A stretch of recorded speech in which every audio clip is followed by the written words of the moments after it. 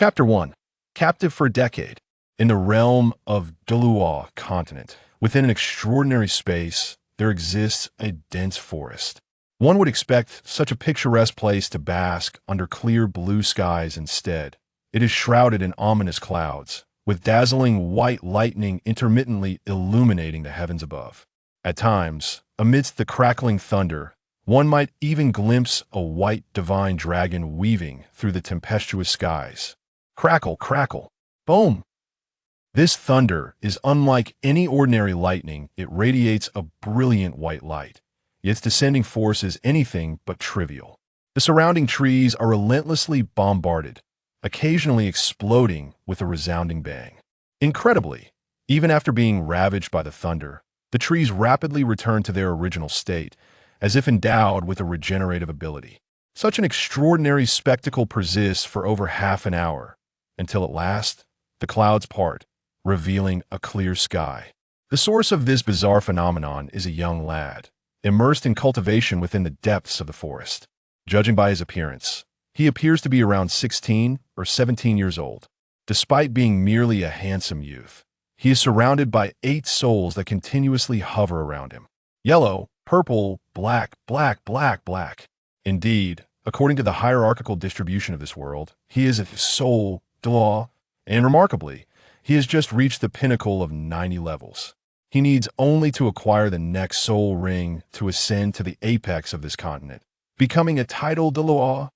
A decade has passed, 10 full years, and I have finally attained this level. The handsome youth exclaimed excitedly to himself, opening his eyes to the realization of his transformation. Since arriving in this world, following the awakening of his martial soul as orchestrated by the system, he has relied solely on his own exploration, guided only by the system's training instructions to achieve the status of a 90-level soul Douluo. With just one final ring, he will ascend to Title Douluo. Naturally, this fills him with exhilaration. The boy's name is Chao Yi, one among many who have traversed to this realm. However, his journey is rather peculiar. He was transported by a system to this world and subsequently reverted to the appearance of a 6-year-old, confined within this place. Aside from the verdant mountains and flowing waters, there is naught else. This confinement was arranged by the system that brought him here, and according to its guidance, he must cultivate to Title Douluo before he can hope to leave. Indeed, he has arrived in the Douluo Continent, yet in reality, he has been sealed within this forest. Here, he lacks for nothing in terms of sustenance, yet he remains utterly isolated. For years, he has not encountered a single soul. A decade. How many decades does a life encompass? Were it not for the high-quality provisions arranged by the system, he would likely have perished within mere days, rather than enduring for 10 years. Fortunately, the system's arrangements are commendable, and the cultivation here seems to possess no barriers, allowing him to pass the time unknowingly. After all, time is inconsequential in the realm of cultivation. Just as he concluded his training, a crimson soul ring materialized before him. Indeed, due to the nature of his training here, he need not seek out any soul beast. The system arranges the most suitable soul rings for him, which he integrates seamlessly. There is no other option, not to mention that there are no soul beasts here. Even if there were, what could he have possibly done against beasts of any considerable age before he became a soul master? Beasts a century old? Such trivialities do not pique his interest. And anything older? He does not believe that his formidable martial soul would grant him the prowess to hunt down a century-old beast. After all, he has yet to master any semblance of strength, having focused solely on his cultivation. The system is likely aware of this, hence the soul rings manifest independently.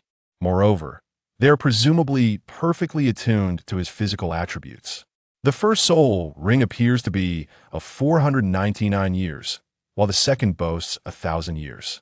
Though he possesses a system, it has not bestowed upon him extravagant rings too purple for black, but he is on the verge of becoming a Title Douluo. Most importantly, when he fuses with the soul ring, he experiences no discomfort whatsoever. For instance, the Crimson Soul Ring integrates into his being seamlessly, and he feels only a surge of strength, devoid of any discomfort. In fact, he experiences an overwhelming sense of elation. Additionally, this 10th Sandier Soul ring has bestowed upon him an arm bone, a rather unexpected gift. With a mere thought, it is absorbed into his body. In just a moment, he has transformed into a 91-level Title Douluo. His martial soul is a white dragon, known for its fierce lightning attributes, which Xiao Yi affectionately refers to as the Thunder White Dragon. However, unlike the blue lightning tyrant dragon martial soul of this world, his Thunder White Dragon lacks the ability to undergo dragonification. Ding! Congratulations, host, for exceeding the revival system's task. Ding! The barrier will be lifted in 10 minutes. Ding! Does the host wish to integrate with the system? As Xiao Yi pondered the strength of his martial soul, he was suddenly jolted by the long-awaited mechanical voice, leaving him momentarily stunned. It has been far too long. Yet, shortly thereafter, Xiao Yi smirked, unable to suppress his disdain for this contraption. Is that what it means? He was confined here due to insufficient energy? While he has been well provided for, physiological needs persist. Integrate. Despite his myriad complaints, he knows he must proceed with the integration. Setting aside the uncertainties of his future path, the reality is that in this world, without a system, one cannot truly act freely. To live without freedom, while enduring indignities, is not the kind of reincarnation Xiao Yi desires. Beep, beep, beep. Integration complete. Approximately 3 minutes later, the concise system successfully aligned with his body. Only after this alignment did Xiao Yi promptly inquire, "System, what time is it now? How old is Tang-san? When can I leave this place?" He has his favorites and dislikes in this world. While he knows much about this realm, the first thing he wishes to ascertain is the current time and the age of its protagonist. Unknown, the display board of the system illuminated 2 characters. "Xiao Yi, what the hell is this?" His heart swelled with a torrent of MMP. "What is this?" Showing him an unknown status? "What use are you to me if you provide such information?" Xiao Yi retorted with dissatisfaction. "Shall we terminate our contract? The system can assist the host in becoming stronger. Does the host wish to proceed with the termination of the bond?" Note, the host's current martial soul is merely half. Following Xiao Yi's complaint, the system emitted a haughty sound before issuing an annotation. "I have traversed countless web novels. I have neither eaten pork nor seen pigs run. What does it mean that my martial soul is only half?" As he spoke, Xiao Yi opened his palm. A white dragon materialized, whole and unblemished, lacking neither limb nor appendage. This so-called half is merely the system's nonsensical fabrication. The other half of the host's martial soul is a set of dawn battle armor. Only with the infusion of dragon essence will it become the strongest entity in this realm. Due to the previous energy deficiency of the system, it was unable to provide the complete martial soul to the host. Does the host wish to continue with the termination of the bond? Upon reading the explanation, Xiao Yi promptly altered his demeanor. No. I was merely talking to myself just now. 2. My dual martial souls confuse. After a thorough explanation and understanding, Xiao Yi finally grasped the situation. Though he does not possess dual martial souls, he is akin to having dual martial souls. It can be said that he possesses 2 martial souls that can fuse together. In essence, upon integrating with another soul, he will transform into a formidable being. "Well then, let's fuse now," Xiao Yi stated with newfound clarity. Who would refuse the opportunity to grow stronger? At least, he has no intention of declining. The fusion commenced. 3 seconds after the system's voice resonated, a mere 3 seconds, it announced the completion of the fusion. No superfluous words, no excessive sensations. Upon extending his hand, Xiao Yi discovered a definitive change in his martial soul. Previously, he was merely a white dragon, but now he bore a full set of radiant armor. Wow! The white dragon coiled around the armor, emitting an exceptionally brilliant light, significantly elevating his prestige. The great sword appeared remarkably striking, yet he couldn't shake the feeling that it seemed oddly familiar. For a moment, he found himself unable to recall why. However, this was inconsequential. What mattered was that he suddenly comprehended why he lacked the ability to undergo dragonification. His ascension was not through dragonification. but rather through this battle armor. Martial Soul manifestation. Clang. Scarcely had the ethereal energy begun to circulate when an array of metallic elements encased his form. In no time, he found himself adorned in a suit of battle armor. A few strides led him to the edge of a tranquil lake, and upon glimpsing the reflection upon its surface, he finally comprehended why he felt such an uncanny familiarity.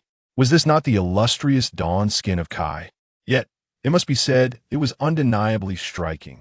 As an aficionado of the two-dimensional realm and gaming, how could one possibly remain indifferent to such magnificent armor? Gazing at the soul rings floating above the armor, He brandished the massive blade in his hand and executed a casual flourish. Swish! A radiant beam of white light shot forth, and in the next instant, a robust thunderblade collided with the distant mountains. Boom! The thunder blade cleaved through the mountains, producing a resounding roar. The once mighty mountain range was instantly reduced to ruins. Rumble, rumble, rumble! After a tumultuous tremor, it restored itself to its former state in the blink of an eye. Yi observed this with a furrowed brow, to speak candidly. He was far from satisfied with this display. He was thoroughly discontented. It seemed to him that the difference from his original strength was minimal. Though he had indeed grown stronger, one must remember he had just acquired a soul ring of 100,000 years. Of course, this was not to say he was weak. In a world governed by such combat prowess, being able to shatter a mountain was no small feat. At the very least, even those who had not attained the formidable title of a 95th level Title Douluo would struggle to obliterate a massive mountain.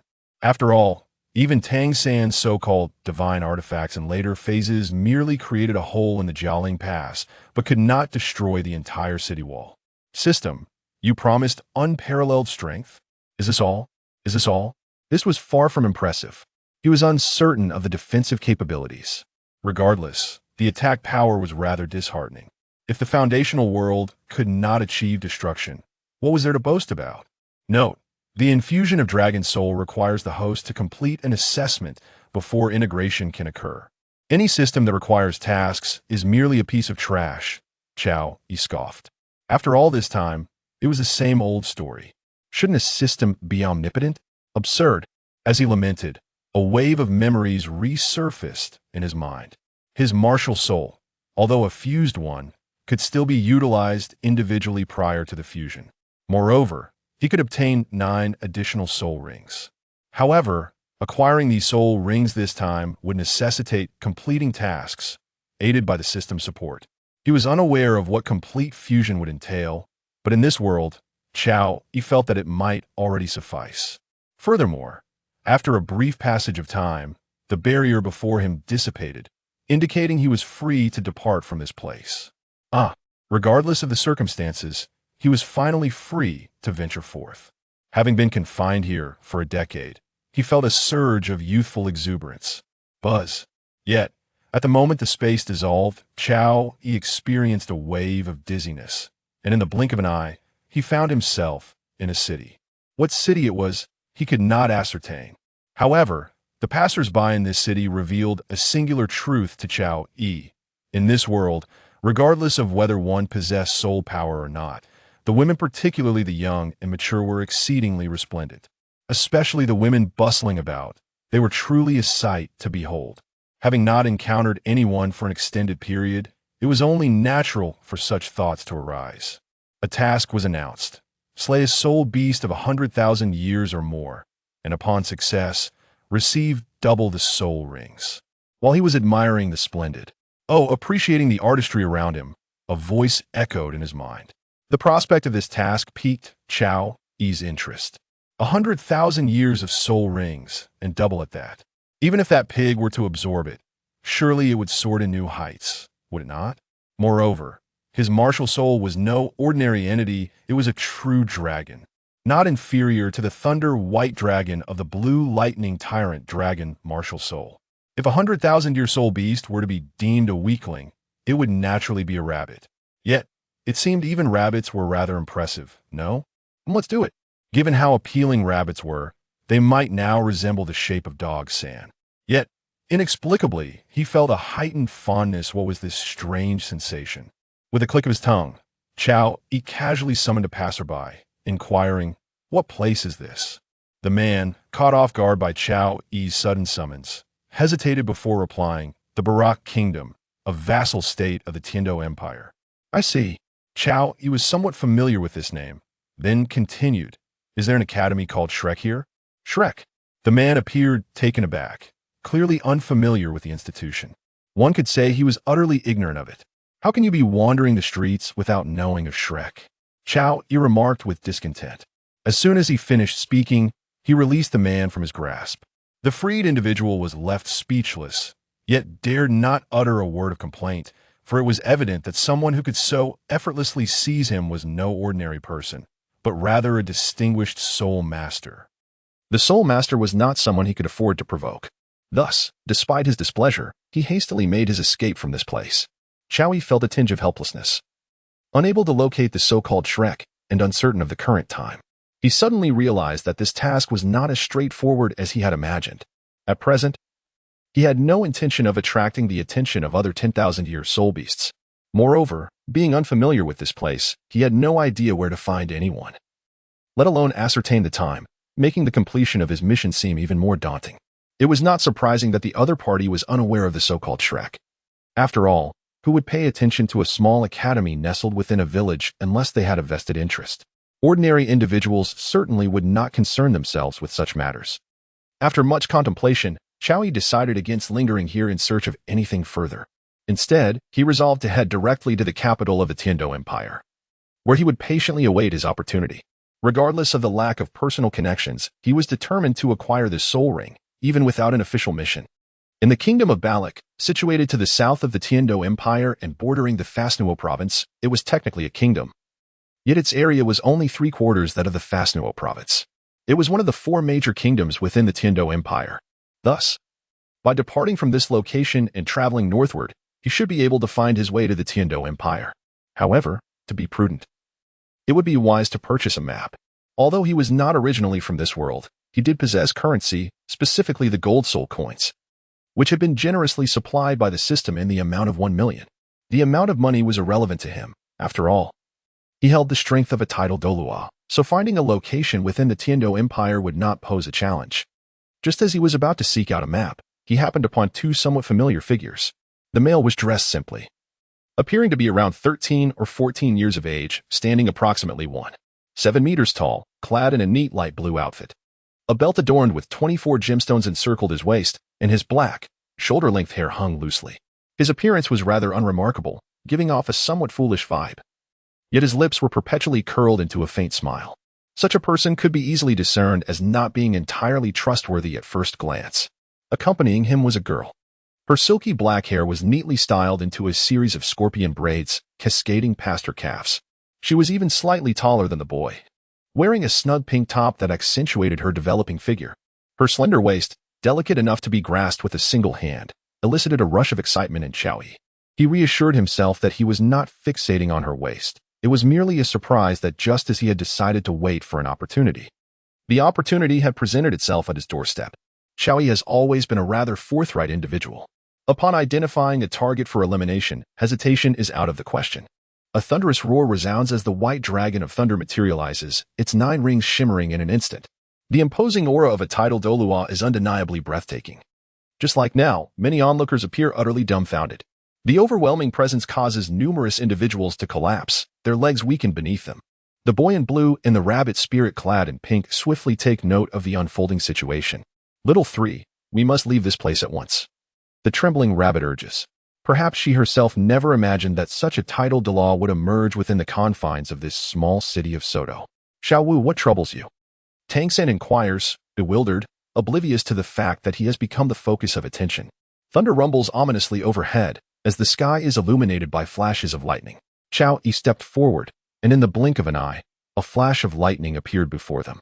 Upon seeing Chao Yi approach, Tang San immediately shielded Xiao Wu behind him. "Senior, you." Before Tang San could finish his sentence, he felt the overwhelming force of thunder. Buzz. However, just as Chao Yi was about to send her flying and seize the soul ring from the little rabbit, a colossal hammer descended. Chao Yi reacted swiftly, hastily evading the blow. Bang! The hammer descended, unleashing a formidable pressure that radiated outward in all directions. At that moment, a disheveled man draped in a cloak appeared. "Leave this place," he stated indifferently upon his arrival. "Father?"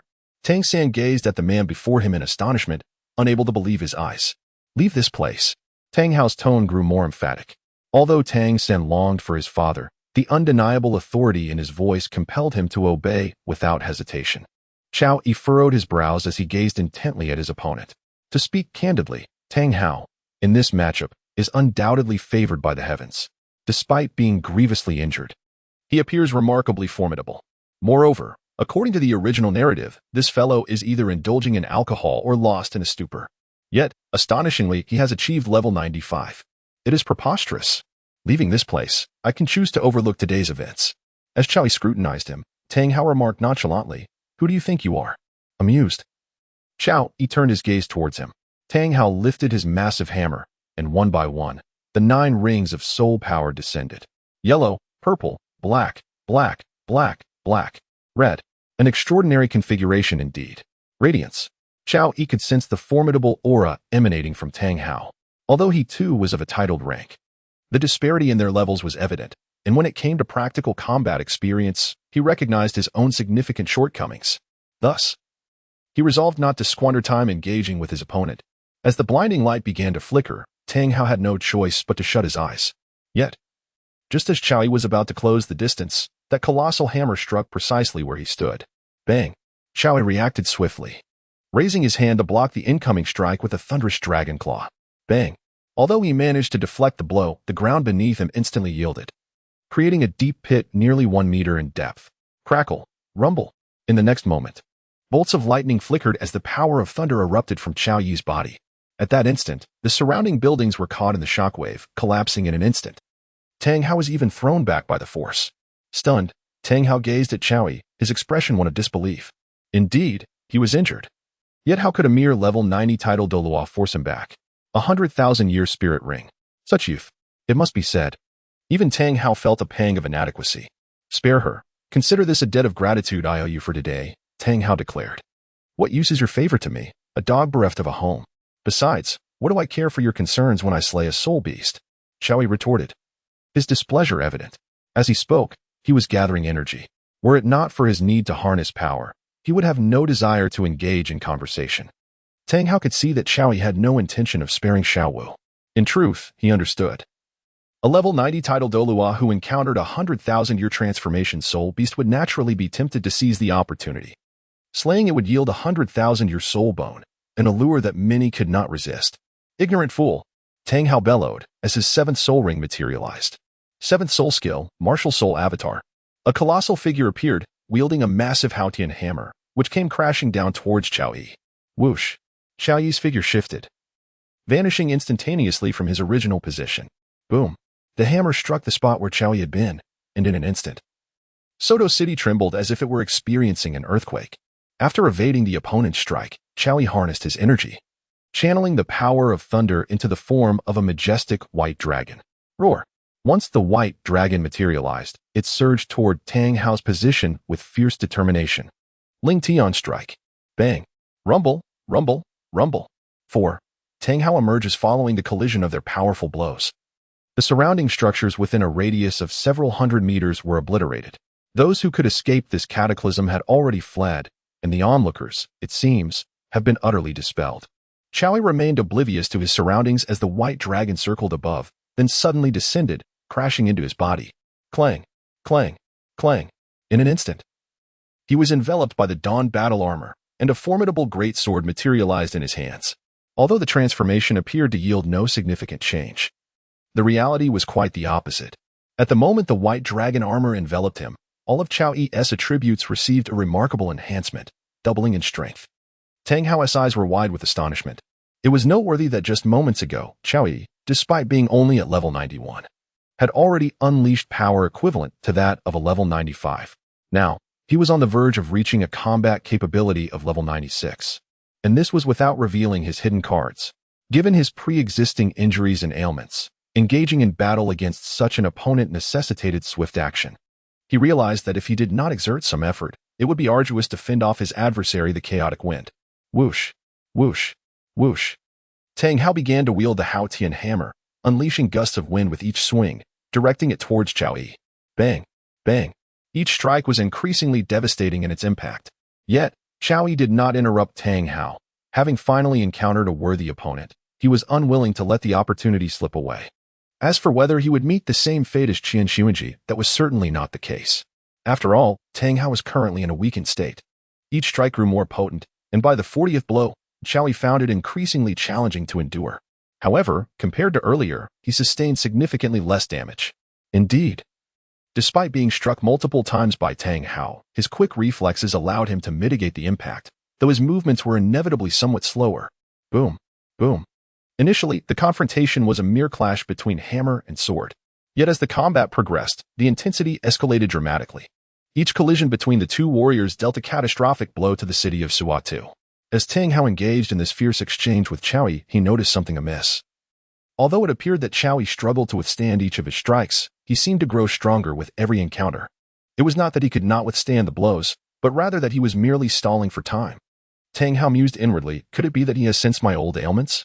With this thought, he resolved not to prolong the battle any further. The explosive rings.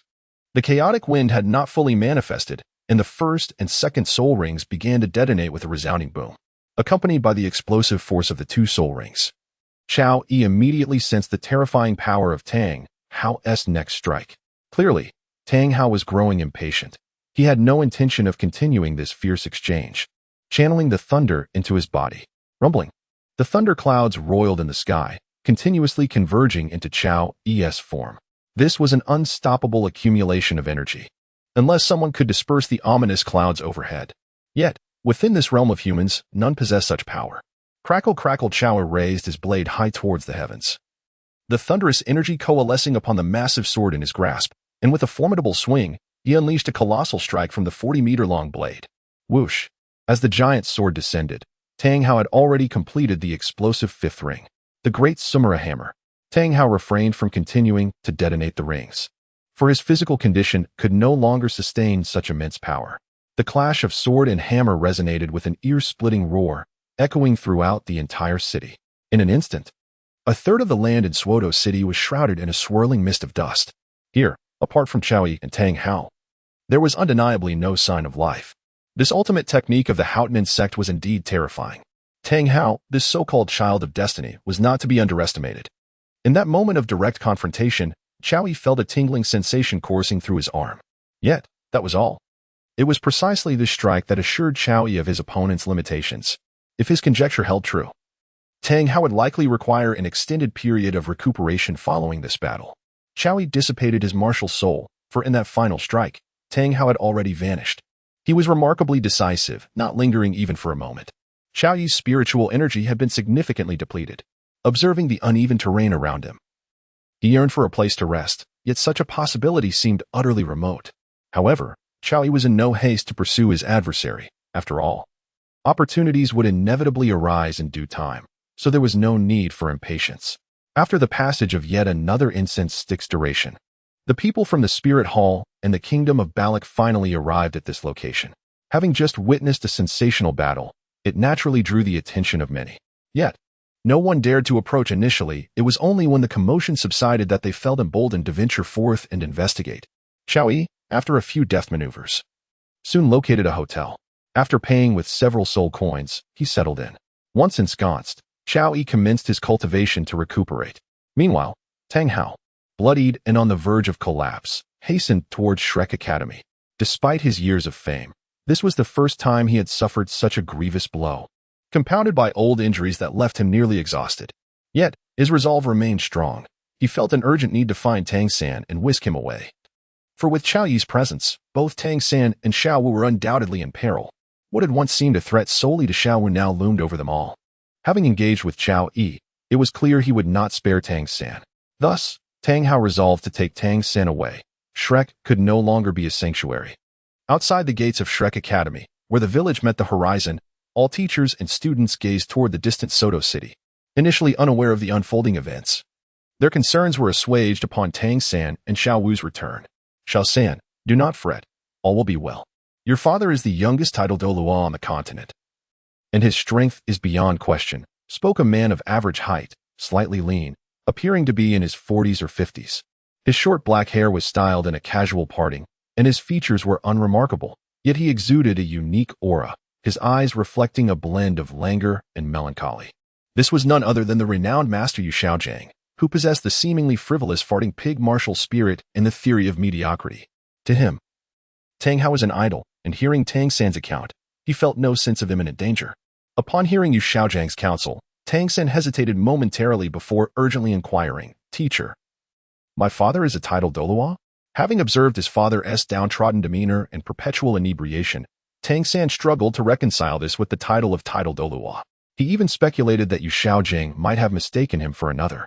However, if Tang Hao were not a Title Douluo, how could he have withstood the sudden assault of one? Indeed, your father is the Haotian Douluo. In the realm of soul masters, his name is known far and wide, replied Flander, the academy's headmaster. Flander, appearing to be in his 50s, was robust and imposing, notably more so than Yu Xiaojang.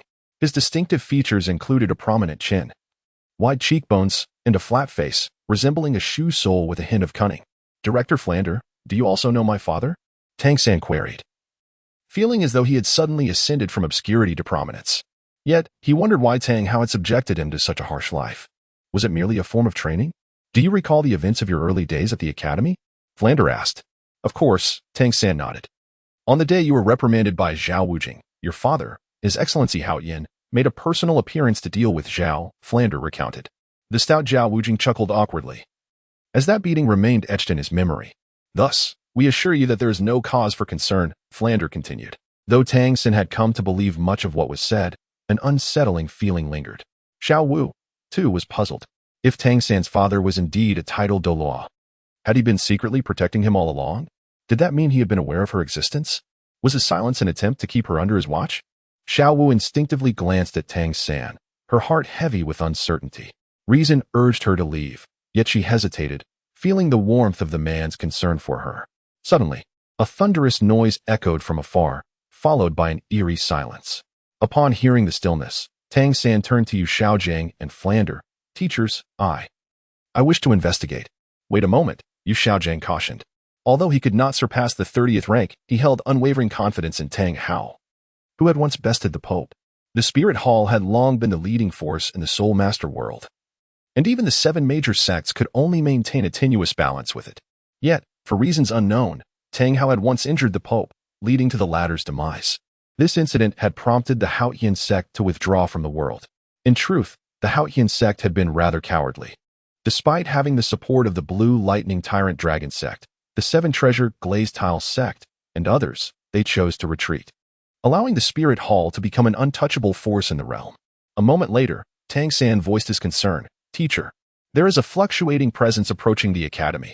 Flander and the others froze at this revelation. Zhao Wujing and Flander stepped protectively in front of the others, fulfilling their duty as educators. Uncertain of who approached, they sensed it was no ordinary foe. The fluctuating nature of the presence suggested an intentional display of weakness. As they braced themselves, a disheveled figure emerged before them. "Your Excellency Hao Yin." Upon recognizing Tang Hao, Flander exhaled in relief, while Yu Xiaojang felt it was only natural. However, before they could utter a word, Tang Hao suddenly coughed violently, spitting blood. "Father, what has happened?" Tang San rushed to his father's side, and upon contact, sensed the gravity of Tang Hao's condition. As a practitioner of inner strength, he understood the toll it had taken. "I am fine," Tang Hao shook his head, unwilling to divulge that he had aggravated old wounds while forcing his abilities, compounded by the exertion from using the great Sumura hammer. "Xiao-san, we must leave this place," Tang Hao declared, his expression a complex mix of emotions. Turning to Yu Xiaojang and Flander, he added, "Thank you for taking care of Xiao-san during these days, but I have pressing reasons to take him away now." Under the celestial canopy, that esteemed Title Douluo is indeed formidable, Flander inquired with astonishment. Well, if Tang Hao were at his peak, he would pose no threat. Alas, he was acutely aware that such hypotheticals were futile. Upon hearing Tang Hao's words, the others were left in a state of bewilderment. Could it be that there existed beings surpassing Tang Hao, a Title Douluo of such high caliber? "Please, proceed," Flander expressed with no intention of obstructing their path, stepping aside to allow Tang Hao to escort Tang San away. Tang San, brimming with excitement, rushed into Tang Hao's embrace. Tang Hao's emotions were momentarily complex, yet thinking of Chowie, he spoke. I understand you harbor many questions, but now is not the time for such discussions. Come with me, and I shall reveal the truth in due course. All right, Tang San replied. Though countless queries lingered in his mind, he suppressed them for the moment.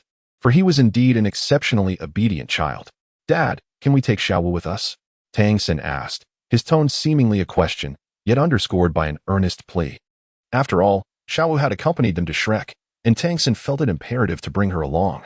Furthermore, his affection for her extended beyond mere brotherly concern. He wished to protect her. Yet, who could deny the unspoken thoughts swirling within? Do you wish to come? Tang Hao directed his gaze toward Xiaowu, having intended to include her in their departure. After all, without her presence, would he have intervened in the first place? Moreover, they had encountered such formidable adversaries. Xiaowu's heart was tumultuous, for she was unaware of Tang Hao's intentions. However, one thing was clear.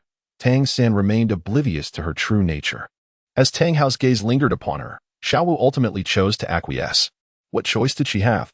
Setting aside the sudden emergence of the Title Douluo, would Tang Hao truly allow her to be left behind?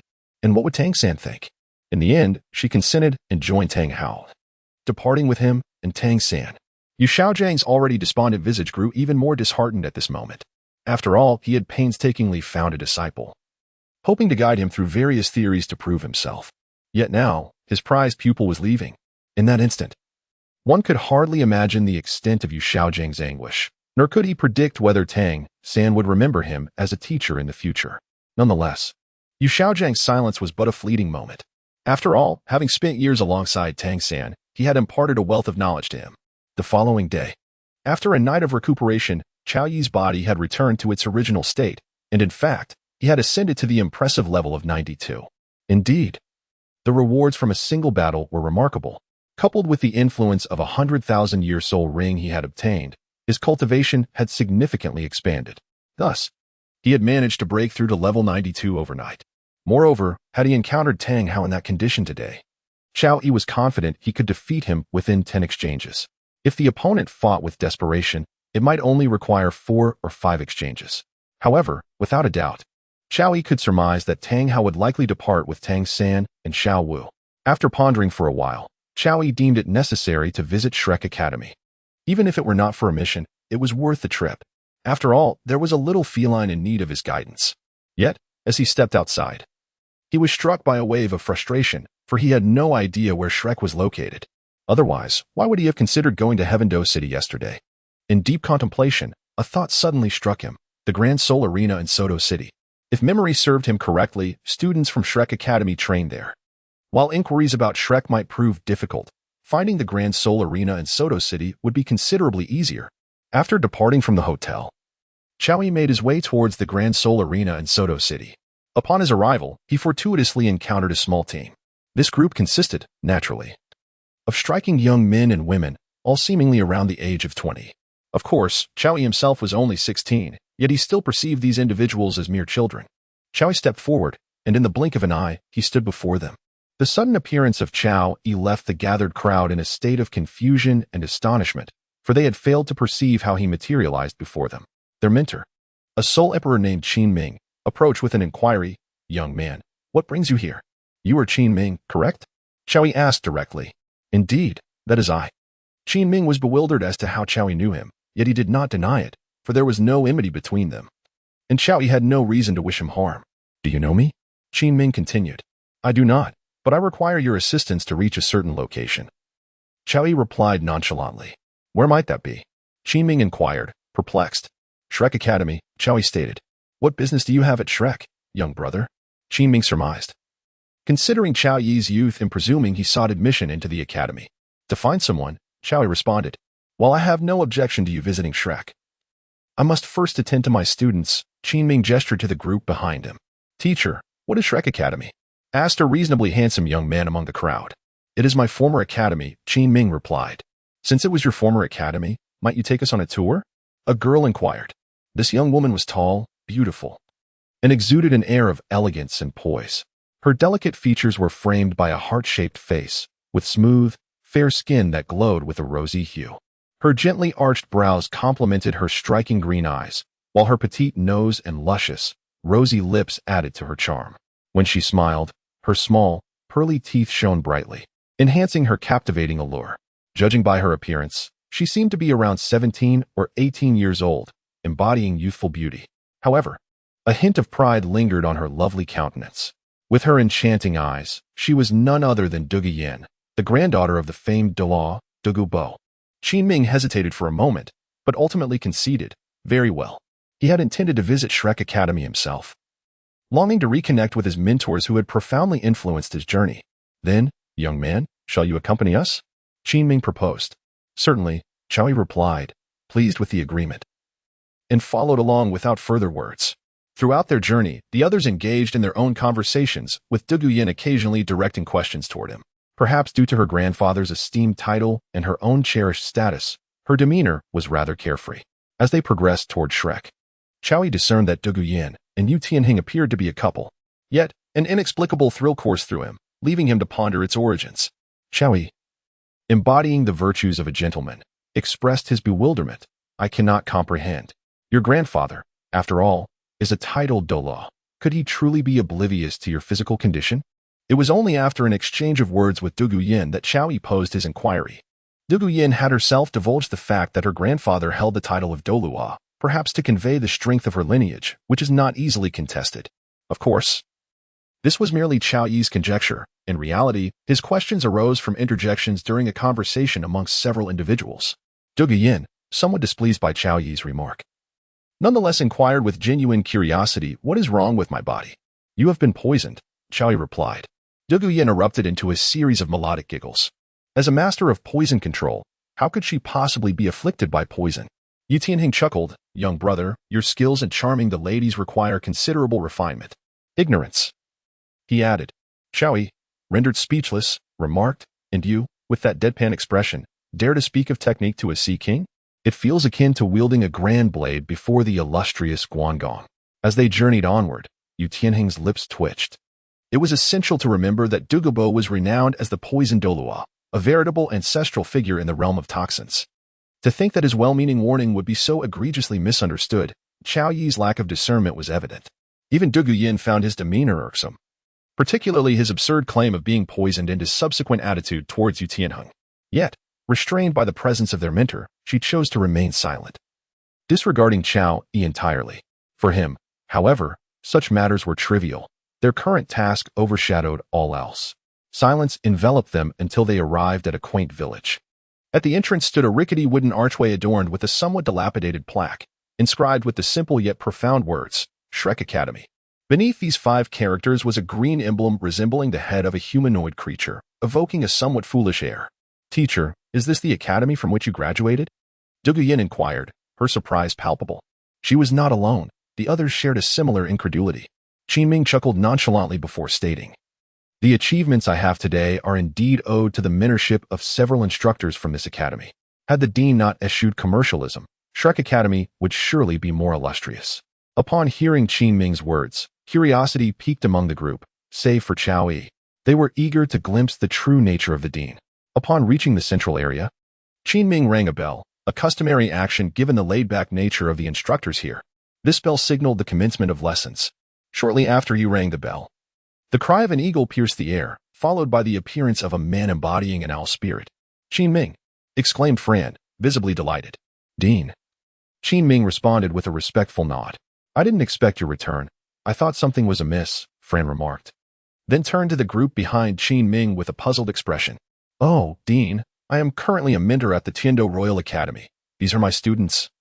Qin Ming explained, gesturing towards Yu Tianhing and the others, before introducing Chao Yi, who sought admission to Shrek Academy. Though Qin Ming was uncertain of Chao Yi's intentions, he surmised that the youth was indeed here for enrollment, for why else would he seek out Shrek? Fran adjusted his glasses, intrigued by Chao Yi. After all, who could resist a prospective benefactor? At that moment, Zhao Wujie and others arrived, and upon seeing Qin Ming, Zhao Wujie expressed his excitement with a spirited uncle. Simultaneously, Yu Tianhing exclaimed in astonishment. Alongside him, Yu Shaojiang was momentarily taken aback upon recognizing his nephew in such a context. They soon engaged in nostalgic exchanges. While Chao Yi took note of Daimubai, Ma Hongjun, and Oscar, but did not see Tang San. He did, however, observe 2 young women. The first was Ning Rongrong. Clad in a simple blue dress, her neat bob framing a porcelain complexion, her stature comparable to Dugu, though lacking in ample curves. Yet, her doll-like visage and regal demeanor promised an interesting dynamic and mentorship. The other girl drew even more attention, slightly younger than Ning Rongrong. Her long black hair cascaded over her shoulders, her face cast down, height and complexion similar to her peers. However, this girl emanated an aura of distinctiveness. In stark contrast to her alluring figure, her expression was one of utter indifference, an innate coldness, pure and unyielding, with her dark eyes devoid of any warmth. This chilling demeanor clashed with her otherwise striking features, her limbs elegantly proportioned, hands resting at her sides, exuding an unsettling, deathly chill that was difficult to endure. Xiao Yi was quite intrigued. How could a 12-year-old child in this world be so remarkably mature? Yet, upon reflection, this was a realm imbued with spiritual energy. Although it resembled a simplified version of cultivation, it was undoubtedly more extraordinary than the ordinary world. After admiring the young woman, Xiao Yi interrupted their conversation and stepped forward, appearing beside Flander. Had Tang Hao ever visited this place? Xiao Yi's sudden action left everyone present in a state of utter bewilderment. Flinder was particularly overwhelmed with a sense of incredulity. Is this an admissions process? How could such a formidable presence appear before him, so unexpectedly? Leaving him no time to react, the very individual who boldly proclaimed the name of the Haotian Douluo upon arrival could hardly be a mere student here. Flinder instinctively glanced at Qin Ming. However, Flinder was not alone in his confusion. Qin Ming himself was equally taken aback. Initially, he had assumed that Xiao Yi possessed a unique ability, considering his youthful appearance. Yet, it seemed he had misjudged the situation. He might have underestimated his opponent. "I am inquiring about you," Xiao Yi said, his tone tinged with dissatisfaction. "Yesterday, the Haotian crown came here, but subsequently left with my 2 students," Flinder replied candidly. "Before asking, may I ask who this young gentleman is?" "I am the one who fought him in Soto City yesterday," Xiao Yi declared. At this revelation, the members of Shrek Academy were left in shock. The renowned Tang Hao, whose name resonated throughout the Spirit Master community, had been defeated and left bloodied by such a young lad. "Is it so hard to believe?" Xiao Yi inquired. No. Flinder quickly shook his head and continued. "May I ask your title, Your Highness?" "Title?" Xiao Yi paused momentarily before continuing. "I never gave it a thought. The title is utterly meaningless. It simply never crossed my mind. However, one cannot merely wait for others to bestow such a designation. Let it be Don Douluo then," he added. "Under the radiance, I am curious as to how Tang San managed to offend you, prompting such actions against him. Although this title may appear somewhat arbitrary, Yu Xiaojiang could not help but inquire. After all, were it not for his influence, how could Tang San have strayed so far from him? Such a soul master with a useless martial spirit would naturally not provoke me." Xiao Yi cast a disdainful glance at Yu Xiaojiang as he spoke. "There are no worthless martial spirits, only worthless soul masters," Yu Xiaojiang asserted resolutely. Upon hearing this, Xiao Yi looked at the other party with a bemused expression. "So, you consider yourself a mere waste reliant on feudal theories, do you?" Yu Xiaojiang fell into a moment of silence, yet did not refute the statement. This truth he had come to accept over many years. Indeed, Yu Xiaojiang was undeniably a failure. And it was precisely for this reason that he sought to excel in other areas, striving to cultivate a semblance of confidence. He yearned for acceptance, naturally desiring not to be scorned for all eternity. "Under the Dawn's radiance, my uncle may not be able to break through. But he is still a member of the Blue Lightning Tyrant Dragon clan," declared Yu Tianheng. Xiao Yi turned to him, expressing his disdain as he remarked, "What of the Blue Electric Tyrannosaurus Rex?" Yu Tianheng was momentarily taken aback, somewhat bewildered. The reputation of his family had always proven advantageous. And while he despised leveraging such power to intimidate others, he found himself confronted with an unexpectedly formidable opponent for the first time. "Under the auspices of the Dawn Crown, I beg your forgiveness for my nephew's youthful ignorance." "Indeed, I am but a useless wretch," Yu Xiaojiang hastily interjected. "Youthful ignorance?" Xiao Yi curled his lips and continued. "He appears to be a few years my senior." Yet another astonishing remark. This implies that Xiao Yi is indeed a young Title Douluo. Nevertheless, I harbor little interest in the weak. Xiao Yi waved his hand dismissively and then remarked, "That one called Xiao Wu is a 10,000-year-old transformed soul beast. I was prepared to strike her down. Yet the Tang family father and son intervened on behalf of the soul beast. Therefore, if you happen to know their whereabouts, it would be wise to disclose it. I understand that they are unaware, but perhaps humiliating Yu Xiaojiang and flirting with the voluptuous cat would be an amusing alternative. She appears to be merely 12 years old." "How outrageous." She perfectly satisfies all of Qiao Yi's peculiar preferences. Unlike Dugu Yin, who, despite her enchanting beauty, lacks perfection in both aspects, or Yi Lingling, who embodies purity with a hint of fragility, yet her delicate features fail to capture his attention. As for Ning Rongrong, for the time being, she pales in comparison to the two. But Zhuqing, her appearance is an S. Her figure, S. What kind of virtuous wife and mother doesn't undergo a gradual transformation? Qiao Yi believed that he could accompany her through this process. At the moment his words fell, 9 soul rings began to appear. Yellow, yellow, purple, black, black, black, black, red. When the 9th soul ring emerged, all present were struck with astonishment. Flender and Zhao Wujie pondered inwardly, have 10,000-year soul rings become as common as cabbage? How can they be seen so easily? Yu Tianheng began to understand why the other party dared to be so arrogant. A 10,000-year soul ring, coupled with such youth. They could very well be someone from the Blue Lightning Tyrant Dragon family, who should not be provoked. Unless one could achieve a fatal strike, who in the family, aside from Yu Yuanjin, could withstand such power? The disparity between a Soul Douluo and a Title Douluo is not trivial. It marks a significant divide. Thus, even for a large family like the Blue Lightning Tyrant Dragon family, it would be unwise to offend a Title Douluo casually. Flender and the others were utterly unprepared for the revelation that Xiao Wu was actually a soul beast. However, if that were the case, it would explain why Qiao Yi had clashed so fiercely with Tang Hao. Was it not due to the 10,000-year soul beast? Under the Dawn Crown, we truly did not know where the Haotian crown had taken them, nor were we aware of Xiao Wu's situation earlier. Flender hastily explained, "You are not his teacher, so my patience is limited," Qiao Yi interjected. Limited patience? Upon hearing this, a sense of foreboding washed over those present. Under the Dawn Crown, we genuinely do not know. When the Haotian crown appeared, he took Tang San and Xiao Wu and departed. Yu Xiaojing quickly stated, "It seems we must once again wait idly by. If that is the case, I shall temporarily take refuge here," Qiao Yi declared. Flender was left bewildered. To have such a formidable being stay would surely spell disaster for the already struggling academy, threatening its very existence. As long as the crown does not mind, we will naturally welcome you, Flender said, though internally he was filled with complaints, maintaining a facade of hospitality. Qiao Yi, however, was indifferent. He had planned to stay anyway. 10,000-year soul rings? A few days were of no consequence. After 10 years of seclusion, it was only right to indulge a little. He trusted that Dean Flender would understand the art of hospitality. Qiao Yi smiled. "Flender, I'm dying of poverty." "Poor." Yu Xiaojing frowned slightly, regardless of the circumstances. Qiao Yi was, after all, the opponent of his own student, and he felt quite displeased. Yet, he was not one to act recklessly and felt helpless. After witnessing Qiao Yi's prowess, Dugu Yin recalled the words he had previously spoken. "Qiao, under the Dawn Crown, am I truly poisoned?" Dugu Yin inquired. However, compared to her earlier haughty demeanor, she had significantly tempered her attitude. It was evident that someone with a 10,000-year soul ring was beyond her grandfather's reach, so she found it difficult to maintain her pride. "What benefit would I gain from deceiving you? Moreover, I can unequivocally tell you that in your condition, a 10-year lifespan is considered long, especially with your current inability to enhance your power," Qiao Yi retorted. This, Dugu Yin stood frozen, as if struck by lightning, momentarily at a loss for words. Yu Tianheng hastily pleaded, "Crown, since you can discern her poisoning, is there any way to save her? If only you would be willing." Before Yu Tianheng could finish, Qiao Yi interrupted, "What do you think you can afford to request of me?" Yu Tianheng felt disgruntled. Yet the disparity in strength rendered him unable to voice his frustrations. Dugu Yan's emotions became quite complex upon hearing this.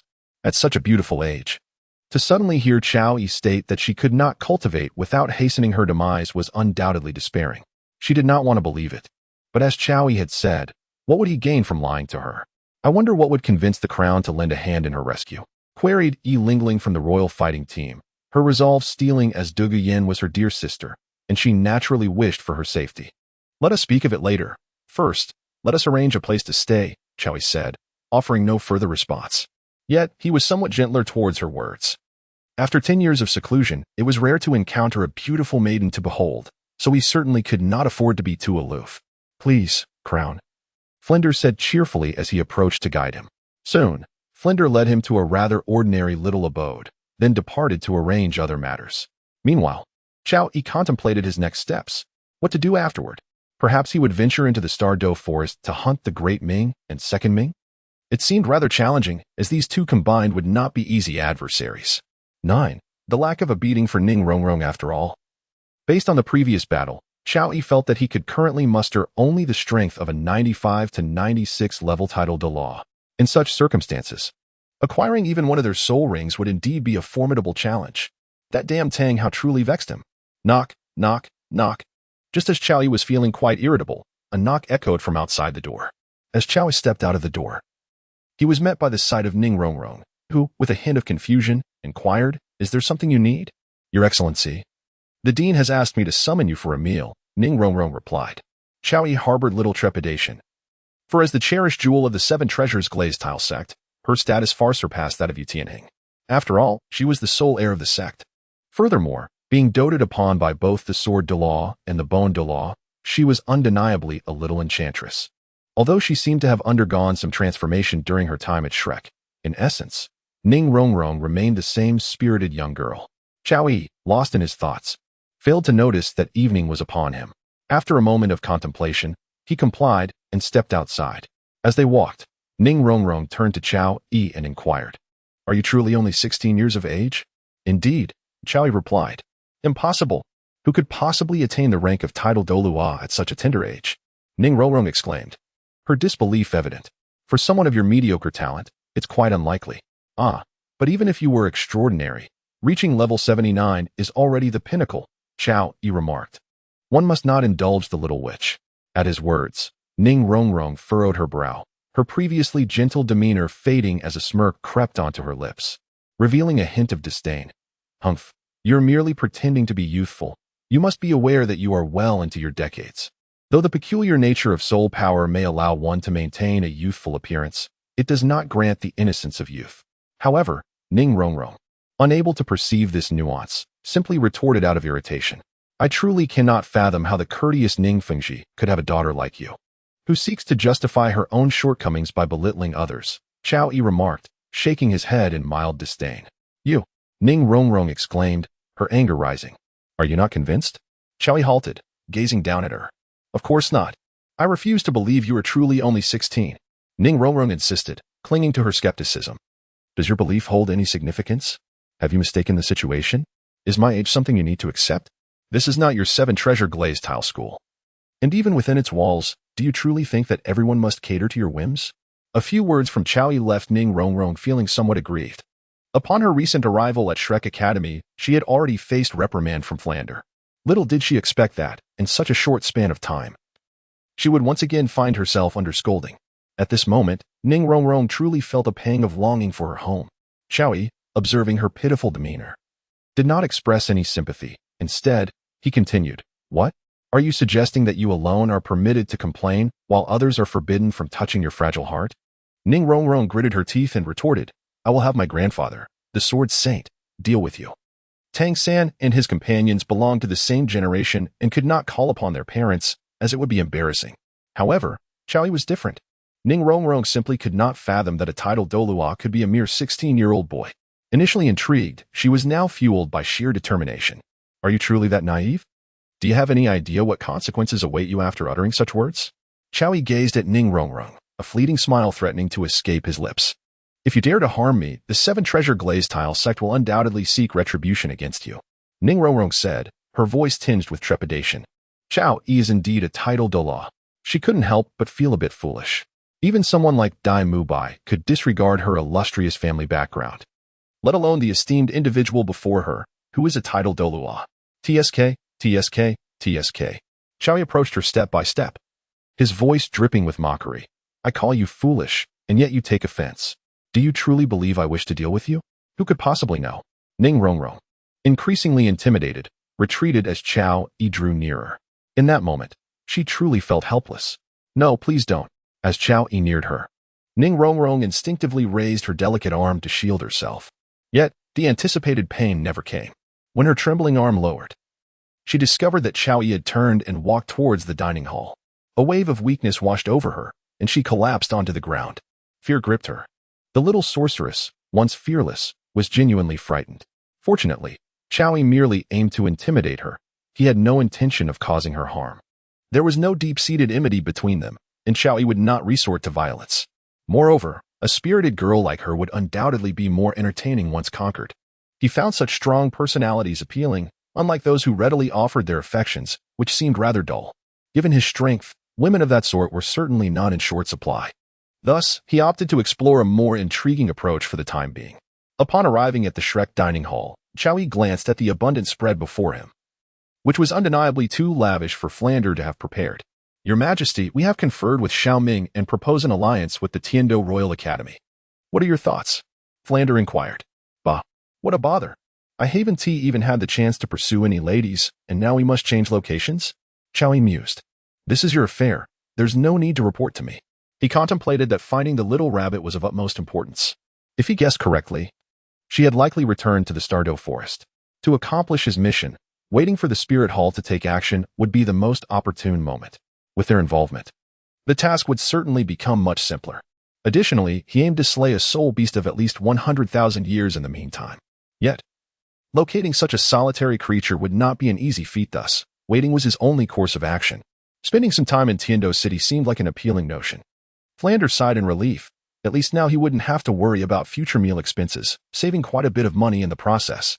After finishing his meal, as soon as Chow Yui returned to his residence, he heard a knock at the door. Upon opening it, he found Dugu standing there. And he said with keen interest, "Do you wish for my assistance in detoxification?" "Indeed," Dugu replied, nodding. After all, who would wish for death when life could be preserved? This predicament had troubled her for an entire afternoon. "Have you no intention of consulting Dugu first to ascertain the truth of the matter?" Chow Yui neither acquiesced nor declined. Dugu shook her head. For her parents had met their demise in their 30s. Perhaps she had previously harbored uncertainties, but she was now resolute. The antidote was not the issue, rather, it was the question of what she felt capable of offering him. Chow Yui inquired further. What could Dugu possibly provide? What did she possess that would pique the interest of a Title Douluo? What did the nobleman desire? After a moment of inner turmoil, Dugu asked. Since Chow Yui had broached the subject, it was evident he sought to extract something. She had not anticipated this little proud one's quick-witted reaction. Aside from you. Before Chow Yui could finish his thought, a flush of crimson graced Dugu cheeks, and with a blend of embarrassment and indignation, she retorted, "That is impossible. I already have someone I hold dear." Chow Yui. He was actually trying to refer to Dugu's medicinal garden.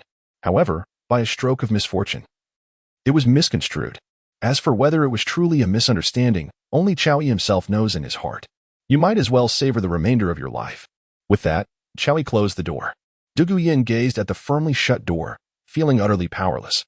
She had never anticipated such an outcome. She did not wish to perish, but how could she commit such an act when there was someone she cherished? Moreover, even Yu Tianheng did not receive such a privilege. Dugu departed in disappointment. The door swung open once more, and Chow Yui glanced behind a tree. Are you never satisfied until you've endured a beating? Upon hearing this, Ning Rongrong stepped out from behind the tree, her fair visage etched with disdain. I never expected you to be this kind of person. Ning Rongrong appeared somewhat disheartened. Although she had been startled before dinner, she still found merit in Chow Yui's words, which had imparted some wisdom to her. Initially intending to apologize and express her gratitude, she inadvertently stumbled upon the dialogue between Chow Yui and Dugu. Bang! Chow Yui firmly closed the door behind him. This little tsundere truly seems to consider herself a prized possession, does she not? It is merely because he refrains from acting against beautiful maidens. Otherwise, with her temperament, she would scarcely survive to the second episode. Ning Rongrong gazed at the firmly shut door, her chest rising and falling with agitation. Any prior fondness she had harbored for Chow Yui evaporated in an instant. However, the thought of leaving in such a manner left her feeling somewhat resentful. Yet, her usual tactics as a young lady proved to be utterly ineffective. Moreover, Chow Yui was genuinely not one to indulge her. Chow Yui chose to ignore Ning Rongrong and retreated to his room to commence his training. In his view, with a girl like Ning Rongrong, one could either be a devoted admirer or draw her attention only to leave her waiting. As a dignified Title Douluo, the former was simply untenable, after all. How could a Title Douluo deign to fawn over a mere great spirit master? Moreover, he perceived no compelling reason to be particularly attentive to a girl of such limited appeal. As he began his cultivation, a series of white lightning bolts enveloped the entire room. This was a unique method of training, a product of the systems designed for the fastest cultivation in the world. In just 10 years, he anticipated reaching the status of Title Douluo.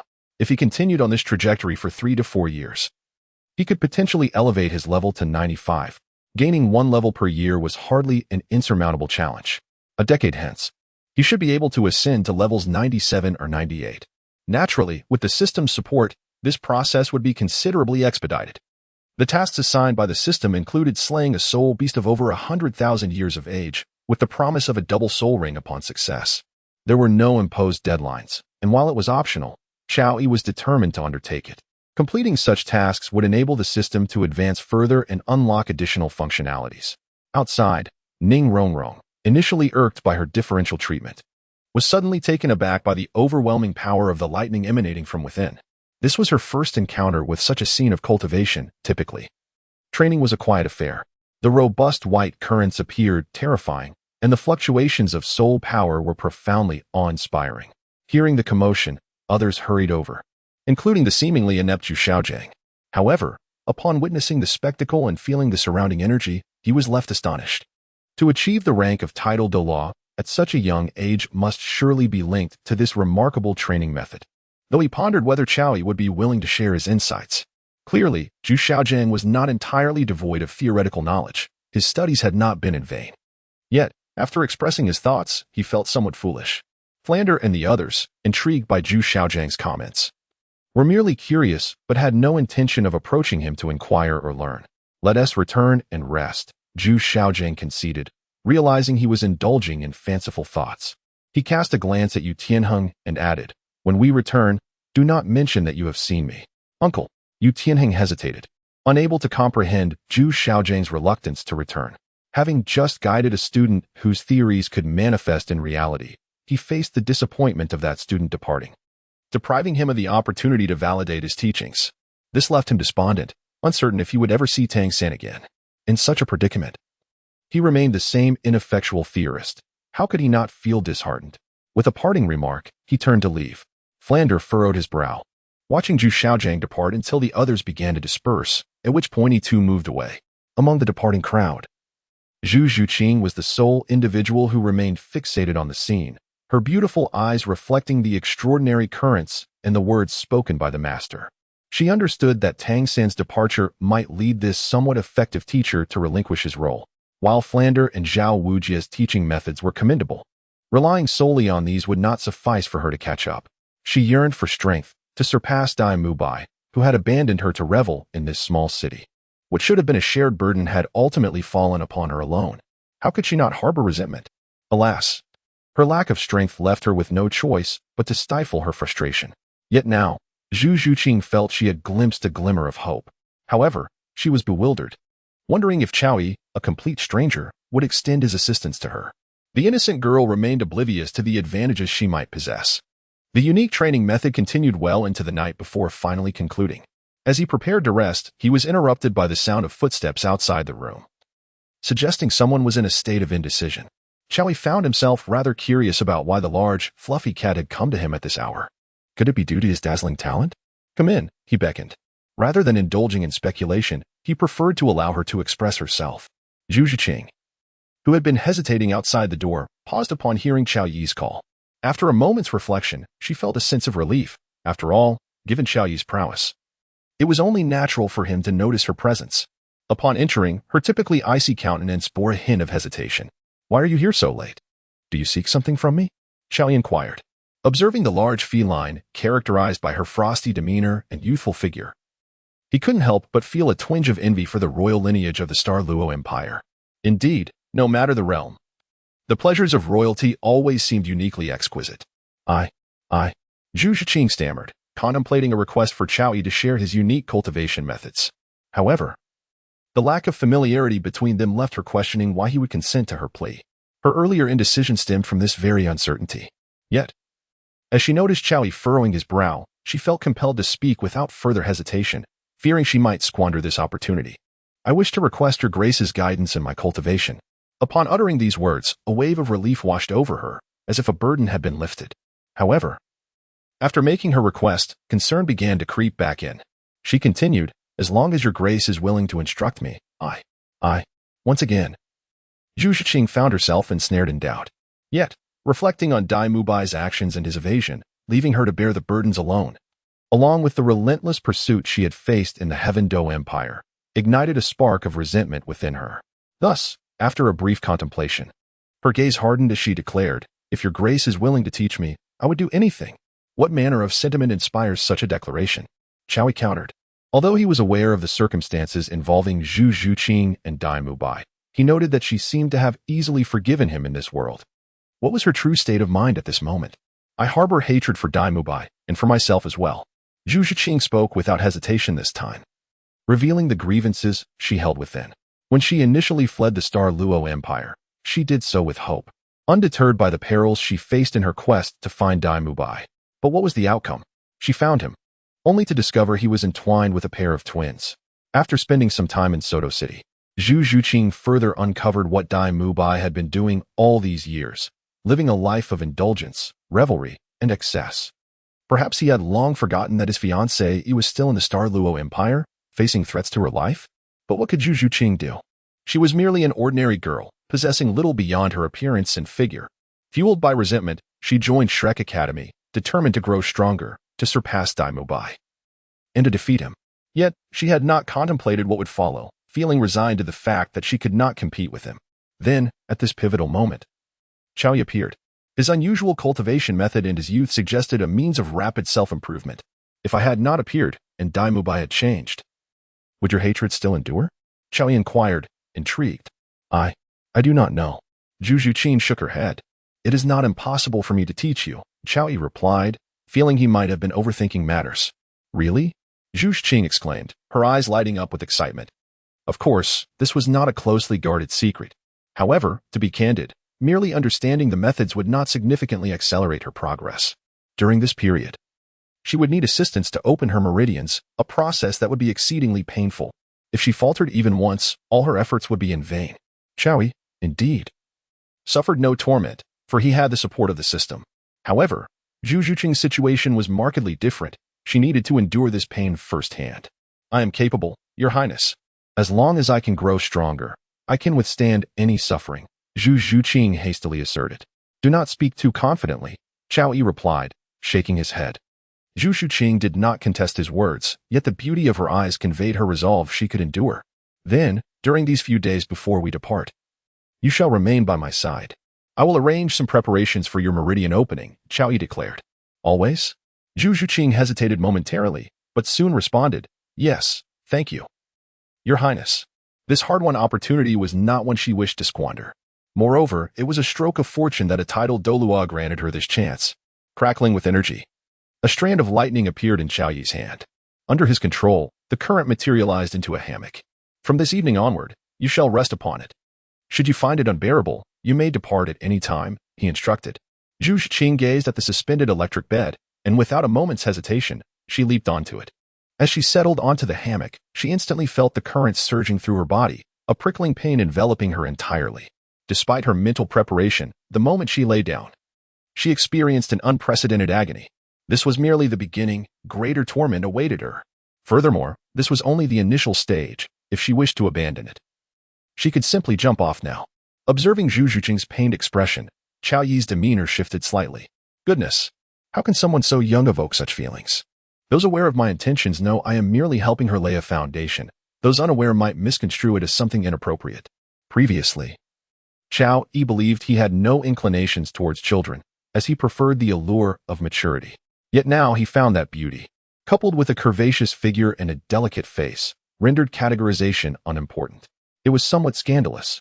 Watching the young lady endure the trial of electric currents without the slightest intention of leaving, he shook his head and departed from the scene. The girl was striving to grow stronger, enduring pain. How could he entertain such frivolous thoughts? Meanwhile, in the forest outside Shrek Academy, after Yu Xiaojiang's departure, he intended to leave as well. However, he was intercepted by Flinder, who seemed to have anticipated his intention to depart and had rushed out while dismissing the students for a break.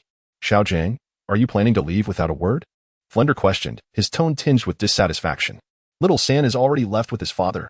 What significance remains in my staying here? Yu Xiaojiang responded with a self-deprecating smile, muttering under his breath, is my brother not important? After all these years, do you not wish to see Erlong again?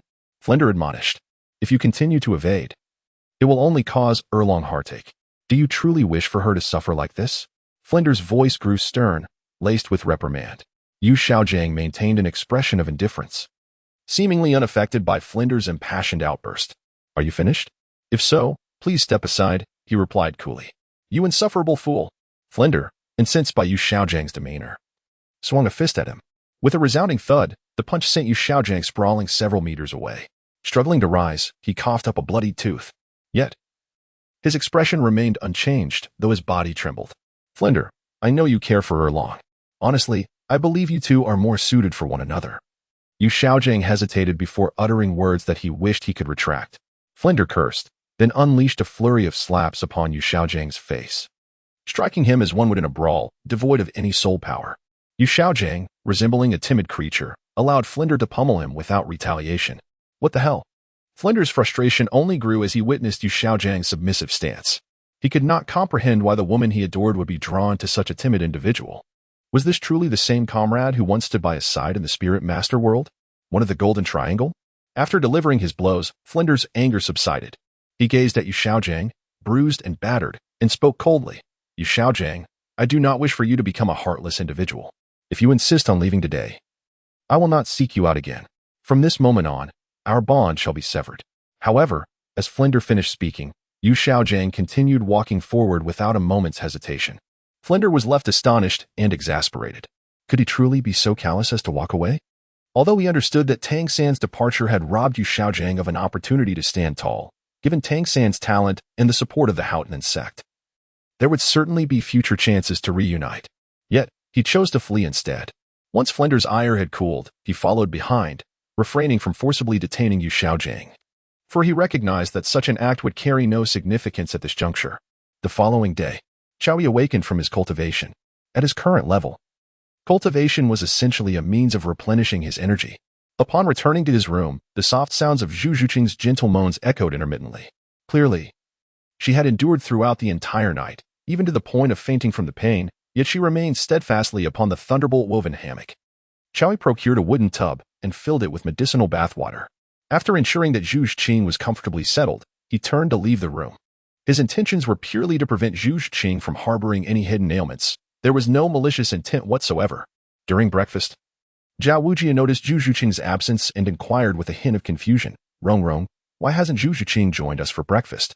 Ning Rongrong was taken aback, as she had no knowledge of Zhuqing's whereabouts. She was engaged in her cultivation, Xiaoyi remarked, followed by an addition. In the days leading up to our departure from here, do not concern yourselves with her breakfast. Zhao Wujie and the others were momentarily taken aback. How could Xiaoyi possibly know that Zhuqing was in the midst of her training? Moreover, what could it mean that breakfast need not concern her? Despite his profound curiosity, he recognized that Zhuqing was a formidable figure in the realm of Douluo, and thus, inquiries were hardly welcome. Qin Ming, although unfamiliar with Zhuqing and indifferent to the matter, turned to Zhao Wujin and said, Teacher Zhao Wujin, we shall take our leave today. I intend to communicate with the Tiando Royal Academy shortly, and I shall ensure that a response is relayed to you in due course. Zhao Wujin nodded, expressing his trust in Qin Ming as a disciple. As for the old rascal, Flinder, his whereabouts were a mystery, yet he had already consented to the arrangements, and Zhao Wujin would inform him upon his return. Zhao Wujin was aware that Flinder had no intentions of continuing the academy, primarily due to financial constraints. Nonetheless, the recent recruits were promising talents, and he was reluctant to let them slip away. Thus, when Qin Ming suggested their admission to the Tiando Royal Academy, Flinder hesitated only briefly before acquiescing, given that he had proposed to retain the Shrek name. While Qin Ming conversed with Zhao Wujin, Xiaoyi sensed two distinct currents of resentment. One emanated from the little witch, Ning Rongrong, and the other from Dai Mubai. However, he chose to disregard them. As long as they refrained from provoking him, he would not engage in any disputes, especially considering Dai Mubai's evident struggle to contain his emotions. Perhaps he belonged to that peculiar category of individuals who were both irate and cowardly?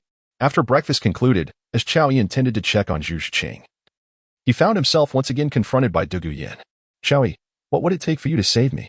Since coming to terms with her physical condition, Dugu Yin had found little solace in food or drink. The mere thought of training, which could potentially accelerate her life force, filled her with frustration. Did I not already convey this to you? Xiaoyi replied with a smile. Assisting Dugu Yin was certainly within reason, but the old curmudgeon, Dugu Bo, would inevitably demand a price. Within that medicinal garden lay the so-called celestial herbs of this world. While they might seem trivial to other advanced realms in this world, those herbs possess the power to enhance various attributes and even augment one's innate talents. Why not seize such an opportunity? Most importantly, those herbs must not fall into the hands of that wretched Tang San. Dugu Yin found herself at a loss, unsure whether to feel honored or infuriated. She could not fathom why Chao held such an affinity for her. Did he not realize that she was already taken in a relationship? Beyond this, could there be no alternative terms for exchange? After a moment of silence, Dugu Yin inquired once more, of course. Before Chao could finish his words, Dugu Yin turned and departed from the scene. Chao was somewhat taken aback, for he had not anticipated that Dugu Yin was indeed a virtuous and chaste woman. However, one would think she might at least allow others to finish their words. The young kitten yearning for strength, Dugu Yin departed from this place without a trace of reluctance. It was not that she feared death, rather, she believed that this matter could be resolved by seeking her grandfather, Dugu Bo. Upon her return, she was confident that he would be able to assist her. Chao did not intend to provide an explanation. In any case, such matters would inevitably come to her door eventually. As for the antidote, it was not particularly challenging. It merely required the herbs from Dugu Bo's medicinal garden. In essence, it was a matter of utilizing his herbs to cure himself. Naturally, Chao would not behave like Dog San, who, after taking someone else's treasures, was stingy toward her and her grandfather. She could certainly spare a celestial-grade herb for them, alleviating their poisoning while simultaneously enhancing their respective strengths.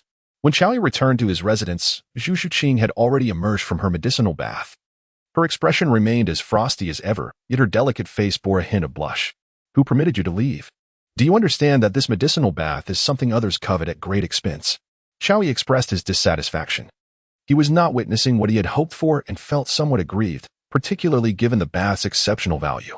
Zhuqing was momentarily taken aback. She had merely felt a sense of recovery and, feeling somewhat embarrassed, chose to come out. However, she had overlooked one significant matter. Your Excellency, I apologize. Zhuqing thought, yearning for strength. Consequently, she appeared quite humble, as she found herself dependent on Chao while possessing nothing of equivalent value to offer in return. Now, in this situation, she genuinely feared missing this opportunity. This is the final chance. Should you act on your own accord without my instruction again? Do not expect me to guide you. Chao is not a petty individual. Moreover, even the most exquisite things can become tiresome after countless appreciations. After all, they will eventually belong to him, so why bother with trivialities? He continued, noting that the medicinal properties still had ample efficacy, allowing for an additional hour of soaking. Glancing at the potion-infused water within the wooden tub, he remarked that such a medicinal bath would be invaluable in the Douluo Continent, truly beyond monetary estimation. He was not jesting about this. When the system had provided him with the medicinal bath, he had taken the initiative to cultivate some herbs during his leisure time, never anticipating their prompt utility. Of course, not everyone could benefit from his medicinal bath. The large milk cat was akin to family, which justified his generosity. Indeed, Zhuqing did not linger on any concerns this time, nor did she mind Chao Yi's gaze as she lowered her head and re-entered the tub. After a considerable time, she dared to steal a glance at Chao Yi, only to discover that, aside from his interest in the medicinal bath, he appeared somewhat oblivious to her presence. Women can be rather peculiar. They may feel discomfort under scrutiny, yet harbor subtle emotions when overlooked. At this moment, she found herself grappling with an indescribable sensation. Focus on absorbing the essence. Why are you dawdling? Chao Yi offered a gentle reminder, assuming her behavior stemmed from shyness without delving deeper into his thoughts. Oh, right. Zhuqing responded, coming back to her senses, a hint of embarrassment coloring her cheeks, yet she diligently resumed her cultivation. In less than a day of acquaintance with Chao Yi, she had formed a simple understanding of him, a genuinely noble gentleman, completely devoid of any discrimination despite her unique attributes. Chao Yi, having begun to absorb the energy, settled onto the bed, crossing his legs as he entered a state of cultivation. A potent surge of electricity rapidly enveloped the room, crackling with intensity. The dazzling currents astonished the villagers, who mostly consisted of ordinary folk. They had retired early the previous night and missed the spectacle, but today, the extraordinary scene unfolded before their eyes. While the sky was clear and blue, ominous clouds loomed over Chao Yi's location, with white lightning striking incessantly. Meanwhile, outside the gates of Shrek Academy, Daimubai, filled with rage, unleashed a powerful fist upon a tree, reducing it to mere splinters with a single blow. Behind him, a white tiger roared ferociously. It was evident that Dai Mubai was furious, having just learned that Zhuqing had not returned home last night, and worse, had spent the night in Xiao Yi's quarters. The primal instinct within him ignited a desire to confront her, fueled by the humiliation he felt. However, the thought of Xiao Yi being a Title Douluo, and the recollection of how even the powerful Haotian Douluo had been bested, compelled him to restrain himself. Yet, Dai Mubai was not one to let the matter rest easily. As for what he could do about it, perhaps it would only manifest in his dreams. Dai Mubai, what is wrong with you today? Ma Hongjun inquired, noticing the dark aura surrounding him. Nothing, Dai Mubai replied curtly, unwilling to divulge his personal grievances. In just a few days, we shall be heading to the Heaven Do Royal Academy, Ma Hongjun exclaimed excitedly, rubbing his hands together with a rather mischievous grin. To him, the prospect of mingling with the beautiful and affluent was thrilling, and the mere thought of it filled him with impatience. Ignoring Dai Mubai's fury, he suggested, "Let us head into the city for some fun, shall we?" Initially, Dai Mubai was engulfed in displeasure, but Ma Hongjun's words resonated with him. With his companions by his side, why should he dwell on his anger? The allure of the twin sisters was undeniable. As a prince of the royal family, he had no reason to linger in such turmoil. With nowhere to vent his frustrations, he found Ma Hongjun's proposal quite appealing. Thus, the two departed the village together. On another side of the village, Ning Rongrong observed Oscar beside her, feeling a twinge of irritation. Although Oscar behaved like an obedient servant, she was acutely aware of his underlying feelings. Given their respective social standings, any possibility of a relationship seemed implausible. While Oscar possessed commendable innate talent with his full soul power, as a food-type soul master, he was in need of protection himself. How could he possibly safeguard her? In contrast, Xiao Yi appeared to be a far more suitable choice. Moreover, Ning Rongrong perceived him as fundamentally good-hearted, yet accustomed to being pampered.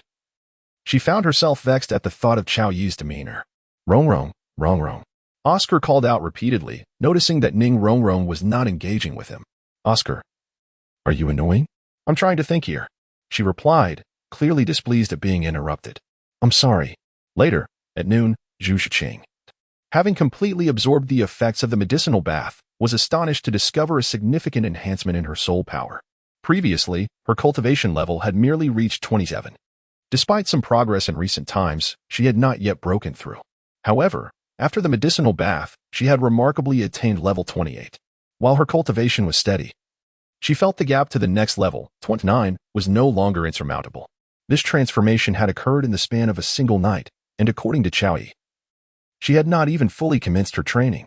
Gazing at Xiao Yi, who was still engrossed in his cultivation, Zhuqing experienced a subtle shift in her emotions. Once you're finished absorbing, put on some clothes and let us dine, she suggested.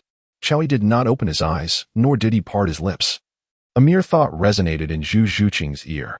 A wave of shyness washed over her, momentarily subduing her recently heightened joy. She hastily emerged from the wooden tub, followed by a gentle rustling sound. During this interval, Zhuqing realized that Xiao Yi was not prying, leaving her in a state of perplexity. She was uncertain of the reason behind it, yet she chose not to linger, gently opening the door and departing. Xiao Yi is a paragon of virtue, naturally possessing an appreciation for beautiful things. However, excessive indulgence can lead to ennui, ultimately resulting in personal discomfort. He muses that had he been more forthright, the alluring feline would not have rebuffed his advances. Yet, the distinction between fleeting possession and enduring commitment is profound, particularly given that the enchanting feline is still in her naive youth. She is most vulnerable to emotional turmoil. Were he to consider individuals like Bibidong, Ain, Tangwewa, or Poseidon, he feels no psychological burden at all. After all, everyone is an adult. In adult interactions, simplicity often equates to sincerity. Yet, certain matters seem to exist only in the realm of contemplation. Ambitions and aspirations remain mere thoughts until one possesses sufficient prowess. One must act with discretion beforehand. When lunch commenced, Xiao Yi finally made his way to the cafeteria. His arrival had notably elevated the quality of the dining experience at the academy over the past few days. What could Flanders do? He too found himself in a quandary. Even a person who treasures wealth above all else does not truly prioritize riches over life itself. Xiao Yi, a Title Douluo, is not someone whose hospitality can be taken lightly. Zhuqing, have you achieved a breakthrough? While dining, Zhao Wujia paused momentarily before continuing. As a practical mentor, he is well aware of the cultivation levels of each individual. Thus, he quickly sensed the difference upon Zhuqing's advancement. Zhu Zhuqing maintained her composed demeanor. Yet her voice bore no chill when responding to Zhao Wujie. After all, he is her mentor. And although the assistance he provided pales in comparison to that of Chao Yi, it nonetheless merits her respect. Zhao Wujie instinctively glanced at Chao Yi, and then recalled the events of the previous night. Hiki, Your Excellency, might you be able to offer me some guidance? Zhao Wujie rubbed his hands together. Beaming at Chao Yi shot him an exasperated glance. My method of cultivation can only be learned by females, he declared. How could I possibly assist a grown man with such an embarrassing endeavor? He scoffed at the thought, dismissing even the notion of aiding someone as unattractive as Zhao Wujie, let alone a dashing young man. Yet, the words of Zhuqing did linger in his mind, perhaps not entirely without merit. Zhao Wujie was rendered speechless. This rationale was utterly absurd. It was tantamount to a complete dismissal. Yet, how could he voice any grievances? Such matters were inherently consensual. Frankly, Zhao Wujie believed his lack of certain attributes was the root of the issue, and he could hardly blame anyone else. However, even if he possessed those qualities, Chao Yi would still refrain from offering any guidance. Zhuqing, upon hearing this, remained silent but felt a sense of satisfaction. At least it was clear that Chao Yi was selective in whom he chose to instruct. Immediately, Ning Rongrong chimed in. Then you could teach me, right? She was a girl after all, and a stunningly beautiful one at that. You cannot endure hardship. It won't work, Chao Yi stated, casting a glance at the little enchantress and promptly rejecting her without a second thought. The very idea of initiating her would likely result in her weeping incessantly. Just contemplating such a scenario was already tiresome. He had no inclination to appreciate the sight of a girl crying. It was far from his preference. Ning Rongrong, upon hearing this, became visibly displeased. What did he mean she could not endure hardship? She had participated in the grueling training under Yu Xiaojiang. In Chao Yi's grasp, a strand of lightning converged. The milky white current, merely by appearance, exuded a palpable sense of peril. If you can endure 10 minutes of this electric baptism without relying on soul power, I shall agree to offer you my guidance, Chao Yi proclaimed. He was acutely aware that, given the nature of this young woman, failing to make her recognize her current limitations in one go would inevitably lead to incessant entanglement. Presently, Ning Rongrong possessed little more than a seemingly flawless and innocent visage. In every other regard, she was utterly unremarkable. Chao Yi, at this moment, was decidedly disinterested and wished to avoid her entanglements. Are you jesting? Ning Rongrong observed, feeling a sense of dread at the current's terrifying nature. Do I appear to be joking? Chao Yi retorted disdainfully. She doubted that Ning Rongrong had ever endured such a treatment. Ning Rongrong pointed towards Zhuqing, harboring some dissatisfaction within. She perceived Chao Yi as just another pedestrian man, feeling that he had merely outshone her by the slightest margin. Yet, did she not believe that she, Ning Rongrong, could also evolve? Zhuqing did not offer any explanation in response to Ning Rongrong's inquiries, as she was not particularly fond of conversation. Moreover, in the absence of Chao Yi's words, she had no intention of boasting. One thing was certain, the medicinal bath was undoubtedly exorbitant. Chao Yi generously offers his assistance without expectation of recompense. How could she be so callous as to let him incur unnecessary losses? His burdens are greater than yours, Chao Yi remarked. I refuse to believe it, Ning Rongrong exclaimed, on the verge of tears. If he possessed even a modicum of compassion, how could he disregard the sight of that tear-streaked young girl? Yet, this is the reality. What could Chao Yi do? Moreover, he had already endured enough of such entitled women in his previous life. There was no way he would condone such behavior again. Thus, he chose to ignore her entirely, content to depart after satisfying his hunger. Zhuqing, having finished her meal, promptly followed suit. In the tranquil aftermath, she sought to cultivate and naturally felt compelled to keep pace with Chao Yi. Observing their departure, especially Zhuqing's unwavering following of Chao Yi, Dai Mubai felt a surge of impotent fury. After all, he had approached her with great effort, only to witness this? He dared not reflect on his own actions, nor consider the lavish lifestyle he had indulged in, oblivious to Zhuqing's challenges. Ultimately, he could only suppress his frustration as he watched Zhuqing closely trail behind Chao Yi. Meanwhile, Flinder and Zhao Wujie's attention remained fixated on Chao Yi's unique training methods. Regrettably, they were rather unrefined in their demeanor. Oscar, observing Ning Rongrong's sorrowful expression, wished to offer comfort yet found himself at a loss for words. He recognized that since Chao Yi's appearance, Ning Rongrong's gaze had long ceased to acknowledge his presence. In the grand hall of the Seven Treasures glazed tile school, a refined middle-aged man occupied the main seat. An outer sect disciple reported, Master, just 2 days ago in Soto City, 2 Title Douluo clashed violently. One was the renowned Haotian Douluo Tang Hao, and the other, a self-proclaimed young man known as the Radiant Douluo. To utter the phrase young man felt almost surreal. The illustrious Tang Hao defeated? By an obscure youth, no less? Ning Fingji paused, then inquired, "You mean to say Tang Hao has appeared and fought, and was defeated?" "Indeed," the disciple affirmed. "But have you discerned the identity of this opponent?" Ning Fingji pressed. "No. All I know is he goes by Chao Yi and is currently at Shrek Academy, where the young lady is as well," the disciple replied. Upon hearing this, Ning Fengji swiftly remarked, "A Title Douluo has ventured to a minor institution like Shrek? While it may hold some renown, it hardly warrants a Title Douluo's presence. There must be something more to this." A flicker of concern crossed his mind for his precious daughter. Yet, he reassured himself that the reputation of the Seven Treasures Glazed Tile School would afford her some protection. After all, even the domineering Spirit Hall would think twice before crossing them. Quickly, the outer sect disciple recounted everything he knew, particularly Chao Yi's declaration that Xiao Wu was a spirit beast and Tang Hao's role in protecting her. He had gleaned this information after spending some gold soul coins to extract it from Ma Hongjun. Otherwise, he would have been utterly unaware of these developments, let alone report them. Given his abilities, he was ill-equipped to shadow Chao Yi, let alone approach Shrek Academy. "Fengji, I believe we must pay a visit to Shrek. I cannot bear to leave Rongrong alone out there, especially now," the Sword Douluo stated as he rose from his seat. He had another motive for this journey, to ascertain the strength of the young Douluo who had bested Tang Hao. He yearned for a duel with him. Of course, the Sword Douluo harbored no ulterior motives, he simply sought a fair contest. However, he was currently hindered by the threshold of his own advancement. Achieving a breakthrough seemed improbable. And as for sparring, the Seven Treasures Glazed Tile School possessed another Title Douluo, whose strength was only marginally inferior to his own. Yet still, the disparity lingered. For he was primarily a defensive fighter, defense, defense, defense. What insights could one gain from battling such an opponent? "Elder Sword, perhaps your visit to Shrek isn't necessary. According to that portly fellow, Shrek Academy is preparing to merge with the Tian-Do Royal Academy," the outer sect disciple interjected. He was concerned that if they went, they might arrive only to find the young man had already departed. As the one responsible for gathering intelligence, he feared punishment for failing his duty. "In that case, I shall wait until they arrive in the Tian-Do Empire before seeking him out for a match," the Sword Douluo decided, though urgency coursed through him. A few more days would not significantly alter matters.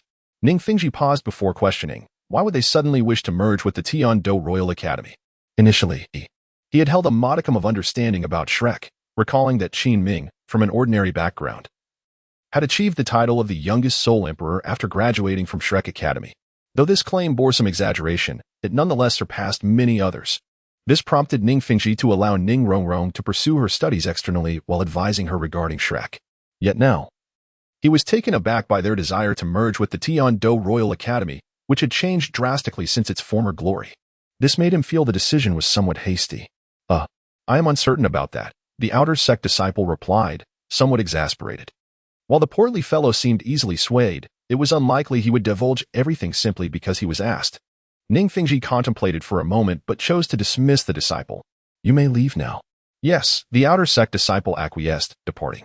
Once he was gone, Sword Douluo Qinshin remarked, "If we could recruit this enigmatic Title Douluo into the Seven Treasures Glazed Tile School, we would stand a chance even against the reclusive Haotian School." Ning Fingji shook his head. He did not dismiss the idea of recruiting the young man. The Soul Master world had grown exceedingly quiet, too quiet. Almost as if a grand conspiracy loomed. At present, the seven major sects should unite. Otherwise, the Spirit Hall would inevitably dominate the Soul Master realm. The Spirit Hall has made considerable strides in recent years, significantly surpassing Qian Xuanji, Qinshin concurred. However, I have heard that the Elephant Armor sect has been drawing closer to the Spirit Hall. After contemplating certain rumors, Chen Xian continued, the Haotian sect. A group of ineffectual individuals, if not for their choice to retreat from the world in the past, would not witness the current state of the Spirit Hall. At that moment, another Title Douluo from the Seven Treasure Glazed Tile School entered and remarked, though Bone Douluo's words may sound harsh, it is undeniably a fact. The seven great sects, despite their internal conflicts, exhibited remarkable unity when facing the Spirit Hall. Regrettably, the Haotian sect chose to seclude themselves. The illustrious Battlehammer. The majestic Haotian sect, their once great reputation has seemingly been obliterated in an instant. While the Haotian sect still holds considerable standing today to the other six sects, they are merely a shadow of their former selves. In the Seven Treasure Glazed Tile School, tales of the Spirit Master world are recounted. Meanwhile, within Shrek Academy, life unfolds in a monotonous cycle of training and leisure, with some brooding and silence. Tang San and his companions, having fled from Shrek, now find themselves outside the Stardow Forest. Father, is that the person who attacked me in Xiaowu, inflicting such injuries upon you? Tang San gazed at his father, Tang Hao, who was intermittently spitting blood, feeling a mix of guilt and anger. I am fine. Tang Hao shook his head, trying to maintain composure. Yet, Tang San remained unconvinced. He had once cultivated inner strength to a commendable level, albeit through illicit means. Even so, he had achieved a high degree of mastery, allowing him to retain memories of those teachings. Unfortunately, despite his awareness of Tang Hao's injuries, he lacked the strength to heal him, as he was merely a soul master at a low rank. Father, why did that person attack me in Xiaowu? Tang San inquired, aware that such questions held little relevance at that moment. It was due to the emergence of Chowie that he had been compelled to leave Shrek. The very presence of Chowie had led to his father's injury, igniting a silent resentment within Tang San. Yet, he understood that lacking strength required him to remain in the shadows, especially for Xiaowu's sake. Because of Xiaowu, Tang Hao replied. Xiaowu? Tang San was momentarily perplexed. Xiaowu's pale face shivered with fear, but as Tang Hao recounted the story of Tang San's mother, her terror seemed to dissipate. For her grandmother was but a plant. Within Shrek Academy, after dinner, Chowie began instructing Zhuqing in her evening training. His exuberant voice resonated, transforming the atmosphere into one of tantalizing tension. Zhuqing, though reluctant, bore this ordeal for the sake of her strength. Little did she realize, compared to her, Chowie endured far greater tribulation. While he admired her resilience, as a robust man in prime condition, he found it challenging to withstand such stimuli. Thus, midway through their electric training, Chowie decided to halt the session. Zhuqing, having entered a focused state, suddenly felt an absence of soreness and pain, leaving her bewildered. Big kitty, come down, she noticed Chowie beckoning her. Without hesitation, she eased her sore limbs and heavy body from the electric hammock to the ground. Glancing at her overly mature figure and then at her youthful, delicate visage, Chowie mused, how excessively tormenting. Zhuqing, noticing that Chowie remained silent, chose not to initiate conversation either. However, as she slightly lifted her gaze, it seemed she grasped the reason behind Xiaoyi's abrupt halt. As a member of the royal family, Zhuqing had been educated from a young age, not merely on how to become a formidable soul master, but also on the art of service. This era is inevitably bound by constraints. Even though she harbored discontent, she had never resisted the arrangements imposed by her family. Zhuqing understood precisely why Chowie felt uncomfortable and called for a pause. Yet, she found herself unable to restrain her own feelings. Moreover, she had never contemplated ceasing her cultivation. After reflecting on various matters concerning Daimubai, Zhuqing gazed resolutely at Chowie and said, Your Highness, if you feel unwell, I can assist you. Heaven knows the immense courage it took for Zhuqing to utter those words. Upon hearing her, it was as if a surge of primordial power erupted within Chowie. Zhuqing soon returned to her state of cultivation. The pain compelled her to emit a captivating, feline cry. Yet, at last, Chowie was no longer tormented. After 10 years in this world, it could be stated that no day had ever been as comforting as this one. Although Zhuqing was still young, due to the nature of soul power, soul masters are not to be judged solely by age. She possessed the innocence of a 12-year-old, yet her vigor surpassed that of many who were 22 or even 32. Moreover, despite being compared to married women, she remained notably more youthful. The following day, Zhuqing accompanied Chowie as they emerged from their quarters. Possibly due to the intense lightning from the previous night, a faint blush lingered on her otherwise cool and charming face. It could also be attributed to the invasion of energy within her body, as she exhibited a significant transformation. There is a saying that women are made of water, and Zhuqing embodied this metaphor. As she gazed at him with her lustrous, expressive eyes, Chowie felt an overwhelming sense of pride. In that moment, he earned Zhuqing's acknowledgement, not only in terms of strength but also in character. Truly, she was a remarkable daughter of the Zhu family from the Douluo Empire. If not for her occasional stiffness, Chowie might have believed she was not as she seemed. Yet in reality, Zhuqing was as pure and pristine as ice. It was only until last night that she underwent a complete metamorphosis. Chowie gently wrapped his arm around her waist and spoke softly, after breakfast. Let us take a day to rest. No, I wish to grow stronger, Zhuqing replied, shaking her head. Although her expression remained frosty, the initial distance she had felt upon their first meeting had dissipated in Chow Yi's presence. Moreover, Her beautiful eyes reflected a tenderness towards him. Perhaps it was due to his unwavering support or the deeper bond they had forged the previous night. Of course, the foundation of all this lay in the fact that Chao Yi was a Title Douluo, which moved her profoundly. After all, she was merely a great soul master. And to be favored by a Title Douluo was indeed a stroke of fortune. Furthermore, despite his status, Chao Yi did not treat her with the disdain her mother had warned of. On the contrary, he showed her even greater kindness. These gestures alone were sufficient to captivate Zhuqing. Most importantly, she had been raised with the principle of loyalty, as their service was to the royal family, where fidelity held paramount significance. The burdens placed upon her by Dai Mubai, along with his abandonment to revel in life, coupled with the relentless pursuit from her elder sister, had left her disheartened. Otherwise, she would not have considered such actions. Had it not been for Chao Yi's intervention, she might have ultimately chosen to forgive and accept the one who had forsaken her, inspired by even the slightest change in her heart. Chao Yi felt a surge of compassion within him, and then spoke. Becoming stronger is not an overnight endeavor. We shall set off for Heavendo City tomorrow. It is essential for you to maintain your optimal state. I can do it, replied Zhuqing, her petite face radiating determination.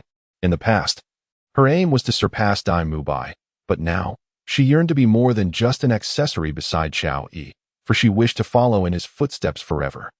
As noon approached, an additional chapter would be added for those who pursued the narrative further. Seeing the unwavering resolve of the feline guardian, Chao Yi found it inappropriate to voice any further objections and simply nodded in agreement. However, as they made their way to the dining hall, Zhuqing gently distanced herself from his embrace. Chao Yi wore a look of confusion. I am still not qualified to stand by your side, he remarked. Zhuqing gazed at Chao Yi and clarified, whether one is qualified or not is for me to decide, not others. However, Zhuqing shook her head. There was no alternative. Her status remained inherently unique. If this situation persisted, it was likely that once the Xinglua Empire became aware, both the family and the royal court would dispatch formidable forces. Although Chao Yi held the title of Douluo, even the mightiest fists could not contend against a multitude of hands.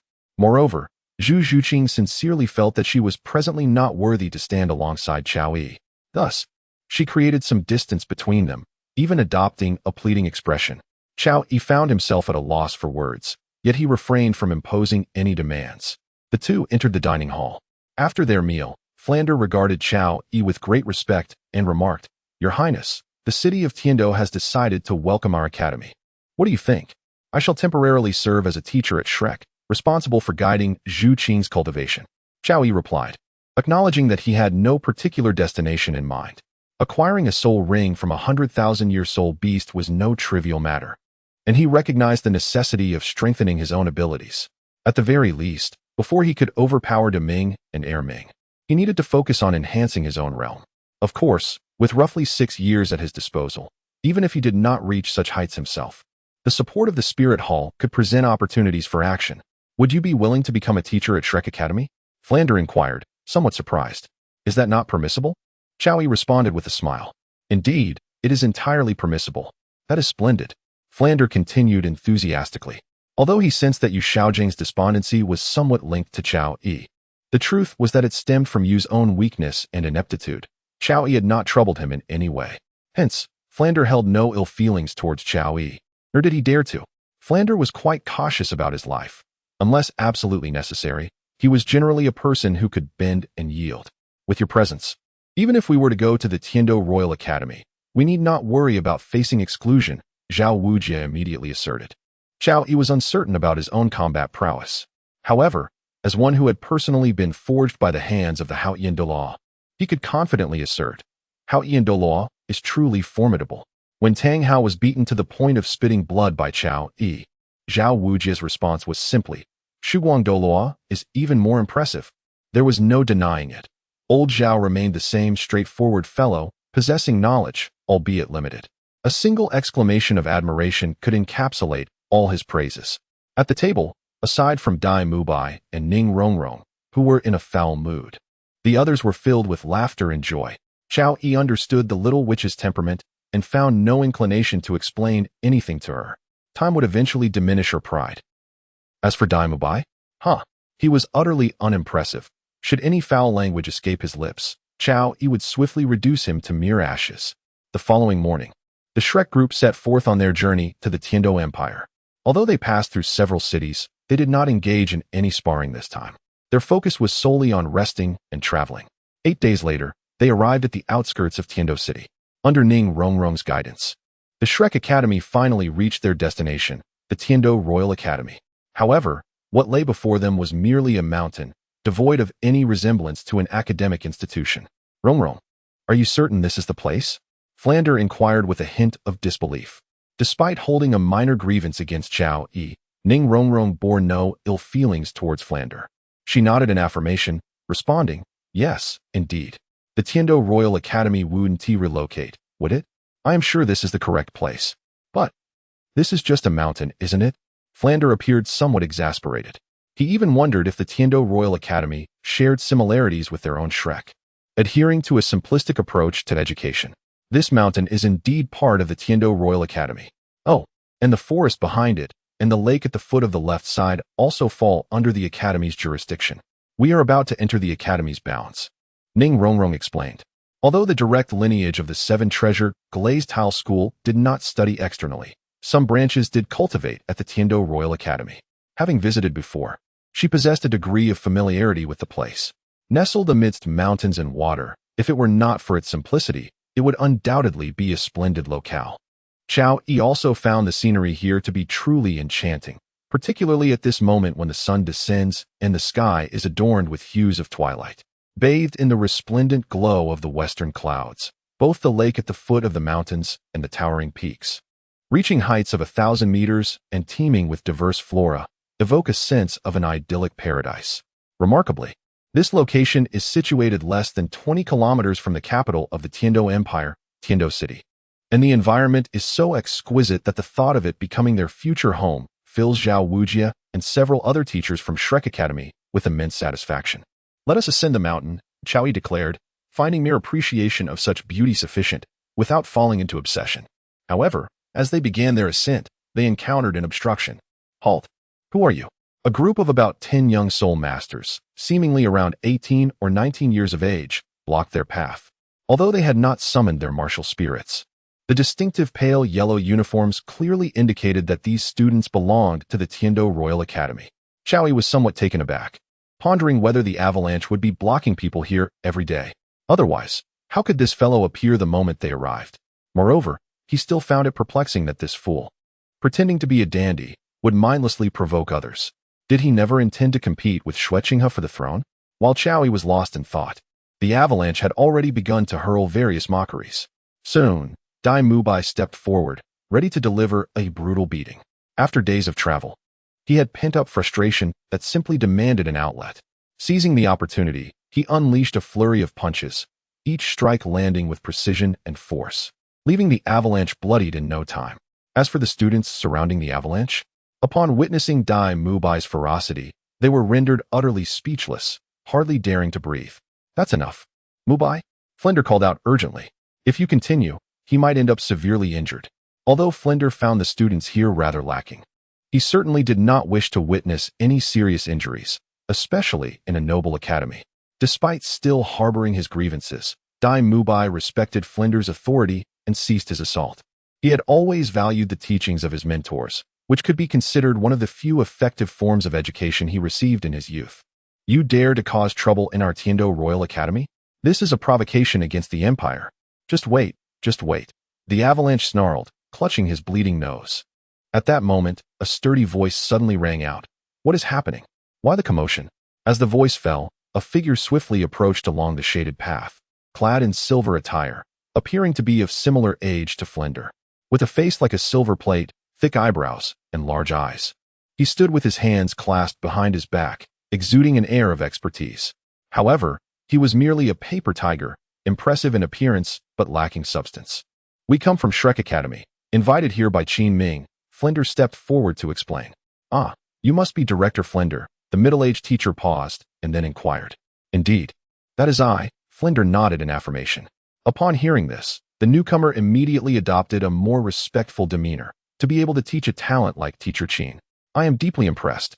I apologize on behalf of Tiando Royal Academy for the earlier incident. Please, come in. With that, he gestured for them to enter. casting a warning glance at the Tiando Royal Academy students, as if to say he would deal with them later. As they moved further away, the Avalanche, who had just been beaten by Daimu Bai, could not help but reveal a glimmer of resentment in his eyes. He muttered venomously, "Shrek Academy? What a name. If I could keep you here, I would change my name to Blood Avalanche." No one paid heed to the Avalanche's spiteful thoughts as the group quickly entered the mountain. At this point, they could truly appreciate the grandeur of Tiando Royal Academy. The stone steps leading up the mountain were carved from white jade, each step adorned with intricate soul beast patterns, showcasing exquisite craftsmanship.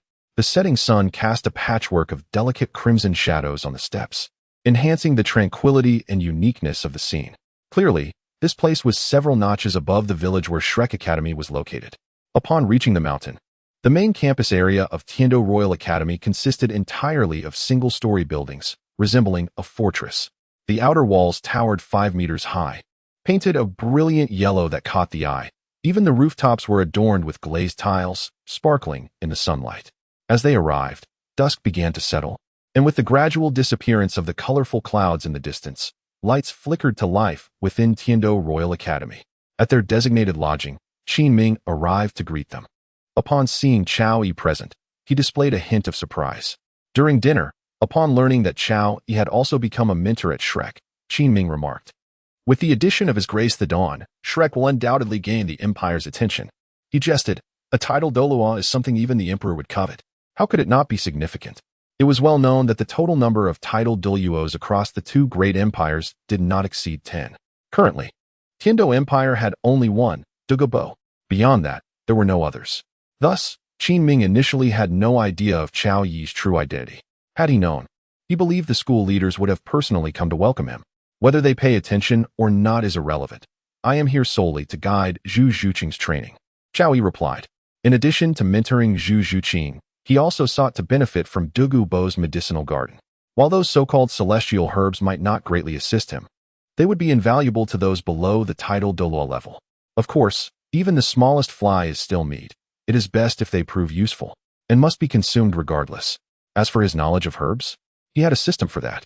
Even if the system felt somewhat insubstantial, it was still capable of identifying various medicinal plants. Qin Ming refrained from responding, perceiving Chao Yi, the title Douluo, as rather peculiar.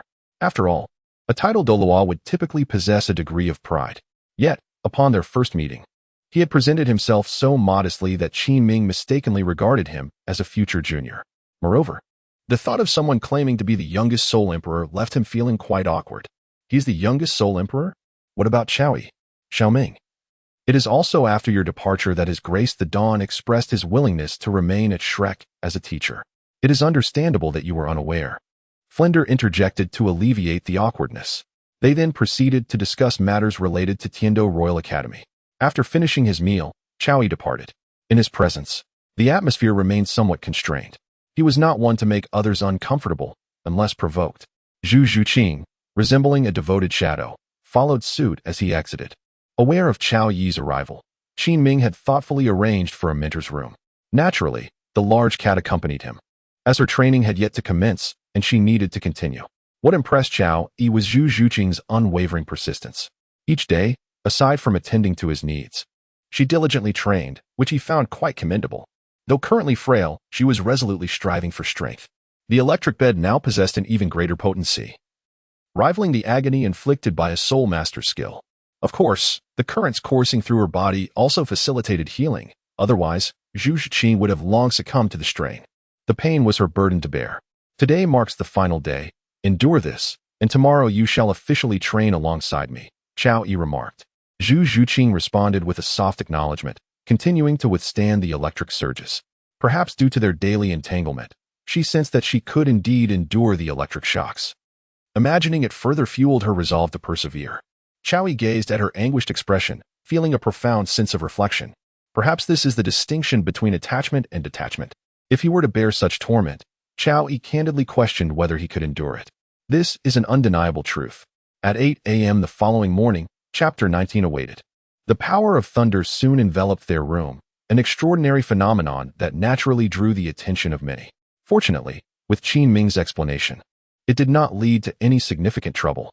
Among the crowd observing this spectacle was Dugu, who, upon witnessing the scene, hastily departed. A sleepless night passed. On the morning of the second day, Chow Yi awakened from his meditative state. At this moment, the large milk cat had succumbed entirely to unconsciousness. Yet electrical waves still pulsed around her. Clearly, she had persevered, her tenacity eliciting a twinge of compassion. Remarkably, she had endured for so long, even in her fainted state. She had not abandoned the task assigned by Chow Yi. As Chow Yi contemplated her, the biological clock of the milk cat compelled her to awaken. Unlike before, today, Chow Yi was present to observe her. Zhuqing instinctively thought that perhaps it was because last night was the final night that Chow Yi had kept her company throughout. "Sorry to have worried you," Zhuqing said as she rose. "It is of no consequence. What matters is that you truly accomplished it. Few can endure such suffering." Chow Yi replied. "Can I now learn the same cultivation method as you?" she asked excitedly, looking at Chow Yi. "With my final guidance, you certainly can," Chow Yi nodded. "When do we begin?" Zhuqing inquired eagerly. "There's no rush. First, take a medicinal bath," Chow Yi replied, somewhat exasperated. This large milk cat seemed like a relentless cultivation machine, tireless in her pursuit. Although Zhuqing was perpetually focused on becoming stronger, she would obediently heed Chow Yi's words. She understood that her rapid progress was intricately linked to Chow Yi's medicinal baths and methods. Furthermore, Zhuqing could distinctly sense that her soul power was on the verge of reaching the threshold of level 30. This pace was astonishing, akin to a young cow soaring through the skies. As the milk cat shed her constraints, she commenced today's medicinal bath absorption. Chow Yi remained largely unfazed. After all, he could find the door with his eyes closed after so many days. He continued his silent cultivation, working especially hard due to the presence of the kitten. And his cultivation level was nearing level 93. The 100,000-year soul ring brought a tremendous amount of soul power, and with such diligent assimilation, his advancement was naturally rapid. As the members of Shrek Academy gradually awoke, they gathered for breakfast. During the meal, Qinming briefly introduced the personnel structure of the Tiendo Royal Academy. Since Chow Yi and Zhuqing were immersed in their cultivation, Flander refrained from interrupting them. Whether Chow Yi's cultivation was earnest or not remained a matter of speculation for Flander and the others. After all, the achievements of a Title Douluo were beyond their imagination. Daimu Lu had slowly come to terms with this reality. Perhaps out of fear, he had accepted it. Of course, it was impossible for him to claim he bore no resentment, yet he understood that without strength, seeking death was unwise. After breakfast, they followed Qinming to the teaching committee of the Tiendo Royal Academy. The teaching committee was situated at the heart of the main campus, the largest building there. Standing at a towering 10 meters despite being a single-story structure, evoking a sense reminiscent of the Spirit Hall. Upon their arrival, the Shrek Academy members, both teachers and students, felt a certain solemnity under Qinming's guidance. Regardless of the favorable conditions, this place was not Shrek Academy. It did not belong to them, and thus they could not feel as at ease as before. Flander felt a tinge of regret. Had he known, he would have brought Chow Yi along, for he was a true asset. After a round of introductions, discussions commenced. During this time, Qinming shared the news about Chow Yi. Upon learning that a new Title Douluo mentor had just joined the academy, the three committee members immediately lost their composure, even casting aside their usual decorum to request an audience with him. The Tiendo Empire was in dire need of such a figure. If they could persuade him to join the institution or even the royal family as a guest elder, it would be a tremendous boon for the nation. Moreover, if this were to come to fruition, their own statuses would surely rise significantly. In such circumstances, who could remain unexcited? Dean Flander. "Might we have the honor of meeting His Excellency?" Dream God inquired first. Flander thought to himself, "Am I the one who can make that decision? Who knows how busy Chow Yi is? Interrupting him could provoke his wrath, and that lightning power. I certainly cannot withstand it." The three committee members looked at Flander in confusion. His Excellency cannot be disturbed during his cultivation. However, based on the timing, it should be nearing an end. "We may have to wait outside," Flander explained. "Not a problem," Dream God replied promptly. A Title Douluo was worth their weight. "In that case, let us proceed," Bai Bashan said. Interestingly, Dream God was of average height, slender, with little flesh on his bones, his hair and beard white, yet he exuded vitality. Bai Bashan, in contrast, was short and stout, with a standard height of 4 feet and a waist to match. Among the three committee members, Jilin appeared the most ordinary. With a common appearance, though his occasionally bright eyes imparted a sense of uniqueness. Flander understood the situation clearly, but there was little he could refuse. Whether to agree or deny was ultimately Chow Yi's decision. At noon, Flander led the group to Chao Yi's quarters. Upon their arrival, the three committee members were momentarily stunned. They were aware of the strange phenomenon from the previous night, but since it was said to be a result of cultivation, they paid little mind. During the day, the signs were not overt, and from a distance, they had not perceived anything unusual. However, as they approached, they were astounded. The overwhelming electricity seemed capable of obliterating all. Yet it left the structure untouched. What was this phenomenon? Ahem, esteemed committee members, His Excellency's cultivation method is quite unique. This is how it appeared the first time we encountered it, Flander clarified. Now I see, Bai Baoshan responded. I have heard that the Dawn Excellency is quite young? Dream God inquired. Indeed, very young, Flander nodded. He seems to be not yet 20. According to Chowie, he is merely 16. To be honest, Flander found this hard to believe. Yet, he saw no reason for the young man to fabricate such a claim. After all, a Title Douluo would not lie about age. Those under 50 were already considered prodigies. Moreover, it was remarkable for someone who appeared barely out of adolescence. I am increasingly eager to meet His Excellency. Yet I wonder how he has achieved such heights at such a tender age. Is it due to his extraordinary cultivation method? Dream God mused aloud. I suspect so. I can sense an immense soul power being absorbed through this unique cultivation technique, Ji Lin remarked. If His Excellency were willing to offer guidance, perhaps one could aspire to become a Title Douluo in this lifetime, Dream God suddenly declared. His words piqued Ji Lin and Bai Baoshan's interest. Meanwhile, Flander and Zhao Wujie exchanged knowing smiles. Though they had been rebuffed, that did not mean they wished to see others succeed in similar pursuits. Ning Rongrong, however, harbored considerable resentment. What Flander and the others lacked, she possessed in abundance. Regrettably, no guidance was offered. Ning Rongrong expressed her frustration, exclaiming, how infuriating. Meanwhile, at the steps outside the Heaven Do Academy, a group of four approached. They were Prince Xuexing, Prince Xuebing, the poisoned Douluo Dugu, and his granddaughter Dugu. Dugu had been summoned to address the recent issues caused by several external students, while Dugu sought her grandfather's assistance in meeting Chao Yi. Had it not been for the debt of gratitude owed to Xuexing and the respect Xuexing showed him, Dugu might have already accompanied Dugu to find Chao Yi. His concern stemmed from his ability to discern Dugu physical condition. The moment she disclosed her poisoning, it had startled him profoundly. His beloved granddaughter was his last remaining kin, and he feared she might exhibit symptoms of her ailment. Fortunately, it was merely a false alarm. Nevertheless, his eagerness to meet the Dawn Douluo, as described by Dugu, was palpable. He yearned to ascertain if the claims of her ability to heal his granddaughter were indeed true. However, Xuexing's urgent plea had made it difficult for him to decline. Soon, they arrived at the commissioner's office, but to their dismay, the three commissioners were absent. Dugu frowned, expressing, Prince Xuexing, I am pressed for time. Xuexing, feeling helpless, inquired among the mentors and learned that the commissioners had left the premises. Upon discovering their whereabouts, Xuexing remarked, Your Highness, they are with the group that arrived yesterday. Let us proceed there. I trust that with your presence, we shall resolve this swiftly. Though Dugu felt disgruntled, he had committed to assisting Xuexing. He noted Xuexing's awareness of his current irritation. While he silently chastised Xuebing for squandering their goodwill, he recognized the necessity of relying on him in the future. Thus, he feigned ignorance of his displeasure as they made their way toward Shrek Academy. On the journey, Dugu suddenly recalled the location where she had witnessed the disturbances the previous day. A thought struck her, and after glancing at Xuexing and Xuebing, she whispered to Dugu, Grandfather, the individuals I mentioned may very well be among those who clashed with Xuebing.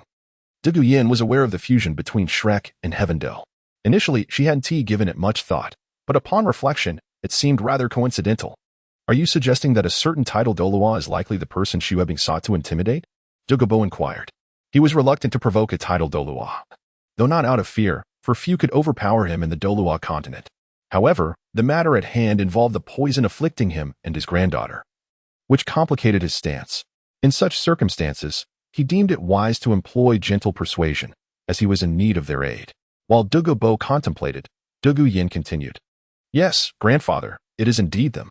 The formidable individual we encountered before heading to that small village defeated the Haotian Douluo, injuring him in the process. Dugu paused, his steps coming to an abrupt halt.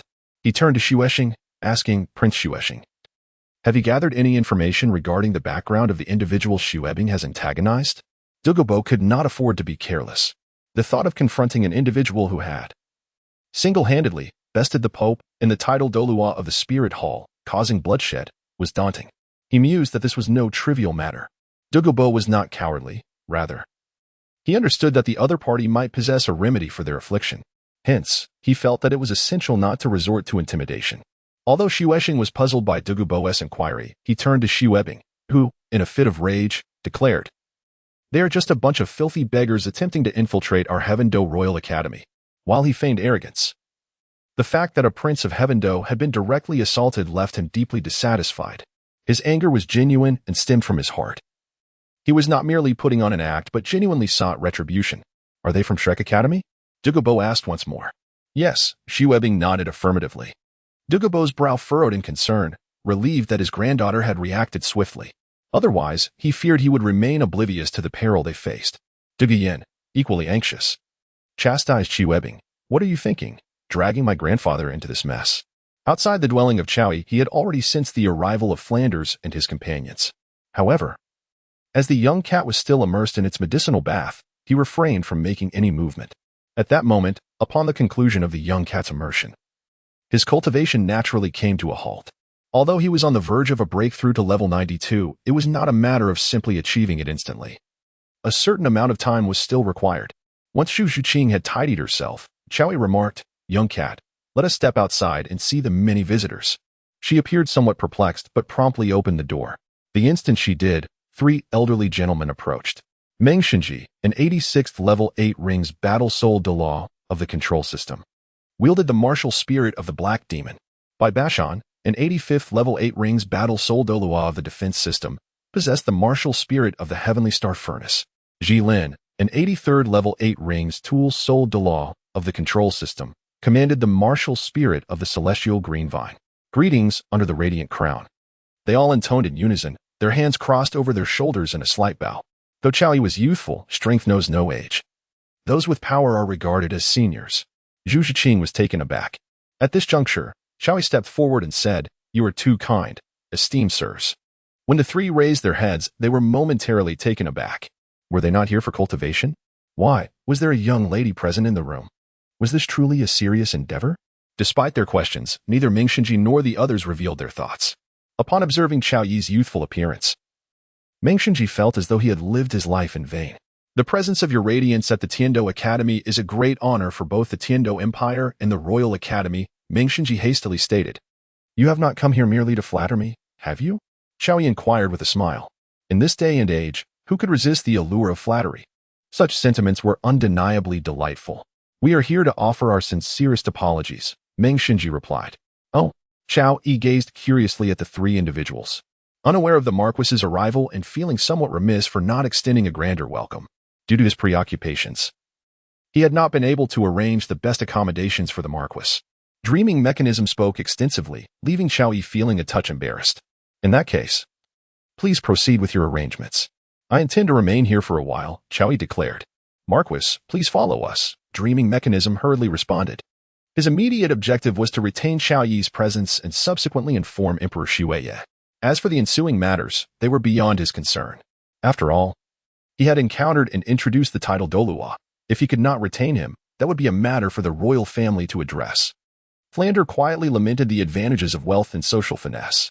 As their group was departing with Dreaming Mechanism, they fortuitously encountered 4 individuals, including the blood-drenched figure from the previous day and the previously met Dugu. "That's him. That's them." Before Dugu could articulate the matter regarding Chui, he noticed Xue Feng pointing at Dai Mubai and exclaiming loudly. Unaware of the situation concerning Chowie, Xuexing glanced at the crowd and furrowed his brow, inquiring, "How do the 3 committee members know each other?" Dugu and Dugu were momentarily taken aback. What on earth is this fool thinking? Dugu promptly transmitted a warning. Among this group stands a Title Douluo. Xuexing, who was about to speak, immediately halted and donned an ingratiating expression. "It is my honor to meet you, Marquis. I have come to extend my hospitality." The swift transformation of Xuexing's demeanor did not go unnoticed by those present. However, it must be said that his timely retreat was indeed commendable. Yet, in a rather awkward turn of events, Chao Yi paid him no mind. Dugu felt as though he was being scrutinized. Soon enough, he caught sight of Chao Yi's somewhat fiery gaze. This was not a gaze laced with desire, but rather one resembling that of a predator eyeing a plump sheep, ready to be sheared. Dugu trembled at the thought. Nevertheless, recalling Dugu Yan's situation, He stepped forward and clasped his fists, saying, "Marquis of Dawn, may we have a word?" As for why Dugu recognized Qiao Yi at once, it was because Dugu Yin had previously described his appearance. Such striking handsomeness could only belong to Qiao Yi. Very well. Qiao Yi, upon witnessing the arrival of the sheep, naturally did not decline the opportunity. Subsequently, the two departed from the scene. Dreaming Machine, observing this, felt a sense of relief. He was genuinely apprehensive about the potential chaos that Zhuqing, in his folly, might instigate. Fortunately, he was also aware of the formidable presence of the Title Douluo. Meanwhile, Zhuqing stood utterly petrified, unable to comprehend that the opposing team harbored a Title Douluo. At this moment, Zhuqing found himself in a most precarious situation. Although Franda recognized that the adversaries were seeking trouble, upon hearing Zhuqing claim that the previous day's incident was merely a misunderstanding, he brazenly asserted that it was of no consequence. Daimubai, on the other hand, felt an overwhelming sense of humiliation, grappling with the realization that he no longer lived as a man should. Qiao Yi and Dugu both stepped aside. Without waiting for any superfluous words from Dugu, Qiao Yi directly stated, "I can cure the poison afflicting your granddaughter, and I can also address your situation. However, you may express any conditions you have. As long as it is within my capacity, I shall not refuse." Dugu, taken aback by Qiao Yi's candor, opted for brevity and got straight to the point. "That's inconsequential. The main issue is that I lack the medicinal herbs." Qiao Yi replied, "What conditions are there to discuss? If you simply guide me to your garden of herbs, then everything is negotiable." "The herbs are not a problem. I possess a herb garden," Qiao Yi responded. "Then let us proceed to see it."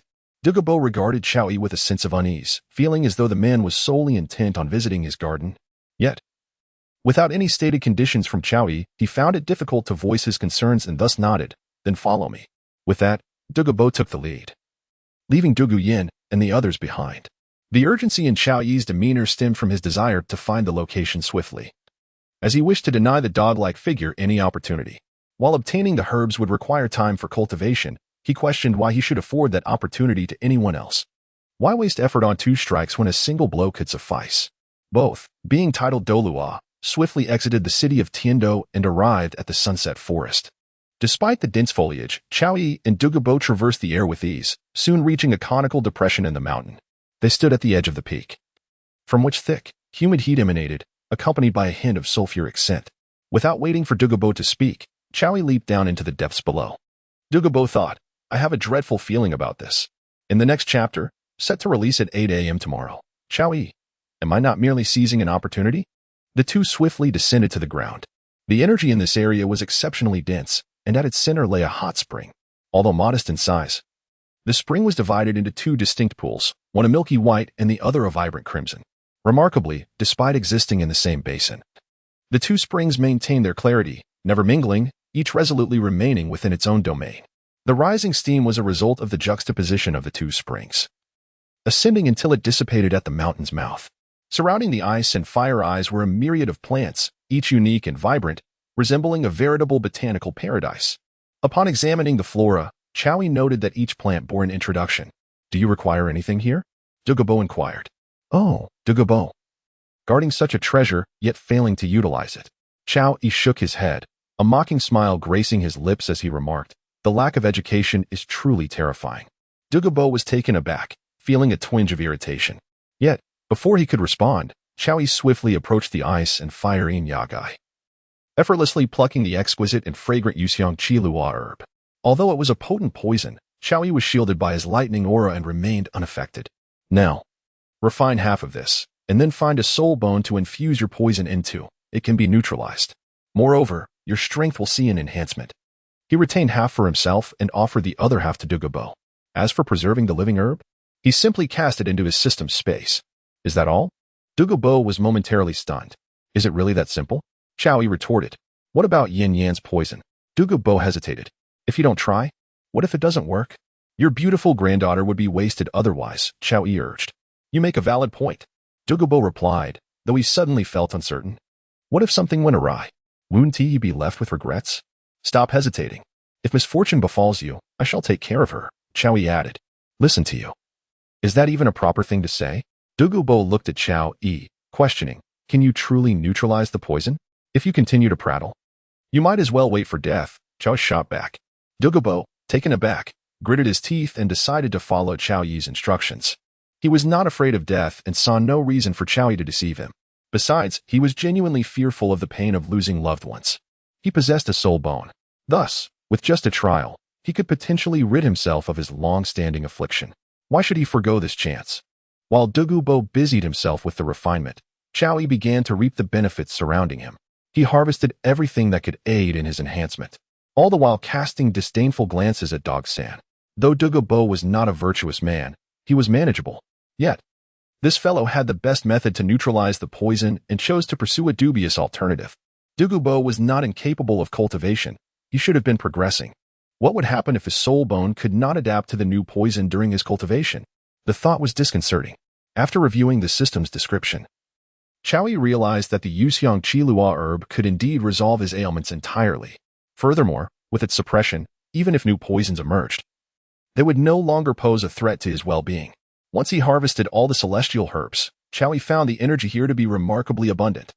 He then consumed both the 8-pointed profound ice grass and the fiery apricot blossom herbs simultaneously. Following this, he plunged directly into the ice and fire yin-yang eye. Zzz. Zzz. Simultaneously, the power of lightning began to descend into the ice and fire yin-yang eye. After a considerable time, Dugu finally opened his eyes from his cultivation. To his astonishment, the torment he had endured had vanished. Honestly, he felt somewhat unaccustomed to this newfound relief. Soon after, he realized he had ascended to level 93, and his soul power was remarkably abundant. He finally comprehended the meaning behind Qiao Yi's words. Indeed, he was quite unschooled. He had not anticipated that the unfamiliar herbs here were precisely what he needed for healing.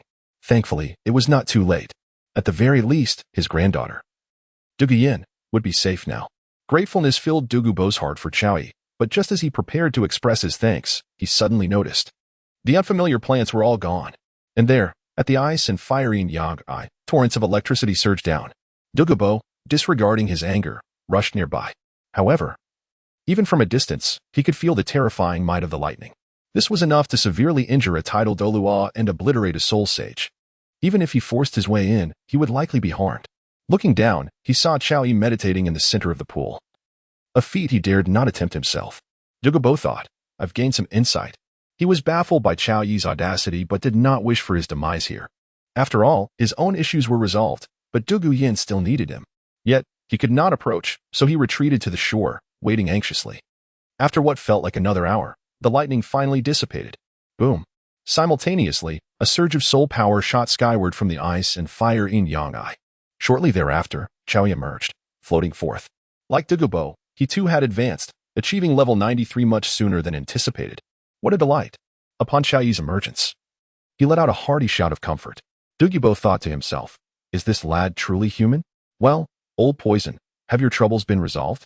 Observing that Dugu no longer appeared as he once did, with sunken cheeks and a gaunt frame, his complexion now lacked the previous pallor, resembling an ordinary person. And he even appeared considerably rejuvenated. Although Qiao Yi was inquiring, he already had the answer in his heart. Thank you. I shall refrain from further pleasantries. Should there be any need for my assistance in the future, please do not hesitate to ask, spoke Dugu. Indeed, if there's nothing pressing, you need not linger in my abode. You may go and fetch your granddaughter to meet me tomorrow. Oh, and remember to bring that Zhuqing along. Qiao Yi waved his hand dismissively. Dugu paused at these words.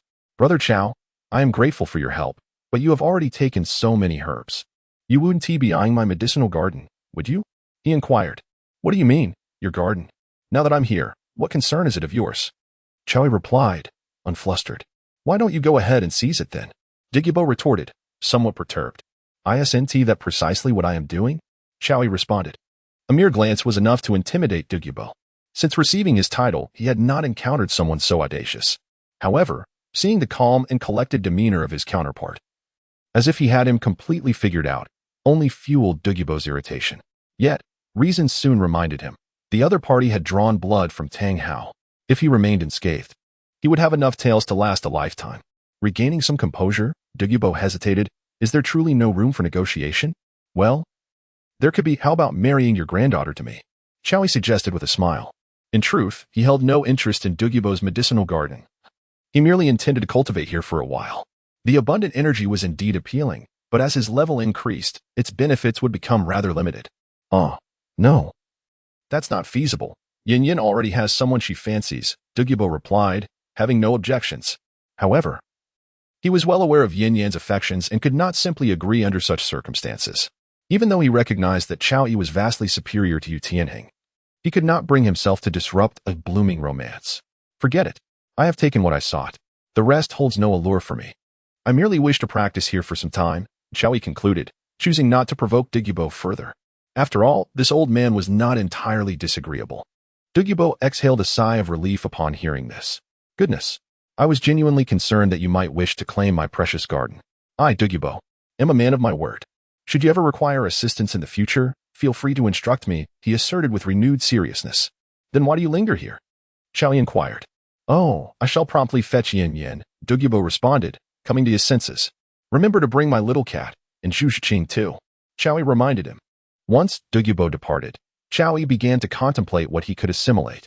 As long as it suited him, he would directly absorb it into his body. Before long, he had consumed a significant amount of celestial-grade items, and the energy within him surged abundantly. Chao Yi hastily immersed himself within the duality of ice and fire, absorbing its essence. The crackling of electricity surged continuously into this enigmatic realm.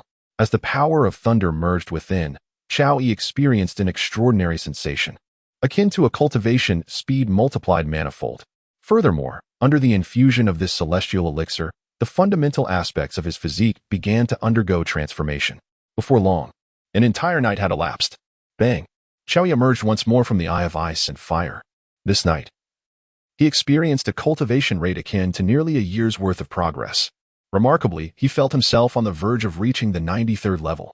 However, it was somewhat disheartening to realize that the speed of cultivation available here was no longer as substantial. Yet, upon reflection, it was understandable. He had merely utilized the celestial herbs found in this realm to absorb such profound energy. Naturally, once the celestial herbs were consumed, the benefits would diminish significantly. These herbs could indeed be deemed celestial within this world. At the very least, in this realm, Chao Yi had become immune to all toxins. No poison could affect him any longer. Furthermore, his physical defenses had increased at least tenfold.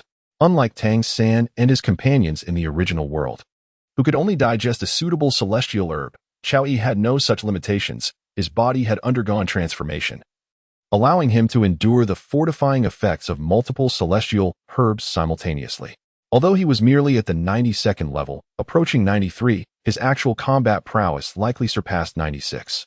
After his transformation into the Thunder Dragon, he should embody the strength of a 97th level Title Douluo, fully capable of engaging in battle. Beyond the 95th level, each incremental advancement represented a significant disparity.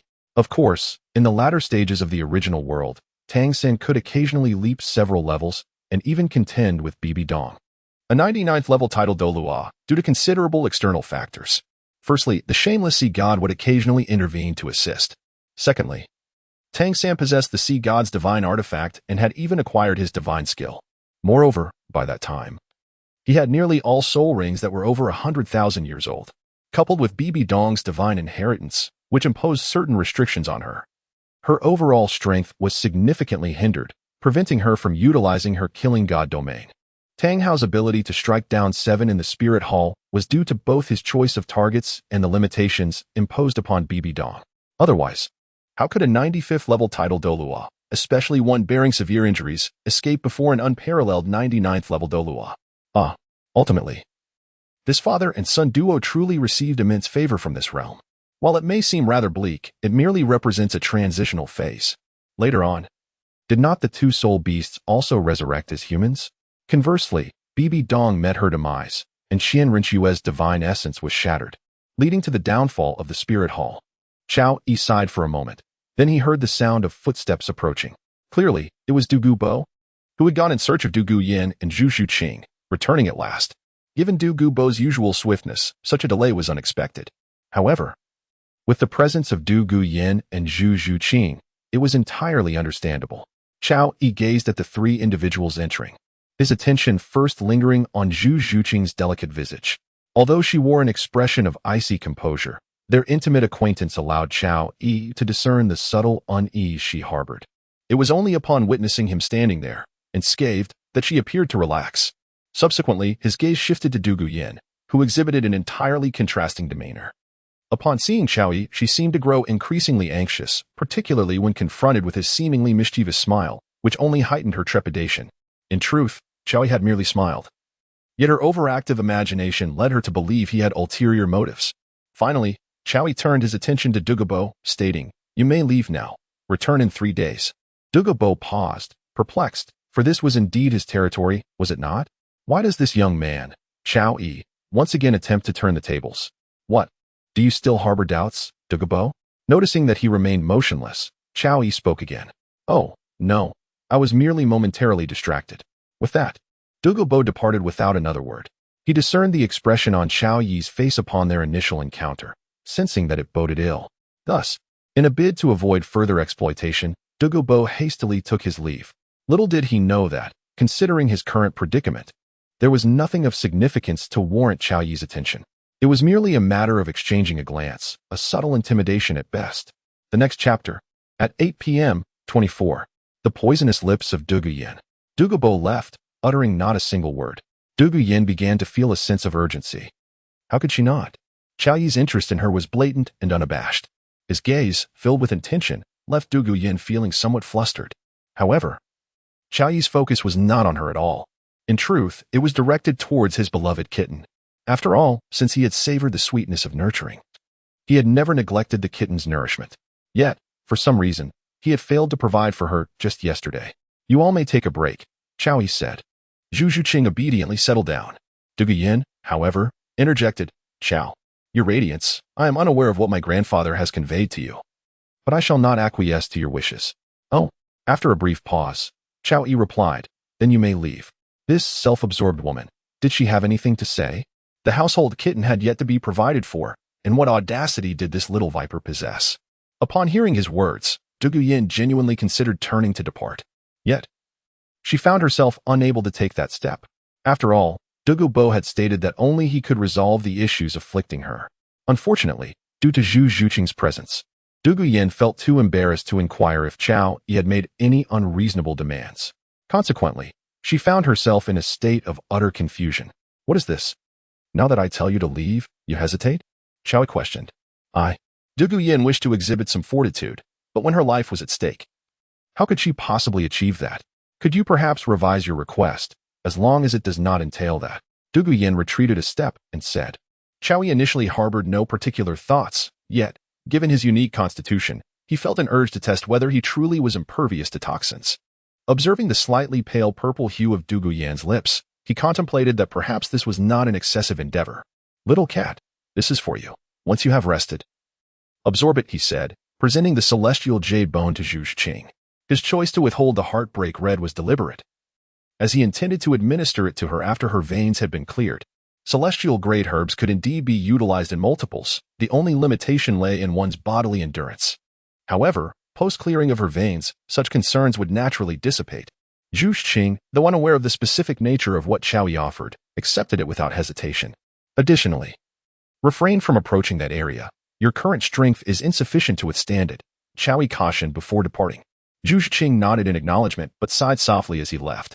Not one to be easily deceived, she had discerned his intentions after being nurtured for so many days. It was as if, with a mere gesture towards a certain part of himself, she could intuit what Xiao Yi desired next. "Zhuqing, you are being rather greedy," she murmured to herself, settling into a meditative state. Yet, despite her efforts to calm her mind and focus on her cultivation, she found it utterly impossible. The fear of being abandoned once more loomed large, especially after experiencing such tender care these past few days, which had left her somewhat ensnared. At this moment, any guilt she felt towards Tianheng was cast aside. Surely, her poison, even in its weakened state, would elicit some form of reaction, would it not? Dugu, ever so vocal, could not help but question whether he was truly human, previously astonished by the matter of toxins. She now grappled with a blend of resentment for Tianheng, the bitterness of unreciprocated care, and the turmoil of never having been treated in such a manner before. These emotions culminated, compelling Dugu to unleash her third soul skill. A swirling mist of poison enveloped Xiao Yi, yet it merely brushed against him before dissipating effortlessly. Xiao Yi stood there, unmoved. "Are you truly human?" Dugu felt not a trace of soul power fluctuation. Yet Xiao Yi remained there as if nothing were amiss. Was his own poison truly so feeble? "Not only you, But even your grandfather, Dugu, could not inflict a single harm upon me with poison. Chowi replied with a hint of amusement. However, during his recent exploration into Dugu Yan's essence, he discovered that she was, astonishingly, intact. Originally, Chowi was quite exhilarated. However, at this moment, it seems that the intensity of his excitement has suddenly waned. How absurd. This is a flaw that must be rectified in the future. Furthermore, you, my dear, display a profound lack of understanding. You expect me to rescue you while being unwilling to make any sacrifices. What gives you the right? Do you comprehend the immense value of the celestial elixirs that can resolve your physical ailments? As Chao Yi's lips brushed against each other, Dugu Yin was engulfed in a wave of distress. For every word spoken by Chao Yi seemed to hold immeasurable value. Moreover, the crux of the matter was that if she could refine this celestial artifact in her possession, the toxin would no longer pose a threat to her life and could even enhance her capabilities. Dugu Yin found herself at a crossroads, uncertain whether to proceed with its use. If she did, what would become of her in the future? The weight of its worth was simply overwhelming. At this moment, Chao Yi had already departed. He had taken advantage of a rare celestial item and received the attentive service of Dugu Yin, which made it difficult for him to overstep his bounds.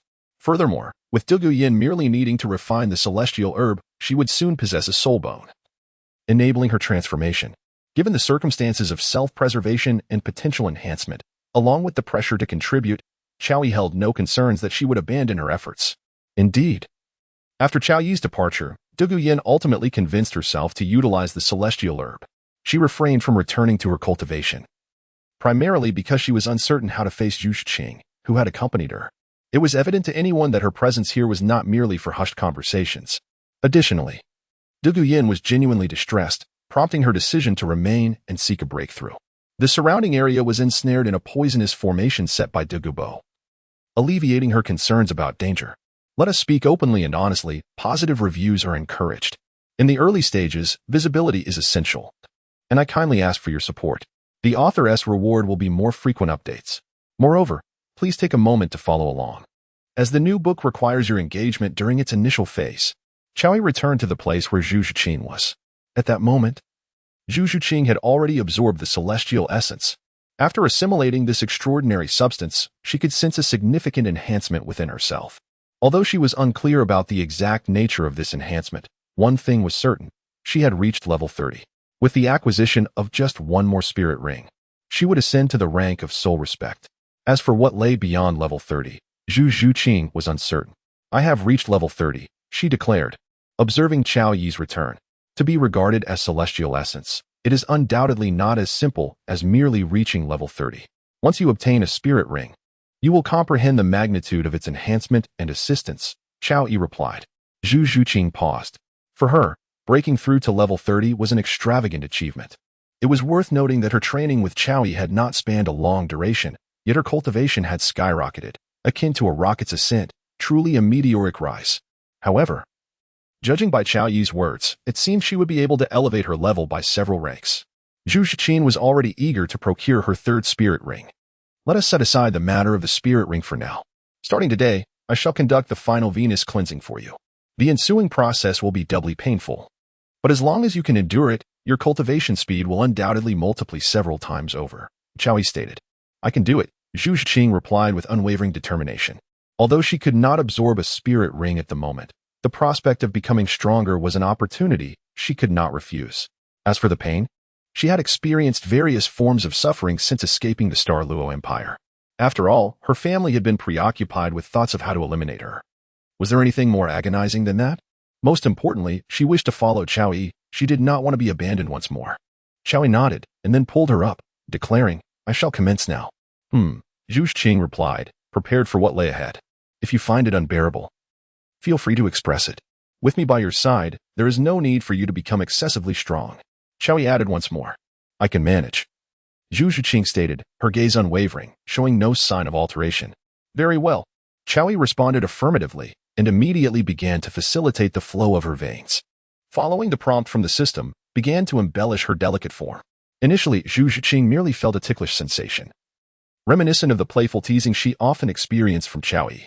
However, as the intensity grew, a piercing pain began to radiate throughout her body. Particularly, when Chao Yi's final touch landed upon her, it nearly caused her to faint from the overwhelming sensation. bringing her to the brink of unconsciousness. Due to the unbearable agony, Zhuqing instinctively grasped Qiao Yi's arm and then, in a moment of impulse, bit down fiercely. It must be said, the bite of this little feline was undoubtedly laced with a hint of personal emotion. Qiao Yi did not break her resolve, whether intentionally or unintentionally. This was the moment she most needed to persevere.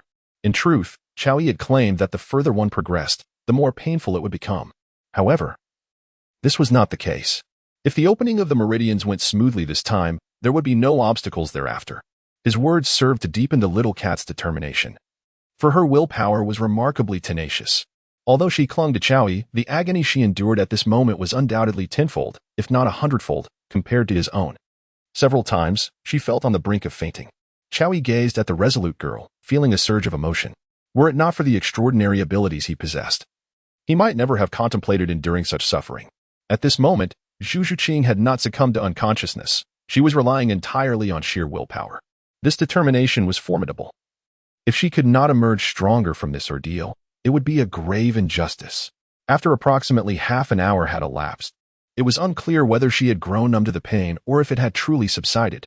The agony seemed to have vanished. It's healed now. If you continue to bite down, this piece of flesh will come away. Qiao Yi was drenched in the sweat of Zhuqing, clearly indicating that she had endured untold suffering during the brief span of half an hour. Upon hearing his words, Zhuqing hesitated before stepping back slightly to gaze at Qiao Yi, apologizing softly. "I'm sorry." Her voice, somewhat hoarse and tinged with guilt, fell upon his ears as she observed the wound on his shoulder. "It's nothing. You are my little cat, and a mere bite is inconsequential." In response, Zhuqing lazily leaned against Qiao Yi's chest, and after a moment of contemplation, she inquired, "If I can't hold on, would you abandon me?" After posing this question, she looked up at Qiao Yi with a mix of concern and hope. "Why do you ask such a thing?" Qiao Yi mused, gazing down at her flawless visage, which radiated an almost ethereal beauty, unmarred by any imperfections. "Oh, I was just curious," Zhuqing replied. "Is it because of what just transpired?" Qiao Yi continued. Zhuqing trembled slightly, clearly affected by the recent events. "Due to the nature of my martial soul, regardless, I assure you, no matter where I go, I will always keep you close as long as you remain by my side. I will cherish you forever." He was determined to accompany his little cat through her transformation, savoring the beauty of her metamorphosis. Initially, he had no intentions regarding Dugu, yet her persistent misinterpretations compelled Qiao Yi to feel that he must act, lest he betray the unjust image that had been cast upon him. Thus, after much contemplation, he concluded that the best explanation would be the defect of his martial soul. Martial soul, a damnable flaw. Zhuqing, however, remained unperturbed by the notion of defects, resolutely affirming, "I will not leave you." Feeling the warmth of the little cat nestled against him, her tiny claws gripping him tightly, Qiao Yi found himself elated. Yet, he gently pulled her away and, noticing her puzzled expression, retrieved the flower known as Xiangxi Duanchang. This flower, seemingly ordinary with its palm-sized white petals resembling a peony, was rooted in a large, pitch-black stone, devoid of leaves. A few striking crimson petals adorned it, vivid as blood, evoking a sense of awe and trepidation. It floated delicately in Qiao Yi's hand, poised before Zhuqing. "Shall I tell you a story?" Qiao Yi asked. "Yes," Zhuqing replied, her curiosity piqued by the appearance of yet another potent ethereal treasure. "This herb is called Xiangxi Duanchang, a divine treasure among celestial herbs. It is steeped in legend. Once, there was a young boy, serene and gentle, who delighted in nurturing flowers and trees amid a garden filled with lush green lotuses and vibrant blossoms." As Qiao Yi narrated, Zhuqing's attention was captivated entirely by the tale. Suddenly, Qiao Yi felt a pang of self-awareness, realizing that it might seem inappropriate to present this flower after having just playfully teased his little cat. Thus, he added, "This flower is extraordinary. It chooses its master. To harvest it, one must spill a drop of blood upon its petals to determine the bond of fate. Yet, once plucked and placed beside its master, it shall never wither. I do not intend to give it to you just yet. You may wish to try it later." 26. The affection of the little cat. Qiao Yi remained silent, pondering over these matters, yet Zhuqing expressed her desire to attempt it. Channeling her soul power and invigorating her vitality, Zhuqing gently parted her cherry blossom lips and spat a mouthful of fresh blood onto the petals. In an instant, the flower plummeted from the Wujue stone, landing delicately in her small hand. At that moment, Qiao Yi was utterly astonished. "Little cat, how did you accomplish this?" Zhuqing gazed at the flower in her hand and replied, After the blood fell, for some reason, your image filled my mind, and then it simply detached. Xiao Yi found himself momentarily at a loss. Yet, one truth resonated within him. Zhuqing's love for him was genuine, unwavering to the point of devotion. It was inconceivable that she could have plucked that flower herself, for he had never managed to do so. I shall love you even more from now on, Xiao Yi proclaimed as he stood up, embracing her. Zhuqing, her legs entwined around his waist, cast a shy glance at him, perplexed by his sudden exuberance. Do not rush to refine this flower. It can be taken out during your cultivation, Xiao Yi advised, gazing at her. Though I am uncertain why your spirits are so high, your happiness brings me joy, she replied. When shall we commence the second session of Venus clearance? Zhuqing inquired further. Tomorrow. Today, I will first teach you the cultivation methods, Xiao Yi responded. Meanwhile, after absorbing the fragrant essence, Dugu's strength appeared to surge directly to level 40. Though her realm had already reached 38, breaking through had not been an easy feat to her astonishment. She had effortlessly ascended to level 40. This unexpected advancement left her somewhat bewildered, unsure of how to confront Xiao Yi or how to face Yu Tianheng in the future. If it weren't for Dugu's brief comment, she might not have been so conflicted. Dugu pondered these thoughts but knew she had to face Xiao Yi. As leaving this place would not be a simple endeavor, she then made her way toward the Eye of Ice and Fire. However, as she drew near, she was suddenly captivated by the enchanting mewling of a cat. Dugu paused, her curiosity piqued despite her lack of experience or transformation. At that moment, she should have turned and walked away, yet her long, elegant legs felt as if they were ensnared, rendering her unable to move. Compelled by curiosity, she peeked over. Upon seeing the scene before her, her legs weakened. She was baffled as to why Zhuqing did not appear to be steadfastly completing a task. Instead, she seemed to be enjoying herself. This woman, typically aloof and regal like a cat, surprisingly let her guard down in private. Dugu silently contemplated this revelation. However, recalling her own previous disheveled state, she decided against passing judgment. Xiao Yi gazed at the young girl, who, due to her prior cultivation, now resembled a drenched cat, and remarked, "Allow me to assist you in cleansing yourself. You cannot endure this place any longer. The energy here, infused with the essence of ice and fire, is exceedingly overwhelming." It was only thanks to Xiao Yi that she could withstand this environment for so long. Otherwise, she would have likely succumbed to the pressure. Youthful naivety was evident. As he departed with the young cat, Xiao Yi also brought along Dugu. The young cat cast a contemplative glance at Dugu, and a slight blush inexplicably appeared on her delicate features. Dugu, taken aback by being included, felt akin to a child who had committed a misdeed. Lowering her gaze in embarrassment, before long, the trio arrived at a serene lake. After ensuring that no soul beasts lurked nearby, Xiao Yi unceremoniously tossed both girls into the water. "Hasten to resolve your matters. I shall search the vicinity for suitable soul beasts for you," he declared before departing. Dugu and Zhuqing exchanged glances, and soon after, Zhuqing began to shed her leather attire. Upon witnessing the formidable aura hidden beneath Zhuqing's youthful visage, Dugu felt an inexplicable surge of self-doubt. She pondered, what virtuous deed had she performed in her past life to warrant such fortune? Although some girls might lament their own maturity, envy is a universal affliction among those who lack the attributes of youth, particularly when Zhuqing was merely 12 years old. Nevertheless, she did not hesitate, for she too was eager to cleanse herself. Xiao Yi asserted that leaving was simply a matter of departing, and he would never stoop to engage in such prying behavior. Such trivial antics were beneath his dignity. He was always upright and forthright. As he wandered about, Xiao Yi aimed to see if he could encounter suitable spirit beasts to capture for them, in order to help them acquire soul rings later. However, it was evident that Lady Luck was not favoring him that day. After approximately half an hour had elapsed, he had yet to encounter a single appropriate spirit beast. Either their age was insufficient, or it exceeded his estimations.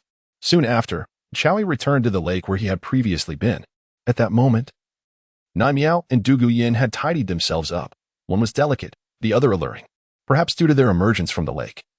They retained an ethereal beauty reminiscent of a lotus blossom. "Let us return to our cultivation," he suggested, pulling both women close to him as they made their way back to Dugu's herb garden. Dugu realized that after only a brief initiation, she found herself no longer resisting his proximity. This was not an auspicious sign. She feared that if this continued, her thoughts might truly be altered. Yet, she questioned herself. If her heart belonged solely to Yu Tianheng, could she have acted as she had before? While Dugu wrestled with her internal conflict, Xiao Yi had already led them back to the very spot where she had first tasted forbidden fruit. It was impossible for them to linger at the ice and fire yin-yang eye. Here, you may cultivate. The energy here is too abundant for you to handle. Qiao Yi instructed. Zhuqing nodded eagerly and began to practice according to Qiao Yi's guidance, although she did not absorb the power of thunder. The speed at which she absorbed soul power was remarkably similar to Qiao Yi's method. Moreover, her soul power absorption was several times, even dozens of times, more effective than before. As a seasoned reader, one might wonder why Dugu was still troubled by past events, but upon noticing Nai Miao's cultivation beside her, she paused and remarked, "Isn't that your previous method of cultivation?" "Indeed," he affirmed. Dugu, seeing him concede, hesitated before asking, "Could you teach me?" Who would he wish to grow stronger? Setting aside certain factors, she genuinely admired Qiao Yi. At such a young age, he had developed his unique cultivation method and, at merely 16, had already reached the level of a Title Douluo. Such an exceptional man was hard not to admire or be enamored by. Yet, she continued to suppress her true feelings. However, Dugu overlooked a crucial point. Having already sampled the sweetness of Qiao Yi's prowess, could she genuinely desire to experience someone else's? It seemed unlikely. If such a thing were to occur, she feared she might discover that Qiao Yi's edge was not as sharp as she had imagined. This process will be quite painful. Are you certain you wish to learn? Qiao Yi inquired. To be frank, he doubted Dugu could endure such hardship. At most, he could assist her in channeling some thunderous energy through her body. But achieving the same level of mastery as Nai Miao would be exceedingly difficult. If she can do it, why can't I? Dugu retorted defiantly. Let us not even discuss other aspects. When it comes to soul power, I am leagues ahead. You may be able to endure hardship, but that does not mean she can as well, Qiao Yi replied, shaking his head. Dugu had grown up under the adoration of Dugu, who had showered her with affection. Were it not for his disdain for power plays, she would have been a princess akin to Ning Rongrong. As for Nai Miao, her upbringing had been quite different. Each day was a lesson in survival, having traveled great distances from the Star Luo Empire to Heaven Do. She had witnessed the trials of Dai Mubai and persevered through sheer will. Thus, it was not that Qiao Yi looked down upon Dugu or Ning Rongrong, but rather that he was certain they would not withstand the rigors of his teachings. I refuse to believe it, Dugu challenged.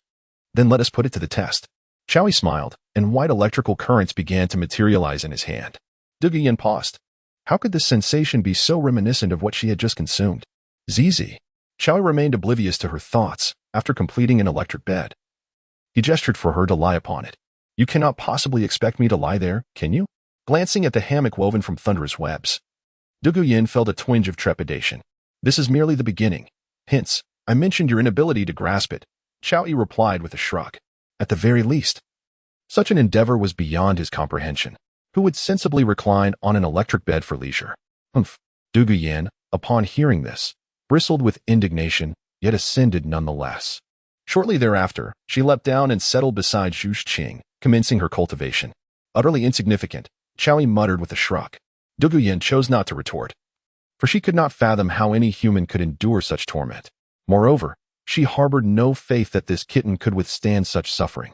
After the two began their cultivation, Qiao Yi returned to the Eye of Ice and Fire to engage in his own practice. The crackling sounds of his efforts were undoubtedly far more pronounced than those of the kitten, as he relied on the absorption of thunder elements to augment his strength. In the ensuing days, Zhuqing's meridian opening became considerably more manageable. During this time, Dugu discovered that this kitten possessed more than just exceptional talent. In terms of endurance for torment, it far surpassed her expectations. Indeed, one who could capture the attention of someone as peculiar as Qiao Yi must possess an even greater peculiarity. She finally comprehended why her presence among them felt somewhat disjointed, the reason being her lack of abnormality. Both had fully assimilated the power of the celestial herb, and Zhuqing had even cleared her veins. It was then that Qiao Yi deemed it appropriate to lead them in search of soul rings. At that moment, Dugu returned. Upon seeing him, Qiao Yi felt an inexplicable sense of simplicity regarding the situation. However, Dugu sensed an ominous premonition in Qiao Yi's gaze. His rational mind urged him that it was not too late to depart. Yet, one could escape the monk, but not the temple. Furthermore, his granddaughter remained in Qiao Yi's company. Sighing inwardly, Dugu resigned himself to his fate and approached Qiao Yi. Speak. What labor do you intend to assign to this old man? Qiao Yi paused for a moment, then chuckled. Dugu, I didn't expect you to possess such discernment. Dugu smirked. Firstly, he was inferior to Qiao Yi in strength. even if he did not wish to acknowledge it, and even without having engaged in combat. This was an undeniable truth. Not to mention, beneath the title, he could easily dominate, and above the title, he could barely maintain a 3-to-7 ratio. Dugu was not merely a name without merit. Therefore, there was no need for a contest. He was acutely aware of the vast disparity between himself and Qiao Yi. Given that he was outmatched in prowess and was met with such enthusiasm, it was evident that this fellow intended to use him as a tool. This was to procure a soul bone for Yin Yan. Dugu produced a soul bone from a 1,000-year-old soul beast. Although soul bones were quite rare, as a Title Douluo, acquiring a piece of a 1,000-year-old soul bone was hardly a formidable challenge. This is quite suitable. Take it and absorb it. Then infuse your poison into it, Qiao Yi instructed Dugu Yin. All right. After several days of interaction, from the first trial to the second, and now successfully navigating through all three, her trust in Qiao Yi had evidently reached its zenith. There was nothing to be done. Qiao Yi's methods were simply too remarkable for her to withstand. Indeed, Dugu Yin now felt uneasy if a day passed without a few pokes from him. As for Yu Tianheng, Dugu Yin believed he was a good person. Dugu, although he noticed significant changes in his granddaughter over these days, did not delve too deeply into it, merely attributing it to her detoxification and the assimilation of celestial-grade items. What are you waiting for? Go find 3 soul beasts. One must be for Dugu Yan's 4th soul ring, aged between 6,000 and 8,000 years. Additionally, seek a swift cat-type soul beast aged between 4,000 to 5,000 years and a 10,000-year class beast, Qiao Yi commanded. What? Upon hearing these demands for soul beasts, Dugu became somewhat unsettled. After all, although the young waste was notoriously inept, the records provided by the Spirit Hall regarding soul beast ages were quite accurate. Yet now, Qiao Yi was insisting on beasts exceeding the established levels. It was one thing for his granddaughter, but the requirement for Zhuqing was simply outrageous. Just go. And if you keep talking back, your medicinal garden will soon bear the surname Qiao Yi added. Dugu glared, but ultimately chose to comply. With a tool at his disposal, there was no longer a need for Qiao Yi to personally undertake any tasks. After Dugu departed, Zhuqing harbored some questions in her heart, but remained silent. Instead, Dugu Yin queried, "You want my grandfather to find a soul ring over 6,000 years for me?" Generally speaking, achieving 5,000 years for a 4th soul ring is already considered optimal. Yet, Qiao Yi expects him to find one between 6 and 8,000 years. Dugu Yin felt that while she could barely endure Qiao Yi's pokes, absorbing a 6,000-year soul ring was entirely different. Could her frail form withstand it? Exaggerating the situation, she noted that the little cat beside her required a 4th soul ring of 10,000 years, having already surpassed 4,000 for its 3rd. She had never before encountered such absurdity. Was she not concerned about the potential consequences? You simply do not understand. Because you not only have my lightning baptism, but also the benefits of celestial-grade items, your physical constitution has long surpassed its former self. Had I possessed such aids, my current soul ring configuration would not merely consist of what it is now, Qiao Yi elaborated. Dugu Yin paused before asking, "Then why can she endure so much more than I can? The lightning baptism I provided you was experienced in its entirety by her. You, on the other hand, could not even handle the initial stage. Were it not for my gentler approach, you would currently only be able to absorb a soul ring of 4,000 to 5,000 years, Qiao Yi stated earnestly. A blush rose on Dugu Yan's delicate face as she shot a glare at Qiao Yi. You have an abundance of excuses. Indeed, I am merely assisting you. Qiao Yi nodded. Dugu Yin felt she could not continue arguing with this shameless individual, as it seemed she was the one reaping the benefits. But was she truly the one gaining an advantage? Bah, how twisted his logic was. Ever since the 3rd encounter, Dugu Yin had relaxed her demeanor, speaking frankly with Qiao Yi, after all, who did not have a Title Douluo in their family. Her reverence for Title Douluos was inherently limited. Nevertheless, Qiao Yi was unconcerned. After all, romantic endeavors need not be tinged with fear, for over time, such dynamics would become exceedingly tedious. The little cat had always appeared somewhat self-deprecating. It was only through this prolonged interaction that a slight easing of tension had occurred, albeit just a smidgen. At the very least, Zhuqing had never spoken to Qiao Yi in such a manner before. Of course, this could also be attributed to upbringing. You do talk too much. Are you bored today? Qiao Yi remarked. Bah, who cares? Dugu Yin retorted, though there was no intention of either cultivating or departing. Dugu was currently searching for soul beasts outside, but compared to him, They had little to occupy their time. Aside from cultivation, their activities were limited to playful banter. However, Chowie had no interest in such matters, especially with the little cat engaged in her training. How could he possibly give special attention to Dugu Yin? It would create an imbalance. Dugu Yin noticed Qiao Yi's inaction and, unable to contain her impatience, asked, "Could it be that you have exhausted your abilities and are now lacking in vigor?" Qiao Yi was immediately displeased. This little viper was truly playing with fire. Without further ado, Qiao Yi and Dugu Yin departed from that place. Dugu Yin's beautiful eyes shimmered with emotion as she protested for him to let go. Yet her demeanor belied any intention of escaping from his embrace. After 3 days of absence, Dugu Bo returned, fulfilling Qiao Yi's request by bringing back the necessary soul beasts.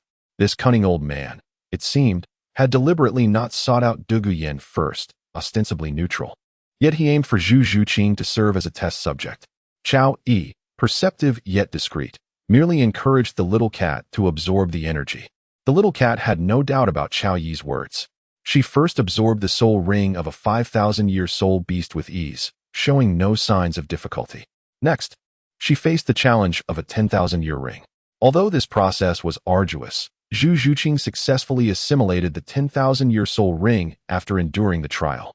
The 4 soul rings, yellow, purple, black, flickered with energy.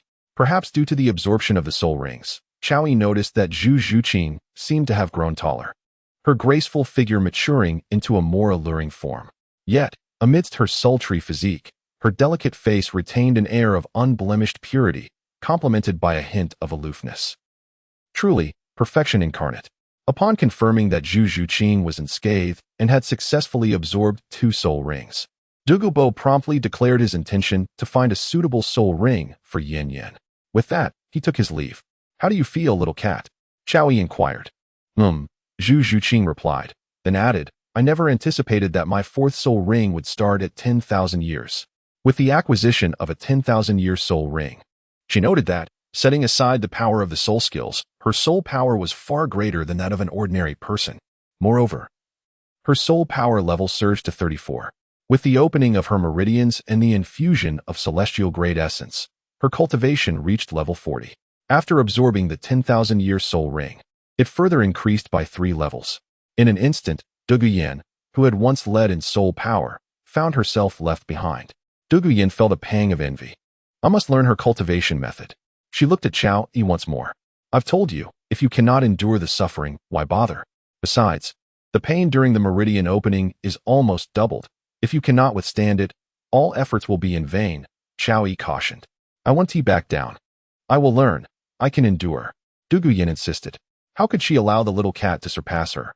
She had already been overshadowed in stature, and while their appearances were on par, she at least held an advantage in strength. As for age, in the realm of soul masters, age was hardly a determinant. "Are you certain?" Qiao Yi said, as he pointed his finger, sending a surge of white electricity coursing through Dugu Yin's body. Zzz. As the current surged through her, Dugu Yin immediately felt the long-forgotten pain. This time, however, she gritted her teeth, but after merely 5 minutes, she conceded defeat. "It's too painful. It's even worse than 3 strikes. Don't push yourself. If it were that easy, why would I refuse your request? Besides, I have been gradually helping you every day," Qiao Yi remarked meaningfully. Though the change was slow, it was indeed occurring. Dugu Yin opted for a gentler approach to alter her physique. She accepted this method and was grateful for Qiao Yi's unrelenting support. Days passed without shame or restraint. Initially, Dugu Yin expected Dugu Bo to return swiftly, but it wasn't until the 7th day that he reappeared, bringing with him an 8,000-year python-type soul beast. "Goodness, Dugu Bo, you truly have patience. You managed to find a soul beast of my maximum limit." Qiao Yi finally understood why the old man had taken so long. Since witnessing the little cat's successful integration of the 10,000-year soul ring without incident, Dugu Bo naturally believed in Qiao Yi's assertions. In this circumstance, the higher the configuration for Dugu Yin, the better.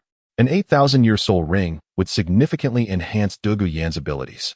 As for the previously captured 5,000-year and 6,000-year soul beasts, Dugu Bo had little concern for their fates. After Dugu Yin dealt the final blow to the soul beast, she began to absorb her 4th soul ring. As it was not a 10,000-year ring, she encountered no difficulties in the process. Once fully assimilated, Dugu Yin discovered that her soul power had astonishingly surged to level 48. At that moment, she comprehended the immense assistance that the ethereal fragrant celestial grade essence had provided for her growth. Grandfather, my soul power has reached level 48. Dugu Yin exclaimed excitedly upon regaining consciousness. Looking at Dugu Bo naturally, Dugu Bo was equally elated. Observing Zhuqing and Dugu Yin training together, it was evident that neither exhibited any superficiality. Their foundations were remarkably solid. However, Zhuqing appeared to be the stronger of the two. Despite having a 5-level advantage over Dugu Yin, she was still able to maintain dominance. Dugu Yin was quite discontent, for it was known that a control-type mage was invincible in one-on-one combat, regardless of whether facing an assault-type or agility-type soulmaster. Yet, Zhuqing's speed far surpassed her reaction time, leaving her to endure a barrage of attacks passively. After spending approximately a month in the Sunset Forest, they finally departed. Zhao Yi, having reached the venerable age of 93, found his continued presence here devoid of any significance. Upon witnessing Zhao Yi's departure, Dugu Bo felt a sense of relief. At the very least, the medicinal garden remained under his stewardship, and he had successfully eradicated the root of his ailments. Although those elusive herbs, unfamiliar and seemingly precious, had vanished, he could not lament their absence since they were beyond his recognition. Thus, from the depths of his heart, Dugu Bo remained profoundly grateful to Zhao Yi. The Heavenly Royal Academy welcomed a return after nearly a month away. However, it was curious to note that upon hearing the news, the 3 Soul Douluo mentors regarded him with a hint of trepidation. Is there something amiss? As you gaze upon me with such caution? Zhao Yi inquired with curiosity. Your Highness, this matter. Meng Xinji hesitated, struggling to find the right words. There was no need for concealment. Bai Baoshan stepped forth and bowed, stating, Your Highness, the situation is as follows. He recounted the events following Zhao Yi's departure, detailing the conflict between Shui Peng and Dai Mubai, which ultimately led to Shrek Academy's exit from the premises. In truth, they had sought to mediate the situation out of respect for Zhao Yi, yet their efforts were in vain, as the opposing party remained unyielding. Flander and the others, believing Zhao Yi to have vanished permanently, assumed he would not return. Moreover, due to Shui Peng's royal ties, they swiftly departed. Such is their choice, and it bears no consequence, Zhao Yi remarked nonchalantly. By the way, Ning Rongrong from the 7 Treasures Glazed Tile School has chosen to stay, Ji Lin added. Zhao Yi found this revelation somewhat unexpected. Perhaps the little enchantress harbored lingering feelings of reluctance regarding their separation? Observing Zhao Yi's indifference, the trio finally exhaled in relief, having feared that he might react with anger. Your Highness, His Majesty wishes to meet with you. May I inquire when you might be available? Meng Xinji ventured once more. Emperor Shui Yi wishes to see me? Zhao Yi chuckled, taken aback by the Emperor's thoughtful approach. It was rather refreshing to witness such consideration. Yes. Upon learning of your arrival at the Heavenly Royal Academy, His Majesty expressed a desire to meet you. Whenever you are available, I can promptly arrange for him to be summoned, Meng Xinji assured. Let it be tomorrow, Zhao Yi decided. Given Emperor Shui Yi's intention to extend goodwill, Zhao Yi felt inclined to seize the opportunity. While he held little regard for the aristocracy's power dynamics, he found it equally unfeasible to ally himself with the Spirit Hall. Therefore, remaining within the royal court for the time being was not objectionable. Very well. I shall convey the message. Your lunch and resting arrangements have also been organized, Meng Xinji replied. Acknowledging this, Zhao Yi and his companions followed Ji Lin to their newly designated quarters. Upon arrival, Zhao Yi was impressed by the lengths to which these individuals had gone to win his favor. They had provided a villa on the mountainside, surrounded by lush greenery and flowing waters, a truly picturesque environment. Dugu Yin surveyed their lodgings with a sense of nostalgia before turning to Zhao Yi, saying, I must visit the team now fully transformed by her connection to Zhao Yi. There were matters that needed addressing. After all, it would not do to hinder you, Tianheng, who was indeed a good person. Go ahead, Zhao Yi did not object. With that, Dugu Yin departed. Meanwhile, Zhao Yi began to explore the premises with his feline companion, moving from the balcony to the bathroom, the sofa, and the kitchen. Even though some areas were merely ornamental, under the influence of Zhao Yi and the kitten, they were transformed into something useful. Such a splendid residence should not be squandered. It was not until the kitten dozed off that Zhao Yi finally ceased his explorations. On another front, within the ranks of the royal combat team, Dugu Yin summoned Yu Tianheng. Before he could utter a word, she declared, Tianheng, you are a good person, but we are simply not suited for one another. Yu Tianheng gazed at Dugu Yan, bewilderment etched across his face. After a moment of silence, he asked, Yan Yan, is this due to your health? I would never hold that against Yu Tianheng. Our relationship was a mistake from the outset. From this day forth, we shall remain merely teammates, Dugu Yan stated resolutely. With that, she turned and left without a backward glance.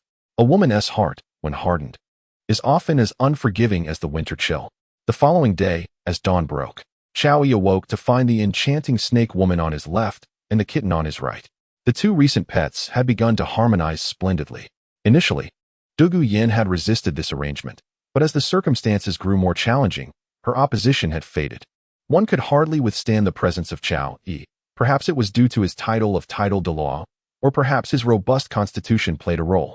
Chao Yi gently patted the two individuals and remarked, that old rascal is coming to recruit me on this snowy night. Do not fall asleep. With a soft murmur, the two slowly began to awaken. Chao Yi then left to freshen up. After the little cat stretched, she noticed Dugu Yan gazing at her with eager eyes and playfully chided, It's not as if you've never seen me before. Why do you watch me every day? Dugu Yan replied with a hint of jealousy, You're not that special, so why shouldn't I look? As Chao Yi completed her grooming, Dugu Yan and Zhuqing also began to tidy themselves. Meanwhile, outside the grand entrance, a multitude of royal guards from the imperial family had arrived. From a magnificent and imposing carriage, Shui Yi alighted. Behind his carriage, there were two more. Soon, guided by the dreaming machine, Shui Yi, along with Crown Prince Shuqing, Ning Fengji from the Seven Treasures, Glazed Tile School, and the Sword Douluo approached. Upon their arrival, Chao Yi led them into the sitting room. He offered a polite greeting to Shui Yi, though there was no formality involved. Shui Yi, unfazed by this, remarked, Douluo of Dawn, I beg your pardon for the intrusion. Chao Yi responded with a smile, Your Majesty is too courteous.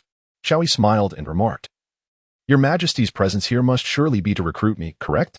Shui Yi was taken aback by Chao Yi's straightforwardness. However, he did not hesitate to respond affirmatively, stating, Indeed.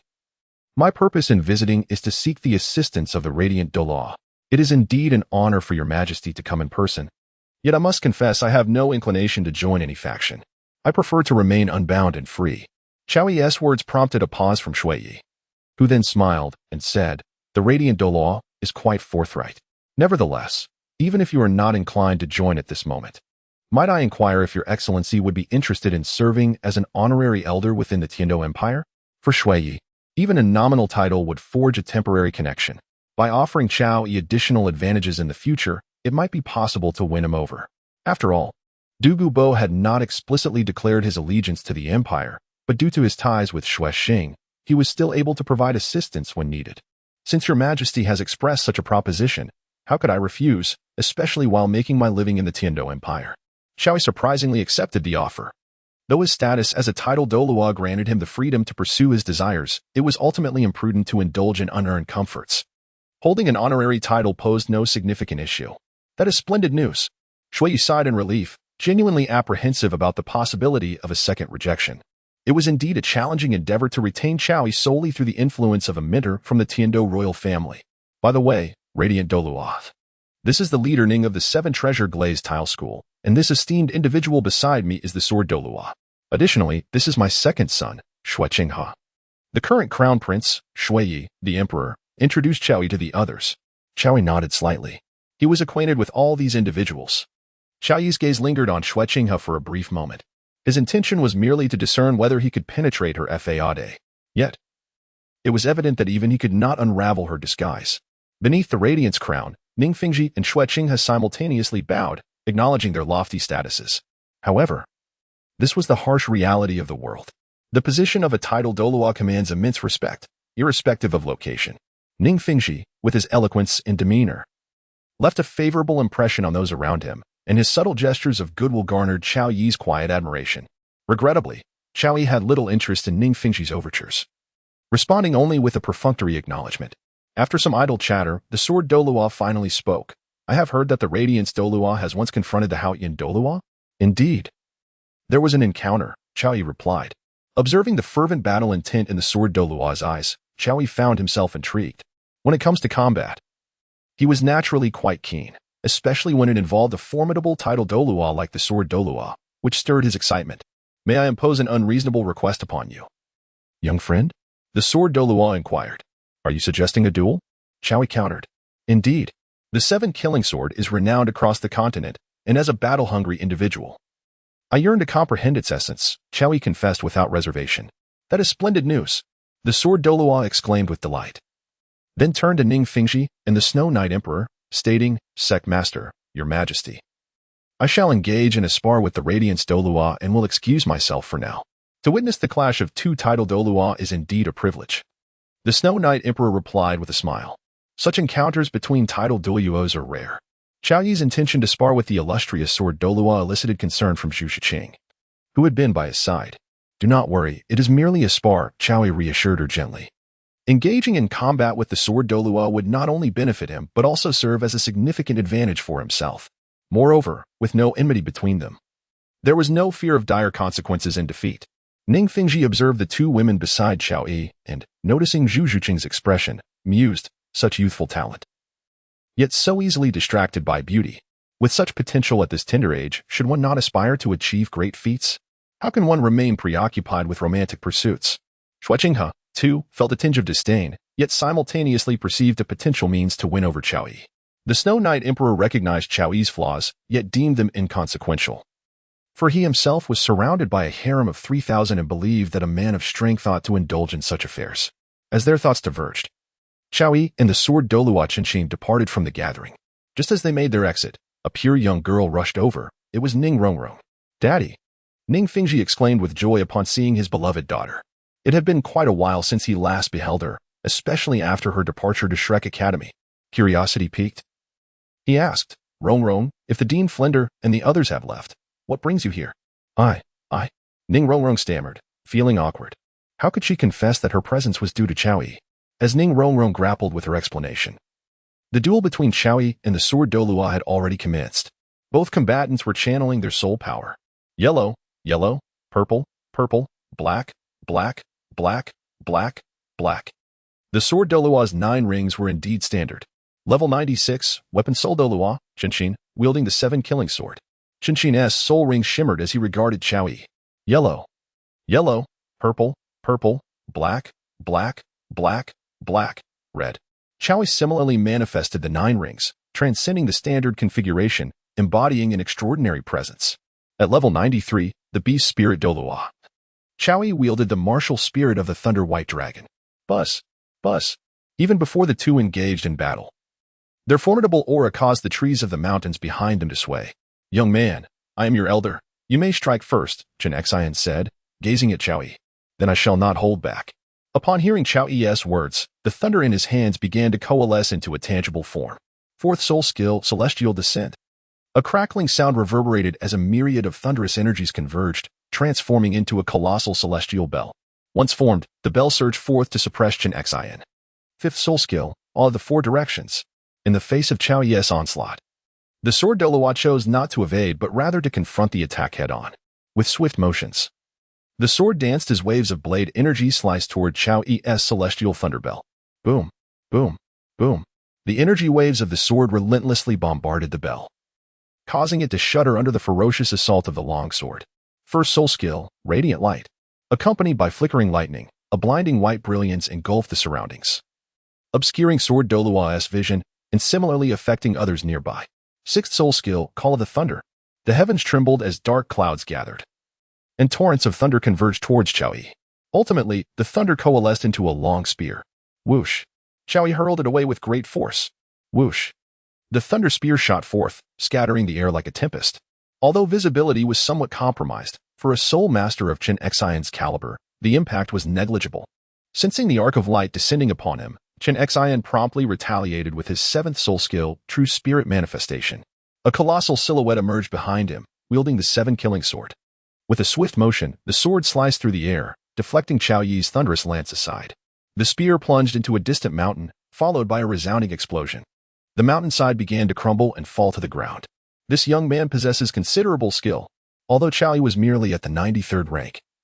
His combat prowess was by no means inferior. As the white light dissipated, Chen Xian regained his sight, and his 6th soul ring began to shimmer. 6th soul skill, Return of 10,000 Swords. Buzzing.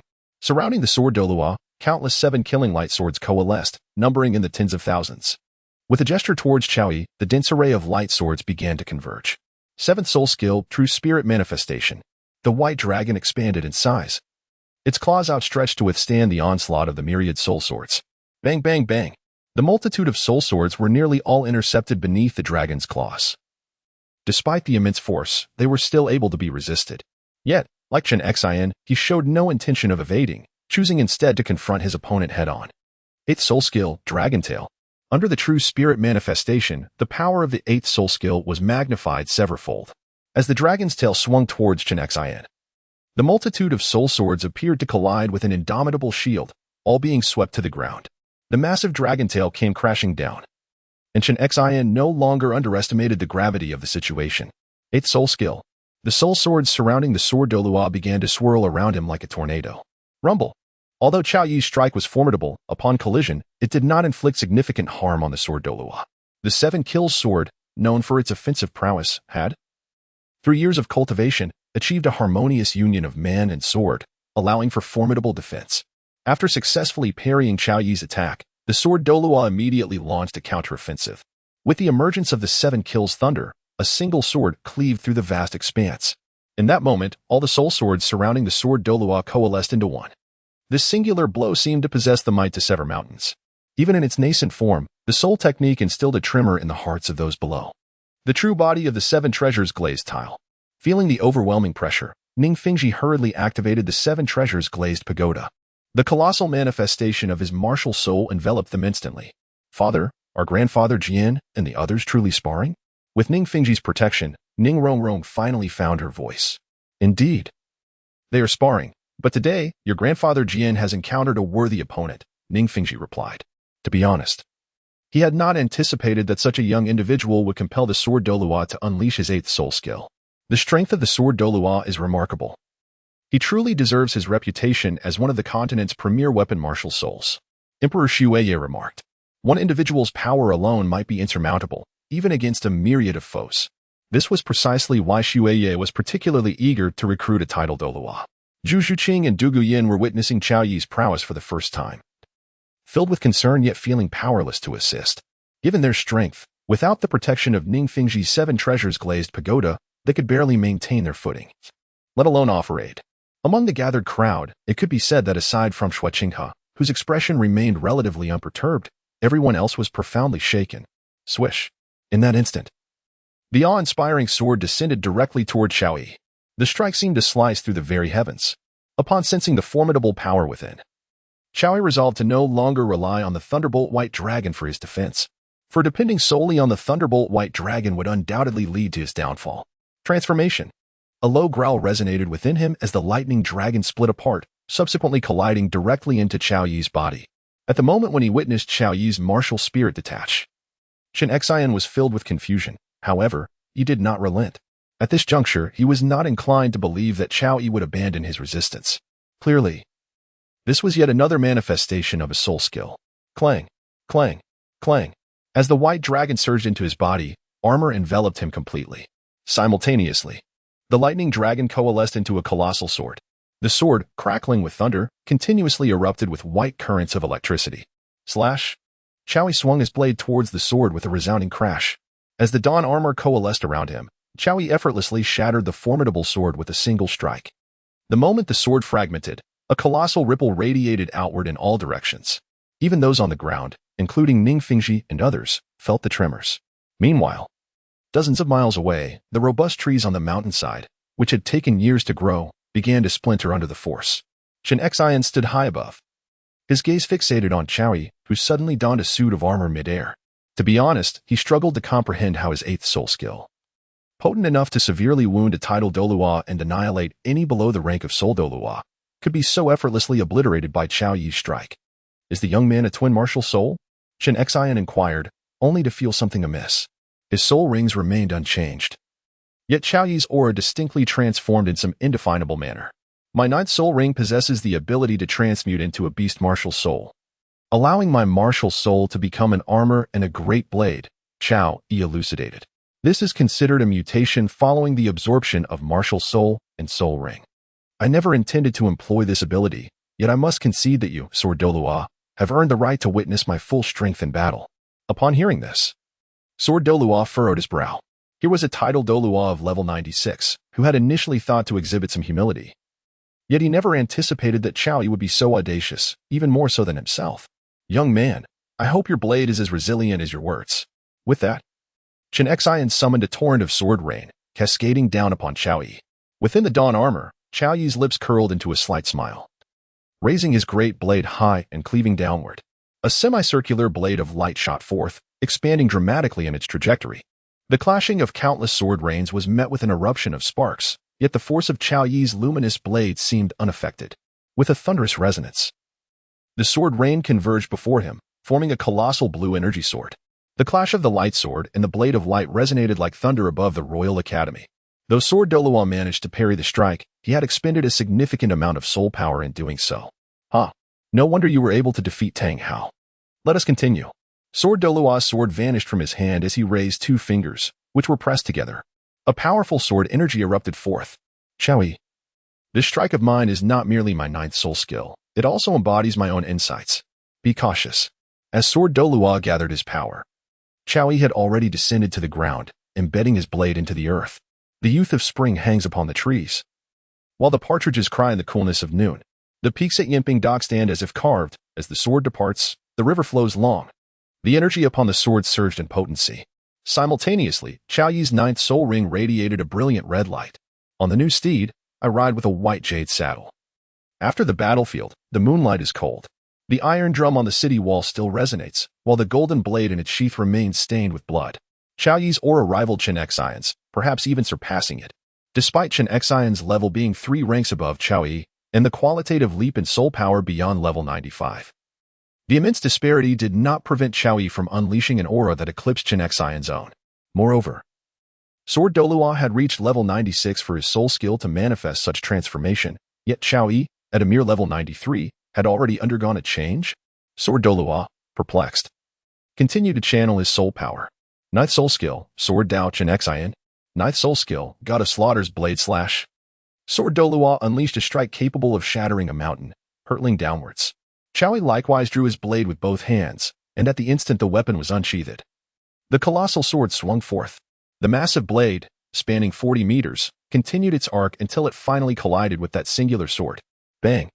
At the moment of impact, a series of ripples erupted, almost overturning the ground surrounding Qiaoyi. The ripples in midair shattered the mountainside into countless fragments. Crack! The clash between the sword and blade did not endure for long. Soon, the gigantic sword shattered the long sword, and the blade surged directly towards Chen Xian. My form is akin to that of a sword. Witnessing the dissolution of his ninth soul skill, Chen Xian transformed into a blade himself. Bang! Bang! Following a cacophony of explosions, the silhouette of Chen Xian emerged behind the giant sword. Only after another swing of his sword was he able to finally parry that strike. From a distance, Ning Fingxi, having braced against the collision, spat out a mouthful of blood. Ning Sec Master, Teacher. Both Shuyi the Great and Zhuqing had turned their gazes towards him. I am unharmed. It was merely that their impact was too formidable. Ning Fingxi spoke, his voice slightly unsteady. He had forcibly withstood the residual force of that strike, which had left him shaken. It is essential to note that they were located dozens of miles away. At this moment, Chen Xian and Qiaoyi had also returned. Indeed, young friend.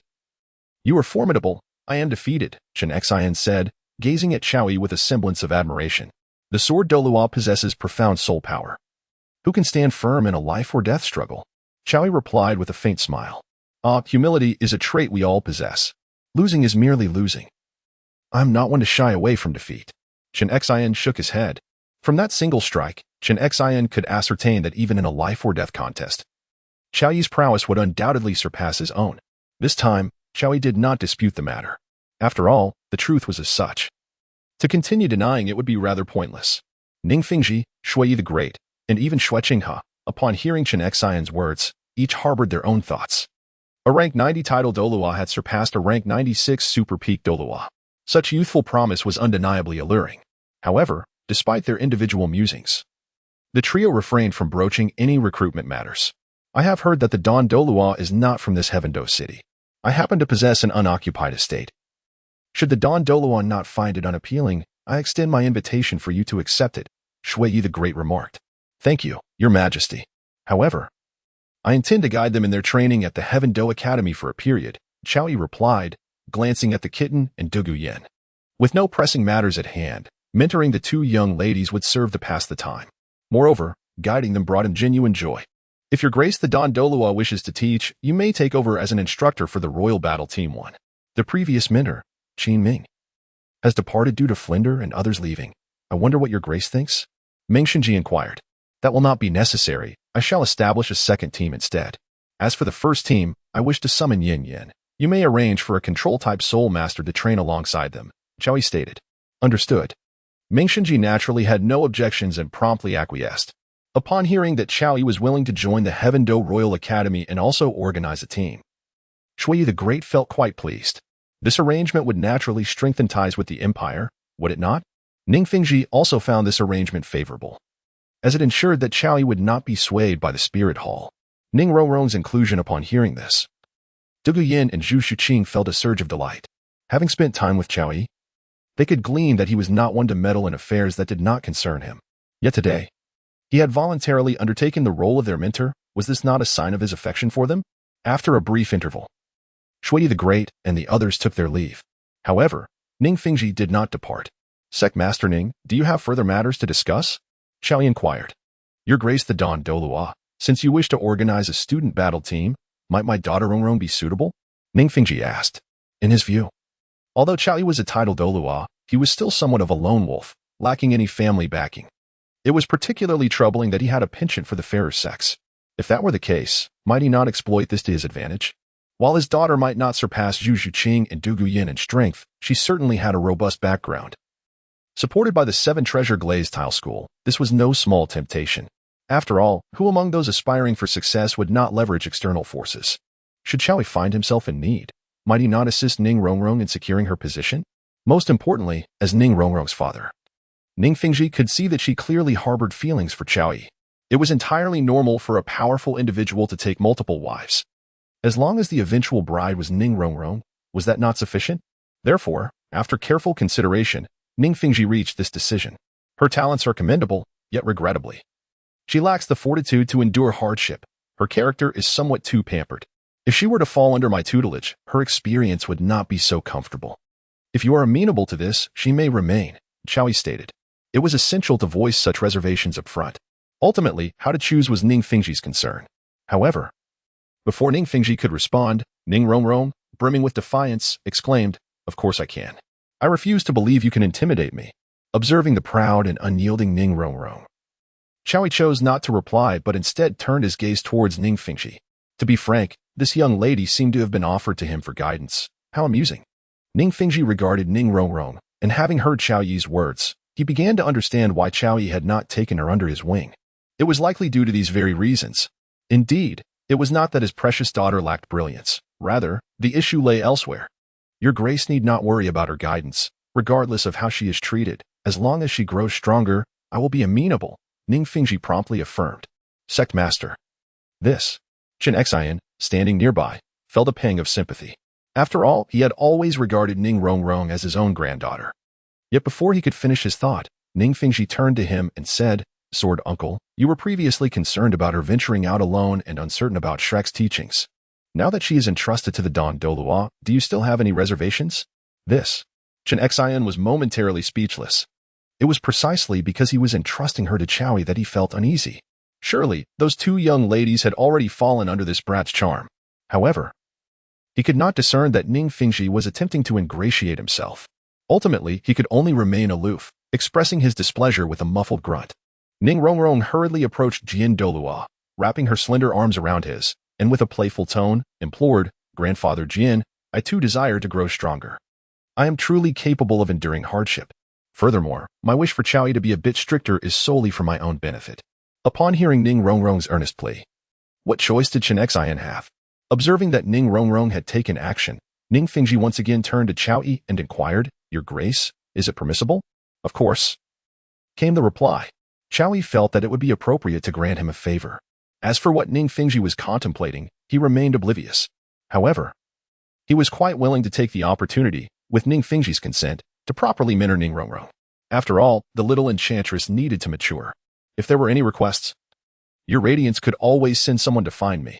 Ning Fingji exchanged pleasantries once more and ultimately extended an invitation to Chao Yi to visit his 7-treasure glazed tile school during his leisure time. Chao Yi nodded in agreement. Meanwhile, within the carriage escorted back to the palace by the royal knights, Emperor Xueye turned to the prince, Zhuqing, and remarked, Qinghe, I encourage you to visit the academy more frequently. If we could win over Chao Yi, it would undoubtedly bring immense benefits to our Tiando Empire. Although the 7-treasure glazed tile school supports our empire, it must be acknowledged that Ning Fingji ultimately does not align himself with us.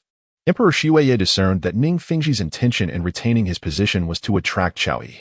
As a sovereign, he could not engage with Chao Yi daily. However, as the crown prince, switching his interactions with talented individuals would be quite natural. Of course, this endeavor requires the emperor's consent. Otherwise, he would not dare entertain such notions. After all, as the crown prince, if he were to privately form factions, it could jeopardize his claim to the throne. Nevertheless, if the emperor were to grant explicit approval, it would present an opportunity for Xue Qinghe to expand his influence. While Emperor Xueye understood the gravity of the situation, he felt powerless. Moreover, Xue Qinghe was his beloved son, certainly exhibiting more promise than Xue Bing. Although Xue Bing had not offended Chao Yi directly, he had nonetheless incurred his displeasure. Offending a Title Douluo so casually was, in itself, a source of disappointment for Emperor Xueye. With Ning Fingji harboring his ambitions, the emperor was understandably anxious. Yes, father. I shall certainly endeavor to align him with the royal family, Xue Qinghe replied, recognizing the emperor's sentiments towards Xue Bing and naturally not dismissing the matter. Furthermore, he harbored intentions of his own to win over Chao Yi. Despite the spirit hall being replete with Title Douluo level powerhouses, who would ever refuse the presence of additional strength? Most importantly, if the individual were to be brought into his fold, it might serve to bolster his own power. After sending Ning Fingji and his companion on their way, Chao Yi made arrangements for Ning Rongrong to stay as well. This request was initiated by Ning Rongrong herself. Chao Yi had no objections. And since she had taken the initiative, he naturally acquiesced. The villa was already quite spacious, and with Ning Rongrong's presence, it felt even more vibrant. In the living room, Ning Rongrong gazed at Chao Yi and asked, So, what is my task for today? Observing her eager demeanor, Chao Yi chuckled and replied, Are you truly ready? Absolutely. Ning Rongrong nodded emphatically. Though her character had been somewhat spoiled, she had always been fiercely competitive since childhood. Chao Yi's hand opened, and a cascade of pure white electricity re-emerged. Once again, he faced a setback. Zizi. Zizi. Observing the flickering current on Chao Yi's hand, Ning Rongrong exclaimed in distress, What are you doing? Of course, I am aiding you in refining your body. Surely, you do not think I was deceiving you earlier? Chao Yi replied, I can't possibly believe that such a perverse method of cultivation exists. Ning Rongrong truly felt that Chao Yi held a bias against her. Naimao, Yen Yen. You should also commence your training and allow her to witness, Chao Yi instructed Zhuqing and Dugu Yen. Upon hearing this, the two women sat cross-legged. At that moment, Chao Yi began to infuse their bodies with lightning. Zizi.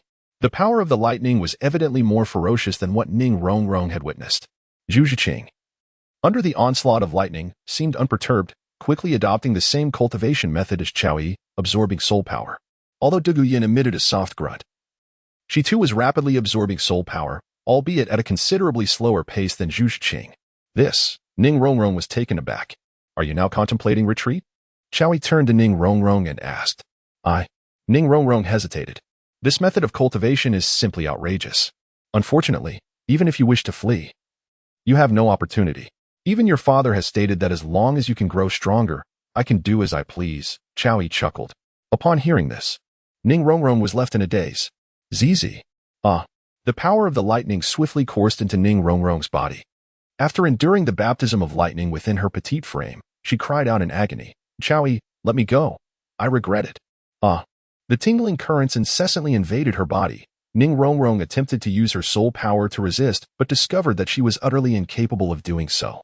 Do you think this is a place where you can come and go as you please? Did you truly believe I would indulge you? Chao Yi's relentless questioning left Ning Rongrong engulfed in regret. However, the words she initially exchanged with Flinder eluded her courage to share with Chao Yi. The mere sensation of the electric current rendered her voiceless, the agony silencing her completely. As half an hour elapsed, just as Ning Rongrong teetered on the brink of unconsciousness, Chao Yi finally relented. Tingling and numb, she collapsed onto the sofa, mumbling, You tyrant. It was evident she was cursing, yet regrettably, Her words bore no potency whatsoever. Qiaoyi, indifferent to her protests, continued his own cultivation. Ning Rongrong, feeling fatigued and drained, soon succumbed to slumber. Upon awakening, she realized that the day had turned to dusk. Initially irate, she noticed that Zhuqing and Dugu were still deeply engrossed in their training, with white currents of energy continuously enveloping them. To Ning Rongrong's perception, it seemed as though these two women might possess some masochistic tendencies. Otherwise, why would they willingly endure such a grueling method of cultivation? Regardless, she found it utterly unacceptable. Thus, she resolved to flee back to the 7 Treasure Glazed Tile School. Stop. Before she could step outside, Qiaoyi's voice resonated from behind her. Ning Rongrong turned to face him, declaring, "I no longer wish to learn from you. Are you planning to force me to continue? If you consider yourself a waste, then you may leave," Qiaoyi replied with an air of indifference. Frankly, the method he employed to refine her physique was already among the gentlest. Yet, she still could not endure it. In light of this, Qiaoyi was disinclined to offer her further instruction. At Qiaoyi's words, Ning Rongrong felt a surge of defiance. Even if she was currently at a slight disadvantage compared to them, it did not imply she would remain so in the future. Humph. Even if I do not train alongside you, I can still become one of the continent's foremost support soul masters. How dare you label me a waste? Ning Rongrong retorted. While her martial soul was commendable and her talent undeniable, without sufficient effort, she remained merely a waste. Qiaoyi continued. Are you aware of the disparity between you and the kitten? The kitten and Dugu have also concluded their training. Upon hearing Qiaoyi's words, she turned to Ning Rongrong, who then manifested her martial soul. Yellow, purple, black. At the moment when the 3rd and 4th soul rings emerged, Ning Rongrong was left utterly stunned. Especially that black 10,000-year 4th soul ring, it struck her with disbelief. How is this even possible? Ning Rongrong gazed at Zhuqing in sheer astonishment. She possesses a greater capacity for endurance and can withstand the torment of this trial far better than you. Moreover, the treatment you received is the most lenient, and your transformation has been the slowest. My initial refusal to accept you was due to my understanding that you could not endure it, yet you stubbornly insisted. Now that you have joined, you wish to retreat. What do you think you are? You may leave. From this day forward, you will no longer have the opportunity to receive my guidance, for you are unworthy. As Qiaoyi finished speaking, he took the 2 young ladies to prepare dinner. Meanwhile, Ning Rongrong felt a mix of shock and grievance, yet refrained from voicing any objections. To be honest, she initially believed Zhuqing was enduring abuse. However, upon witnessing her soul rings and the overwhelming pressure they exuded, she realized that Zhuqing was not suffering at all but had undergone a true transformation. Although Ning Rongrong possessed a supportive martial spirit, did she truly wish to leave everything behind? In the kitchen, Dugu inquired, Qiaoyi, you clearly want that girl to join. Why speak so harshly? Qiaoyi replied, she is indeed a commendable support, but if she continues to maintain that spoiled young lady attitude, I believe it is better to cultivate another support. The inclusion of Ning Rongrong could undoubtedly strengthen his team, yet if she persisted in her current disposition, there was little hope for her. It might be best to abandon the idea altogether. After all, as they progressed, Qiaoyi still awaited the completion of his tasks. The soul hunting operation led by Bibi Dong would take at least 6 more years. Such a lengthy period. If possible, he would prefer to cultivate a small team himself, while the Sky Blue Bull Python and the Titan Giant Ape could be set aside for the time being. He could still capture some rabbits. Ning Rongrong was undoubtedly a suitable candidate, but he was uncertain how she would respond after his reprimand. Should I go and persuade her? Dugu asked once more. No need. It's not as if she is indispensable. Qiaoyi shook his head. In the Empire, there were plenty of excellent soul masters. It was merely that some lacked proper guidance and a suitable familial background. However, if he were to select a few, he would have no issue training them. If it were previously, Ning Rongrong might have left decisively, yet after witnessing Zhuqing's strength, she found herself wavering. She had seen the results. Zhuqing had joined Shrek Academy alongside her, and at that time, though she was nearing level 30, there remained a significant gap. Yet, in just a few short months, Zhuqing had reached the realm of Soul Ancestor, attaining level 43 and possessing a 4th 10,000-year soul ring. Ning Rongrong, on the other hand, was still struggling at the threshold of level 30, while Zhuqing had already surpassed the arduous barrier of 30, even progressing beyond 40. For soul masters, failing to break through level 29 before the age of 30 meant a complete forfeiture of potential. Just like Yu Xiaojiang, who had become a thoroughly despondent man. Naturally, Ning Rongrong would not remain stuck at level 29, but achieving rapid advancement was impossible. It It was essential to recognize that the progression of support-type soul masters was inherently challenging. Should I truly leave like this? After so many days of perseverance, should I abandon everything? Ning Rongrong found herself hesitating. In her moment of uncertainty, a sudden soft mewing sound, reminiscent of a kitten, echoed from within. However, it seemed to be more than just one cat. This unexpected sound disrupted all of Ning Rongrong's previous thoughts, prompting her curiosity to lead her further inside. Who among us does not harbor a heart for cats? Yet, as she peered through the slightly ajar door, her composure faltered. Her cheeks flushed, and she felt an urge to turn and flee. How shameless, despite her desire to escape.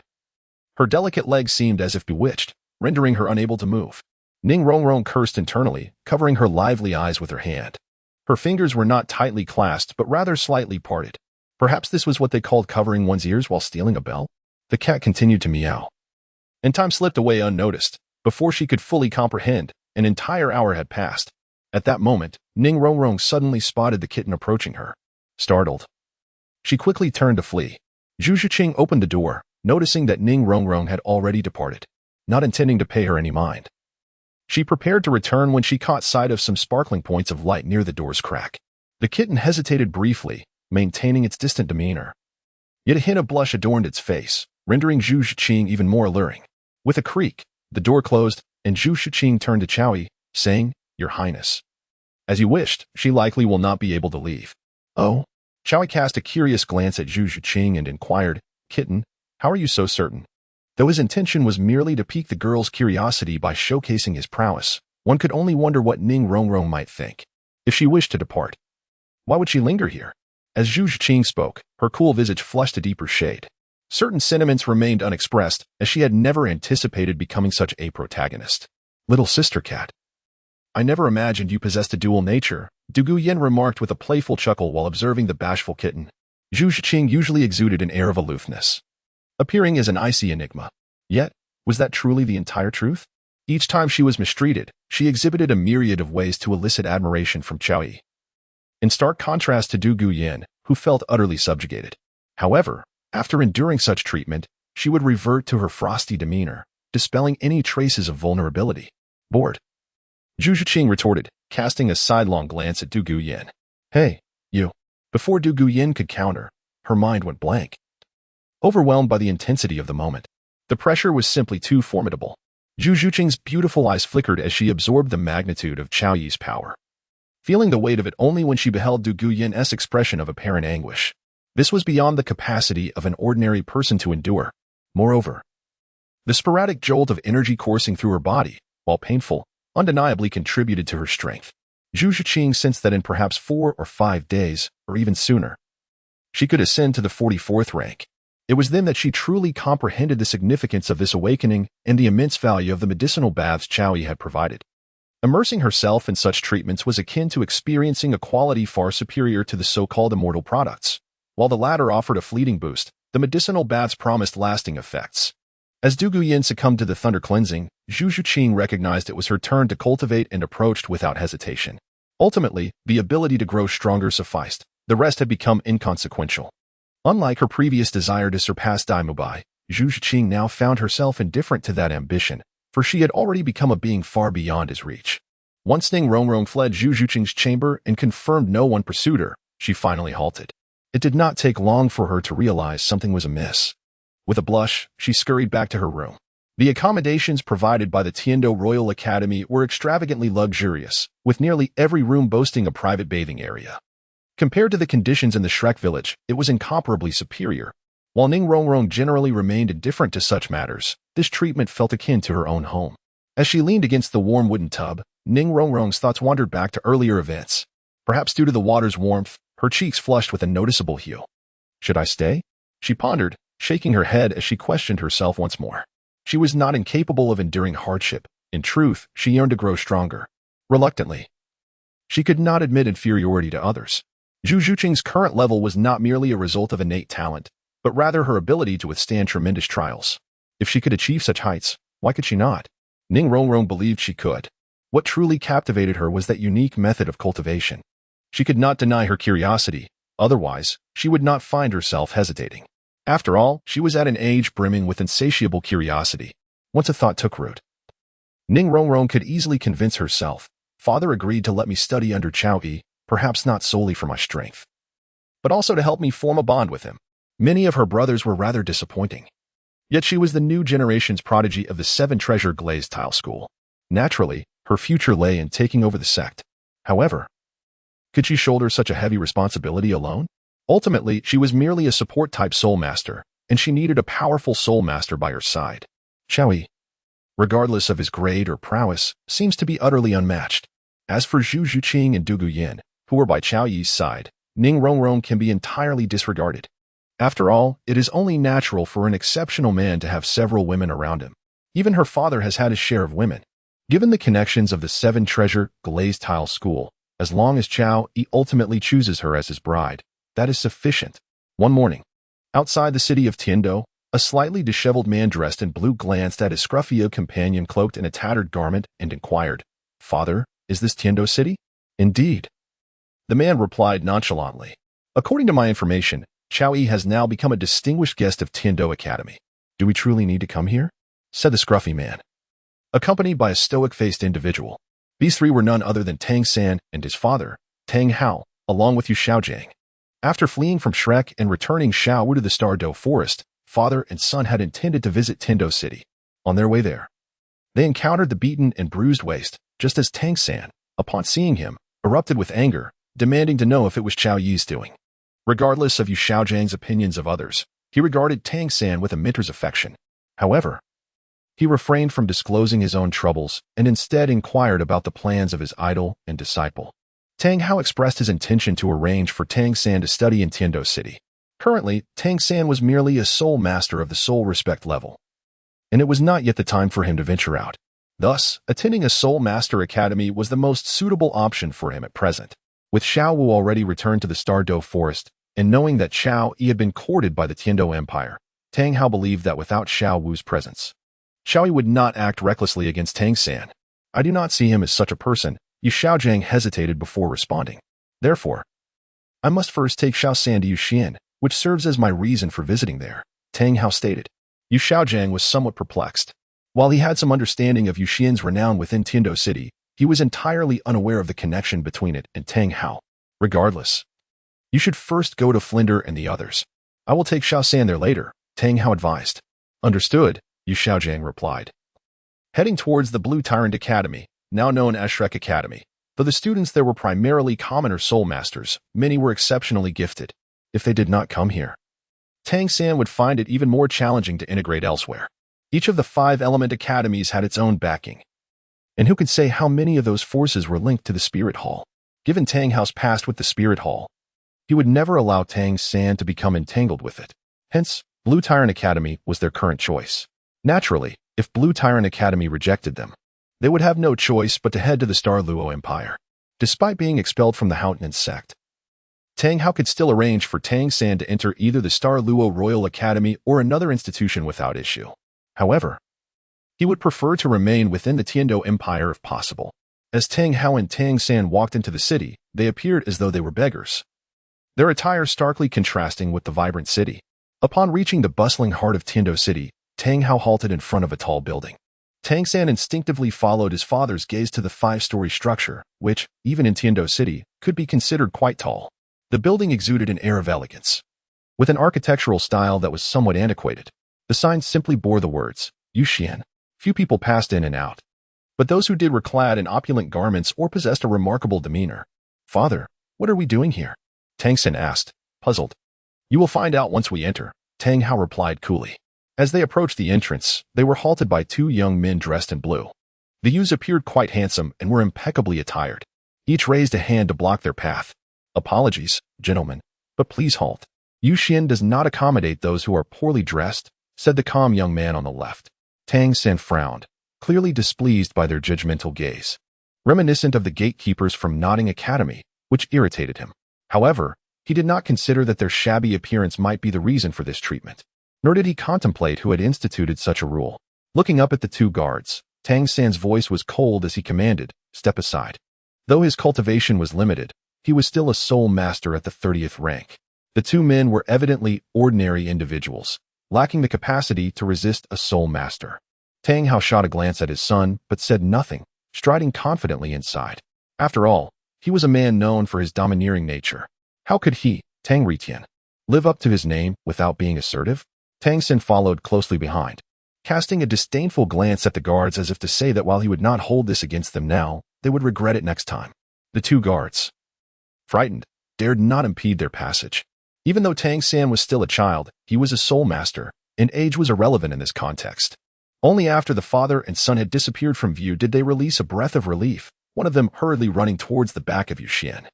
Although they could do nothing against a soul master, they were acutely aware that this was Yuxian, a place distinct from the seedy establishments. This was a venue dedicated to teaching noble etiquette. In Tindo City, no one dared to cause a ruckus at Yuxian. Tang San and Tang Hao paid no heed to these matters. Tang Hao knew who the owner of the establishment was, while Tang San felt secure with his father present.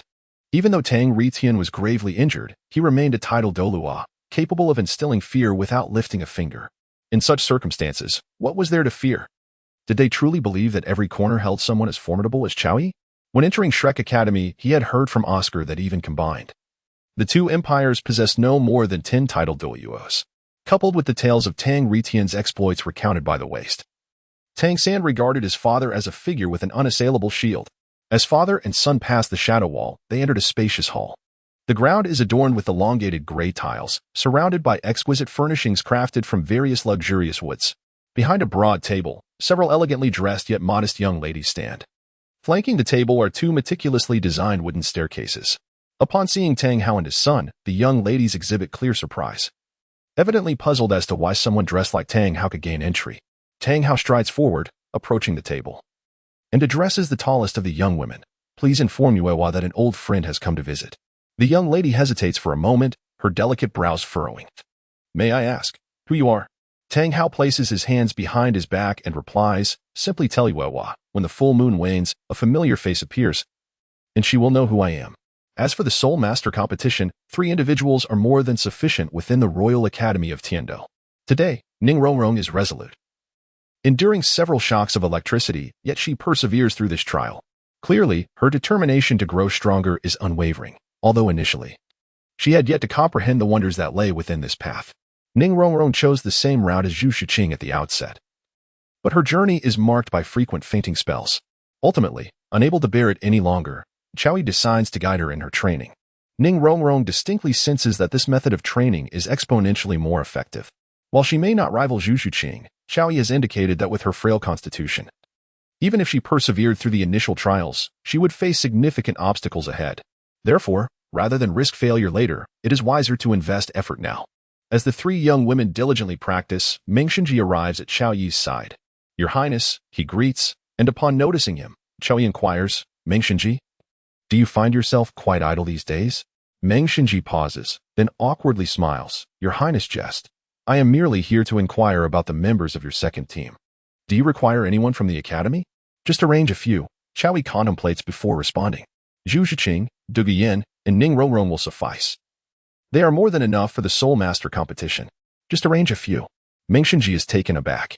He looks at Chowi, honestly thinking that were it not for his formidable strength, he might be tempted to slap him. Is this a trivial matter to you? Do you need me to repeat that? Chowi slightly furrows his brow, gazing at Meng Shenji. No, I'll arrange it right away. Meng Shenji, feeling flustered, quickly agrees. No need, just have them sent when the Soul Master Academy competition begins. Chowi waves his hand dismissively. Meng Shenji, feeling somewhat overwhelmed, reflects on how casually Chowi treats this situation. However, upon meeting Xiao Yi's gaze, he quickly concedes and departs. After Meng Shenji leaves, the 3 young women, who have been training, exchange glances before turning simultaneously to Xiao Yi. Why are you all looking at me? Xiao Yi asks, puzzled. Is it possible for just the 3 of us to participate in the Continental Academy Soul Master competition? Dugu inquires. Even for someone as self-assured as her, she is taken aback by Xiao Yi's arrangement. This is no trivial matter. Although losing would not be catastrophic, they are determined not to lose, especially under Xiao Yi's arduous guidance. I originally intended to find you some powerful teammates, but now I believe the 3 of you are quite adequate. Zhuqing, whether as a swift attack-type soul master or a forceful combatant, is unrivaled among her peers. Coupled with Rongrong's support and Yan's control abilities, they bear no burden at all. Chowi then spoke. Moreover, prior to the commencement of the Soul Master competition, Each of you is bound to experience a new elevation. In such circumstances, could you possibly fall short compared to others? We certainly will not be inferior. Ning Rongrong was the first to respond, though she currently possessed merely 2 soul rings.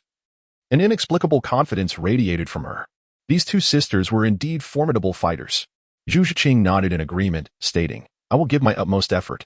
With the swiftness of the netherworld spirit cat and the integration of the thunder essence absorbed from the surroundings, Zhuqing's martial soul experienced a significant enhancement. And her prowess was beyond question. Furthermore, as Chao Yi had mentioned, he would provide them with special training. At that moment, their strength might reach an unimaginable level. After much contemplation, there was truly no cause for alarm. All right, you 3 should not solely focus on training. Engaging in battles occasionally is also essential to enhance your synergy. Chao Yi added, do we really need to improve our synergy? Dugu looked pointedly at Chao Yi. Zhuqing and Ning Rongrong paused, then exchanged various shy yet speechless glances, directed at Dugu. Being the eldest among them, Dugu regarded their youthful shyness with indifference. What do you intend to do? Zhuqing inquired with curiosity. Prince Shuqinghe has invited me to the Moon Pavilion for a discussion. I shall see what he desires, Chao Yi replied. He must be looking to recruit you, Dugu remarked, considering that the Tiando Empire had long sought to enlist her grandfather. However, Dugu had always refrained from excessive involvement. It was only due to Shuqing's previous assistance that he reluctantly agreed to lend a hand when necessary. Yet, after all these years, Dugu had become somewhat marginalized within the Tiando Empire. Whether or not he chose to engage in any matters was uncertain. In the original world, Dugu's affiliation with Shrek was a consequence of Tang San's influence. Their eventual alliance with the Tiando Empire against the Spirit Empire was also linked to Tang San. Otherwise, with Shuqing and Shuebing, what reason would there be for him to extend his support? Ning Rongrong furrowed her brow. Frankly, she was not keen on Chao Yi joining the Tiando Empire. However, given Chao Yi's overbearing nature, it was clear that she had little say in the matter. Unperturbed by the expressions of the 3 women, Chao Yi departed without hesitation. If it were anyone else, he would not have granted such courtesy. Approximately 10 minutes elapsed. Chao Yi arrived before the Yuxian in the city of Tiando. The reason he was able to find Yuxian with such precision was, of course, due to the invitation he received from Shuqinghe, which included a detailed map of Tiando City. With this map in hand, navigating to his desired destination became significantly more convenient. Upon reaching the entrance of Yuxian, his attire ensured that he would not be met with disdain. However, a figure on the left blocked his path and inquired, Young sir, do you have a reservation? Another individual on the right added, without a reservation or a recommendation. Entry into Yuxian is not permitted. Chao Yi presented the invitation from Shuqinghe to the other party.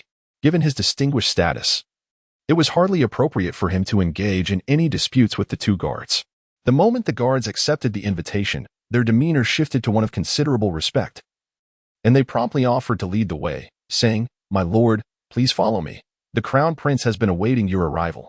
Following their guidance, they ascended the staircase and eventually reached an elegant chamber on the 4th floor. There, the man bowed once more and announced, My lord, the Crown Prince is inside, awaiting you. Please, do enter. Chao stepped into the room, briefly conversing with the doorman and the maidens before departing. As Yuxian encountered Tang Hao and entered the chamber, a figure previously facing away from Chao turned upon hearing the sound. This was a strikingly handsome young man. Or rather, a figure devoid of any traditional masculinity. Nonetheless, regardless of perspective, he was undeniably a man, and moreover, an exceptionally attractive one, nearly surpassing Chao in allure. Indeed, beauty transcends gender, effortlessly maintaining its charm. Under the light of dawn, Shuqinghe approached upon noticing Chao Yi's arrival, performing a respectful gesture, reminiscent of a benevolent ruler welcoming a learned individual. Due to Shuqinghe's unique status, he could not greet him outside, and he hoped His Highness would understand. Shuqinghe continued, Your Highness is overly courteous. Our encounter feels as if we are long-standing friends, akin to companions of many years. There is no need for such formality. Chao Yi chuckled, suddenly expressing a rather mischievous thought. Why not share a bed when we have the time? I believe it would allow us to become more familiar with one another. Upon hearing this, he was momentarily taken aback. What kind of brazen words were these? Shuqinghe thought, I merely wish to recruit you, and yet you propose to share a bed with me. Although she was disguised as a man, the truth was that no one could discern her true identity. Thus, it could be said that Chao Yi harbored peculiar inclinations. Observing Shuqinghe's complex expression, Chao Yi continued, It seems your highness is quite reluctant to befriend me. I must have overstepped. No, no, no, your highness has misunderstood. Qinghe is indeed keen on making acquaintances. Qinghe hastily clarified. However, before she could finish her explanation, Chowie interjected, in that case. How about we share a bed tonight and engage in heartfelt conversation until dawn? Ah, this. Qianren Xue felt utterly flabbergasted. Not only was she not a man, but even if she were, it would be inconceivable to acquiesce to such a request. Furthermore, who proposes to share a bed upon first meeting? Most importantly, she was a girl. Your Highness, such words put me in a difficult position. I suspect you are merely teasing me, Chowie remarked. Qianren Xue thought to herself. I could just, if it weren't for the fact that I clearly cannot defeat him. And if I didn't desperately need to recruit a Title Douluo to support Qinghe, I would have already wanted to eliminate him. She lacked the strength. But behind her stood individuals capable of dealing with Chowie. If your highness has any particular preferences, Qinghe can certainly accommodate them, she said, suppressing her inner turmoil while forcing a smile. What do you mean, your highness? Chowie inquired, eyes wide with astonishment. Qianren Xue felt a wave of confusion. Was it inappropriate for her to express herself so? In my world, good brothers have shared beds, floated together, and engaged in playful antics. Without such experiences, how can one truly be considered a brother? My willingness to befriend you is precisely why I wish to converse with you through the night. Yet you envision me as someone of that sort? Chowie wore an expression of indignation, saying, if His Highness Qinghe believes I am unworthy of friendship, then I shall take my leave. No, wait, your highness, please stay. Upon witnessing Chao Yi's intent to depart in such a furious manner, Qianren Xue hastily intervened. It would be absurd to allow Chao Yi to leave. Doing so would not only thwart her ambition to strengthen the influence of Qinghe, but also risk offending a Title Douluo. Although she had no fear of a Title Douluo, it was prudent to avoid unnecessary conflict with one. Especially considering the remarkable achievement of reaching such a level at a young age, surely, a peculiar inclination was to be expected. Moreover, the intent of the Snow Knight Emperor was clear. Even if cordial relations were unattainable, it was imperative not to provoke. While Schwebing had erred, he had not gravely transgressed. Should the friendship here falter, and Schwebing seize the opportunity, the favorable situation could be irrevocably jeopardized. Having been an undercover agent for years, sacrificing her youth in the process, how could she allow such a calamity to unfold? Is there something else? Chowie paused, inquiring. It seemed he had never truly intended to leave this place. After a moment's hesitation, Qinghe stammered. It's not that Qinghe does not wish to engage in an all-night discourse with your highness, it's just that Qinghe is unwell. Oh?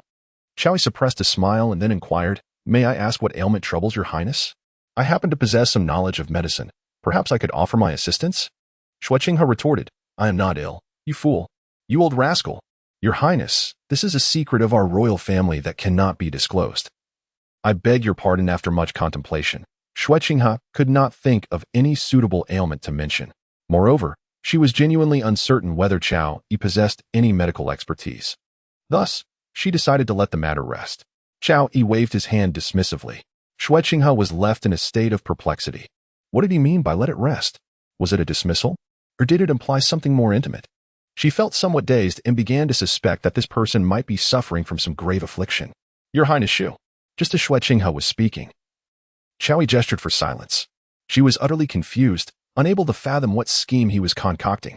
At that moment, however, Chao Yi suddenly exuded an imposing aura. He had detected a familiar presence. In an instant, as the 9 rings fell, Chao Yi burst through the wall. Tang Hao, who had just stepped outside, also sensed a powerful and familiar aura. Almost instantaneously, he seized Tang Yuehua and Tang San, pulling them away from the scene. The wall crumbled and collapsed, creating quite a commotion. Just as Tang Hao was about to express his anger, he suddenly spotted Chao Yi. Tang Hao, you have made it quite difficult for me to find you. Chao Yi sneered, fixing his gaze upon Tang Hao and his son. It's you. Tang Hao was taken aback. He had not anticipated Chao Yi's presence here. Last time you thwarted my plans. Today, you must perish.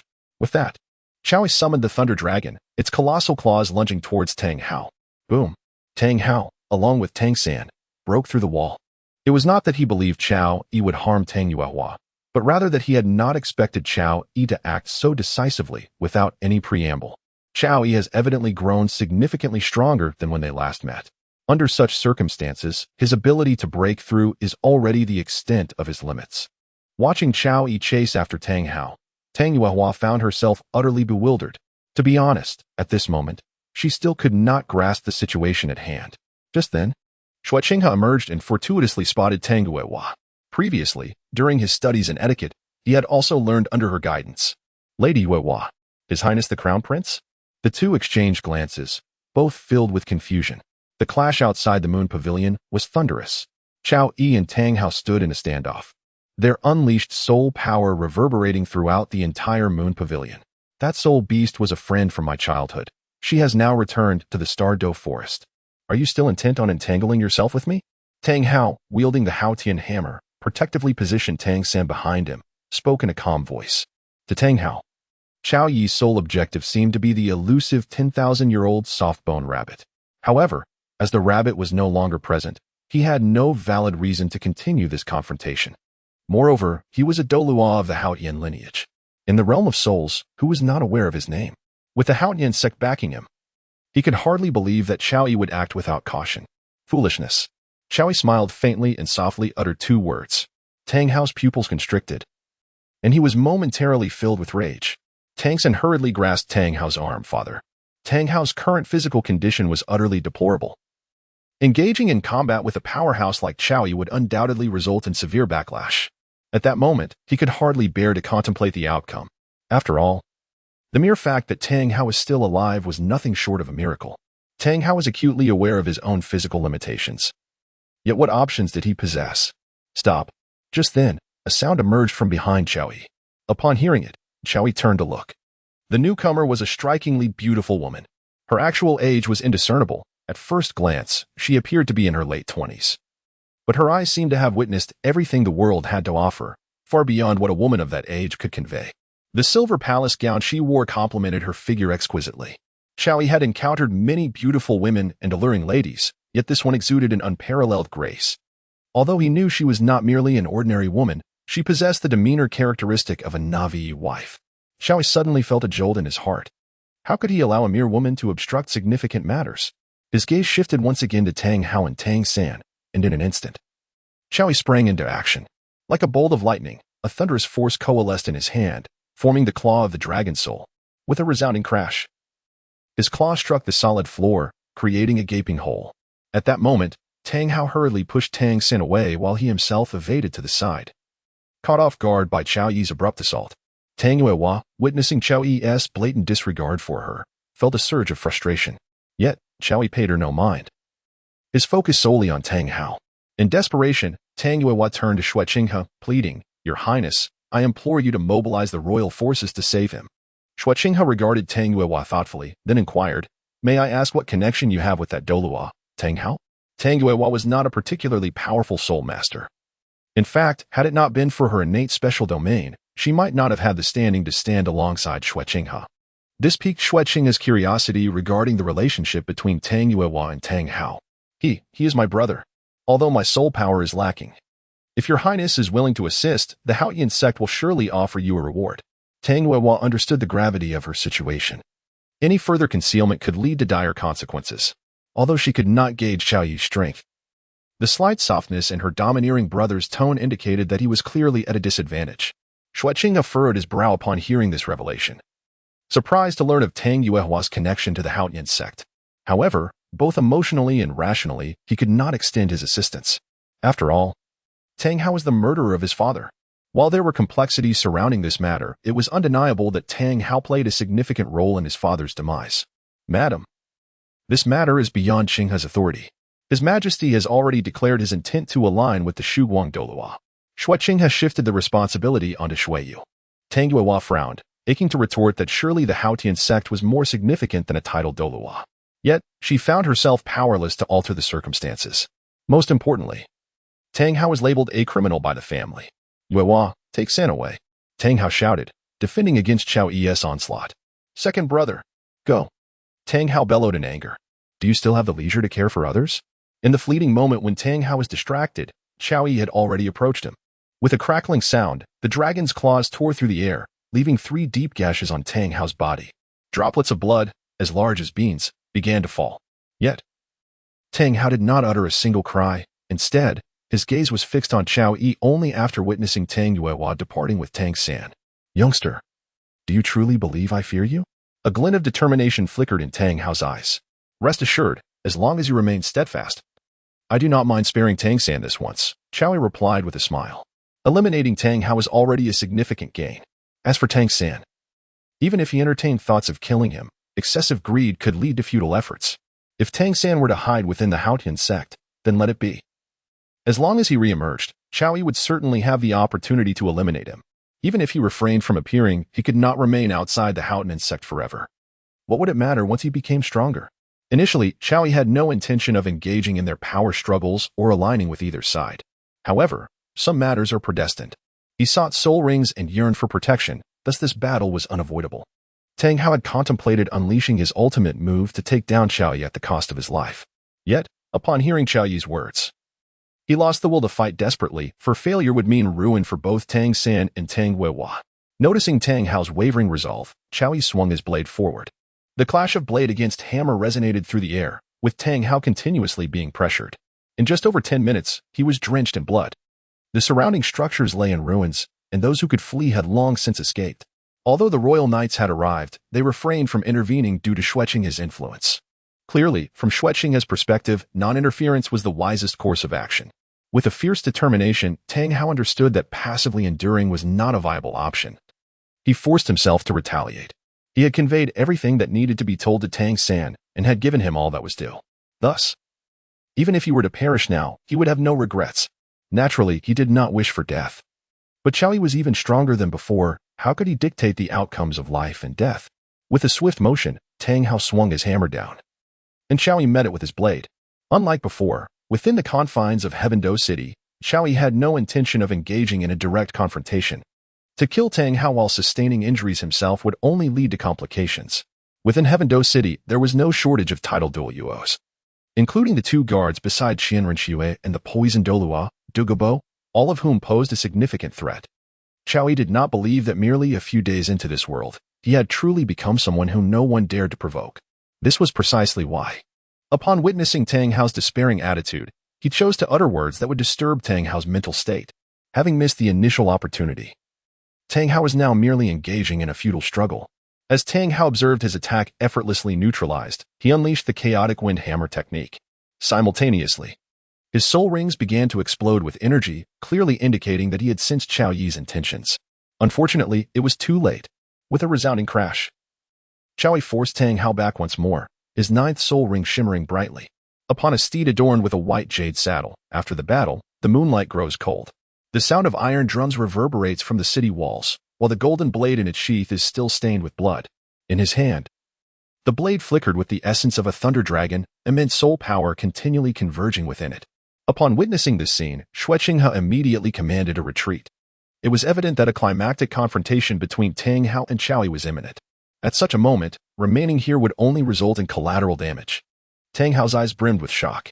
It was known that soul power must reach level 95 for a qualitative transformation of soul skills to occur. Yet, to his astonishment, Chow Yi, at a mere level 93, had already achieved such a transformation. 9th soul skill, God Slayer's Blade. However, despite his astonishment, Tang Hao's 9th soul ring shattered instantly. The situation had devolved to one where retreat was no longer an option. Great Samurai Hammer. This was the strongest secret technique of their Haotian sect. Though Tang Hao's Haotian hammer appeared rusted, its power had reached an extraordinary peak. In the moment of collision between a 40-meter-long great blade and a massive crimson hammer, the area erupted into a blinding radiance, nearly rendering one unable to open their eyes. Boom. Following this, a deafening roar resonated, as if the surrounding buildings had experienced a tremendous earthquake. With the ground fracturing extensively, dust swirled and shockwaves radiated outward. Royal Knights, brace yourselves. Zhuqing urgently commanded. Clang, clang, clang. Clang, clang, clang. Each knight raised their soul shields. Yet, when the shockwave surged forth, knights of soul power levels 30 to 40 were effortlessly swept away. It was remarkable to consider that they numbered in the hundreds, including a level 70 soul sage commander. Yet, even a mere wave of energy had sent them all flying. Though they crashed to the ground, moaning in pain, they had managed to protect Zhuqing, thus fulfilling their mission. As the swirling dust gradually settled, 2 figures emerged. One stood tall, while the other knelt on one knee. Chow Yi's great blade pressed firmly against Tang Hao's shoulder. With a swift motion, Chow Yi's blade severed the renowned Tang Hao, the Haotian Douluo, at the neck, leaving his head and body separated. Gasp. Witnessing this scene, all present felt a chill of fear. Although the Haotian sect had chosen to remain hidden and Tang Hao was no longer part of it, Chao Yi, a man of little background, had slain Tang Hao without hesitation, showing no regard for the Haotian sect. With Tang Hao's demise, Chao Yi obtained 3 soul bones from him, 2 belonging to the Haotian sect and 1 to the Blue Silver Emperor. Moreover, he discovered a map on Tang Hao's body. Upon seeing the map, Chao Yi felt a flicker of confusion but suddenly remembered something and tucked it away. If he was not mistaken, this crumpled map likely indicated the location of Ayin. As Chao Yi collected the 3 soul bones, those present could not suppress their envy. Yet, in the face of Chao Yi's unwavering aura, they dared not express their feelings openly. Having slain the Haotian Douluo, it was feared that he had now made an enemy of the esteemed Haotian sect. At this moment, Zhuqing approached, gazing at Chao Yi. The Haotian sect's rabble will likely raise no objections. Otherwise, how would the Spirit Hall have achieved its current standing in the Spirit Master realm? Chao Yi remarked. Indeed. Zhuqing paused, not denying it. The Spirit Hall's authority in the spirit world was closely tied to the Haotian sect's choice to remain hidden. It was precisely because these hammer-wielders chose to retreat that the 7 major sects ceased to unite against the Spirit Hall, allowing it to flourish. Bibi Dong possessed some cunning. But the main reason for her smooth progress was significantly related to this. Encountering him today has certainly disrupted my plans. We shall meet again another day, Chao Yi stated. Glancing at Zhuqing, although he had sustained no injuries, he had expended considerable soul power and needed to recuperate. Of course, Your Grace, Zhuqing replied, eager to avoid the topic of sleeping together. Thus, when Chao Yi expressed his desire to depart, she would not impede him. As Chao Yi prepared to leave, Zhuqing added, Your Grace, should the Haotian sect seek trouble, the royal family can serve as your backing. Zhuqing herself held a disdain for the Haotian sect. Even if Shui Yu might consider various factors, she would choose to stand by Chao Yi in this matter. Even if the Tiando royal family refrained from intervening, she could still rely on the Spirit Hall for support. Then I thank you in advance, Chao Yi replied, not refusing her offer. He recognized Qian Rinshue's intentions but had no desire to be entangled with any faction, primarily wishing to avoid becoming anyone's subordinate. Whether it be the 2 great empires or the Spirit Hall, he desired none of it.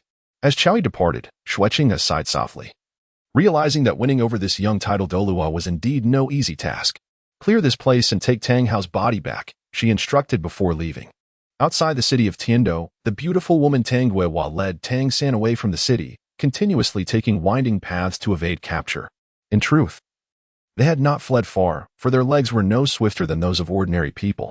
As for the battle in Tiando City, they remained unaware. At this moment, Tang Hao's heart was heavy. It was important to note that her second brother was not merely a sibling. She admired him deeply, with feelings that bordered on something more profound. Yet, she had never witnessed Tang Hao's expression in such a manner, which forced her to leave. And, let us wait for father. What if he escapes and comes to find us? The 2 individuals fled for 2 hours, ensuring that no one pursued them. Before Tang San finally spoke, the last time Tang Hao faced off against Chao Yi, he managed to escape as well. This time, it should pose no significant issue.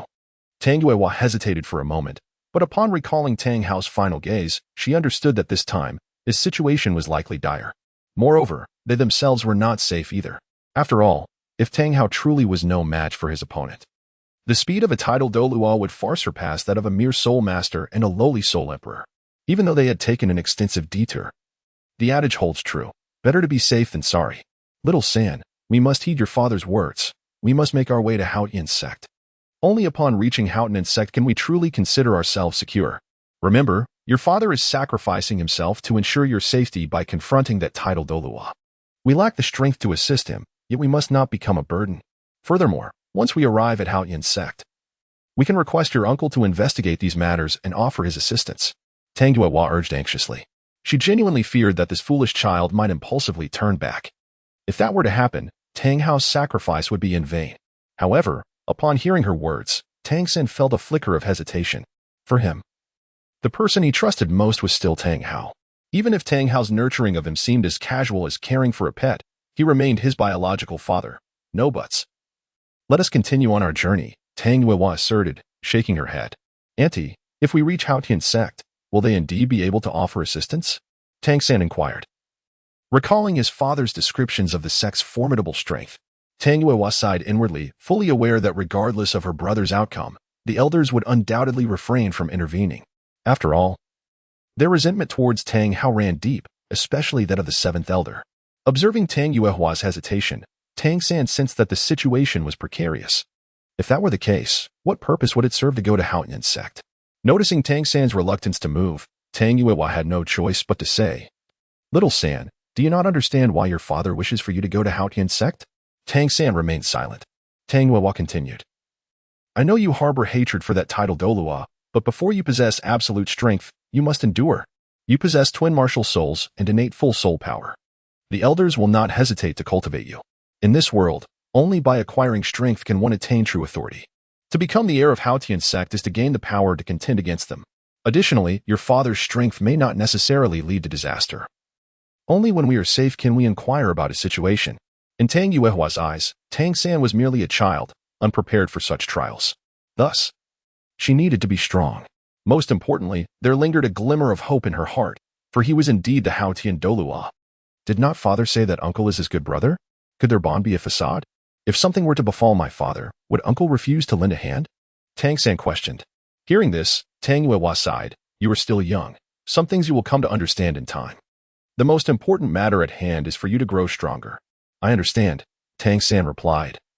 Harboring resentment yet managing to quell his restless heart by recalling the principles of the Tang sect. Before possessing strength, must he not play the fool?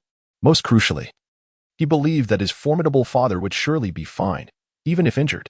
In contrast to the anxious aunt and nephew, Xiaoyi had no intention of pursuing them. As he had stated before, after thwarting Tang San's various opportunities, even the sea god himself could not meddle in his affairs. Even if the other party truly showed no restraint, Xiaoyi remained unfazed. Tang San's innate talent could be deemed mediocre. Given a few more years, his growth would amount to little. Coupled with the Haotian sect's ineptitude and the tangled history with Tang Hao, once he reached Haotian's sect, the journey would effectively culminate. It was merely a matter of prolonging the inevitable for a few more years. In truth, from Xiaoyi's perspective, Tang Hao posed a significantly greater threat than Tang San. After all, Tang Hao had always operated as merely half a person, yet he could unleash tremendous combat power. Should he regain his peak state and take Tang San along for the ride, who could predict the unimaginable outcomes? Now, however, Tang Hao had inflicted a grievous wound upon himself. In this world, no more surprises would arise. If there were to be any surprises, it would be that the worthless one had finally met his end. A mere nobody could hardly incite any turmoil, yet strangely, this wretched individual, despite his unappealing appearance, remained infatuated with Bibi Dong. Xiaoyi pondered for a moment, contemplating the necessity of finding an opportune moment to eliminate that individual. Upon returning to the rear mountain of the Tiando Royal Academy, he observed Zhuqing, Ning Rongrong, and Dugu Yin engrossed in their training. Respecting their focus, he silently retreated to his quarters. Suddenly, a notification chimed. Hidden reward activated. The host has slain the protagonist Tang Hao, resulting in a 1,000-year enhancement for each soul ring. Note: the death of Tang Hao will bring about certain changes in the world. Xiaoyi was momentarily taken aback, but soon his martial spirit enveloped him. The previous hues of yellow, purple, black, and red had now transformed into a vivid display of purple, black, and red. Remarkably, he had previously overlooked this detail. To his astonishment, a hidden reward had been triggered. His gaze lingered on this so-called hidden reward, entirely disregarding the purported changes in the world around him. After all, no matter how the world may change, it is rendered trivial in the face of absolute strength. Furthermore, these changes merely pertain to the altered trajectory of events involving Tang Hao. Nonetheless, this recent hidden trigger had unveiled a new realm of possibilities for Xiaoyi. Perhaps eliminating those associated with Tang San could yield him even greater rewards? For instance, the formidable Leaf family residing in Heaven Do City. And that utterly useless creature, the dog of immense significance. Friends, do not hesitate, shower me with your invaluable praise. Let those envious souls seethe with jealousy. I revel in high ratings. Cast your votes, elevate the data, no further ado, and I will reward you with additional content. This author is truly competent. Additional updates are guaranteed. 42. Searching for Ayin Evening. Upon returning to their quarters after their training, the three women were still discussing Xiaoyi's whereabouts. Since they began their training with him, it was rare for them to be apart for such an extended period. As they each retired to their rooms, Zhuqing noticed Xiaoyi sitting cross-legged. Just as she entered, he opened his eyes. When did you return? Zhuqing was momentarily startled, having assumed that Xiaoyi was still away. I've been here for a while, observing your practice, so I refrained from interrupting, Xiaoyi replied. Sensing an aura from Xiaoyi that was markedly different from before, and noticing some traces on his clothing, Zhuqing inquired, Did you engage in combat? Yes, I encountered Tang Hao and his son, Xiaoyi nodded. And they? Zhuqing asked, concern etching her features. Having spent some time as classmates with Tang San, she found him to be a decent person and felt compelled to inquire. Tang Hao is dead. Tang San escaped, Chao Yi stated plainly, without concealing any details. Upon learning that Chao Yi had slain Tang Hao, Zhuqing understood that, regardless of Tang San's character, they would inevitably become adversaries in the future. As long as you are unharmed, I shall proceed to freshen up, she remarked. Feeling the discomfort of having trained all afternoon, her body drenched in sweat. Cats are inherently fond of cleanliness.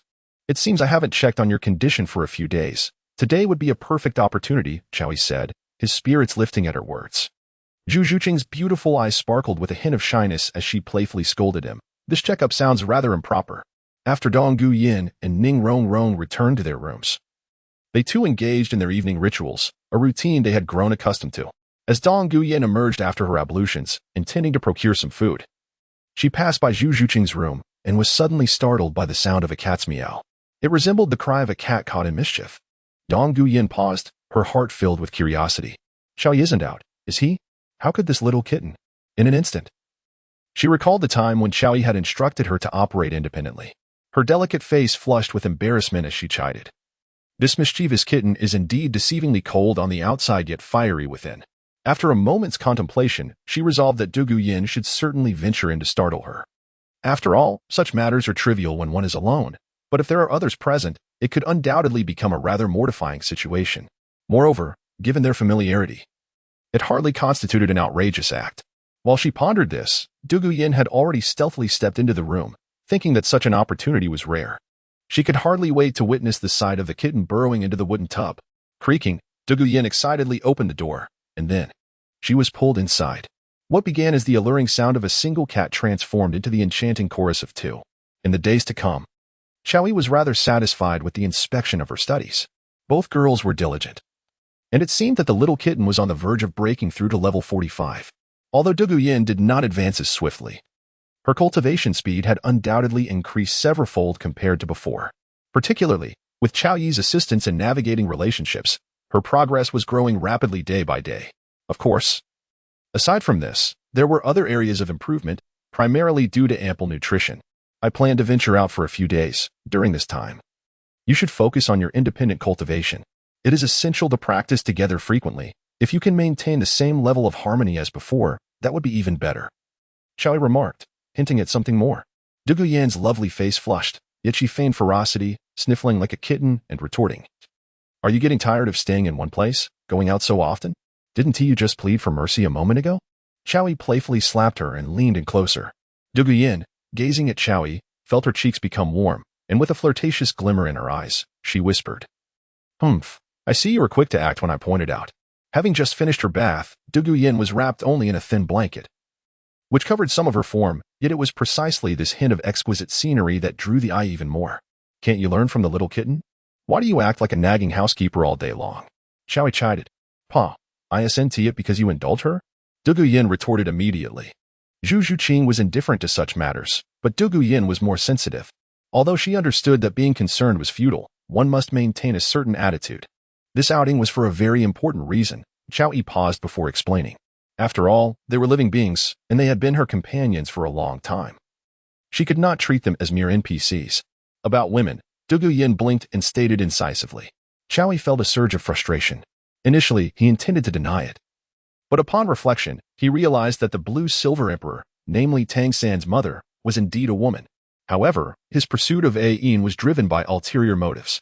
He merely wished to prevent Tang San from ascending to the status of blue-silver emperor, rather than allowing those blue-silver grasses to awaken Tang San. It would be far more beneficial to have them assist Ain. Combined with his own efforts, this could facilitate her revival. As for what would follow her revival, he had yet to contemplate. In contrast to the interrogation of Dugu Yin, Zhuqing refrained from questioning. However, the way she gazed at him with such longing left Chao Yi feeling quite uneasy. A silent inquiry can often be more disconcerting than one voiced aloud. He truly had matters to attend to, yet it was not as they might imagine, nor would he be returning with any new companions. After some contemplation, Chao Yi continued speaking. Upon hearing his words, Dugu Yin felt a sense of satisfaction. She understood the importance of discretion, realizing that excessive verbosity could yield counterproductive results. Of course, if the kitten were to side with her, the situation would not be so awkward. How long will you be gone? She inquired. Perhaps 3 to 5 days. He replied. After bidding farewell to the two women, Chowie set off towards the place marked by the wrinkled emblem on Tang Hao's treasured map. Though he could not be entirely certain, he estimated he was close. Once he exited the dwelling, he made a point to avoid disturbing Ningrongrong, who was fast asleep, evidently exhausted from the rigorous training she had undertaken alongside him. 3 days later, after a relentless journey, Chowie swiftly arrived at a yin's location. It was indeed a rather secluded spot. One would be hard-pressed to encounter any souls, let alone spirit beasts. Tang Hao had quite the knack for selecting hidden places. Here, Chowie also encountered the uniquely vibrant blue-silver grasses. Though it was merely a plant, it exuded an essence of sentience. In fact, when Chowie approached, it seemed to shrink back in trepidation. How intriguing, he murmured, noting the grass's lingering spirit despite its sacrificial nature. With a decisive motion, he uprooted it and, without hesitation, stored Ain within the confines of the system space. Now that Ain was secured, his next task was to seek out the Blue-Silver King. Once he located the Blue-Silver King, he would borrow from Dugu medicinal garden, ensuring Ain's revival would become a certainty. Chowie slapped his forehead, pondering to himself, how could I be so polite? How can I even consider borrowing from Dugu? 43. The Stardow Forest. The realm where the Silver Emperor resides lies within the depths of the Stardow Forest. Although Chowie could not capture Xiaowu, it was entirely feasible for him to seek out the Blue-Silver Emperor without provoking them. Moreover, the Stardow Forest is indeed vast beyond measure. This realm does not solely belong to the Titan Giant Ape and the Sky Blue Bull Python. In fact, one might even say that these two are rather foolish, as the more formidable soul beasts are indulging in that plump, delectable worm. Along the way, his speed and aura caused the lower-tier soul beasts to tremble in fear, while the higher-tier soul beasts had no intention of intervening. Before long, Chowie arrived at the densely populated area of blue-silver grass. Unlike the previous location, although blue-silver grass was abundant here, it was evidently much more lush, almost as if it were piled high. Chowie summoned Ain, and in an instant, the serene blue-silver grass around them was no longer calm. It was evident that this was the location he sought. Are you not going to reveal yourself? Do you wish for me to personally drag you out? Chowie remarked lightly as he gazed into the lush woods. Following his words, after a brief moment, a magnificent strand of blue-silver grass emerged. Human, how do you possess the essence of my sovereign? The Blue-Silver King appeared, predominantly due to a yin's influence. Even though she had already made her sacrifice, the aura belonging to the Blue-Silver Emperor lingered. Is this a matter that requires your intervention? Chowie retorted. This. The Blue-Silver King was momentarily taken aback. How could this person be so audacious? What gave him the audacity? After all, it was the Blue-Silver King, and only the Blue-Silver Emperor had the authority to command her. A crackling energy surrounded Chowie, exuding an aura of destruction. Thunder rumbled, conveying a very clear implication. Cooperate wisely or face annihilation. What command does your majesty have? The Blue-Silver King, understanding the gravity of the situation, lowered her posture significantly. Though she was but a plant, she feigned a semblance of human courtesy. Blue-Silver King, surely you do not wish for your emperor to remain in this state forever? Chowie said ominously. His words, seemingly casual, carried an undertone he could not quite comprehend, perhaps influenced by exposure to less wholesome matters. How could you possibly know these things? The Blue-Silver King gazed at Chowie in astonishment. That is not for you to concern yourself with. Now, proceed to demonstrate. Chowie gestured. The blue-silver grass, being remarkably common, possessed a unique trait, resilience. Its vitality was exceptionally robust, making it difficult to perish. Moreover, Ain was the Blue-Silver Emperor. My power is insufficient to fully revive the Emperor. The energy here is lacking, the Blue-Silver King lamented. There are indeed places abundant in energy. This is not a problem, Chowie replied. But after the Emperor's sacrifice, before the Blue-Silver King could finish, Chowie produced a yin soul bone. Upon seeing the soul bone, the Blue-Silver King's heart seethed with frustration. This human sought to extract its essence, employing every means possible, yet it had no recourse to refuse. After all, it was merely a king, while Ain was an emperor. Given that, there is no issue. The Blue-Silver King conceded. Very well, then. Come with me, Chowie instructed. As Chowie spoke, he swiftly drew the Blue-Silver King into the confines of the system space, leaving it no chance to react. It was as if the entity had been stripped of its very essence, unable to even protest against this abrupt fate. Most perplexing for the Blue-Silver King was the enigma of this extraordinary power. It found itself immobilized yet devoid of the sensation of suffocation. After all, Even a humble blade of grass requires air to thrive, suddenly confined within an abyss of darkness. The absence of energy and the passage of life would undoubtedly create a sense of oppression. In the heart of the Douluo forest lies a crystal-clear lake, enhancing the humidity of the surrounding air. The surface reflects towering trees, bathed in sunlight, causing everything to shimmer with a translucent brilliance. The surrounding forest embraces this serene oasis, resembling a celestial paradise. In stark contrast to this picturesque scene, an imposing figure squats quietly nearby, a presence akin to a mountain. Its dark fur glistens faintly under the weak sunlight, and despite being on all fours, its shoulders tower over 7 meters high. If it were to stand upright, its height would exceed 15 meters. At first glance, it appears to be a creature reminiscent of both an ape and a gorilla. Its entire body cloaked in darkness save for its lantern-sized eyes that gleam with a yellowish hue. This colossal being is a paragon of strength and beauty. Its physique astonishingly robust, every contour resembling formidable muscles even more fearsome than granite, forming bulges akin to small hills. Upon this magnificent frame rests a delicate young girl, Xiaowu. As usual, she found herself in a state of ennui, yet suddenly, a slight tremor coursed through her.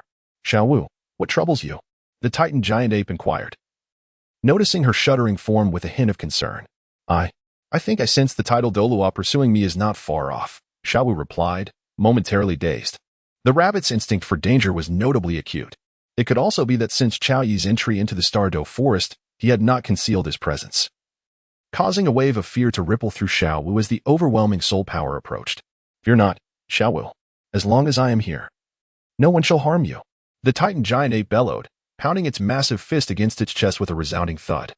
This exemplified the nature of the king of the Douluo forest, unyielding to others and even harsher on itself. Erming is incredibly strong. He once forced Tang Hao as father. The Title Douluo, to vomit blood. Xiaowu hesitated before continuing. The Titan giant ape, once brimming with confidence, paused upon hearing this. It held little memory of humans. Yet the name Tang Hao resonated with familiarity. After all, they had once clashed, and the Titan giant ape had been the one to retreat. Is it possible that the once invincible human could experience such defeat? Boom. Suddenly, the lake erupted, sending forth an array of dazzling splashes. As a colossal bull-headed creature surged from the depths, its massive form adorned with emerald scales, ascending dramatically into the sky. Moo. A resonant roar echoed, shaking the surroundings. "Xiaowu, are you certain?" The blue sky bull python, having overheard their conversation, decided against remaining passive upon learning of this looming threat that had fixated on Xiaowu. With the intruder stepping into the Douluo forest, it felt compelled to confront this danger head-on. Indeed, though there is some distance, his aura is overwhelmingly potent, and I can sense it. Xiaowu nodded affirmatively. Since he dares to tread so boldly within the Douluo forest, it presents the perfect opportunity to eliminate him and avert future troubles, declared the blue sky bull python. However, Xiaowu hesitated. She remained uncertain of Chao Yi's true strength and felt a twinge of apprehension. "Do not worry, Xiaowu. Together with Erming, we shall undoubtedly vanquish even a Title Douluo of the 96th rank," asserted the blue sky bull python confidently. Should their foe prove too formidable, they could at least engage in a formidable struggle before retreating to their respective domains. Thud. Thud. The Titan giant ape, upon witnessing the blue sky bull python's emergence, resumed striking its chest, signaling its readiness. Xiaowu's keen eyes flickered with indecision, yet finally, as if resolved, she declared, "Then let us proceed."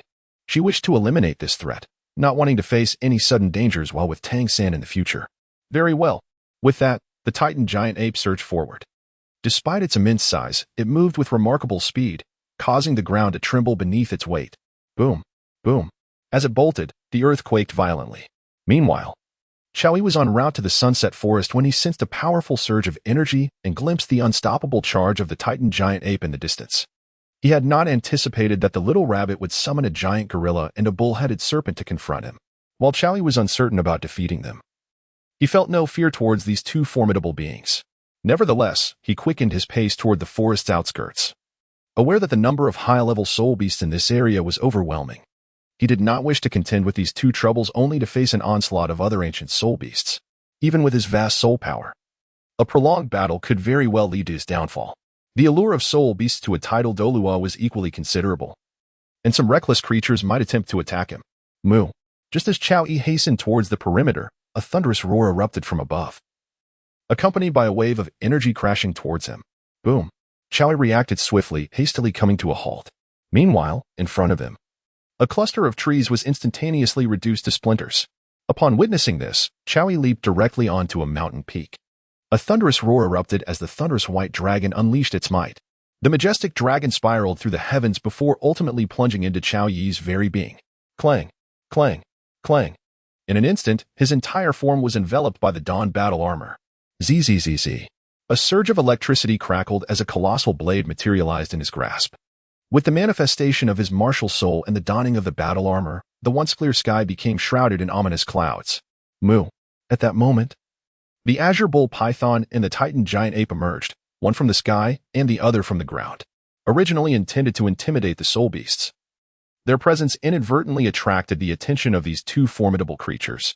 In a flash, Chowie pondered that if these two were present, it could only signify that the little rabbit was nearby as well.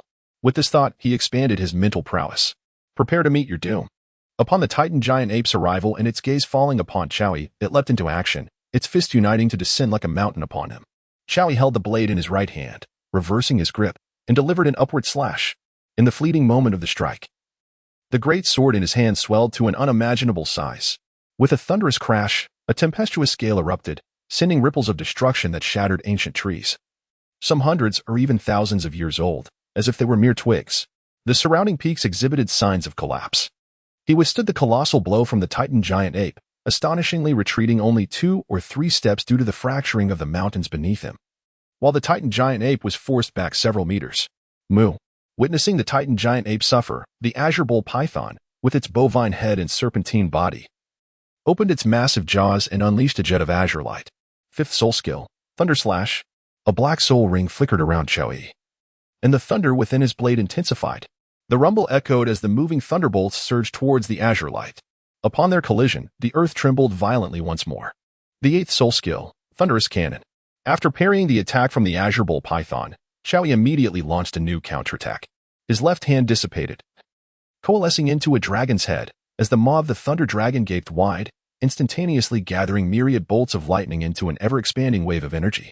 The air pressure swelled immensely, while dense arcs of electricity radiated outward in all directions. As the explosive force reached its zenith, Chowie swiftly hurled it forth. Yet, the target of the thunderous sphere was not the Azure Bull Python, but rather the Titan Giant Ape. The Azure Bull Python sensed the imminent danger and attempted to intervene. But at that moment, Chowie had already manifested his martial soul's true form and struck down with his blade. The moment the blade descended, the Azure Bull Python was compelled to retreat. With a single swing, a chasm over 10 meters deep cleaved the earth. Roar. At that instant, the raging thunder sphere enveloped the Titan Giant Ape. In that fleeting moment of encasement, despite the Titan Giant Ape's immense strength, it emitted a bone-chilling wail of agony. Boom. A resounding explosion reverberated throughout the entire Douluo forest. The Azure Bull Python seethed with anger, astonished that it had inadvertently harmed the Titan Giant Ape. Its icy gaze pierced through the air like a dagger directed at Chowie. Suddenly, the surroundings transformed into a cerulean realm. This was the domain of the Azure Bull Python. As the sovereign of the Douluo forest, it naturally possessed its own extraordinary abilities. The domain was one such power. However, as this sluggish domain unfolded, the Azure Bull Python soon realized that Qiao Yi's speed had not diminished in the slightest. Moreover, a dazzling radiance emanated from his being. It was yet another domain. Qiao Yi's domain of dawn represents an immunity to all forms of domain suppression, simultaneously amplifying his attributes and strength by 10%. Initially, this amplification was modest, but it has now escalated to an impressive 30%. The battlefield of the Warhorned Bull Ape, additional chapter, may have been rendered ineffective, yet the Azure Bull Python has taken note of the direction Qiao Yi is heading, which happens to be the very location of Xiaowu. With urgency, the Azure Bull Python reacted. If there were anything in this world worthy of its concern, it would undoubtedly be the Titan Great Ape and Xiaowu. Its colossal tail swung with force. Bang! Qiao Yi restricted the movements of the Titan Giant Ape and intimidated the Azure Bull Python, intending to directly seize Xiaowu. However, to his surprise, the creature reacted with remarkable speed, immediately sensing his intentions and swiftly obstructing his path. As it parried his strike with its blade, the Azure Bull Python once again opened its massive maw to lunge at him. It seemed as if it aimed to swallow Qiao Yi whole, lacking any simian supernatural abilities. He was oblivious to the consequences of being consumed. Zzz. The blade once again expanded to a colossal size, descending from the sky with a formidable diameter.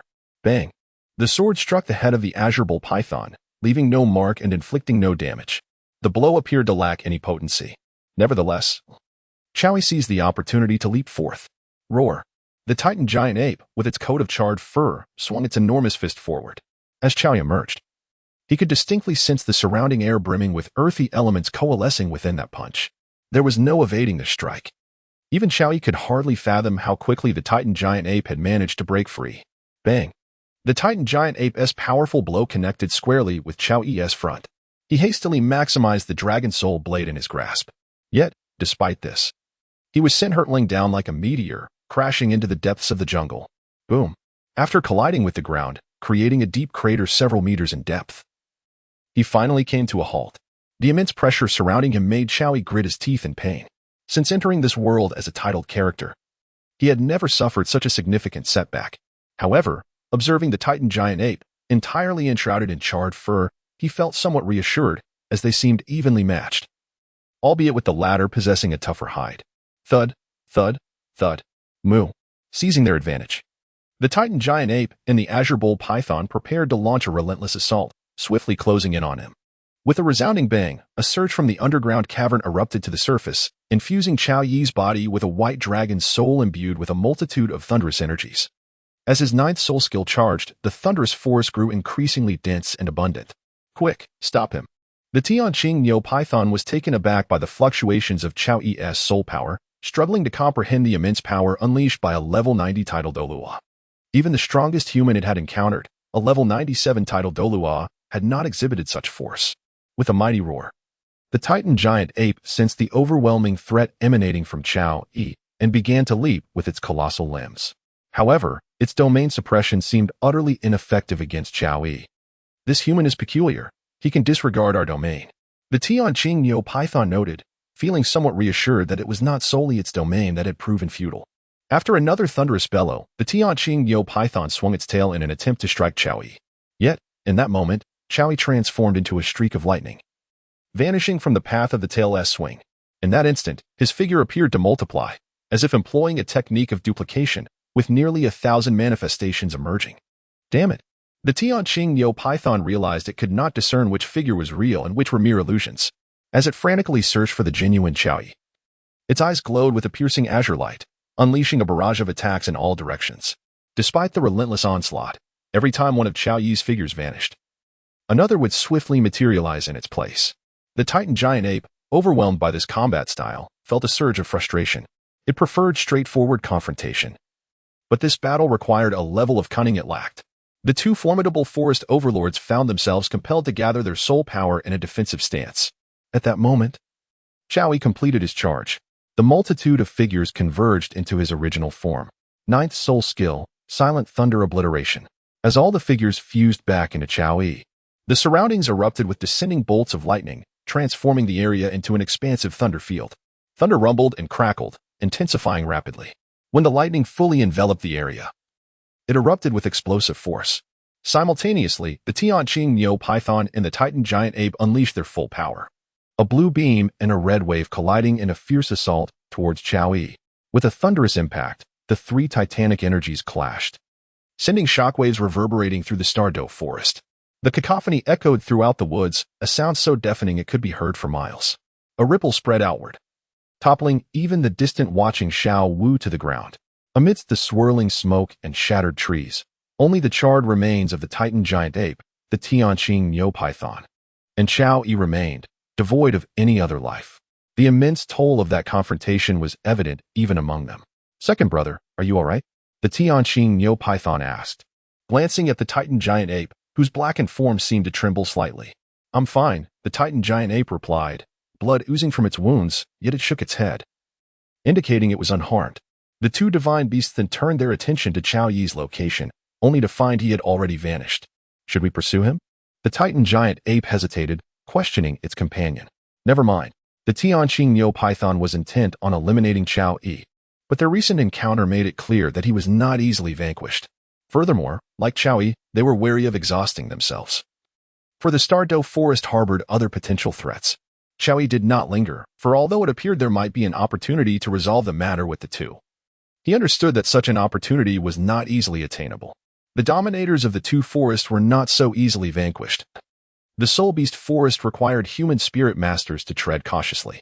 Even Bibi Dong brought along 4 or 5 Title Douluos when hunting. Moreover, just as the Tianqing Niumang and others were apprehensive, such a tremendous commotion, sustained over a lengthy period, would inevitably attract other formidable soul beasts. Thus, he had no choice but to depart temporarily. As for Xiaowu, the moment she sensed his presence, she slipped away without hesitation. With no chance of success against their vigilance, what opportunity remained to seize? Therefore, in the absence of any prospect, there was little reason to linger. The paramount concern at present was to conduct the resurrection ceremony for Ain, the delicate blue-silver emperor. The desire to revive Ain stemmed not only from their shared surname but also from the necessity to extract the full potential of the blue-silver king. Once he had drained the blue-silver king, he would no longer need to worry about Tang San's blue-silver grass deteriorating. And an untainted blue-silver grass, in essence, was hardly anything but a mere trifle. Despite the theoretical discourse on worthlessness, it remained trivial nonetheless. Following his encounter with the Tianqing Niumang and the Titan giant ape, Xiaoyi did not face any further obstructions. He swiftly exited the depths of the Stardow forest. In those depths, he moved as freely as if strolling through a backyard, let alone once he reached the outskirts. All the soul beasts trembled in fear. Those that could flee had already fled, while those that could not lay quaking on the ground. When encountering anything displeasing or menacing, Xiaoyi would not hesitate to release a wave of oppressive aura. The inherent nature of humans and soul beasts was one of opposition. Beast martial souls were particularly predatory. When encountered, they ought to be dealt with accordingly. Recalling Tang San's promise to the little rabbit in the original world, Xiaoyi couldn't help but chuckle. Was he not one to hunt gentle soul beasts for their soul rings? He clearly held disdain for those inferior soul rings. Besides, which of those soul beasts were truly benevolent? Even a lesser soul master would find them bearing their fangs. Most importantly, he had little concern for the nature of the soul rings suited to him. Of course, Ain was also a soul beast. It was likely she had engaged in slaughter prior to her ascension as a sovereign. In the context of differing races, such behavior was entirely normal.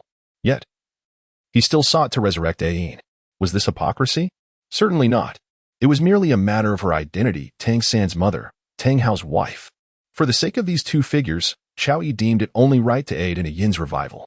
Xiaoyi has never concealed his thoughts. In fact, he prefers those with experience over the likes of young girls such as Zhuqing and Ning Rongrong. A few companions from his formative years suffices for him. On the 3rd day after departing from the Stardow forest, Xiaoyi arrived at the Sunset Forest. Just as he entered, he unexpectedly encountered a group of individuals he was quite familiar with: Zhao Wujie, Dai Mubai, Ma Hongjun, and Oscar. They appeared to be on a quest for soul rings. However, Xiaoyi had no intention of confronting them. Dai Mubai was someone he wished to defeat personally, while the other two were of little consequence to him. As for Zhao Wujie, there was no enmity between them, and he held a deep respect for Xiaoyi. Given these circumstances, there was no necessity for Xiaoyi to take action. With a swift motion, he set off towards Dugubo's herb garden. As dusk fell, Xiaoyi once again arrived at the garden. "What brings you here?" Dugubo inquired, having sensed Xiaoyi's approach. However, upon noticing that Xiaoyi was alone, he expressed his confusion. "Old poison, I need to stay here for a few days. You may take a stroll outside," Xiaoyi replied. Dugubo wore a displeased expression. Was this not his herb garden? When had guests become so audacious as to demand their host vacate? "What are you planning?" Xiaoyi asked, observing Dugubo's immobility. "In nothing." Although Dugubo had a rather peculiar temperament, he was not a fool. It was clear that Xiaoyi did not regard him as an outsider. Thus, further discussion seemed unnecessary. Moreover, the incident involving Tang Hao, the Title Douluo, still weighed heavily on his mind. It is indeed surprising that Xiaoyi managed to defeat Tang Hao. However, to have also ended the reign of the formidable Title Douluo Tang Ritian within the city of Tiando is nothing short of a grand spectacle. Aware of his inability to contend with Xiaoyi, Dugubo had no choice but to vacate the premises. "I merely wish to inquire. How many days might it take for my return?" He does not believe that Xiaoyi would claim dominion over this place. After all, if Xiaoyi desired it, how could he possibly reclaim ownership here? 7 days. Xiaoyi pondered for a moment before speaking. The energy here is abundant. 7 days will undoubtedly suffice. If not, we can simply send Dugubo away. After all, he is one of our own. There is no need for excessive politeness. Too much courtesy might even make Dugubo feel uncomfortable. Dugubo nodded in agreement and soon departed from the location. It had been quite a while since he had last visited Dugu Yin, and he intended to see her. Ever since their last encounter, He had been curious about how she was faring in her cultivation under Qiao Yi's guidance. After Dugu left, Qiao Yi arrived at the Eye of Ice and Fire. To him, the energy there no longer held any particular significance. It was merely a peculiar place, nothing more. With a swish, he activated the system space, and both the Blue Silver King and Yin were released. How does it feel here? Qiao Yi inquired. The Blue Silver King, still dazed from being thrown out, had yet to regain its senses when it heard Qiao Yi's question. This. Before the Blue Silver King could respond, it was overwhelmed by the boundless energy surrounding it. The energy surged into its body incessantly. Buzz. Waves of energy inundated the Blue Silver King, igniting an irresistible desire to remain in this place. Here, it could perhaps cultivate for an accelerated 100,000 years. No. Or rather, it could embark on an even longer journey. As the Blue Silver King envisioned the future, a sudden surge of electricity crackled in the air. Your Majesty, this place is exceptionally suitable. I can guarantee the revival of my emperor. The Blue Silver King sensed Qiao Yi's malicious intent and hurriedly declared. It will take a few days. 30. Boom. Before the Blue Silver King could finish, a bolt of electric energy struck nearby, observing the charred ground. The Blue Silver King quickly amended its statement. 5 days, Your Majesty. I will surely ensure the revival of my emperor within 5 days. Ah, a Yin's resurrection. Did you not just say 3 days? Upon hearing the Blue Silver King's response, Qiao Yi felt he could extract a bit more. This. The Blue Silver King hesitated. Boom. Another deep pit, even darker and deeper than before, appeared. It seems you are indeed holding back on your emperor. Since you are unwilling to save it, perhaps a soul ring will suffice.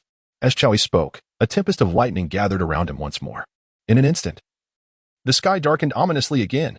Realizing that Qiao Yi was not jesting, the Blue Silver King hesitated to feign indifference any longer. No, Your Majesty. I am utterly loyal to the Emperor, but 3 days will result in the loss of countless subjects, the Blue Silver King hastily articulated. In truth, it feared for its life. Moreover, 3 days were not impossible. However, it would also entail significant sacrifices. Blue silver grass is ubiquitous. Is it not reasonable to trade some for the rebirth of your Emperor? Qiao Yi inquired. Your Majesty speaks wisely, the Blue Silver King acquiesced. Then why the delay? Do you expect me to lose my temper? Qiao Yi remarked with indifference. Promptly, the Blue Silver King commenced its actions. To be candid, it had some understanding of the tyrants within the human realm. Yet, one as handsome and yet so malevolent as Qiao Yi was undoubtedly singular. Unfortunately, its timorous nature compelled it to comply, with no authority to refuse. Subsequently, it delved its roots deep into the earth, connecting with Yin. They were both blue-silver grass, merely distinguished by their longevity, which rendered the Blue-Silver King more regal.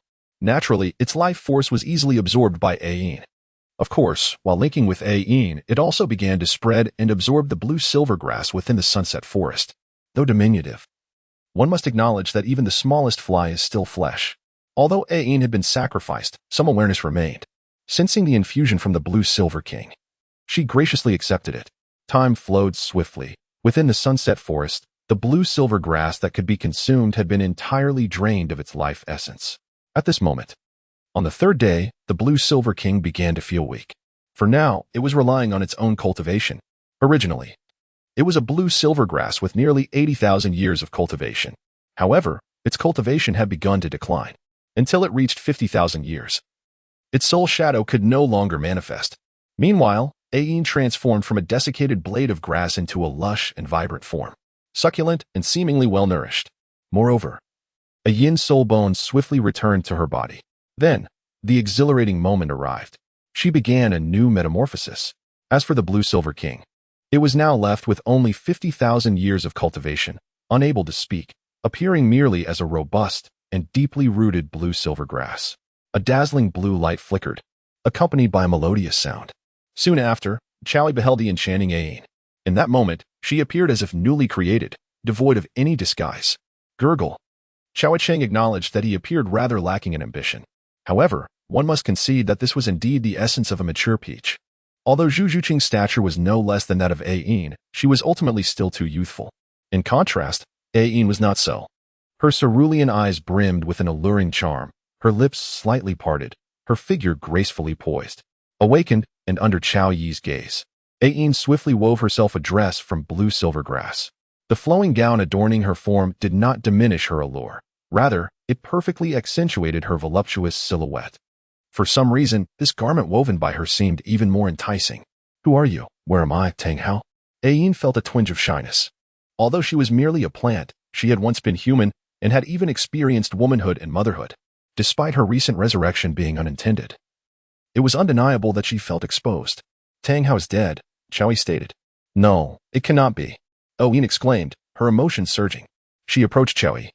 Grasping his sleeve, Tang Hao is fine. You are deceiving me, aren't you? Whether you believe it or not, this is a fact. Otherwise, how could he have entrusted you to me? Qiaoyi's hand beckoned her closer. The moment Ayin drew near, an intoxicating fragrance enveloped his senses. No, it cannot be. I do not believe it. Ayin remained oblivious to her current predicament, still unable to calm herself regarding Tang Hao's demise. If you continue this commotion, your missing son will be left to drift along with the current, Qiaoyi remarked indifferently. Little San, right? Little San. I have a son, Ayin murmured, gradually regaining her composure. Soon, however, she recognized her situation. The fabric woven from blue-silver grass was, after all, still grass. In her earlier emotional turmoil, she had. Yet before she could utilize her special abilities again, Qiaoyi suddenly interjected, Surely you do not wish for Tang San, that orphan, to wander aimlessly? Ayin paused, and was then lifted by Qiaoyi. What are you doing? A sense of foreboding washed over her. Am I not clear? Tang Hao entrusted you to me, requesting that I care for you, protect you, and seek out Tang San's whereabouts. Qiaoyi remained unhurried. The duck was not going to fly away. Besides, he had set his sights on this plant today. No one could hinder him. From this day forth, he intended to become the true adoptive father of Tang San, colloquially known as YD. And what are you doing now? How can you justify this to Tang Hao? Ayin exclaimed, filled with indignation. What are you saying? I spared no effort to save you, alleviated Tang Hao's lifelong suffering, and promised to care for you and your son. Do you not owe me some form of gratitude? You cannot possibly believe that without me, you would find your son. With a few words from Qiaoyi, Ayin was rendered speechless. Initially, disbelief clouded her mind. Yet, the return of her soul bones left her in a state of confusion. Simultaneously, she did not believe that if Tang Hao had survived, she would have been brought to this place. However, despite being a mere plant, Ayin understood the roles a wife could and could not fulfill. Most importantly, she harbored doubts about Qiaoyi's sincerity. These two soul bones, along with the one from your leg, must be familiar to you, correct? Qiaoyi inquired. This is undoubtedly Tang Hao's soul bone, and moreover, it is the legacy of the Haotian sect. How could Ayin not recognize it? Yet, she remained perplexed. Could it be that Tang Hao truly perished? Had he really been handed over to this unfamiliar youth, who appeared to be younger than herself, due to the sacrificial circumstances? Ayin was unaware of how many years had passed. 48. The natural world is indeed marvelous. Although she had already become human upon her revival, she found herself transformed once again into a delicate young girl. Qiaoyi was acutely aware that it was due to the sacrificial act and the subsequent revival. This, paradoxically, filled him with an overwhelming sense of accomplishment. After all, who could deny the satisfaction of annihilating an adversary while simultaneously sharing their sentiments? Moreover, Ayin, this particular herb, was indeed a remarkable entity. One could only ponder whether Tang Ritian was privy to this knowledge. His wife and children were certainly not entrusted to unworthy hands. That night, Ayin crouched beside the eye of ice and fire, weeping incessantly. She felt as though she had betrayed Tang Hao. Yet, the rationale provided by Qiaoyi made her believe she was in the right. Tang San was the sole descendant of Tang Hao. She ought to seek him out. This would surely bring solace to Tang Hao in the afterlife. However, Tang San was merely an infant in swaddling clothes. Where could she possibly begin her search? In the vast sea of humanity, what if she encountered a Title Douluo? Although she had been revived, her strength had significantly diminished, appearing as just a level 50. Under such circumstances, an encounter with a Title Douluo could lead to her being slain and her bones stripped. The alternative was imprisonment, awaiting the arrival of someone capable of absorbing her essence, or perhaps waiting until her life was entirely depleted. Neither outcome was acceptable to Ayin. Most importantly, she was uncertain about Tang San's current state. Though blood ties are profound, the fact that Tang San had yet to awaken as the blue-silver emperor compounded her despair. In this vast world, how could she possibly locate him? The mere thought of Qiaoyi's words, that Tang San might be reduced to begging on the streets or scavenging through trash, rendered her unable to confront the specter of death. In such a predicament, besides weeping, what else could she do? It could only be said that Qiaoyi was exceedingly adept at manipulating emotions. Ayin, I find myself rather parched, Chao Yi's voice, laced with dissatisfaction, broke through her thoughts. Ain paused and turned, indignation flaring in her eyes. Are you a demon? I cannot bear fruit every moment. After all, Tang Hao had never been afforded such an opportunity. Yet, unexpectedly, she found herself at the mercy of Chao Yi. So, you do not intend to allow me to assist you? Chao Yi's languid tone returned. Despite her anger, Ain approached him, eager to unearth some truths. She yearned to comprehend how this friend of hers had come to know Tang Hao and how she had been entrusted to him. Furthermore, once the first encounter occurs, a second is bound to follow. Ultimately, plagued by the fear of the scenes Chao Yi had described, compounded by his assertion that this was Tang Hao's request and her observations of the soul bones, Ain found herself believing 7 or 8 parts of what he said. In the wooden cabin behind the Eye of Ice and Fire, time raced by. 7 days swiftly elapsed. The revival of Ain consumed 3 days, while her own energy drained 4. At dawn, after drawing upon the essence of the Blue-Silver Emperor, Chao Yi took her from the Sunset Forest. Soon, they arrived at Heavendo City, with Ain cradled in his arms throughout the journey. Otherwise, her own pace would have required at least half a day, a waste of time, akin to squandering life itself, a practice Chao Yi abhorred. He first procured some garments for Ain before they arrived at the residence gifted by the Snow Knight Emperor. The estate was expansive, maintained by dedicated staff daily. Once they settled in, Ain hastily approached. Before her stood a woman clad in a form-fitting purple gown, the fabric hugging her voluptuous figure. Partially obscured by delicate white embellishments, exuding an alluring and gentle aura, truly a natural beauty. It was not that Ain desired purple. It was merely that Chao Yi had not granted her the liberty of choice. As a blue-silver grass, she preferred blue attire. Yet, Chao Yi believed that at this stage, Ain ought to experiment with purple. Even for her rabbit, he had chosen purple for her. In an instant, Ain underwent a significant transformation. After returning to his residence, Chao Yi embraced her waist and softly declared, "From this day forth, you shall remain here obediently. I will assist you in locating Tang San. Will you accompany me?" Ain hesitated but did not reject his intimacy. Instead, she posed a question. After all, they had shared intimate moments, which did not seem extraordinary. Even realms untouched by Tang Hao had been fully explored by Chao Yi. One could argue that, apart from her heart, Chao Yi possessed far more than Tang Hao ever did. Had her heart not been tethered to another, Ain felt she might have succumbed entirely. There were times she believed that life was truly splendid, a notion incomparable to her existence as a mere herb. Her desire to assist Chao Yi in the search stemmed not from a longing for the life she had led these past days, but rather from a compelling reason to betray Tang Hao. Tang San was the most fitting justification. Do you think venturing out will attract trouble? Chao Yi lifted her chin, gazing into her captivating visage, countering her thoughts. This left Ain momentarily speechless. For she was still the Blue-Silver Emperor, restored through the sacrifices of the Blue-Silver Grass and the Blue-Silver King, radiating an irresistible allure. After all, compared to those 10,000-year soul beasts, transforming soul beasts were considerably easier to defeat. Douluo Continent was not merely a city. Finding a single person amidst the vastness was no simple task. You surely do not wish for complications, do you? Chao Yi continued. Fine, I understand. I will wait here for news, Ain conceded reluctantly. That's the spirit. Rest assured, as long as he lives, I will certainly bring him back to you. Chao Yi softly reassured her, gently patting her smooth back.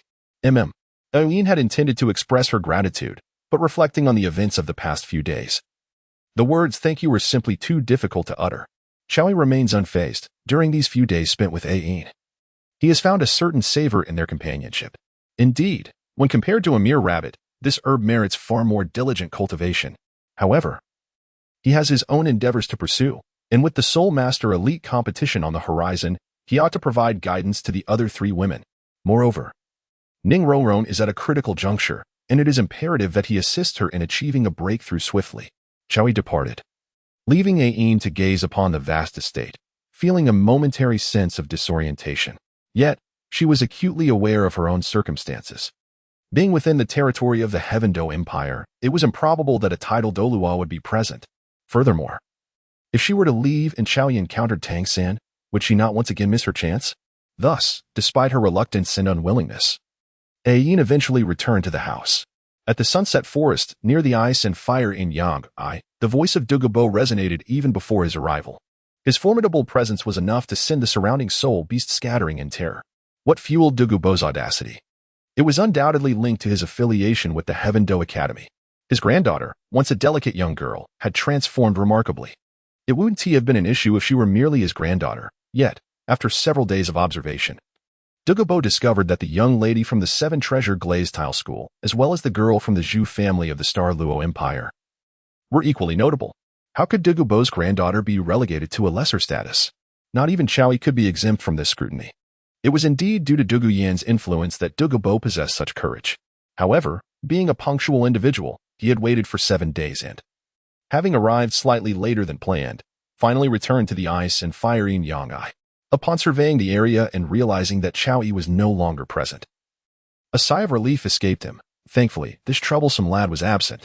When he left the Heaven Do Academy, Dugu had been seething with anger. Yet, during his journey, he had managed to regain his composure. After all, it was evident that causing a ruckus would only lead to a beating for himself. At his age, did he not care for his dignity? Unfortunately, Dugu Yin was not by his side to temper his fervor.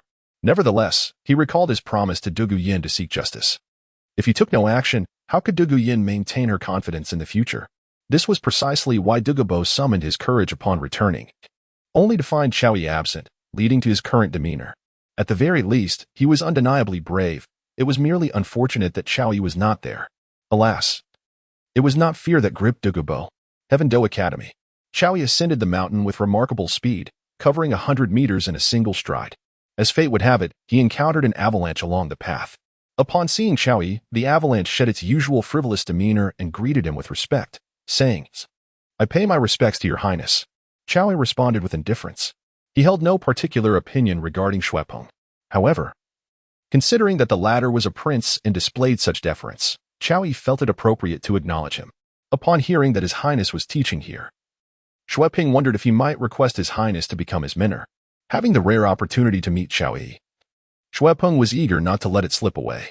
If he could win Chowi over, it would be akin to possessing 2 Title Douluos by his side, which would render him fearless in the face of Zhuqing. "I do not accept male disciples." Chowi discerned Shuepeng's intentions but, wishing to remain uninvolved in such matters, he calmly declined. Shuepeng was momentarily taken aback. He was aware that rejection was a possibility. Yet, he possessed a certain patience. Even in the face of refusal, he could persist. If he could demonstrate his determination, perhaps one day Chowi might take notice. Perhaps that day would come when Chowi would relent. However, what Shuepeng could not have anticipated was that Chowi would reject him for this very reason. Yet, upon reflection, it was indeed true that no male soul masters had been studying under Chowi.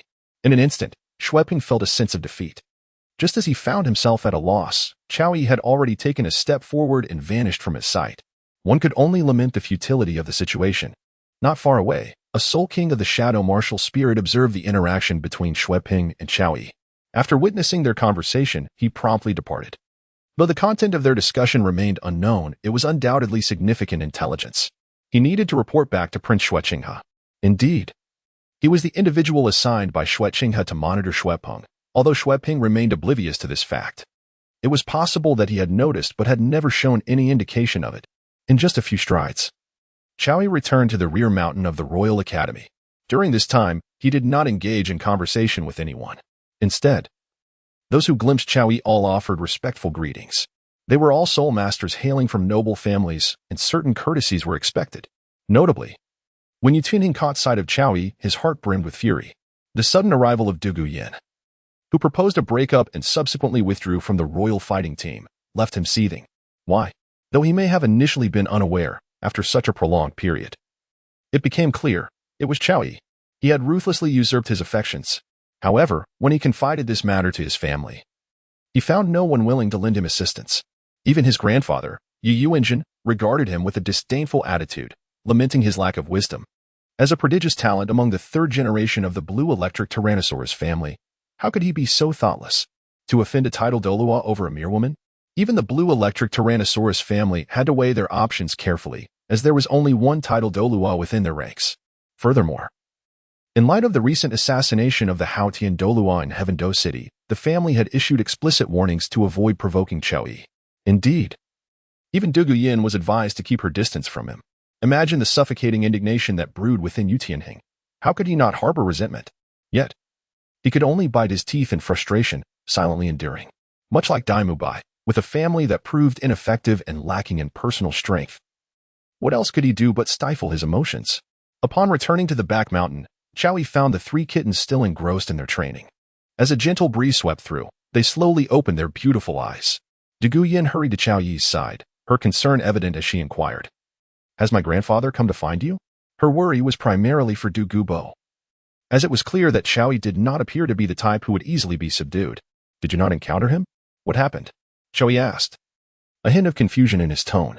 Dugu Yin candidly shared the incident of Dugu Bo leaving in a fit of rage. "I see. I left a day earlier, so I did not have the pleasure of meeting your esteemed elder," Qiao Yi responded, instantly grasping the situation. He understood Dugu Bo's feelings well. He likely waited for Qiao Yi to depart before returning. "I must say, that old man is quite amusing," he added. "Thank goodness." Dugu Yin sighed in relief. "What were you worried about? Do you think Dugu Bo could actually pin me down?" Qiao Yi retorted. "I'm more concerned that you would do that to my grandfather." Dugu Yin shot back, glaring at him. "How could I? Out of respect for you." "I would never act against him," Qiao Yi assured her. After all, no actual conflict had occurred. A few kind words cost nothing. "Humph," Dugu Yin replied, seemingly satisfied with Qiao Yi's response, though she wore a small, proud expression. "That's more like it. If you dare to harm my grandfather, I won't let you bully me, nor will I allow Nai Mao and Rong Rong to be bullied either." Due to her connection with Qiao Yi, Dugu Yin had grown accustomed to the nickname Nai Mao. Ning Rong Rong then rushed over, her cool, delicate hands cradling Qiao Yi's cheeks as she asked, "What have you been up to these past few days? I'm already at level 30. When will you help me acquire a soul ring? Weren't your family members supposed to arrange that for you?" Qiao Yi replied, "I don't want anyone else. I want you with me." Ning Rong Rong insisted sweetly. This was particularly significant since both Dugu Yin and Zhuqing had obtained their soul rings under Qiao Yi's guidance, catapulting them to level 40. Naturally, Ning Rong Rong was unwilling to be left behind, and she had even planned for a spectacular celebration that evening.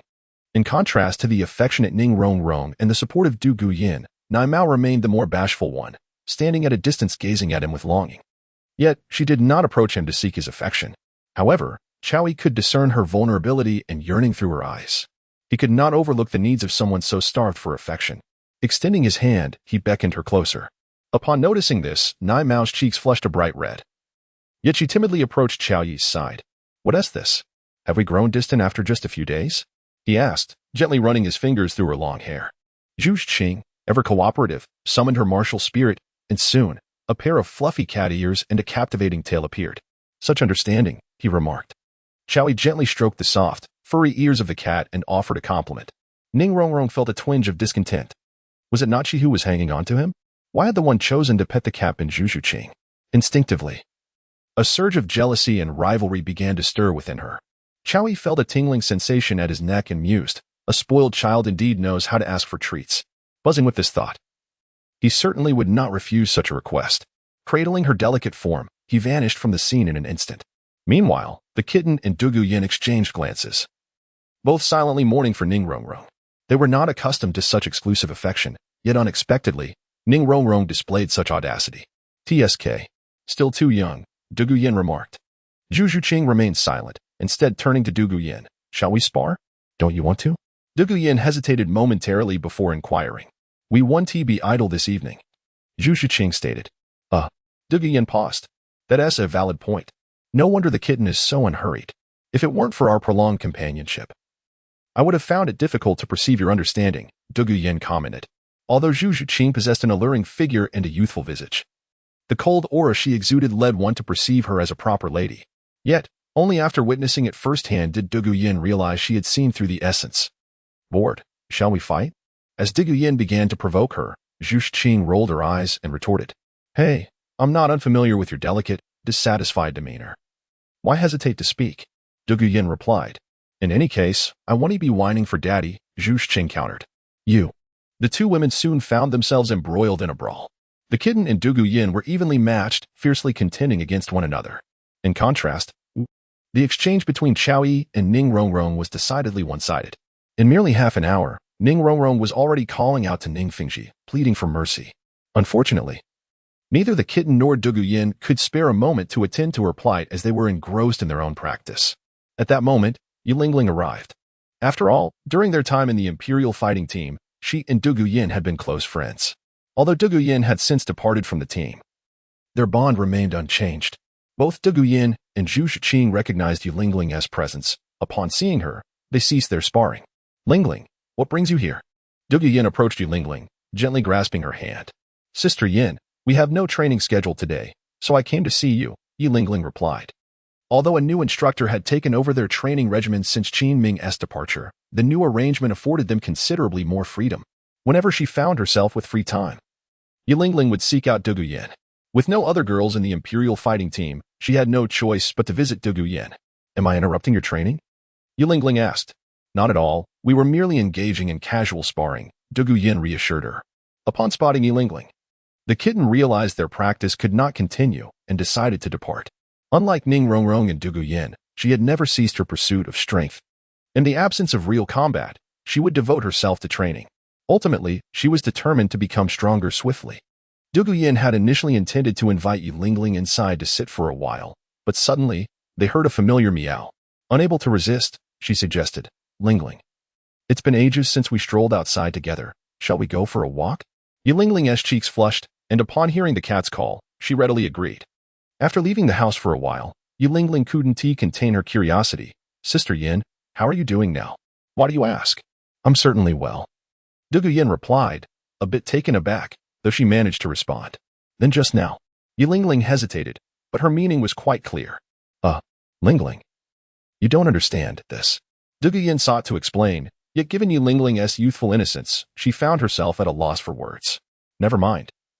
As long as you're well, Sister Yin, Yu Lingling decided not to pursue the topic further.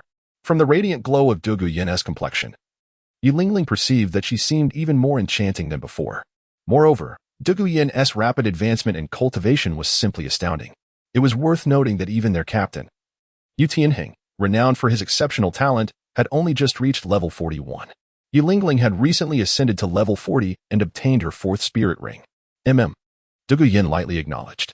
In truth, she had contemplated inviting Yu Lingling into their ranks. However, with Ning Rongrong already in the team, such an idea was evidently impractical. Most importantly, according to Chao Yi, Yu Lingling possessed the healing flower, yet her frail physique was so lacking in nourishment that it seemed unnecessary to guide her. Hence, she had refrained from bringing it up. At the residence on the back mountain, Chao Yi gazed at Ning Rongrong, whose eyes glistened with unshed tears, and gently reached out to wipe them away. I won't dare any more. Please forgive me, she said. Her voice hoarse and slightly choked with emotion as she felt Chao Yi's hand approach. Chao Yi chuckled, not intending to bully Ning Rongrong. However, her provocation warranted a lesson. Without a profound experience, this little girl would not realize her own limitations. After patting her smooth PG, Chao Yi withdrew. Upon stepping outside, he noticed Zhuqing immersed in her training. Recently, her dark power had been continuously absorbed into her being. As a beast martial soul, she originally lacked dark elements.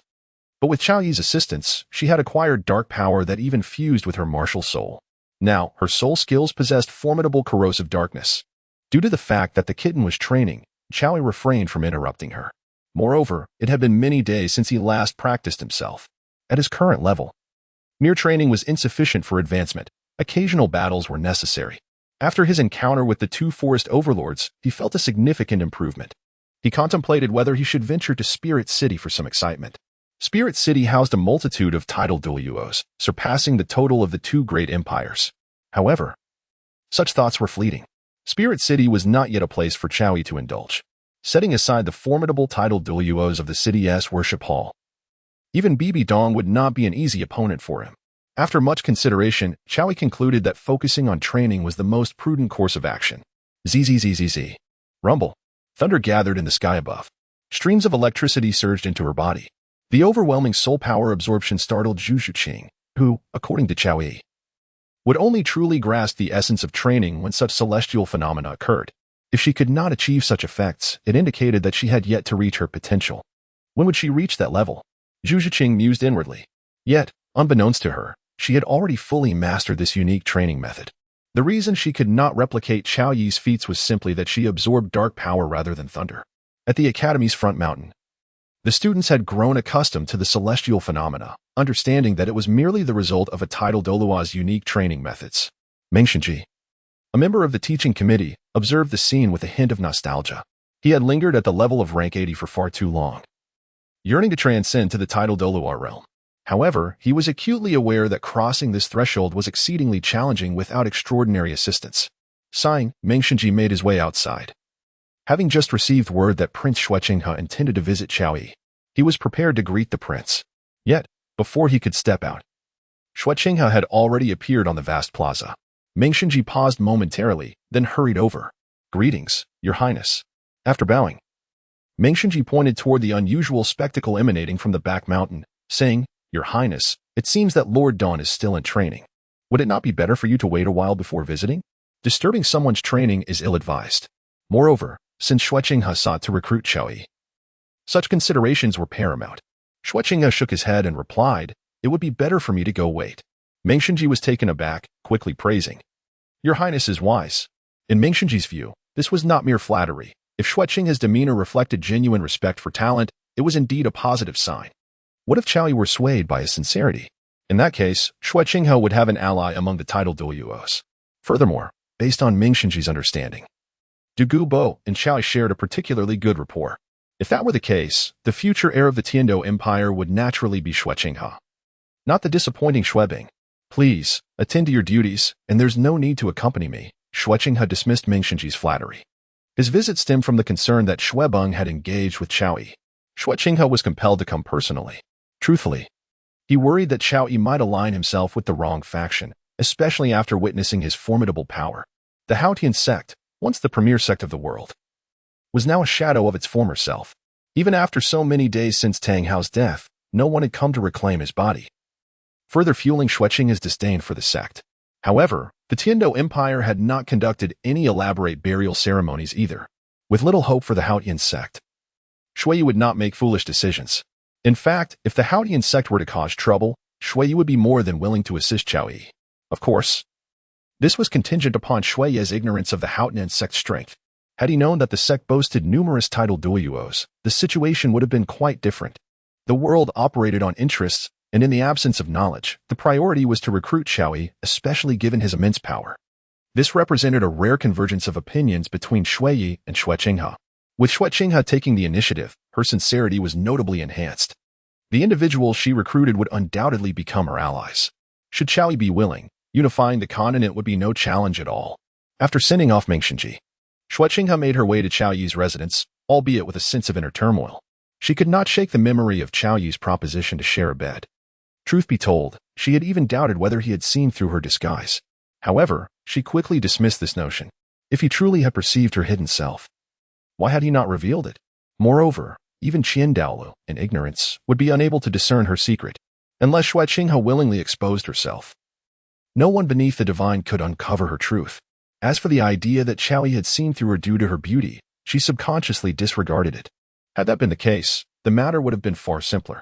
Despite her constant masquerade as a man, her charm was sufficient to captivate any man. She exuded confidence. A proud woman who would never consider herself conquerable. The thunderous sounds reverberated, growing increasingly formidable as Zhuqing approached Chaoyi's training grounds. As she drew nearer, the tumultuous roar intensified. Zhuqing was genuinely curious about the nature of this training. Could she perhaps learn this unique method of absorption? Its efficacy was undeniably remarkable. Take Zhuqing, for instance. At merely 12 years of age, she had already attained the rank of a fourth-ring soul master, practicing a technique strikingly similar to Chaoyi's. If such a youthful girl could achieve this, why couldn't she? Unlike her previous eagerness for recruitment, she found herself suddenly yearning for Chaoyi's method. In a moment of inner turmoil, Zhuqing craved the swift enhancement of her own abilities. Despite her innate talent, surpassing many required more than just that. Talent alone was insufficient. Rigorous training was imperative. The question of how to train effectively was of significant importance. Zhuqing felt her progress was rather sluggish. In the past, she had not entertained such thoughts, but now they had crystallized into a clear desire. Who could resist the allure of becoming stronger? Chaoyi naturally sensed the arrival of Zhuqing.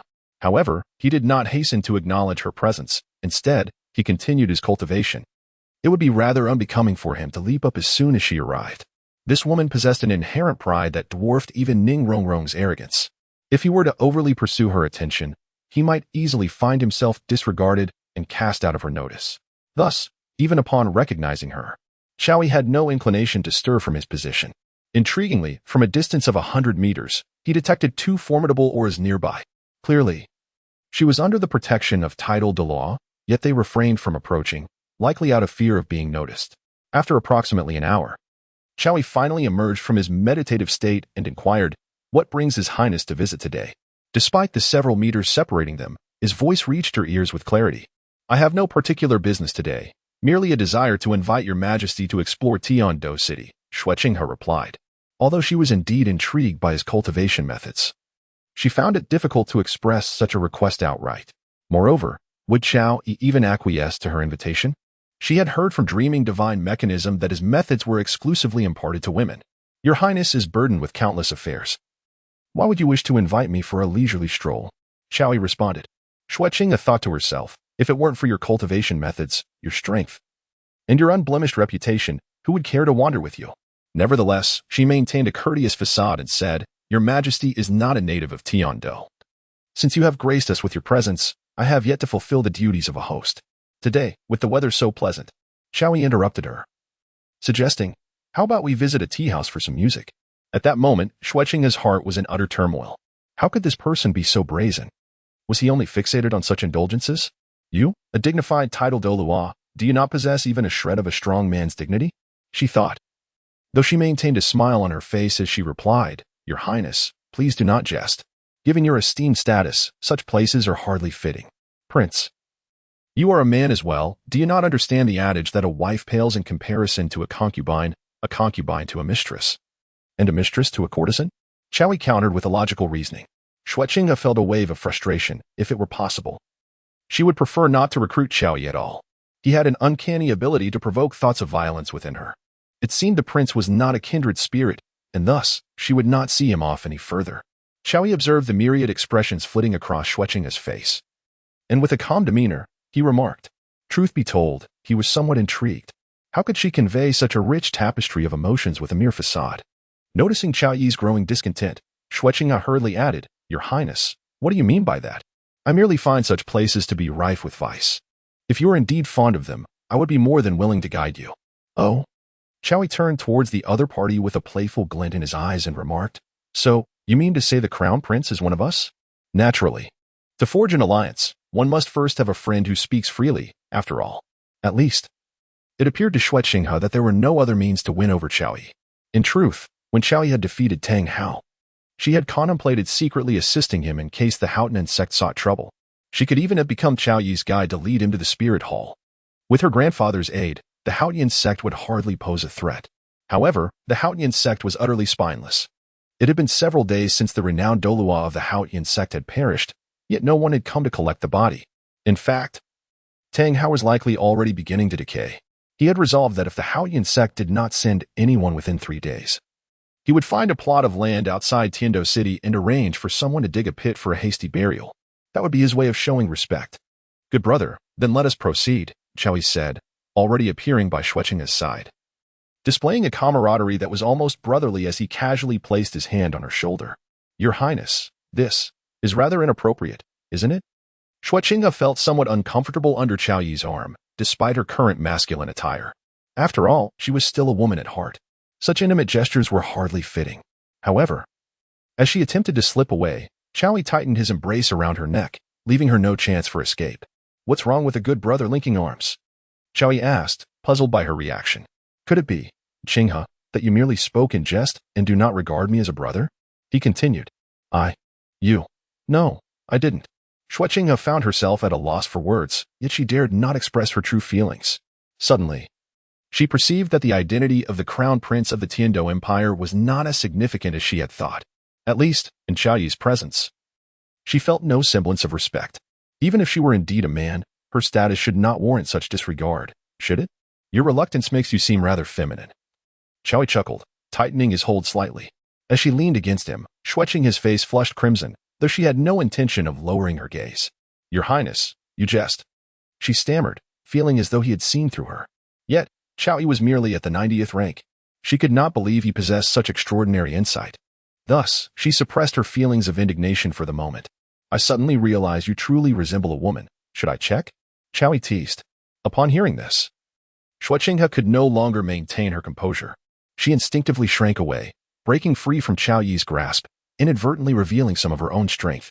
However, this was entirely instinctive. How could she not be afraid when Chowie seemed intent on making a move? "Qinghe, Could it be that you are indeed a woman? Chao Yi feigned shock as he gazed at her. No, I am not. Do not make wild guesses. Zhuqing hurriedly clarified, then felt her own excitement was excessive. So she added, Your Highness, it is just that Qinghe is unaccustomed to such contact. I hope you will not take offense. Having declared ourselves good brothers, why be so formal? Upon hearing Chao Yi's words, Zhuqing let out a sigh of relief. However, what Chao Yi uttered next sent her into a state of utter dismay. I am superior to you. From now on, you shall call me brother. Zhuqing's eyes widened in disbelief. Surely, you must be gravely ill.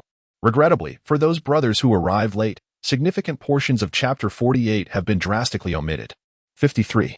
Auction house within the city of Tiando. As Zhuqing made her way to Tiando City, she could distinctly feel the rapid thumping of her heart resonating within her. Chao Yi evidently sensed the underlying tension. However, as the saying goes, one can never awaken a person feigning slumber. At this moment, Chao Yi was precisely that individual. He was merely content to be a brother to Zhuqing. After all, both were men. Surely, there was nothing amiss? Zhuqing gritted his teeth in frustration, yet outwardly he dared not show it. After all, they had only just become good brothers with great difficulty. How could he allow Chao Yi any reason to distance himself at this juncture? Most importantly, having shared camaraderie along the way. Abandoning it now would render all their efforts futile. He needed to reap some benefits from this relationship. Otherwise, conceding such advantages to Chao Yi would seem rather foolish from any perspective. Qinghe, where do you intend to take me? Chao Yi inquired, observing the barely contained turmoil within Zhuqing. Your Highness, we are headed to the pleasure house. Qianrenxue thought to herself, enduring the moment with great restraint. Are you intentionally trying to appear distant with me? Chao Yi remarked. The mere thought of those 3 words filled Qianrenxue with a wave of embarrassment. Moreover, she was several years older than Chao Yi. Oh, dear brother. Chao Yi nodded with a hint of satisfaction and remarked, Isn't this precisely the point? This is how we foster intimacy, is it not? He envisioned that once Zhuqing acclimated to this title, the moment Qianrenxue made her appearance would indeed be delightful. Yes, Qinghe has taken note, he continued. As the two walked, they suddenly beheld a peculiar edifice. The structure appeared remarkably unique, completely spherical, resembling a hemisphere resting upon the ground. It bore no sign, save for an image of a hammer. This was not the forge hammer of a blacksmith, but rather the emblem of an auction house, indicating that this was a specialized auctioneer's mallet. Unexpectedly, they had not encountered a brothel but rather stumbled upon an auction venue. Chao Yi commented, Pray tell, dear brother, are you inclined to enter the auction house for a closer look? Zhuqing, noticing Chao Yi's fleeting glances, eagerly suggested, Your request is one I cannot refuse. Chao Yi replied softly, gazing at him.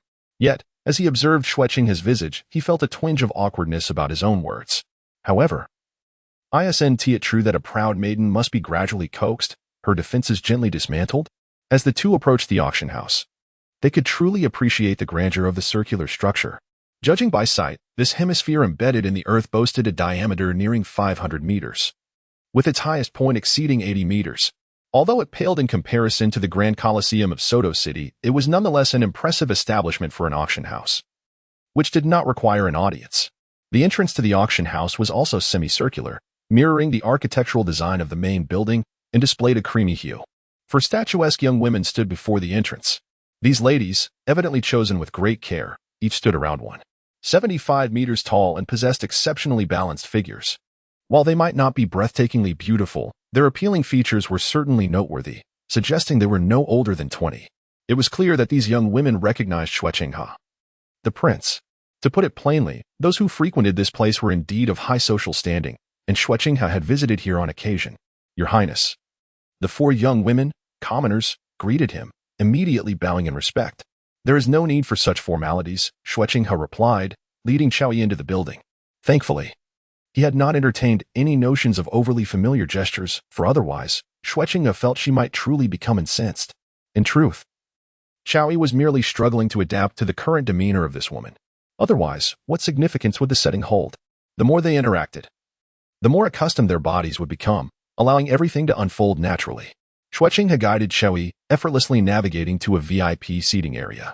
Once seated, Chao Yi recognized several familiar faces, including Ning Fingxi and the sword Douluo, as well as Zhuqing. The auction center resembled a grand hall, its decor reminiscent of the main coliseum he had previously encountered, featuring a circular podium at its center surrounded by concentric rings of seating. However, Ning Fingji and Sword Douluo were not situated in the VIP section. At that moment, the number of bidders present was sparse, with only about 1/5 of the seats occupied. Soon, the auction commenced. It seems there is nothing particularly noteworthy, Chowie remarked with a slight pout. Ah, dear brother.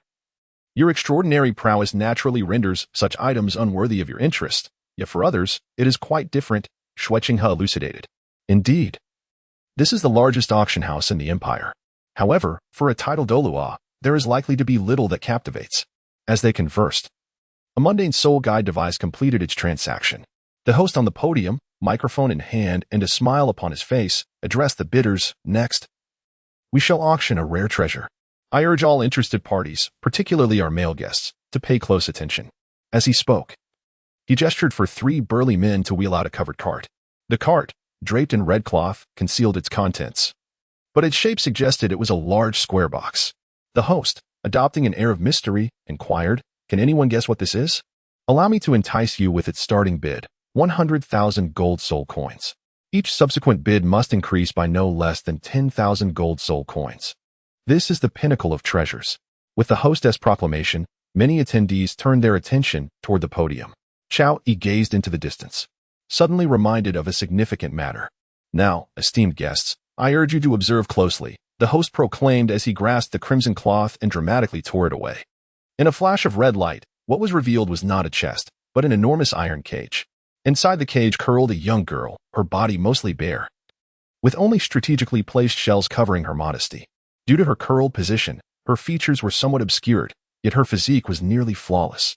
Her porcelain skin shone like exquisite jade, and her short, light green hair lent her an alluring charm.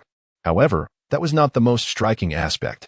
The most pivotal detail was that when she became anxious, her martial soul manifested, revealing cat ears and fangs, though she lacked a tail, and her eyes were strikingly mismatched.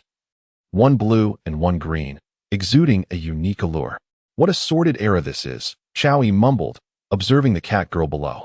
At this moment, Zhuqing, the imperial prince, should have uttered something to ease the tension, yet she remained silent, instead affirming, "Indeed.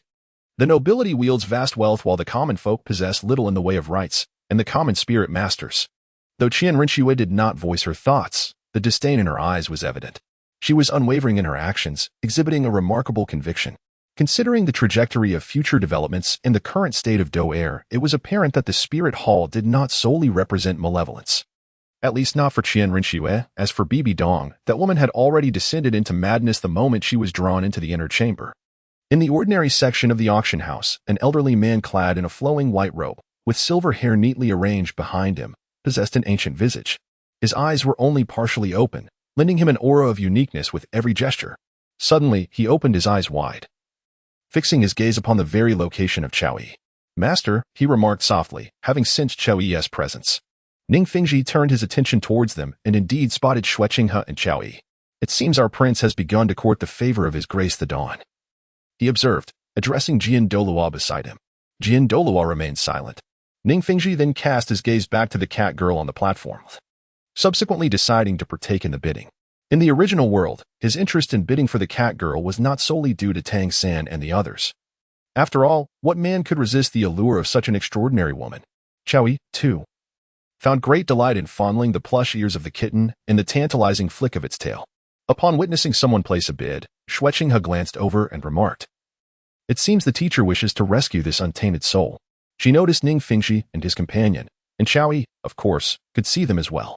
However, with a smile, Chowie replied, "How can you be so certain that he is not interested in acquiring this cat girl to play the flute?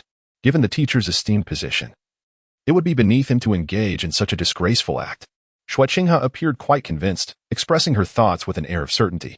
Given her current status, she could not afford to speak ill of Ning Fingji. Moreover, in her eyes, Ning Fingji would never stoop to such a tasteless endeavor. Of course, her words held a double meaning, subtly alluding to Chowie as well. Perhaps Chowie refrained from further comments. Were it not for the presence of the kitten, he would have found the cat girl with the mutated martial spirit quite intriguing.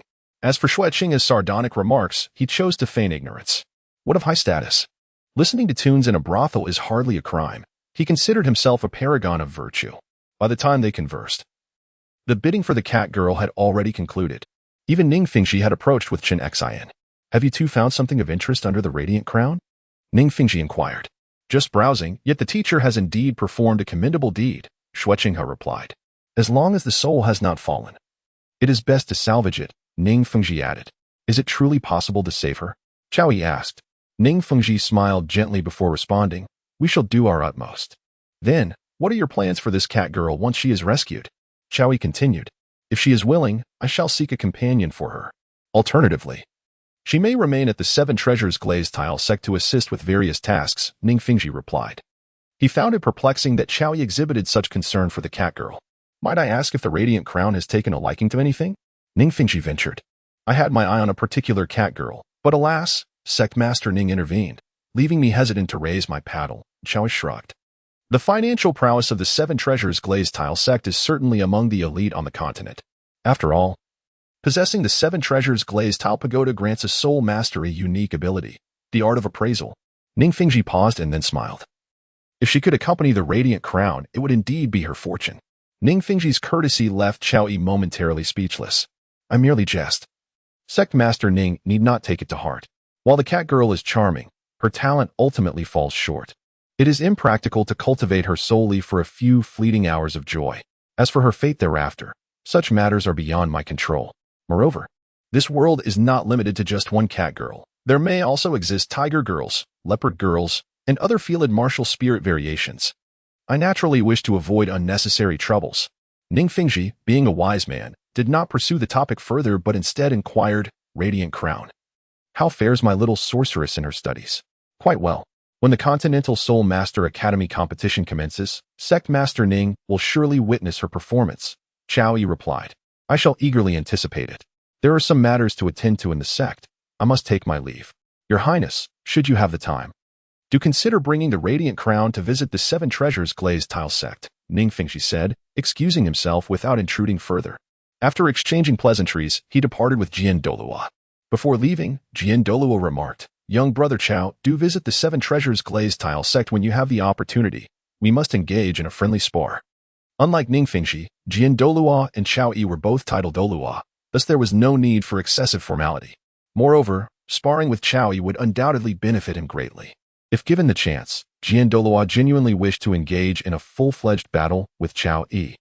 Chao Yi was naturally aware that during his previous encounter with the Sword Douluo, he had not exerted his full strength. Thus, he remarked that if the Sword Douluo was interested, he would gladly oblige. Very well, it is settled. As the two departed, Zhuqing commented. The Sword Douluo has already attained the remarkable rank of 96th level Super Douluo, and he bears no lingering ailments. In a full-scale battle under the suppression of soul power, I fear that my dear brother may not be his match. It was evident that Zhuqing felt quite uncomfortable with the somewhat embarrassing term dear brother. However, she did not wish to disrupt the delicate atmosphere that had been created, so despite her embarrassment, she opted to endure it for the time being.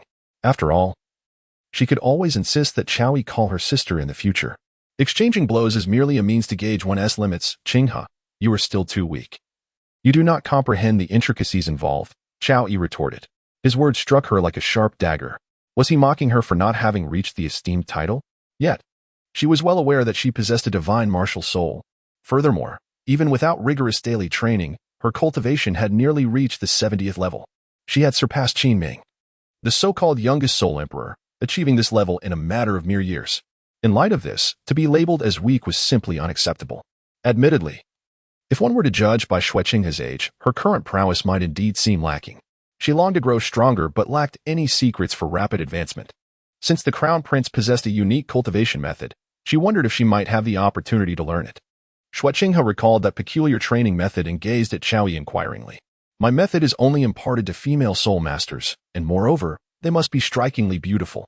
Regrettably, dear brother, despite your somewhat delicate demeanor, you are not a woman after all. Chao Yi did not reveal the true identity of Zhuqing, as he harbored a certain fondness for this proud woman, who displayed a vulnerable side before him, even though this visage did not represent her true self. Zhuqing, Qian Rengshu is truly beautiful.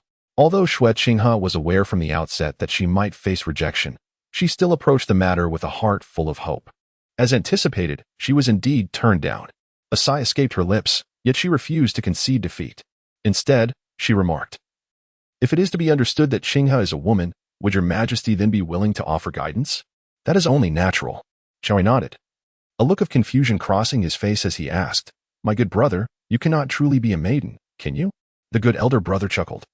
If Qinghe were a woman, how could he possibly become the crown prince? Zhuqing, he explained. Indeed, that would be quite a pity, Xiaoyi feigned regret. Shaking his head, I wonder if there are any other requirements for your cultivation method, besides only teaching females? Zhuqing paused before continuing. This left Xiaoyi perplexed. What did she mean by that? Was she contemplating revealing her true identity to seek his guidance? Well, I have a very good friend who should meet all of your highness's requirements. And she too wishes to grow stronger, Zhuqing, he ventured tentatively. A friend? You must be fabricating friendships, Xiaoyi responded. Since she is a friend of Qinghe and a beautiful maiden, how could I possibly refuse? Is that true? Zhuqing, his eyes brightened. But soon worry clouded her expression. After all, the Heavendo Royal Academy is located within the territory of the Heavendo Empire. How could she venture there freely? Just thinking about it left Zhuqing in a quandary. What troubles you? Xiaoyi, observing her fluctuating emotions, grew curious. Zhuqing fell silent for a moment. Gazing at Xiaoyi, unsure of how to articulate her predicament. Feel free to speak your mind, Xiaoyi encouraged.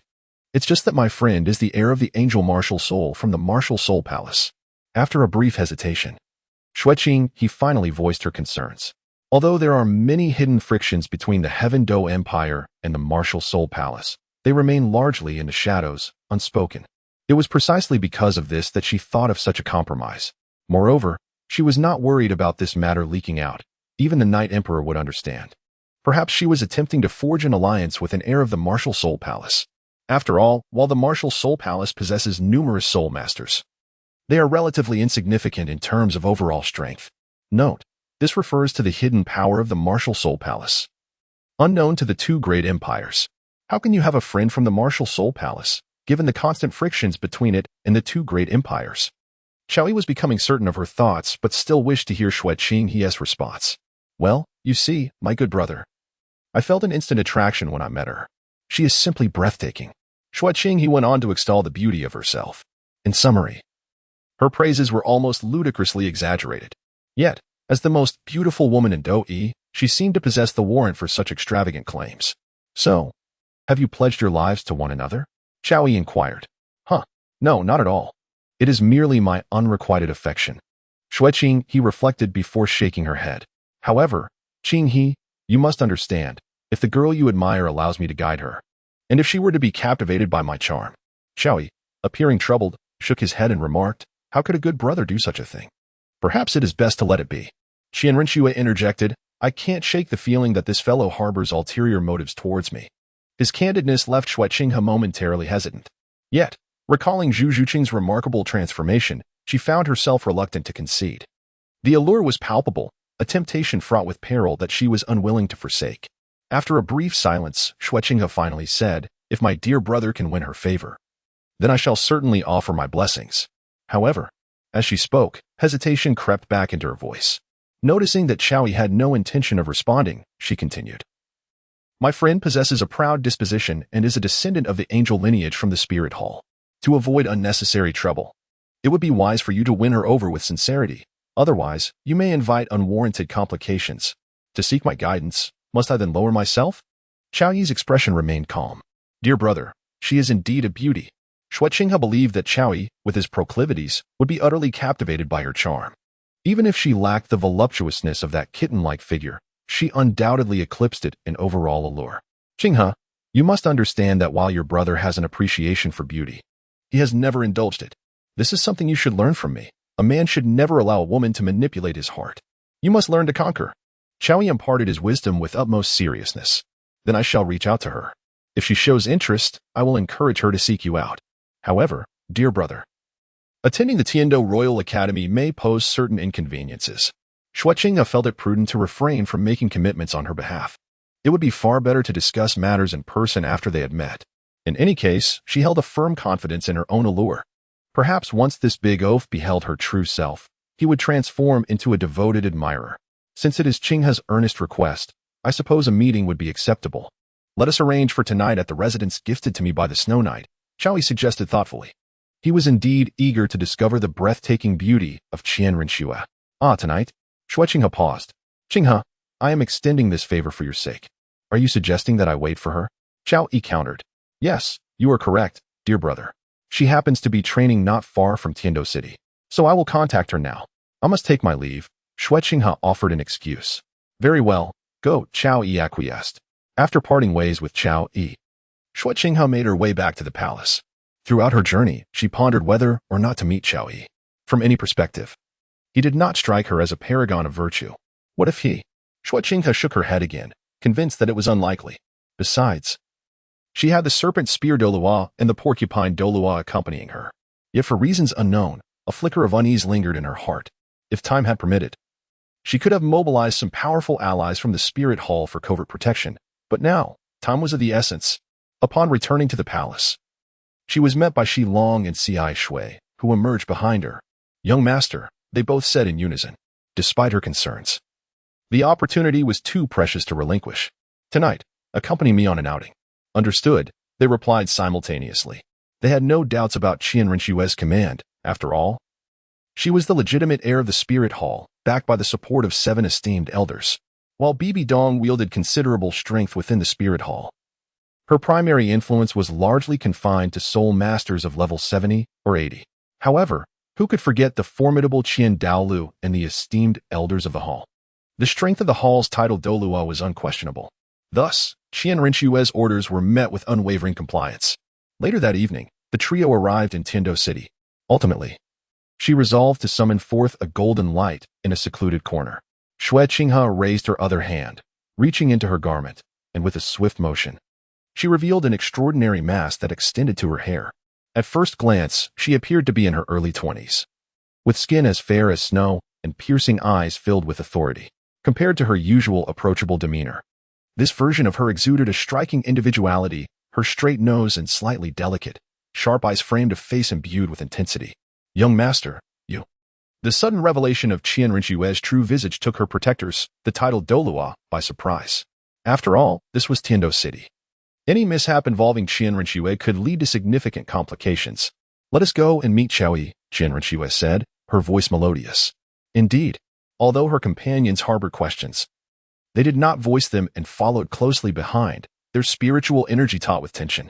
After all, it had been a long time since Qian Rinshue had unveiled her true self in Tiando City. The last time she had shown her authentic appearance was a serendipitous encounter alongside Zhuqing. Now, it had been far too long since she had presented herself as Zhuqing. Soon, they arrived at Xiao Yi's residence within Tiando City. As they stepped inside, Ci Shui and Shi Long were momentarily taken aback. What did they see? A 10,000-year-old, transformed soul beast. For Title Douluo, nothing could be more enticing than this. Xiao Yi was equally astonished that Qian Rinshue chose to bring these two individuals along, and so early at that. She was unaware that a semblance of discretion regarding the location mentioned by Zhuqing was in order. A crackling surge of thunderous power suddenly surged forth. An overwhelming force of soul energy instantly bore down upon Ci Shui and Shi Long. Ci Shui and Shi Long were momentarily taken aback. Each of them summoned their martial spirits, preparing to withstand the impending onslaught. The snake spear was a weapon spirit master, yet upon reaching the pinnacle of the 90th level, he was capable of manifesting a two-headed serpent. Ci Shui possessed a beast martial spirit, the pufferfish. Nevertheless, when the thunderous dragon made its appearance, both of them felt an unmistakable sense of suppression. Xiao Yi possessed a soul power of level 93, and his martial soul was of the dragon category, which rendered the two Title Douluos of level 92 quite uncomfortable. Qian Rinshue was perplexed by the abruptness of their demeanor upon her entrance. What is the reason for your hostility? I was recommended here by the Crown Prince of Tiando, Zhuqing. Despite her inner confusion, Qian Rinshue maintained a facade of composure. She reasoned that it was improbable for Xiao Yi to have intentions of abducting her to Tiando for accolades, as she could perceive a distinct disdain for imperial authority in his gaze. Ah, I understand, yet the individuals you have brought possess certain intentions towards my treasures, and I deem it necessary to issue a warning, Xiao Yi remarked indifferently. Qian Rinshue was momentarily taken aback by his words, quickly turning her attention to the two individuals who were being suppressed to the point of sweating profusely. To be candid, she felt a twinge of annoyance at this scene. Both were Title Douluos, yet they had not retaliated and were rendered helpless in such a manner. Unbeknownst to Qian Rinshue, Xiao Yi's martial soul was a unique fusion of dual martial souls. Against those of higher levels, the effects might not be immediately evident, But against those of inferior soul power, the fear was palpably overwhelming. Young master, beside him, the bloodstain spoke, divulging the existence of Ayin, a 10,000-year transformed soul beast accompanying Chao Yi. The revelation of such a formidable entity stirred a sense of longing within Qian Rinxue. A 10,000-year soul beast. Although she could not absorb it at present, the prospect of future absorption was tantalizing. Furthermore, a soul bone of that age was an irresistible temptation for any soul master. However, she swiftly quelled her burgeoning desire. She lacked for soul bones, and the matter of soul rings could be addressed at a later time. I come solely for the purpose of learning, harboring no ill intentions. There is no need for your excellency to act thus. I assure you, once they depart this threshold, they will harbor no further thoughts, Qian Rinxue stated, wishing to cultivate a favorable relationship with Chao Yi. Given the current circumstances, she felt it unnecessary to instigate conflict at this juncture. Chao Yi dispersed his soul power and turned his gaze towards Qian Rinxue. She donned a resplendent golden palace dress. Her skin fairer than snow, with a straight nose and slightly delicate phoenix-like eyes, exuding an extraordinary beauty tinged with an air of authority. Her golden hair cascaded down to her waist, radiating an aura of chilling coldness, akin to a true iceberg. Her voice was melodious, yet laced with a subtle arrogance, reminiscent of a phoenix soaring high in the heavens. Despite being a woman, she possessed a remarkable spirit. Her beauty was almost blinding. Without indulging in self-praise, after casting a few glances at Qian Rinxue, Chao Yi felt compelled to acknowledge this truth. It is indeed preferable to uphold one's own assurances. However, should this matter become known, both of them would face dire consequences. Chao Yi chuckled lightly, speaking nonchalantly. Those words seemed casual. They instilled a profound sense of dread in both the porcupine Douluo and the serpent spear Douluo. This individual was truly formidable. Previously, when Chao Yi and Tang Hao clashed with Chen Xian, they only sensed each other's strength from a distance. But now they realized the extent of the other's astonishing prowess. Moreover, the most striking aspect was the youthfulness of their opponent. Such a young and powerful Title Douluo was indeed someone they were reluctant to provoke. Though the allure of soul bones was tempting, what good were they if one were to lose their life in pursuit of them? Ultimately, neither of them was Qian Xuanqi, who commanded a vast spirit hall, nor were they individuals anyone would wish to offend. Qian Rinxue sensed that Chao Yi was not merely jesting. However, after his gaze lingered on her for a few seconds, she felt that her aspirations might still be within reach. The man before her might not be beyond her conquest. Compared to the allure of 100,000-year soul bone, the prospect of receiving Chao Yi's guidance and having him bow before her was far more intriguing. At that moment, Ayin trembled, having just undergone an experience, only to encounter two Title Douluos. She was utterly bewildered.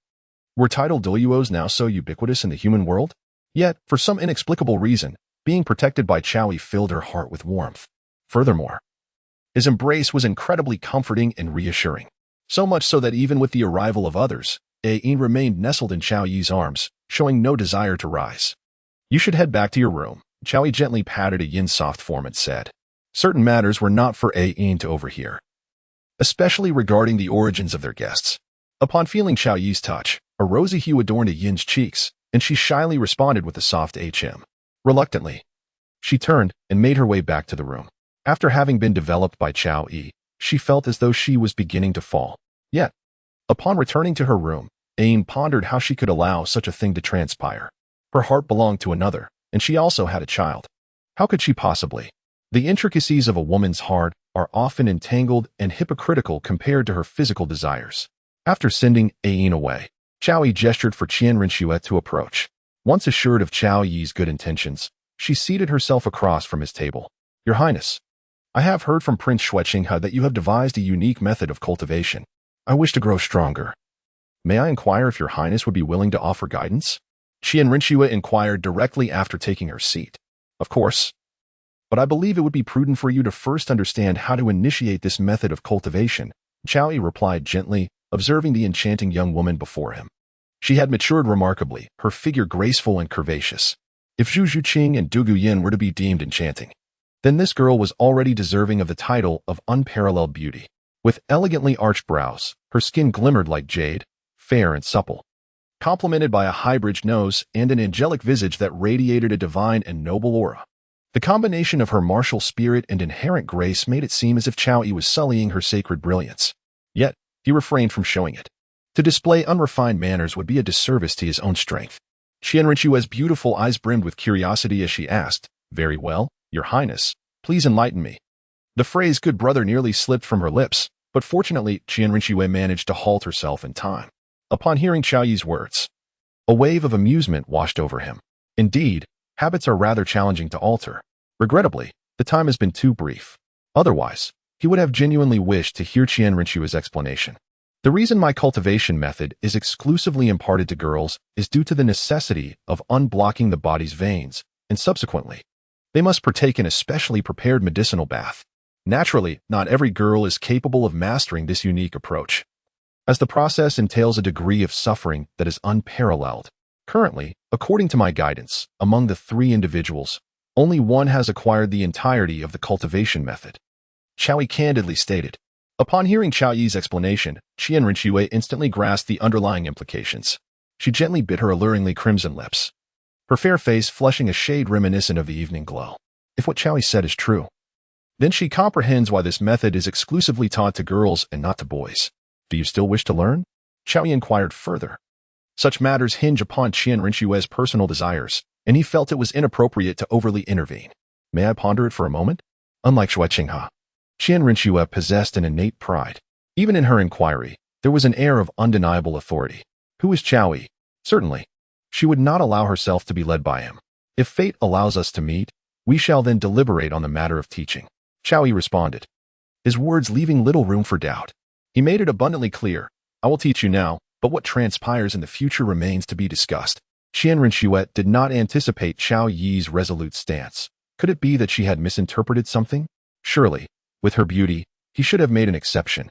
Moreover, considering Qiao Yi's earlier words, it was evident to Qianrenchue that he likely harbored ulterior motives. Even the 2 Title Douluos waiting nearby found his so-called training method to be rather outrageous. To put it plainly, it was clear he sought to take advantage of the situation. Qianrenchue fixed her enchanting gaze upon Qiao Yi, attempting to discern any hint of unusual sentiment in his eyes. However, to her disappointment, apart from an initial moment of astonishment, there was a lack of any other discernible factors. Qiao Yi, of course, remained indifferent to Qianrenchue's scrutiny. In their world, who was not a master of pretense? As she assessed him, Qiao Yi extended his hand in a gesture of dismissal. Qianrenchue rose, reluctant to depart, yet the thought of presenting herself to Qiao Yi, bare and vulnerable, made her apprehensive. Who could say whether he might suddenly pounce upon her like a ravenous wolf? Having witnessed Zhuqing's accomplishments, she was truly reluctant to relinquish her ambitions. For there remained someone she longed to conquer, an adversary she both loathed and revered deep within her heart. What is it, my lady? Do you have further business? Qiao Yi urged impatiently, as though Qianrenchue were somehow disrupting him. I wish to learn. Qianrenchue turned to him, her eyes filled with longing. I trust in your character, Your Highness, and I believe you would not wish to provoke the spirit hall for a moment's pleasure. Qiao Yi, how dare she? This little wretch is threatening me. Can I possibly endure this? Qiao Yi pondered for a moment, and it seemed that there was no reason to refuse. After all, the young lady was exceptionally beautiful, and everything could certainly be further discussed. Initially, he believed that Zhuqing would need to engage in a battle of wits with him before they could meet again. However, to his surprise, she directly expressed her desire to learn. While also ensuring her own protection, she had her own intentions, and Qiao Yi harbored his as well. If he claimed to have no interest in Qianrenchue, how could he contemplate guiding her? Now that both of them had justifiable reasons, how could Qiao Yi possibly decline? Threatened? So what? There would be plenty of opportunities for Qianrenchue to kneel and call him father in the future. At this moment, all he needed was a chance to connect with her. He did not aspire to conquer the world. However, nurturing a woman capable of doing so held its own allure. After all, providing her with the means to achieve greatness while he simply needed to inspire her conquest brought immense satisfaction. In the spirit hall, only your esteemed elder could instill in me a modicum of fear. The others were hardly worthy of my attention. Nevertheless, you are quite astute, and I am indeed willing to offer you guidance. How far you progress ultimately depends on your own efforts, Qiao Yi said. Upon hearing Qiao Yi's words, the 2 individuals standing behind him couldn't help but twitch their lips. They felt that Qiao Yi was excessively arrogant. He must be unaware of the true depth of the spirit hall, right? To say nothing of the second elder, the golden crocodile Douluo, who was a formidable powerhouse at the 98th level. The others were no less impressive, with the weakest among them being at least 96. Together, the 5th and 6th elders posed a challenge that even the Grand Elder would find difficult to manage in a short span of time. Yet, as mere attendants, they had no opportunity to speak in the presence of such greatness. Coupled with the initial intimidation Qiao Yi exuded upon entering and Qian Rinxue's evident respect for him, they dared not utter a word. Qian Rinxue, is someone next door also cultivating? When can we begin? After everything was agreed upon, Qian Rinxue inquired. At any time. Qiao Yi responded. Zzz. While speaking, Qiao Yi harnessed the power of lightning to conjure a bed of thunder. Lie down upon it, do not resist. And allow the thunderous energy to flow into your body, Qiao Yi instructed. Qian Rinxue was momentarily taken aback, but upon observing that Qiao Yi was not jesting, she gritted her teeth and leapt up. The instant she lay on the thunder bed, currents surged into her body. Unable to restrain herself, she let out a cry of pain. The needlefish Douluo and serpent spear Douluo immediately manifested their spirit rings and rushed forward to rescue her. After all, if anything were to happen to Qian Rinxue, their lives would not suffice to atone for it. Uncle Ci, I am fine, Qian Rinxue quickly assured them. Having sensed the fluctuation of spirit power, she did not wish to squander this hard-won opportunity. Hearing her words, they naturally hesitated to intervene. Meanwhile, Qiao Yi floated in mid-air, quietly observing Qian Rinxue. The golden collar of her attire framed her slender, snow-white neck. Her long golden hair cascaded casually down her back, unkempt and contrasting sharply with her meticulously arranged palace garments. Her sun-like, radiant golden locks, though simply draped, possessed a captivating allure. Her skin was as pale as snow, and her exquisite features showcased the delicate beauty of femininity in their entirety. At that moment, her enchanting face was marred by an expression of agony. Yet, she persevered, refusing to surrender to the pain. In fact, she could not fathom why she was willing to believe that this was genuine. Zzz. Observing her strength, it appeared she had already reached around the 67th or 68th level. Qiao Yi intensified the current's flow. Qian Rinxue had just managed to endure the invading thunder within her body, but was it merely the beginning? Unable to resist, she could leap down at any moment. The only truth I can share with you is that the actual unblocking of the meridians will be several times more excruciating than this. Ultimately, Qiao Yi was a man who cherished delicate beauty. He could hardly bear to see her suffer so. Yet how could Qian Rinxue simply concede? If others could achieve it, so could she. She was no less capable than anyone else. Seeing her silence, Qiao Yi chose not to speak further. The air was filled with the crackling sound of electricity, interspersed with Qian Rinxue's occasional feline-like cries. Meanwhile, Qi Shui and Qi Long could only wait anxiously, entirely unaware of the circumstances. However, Qian Rinxue forbade them from intervening, and they dared not defy her. After a full 2 hours, the tempestuous baptism of lightning finally subsided. As the lightning bed vanished, Qian Rinxue fell into Qiao Yi's embrace. Once he had brought her to the ground, he gently set her down. Is this all there is? Qian Rinxue felt a slight numbness and sat directly on the ground. If you can endure this for about 10 days, you will be able to open your meridians, Qiao Yi stated. Follow me. He then turned and walked towards the room. Qian Rinxue, mustering her strength, stood up despite the tingling sensation coursing through her body and wobbled after him. As Qi Shui and Qi Long attempted to follow, Qiao Yi instructed, you two wait outside. Qian Rinxue paused, recalling Qiao Yi's earlier mention of the medicinal bath, and nodded in agreement. Although the two found her recent cat-like sounds enchanting, they were sensible enough not to explore further and remained outside. Upon entering the room, Qiao Yi retrieved a wooden tub and added high-quality medicinal herbs into it. The moment the herbs touched the water, Qian Rinxue felt a gentle healing energy emanating from them. Clearly, the materials Qiao Yi had procured were extraordinary. However, noticing he had no intention of leaving, Qian Rinxue felt a flicker of indignation. I need to observe how you absorb the medicinal bath so that I can gauge the dosage, Qiao Yi stated with an air of seriousness. He was not interested in Qian Rinxue in any improper sense. He merely wished to ascertain how much of the medicinal bath she required. After all, she was different from Zhuqing, Ning Rongrong, and the others. Having reached over level 60, nearing 70, this was rather late for a cleansing, even in this lower realm. With ample justification, Qiao Yi remained steadfast in his position. This medicinal bath is priceless. It exists nowhere else but here. If you hesitate, you are free to leave at any time, he calmly reminded Qian Rinxue, who stood there in indecision. Qian Rinxue could sense the energy radiating from the bath. And upon hearing Qiao Yi's words, urgency washed over her. Yet, a young lady's purity, how could she relinquish it now? Rustling sounds echoed as Qian Rinxue stepped into the wooden tub, and the gentle medicinal power began to be absorbed by her body. Not only did it alleviate her pain, But the moment it entered her system, she felt a significant amplification of her soul power. It was an immense surge, unlike anything she had ever experienced before. In that instant, Qian Rinxue truly believed in Qiao Yi. "Is it ready?" she asked, her tone frosty and somewhat unkind. "Oh, yes, it's ready," Qiao Yi replied. Qiao Yi responded with a contented sound and turned to leave. As he exited the room, his mind was filled with the lingering image of that delicate whiteness. Moreover, he was surprised to discover that Qian Rinxue was indeed a little white cat. How enchanting! The more he pondered, the more he felt a rising heat within him, prompting him to visit a yin's room next door. Yin could no longer remain here. Despite their assurances, Qiao Yi found it difficult to truly believe.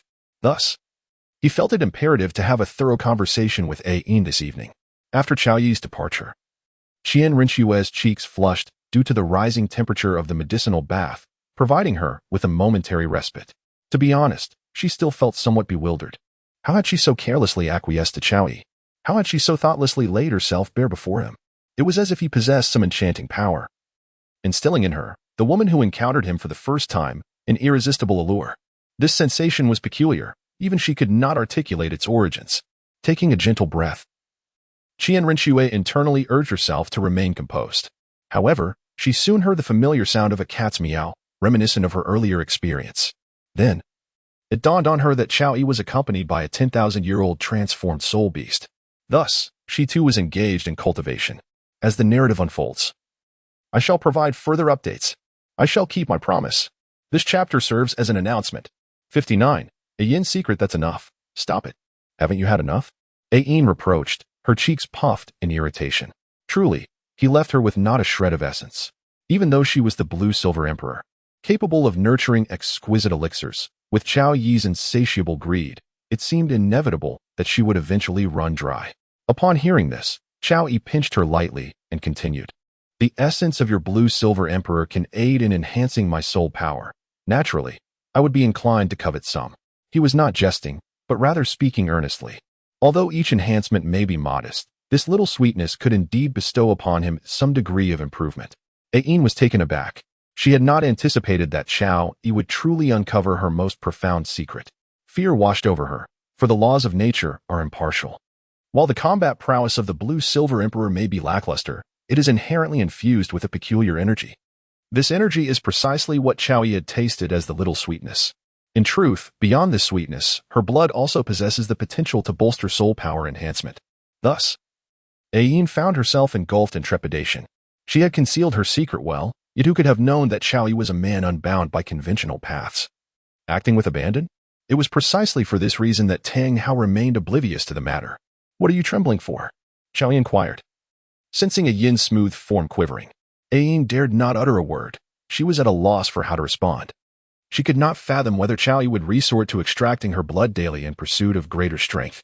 Such a notion was excruciating, and for her, enduring that would be worse than death. Rest assured, I have long been aware of your little secret. However, I'm not the kind of man who would subject you to suffering merely for the sake of enhancing my power. Qiao Yi observed her silence and decided to consult the system. In no time, he became fully aware of the situation. To be honest, for a fleeting moment, he felt a slight stir of emotion.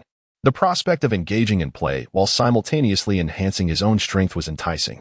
However, he couldn't help but ponder that if such a tender figure as Yin were to lose too much blood, it would undoubtedly diminish much of the enjoyment. Qiao Yi rather enjoys the experience that slips out unexpectedly. Do you know? Yin, upon hearing Qiao Yi's words, was somewhat incredulous. However, judging by his demeanor, it was evident that he was not speaking falsely. Qiao Yi gently encircled her delicate calves, lifting her effortlessly as he spoke. From the very beginning, I was aware of the uniqueness of your blood. But, Yin, do you comprehend that my resurrection of you is never intended to serve my own ambitions? For you remain oblivious to the sacrifices I have made. All I desire is to cherish you. Qiao Yi seized the opportunity. Filled with feelings of affection and love, he naturally began to engage with Yin. Yin stared blankly at Qiao Yi, momentarily at a loss for words. Even during her time with Tang Hao, she had never disclosed this secret. To put it plainly, the temptation was overwhelming. Qiao Yi had been aware of it from the very beginning, yet apart from the essence that had been nurtured, he had never harbored any other intentions. This led Yin to contemplate that perhaps being with this man was not such a bad idea after all. In the depths of the underworld, Tang Hao lamented, I am utterly heartbroken. Do you not believe me? Chao Yi inquired, lifting a Yin's chin. Why? Are you treating me so kindly? A Yin gazed at Chao Yi in confusion. Surely, they had never met before? What could possibly drive him to be so resolute in reviving her? And to treat her in such a manner? You may not know this, but we have crossed paths before. However, at that time, you had already become another's wife. It was because of you that I was willing to forge a friendship with Tang Hao. Unfortunately, he fell victim to the wrath of the spirit hall and was hunted down, ultimately entrusting you to my care. Chao Yi has rambled on extensively once more. In any case, his words hold some merit. Tang Hao perished by his hand, as an outstanding junior of the esteemed Chao family. He naturally ought to look after Tang Hao's wife. As for Tang San, it is folly to nurture a potential threat. Moreover, not just anyone can sustain a wolf cub. What will Ayin do when she learns of this? Chao Yi believed that with his occasional nurturing, Ayin would soon forget her past. The most effective way to a woman's heart is through directness. Moreover, he undoubtedly delved deeper than Tang Hao, exploring more thoroughly. Under such circumstances, would she really turn against him over trivial matters? Absolutely not. This could be considered a proper greeting for Tang San. After all, many occurrences in the original world genuinely repulsed him. Ayin remained silent, just as Chao Yi had anticipated. Her completely explored self had indeed opened her heart. Yet, she was unwilling and reluctant to acknowledge it. Although she considered herself merely a blade of grass, she understood that her actions were tantamount to disloyalty. Thus, she found herself in a state of inner conflict. Creak. At that moment, the sound of a door opening resonated from the adjacent room. Ayin paused and glanced at Chao Yi. However, Chao showed no intention of explaining. In fact, Ayin sensed that he had become even more excited. She could not comprehend this. Outside, when Qian Rinxue emerged, her striking oval face had returned to its usual aloof demeanor, although a faint blush lingered. Clearly, after absorbing the medicinal bath for so long, she was well aware that the events in the next room were far from mere cultivation. Yet, she had not anticipated that Chao Yi would not spare even a soul beast. Let us go. Casting a glance at the two Title Douluo, Qian Rinxue uttered a single sentence and departed first. The snake spear Douluo and the porcupine Douluo offered no further words, hastily following behind. Upon their return to the palace, Qian Rinxue dismissed the two men. She did not immediately transform into Zhuqing, but instead sat on the bed, her fair arms resting upon her legs. Reflecting on the events of the night, Qian Rinxue felt as if she were in a dream. Most importantly, she had been thoroughly observed. She could distinctly recall Chao Yi's gaze, which seemed almost eager to pounce on her. Even though he had restrained himself admirably, she had still noticed. For reasons unbeknownst to her, she remained in that medicinal bath, fully absorbing its effects. In truth, throughout the journey back, what infuriated her the most was merely one thing. A man who had seen her vulnerable side was, absurdly, in the next room.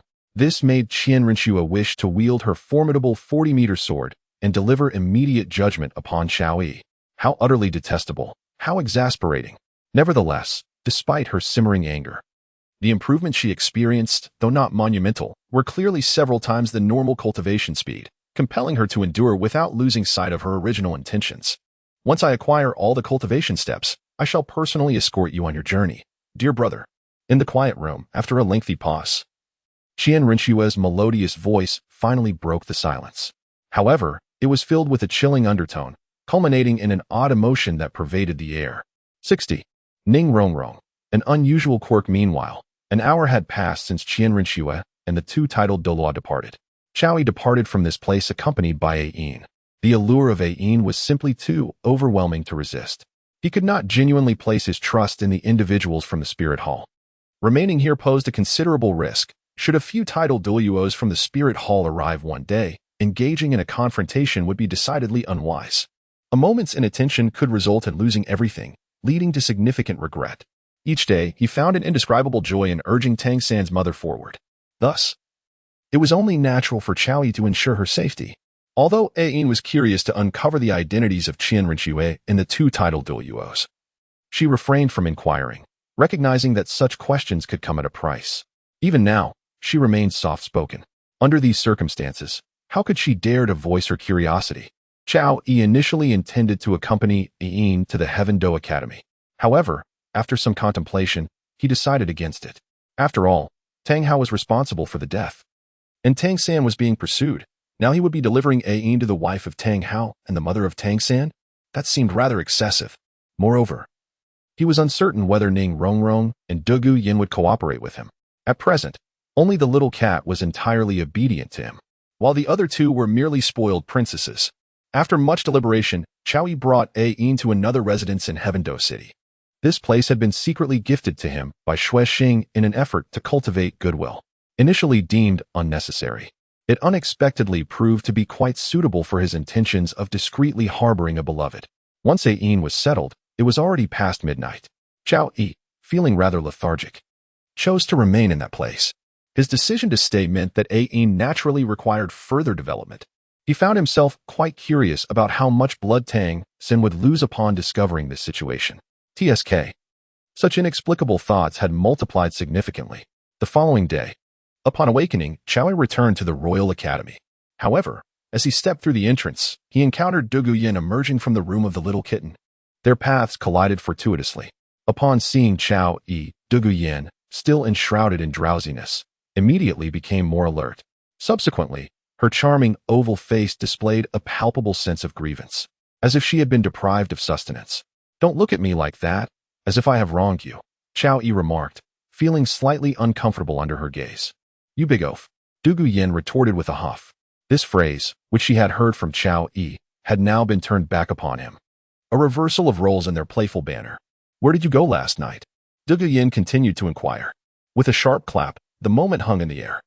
Chao Yi raised his hand and delivered a resounding slap. Without a moment's reflection, it was evident that a distinct handprint would be left on Dugu Yin's delicate face. "Do you still wish to inquire further? You simply bully others." Dugu Yin spoke in a feeble voice.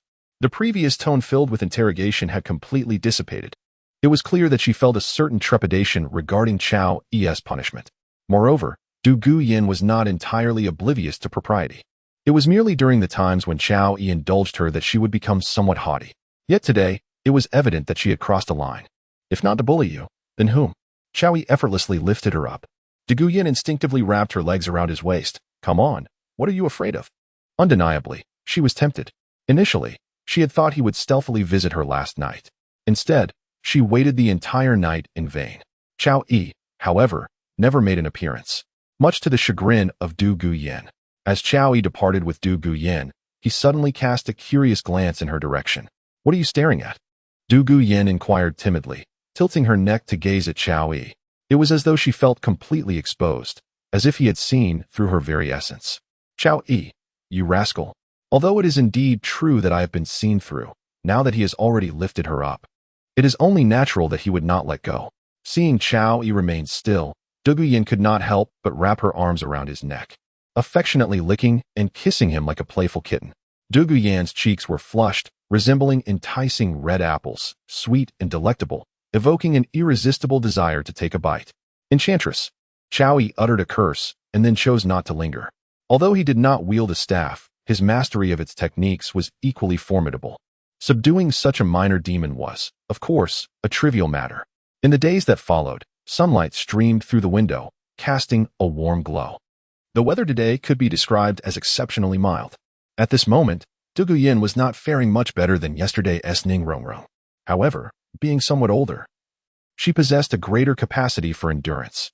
Her skin was fair, resembling the exquisite sheen of mutton fat jade, and under the sunlight, it appeared even smoother and more delicate. "Is this truly all you have to offer?" Chao Yi provocatively grasped Dugu Yin's small frame, seemingly inquiring, "Where has your morning courage vanished to?" "I am fine now.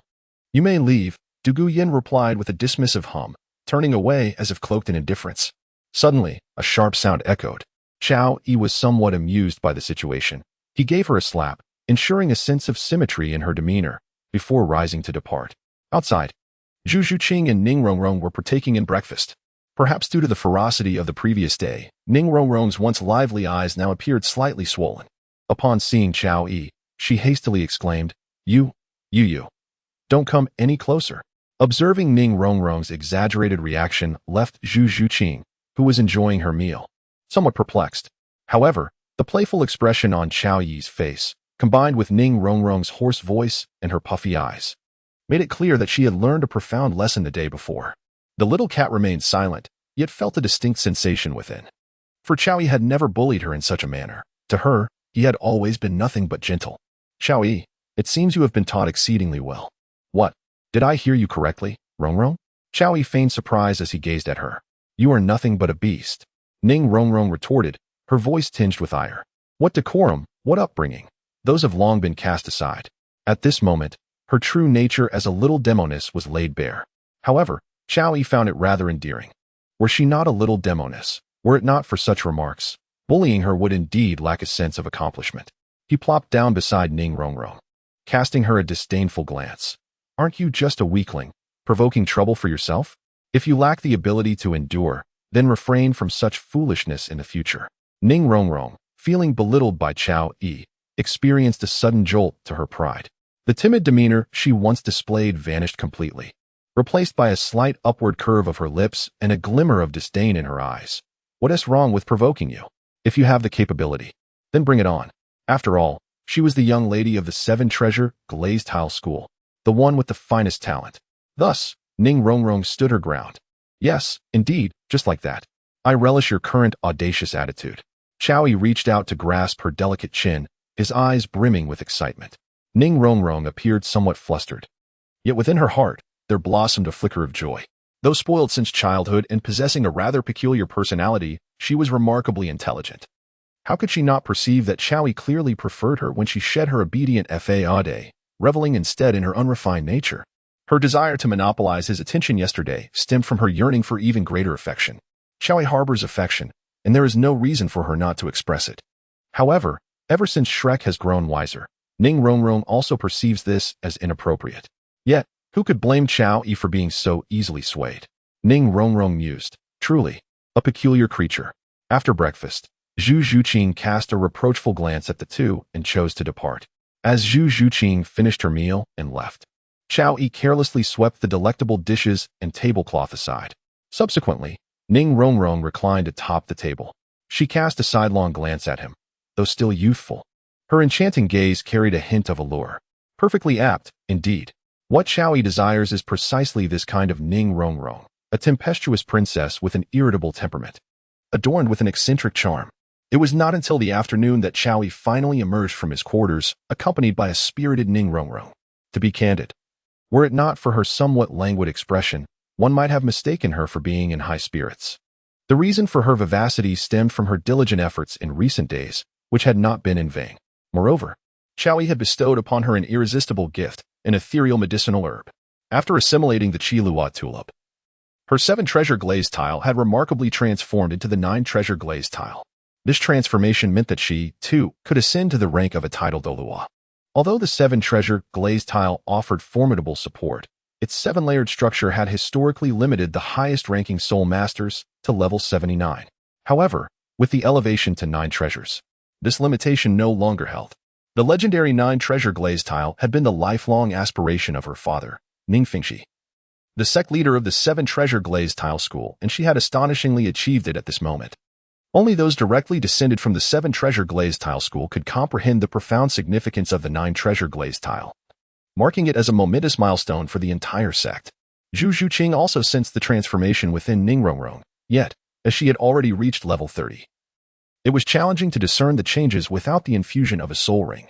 Let us proceed to acquire a soul ring for Rongrong, Chow Yi declared. No sooner had he spoken than Dugu emerged, her complexion radiant.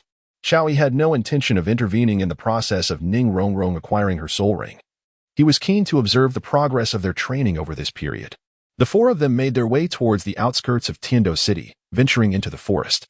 As for the agreement with Qianrenxue, Chow Yi believed that this woman should not be overly indulged.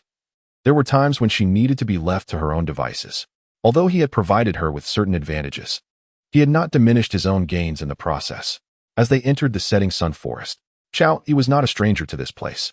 Yet the manner in which he entered this time, with such restrained presence, was indeed unprecedented.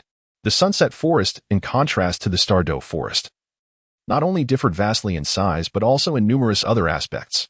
The Stardow forest, situated at the heart of the continent, is the largest soul beast forest in that central region. It falls within the tropical zone, predominantly teeming with tropical flora.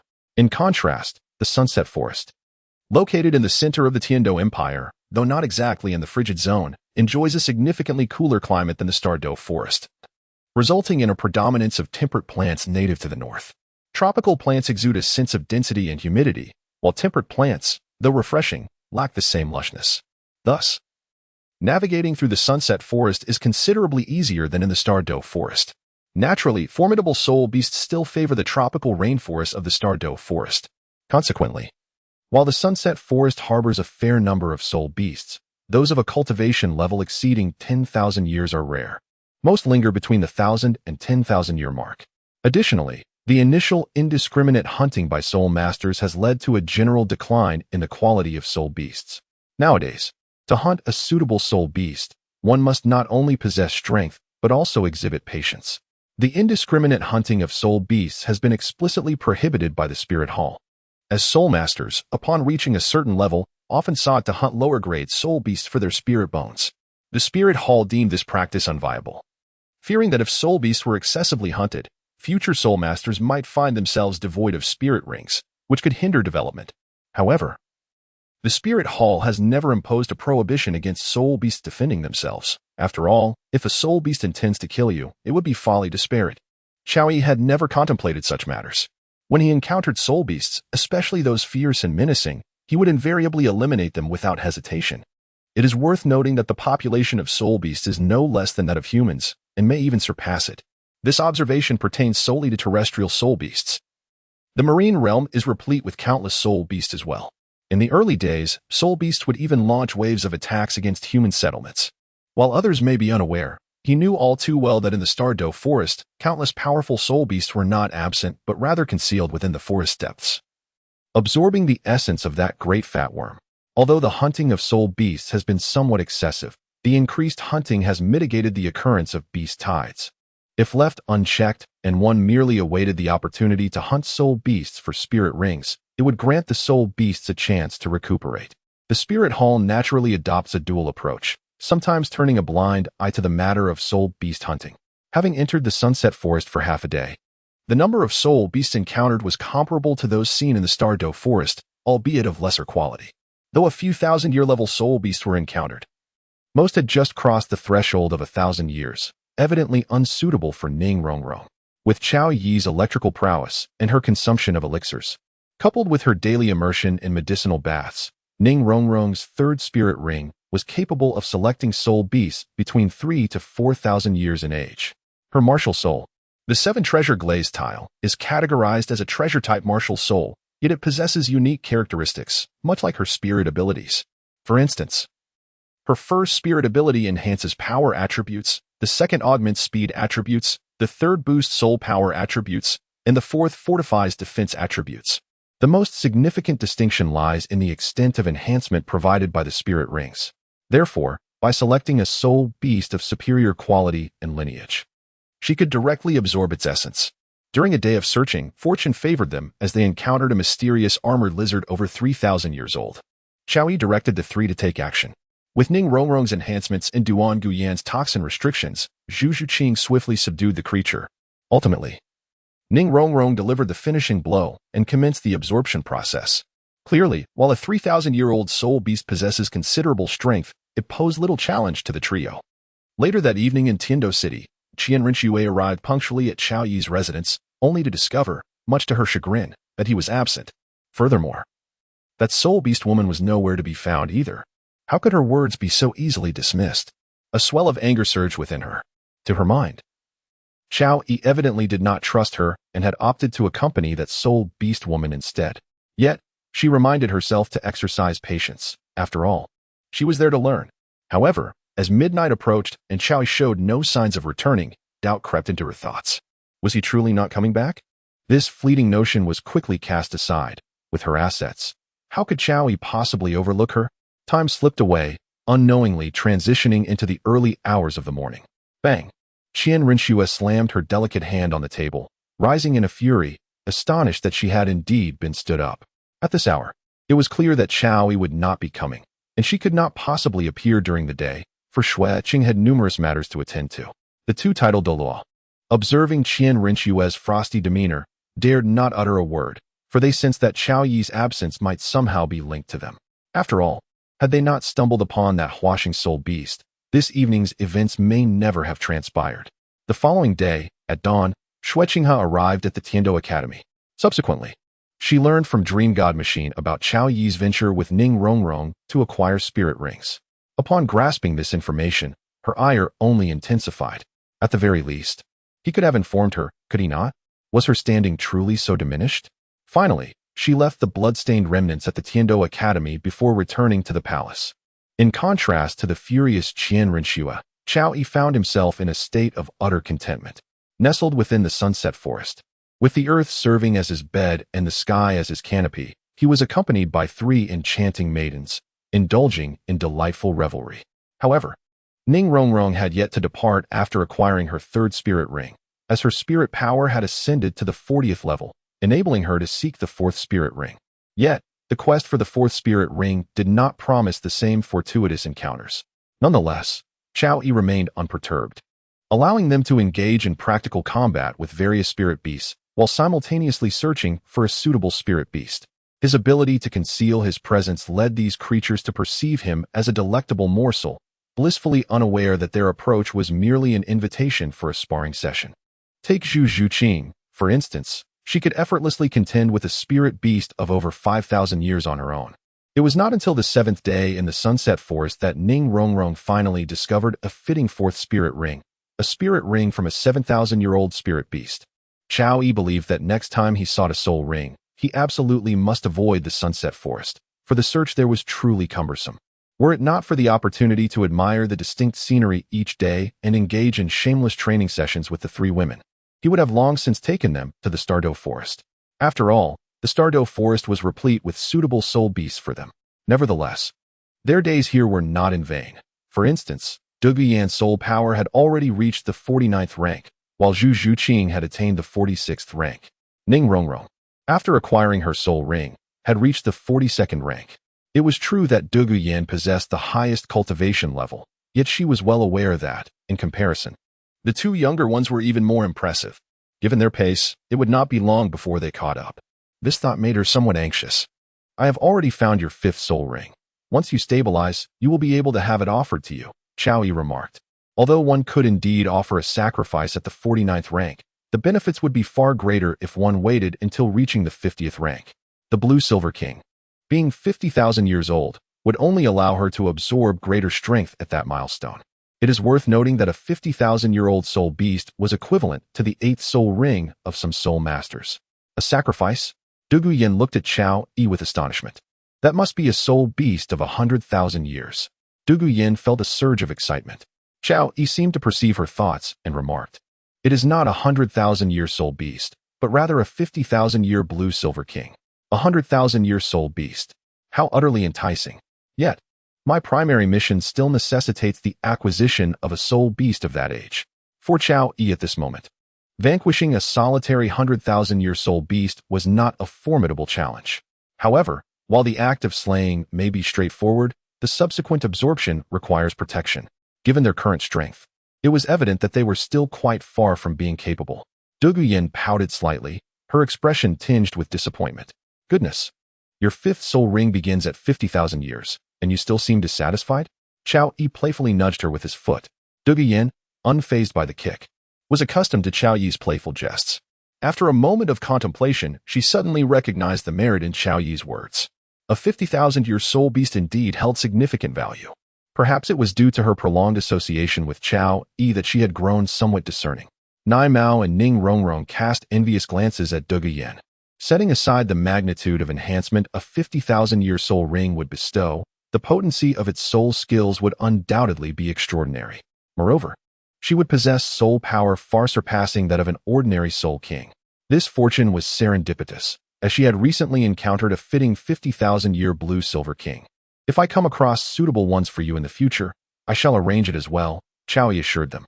Goodness, the usually unambitious Nai Mao is gazing at Dugu with such eagerness today. It's quite overwhelming.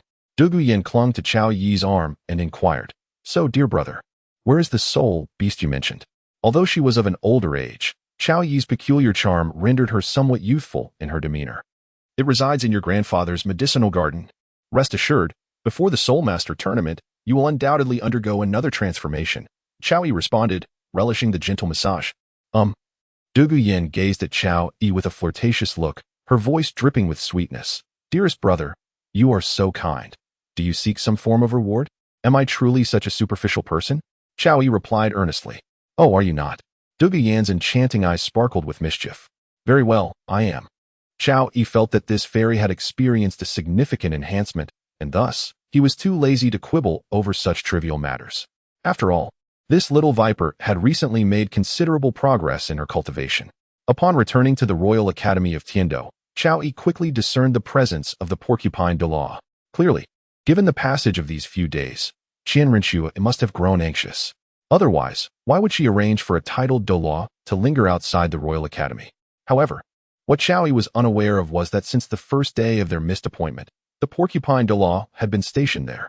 Approximately an hour after their return, Zhuqing made his way alone into the Royal Academy.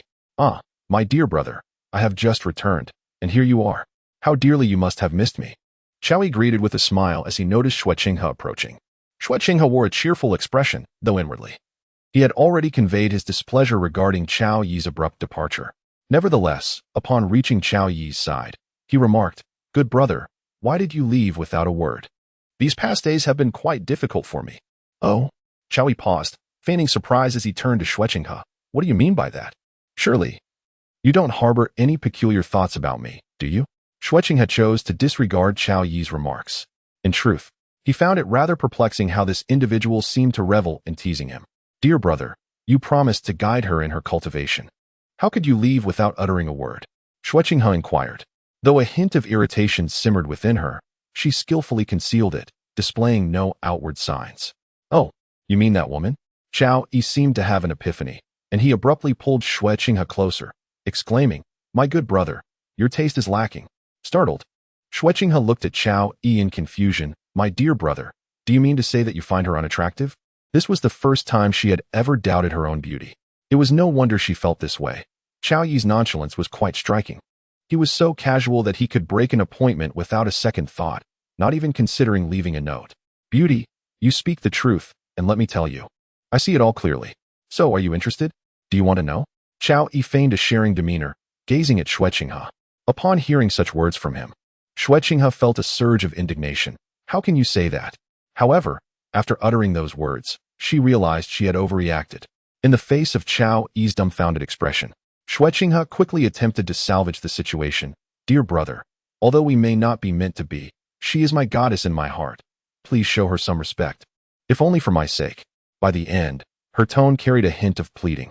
She truly had not anticipated that Chao Yi harbored such peculiar inclinations, sharing these matters so openly. Fortunately, she was herself, and Qian Rinxue was also her. However, what if Chao Yi shared this with others? She could not bear the thought. Even if it were inconsequential, she could not accept Qian Rinxue being treated that way. Who would have guessed that the loathsome woman held such a lofty position in his heart? Naturally, Chao Yi rested his chin on his hand and feigned a troubled demeanor, saying, If that is the case, then I can no longer continue teaching her. Zhuqing looked at Chao Yi in confusion, her anxiety mounting. Having already suffered such significant losses, she had yet to discover the proper methods of cultivation. Now, Chao Yi was contemplating abandoning her. She could not acquiesce to this, and hastily inquired, Good brother, what is this about? You promised me.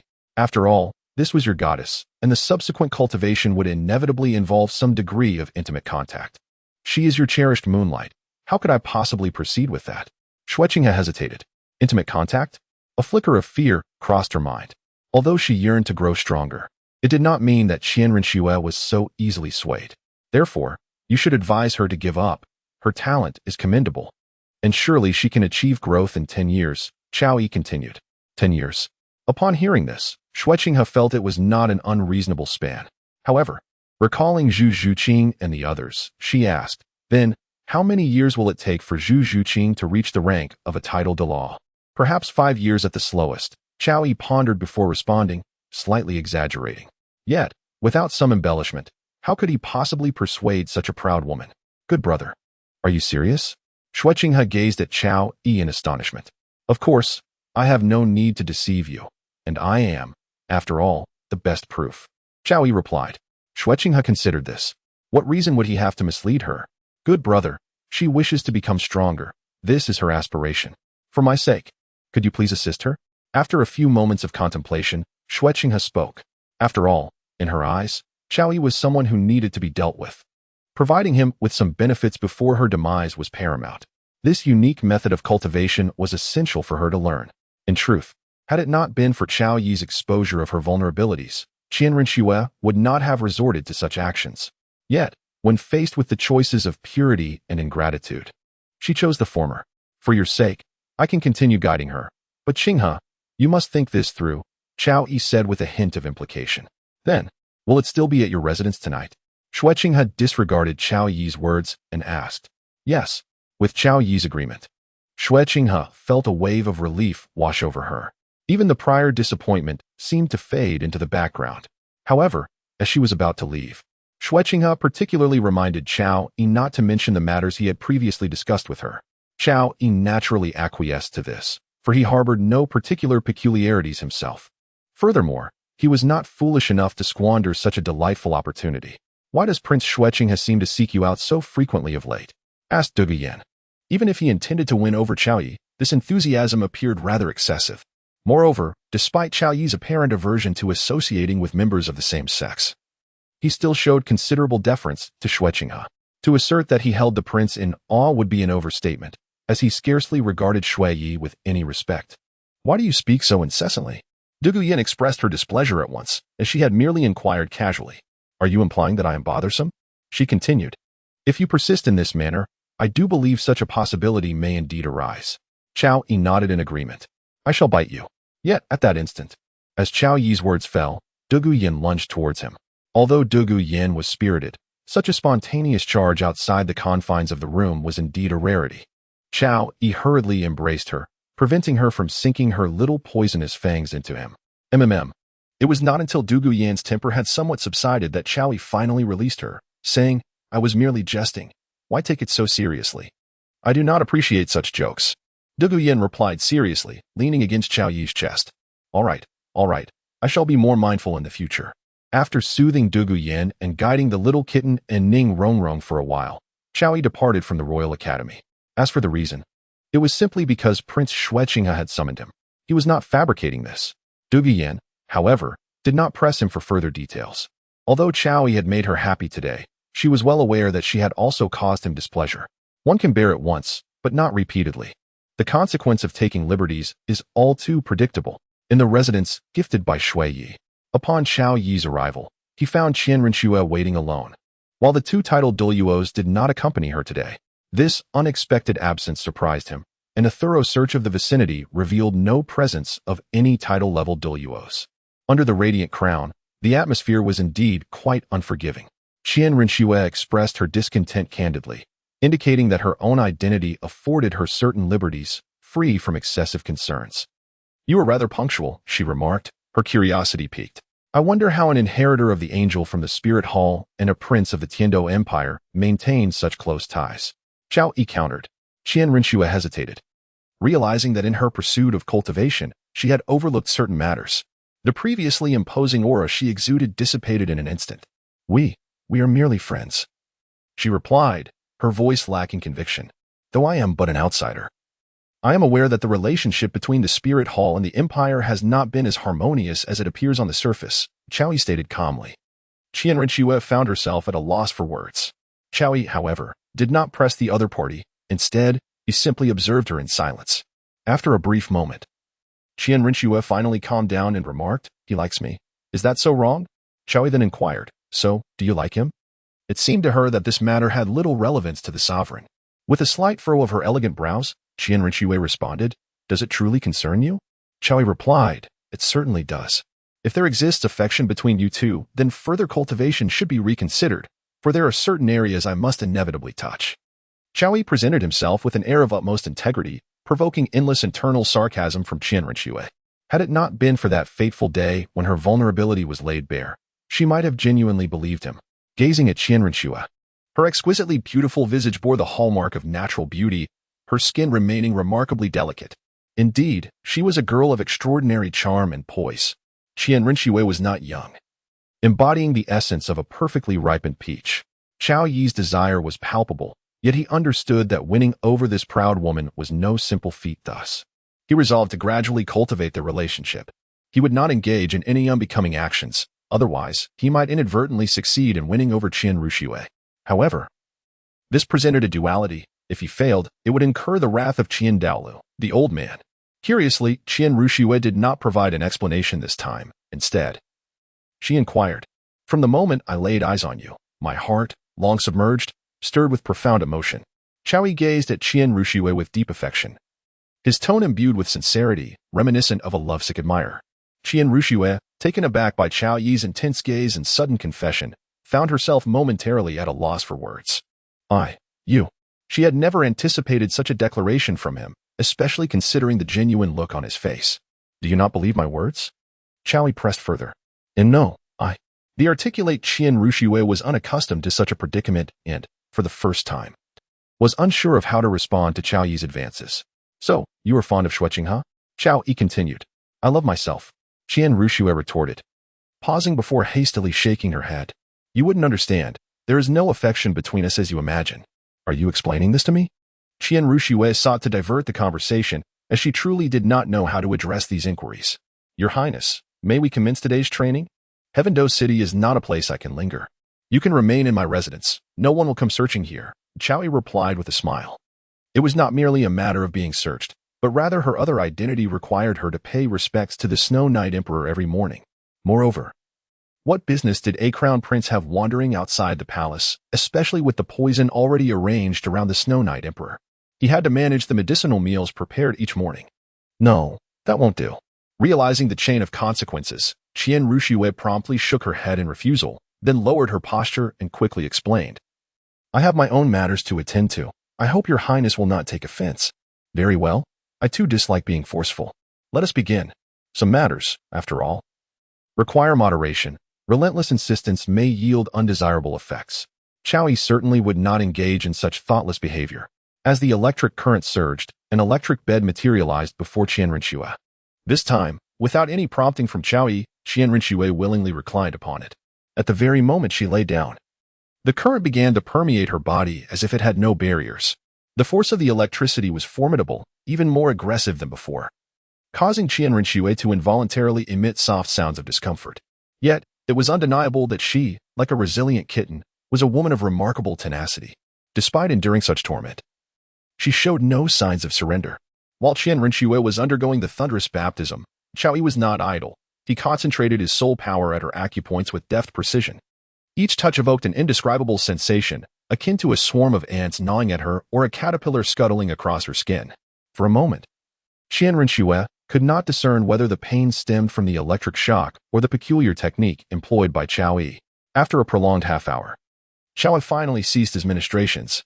A rosy hue adorned Qian Ruxue's delicate visage, accompanied by a hint of reproach. "You clearly took advantage of me. Such blatant falsehood. I was merely assisting you." Chao Yi responded with a serious demeanor. One could hardly blame him. It was quite commendable that he had managed to refrain from yielding to temptation. One must consider that beneath her elegantly arched brows, Qian Ruxue's alluring gaze held an innate charm that was utterly captivating. Accustomed to her haughty demeanor, the sudden shift in her disposition left even Chao Yi's resistance diminished to naught. Qian Ruxue glared at Chao Yi, recalling how each of his previous touches had inflicted sharp pain, yet the final squeeze bore no such sensation. However, Chao Yi maintained an earnest facade, rendering her utterly exasperated. "Are you still going to soak in the medicinal bath?" Of course, having experienced its effects, Qian Ruxue found it impossible to decline. She had intended to take some back for her own use.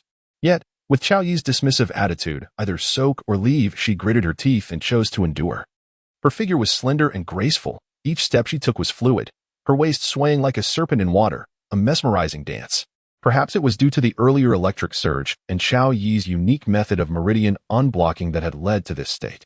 With a splash, Qian Ruxue, feeling both shame and irritation at Chao Yi's penetrating gaze, stepped into the wooden tub and began to soak. "The fabric will affect your absorption of the medicinal properties." "I am not jesting," Chao Yi cautioned. Her lithe waist resembled that of a water snake, adorned with a few strips of cloth that barely concealed her striking figure. Although it was indeed a sight to behold, Chao Yi's words rang true. After hearing his advice, Qian Ruxue cast a skeptical glance his way. However, his expression revealed nothing of deceit. Moreover, having already been admired by him, it seemed futile to hide. To be safe, Qian Ruxue removed the cloth before his unwavering gaze, tossing it directly at his face. "Humph. Yet, in the next moment, the slightly rounded cheeks of Qian Rinxue flushed crimson, resembling a ripe tomato. She then exclaimed, "Are you out of your mind?" Xiaoyi, this scoundrel, after being unceremoniously cast aside, audaciously, began to sniff around. Is he truly a dog? Gazing at the irate Qian Rinxue, Xiaoyi unabashedly declared, "Isn't this what you entrusted me to appreciate?" "Indeed," he mused, "it possesses a rather enticing aroma." You. Such a shameless individual she had never encountered before. Even if she had, she would have wielded the sword of divine judgment with angelic might to sever him in one swift stroke. Observing Qian Rushue's fluctuating emotions, her indignation barely contained. Xiaoyi, who had initially intended to depart, found himself inexplicably halting. Today's medicinal bath is exceptionally precious, should you fail to absorb its essence properly. I shall not provide you with a second dose. Moreover, my presence here is not to take advantage of you, but rather to facilitate the subsequent phase of the meridian opening process. Qian Rushue is distinct from Zhuqing. Firstly, her prowess far surpasses that of Zhuqing. The disparity in their academic standings is similarly pronounced. Therefore, the steps necessary to clear her meridians will naturally be more extensive. Undeniably, it is evident that while a singular, swift resolution is possible, Xiaoyi deliberately opted for a prolonged procedure. For the sake of strength, Qian Rushue, you must endure. As if enduring a few bites from a dog. Though her mind was a tumult of thoughts, she soon found tranquility. At least, in this moment, she had once again successfully persuaded herself. Watching Qian Rushue settle down to absorb the potency of the medicinal bath, Xiaoyi approached the wooden tub. After the electric current converged on his arm, Xiaoyi looked at Qian Rushue, who was trying to evade, and said, "Do not move. Simply absorb your medicinal bath." Indeed, upon sensing the current, she ceased her movements. Evidently, the impact of the electric charge was far more persuasive than Xiaoyi's gentle words. As for the electric input, Xiaoyi could only marvel, soft as if boneless, pure and flawless. 2 hours passed. Qian Rinxue emerged from the wooden tub like an ethereal fairy. Her skin as white as jade, delicate and smooth, her figure tall and well-proportioned, with alluring curves that captivated with each smile and frown. However, Xiaoyi's resolve was unyielding. He was not swayed by her beauty. "Today's training is complete. Return to me in 3 days," he stated flatly, reminiscent of a heartless swordsman. Qian Rinxue, with a look of disdain, scoffed and inquired, "Why 3 days?" "Haste makes waste," he replied, and with that, a flash of electricity flickered, and he vanished from her presence. Feeling the absence of Xiaoyi's aura only intensified her frustration. After leaving the courtyard, it was already midnight. How splendid, how delightful. Xiaoyi reflected on recent events with a sense of nostalgia. The reason for the 3-day interval was clear. He could not devote all his time to Qian Rinxue. Furthermore, concluding their interaction too swiftly would complicate any future encounters. Instead of returning to the Royal Academy, he headed to a Yin's place. In moments like this, only the eagerly waiting blue-silver emperor could provide solace. In an instant, Xiaoyi arrived at another residence. Upon his arrival, Yin stepped out to greet him. Her eyes, glimmering with a hint of longing, reflected the days they had been apart. It was uncertain whether her curiosity about Tang San's situation or her delight at Xiaoyi's return prompted such a look. Yin donned a light purple short skirt. Her long, shapely legs wrapped in gossamer stockings, so sheer they were nearly invisible to the naked eye. Yet, the stockings did nothing to conceal her fair, smooth skin. Due to her height, the ultra-short skirt barely covered her modesty. As for the existence of modern clothing and stockings, it was the consequence of that rather unconventional system. Since the recent opening of the Myriad Realms shop, the first offerings had been fabrics designed to enhance one's allure. Yin gazed at Xiaoyi with wide eyes, playfully scolding, "You are incorrigible. This outfit pales in comparison to what I could weave myself. How can you speak so disingenuously?" Xiaoyi retorted, seeing no trace of disdain on her face. The last time he departed, he had purchased some garments for her in this world, all of which were now stored away as they concealed too much. Presently, Yin was the only one who enjoyed such modern attire. Well, it is primarily because Yin stays indoors most of the time, seldom venturing out. This beauty of hers is not something he wishes to share. Men, after all, tend to be selfish. "Humph, it is you who hid my clothes." Yin pouted, prompting Xiaoyi to appear before her, lifting her as he carried her inside. Seeing Xiaoyi's eagerness, Yin felt an indescribable sensation in her heart. As she became more accustomed to their interactions, it seemed certain matters were automatically overlooked. Previously, Yin would inquire about Tang San's whereabouts, but today, she seemed almost to have forgotten to mention it. An hour passed, and Xiaoyi, hands resting on the bed, gazed at Ayin. Tonight, her cherry-red lips, adorned with lipstick, resembled a rose in the dark night, exuding a captivating allure. Under his unwavering gaze, her cheeks flushed. And nestled in his embrace, she shyly asked, "Why are you looking at me like that?" "Tang Hao is a friend worth cultivating," Chowie suggested. His words layered with meaning. At the mention of Tang Hao, Ayin felt a wave of discomfort. Recalling her previous behavior, she playfully slapped him, exclaiming, "Are you out of your mind?" Chowie was well aware that Ayin did not wish to hear him mention Tang Hao at that moment. Yet, he deliberately brought it up. Indeed, even in death, the blue-silver grass remained spirited.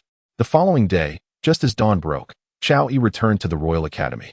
He promptly roused the three little kittens. After testing Qian Rinxue yesterday, it was evident that the doubled medicinal bath had yielded results. It was not that he had used Qian Rinxue as an experiment. Rather, her strength far surpassed theirs, even if she could not utilize it. Chowie had ways to assist her. However, the three of them were somewhat lacking. Seeing her unharmed, they would naturally pose no trouble. "You three shall join forces to attack me. Today, I shall impart a lesson in practical combat," Chowie declared, observing the three drowsy girls. While it was feasible to give them a thunderous baptism, seizing such a splendid opportunity to evaluate their abilities seemed more prudent. "Chowie, even if you wish to discipline us, you need not resort to such excuses," Dugu Yin remarked, blinking at him. "A lesson in practical combat?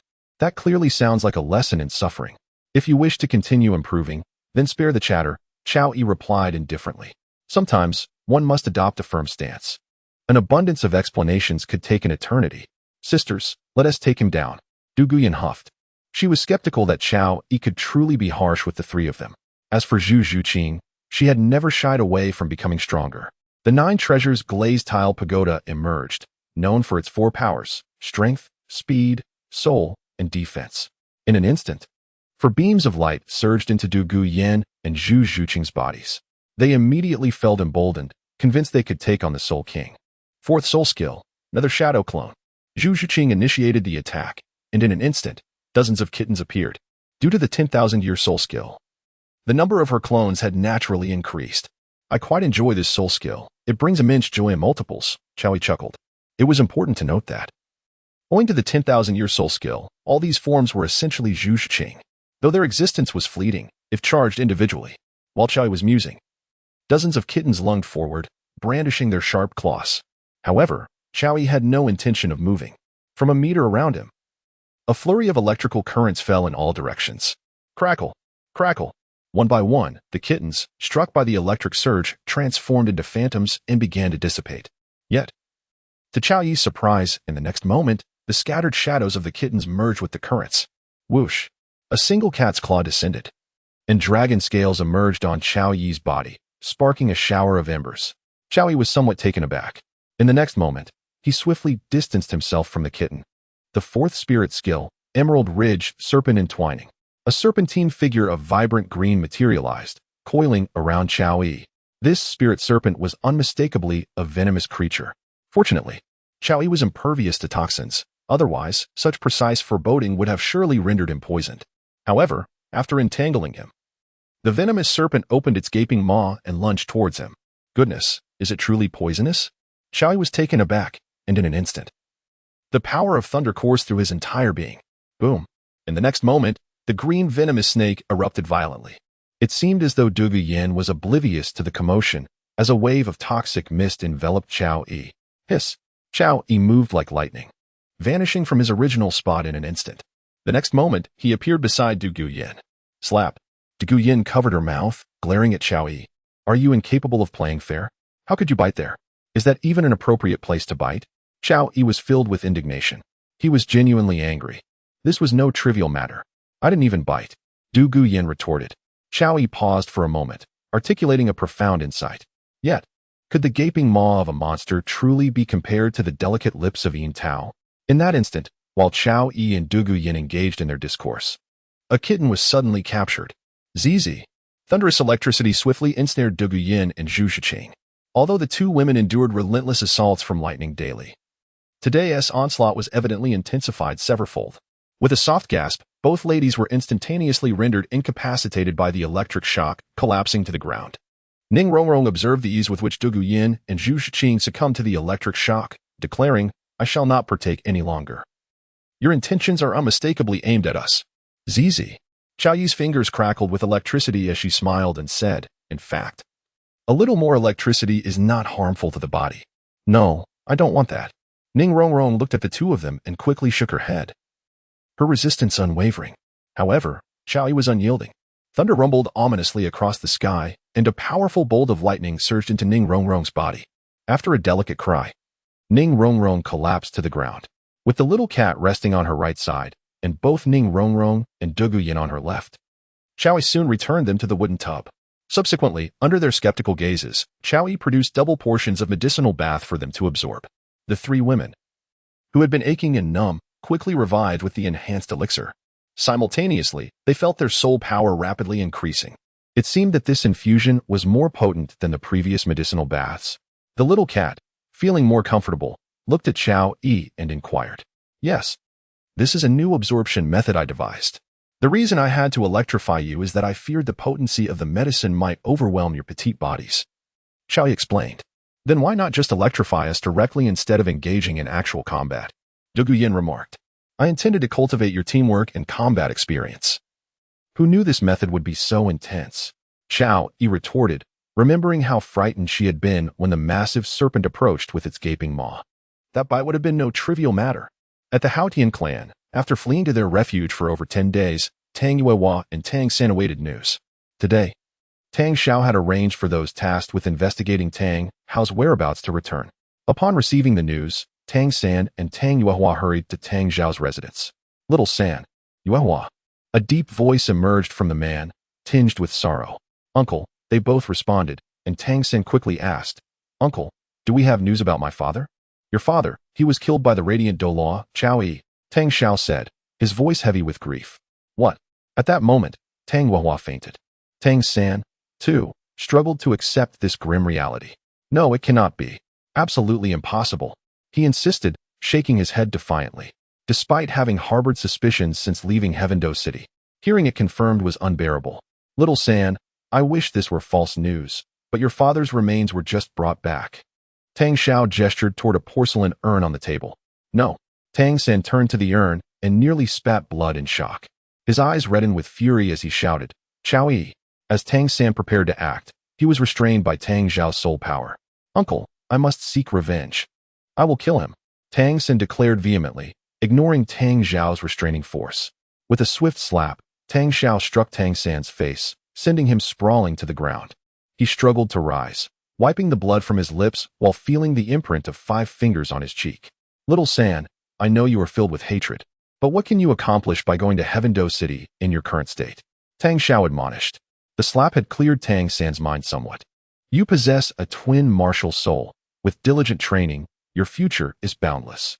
Only by growing stronger can you have a chance for revenge." Tang Xiao continued. "Uncle, why do you refuse to take action?" Tang San retorted coldly. After all, he was the leader of the Haotian clan. On the way here, he had heard from Tang Yuehua about the clan's significance. "You are brothers, your sibling was slain, and you remain indifferent?" Tang San pressed. "Little San, it is not that I do not wish to avenge him, but I, too, have my difficulties." Tang Xiao sighed, visibly reluctant to disclose the details. "What difficulties?" "My father entrusted you with the clan's hidden techniques," Tang San exclaimed. The hidden technique he referred to was the great Sumeru hammer within the Haotian hammer. Tang Hao had initially wanted Tang San to return to the clan, but after encountering Yu Xiaojiang, they headed to Heavendo together. Little did they expect that upon entering, they would fall into Xiao Yi's hands with dire consequences. "Awaken your aunt and focus on your training," Tang Xiao said, offering no further explanation. Though unwilling and furious, Tang San could only rise and leave with Tang Yuehua. After they departed, Tang Xiao struck the table with his fist. He, too, felt the pain of loss as deeply as Tang San and Tang Yuehua. After all, Tang Hao was akin to a son to him. Despite the Haotian clan being forced into seclusion, Tang Xiao had never blamed Tang Hao for anything. He had once loved Ayin. Yet when he realized her heart lay elsewhere, he chose to let her go. Thus, he was fully aware of the consequences Tang Hao faced with the Spirit Hall. And he held no ill will toward him. Had Ayin chosen him, he would have acted similarly. Rest assured, Ahao Ayin. I will treat little San as my own. When he grows strong, I shall descend the mountain personally to avenge you." Tang Xiao vowed silently. He harbored no intentions of confronting Chao Yi just yet, especially with the opposition of several elders looming over him. Indeed, the Haotian sect is inextricably linked to him. He is primarily the sect master and secondarily a brother. It is precisely for this reason that he must endure. In the city of Tiando, in stark contrast to the misfortunes of the Haotian sect, a multitude of visitors has been flocking in as the Grand Soul Master tournament approaches. During this period, aside from assisting Qian Renshua every other day, Chao Yi has been spending time with the three maidens. Unbeknownst to them, several months have slipped by. Dugu Yin has received the sacrifice of the Blue Silver King, elevating her soul power directly to the 53rd rank, and through relentless training and fusion, she has already reached the 54th rank. As for the maidens, due to the unblocking of their meridians and the mastery of the cultivation techniques bestowed by Chao Yi, their soul power has also reached the 49th rank. Ning Rongrong, having caught up, now boasts a soul power level of 45. The rapid ascension of their abilities can be attributed to two factors: the celestial herbs and the effects of Chao Yi's thunder body forging and medicinal baths. Notably, during this time, Ning Fengji and others learned of Chao Yi's assistance in helping Ning Rongrong transcend the 7 treasures bottleneck, allowing her to attain the 9-treasure glazed tile pagoda. Consequently, they hurried to seek out Chao Yi, with Ning Fengji even willing to offer an exorbitant price for this opportunity. Alas, Chao Yi declined, stating that he had bestowed only one such herb upon Ning Rongrong. However, he did not conceal the name of this celestial product and informed Ning Fengji, who promptly returned to announce the acquisition of the Chiluak Tulip celestial herb. As for the outcome, it is not a matter for Chao Yi to concern himself with. After Qin Xian's recent visit, he engaged in a bout with Chao Yi, resulting in a significant enhancement for him. For a Title Douluo, even a slight improvement can require a month or longer of dedicated effort. Although Chao Yi's unique absorption method allows for a rapid enhancement of his soul power, there exists an inevitable limit. Conversely, his sparring sessions with the Sword Douluo have made him feel as though his soul power absorption has increased exponentially, nearly tenfold compared to usual. However, such growth is not sustainable. After several consecutive bouts, this remarkable increase gradually dissipated. Following these encounters, with Chao Yi often prevailing over Qin Xian, he found the experience rather dull and chose to cease further practice. Without the pressure of confronting Qin Xian, Chao Yi naturally had no intention of continuing their sparring. For Qin Xian, however, the series of defeats led to significant gains. Having lingered at the 96th rank for an indeterminate period, he, despite his losses and injuries in the exchanges with Chao Yi, had managed to grasp the threshold of the 97th rank. He subsequently retreated to seclusion. In 3 days, the Soul Master competition will commence. Do you have any thoughts? Chao Yi inquired while seated cross-legged on the grassy hillside of the Tiando Academy, directing his gaze towards the 3 women. Is it possible that our team consists of just the 3 of us, given that each team comprises 7 members? Dugu Yin queried. Do you lack confidence in your abilities? Chao Yi countered. This deviates from the established rules, Dugu Yin clarified. Rest assured, the Royal Academy has arranged for 4 additional students to join our team, Naimao assured. Oh, Naimao, how do you know this? Dugu Yin turned to Zhuqing, puzzled. She was unaware of this arrangement. From where had Zhuqing acquired such knowledge? It was when you fainted that he informed me, Zhuqing replied. Upon hearing this, Dugu Yin's face flushed. She felt utterly defenseless against Chao Yi's charm. You two are together again. Ning Rongrong's attention was drawn to the fact that these 2 women were flirting with Chao Yi behind her back. Ahem. Dugu Yin cleared her throat awkwardly. Naimao remained unperturbed. After all, she had not visited Dugu Yin's quarters. According to Dugu Yin, one could not face such a challenge alone. It was essential to have someone to share the burden. This reasoning was compelling, leaving Naimao with no grounds for refusal. Moreover, even if she were to decline, what good would it achieve? Chao Yi evidently welcomed the addition of another person. Humph. Fine. You all. Ning Rongrong puffed up her cheeks, expressing her discontent. Why didn't you call for me? This is merely to grant you the opportunity to monopolize. Isn't it? Don't you enjoy indulging alone? Dugu Yin shot a glance at Ning Rongrong, then continued. I am not. Ning Rongrong paused, feeling somewhat embarrassed. Normally, they were good friends, yet she truly disliked sharing Chao Yi with others, especially during intimate exchanges. However, her reluctance to embrace this aspect of their relationship led to numerous missed opportunities. For instance, Chao Yi often lingered with the 2 of them. Although she had considered joining them, every time that thought crossed her mind, she found herself unable to take that step. Clearly, she was still young and quite shy. Enough of bickering over such trivial matters. Don't you tire of it? Chowie remarked, exasperated. The two women each stuck out their tongues playfully before momentarily falling silent. At that moment, Dream Machine approached with 7 individuals in tow. Upon seeing the group accompanying Dream Machine, Chowie conducted a brief assessment. Their strength was modest, yet it aligned with the standards expected at this stage. Each possessed a spirit power level around 37 or 38, with the leader seemingly reaching level 40. To be candid, the students from the Tiando Royal Academy were rather unimpressive, aside from the individuals in Yu Tianhing's team, who had all reached the spirit ancestor level. The rest of the team consisted mostly of spirit masters. This implied that, without the Royal Combat team, the students trained by the Academy might struggle to meet even the qualifications for the preliminary rounds. Under the auspices of Dawn's Crown, allow me to introduce you. After leading the group, Dream Machine pointed to the team leader and stated, "This is the captain of the Royal Academy's second team, Ling Feng, whose martial spirit is the Mighty Ape, belonging to the Assault category, and he is a level 40 spirit ancestor. His spirit rings comprise 2 yellow and 2 purple. This is the vice captain, Qin Mu, with the martial spirit of the Demon Horse, specializing in control, at level 38 spirit master, with 2 yellow and 1 purple spirit rings. Team member Dong Mo wields the Star Disc as his martial spirit, an auxiliary system at level 38 spirit master, also with 2 yellow and 1 purple spirit rings. Team member Ziyin possesses the Charming Fox as her martial spirit, a control type at level 37 spirit master, boasting 2 yellow and 1 purple spirit rings. This Ziyin, while perhaps slightly less attractive than the likes of Nai Mao, exudes a certain mature allure that is somewhat atypical for a student, adding to her appeal. Team member Zhuqing has the White Sparrow as her martial spirit, specializing in agile attacks at level 37 spirit master, with 2 yellow and 1 purple spirit ring. After gaining a general understanding of the team's strength, Chowie remarked, "The arrangement for the Soul Master competition shall be entrusted to you. They are permitted to field 4 members each time. The tactical arrangements will be left to Dugu. Understood, Dream Machine replied. Then what shall you do, Dream Machine? Ning Rongrong inquired suspiciously, glancing at Chowie. She had an inkling that he harbored some ulterior motives.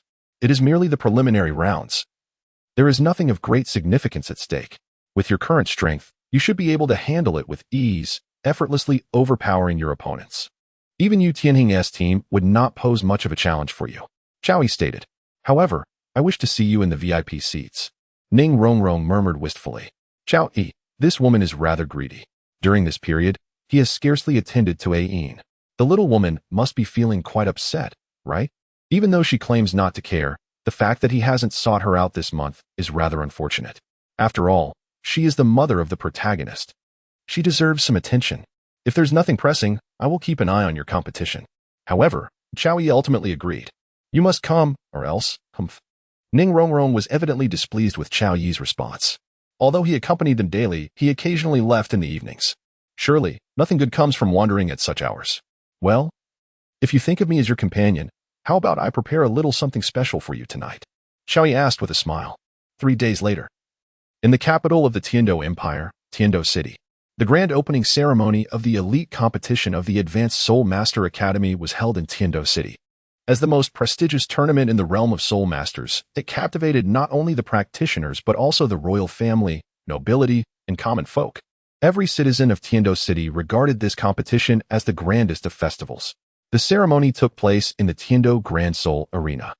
Tickets for the event had sold out a month prior, each priced equally to entry fees at the Soul Arena's main center.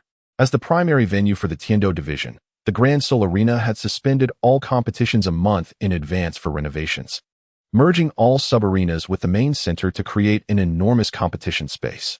Aside from the VIP section situated at the northern side of the venue, the renovated arena could accommodate up to 80,000 spectators simultaneously. Despite the substantial revenue from ticket sales, the arena incurred significant expenses for the upgrades. In the upcoming period, all preliminary rounds for the Tiando division would take place here. In the early morning, before the sun had risen, the revamped Tiando Grand Soul Arena welcomed a vast audience. Arriving so early, the spectators were not merely eager to enter, as each ticket had a designated seat. Instead, they wished to witness the participating young soul masters up close on the very first day of the opening ceremony. Among them were many infatuated young women. As the master had stated, the total number of soul masters across the continent did not exceed 6 figures. The students representing the Advanced Soul Master Academy were undoubtedly among the elite, with a strict age limit of 25. This made them the most desirable suitors in the hearts of the young women. Marrying a powerful soul master would undoubtedly be a splendid affair, bringing both fame and fortune. Even some nobles who had purchased VIP tickets gathered outside, as the aristocracy was ever eager to recruit soul masters. The elite competition of the Advanced Soul Master Academy was a veritable breeding ground for talent. Not only those who achieved commendable results, but even those who merely participated were coveted by noble families. Wow, there are so many people, Ning Rorong exclaimed. Unable to contain her awe, she looked around, taking in this bustling scene for the first time. Such a fuss, Zhuqing murmured. Aside from her in-depth conversations with Chao Yi, the usually aloof kitten seemed unmoved by the spectacle, as if nothing in the world could stir her. Dugu rolled her eyes. Sometimes, she thought about broadcasting the kitten's transformations. Despite her capable demeanor, she always maintained an icy facade. A hypocritical woman. Yet, Dugu was unaware of the kitten's past experiences. Which academy are they from? My goodness, did they just crawl out of a pit? Their green monster emblem is so adorable, and their ears resemble horns. Look, what kind of advertisement are they displaying on their backs? Is there truly such an Advanced Soul Master Academy? How could they participate in the elite competition? This is simply hilarious. What a diverse world we live in. Lower your voice. They are still soul masters, after all. However, I reckon they are merely here for show. Look at that one inside. He resembles a ball. As they made their way to the gathering place, they suddenly heard a chorus of mocking voices. Chao Yi and his companions turned their gaze in that direction. Upon seeing Dai Mubai, Oscar, Ma Hongjun, and 4 others, a smile threatened to escape his lips. How clever of Flanders. He truly is a commercial genius. He had managed to have the students don such peculiar attire. Following them were 5 mentors: Flanders, Yu Xiaojiang, Lu Erlong, Qin Ming, and Zhao Wujing. When the cat, Nai Mao, caught sight of Dai Mubai, her expression turned frigid, and the dark energy around her began to ripple.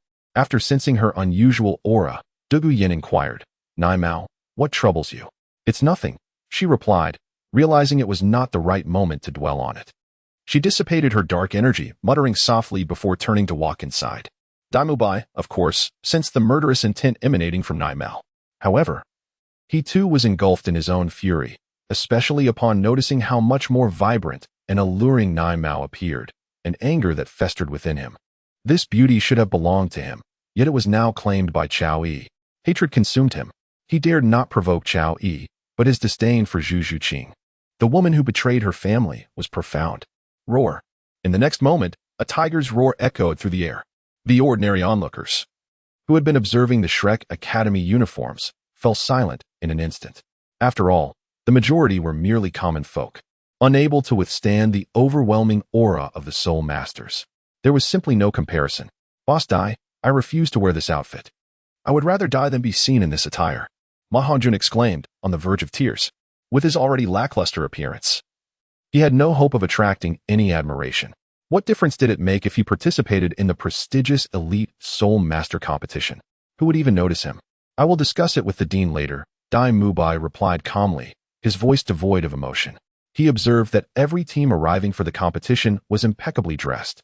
Though they were all wearing their academy uniforms, none were as bizarre as those of Shrek Academy.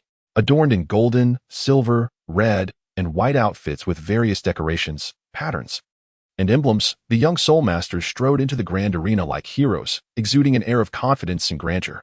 The moment he laid eyes on Zhuqing, Dai Mubai felt a surge of anger that nearly made him spit blood. Now, as he continued to endure humiliation from those around him, his pent-up frustration erupted. Flanders, naturally, noticed Dai Mubai's agitation, but he chose to overlook it, preoccupied as he was with the pressing need to secure tuition fees. As for Chao Yi and his companions, he paid them no mind, his thoughts solely focused on ways to increase revenue. On the other hand, Chao Yi had indeed noticed Flanders and the others. Upon seeing Yu Xiaojiang, he retrieved the crossbow crafted by Tang San. Not long after, the staff of the competition arrived at the resting area, ushering the assembled students into the arena. Surrounding the vast, open square were countless spectators, shouting and cheering.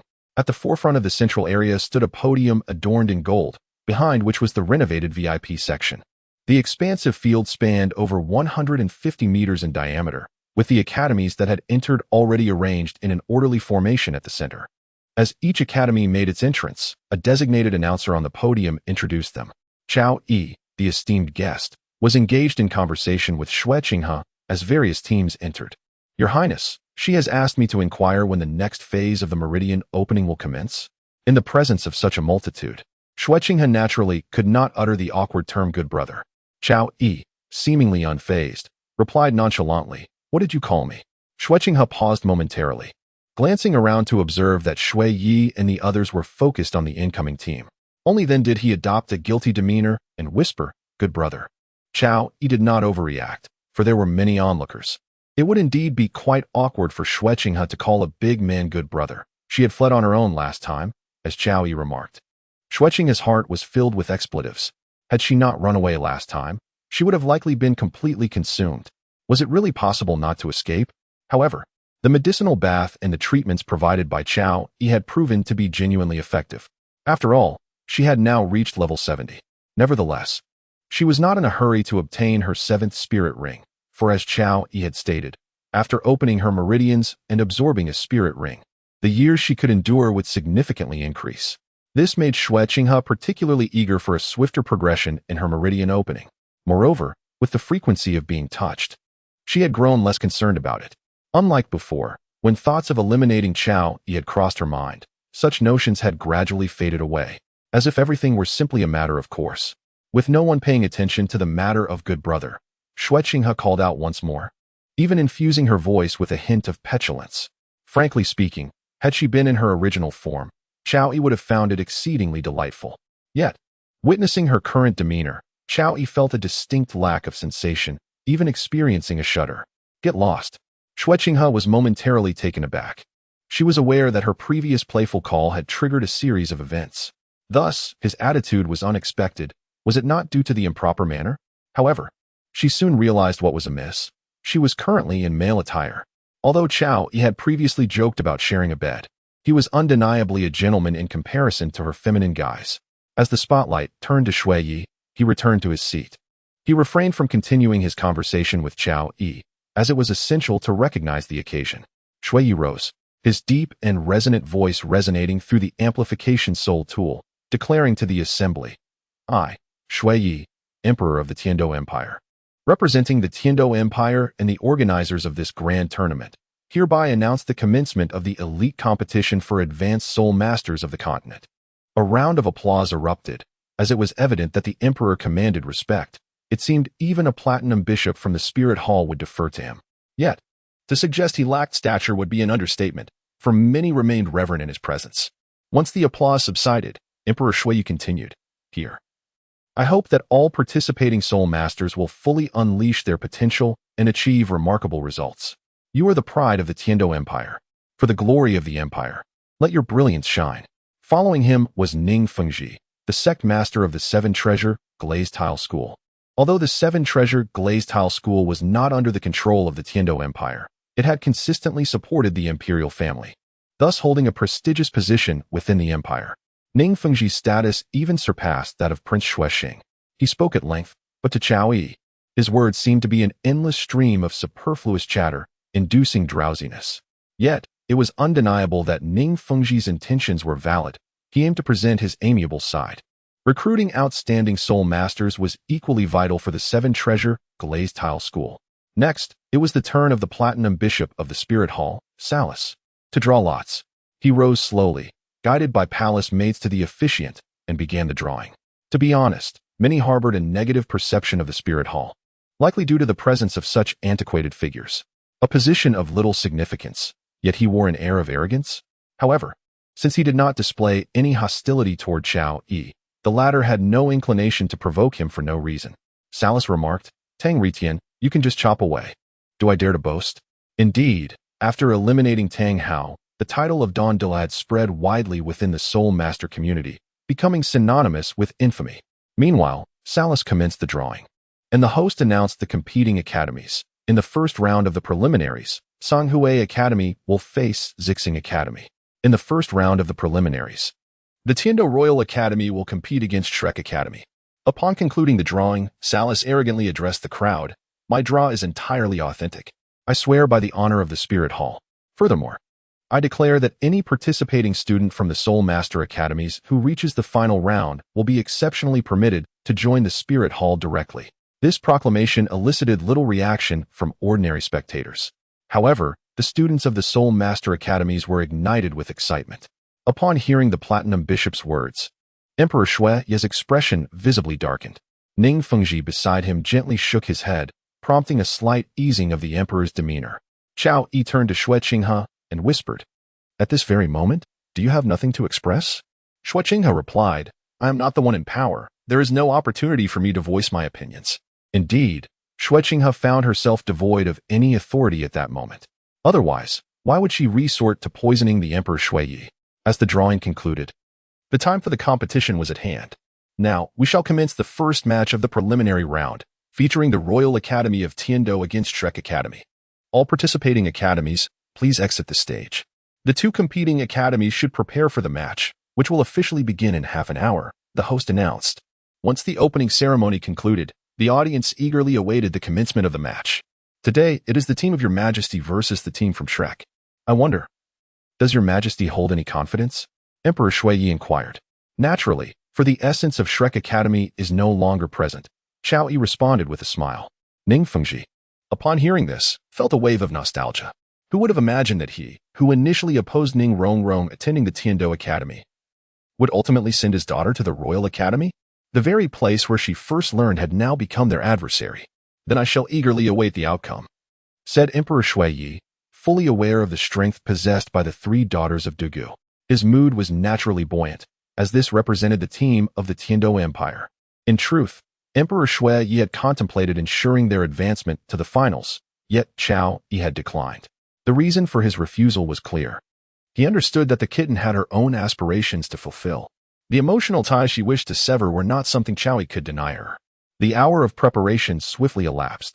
Leading the charge was Dugu Yin, followed closely by the kitten, Ning Rongrong, Ling Feng, Xiao Qing, Qin Mu, and Dong Mo. The seven of them adorned in their uniforms sparkled brilliantly, overshadowing Shrek by several magnitudes in appearance alone. Dugu Yin exuded an enchanting allure, while Zhuqing's youthful visage paired with her icy demeanor added to the spectacle. Although Ning Rongrong may not have matched Dugu Yan's charm or the kitten's grandeur, her cherubic face and lively eyes were equally captivating. They radiated a unique charm that captured the attention of the vast majority of the audience upon their entrance. The four teammates who followed appeared rather unremarkable in comparison, almost as if they were merely filling numbers. From Shrek Academy emerged Dai Mubai, Tai Long, Huang Yuan, Jingling, Jiang Zhu, Ma Hongjun, and Oscar. Dai Mubai possessed considerable talent, being the only one among them to reach level 39 at the tender age of 16. Oscar and Ma Hongjun, on the other hand, stood at 34 and 32, respectively. Without external assistance, they were undeniably underwhelming. The first match of the preliminary round officially commenced. At the referee's signal, this event marked the beginning of the prestigious Continental Advanced Soul Master Academy Elite Competition. Similar to Soul Battles, the tournament granted both sides 1 minute to unleash their martial souls. Dai Mubai fixed his gaze on Zhuqing. Consumed by a vendetta that rendered him oblivious to the others, brimming with absolute confidence, he aimed to demonstrate to Zhuqing that challenging him would only lead to humiliation. Even if she were to embody a Title Douluo, she would still be no match for him. Despite being targeted by Zhuqing previously, Dai Mubai remained unaware of her true strength. In his perception, half a year ago, she was merely a soul master at levels 28 or 29, and he believed that she could not have surpassed the 30s in the interim. Furthermore, he felt a slight advantage over her martial soul. In light of this, Dai Mubai was convinced that defeat was inconceivable. As he envisioned the outcome, his expression twisted with arrogance. The kitten observed Dai Mubai's demeanor without anger. Recalling Chao Yi's words, to bring about destruction, one must first foster arrogance. At that moment, Dai Mubai snapped back to reality, raising his arms in exultation. Brothers, unleash your martial souls. White Tiger Manifestation. 3 dazzling soul rings shimmered around him, while Tai Long and Huang Yuan beside him each released 2 yellow and 1 purple soul ring. The 3 assault-type soul masters exuded a powerful aura. Yet Dugu Yin regarded their display with disdain. Phosphor Serpent King Manifestation. A massive green serpent materialized, accompanied by 2 yellow, 2 purple, and 1 black soul ring shimmering around Dugu Yin. Ethereal Spirit Cat Manifestation. The kitten simultaneously summoned her martial soul, showcasing 2 yellow, 1 purple, and 1 black soul ring. As the black 10,000-year soul ring manifested, the audience gasped in astonishment. Black, a color often overlooked, held profound significance for those familiar with Soul Master lore. Not only the spectators, but also the VIPs erupted in exclamations. Who could have anticipated witnessing a 10,000-year soul ring on the competition stage during this preliminary match? The 4th soul ring of 10,000 years. The previously half-closed eyes of the Platinum Bishop, Salus, suddenly sparkled with brilliance. In truth, this was nothing short of a miracle. In an instant, the entirety of the audience's attention was seized by Zhuqing and Dugu. As for Ning Rongrong, she had become merely a supporting character in this remarkable display. It was inevitable. One was a soul king before the age of 25, while the other possessed a 4th soul ring of 10,000 years, rendering her overshadowed. The cheers from the Tiendo Royal Academy were deafening, while Shrek remained eerily silent. Chao Yi initially intended to eliminate Yu Xiaojiang at the onset of the competition. However, by sheer coincidence, Douluo was situated beside Ning Fengji. Should he choose to act, he could do so without drawing attention. Yet, as a Title Douluo of a higher rank than himself, Gurong posed a different challenge. His concerns did not stem from fear of revenge from the deranged Bai Dong, nor did he harbor any trepidation regarding the Blue Lightning Tyrant Dragon clan. Rather, Chao Yi yearned to incite discord, provoking a direct confrontation between the Spirit Hall and the Haotian sect. Indeed, Title Douluo had established a tacit agreement with Tang Chun to avoid interference with the Haotian sect. Nonetheless, such verbal pacts are hardly binding. Furthermore, many decisions within the Spirit Hall were dictated by Bai Dong, rendering Title Douluo's influence questionable. Thus, he reluctantly suppressed his urge to strike. Meanwhile, on the soul fighting stage, the match commenced. 5th soul skill, Emerald Emperor Snake Silver Vines. Swish, swish, swish. A multitude of green serpents erupted from the ground, swiftly ensnaring all but Dai Mubai among the 6 participants. Under Ning Rongrong's enhancement, Dugu could easily subdue 5 adversaries, yet she refrained from doing so. She understood the desires of her companion. Zhuqing, too, cast a grateful glance at her partner before she suddenly appeared before Dai Mubai. To be candid, Dai Mubai was now in a state of panic. Unlike his earlier confidence, as soon as Zhuqing activated her martial spirit, he grasped the gravity of the situation. 3rd soul skill, Nether Slash. 1st soul skill, White Tiger Diamond Transformation. 3rd soul skill, White Tiger Protective Barrier. Although Dai Mubai employed 2 soul skills to augment his attributes, under the oppressive level of Zhuqing and with the enhancement from the 9-treasure Glazed Tile Pagoda, his enhancements proved utterly futile. Swish, swish, swish. In no time, Zhuqing had marked his body with numerous claw marks. The lofty aspirations of Dai Mubai were swiftly dashed as he realized he had no room to retaliate. In under 30 seconds, he was left bloodied and bruised. Yet, Zhuqing's assault showed no signs of abating. Had it not been for the context of the arena, she might have struck even harder. However, she was neither Tang San nor Chao Yi, unable to bring lethal force upon someone of this age, even if he was one she despised. Of course, Zhuqing would not indulge him either. She appeared before Dai Mubai, just as he was about to concede. Bang! A powerful kick delivered with precision struck him. The sheer force of this blow left all the male spectators in a state of shock. Who could have anticipated such ferocity from this young lady? With this kick, one might fear for the Soul Master's future, unless he possessed an iron constitution. Recovery seemed improbable. As Zhuqing retreated, Dai Mubai fell to his knees, overwhelmed by pain, devoid of any other sensation. Anger, love, none of these emotions lingered. Only the profound experience of suffering remained. Observing Dai Mubai, who knelt with tears streaming down his face, the audience erupted into raucous laughter. Hearing their mocking jeers, Dai Mubai spat out a mouthful of blood and promptly lost consciousness atop the stage. The other participants, incapacitated by the venom of the Emerald Snake Emperor, had already succumbed on the platform. The referee, stunned by Zhuqing's earlier strike, was taken aback by the brutality of the scene, which was rare even in the grand battles of the Soul Arena. How could such a beautiful young woman unleash such ferocity? Without a doubt, this match was devoid of suspense, resembling a one-sided slaughter. While many had anticipated that the unknown Shrek Academy would falter against the Tiendo Royal Academy, the extent of the humiliation was still unexpected. Referee, Please do not waste our time, Dugu remarked. Her mood evidently improved as she returned to Zhuqing. The referee, jolted back to reality, responded with an O before loudly declaring the victory of the Tiendo Royal Academy in the first round of the preliminaries. This was a triumph that lasted less than a minute. Many spectators speculated that had it not been for Dai Mubai's apparent offense against Zhuqing, they might have faced an even swifter demise. Alas, Dugu was formidable, and Zhuqing was equally powerful. TSK, her heart is not hard enough, Chao Yi mused, shaking his head, reflecting on the unfortunate state of Dai Mubai. What have I done to deserve this? After the conclusion of the match, Chao Yi led the three young women away from the arena. Although their early appearance could expose them to scrutiny and targeted attacks in the face of absolute strength, such concerns were rendered trivial. With Ning Rongrong's 9-treasure glazed tile pagoda as their support, even Soul Emperors stood no chance against them. Well done. Chao Yi praised her briefly before turning to Zhuqing and inquiring, have you calmed down? The little cat nodded in affirmation. As for the final kick, they had already settled their scores. Naturally, if Dai Mubai were to provoke her again, Zhuqing would not hesitate to teach him a lesson. However, she chose not to share this matter with Chao Yi. What are your plans moving forward? Chao Yi asked once more. Initially, Zhuqing had followed him with the intention of defeating Dai Mubai. Now that she had accomplished that, Chao Yi was eager to understand her future intentions. Is it all right if I stay with you? The little cat gazed at Chao Yi, appearing somewhat lost and fearful of being rejected. Of course.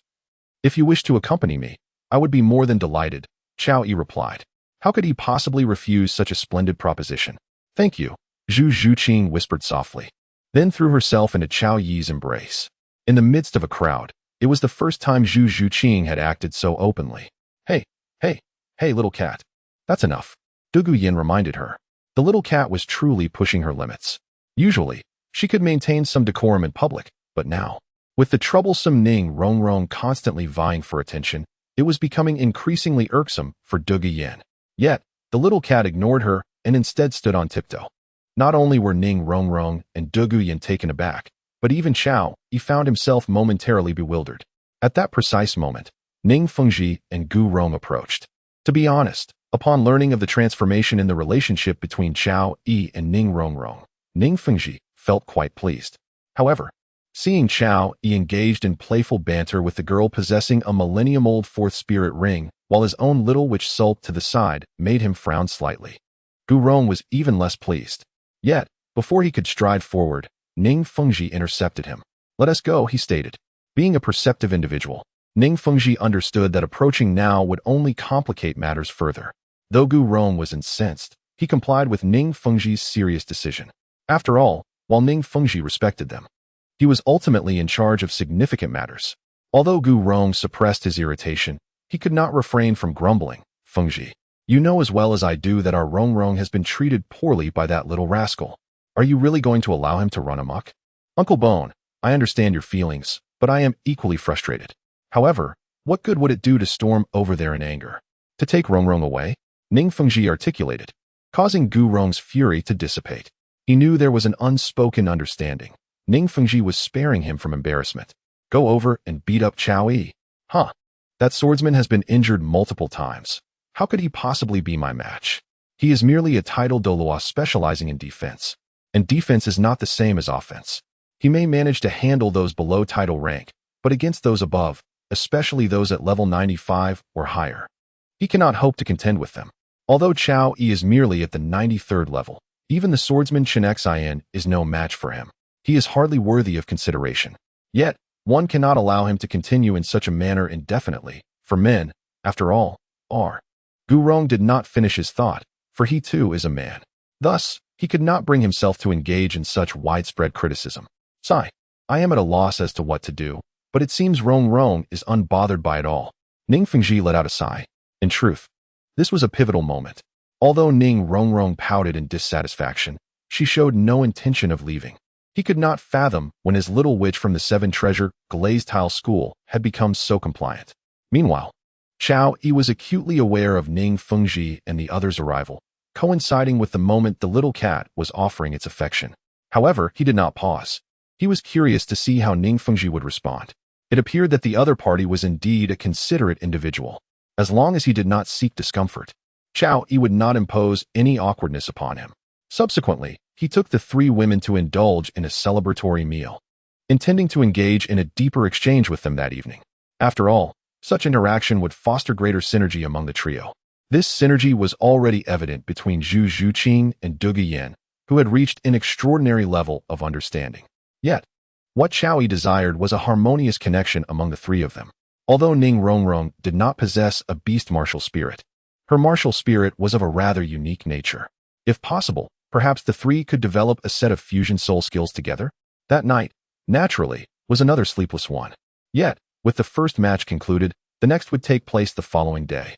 Therefore, he could certainly take the time to assist them in enhancing their abilities. At Shrek Academy, Dai Mubai had awakened, but that kick had utterly extinguished all his hopes, though he remained unaware of this grim reality. Gazing at Flanders and the others in the room, Dai Mubai attempted to rise, but was met with excruciating pain shooting through his lower body. Gasping, he reclined once more. Looking at Flanders, "Dean, do not worry, Mubai, it is still there," Flanders said, casting a sympathetic glance at Dai Mubai. Although he had known from the outset that Zhuqing and Dai Mubai were at odds, he had never anticipated it would escalate to such a degree. Upon hearing this, Dai Mubai sighed in relief and turned to Flanders. "Thank you, Dean. It was the master who preserved it in a special manner," Flanders remarked before leaving the room. There were certain truths he truly could not bear to voice. Indeed, had it not been for Chao Yi's involvement, Flanders would have sought out Zhuqing to inquire how she could have been so ruthless. Dai Mubai was still so young, regardless of Dai Mubai's faults. He had always shown respect towards his teachers, and coupled with Flanders' protective nature, it was only natural for him to feel anger, which soon morphed into helplessness. How many hens did he possess that would dare confront Chao Yi? He could vividly recall the shudder that coursed through him when he received the news of Tang Hao's demise. "Tang Hao, please do not desecrate the dead." Shortly after Flanders exited, a heart-wrenching scream echoed, filled with despair. As a man, Flanders could empathize with Dai Mubai. Saving merely 1 centimeter was akin to preserving a newborn infant. In truth, it could no longer grow, rendering it nearly useless the next morning. The three women rose early to participate in the new day's competition. Chao Yi chose not to lend his support any further, for it was deemed unnecessary. Victory was assured. What he truly required was a period of restful recuperation. Only by replenishing his energy could he bestow exceptional rewards upon the three young women. Some matters, of course, were not solely dependent on Chao Yi's preferences. The three kittens likewise harbored similar dependencies. After all, when one has been accustomed to regular feeding, the absence of sustenance at the appointed hour can indeed be quite disconcerting. It was not until midday that Chao Yi emerged from the luxurious hotel. Having strategically left before their return, with an abundance of pets to care for, the demands on his time were naturally considerable. Fortunately, during this period, Zhuqing, as the crown prince of the empire, was preoccupied with numerous responsibilities. Otherwise, Chao Yi feared he would be utterly overwhelmed. However, just as he was preparing to seek out Ayin, he unexpectedly encountered Flander and Yu Xiaojiang. Their presence at such a moment suggested one possibility: they must have forfeited today's competition. Contemplating this, Chao Yi decided to follow them. Upon their arrival at the registration hall of the Elite Soul Master Academy, he spotted Ning Fengji and Salis, along with the ever-present Gu Rong by Ning Fengji's side. Setting aside thoughts of Ning Fengji and Gu Rong, the mere presence of Salis was more than sufficient. Chao Yi's gaze fixated on Yu Xiaojiang. With a swift motion, a silver needle, an instrument of Tang San, was propelled through the open window by his soul power. At that moment, Chao Yi donned a blue attire, complete with an intricate cloak. "Be cautious, Sectmaster." Ancient Rong instinctively shielded Ning Fengji as soon as he sensed the surge of soul power. The others were left in a state of confusion and bewilderment. Saralis furrowed his brow, thinking that Ancient Rong was overreacting, considering he was a Title Douluo after all. Yet, before he could voice his thoughts, a gruesome sound echoed through the air. The needle pierced Yu Xiaojiang's skull, and almost immediately, the blue-silver grass erupted from within. His expression remained blank, scarcely registering any pain before he exploded. Indeed, it was the blue-silver grass. Xiaojiang. Flinder's eyes reddened with anguish. Saralis, caught off guard, was at a loss, aware of how much the Pope valued the master. Meanwhile, Ning Fengji caught sight of a fleeing figure in the distance. Flinder, enraged and humiliated, spat out a name: Tang San. The blue outfit that Chao Yi had prepared, the blue silver grass, and the familiar, mutated blue silvergrass, along with the flying hidden weapon, led Flender to quickly deduce his opponent's identity. He was well aware of the intricacies of hidden weapons, but what he did not know was that this was not Tang San's blue silvergrass, but rather the blue silvergrass with the skill attached to the blue silver king spirit bone belonging to Dugu Yin, who had a legacy of 50,000 years. Though her soul skills transformed the blue silvergrass into a green serpent, it was still capable of reverting to its original form. Nevertheless, these details were trivial. What mattered was that Flender almost instantaneously activated his martial soul and burst through the wall in pursuit.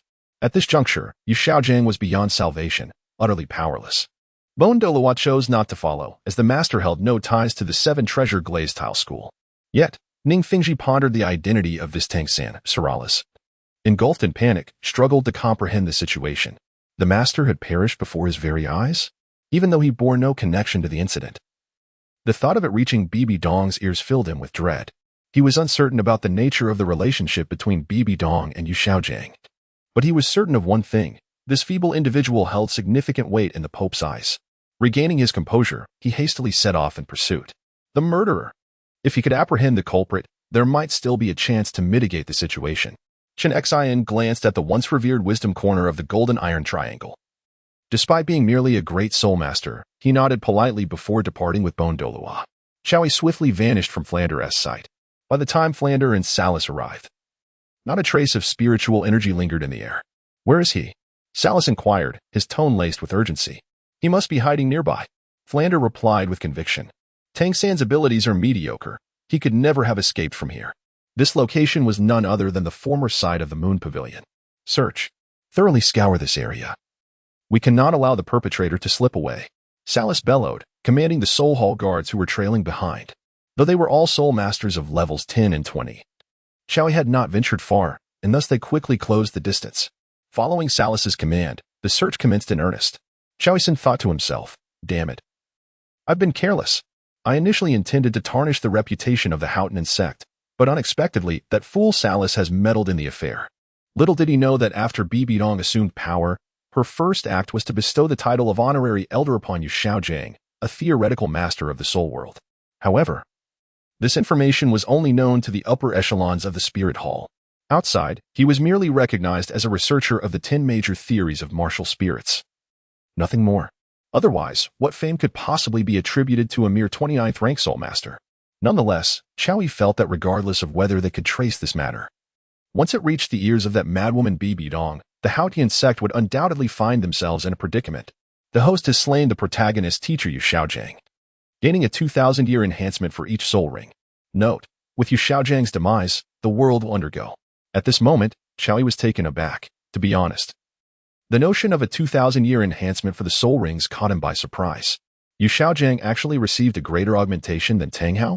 What merit does he possess? After all, Tang Hao was still a Title Douluo. Xiaoyi, I cannot comprehend. Regrettably, the system shows no inclination to provide an explanation. Thus, Xiaoyi had no choice but to relent. My lord, beneath the ruins of the Moon Pavilion, we have discovered an underground passage, albeit one that has been destroyed. As Xiaoyi sensed the amplification bestowed by the system, a voice belonging to his Spirit Hall guard suddenly reached his ears. He had not anticipated the existence of a secret passage within the Moon Pavilion. Fortunately, his decisive actions during the previous encounter ensured that Tang Hao and his companions could not escape. With the secret passage revealed, there was no need for further investigation, and he promptly turned to vanish from the scene. Although a wave of soul power fluctuated, it was merely Saras and Flandra who remained oblivious to his presence. After eliminating Yu Xiaojiang, Xiaoyi departed from that place, no longer concerned with subsequent matters. He then made his way toward Yin's residence. A crackling sound of electricity resonated, and Yin promptly emerged from within. Clearly, she had deduced it was Xiaoyi. Today, Yin donned black stockings, a purple skirt, complemented by a purple shirt and dark-framed glasses, exuding an alluring charm and a hint of a professional demeanor. In this attire, her flawless figure was fully accentuated. Notably, her previously loose blue wavy hair was styled into a ponytail. Her delicate face bore enchanting, glistening eyes, and her lips were plump and rosy.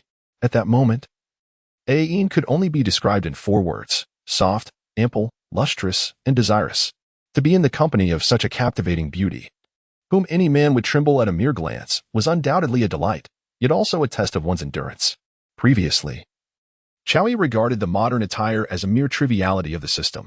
However, he now realized how narrow-minded he had been. In this age devoid of mobile phones, modern fashion was indeed a unique pleasure, one that offered joy unattainable by others. As Ayin emerged and noticed Chow Yi staring at her in a daze, she shyly lowered her head, her voice sweet and soft. "You still remember to visit me? Haven't you been busy finding someone for me lately?" Chow Yi replied with a smile. Upon hearing that Chow Yi was assisting her in searching for her son, Ayin found herself momentarily at a loss for words. It seemed she had grown indifferent to the matter. Having been subjected to Chow Yi's various antics, she had become accustomed to his visits. While Ayin was momentarily bewildered, Chow Yi approached her, wrapping his arms around her waist and lifting her effortlessly. It was as if nothing had transpired, and he playfully pinched her, asking, "Did you miss me?" The sudden grip left Ayin speechless, causing her to soften instantly. The blue-silver emperor appeared so fragile. Who misses you?" Ayin replied, her eyes filled with affection, yet her words remained defiant. "Then why do you dress so provocatively every day?" Chow Yi countered. Ayin, with a soft sigh, wrapped her arms around Chow Yi's neck, still embodying that bashful flower. Although she was no longer the innocent girl she once was, she retained a heart that refused to age. Chow Yi remarked, "You have already given birth, yet you remain so delicate. How can that be?" After silently critiquing her, he led her into the house. Navigating the narrowest path into a woman's heart proves to be the most expedient route, especially as he delves deeper into their relationship. Names like Tang San and Tang Hao naturally fade from memory. To possess a beautiful woman, while lacking significant accomplishments, yet being associated with the progeny of a realm, brings a sense of fulfillment that few can truly appreciate. Were it not for her indifference towards children, Ayin might have already been visibly pregnant. For her constitution is indeed quite unique. Each time Chow Yi traversed a yin's narrow passage, he discovered that every visit seemed to offer a distinctly different experience, one that could not be found with Ning Rongrong and the others. Although the kitten and the solitary yin provided a hint of such experiences, ultimately, the intensity that Ayin brought was unparalleled. Chow Yi has absorbed the essence accumulated by Ayin during this period, and his soul power is increasingly approaching the 94th level. I am confident that within a month, he will undergo another transformation. Are you trying to kill me? You always drain me so dry. Ayin, utterly exhausted, complained softly as she lay on him. Who told you that you are so special, Ayin? Chow Yi replied with a smile. The blue-silver emperor is truly succulent and rich. This is something that neither the blue-silver grass nor the blue-silver king has ever possessed. Only its emperor possesses such a unique talent. Alas, this remains a secret known only to him and Ayin. No one else shall ever know. While Chow Yi enjoys his leisurely life, the entire Sky-Do city is far from tranquil. Yu Xiaojang himself may be insignificant, yet his fortuitous fate has led to turmoil. Upon learning of the incident, Lu Erlong was nearly driven to madness at the sight of the scattered debris and the headless corpse. The very buildings around her trembled under her fury. As she clamored for vengeance against the Haotian sect, it was only thanks to Flander that she was restrained. Although the Haotian sect is widely regarded as a coward in the soul world, it is not a foe to be trifled with. Erlong. Tang San is a member of the Haotian sect. Even if we wished to retaliate, we would find ourselves at a loss, Flander's side. Why would that ungrateful disciple harm Xiaojang? Lu Erlong demanded. Perhaps it is because he learned of Xiaojang's association with the Spirit Hall. How pitiful that Xiaojang sought to prove himself to that treacherous wolf. Unaware of the impending danger, Flander lamented. Yet, he harbored some doubts. Was it truly Tang San? Reflecting on past interactions, it seemed that Tang San had held Yu Xiaojang in high esteem. However, the presence of blue-silver grass and hidden weapons, those were undeniably Tang San's trademarks. Moreover, if it were not for the hidden weapons, how could he have discovered the situation so late? Coupled with his prior knowledge of Yuxin being a stronghold of the Haotian sect, all evidence pointed to Tang San's involvement. Despite lingering uncertainties, the most suspicious figure remained Tang San. Flander, could it be that Xiaojang has died in vain? Lu Erlong wept, her emotions causing her to tremble as she gazed at Flander. Flander swallowed hard, then turned his gaze aside. Overwhelmed by sorrow, Lu Erlong failed to notice anything amiss and instead grasped Flander's collar, compelling him to meet her gaze. If you are afraid, I shall go alone. Erlong, I am not afraid. It's just that do you know where the Haotian sect is? Flander hurriedly explained upon hearing the goddess's inquiry. This. Lu Erlong was momentarily taken aback. She truly did not know where the Haotian sect was. Its location had always been shrouded in mystery, especially since retreating from the world. Do not worry, Erlong. I believe that woman from the Spirit Hall will not let the Haotian sect off the hook after learning of this incident. If you wish, I will accompany you to exact vengeance on Tang-san, Flanders said, observing Lu Erlong's tear-streaked face, feeling a twinge of compassion. Though Lu Erlong was reluctant to rely on Bibi Dong, she recognized that seeking revenge would be nearly impossible for just the two of them. They might even have to risk their lives.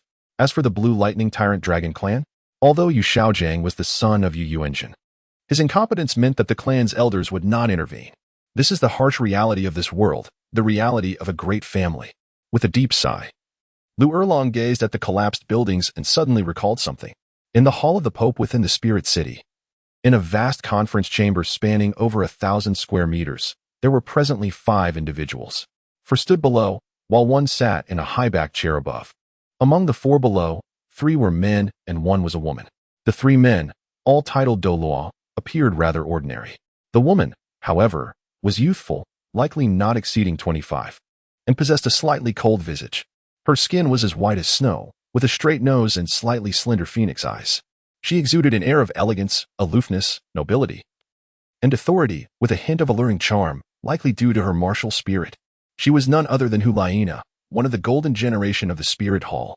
Seated in the main position was a woman clad in a luxurious black robe adorned with golden patterns, her head crowned with a 9-curved purple-gold diadem.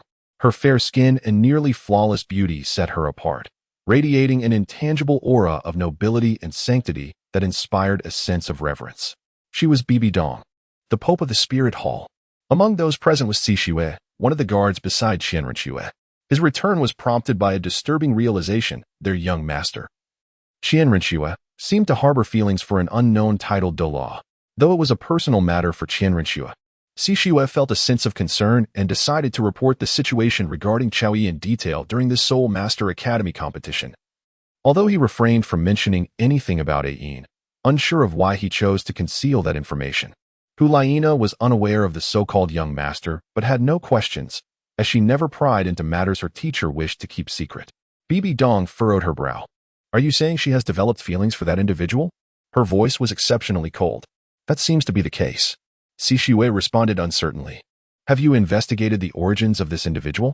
Bibi Dong remained silent for a moment before inquiring again. Not yet. He appears to have materialized out of thin air, possibly a hidden powerhouse from somewhere. Si Xue shook his head. His knowledge of Chao Yi was limited. By the way, Your Majesty, he has been seen in close proximity to Ning Fingji's daughter from the 7 Treasure Glazed Tile School. And he is also associated with the granddaughter of Dugu. Si Xue reported honestly. Bibi Dong's brow furrowed even tighter, and after a lengthy silence, she said, I wish to meet him. This. Si Xue felt conflicted. He did not believe Chao Yi was someone he could easily summon. What is it? Bibi Dong, noticing Si Xue's troubled expression, grew increasingly displeased. Your Holiness, it is just, his strength is formidable, and he is quite arrogant. I fear I may not be able to invite him, Si Xue diplomatically remarked. Anyone capable of defeating a titled Douluo cannot be anything but arrogant. Bibi Dong had wanted to meet Chao Yi as soon as she received the news. Unfortunately, she had not had the opportunity until now. After pondering for a moment, she turned to the 2 other titled Douluo, Yue Guan and Gue Mei, and said, You 2 will accompany Si Xue. I believe the 4 of you together should have no trouble bringing Chao Yi here. Of course, no problem at all, the sharp-voiced Zhu Douluo replied. Gue Mei also agreed. Seeing these 2 assisting him, Si Xue felt reassured. Not to mention Yue Guan. Gue Mei was also a level 95 titled Douluo. Their fusion soul skill alone could restrict even a high-ranking elder, though their attacks seemed trivial to a high elder. Could a level 93 titled Douluo really ascend to the heavens? After the departure of the 3, Bibi Dong waved her hand, signaling Hulaina to take her leave as well. Her feelings towards Qianren Xue were deeply intricate. Primarily, the blood coursing through her veins filled her with disdain, yet paradoxically, she was her own flesh and blood. More than 20 years had elapsed, and she felt a profound regret. How could she lay the blame solely on Qianren Xue for this situation? Nevertheless, there were matters she had come to understand, while Qianren Xue remained oblivious. The disdain she had felt in her childhood had long since cast a shadow over their relationship, though Bibi Dong found herself unable to amend the past as a mother. Her foremost concern was to prevent her daughter from being injured by emotional entanglements in the future. Thus, upon learning of these developments, she was determined to meet Chao Yi. She was curious to discover what kind of man could inspire such thoughts in her proud daughter. However, she would not tolerate anyone who was not utterly devoted. She believed that even Title Douluo would support her stance on this matter.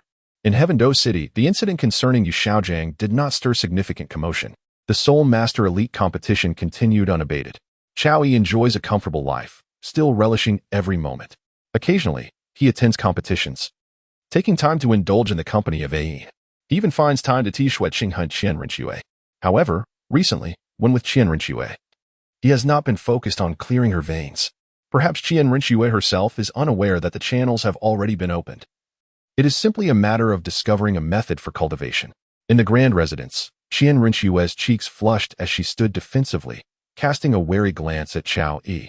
This attire has been meticulously prepared for you. Are you certain you won't wear it? Chao Yi remarked, holding a deep V-pleated skirt, white stockings, and an item not yet possessed in this era. This is hardly clothing, Qian Rinxue exclaimed, flustered and indignant. She was not foolish, it was far too sheer. It truly is an outfit. If you wear it, I could grant you a condition, Chao Yi suggested enticingly. Well, that won't do, Qian Rinxue stammered, momentarily hesitating before refusing once more. I haven't seen anything of yours, I merely wish for you to wear it for my eyes. Are you truly rejecting such a generous offer? Chao Yi continued to coax. This, Qian Rinxue pondered, feeling as if there was a certain logic to his words. Not to mention, he had already seen her in various states. How shameless. So, are you quite sure you don't want to? Chao Yi pressed on. Any condition is acceptable? Qian Rinxue inquired hesitantly. Of course, Chao Yi replied without a moment's thought. In these times, a man's words could be trusted as much as a pig could climb a tree. Seeing Chao Yi acquiesce so readily, Qian Rinxue felt an inkling of being deceived. However, after all, he was a formidable individual. Surely, he must possess some semblance of dignity as a strong man? Don't you dare deceive me, or else. Qian Rinxue trailed off, seemingly at a loss for how to threaten him. After months of companionship, her pride had long been eroded by his presence. Before him, it was difficult to maintain her haughtiness. Initially, Qian Rinxue had thought of putting Chao Yi in his place once she acquired his special cultivation technique. But later, this cunning individual had no intention of granting her what she desired. He merely delayed. Yet, knowing this, she felt unwilling to concede, having already suffered such a significant loss. Eventually, through these interactions, they found themselves in this current predicament. Whenever they were summoned, it was never about cultivation. Instead, it became a game of playful manipulation. Nevertheless, deep within her heart, she held no intention of rejecting him. If you dare deceive me, just know, you shall not take advantage of me. Qian Rinxue declared after a long pause, this being the most formidable threat she could conjure. Chao Yi was momentarily taken aback and retorted. Does that mean you can speak with authority? Suddenly noticing the outstretched hand, Qian Rinxue hastily recoiled, her expression a mixture of indignation and embarrassment as she glared at him. Previously, there had been a pretext, an excuse, but now it seemed he truly regarded her as one of his own. Leave, Chao Yi nodded affirmatively. Get out. Seeing that her single command lacked any imposing effect, Qian Rinxue continued, if you don't leave, I shall not change. Women are indeed troublesome. Chao Yi muttered under his breath. Despite his complaints, he ultimately turned and stepped outside. Chao Yi naturally would not stoop to peeping through the window, as it contradicts his virtuous persona. A gentle rustling sound soon emanated from within the room, stirring a sense of anticipation within him. Modern attire adorning an ancient beauty is indeed a perfect match. As expected, an exceptional system understands his desires. Just as Chao Yi's impatience reached its peak, the door creaked open. The moment Qian Rinxue emerged, Chao Yi was momentarily entranced. He had no intention of appearing like a fool, yet her beauty was simply overwhelming. It would not be an exaggeration to say that, in both this life and the last, the most exquisite woman he had ever encountered was standing before him. What are you staring at? Qian Rinxue, feeling slightly bashful under his gaze, lightly scolded. Chao Yi was utterly oblivious, his gaze entirely fixed upon the white deep V-short dress, which, the moment it adorned her figure, appeared to be filled to the brim by her presence. The tantalizing hints of her alluring curves sparked a whirlwind of imagination.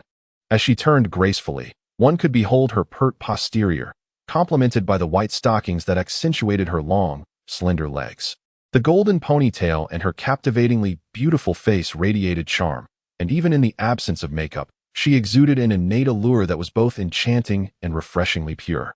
Her voice was melodious, a natural temptation, while her eyes sparkled with a hint of innocence and emotion.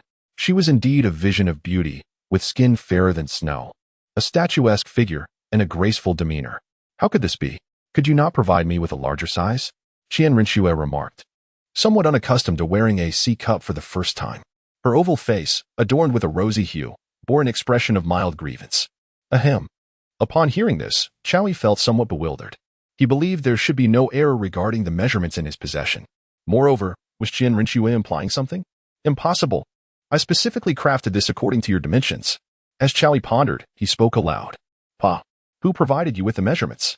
Hearing Chowyi's words, Qian Rinxue's cheeks flushed even deeper, resembling an enticing red apple, sweet and delicious, evoking an irresistible desire to take a bite. You didn't provide them. Could it be that my seasoned hands are capable of making a mistake? If you doubt me, I can measure again. Chowyi gazed at Qian Rinxue and spoke. Upon hearing his words, Qian Rinxue's cheeks flushed with a delicate hue, her enchanting eyes sparkling with a hint of water, as she playfully chided, Oh, enough of that. I have satisfied you. Now it is time for you to fulfill your promise, is it not? Qian Rinxue continued. Your words are ambiguous, Chowyi replied. A look of confusion flickered in Qian Rinxue's beautiful eyes as she regarded him, struggling to comprehend. What I meant was that you would don the attire I provided and allow me to embrace you while we admire the sunset. After which you would grant me a request, Chowyi clarified, opting not to dwell on any ambiguities. You must be joking, Qian Rinxue exclaimed, her earlier shyness and allure evaporating in an instant. It was no wonder she was incensed. Chowyi's antics were simply outrageous. When did I ever agree to that? Qian Rinxue bit her luscious red lip in frustration, her anger palpable. You only mentioned that I should wear this peculiar outfit for your viewing pleasure. When did you say anything about being held? The tension in the air was palpable, her irritation giving rise to an almost tangible sense of urgency. Chow Ili gazed at Qian Rinxue with unwavering confidence, asserting, I just added you. Despite her attempts to suppress her irritation, Qian Rinxue found it utterly impossible. Her temper flared intensely. In an instant, a luminous sword materialized in her hand, pointed directly at Chow Yi. Do you even have any shame left? Though Qian Rinxue was seething with anger, Chow Yi couldn't help but admire her figure, which epitomized the so-called devilish physique, a perfect blend of elegance and allure. Go to hell, she exclaimed, noticing that Chow Yi was fixated on her curves, utterly disregarding her fury. With a swift motion, she swung her sword at him. Swish. Bang. Although Chow Yi had not been mindful of Qian Rinxue's actions, he adeptly evaded her strike. Just as the luminous blade descended, he found himself behind her. A surge of electricity coursed through her body. Qian Rinxue gasped, as 6 wings materialized in a flurry. Absolute. As Chow Yi deftly evaded, he couldn't help but offer a compliment. He always felt something was amiss, but with the emergence of the 6 wings, everything seemed perfect in an instant. The attack from Qian Rinxue posed no threat to Chow Yi. Furthermore, they were in the city of Tiando, and she dared not unleash her full power, knowing it would likely prove futile against him and could invite unnecessary trouble. Therefore, Qian Rinxue took a deep breath, dispersing her martial spirit and light sword. Her cheeks quickly flushed, and with a flirtatious glint in her eyes, she said sweetly, as a Title Douluo, how can you not keep your word? A captivating woman who could also play the charming card was simply irresistible. Before his brain could register the moment, Chow Yi found himself tumbling towards her. What are you doing? Qian Rinxue exclaimed, startled. It was a reflex, a mere instinct. Chow Yi, feeling somewhat awkward, realized it truly was an instinctual reaction. Get off me. Qian Rinxue had not anticipated that her playful demeanor would elicit such a strong response, and she found herself slightly flustered. She genuinely worried that Chow Yi might lose control, prompting her voice to cool slightly. However, little did she know, the sight of her flustered state only made Chow Yi less inclined to move. Of course, he did not act further. To teach you a lesson for your earlier behavior, I believe a little reminder is in order. Justifying his actions to himself, he leaned in closer. As Qian Rinxue found herself gazing into Chow Yi's eyes, her mind went blank. After a brief 3 minutes of exploration, Chow Yi felt his primal power surging uncontrollably, while Qian Rinxue sensed something was amiss. Summoning an unknown strength, she pushed Chow Yi aside. This time, he did not resist. Understanding that savoring the moment slowly was the highest form of respect for such exquisite pleasure. Noticing that Qian Rinxue clearly did not welcome further advances, he deemed it inappropriate to continue. After pushing him aside, her sparkling eyes darted around shyly, reminiscing about the earlier incident. Qian Rinxue felt a wave of embarrassment wash over her. In a flurry, she retreated to her room, slamming the door shut with a resounding thud. Chao Yi let out a sigh, feeling a sense of bewilderment. Why was it so challenging to win over this woman? Whether it was the gentle kitten, the aloof Dugu, or even Ning Rongrong, they all seemed relatively easy to charm. Even Ain, who now behaved like a dutiful little wife.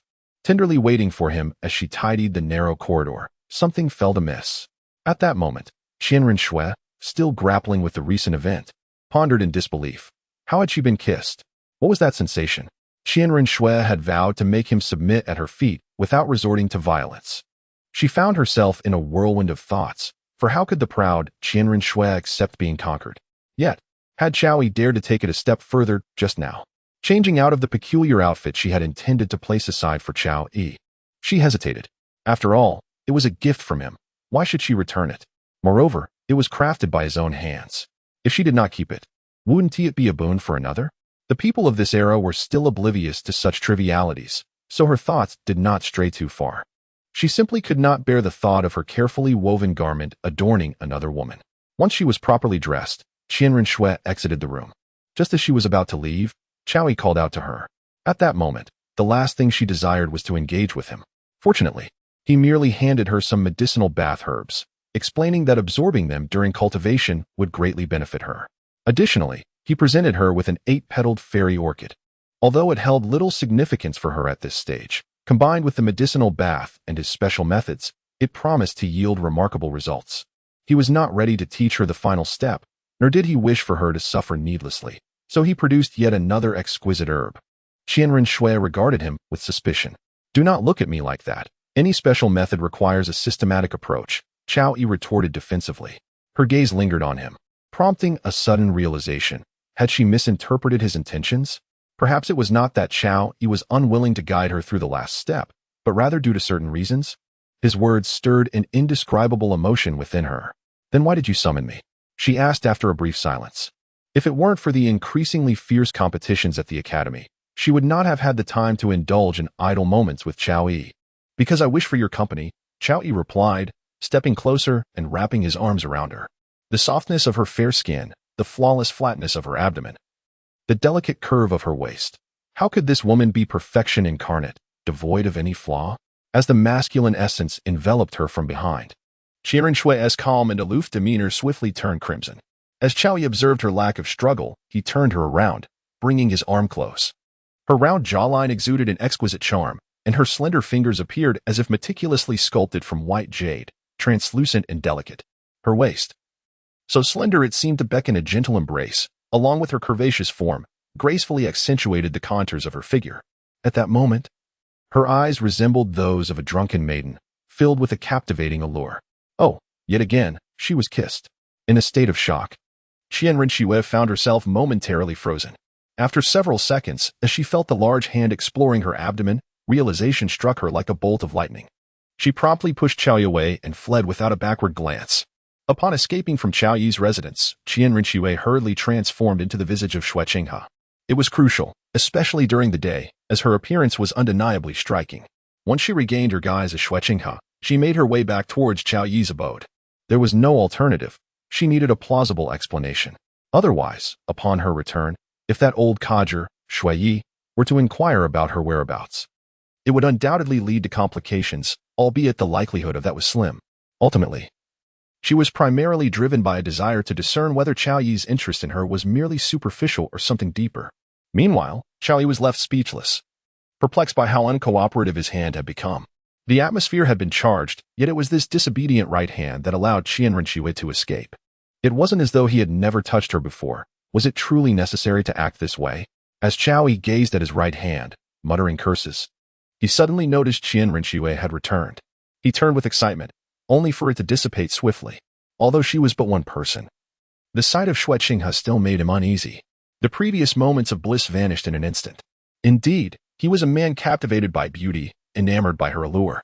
Zhuqing observed the change in Chao Yi's expression but felt no discontent. Rather, he seemed in good spirits. It was apparent that he took pleasure in his own return. As Qian Rinxue mused silently, if it weren't for Chao Yi's recent reprimand of his hand, he might have noticed this unintentional gesture. which inadvertently earned Qian Renxue a slight favor in his eyes. "Why do you not welcome me, dear brother?" Zhuqing called out, the title rolling off his tongue with increasing ease. On several occasions, when he reverted to his true self, he nearly slipped and uttered it aloud. Fortunately, Chowie remained oblivious. "Welcome you for what? Why do you have the time to come here?" Chowie replied nonchalantly, regarding Zhuqing with a hint of disdain. Having grown accustomed to Chow's invasive gaze, Zhuqing felt a twinge of dissatisfaction at his dismissive demeanor. Did something unpleasant occur when Qian Renxue dashed out from here?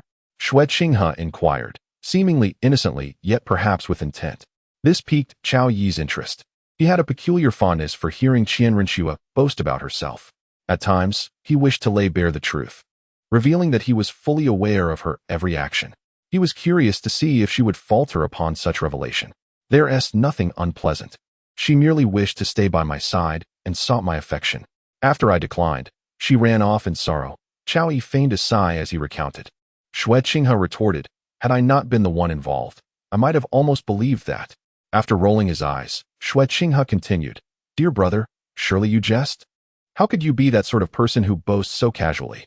You have no idea. She has tried every conceivable way to persuade me to acquiesce. Yet I have not relented." Listening to Chow's words, Zhuqing ground his teeth in frustration. "What do you mean, she secretly kissed you? What do you mean? Her hands were always out of control. Clearly, these are all your deeds." Dear brother, just to interrupt, as far as I know, these actions originated from you, did they not?" Zhuqing could no longer contain himself and pressed on. "What nonsense are you spouting?" Chao Yi shot him a fierce glance. It was little Shui who told me," Zhuqing retorted, attempting to defend himself. Chao Yi responded affirmatively. Zhuqing thought to herself, "You continue to prattle on." However, Chao Yi soon cast a meaningful glance in her direction. "Qinghe, why are you so dull? Do you not realize that young ladies tend to be rather bashful? How could she possibly muster the courage to speak of such matters? What she conveyed to you was mere sarcasm. The reality is quite different, and since you are not among us, you are naturally unaware." Zhuqing had not met Chao Yi for merely a day, yet with each encounter, she gained a new understanding of this shameless man. She truly could not fathom how he could utter such words. "What? Qinghe, do you not believe me?" Chao Yi inquired further. I do," Zhuqing replied with some difficulty. Observing Zhuqing's struggle, Chao Yi remarked, "Please do not force yourself, all right?" I am not forcing myself," Zhuqing stammered, clearly agitated. "Do you think it is a trivial matter for an older brother of my caliber to win over a little girl?" Chao Yi retorted, "Good brother, are you not planning to watch the match today?" Zhuqing shifted the topic. "Sure, let us go," Chao Yi replied, sensing her reluctance to continue the banter. Today marked the competition between the Royal Academy of Tiando and the Xiangjia Academy. Although the latter boasted an impressive name, there remained a significant disparity compared to the imperial teams. To speak plainly, among their ranks, only 3 individuals had reached the 40th level of Spirit Master, while the others merely attained the 30th level. As soon as Dugu made her move, these physically robust opponents were effortlessly dispatched. There was simply no resistance to speak of, given the disparity in spirit power and the formidable support of the auxiliary spirit masters. When Chao Yi and Zhuqing arrived, the competition had already concluded. However, due to Zhuqing's presence, the group of women harbored no grievances. At least in the eyes of Ning Rongrong and Dugu, Chao Yi had not attempted to charm any women. Yet, Zhuqing cast a puzzled glance over Zhuqing. Chao Yi harbored a profound aversion to engaging with men. Thus, it was quite perplexing to witness him sharing laughter and camaraderie with Zhuqing, spending an inordinate amount of time together. The moment Zhuqing settled down, she felt the sensation of being scrutinized and instinctively turned her gaze. In that fleeting instant of eye contact with the kitten, both averted their eyes almost simultaneously. Yet, this brief exchange left each of them with an intriguing question nestled in their minds. Zhuqing sensed that Zhuqing, much like herself, had navigated the complexities of the veins. Conversely, Zhuqing found herself puzzled, wondering if this kitten had discerned something unusual, after all. That glance had unmistakably conveyed a sense of skepticism. However, it seemed they had hardly interacted at all, while Zhuqing continued to ponder. Chao Yi had already taken several women and departed from the scene. "Chao Yi, where have you been? You seem increasingly indifferent to us these past few days." Ning Rongrong pouted, clinging to his arm and playfully coaxing him. "I was merely engaged in a conversation with the Crown Prince," he replied. Chowie measured her waist and then remarked, "We are in Heaven Do City, and we are enjoying the esteemed privileges of the Heaven Do Royal Academy. It is only fitting that we extend some courtesy to one another." Zhuqing then inquired, "Have you guided Shuqing in his cultivation?" Chowie instinctively shook his head and replied, "No, he's a man. How could I possibly teach her anything?" He was not entirely lying, for after all, Shuqing was Shuqing, and Qian Rinxue was Qian Rinxue, distinct entities. From her, he sensed feelings akin to his own. Zhuqing continued, and upon hearing her words, Ning Rongrong and Dugu Yin cast doubtful glances at Chowie. They were all too aware of the nature of the interactions involved. Moreover, according to Chowie, it was imperative to channel the power of thunder into one's body to ensure stability. They could scarcely fathom the implications if that were indeed the case. "What are you thinking?" Chowie remarked, somewhat exasperated by the skepticism etched on Dugu Yin and Ning Rongrong's faces. "Even if I were to falter, I would never stoop to swordplay. You all know my orientation, don't you?" he added. The three women felt their cheeks flush in unison, as they recalled that exhausting evening after they had overwhelmed Shrek Academy. Zhuqing began to suspect that perhaps her doubts were unfounded. How could Chowie possibly have inclinations towards men? It was utterly inconceivable, and he seemed to have no reason to fabricate a lie. Even if he were to engage with one or two women, that would be perfectly normal, wouldn't it? With this realization, Zhuqing dismissed the trivial matter from her thoughts. "Well then, I have gifts for you today. Let us hurry, for these are crafted by my own hands," Chowie said, reminiscing about Qian Rinxue's charm and modern attire, eager to adorn the three of them as well. This was authentic, real-life cosplay, far more comfortable than those staged in their original world. Moreover, the most crucial aspect was that it was free. Seeing the mischievous grin on Chowyi's face, it was not difficult to surmise that he harbored no innocent intentions. However, after a brief moment of playful banter, the three women accompanied him back to his residence. Inside the room, Zhuqing today donned a JK uniform paired with white stockings, her long black hair tied into a single ponytail, exuding an aura of youthful exuberance. The wicked allure was palpable. Just one glance filled Chow-yi with a sense of delight, so profound it felt almost suffocating. It was simply perfect. And the innocence of this little cat's face was strikingly pure. A delicate visage paired with a fiery figure, an exquisite combination. Dugu Yin, on the other hand, wore a black lace dress that revealed her porcelain shoulders. Naturally enchanting, she now radiated an even more captivating charm, her every smile and frown seemingly generating electricity. Ning Rongrong was clad in a sky-blue bodycon dress that accentuated her curves to perfection. Regrettably, the waves she stirred were almost level with her flat abdomen, evoking a sense of an airport runway. Truth be told, had her innate talent been a touch more refined, she would undoubtedly epitomize the duality of purity and allure. "Don't lift my dress," Zhuqing playfully chided. "Just looking, nothing more," Chowie assured. "Uft, who would believe you?" Dugu Yin interjected. Given Zhuqing's nature, such sentiments would evidently remain unspoken, thus Dugu Yin felt it was her duty as the eldest to intervene. Ning Rongrong, blushing, added, "Exactly. Your words are so trustworthy that even a sow could climb a tree." The very thought of bringing out such attire felt undeniably awkward. Chowie is now truly indulging in a variety of mischief.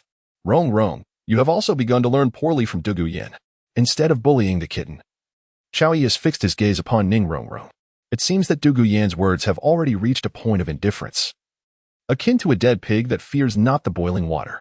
Chowie has already given up on treatment. However, Ning Rongrong believes that such wickedness must not be encouraged. I was mistaken. Ning Rongrong does not wish to be bullied first. If she were to faint, it would merely serve as a jest for them. It is too late. As Chowyi's words fell, he lifted Ning Rongrong with ease. Rongrong's path was undeniably the narrowest. Yet, it must be said that even in its simplicity, each encounter with Rongrong brought an unparalleled sense of accomplishment. That night, destined to be extraordinary. The following day, Rongrong awoke abruptly. Upon raising her head, she was met with an overwhelming sense of envy. No wonder she had slept so soundly. It was surely due to being nestled in the embrace of the kitten. Groggily, she rose, only to find that Dugu Yin had inexplicably settled at her feet. As for Chow-yi, even in repose, he was anything but still. Ning Rongrong cast a playful glare at him before burrowing back down. Chow-yi was sleeping soundly when suddenly he jolted awake. As a Title Douluo, his mental acuity was naturally formidable. He could sense any unusual occurrences immediately. However, since Ning Rongrong was someone close at hand, he had let down his guard. To his surprise, he was ambushed by the mischievous girl, and everything transpired far too abruptly. "You little rascal, there's a competition today. Do you dare to provoke me?" Chow Yi sat up and remarked to Rongrong. "MMM. She straightened her tongue to speak. Chow Yi, feeling quite satisfied, replied with a comfortable expression. Half an hour later, the little cat and Dugu Yin also awakened. Upon seeing Ning Rongrong indulging alone, Dugu Yin playfully swatted her with a hand. Smack. After delivering the playful slap, Dugu Yin affectionately chided, "You little glutton, indulging by yourself again." The little cat had changed back into her usual tight black attire. Of course, the bindings from yesterday remained, as she found them quite appealing. Although she wouldn't sag even without them now, she was mindful of Chow Yi's preferences and took care to maintain her appearance. With a burst akin to a machine gun, the four of them finally arrived at the hotel dining hall. The breakfast spread was rather simple, consisting of milk, soy milk, steamed buns, and fried dough sticks, which were promptly served to the table.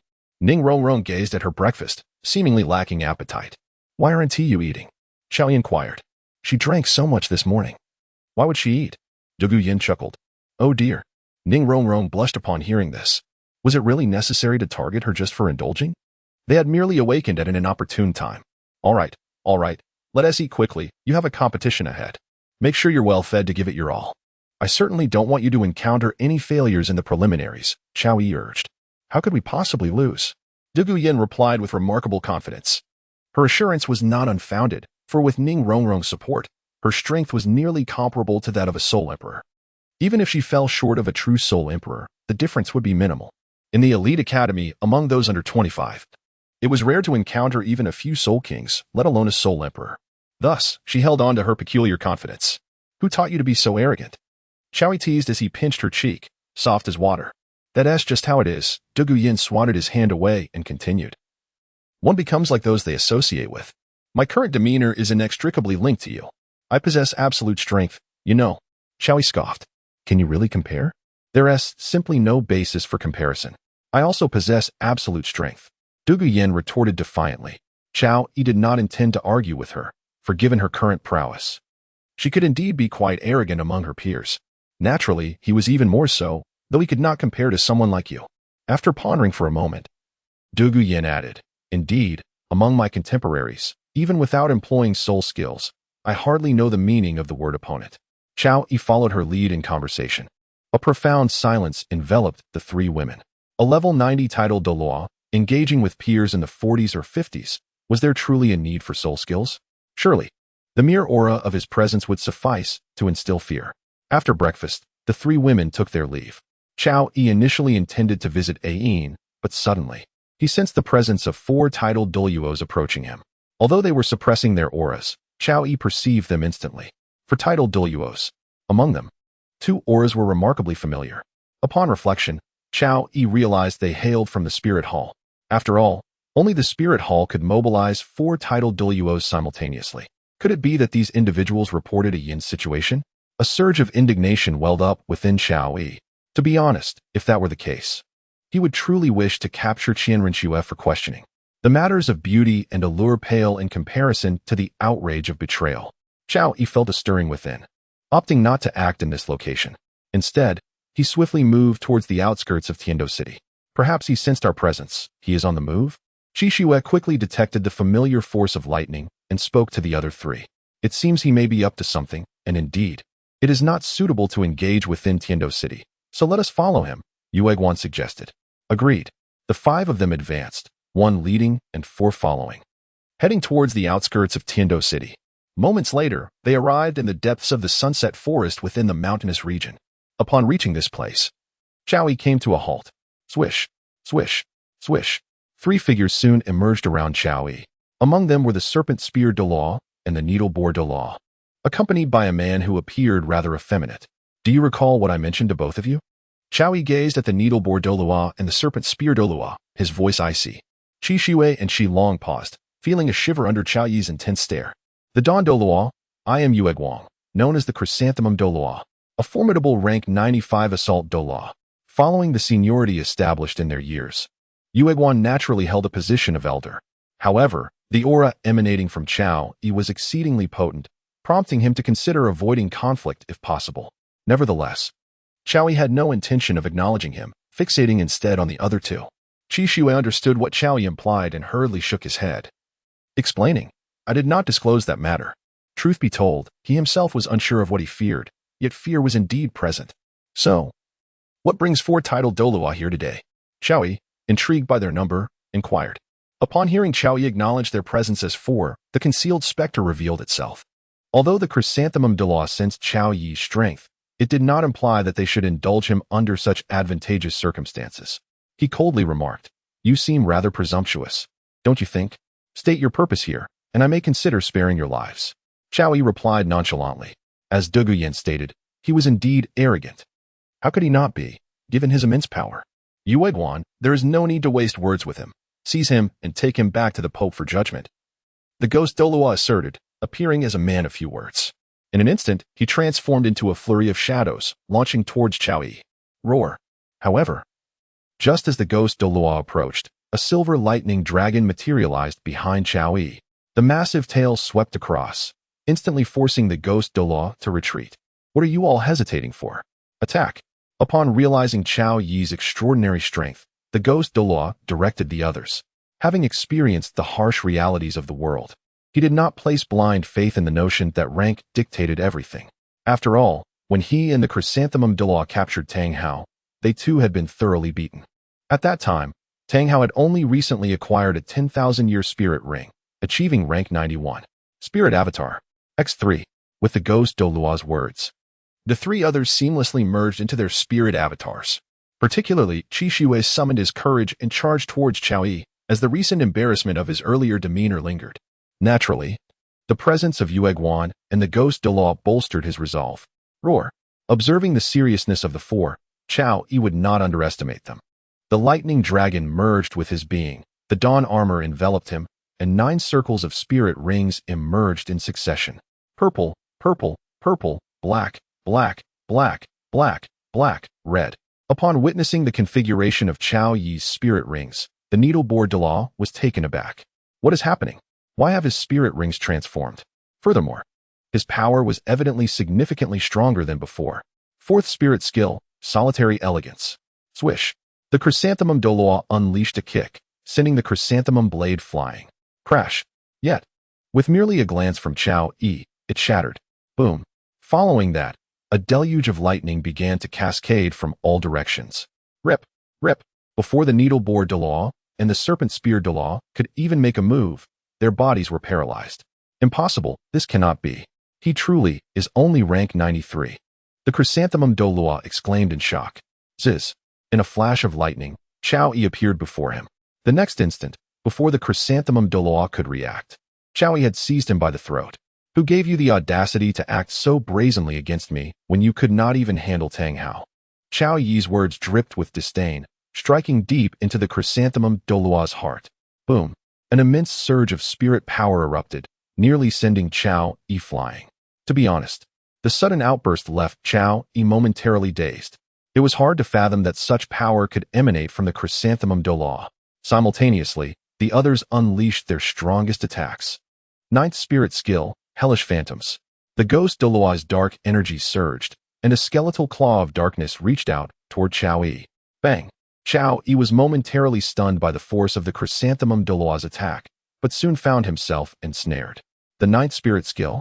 The Chrysanthemum Douluo began to gather his soul power, and the enormous chrysanthemum in his hand began to shed its petals. The flowers fell, leaving sorrow in their wake.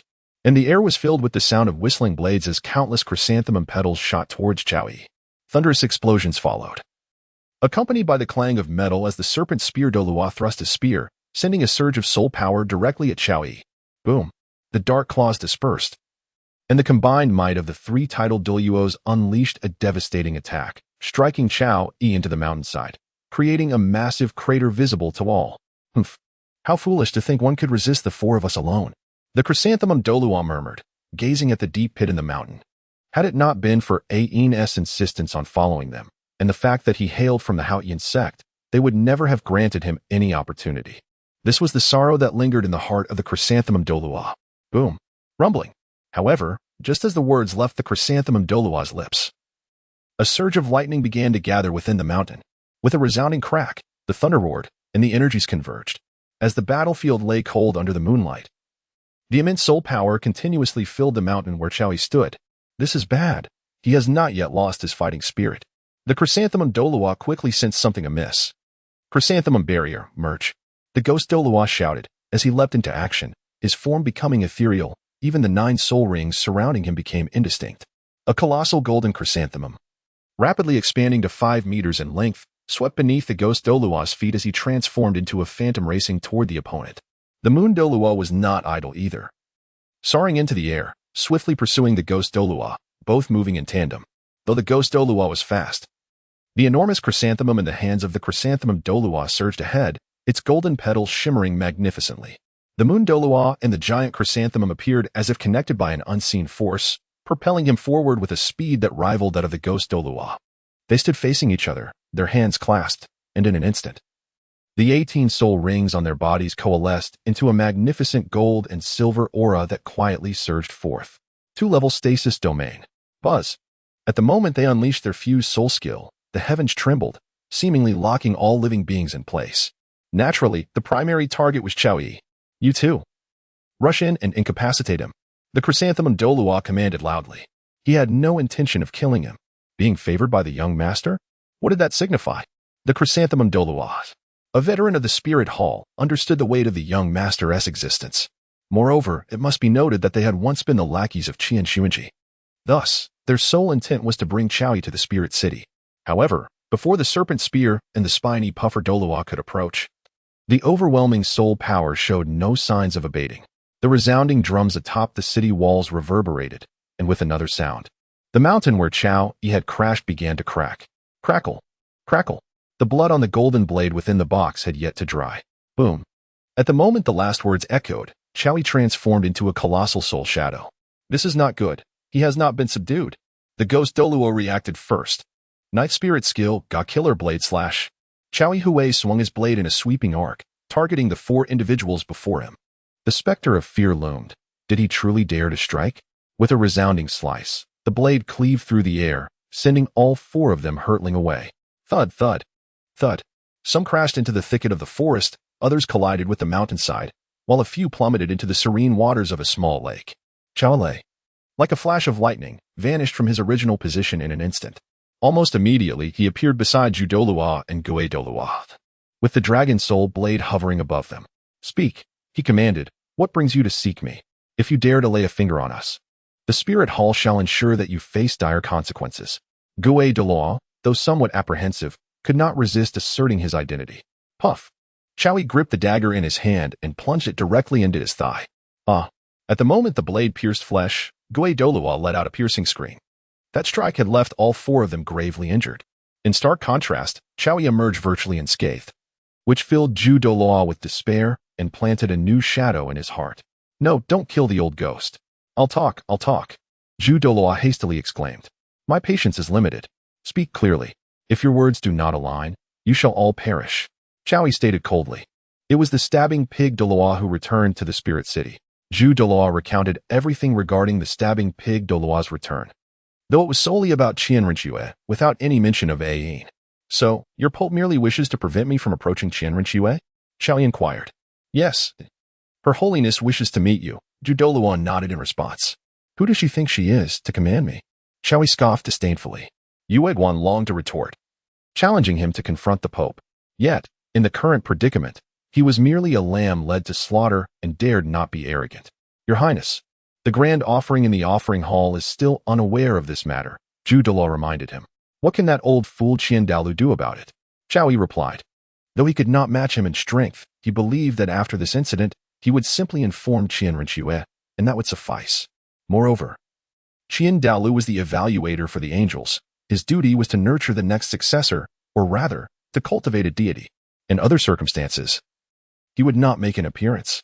As long as it was not his presence, the others from the spirit hall could do nothing to Chowi. Even the rank 98 golden crocodile Douluo could not defeat him, and Chowi could easily depart. Faced with Chowi's arrogant demeanor, Zhu Douluo found himself at a loss for words. In the soul world, who would dare to so openly scorn the spirit hall? Get up and come with me. Chowi finally decided to capture them and deliver them to Qian Rinxue. He was curious to witness the girl's reaction upon learning of this incident. ZZ. Electric currents formed into ropes, darting into the distance, binding both the serpent spear and stabbing pig Douluo. At this moment, the two were utterly terrified. They had just witnessed Qiao Yi's true strength. Even if the four of them combined could face a rank 97 Douluo, they had still been crushed by Qiao Yi. Upon returning to Tiando City, Qiao Yi confined them within a grand residence. All were grievously injured, and with Qiao Yi's warning that anyone attempting to escape would be killed. They behaved rather submissively. At the level of Title Douluo, they were still aware of reality. Of course, only 3 were captured. The remaining stabbing blood had gone to seek Qian Rinxue. In a room at the Battle Soul Arena, why have you shown yourself? Qian Rinxue expressed her displeasure upon seeing stabbing blood. He had been absent for several days. However, she soon sensed something was amiss with stabbing blood. Uncle Stabbing Blood. What happened? Who injured you? Master. Stabbing pig Douluo stammered, feeling awkward. Yet, recalling that 3 elders were being held captive by Qiao Yi. He relayed the entire story. Naturally, he refrained from mentioning Ayin, as it was a promise made to Qian Rinxue, and he dared not speak carelessly. Primarily, it was due to Bibi Dong. Had it been Qian Dalu, perhaps stabbing pig Douluo would have divulged the matter. Upon learning the sequence of events, Qian Rinxue's brows furrowed, and her voice turned icy. Who told you to return and report this to that woman? Master. The grand offering arranged for us to follow you closely to report your situation. However, upon returning, I happened to encounter the Pope. Stabbing pig Douluo understood that Qian Rinxue did not wish Bibi Dong to learn of her affairs. Damn it. Qian Rinxue cursed, then added, even if you came. Couldn't you have informed me first? She was genuinely angry, perhaps even unaware of the magnitude of her own fury. What about Qiao Yi? Qian Rinxue asked. Stabbing pig Douluo looked bewildered. Wasn't he at they who were grievously injured? Why is it that Qian Rinxue is concerned about Qiao Yi? At that moment, Stabbing pig had confirmed his thoughts, but knowing that the situation had not aligned with Qian Rinxue's wishes, he dared not say more and simply replied. The Don Douluo is unharmed, but Elder Yueguan and the others are still in his grasp and wish to see you. You wait outside. I will go now. Despite her anger, Qian Rinxue could not allow this matter to remain unresolved. She did not desire a confrontation between Qiao Yi and the Spirit Hall, and for the moment, she did not delve into further thoughts. Understood. Stabbing pig Douluo responded and promptly left. Moments later, Qian Rinxue regained her composure and, accompanied by stabbing blood, headed directly to Qiao Yi's residence. As she walked in, she suddenly realized that her visits had become increasingly frequent, and not merely as Zhuqing Ha. Upon entering the courtyard, Qiao Yi appeared before her. This matter is my fault. I will give you an explanation. Can you spare them? Qian Rinxue, devoid of her usual arrogance, looked at Qiao Yi as if she had committed a grave error. What kind of explanation can you offer me? Qiao Yi naturally wrapped his arm around her waist, drawing her closer. The golden collar adorned her snow-white, slender neck, while her long, golden hair cascaded carelessly behind her, seemingly unkempt due to her hurried arrival. Yet it still contrasted sharply with her neatly arranged palace attire. No matter the time, Qian Rinxue was undeniably beautiful, captivating all who beheld her. Observing Qian Rinxue being embraced, Stabbing Blood wisely turned and walked toward the area where Yueguan and the others were confined. He had no intention of fleeing, after all, given the current momentum. It seemed that this gentleman was likely to become the son-in-law of the Spirit Hall. Did you know all along? Qian Rinxue felt her limbs turn weak the moment she leaned against Qiao Yi. Why you let go? Remembering Stabbing Blood behind her, she softly protested. They have already departed. What is there to be ashamed of? Qiao Yi replied. Qian Rinxue paused and turned to see that Stabbing Blood had indeed left. Confirming that they were alone, she leaned into his embrace. Yet, in mere moments, a wave of shyness washed over her. Immediately, she broke free, gazing at Qiao Yi. What kind of explanation do you want? Do not touch. She felt utterly embarrassed. What has happened to oneself? How can one so easily give oneself away as if no one matters? Upon witnessing this, Qiao Yi nodded and approached once more, stating, Then I shall refrain from taking action. Qian Rinxue's beautiful eyes widened in astonishment as she stared blankly at Qiao Yi. Indeed, this time there was no physical contact. Yet did it not surpass mere actions? Woe is me. Qian Rinxue attempted to speak, but Qiao Yi offered her no opportunity. Persistently advancing, his timing was so impeccable that Qian Rinxue found herself moving from the courtyard into the room, hardly comprehending the situation. In truth, Qiao Yi had not intended such a course of action, but the encroachment of the Spirit Hall compelled him to drag Qian Rinxue into the fray. No, this cannot be allowed. Sensing the shift within herself, Qian Rinxue's delicate hand pressed against Qiao Yi's shoulder as she implored, Are you truly going to refuse me? Xiao Yi, abandoning his usual demeanor, gazed at her with profound affection. Under his gaze, Qian Rinxue admitted she was at a loss. Yet, she harbored her own ambitions and aspirations. How could she afford to be lost in romantic entanglements? Could you grant me a moment? She felt the chill of the air against her skin and hurriedly interjected. If this continued, she would indeed lose control. Furthermore, how could this audacious man be so astute? No matter if you wish to be yourself or to become Shuqing, today I shall claim you. Upon hearing this, Qian Rinxue froze. Xiao Yi had unveiled her true identity with a single statement, leaving her in shock. At that moment, her mind was awash with confusion. Could it be that Xiao Yi had discerned her disguise from the very start? The heat surged within her, as if engulfed in flames. When did you uncover this? Yet, Qian Rinxue paid little heed to this detail, instead pushing against Xiao Yi as she questioned him. From the moment I first laid eyes on you, Xiao Yi stated candidly. You.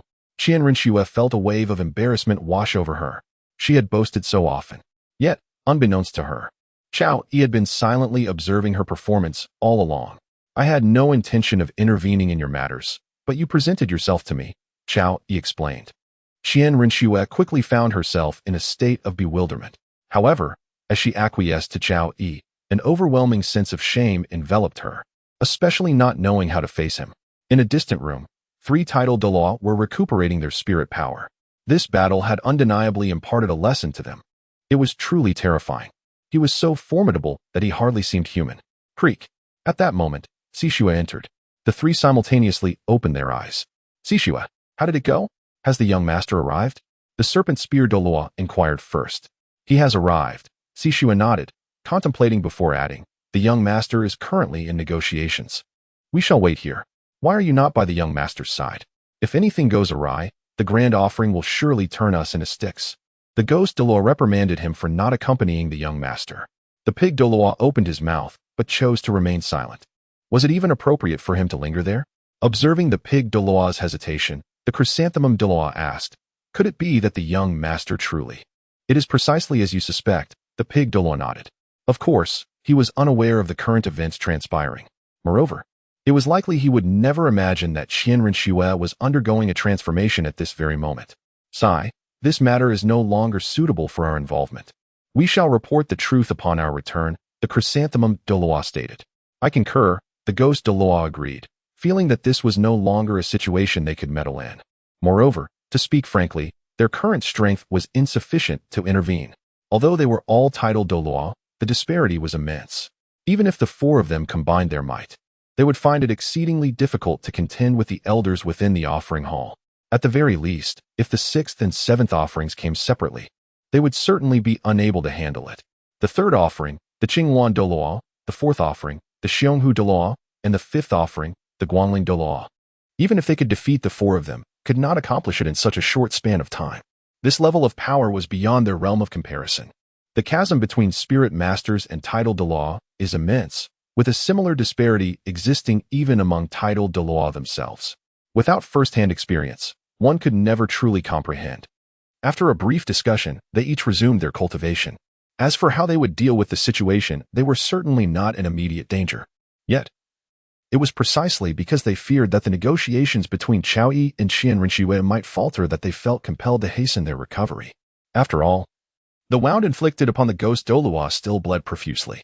This served as a stark reminder that Xiao Yi was indeed capable of striking them down. Even more alarmingly, he had not regarded the power behind them as significant. In the chamber of Xiao Yi, did you know my identity from the very beginning? Qian Rinxue's delicate, oval face was flushed with a rosy hue, and beneath her slender willow-like brows, a pair of spring eyes shimmered with the essence of burgeoning emotions, as if brimming with countless tender affections. At first, I was unaware, but did you not reveal it to me later? Xiao Yi inquired. When did I ever tell you? Qian Rinxue responded, bewildered. Xiao Yi observed her bewildered expression and chuckled softly, leaning down to gently peck her lips. Between her luscious, moist petals lay a fragrant allure, exuding an intoxicating essence. Alas, Qian Rinxue found herself somewhat overwhelmed. This individual was exceedingly clingy. As she contemplated escaping, Xiao Yi's hand glided across her smooth back, encircling her delicate waist and gently pulling her back.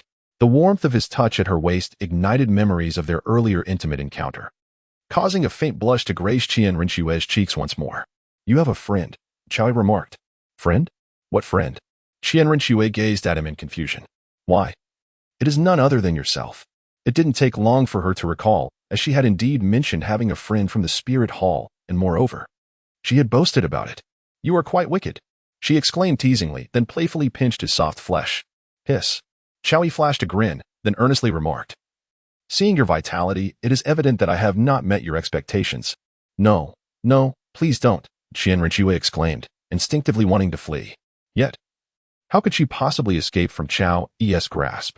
After another hour had passed, the sky had darkened considerably, and only then did Chao extricate himself from the tender embrace of warmth.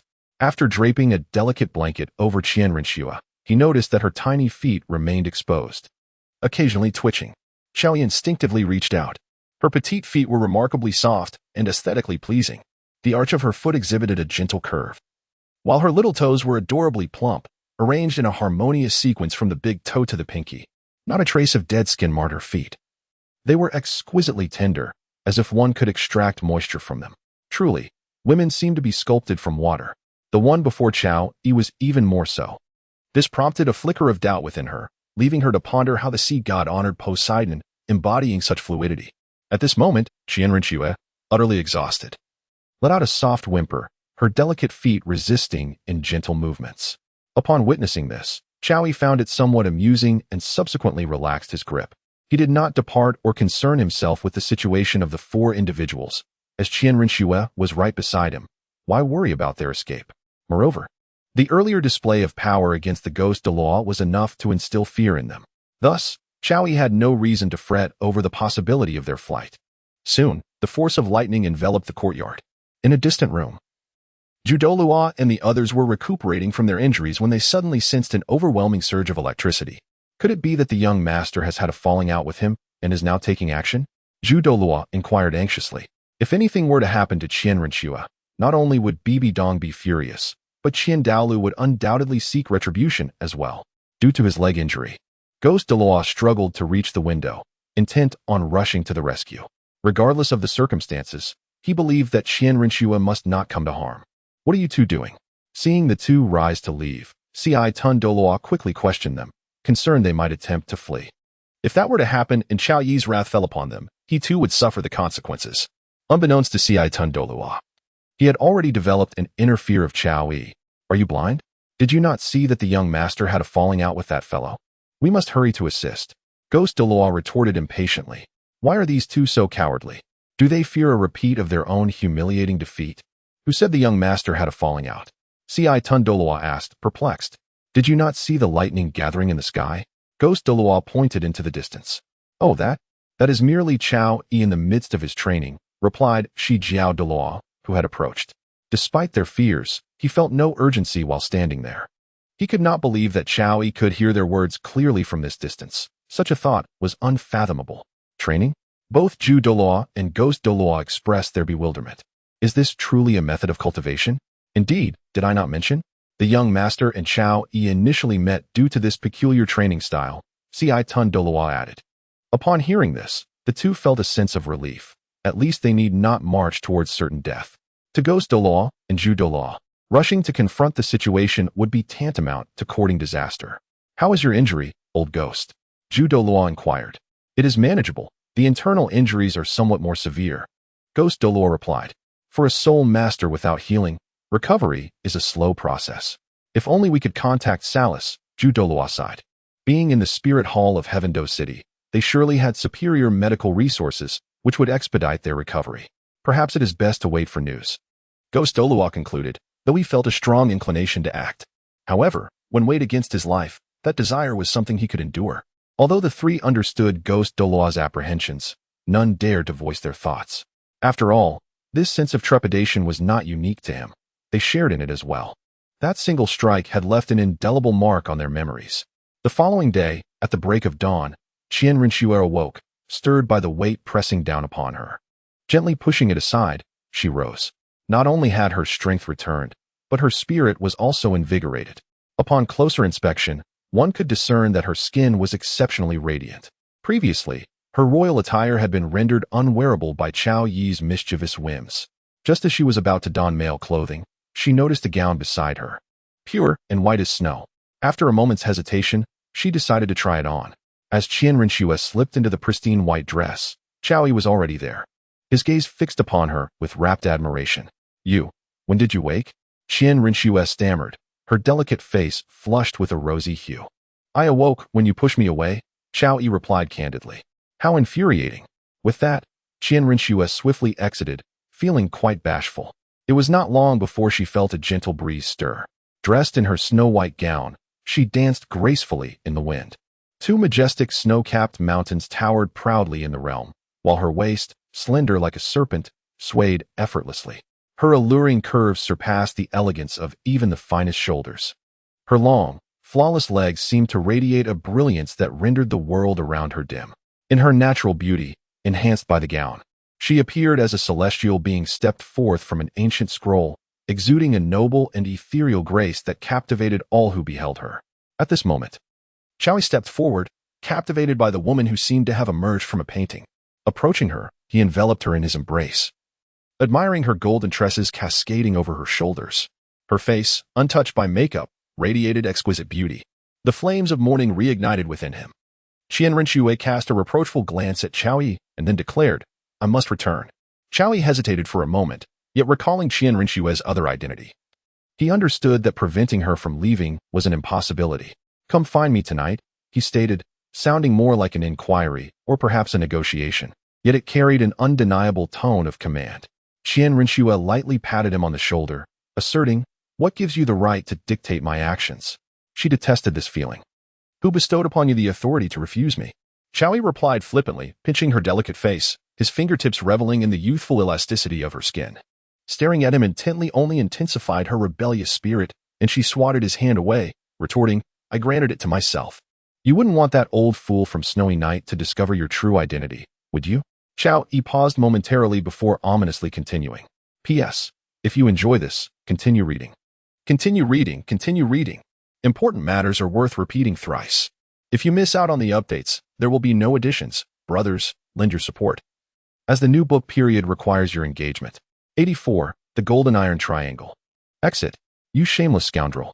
Qian Rinxue exclaimed, her voice laced with disdain. So, will you come tonight? Chao Yi countered. I will not. Qian Rinxue was entirely serious, her expression resolute, as if she were determined that she would not partake in such actions. Chao Yi, feeling a surge of irritation, delivered a sharp slap onto her capybara. However, the absence of splashes left her somewhat disheartened.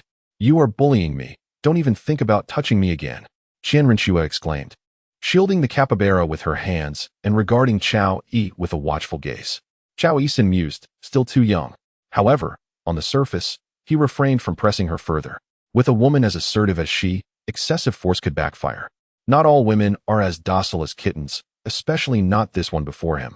Having just tasted her sweetness, Chao Yi was wise enough to avoid any foolish actions. The future is long, and there is ample time to gradually guide her. Very well, you may leave, he said with an air of resignation. As Qian Rinxue was about to depart, she suddenly recalled the few individuals who had been injured. Wasn't she here because of them? And then, in a daze, she had found herself entangled with Chao Yi. Just let them accompany you, but if they stir up trouble again next time, it won't be so simple, Chao Yi remarked. Understood, I will inform them, Qian Rinxue replied, as she hurried towards the others. She had already transformed into her alter ego, Zhuqing. The 4 Title Douluos, though still bearing injuries, rushed to greet the two upon their arrival. Follow me, Zhuqing said curtly. 4 against 1, and yet they had been so thoroughly defeated? While she felt their incompetence, she also recognized Chao Yi's exceptional prowess. His strength was sufficient to conquer her proud heart. Even within the renowned Spirit Hall, they appeared rather ordinary in her eyes. Yes, the 4 responded, noticing the displeasure on their master's face, each bowing their heads in silence. As the 5 departed from Chao Yi's residence, Zhuqing cast a cold glance at the Zhu Douluo and Gui Douluo, saying, You two should go recuperate at the sub-hall, and then report my matters to that woman. She best not intervene. Then her gaze shifted to the Qi Tun Douluo and Shimao Douluo. As for you two, should anything similar occur next time, you'll be heading to the Hall of Offerings for punishment. Understood, they all replied in unison. 4 against 1, and they have lost, requiring Qian Rinxue to come to their rescue. What could they say now? Certainly, They could only lower their heads and accept their deserved punishment. In the Spirit Hall subhall, Salas was nearing madness, struggling to locate the boy named Tang San, and the Haotian sect was nowhere to be found either. He was overwhelmed. And most crucially, he dared not report this incident. At that moment, Zhu Douluo, Gui Douluo, Chi Tun Douluo, and Shi Mao Douluo arrived. Salas was unfamiliar with Chi Tun Douluo and Shi Mao Douluo. Although he knew of two elders within the Spirit Hall, he had never encountered them. Elder Gui, Elder Zhu, what brings you here? Salas asked, feeling a twinge of panic upon their arrival. Arrange for some healing soul masters to tend to our injuries. A sharp voice came from Yuguan. Oh, yes, Salas replied. Initially, he had contemplated confessing, but upon hearing Zhu Douluo's words, he realized they were not there to cause trouble but were indeed injured. Without delay, Salas began to organize assistance. This was the Tiando Empire, and the spirit city here was vast, with no shortage of soul masters. Soon, several healing soul masters arrived, taking turns to treat the injuries of Zhu Douluo and the others. However, these healing soul masters were only around level 20, and healing them would not be a swift endeavor. Once Salas confirmed they were unaware of Yu Xiaojiang's situation, he breathed a sigh of relief and dispatched more personnel to track down the Haotian sect. Within the spirit city, contrary to Salas's expectations, he did not report the situation to Bibi Dong. At that moment, Flandra had brought Lu Erlong to the hall. Truth be told, Lu Erlong was the last person who wanted to see Bibi Dong. Yet, she had no choice but to come. For it was only at the moment Yu Xiaojiang was attacked that she realized the significance of power. Flandra's presence was primarily for Lu Erlong. Otherwise, as a free soul master, he would not have meddled in such trivial matters. The Pope has summoned you. Please enter. A guard at the entrance informed them. They were then escorted into Bibi Dong's grand hall. Flandra respectfully addressed Bibi Dong, 87th level agility attack type soul sage, martial spirit four-eyed cat eagle. Pays respects to your majesty. Though Lu Erlong was displeased, she still offered a nod of acknowledgement. Bibi Dong regarded the two with indifference. Flandra, what business brings you to me? Had it not been for the incompetence of her subordinates, she would not have bothered to meet with them. Flandra was one thing, but Lu Erlong had stolen the man she cherished. Moreover, after eliminating Qian Xuanji, she had sought out Yu Xiaojiang, only to find that he had chosen this woman. That final betrayal drove Bibi Dong to madness, making her feel sullied. Your Majesty, we are here regarding Xiaojiang, Flandra stated directly. Lu Erlong remained silent, irritated by Bibi Dong's haughty demeanor, though she felt a semblance of pride, knowing that the man she had once desired had been hers for a time. Yet, the image of the gravely injured Yu Xiaojiang and the ruin she had caused with a single punch filled her heart with anguish. What is it? Bibi Dong inquired. Xiaojiang. He was killed by Tang San of the Haotian sect. Flandra hesitated before revealing the grim truth. Initially, he had hoped to investigate further. But with no leads and Lu Erlong clamoring for revenge against the Haotian sect, he had no choice but to bring her here. What did you say? Bibi Dong was momentarily stunned by the news, then a powerful wave of soul force erupted, causing a palpable pressure that made both Flandra and Lu Erlong tremble. Flandra recounted the day's events in their entirety. Bibi Dong's expression darkened. For a time, she loathed the world and despised Yu Xiaojiang. Yet, upon hearing of his demise, she realized she did not truly hate him. Instead, she was consumed by rage, an uncontrollable urge to annihilate the Haotian sect. What are you two doing? Bibi Dong glared at Flandra and Lu Erlong, particularly at Lu Erlong, who had long wished to see her rival dead. Now, that desire intensified. Your Majesty, the assailant employed a peculiar hidden weapon. Due to the absence of any soul power fluctuations, we were unaware. Flandra hastily clarified. If your Majesty wishes to avenge Xiaojiang, I, Flandra, am willing to be the vanguard of the Spirit Hall. Flandra continued, feeling a twinge of regret for coming here, particularly for bringing Lu Erlong along. He sensed a murderous intent emanating from Bibi Dong. You are unworthy. A wave of soul power surged forth, instantly propelling Flandra and Lu Erlong back toward the door. Thud, thud. After colliding with the door, both heightened their vigilance. Flandra, you must leave. I shall confront her. Lu Erlong had discerned that this petty woman was clearly irked by the fact that she had taken Yu Xiaojiang away from her. However, she did not wish to drag Flandra into this conflict. No, Erlong, I will not abandon you here. Flandra shook his head. Although he was indeed cunning, he held no such intentions when it came to his goddess. He would willingly sacrifice himself for her. You shall perish together. Upon hearing the news of Yu Xiaojiang's demise, Bibi Dong was engulfed in an unquenchable fury. With Lu Erlong present, she had no reason to show leniency. In an instant, Bibi Dong appeared before Flander and Lu Erlong, her 6 spider-like bone spikes piercing through their bodies in the blink of an eye. The 2 soul saints offered no resistance and collapsed to the ground. The golden iron triangle has fallen. Haotian sect, Tang San. After eliminating Flander and Lu Erlong, Bibi Dong muttered coldly. Initially, her grand scheme did not include the Haotian sect. However, from this day forth, it too would become a sect that must be eradicated. Not a single one of the top 3 sects shall be spared. Come in. Bibi Dong called for a guard to enter. Dispatch orders to search for the Haotian sect with all available resources. Yes, whether driven by love or hate. Bibi Dong was consumed by a singular thought. Not a single member of the Haotian sect would be spared. This was for the future of the Wuhuan Empire, as well as for personal vendettas. As for feelings of sorrow or heart-wrenching despair, they seemed rather insipid at this moment, especially after she had dealt with Lu Erlong. That sensation had waned significantly. In the spirit arena of Heaven Do City, a cheerful Chao Yi had also arrived today to witness the battle between the Royal Academy and the Water Element Academy. On stage, Chao Yi's gaze was immediately drawn to his sister.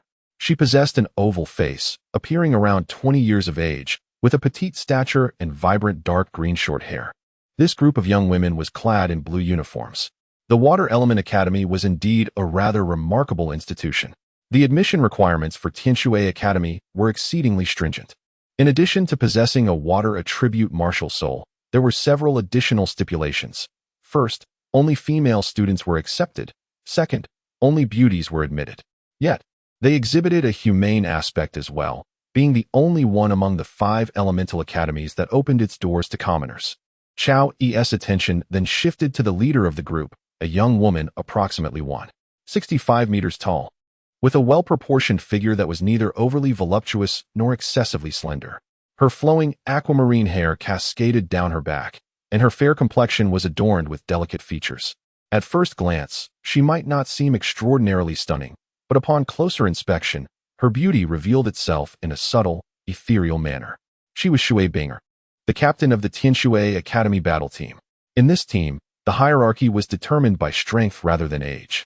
Consequently, although Shui Binger was the youngest, her sisters affectionately called her big sister with genuine respect. Are the girls from the Water Element Academy truly beautiful? Just as Chao Yi admired the Tianshui girl group, a soft voice echoed beside him.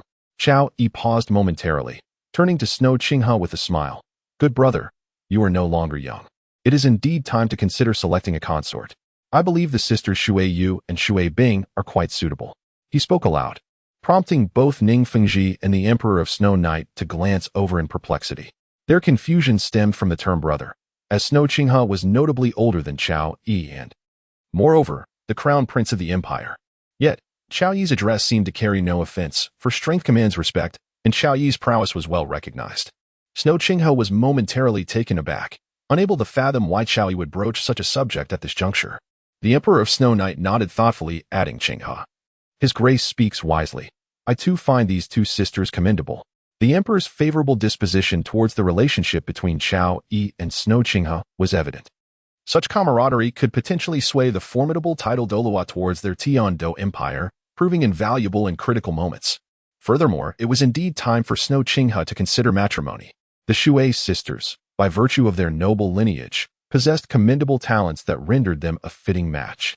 Ning Fengji concurred, smiling as he remarked, Indeed, Qinghe, this proposal from His Grace is quite astute. If you find it agreeable, I would gladly act as a matchmaker. Snow Qinghe was on the verge of exclaiming in frustration. Marry? Was that even a possibility for him? What would become of him afterward? The Emperor of Snow Night and Ning Fengji seemed oblivious, but surely Chao Yi must have known better. A sudden suspicion crossed Snow Qinghe's mind. Could it be that this scoundrel intended to leverage the name Snow Qinghe for his own gain? Cough, cough. Father, teacher, His Grace is jesting, Snow Qinghe retorted, his gaze fixated on Chao Yi, brimming with indignation. However, Chao Yi disregarded his ire entirely, not affording him the chance to communicate further, and continued, as the heir of a nation, how can one remain without descendants? I am not jesting. Moreover, the resemblance between these sisters presents a rare fortune. Snow Qinghe was seething internally, yet he maintained a facade of composure.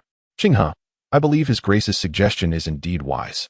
I shall have Ning Zongzhu inquire about the Shui sisters' thoughts, the Emperor of Snow Night expressed, recognizing the merit in Chao Yi's words. despite his own well-being. He was acutely aware of his deteriorating health over the years. Zhuqing, as the crown prince, was indeed a commendable choice. Regarding the previous rumors of deceased princes associated with Zhuqing, the emperor showed little concern. After all, he had lost many brothers in the ruthless power struggles of the imperial family. The harsh reality of royal contention was an inescapable truth, regardless of one's acceptance of it.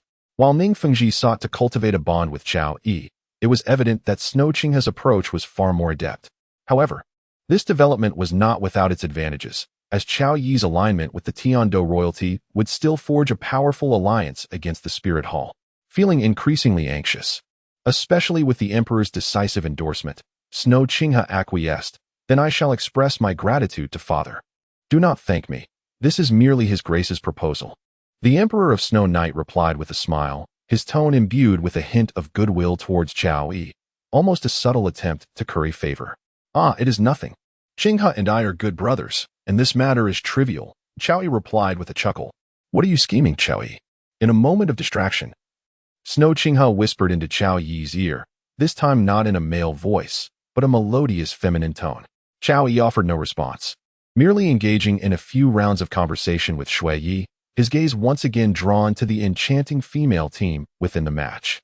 One cannot help but commend the exceptional quality of Tianshui Academy, were it not for his apprehension that Xianren Shui might resort to extreme measures. He would have desired this female ensemble for himself. Even arranging for them to perform a dance would be an exceedingly delightful affair. Meanwhile, the competition had commenced below. Clearly aware of Dugu Yan's prowess, Shui Bing'er and Shui Yuer promptly retreated, preparing to unleash their ultimate abilities. The remaining 5 women took on the role of protectors. Yet before their strategy could unfold, the front line was swiftly overwhelmed. Just as Zhuqing prepared to conclude the battle, Zhao Yi communicated telepathically, allow them to showcase their skills, it serves as practice for you. Upon hearing this, Zhuqing executed a backflip, returning to her original position. The blue and dark green hues merged instantaneously, transforming into a resplendent blue beam that soared into the overcast sky. At that moment, Shui Bing'er and Shui Yuer's forms vanished, culminating in the eruption of their martial soul fusion technique. Initially, Shui Bing'er had doubted the opportunity for fusion, yet unexpectedly, the opponent had granted them a chance. You all may step back. I shall take the lead, Zhuqing instructed her companions, primarily addressing Dugu Yin and Ning Rongrong. Be cautious, Dugu Yin remarked, sensing the chilling aura surrounding them. Ning Rongrong intended to provide Zhuqing with support, but Zhuqing declined, stating, no assistance is necessary. I wish to ascertain the limits of my current abilities. Very well. Ning Rongrong acquiesced, nodding before departing. The rain gathering in the sky began to transform. Icy droplets morphed into swirling snowflakes. Each flake was as sharp as a blade, cascading down in a spiraling vortex towards Zhuqing's position. If you find it unbearable, we will cease. Shui Bing'er acknowledged the intentional opportunity presented to them. Such a victory was unnecessary for her. Come at me with all your might, Zhuqing. A girl of few words shaped by her past, replied coldly. Surrounding her, dark energy began to manifest. Her martial soul, inherently dark in nature, was now harnessed to its fullest potential, coalescing into a shadowy feline spirit. Under the cover of dark energy, the icy tempest began to melt away. Witnessing this, the Shui sisters unleashed their full strength, resulting in a resonant phoenix cry emanating from the towering blue beam. The snowflakes, initially swirling in a tornado formation, ascended into the air, ultimately coalescing into a magnificent blue phoenix, appearing seemingly out of thin air. This radiant blue phoenix descended gracefully, devoid of any earthly presence, transforming into a dazzling azure light as it floated down. Though its movements were deliberate, with each inch it descended, the snowfall solidified its form further. The dark feline sprang into action, leaping towards the icy phoenix in a fierce assault. The arena itself became encased in ice, shimmering with a layer of blue luminescence. Yet, upon impact from the feline's charge, the entire stage collapsed with a deafening roar. The spectators beheld the dark feline shattering the ice phoenix, fragments raining down from above with a cacophony of sound. Remarkably, the dark feline emerged unscathed, although it was evident that Zhuqing had expended considerable energy. As she landed, a wave of exhaustion washed over her. Still, she sustained no injuries, despite facing an onslaught comparable to that of a rank 51 Soul King. Perhaps even surpassing some ordinary Soul Kings, the fusion of martial souls and the Ice Phoenix shattered, leaving little impact on her. We concede, with complete respect, Shui Binger stated, gazing at Zhuqing. Both girls bore pale expressions, the strain of their depleted spiritual power rendering them nearly unable to stand. At such a moment, to refuse defeat would be an act of folly. Zhuqing cast a glance at Chowi before stepping off the stage. Following her gaze, the Shui sisters noticed Chowi as well. Unfamiliar with his identity, they had nonetheless heard whispers of his deeds. However, upon beholding his handsome visage, they found themselves momentarily taken aback, for he appeared younger than they. Simultaneously, the name of Zhuqing lingered in their minds. She had achieved a miraculous feat, shattering their fusion attack without reliance on external assistance. As another unsurprising battle concluded, Chao Yi contemplated his departure. Ning Fengji also expressed no desire to remain, intending to speak with Shui Qinghe about matchmaking. Likewise, upon seeing Chou Yi leave, Shui Qinghe followed suit. In response, the Emperor of Snow Night offered no comment. In fact, he welcomed the prospect of Shui Qinghe forging a bond with Chao Yi. However, Shui Qinghe, seated behind Snow Night and his companions, wore a displeased expression at the sight of Shui Qinghe ingratiating himself with Chao Yi. It was a troubling development. Should Shui Qinghe successfully win over Chao Yi, it would spell the end of his reign of power, particularly as the Emperor of Snow Night's health continued to decline. Yet, Shui Qinghe understood that despite his reluctance, there was little he could do. He felt utterly powerless. Chao Yi originally intended to celebrate with the kittens and seamlessly continue their previously interrupted game. However, just as he stepped out of the corridor, Shui Qinghe pulled him into a room. Ning Fengji happened to witness this scene. Nevertheless, he did not dwell on it for long. He merely felt that Shui Qinghe was genuinely making an effort to win over Chao Yi. Otherwise, how could he possibly be so intimate with him? Why does Chao Yi harbor such concern for his lifelong affairs?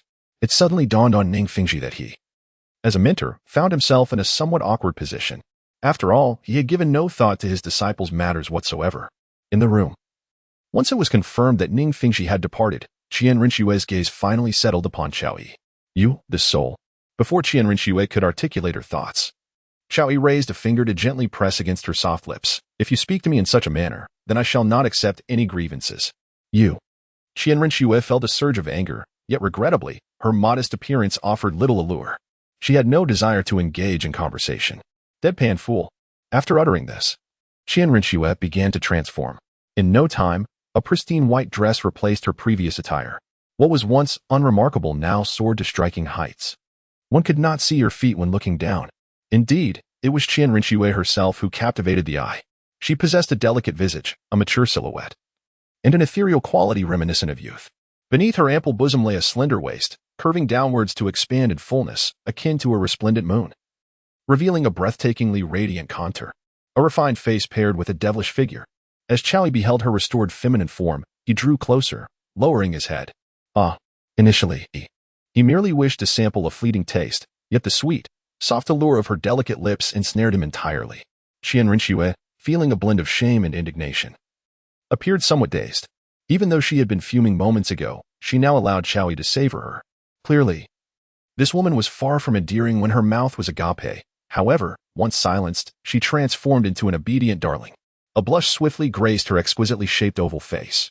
Yet, just as Chao Yi sought to delve deeper, Qian Rinshui pushed his hand away from her bosom. Are you trying to kill me? She exclaimed, her voice melodious despite her apparent anger. I missed you, darling, Chao Yi retorted, attempting to draw near once more. No. The Snow Night Emperor and his entourage could pass by at any moment. Qian Rinshui was frantic. This was no jest.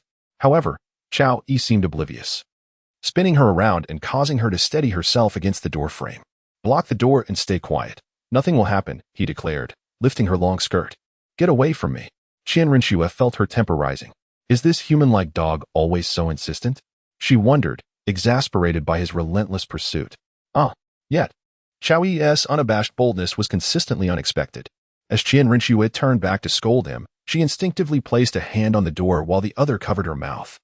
Deep down, she was reluctant, but Chao Yi's request for her consent felt more like a mere formality, an announcement rather than a genuine inquiry. And then, he brazenly intruded into her world without her permission, provoking her ire, yet each surge of anger dissipated effortlessly in his presence. Soon enough, Qian Rinshui found herself devoid of indignation. Suddenly, the clanking of armor echoed from outside the door. It was the Imperial Guards of the Snow Night Emperor. To her astonishment, He had chosen not to continue observing the spectacle? Yet, she could understand. His body had long been ravaged by the poison she had orchestrated. Remaining here was untenable for him.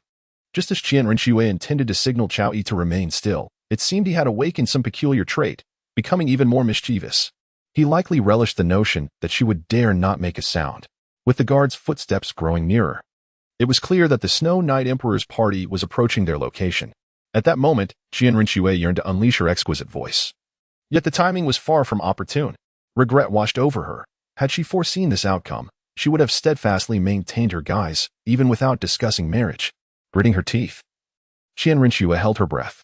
Yet Chao Yi, as if reading her thoughts, pinched her fingers, with her beautiful eyes aflame with anger. Qian Renxue shot a warning glare at Chao Yi, silently beseeching him to cease his antics before she truly lost her temper. However, Chao Yi was one who thrived on resistance. The more she protested, the more rebellious he became. With a swift motion, he ensnared her leg, lifting it effortlessly into his arms. In the corridor, the Snow Knight Emperor strode slowly toward the exit, flanked by the elite guards of the Royal Knight Order. Your Majesty, it is imperative to prioritize your health. It would be wise to refrain from attending the soul duel in the future, Dreaming Divine Machine advised. I appreciate your concern. Dreaming Committee, the Emperor replied. However, my condition is deteriorating daily, and with the Martial Soul Hall's increasingly aggressive stance, I fear for the future of the Tiando Empire if we do not recruit capable young soul masters during this critical time. He sighed heavily. Indeed, Your Majesty speaks wisely. Dreaming Divine Machine understood the weight of the Emperor's burdens, though the Martial Soul Hall had yet to formally challenge the Empire. Its burgeoning influence was evident beyond the realm of soul masters. Even in military might, the Martial Soul Hall continued to cultivate strength. As the two conversed, an untimely noise broke through the air. Both the Emperor and Dreaming Divine Machine instinctively turned their gazes toward the source. Being seasoned individuals, they could discern the unmistakable sound of a cat's meow. To their surprise, someone had chosen this very place for such antics. Dreaming Divine Machine immediately considered administering a reprimand. Yet, the Emperor waved his hand with a smile, let it be. He understood that some individuals sought unconventional thrills. Moreover, few dared to act out in such a manner here. The Emperor, indifferent to the identity of the culprits, chose not to intervene. After all, his spirits were high. The formidable Title Douluo, Chao Yi, evidently sought to foster a rapport with the royal family, a gesture that was more than sufficient to elevate his mood. Having concluded an exhilarating silent friendly match, Chao Yi finally withdrew, allowing Qian Renxue to collapse onto the ground. Only after the Snow Knight Emperor and his entourage had departed did she indignantly exclaim, "You are insane. You are my remedy," Chao Yi remarked. Crouching to gaze at the flushed, fierce-eyed Qian Renxue, perhaps truly incensed, she seized her high-heeled shoe from the ground and hurled it at him. However, he merely ducked, evading it effortlessly. Another shoe followed, yielding the same result.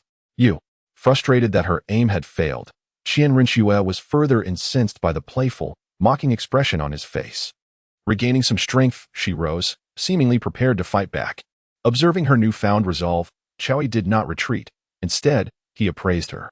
Regardless of the moment, she appeared with alabaster skin, her graceful shoulders and neck exuding elegance, while her dainty feet, resembling lustrous pearls, graced the floor. Her slender waist, long, fair legs, an exquisite collarbone rendered her a vision of beauty, as if she had stepped from a painting. As Qian Renxue stood, she aimed a kick at Chao Yi's handsome face. Yet, he swiftly caught her before she lost her balance, lifting her into his embrace. In an impulsive moment, he leaned down and lightly pecked her exquisite visage. Qian Renxue could no longer contain herself. The next instant, she transformed back into her other identity, Zhuqing, her unique powers manifesting as her attire morphed accordingly. Chao Yi's lips twitched in disbelief. In the next moment, as if his strength had abruptly abandoned him, he unceremoniously tossed Zhuqing onto the sofa. Qian Renxue, who am I, and where am I? She was utterly bewildered. She genuinely did not anticipate that this rogue would throw her out like that. Fuming, she glared at Chao Yi. You despicable scoundrel, you just threw me. However, Chao Yi had no intention of countering her remarks. Instead, he casually replied, I only embrace my beloved. What does Zhuqing have to do with it? You. As Chao Yi finished speaking, he turned decisively towards the door, exhibiting an unwavering demeanor, seemingly devoid of any intention to linger. One could say he was entirely cut from the same cloth as the individual who, once clad in trousers, forsook all recognition. Observing Qiao Yi's unhesitating departure, Zhuqing stood there in a state of bewilderment. The moment Qiao Yi stepped out of the door, he was greeted by the exasperated cries of Qianrenxue. One could surmise that her jaw was clenched with frustration. A crackling surge of electricity followed, and in the blink of an eye, Qiao Yi vanished from his original spot. Inside the room, Qianrenxue, in a huff, vented her frustrations, only to suddenly recall that her purpose in seeking out Qiao Yi was not for indulgence. Certainly, it was not to allow this scoundrel to vex her further. Her true concern lay with the matters concerning Shui Binger and Shui Yuer. As a woman, how could she marry another woman, let alone two? If she were to bring them home without any intimate engagement, would that not broadcast to the Emperor of Snowy Night that she was incapable? Though she herself may have been lacking, the heir to the throne could not be without a consort. In a sudden resolve, Zhuqing sprang to her feet and dashed towards the door. However, there was no trace of Qiao Yi to be found. This scoundrel is doing this on purpose. He wants me to deliver myself to him. Clever as she was, she could not fail to recognize that this was part of Qiao Yi's cunning scheme. Yet, could she refuse him? After gritting her teeth in frustration, just as she was about to leave, a thought struck her, prompting her to return to the room. She retrieved the pair of platinum high heels she had just tossed aside, storing them within her spatial artifact. With that, she managed to suppress her explosive emotions and exited. Alas, with her pride, when had she ever been so manipulated? This insufferable man seemed to have her completely under his thumb, reminding her of her previous aspirations. It appeared that rather than bowing before her, Qiao Yi was intent on lifting her skirts and taking what he desired, all while trying to dominate her. Meanwhile, after leaving, Qiao Yi headed straight for the company of the little kittens. While tormenting Qianrenxue brought him joy, he understood the need for moderation. After all, she had serious ambitions of unifying the entire Douluo Continent. In this regard, Qiao Yi could neither refuse to assist nor withhold his support. Furthermore, as she sought to conquer the continent, he could aim to conquer her. Was that not a delightful prospect? In the future, he would be the consort of an empress. With such happy thoughts swirling in his mind, Qiao Yi felt quite uplifted. Just as Qianrenxue had surmised, this was indeed a calculated ploy, driven by his insatiable appetite. Hence, he was eager to arrange another meeting with her. Soon enough, in a buoyant mood, Qiao Yi arrived at the resting place of the little kittens. However, upon entering, he was met with an empty room. Qiao Yi, filled with curiosity, made his way towards the room of the little cat. Upon entering, he discovered her diligently practicing. The little cat was obedient and industrious, and seeing her engrossed in her training, Qiao Yi refrained from disturbing her and proceeded to the abode of Dugu. However, to his dismay, Dugu was nowhere to be found. It was unclear where she had wandered off to this time. Ultimately, Qiao Yi arrived at the chamber of the little enchantress. Unlike the clattering of armor he had encountered earlier, this time the sound that greeted him was that of flowing water. Qiao Yi, upon hearing the voice, directly opened the door and stepped inside. To avoid affecting the nourishment of numerous readers, I shall omit a myriad of words.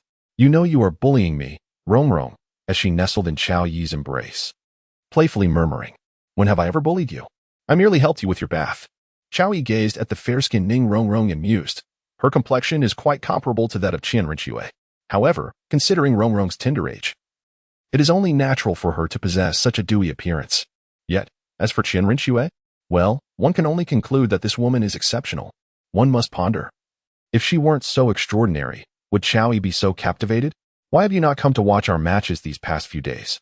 Ning Rong asked seriously, her small hand thoughtfully cradling Qiao Yi's chin.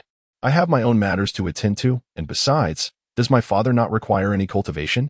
Qiao Yi cast a sidelong glance at Rong, exclaiming how clingy this little girl was. How shameless. Who do you think you are, calling me daddy? Ning Rong retorted, visibly displeased. Who was it that shouted so fervently just now?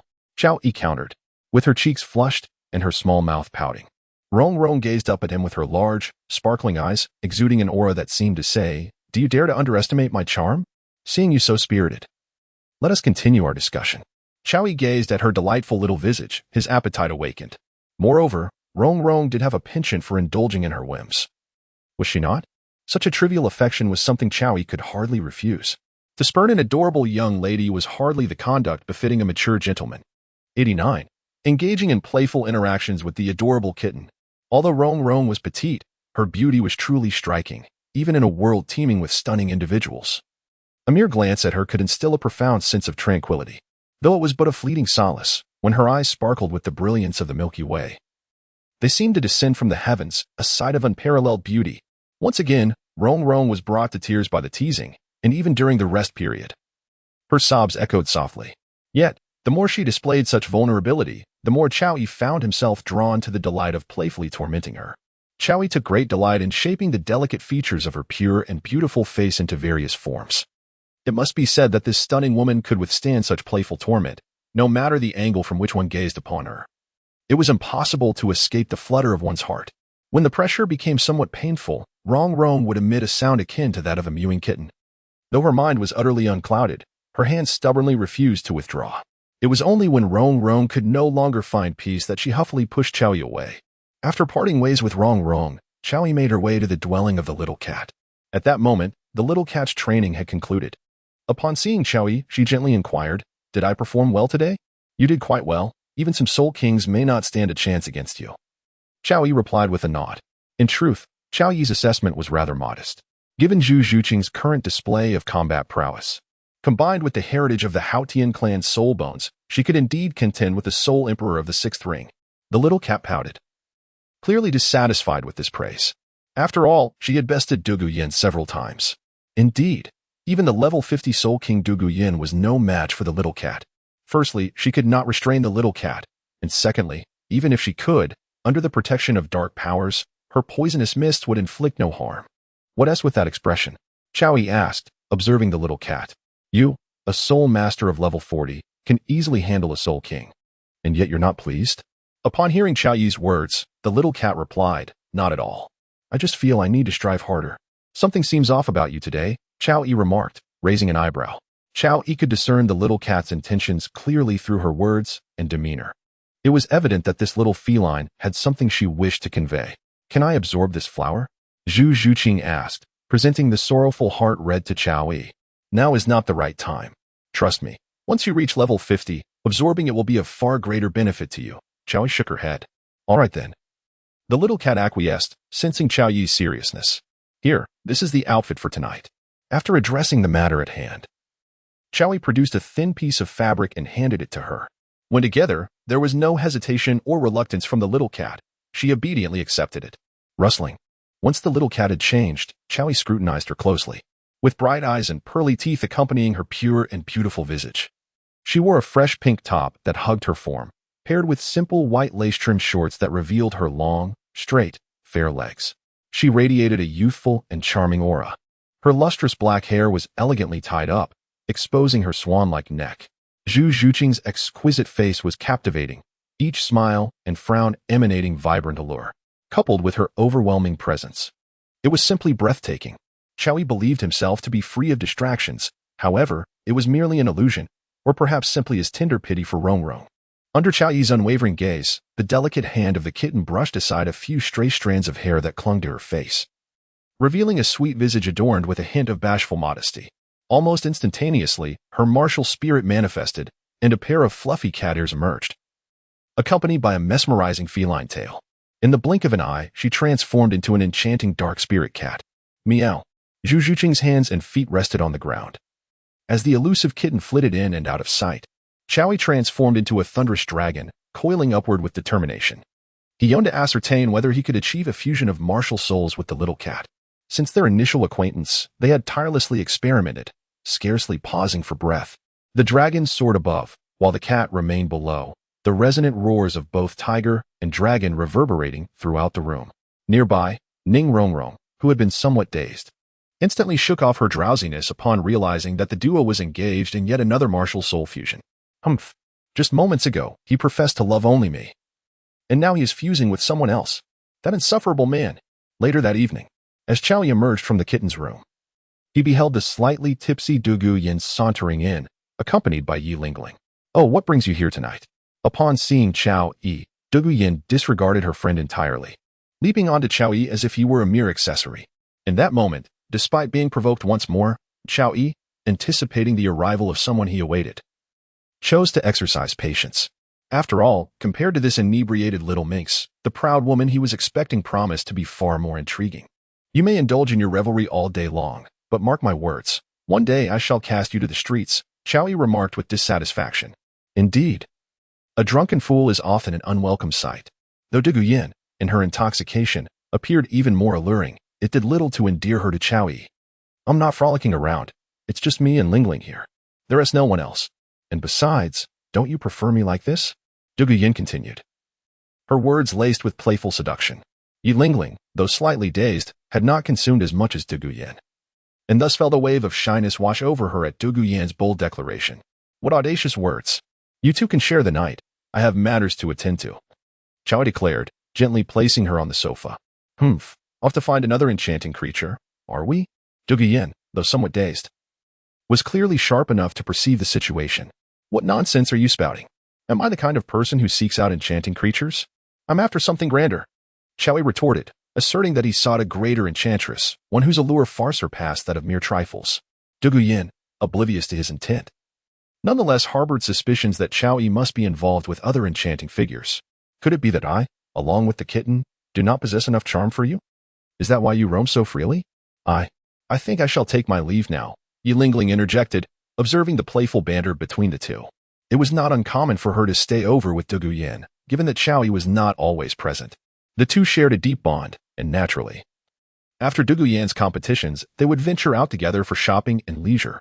Stay here. It's not as if you haven't tea before, Chao Yi said with a hint of significance. Upon hearing this, Yi Lingling's cheeks flushed crimson, her beautiful eyes filled with mock ire directed at Chao Yi.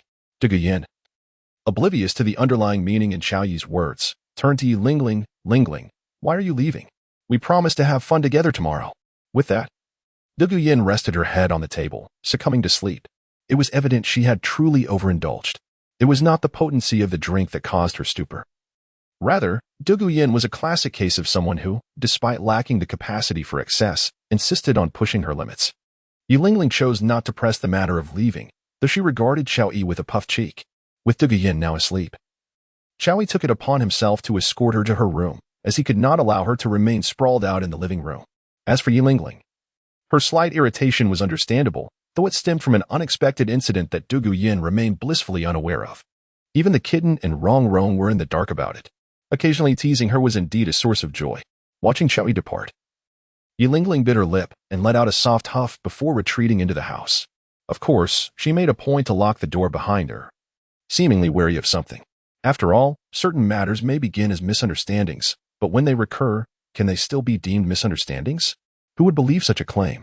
Yet, it must be acknowledged that despite having faced setbacks twice, she still chose to spend time with Dugu Yin, deceiving herself into believing she was merely seeking fun with her friend. Having left their abode, Chao Yi made his way home. Upon his arrival, Qian Rushui awaited him, her demeanor tinged with discontent. Why did you take so long to arrive? She questioned, her tone reflecting her displeasure as she turned to face him. Chao Yi's late arrival could not be more evident to her. She was acutely aware of the underlying reasons. Contemplating these matters stirred within Qian Rushui an indescribable sense of discontent. Chao Yi remained silent as he approached her side. Before Qian Rushui could utter a word, Chao Yi spoke up, saying, I simply wish to keep you company for a while, as a token of my apologies. Qian Rushui shot him a reproachful glance and retorted, if your words can be trusted, then even pigs could climb trees. Chao Yi offered no explanation, gazing at her angelic visage. It seemed that no matter how long he looked, he would never tire of her beauty. Despite being a woman, she possessed an undeniable air of heroism. She was perpetually breathtaking, captivating to the point of being hard to behold. Truth be told, Chao Yi felt that in both this life and the last, this young lady was truly a rare gem. What are you staring at? Qian Rushui remarked, annoyed by Chao Yi's scrutiny. Is it a crime to admire someone beautiful? He replied with utmost seriousness. Everyone has a natural appreciation for beauty, and Chao Yi was no exception. Then don't flirt with me. Qian Rushui felt an inexplicable irritation brewing within her. Chao Yi leaned in closer, a playful smile gracing his lips as he inquired, have you thought about it? Of course not. Qian Rushui vehemently denied without a moment's hesitation. Is that so? Are you out of your mind? Qian Rushui, having been the focus of attention these past few days, felt increasingly uneasy under Chao Yi's persistent gaze, as if her mind were being gnawed at by a restless cat. If you truly desire something, you might as well say something sweet, and I shall grant it to you, Chao Yi chuckled, continuing his banter. Not a chance. Qian Rushui resolutely turned her gaze away, exuding an air of dignified restraint. However, upon turning, she was met with Chao Yi's teasing grin, which ignited a surge of irritation within her. In a swift motion, she pushed him to the ground. Taken by surprise, Qiao Yi wore a bewildered expression. He then found himself gazing up at Qian Ruxue, who loomed above him with a commanding presence reminiscent of a fierce CEO. Alas, the moment Qian Ruxue took action, Qiao Yiren was utterly astonished. Not only in this world, but even in his past life, he had never encountered such a fierce woman. It was nothing short of a provocation. However, observing Qian Ruxue's arrogant demeanor, he suddenly felt that perhaps there was nothing intolerable about it. After an entire hour of equestrian practice, Qian Ruxue was finally granted a reprieve. The two reverted to their previous postures. He embraced her while she leaned into his arms. Qiao Yi has always been a rather mischievous character. Akin to a cat being playfully petted, his hands constantly shifting in style. Much like pliable clay, he molds it into various shapes at will. Is that enough? Qian Ruxue inquired, her tone no longer as frosty as before, but rather soft and gentle, as it usually is. A lifetime wouldn't suffice, Qiao Yi replied. Nuzzling her delicate face, her smooth, flawless skin truly irresistible. You're quite clingy, Qian Ruxue remarked, somewhat speechless. Qiao Yi, it seems that he previously thought Ning Rongrong was rather clingy, yet now, he has become the very embodiment of that sentiment. However, this appears to be an undeniable truth, for he indeed takes great pleasure in being close to Qian Ringshu. What do you mean by this during the day? Qian Ringshu inquired once more. After an entire day, she finally managed to voice this question. It was incredibly challenging, almost surreal. The moment she uttered those words, Qian Ringshu felt as if she were in a dream. What do you mean? Of course, it is for your own good, Qiao Yi replied. Qian Ringshu's beautiful eyes widened in disbelief as she gazed at Qiao Yi, her expression clearly conveying that unless he provided a satisfactory explanation, this matter was far from resolved. Consider it, Zhuqing is no longer a child. If we disregard future generations, even the absence of a princess consort would undoubtedly pose a significant obstacle on your path to inheriting the empire. There will surely be many who would raise this issue, Qiao Yi stated earnestly. Qian Ringshu did not interject. Deep down, she understood this point. But what could she do? Noticing her silence, Qiao Yi continued, thus, in order for you to smoothly ascend as the heir, I devised this clever plan. Are you certain it's not merely your own desire for those two sisters? Qian Ringshu regarded Qiao Yi with a gaze full of suspicion. Ahem. Qiao Yi felt a wave of embarrassment. Some matters, while discerned, are best left unspoken. He then continued, in any case, I am acting in your best interest, and this proposal I have put forth should indeed prove beneficial to you. No? Qian Ringshu refrained from countering his assertion. Instead, Qiao Yi gently tucked her disheveled hair behind her ear, revealing a fair visage. Her lips were thin yet rosy, her eyes large and expressive, and her nose, unlike the delicate features typical of women, was rather prominent, bestowing her face with a striking three-dimensional quality, rendering her exceptionally beautiful. He planted a soft kiss upon her lips and added, as for the concerns you harbor, there is no need for worry. After all, I am here. Am I not? Qian Ringshu had grown somewhat immune to Qiao Yi's sudden advances, yet upon hearing his words, she playfully pinched his waist. I knew you had ulterior motives, she exclaimed. That man doesn't entertain thoughts of spending the night on the emperor's bed. While you may not be an emperor now, can we not indulge in a semblance of that experience? Qiao Yi did not shy away from the truth. This matter ultimately required Qian Ringshue's consent. As for Shui Binger and Shui Yueth, not only Qiao Yi but even Qian Ringshu believed that if she could not manage these two young girls, how could she possibly aspire to unify the entire continent? You must be joking, Qian Ringshu retorted, casting a disapproving glance at Qiao Yi. Regardless, this matter is bound to succeed, with Ning Fingji personally mediating. Do you truly believe the Shui sisters would refuse?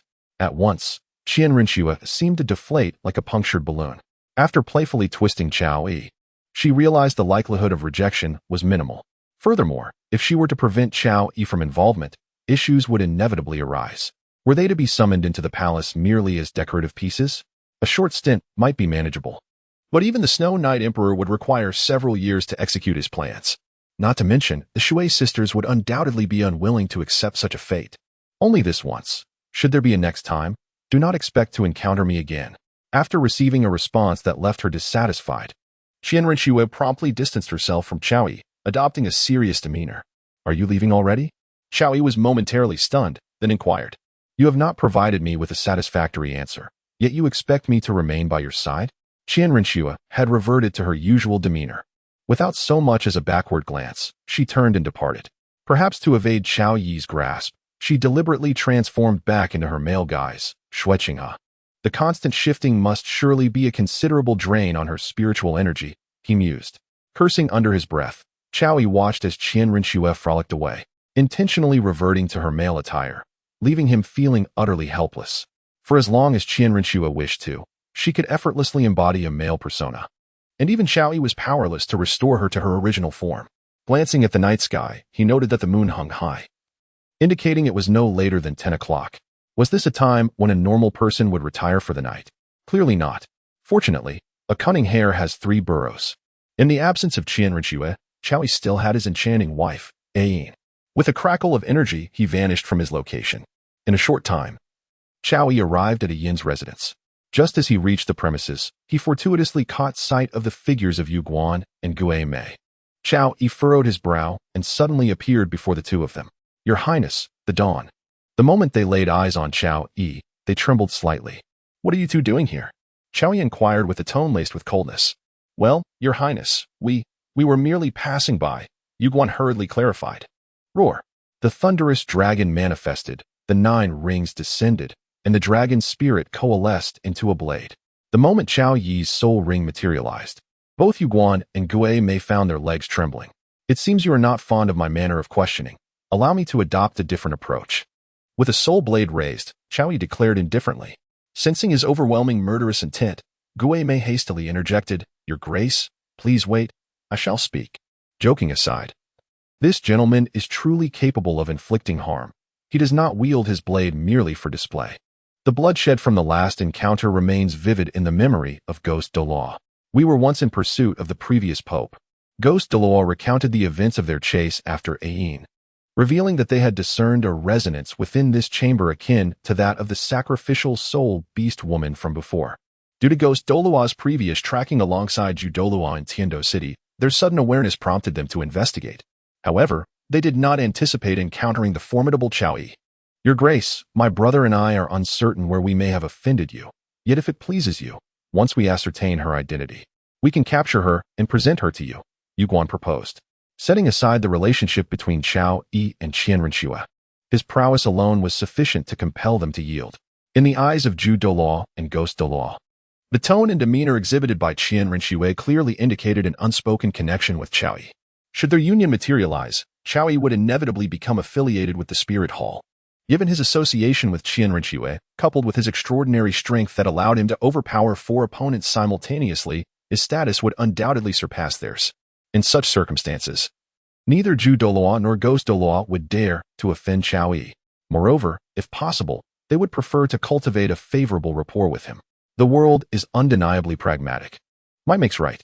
Despite Chow Yi's youth, his strength and formidable connections elicit a shiver of trepidation. Prior to this, their intentions were merely to test their luck. If it truly was that soul beast, they would return to curry favor with the Pope, though they found it rather peculiar. Their ambition to achieve merit drove them to this location. Bibi Dong possessed twin martial spirits. Particularly her second martial spirit had only acquired 6 soul rings until now. Upon hearing the two's discourse, Chow Yi remarked, Your perception is commendable, within lies Ayin. What? Both Zhu Douluo and Ghost Douluo were momentarily taken aback. It was I who resurrected her after vanquishing Tang Hao. However, regardless of her identity, she is now entirely divorced from Tang Hao. Do you understand? Chow Yi continued. The two exchanged glances before turning their attention back to Chow Yi. To be honest, they were not entirely comprehending the situation. Why does Chow Yi seek to resurrect a soul beast, particularly one related to Tang Hao? However, now that Chow Yi has expressed his stance, what can they do? Never mind. Even if I divulge the intricacies of this matter, you two would remain oblivious to its subtleties. In any case, she now belongs to me. Should I discover that you are casting your eyes upon her, or if others show interest, even the Spirit Hall, I will personally sever your heads from your bodies. Chow Yi declared. Yes, yes, yes. The two responded immediately. Despite Chow Yi's arrogant demeanor, they exhibited no signs of discomfort, revealing just how intimidated they were by him. Leave, he commanded. The two, upon hearing this, felt no resentment and even sighed in relief, departing without a backward glance. As he watched them retreat, a wave of agitation washed over Chow Yi. He had not anticipated that these two could trace Ayin. Had it not been for Qian Rinxue's early departure today, and had he not recalled Yin's words, it is difficult to imagine what the outcome might have been. Once he confirmed that Ghost Douluo and Chrysanthemum Douluo had not returned, Chao Yi proceeded into the courtyard. As Chao Yi entered the courtyard, he immediately spotted Ayin, who was waiting with a hint of concern etched upon her face. The moment he laid eyes on her, his previous negative emotions dissipated like mist in the morning sun. Did someone come? Ayin approached him, her voice soft and laced with worry. Yes, just a couple of buffoons, but they have been dealt with. Chao Yi replied with a smile. In truth, it was the presence of Ghost Douluo and Chrysanthemum Douluo that troubled him the most. For they were the very ones responsible for Ayin's sacrificial ordeal. He feared that if they exchanged words with her, all the effort he had expended in recent days might be rendered futile. I'm sorry for causing you trouble, Ayin said, feeling somewhat guilty. Chao Yi reassured her. You need not worry. If I dared to bring you back to life, I will ensure your safety. The 100,000-year-old blue-silver emperor was indeed extraordinary, and Ayin possessed a uniqueness that was rare among mortals. Though Chao Yi was a man of many talents, Ayin found her thoughts consumed by him. Whether he was present or absent, she often yearned for his company, and each day, she adorned herself in anticipation of his arrival.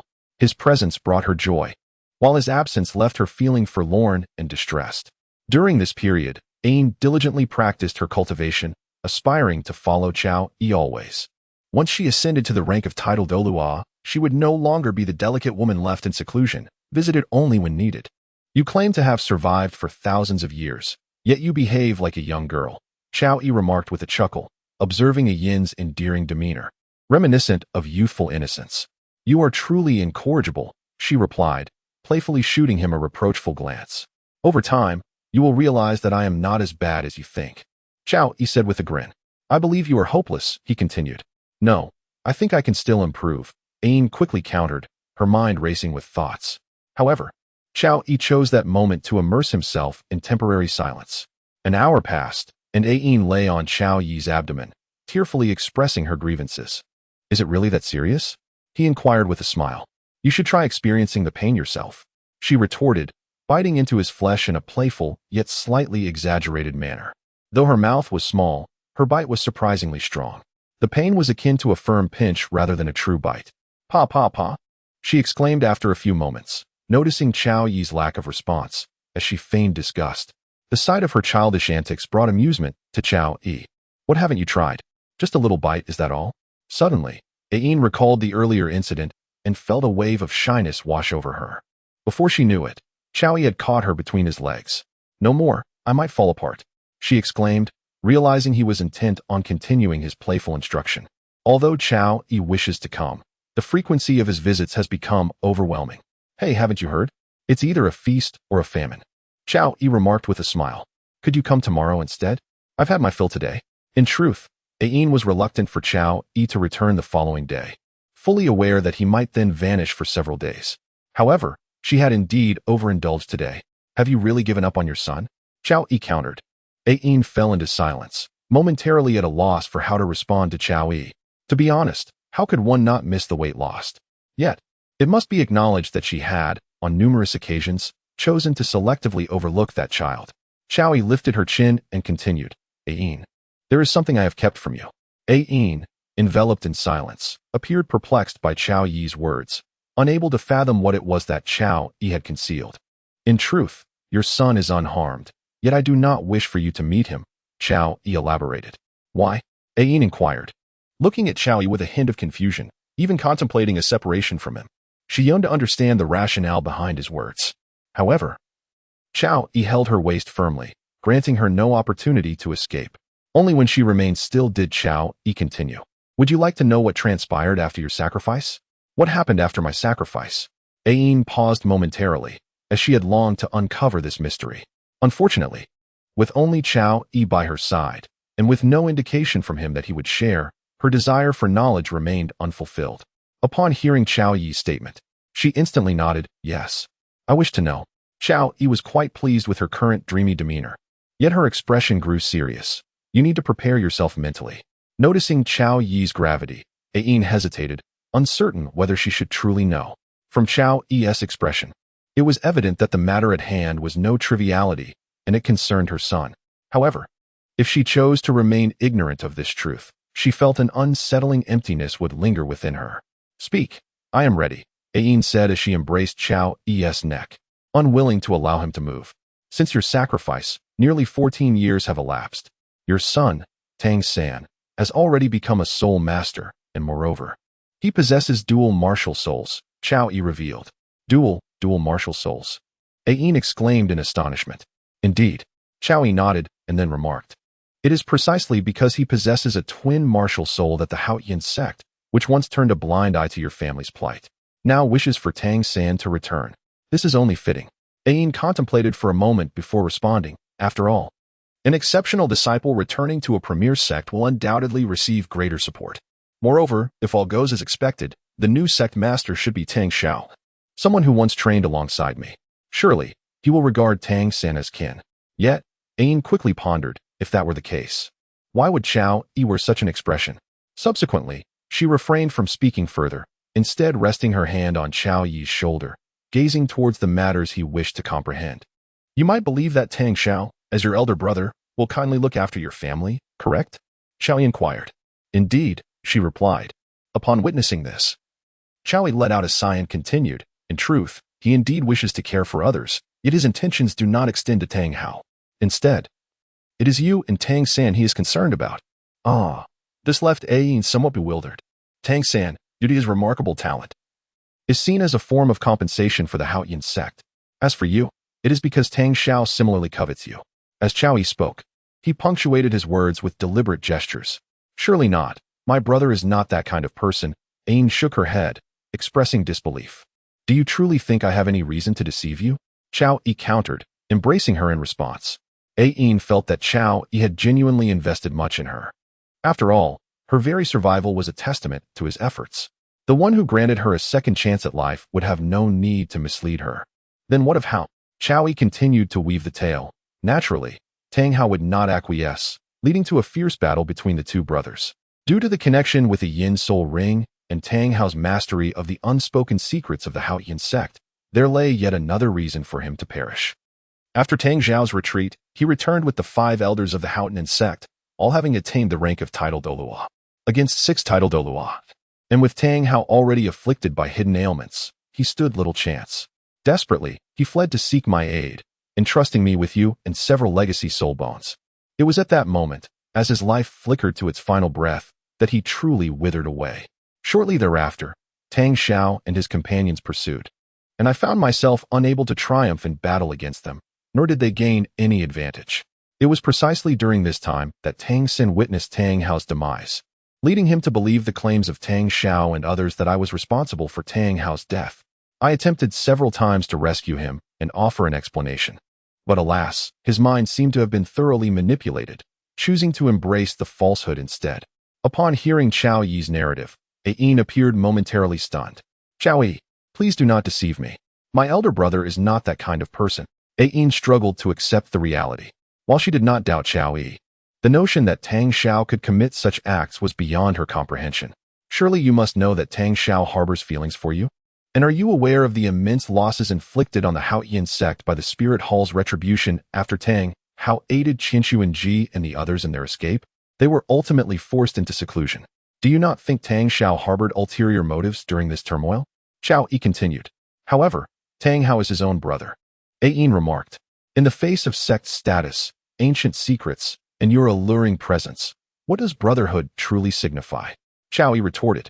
Although Ayin was a soul beast, she had spent many years among humans and understood the complexities of human nature far surpassing that of any other creature. Yet, compared to your assertions, when I awoke, were you not also? Ayin's gaze subtly indicated a connection. Ayin, can you truly not sense the love I possess for you? Chao Yi gazed at her with deep affection. But you and Tang Hao are also close friends, Ayin countered. Precisely because of that, I feel compelled to care for you even more. Is this not the very foundation upon which we can cultivate our feelings? Ayin fell silent once more, unsure of what to say, uncertain of whether to believe this reality. Ayin, whether you choose to believe it or not, your future will only include me. Do not anticipate any regard from Tang San. I can assure you, if you were to meet, he would undoubtedly harbor resentment toward you, Chao Yi declared. Had he not encountered the ghost Douluo and the chrysanthemum Douluo that day, he would have had no desire to fabricate such tales. However, to safeguard against any eventuality, He felt compelled to render even the unreasonable into something plausible. No, that cannot be. I am his mother. Ayin shook her head, displeased by Chao Yi's words, feeling reluctant to continue the conversation. Remember what I say today, whether it is true or false. You will understand at the moment you meet Tang San, Chao Yi asserted. Ayin hesitated. She dreaded the thought of meeting Tang San, fearing the truth of the matter. Likewise, she feared that it could all be a fabrication. Love me. Ayin, at a loss for words, clung tightly to Chao Yi's neck. She wished to avoid delving deeper into these matters. She simply desired to remain in this moment with Chao Yi. If possible, she hoped her life would remain thus. Thoughts of striving to cultivate her abilities began to dissipate. Observing Ayin's demeanor, Chao Yi urged his steed onward, refraining from further discussion on the matter. At the very least, the precaution had been taken, and what lay ahead could only be traversed step by step. Nonetheless, Chao Yi had garnered some insights. He held a significant place in Ayin's heart. Once he encountered Tang San and recounted Ayin's tale, given Tang San's temperament, he would likely harbor a desire to eliminate Ayin. Suddenly, he felt an increase in his own wickedness. Chao Yi gazed at Ayin, contemplating. Chancellor, your infamous reputation is well-deserved. The following morning, he departed from Ayin's residence, this time opting not to relocate her. The primary reason was the lack of alternative accommodations, and in Chao Yi's view, figures such as Zhu Douluo and Gue Douluo were evidently intimidated by him. Much like the Ant, they would not carelessly disclose the existence of the delicate Ayin in their household, for they feared for their lives, truly. Particularly given the ambiguous nature of his relationship with Qianrenxua, they were even more reluctant to offend him. Nevertheless, he left behind some thunder marks outside Ayin's abode. With these marks in place, he would be promptly alerted should anyone approach Ayin's dwelling. In summary, he had yet to become excessively arrogant. Of course, aside from recounting tales to Ayin the previous night, there was another matter that uplifted Chao Yi's spirits, leveraging Ayin's abundant essence. He had successfully ascended to the formidable rank of 94. Indeed, 94. Fellow cultivators need not dwell on past uncertainties. The present reality is 94. Originally, it was anticipated that several years would be required to reach this milestone, yet the so-called immortal herbs of this world, combined with his unique cultivation method and Ayin's essence, had enabled him to achieve this advancement much sooner than expected. Ayin's essence had played a pivotal role in this breakthrough. Such progress is exhilarating, and as a result, Chao Yi was notably more affable today. In stark contrast, the smile on Zhuqing's face was rather subdued. Clearly, she harbored significant dissatisfaction regarding the prospect of marriage. Under the Radiance Crown, have you encountered some joyous event today? Ning Fengji inquired, observing Chao Yi's buoyant demeanor. Oh, nothing much, just made a bit of progress last night, Chao Yi casually responded. Ning Fengji. Shui Yi Emperor? Zhuqing Bon Douluo. Why do you all look at me so? It's merely a single-level increase. Chao Yi added, seeing their collective gaze upon him. The radiant Douluo is truly gifted. I have yet to meet anyone of his caliber. Even these prodigies seem somewhat dim in comparison, proclaimed the Shui Yi Emperor regarding Chao Yi. His words were not mere flattery, but stemmed from genuine admiration. Even Ning Fengji and the others wholeheartedly concurred, and surprisingly, so did Zhuqing. Chao Yi's talents utterly overshadow her own, surpassing her by an immeasurable margin. She too is a prodigy, possessing a divine martial soul and an innate soul power that is already at the full capacity of 20. Yet, when compared to Chao Yi, she appears rather inadequate. Ning Fengji's companion, the Bon Douluo, is equally perplexed. In comparison to Chao Yi, he feels as though he has lived his life in the shadow of a dog.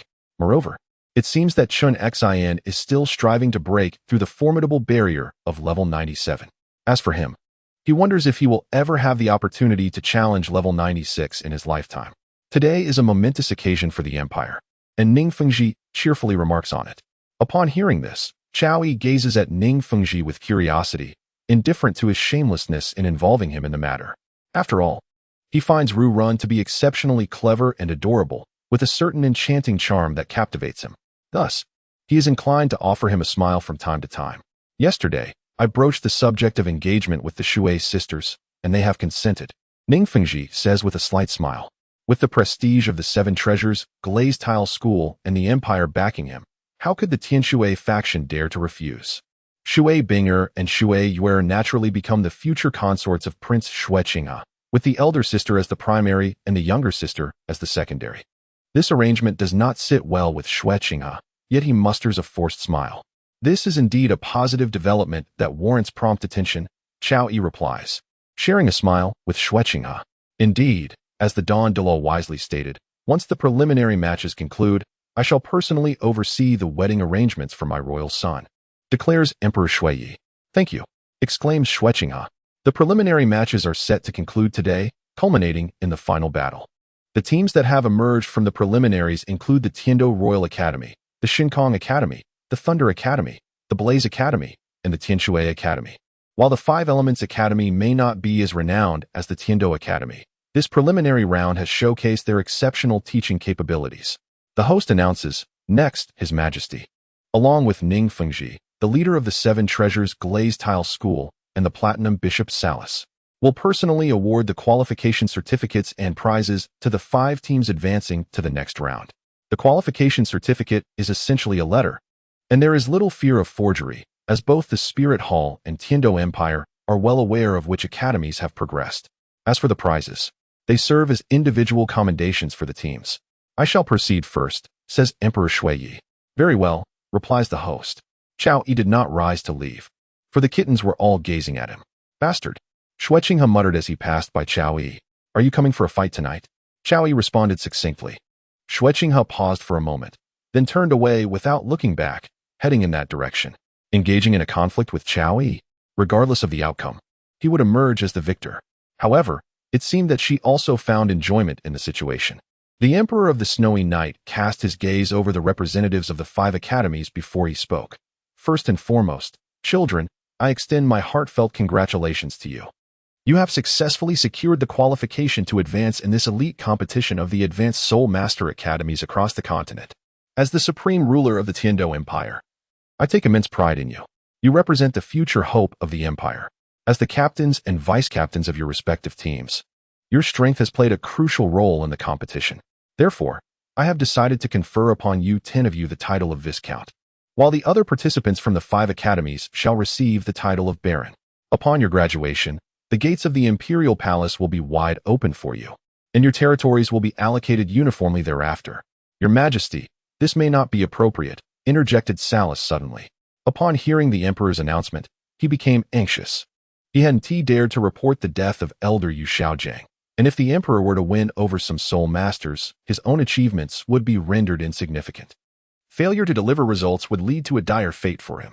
Thus, Salis spoke up, disregarding the fact that the Emperor was trying to win over the crowd. The Emperor of the Snowy Night cast a calm glance at Salis. Is there something inappropriate, Your Excellency, the Platinum Bishop? Salis replied, in previous competitions, there has been no precedent for awarding noble titles. Moreover, isn't the rank a bit too high? In both the Tiando Empire and the Xinglua Empire, the hierarchy of nobility ranges from Baron to Viscount, Earl, Marquis, and Duke. To grant 10 titles of Viscount merely for qualifying in a preliminary round is astonishingly generous. This was the only counterargument Salis could conceive. Yet, the Emperor swiftly silenced him with a single remark. Your Excellency, the Platinum Bishop. The conferral of noble titles is an internal matter of the Empire, unrelated to the Spirit Hall or this competition. It is merely my appreciation for the rewards these children deserve. They represent my Tiando Empire in this prestigious tournament. Turning once more towards the students from the various academies, the Emperor continued, I also wish to make a promise. Should any of your teams emerge victorious in the final competition, all members will see their titles elevated by 1 rank, and the prefix row will be added to your academy's name, receiving financial support from the Empire. As captains and vice-captains, these young individuals, despite their worldly experiences, were momentarily taken aback by the Emperor's generous offerings. What did noble titles signify? A Viscount could possess their own territory and retainers, alongside receiving a certain stipend from the state. This financial support alone would suffice for their future livelihoods. While many soul masters held noble titles, acquiring such titles from a kingdom or duchy was comparatively easier than obtaining one from an empire, especially a title directly conferred as a Viscount, which could encompass a small city. Indeed, they were all exceptional soul masters, yet the Empire's lavish rewards left them, who had little exposure to such grandeur, utterly astounded. Additionally, The emperor's assurance of land distribution post-competition indicated that they would not merely bear the title as a hollow distinction, but would genuinely possess territories as nobles. It was evident that the emperor was making significant sacrifices and was evidently concerned about the influence of the Spirit Hall in the world of soul masters. Although the Spirit City did not boast the same military prowess as the Tiando Empire, a soul master team comprising tens of thousands would still pose an insurmountable force. This concern was pivotal in the emperor's reactions. Of course, the soul master students present were oblivious to these underlying dynamics. They merely felt that even if they did not achieve high rankings, the emperor's rewards would ensure their future security. Salus, taken aback by the emperor's declarations, found himself at a loss for words. He could not propose a more substantial reward. Some promises were not made lightly. At least, his position did not afford him the authority to do so, leaving him with no choice but to remain silent. Subsequently, the emperor made further promises and rewards, leaving Salus with a grim expression, yet powerless to counter. The upcoming advancement competition would consist of one-on-one matches, and there would be a month of preparation time. This meant that everyone could once again enter seclusion for rigorous training during this month. Once everything was settled, Nai Mao, Dugu and Ning Rongrong approached Chao Yi. As they left the arena, Nai Mao remarked, "It seems the friction between the Tiando Empire and the Spirit Hall is intensifying. Indeed, today's rewards are almost overwhelming."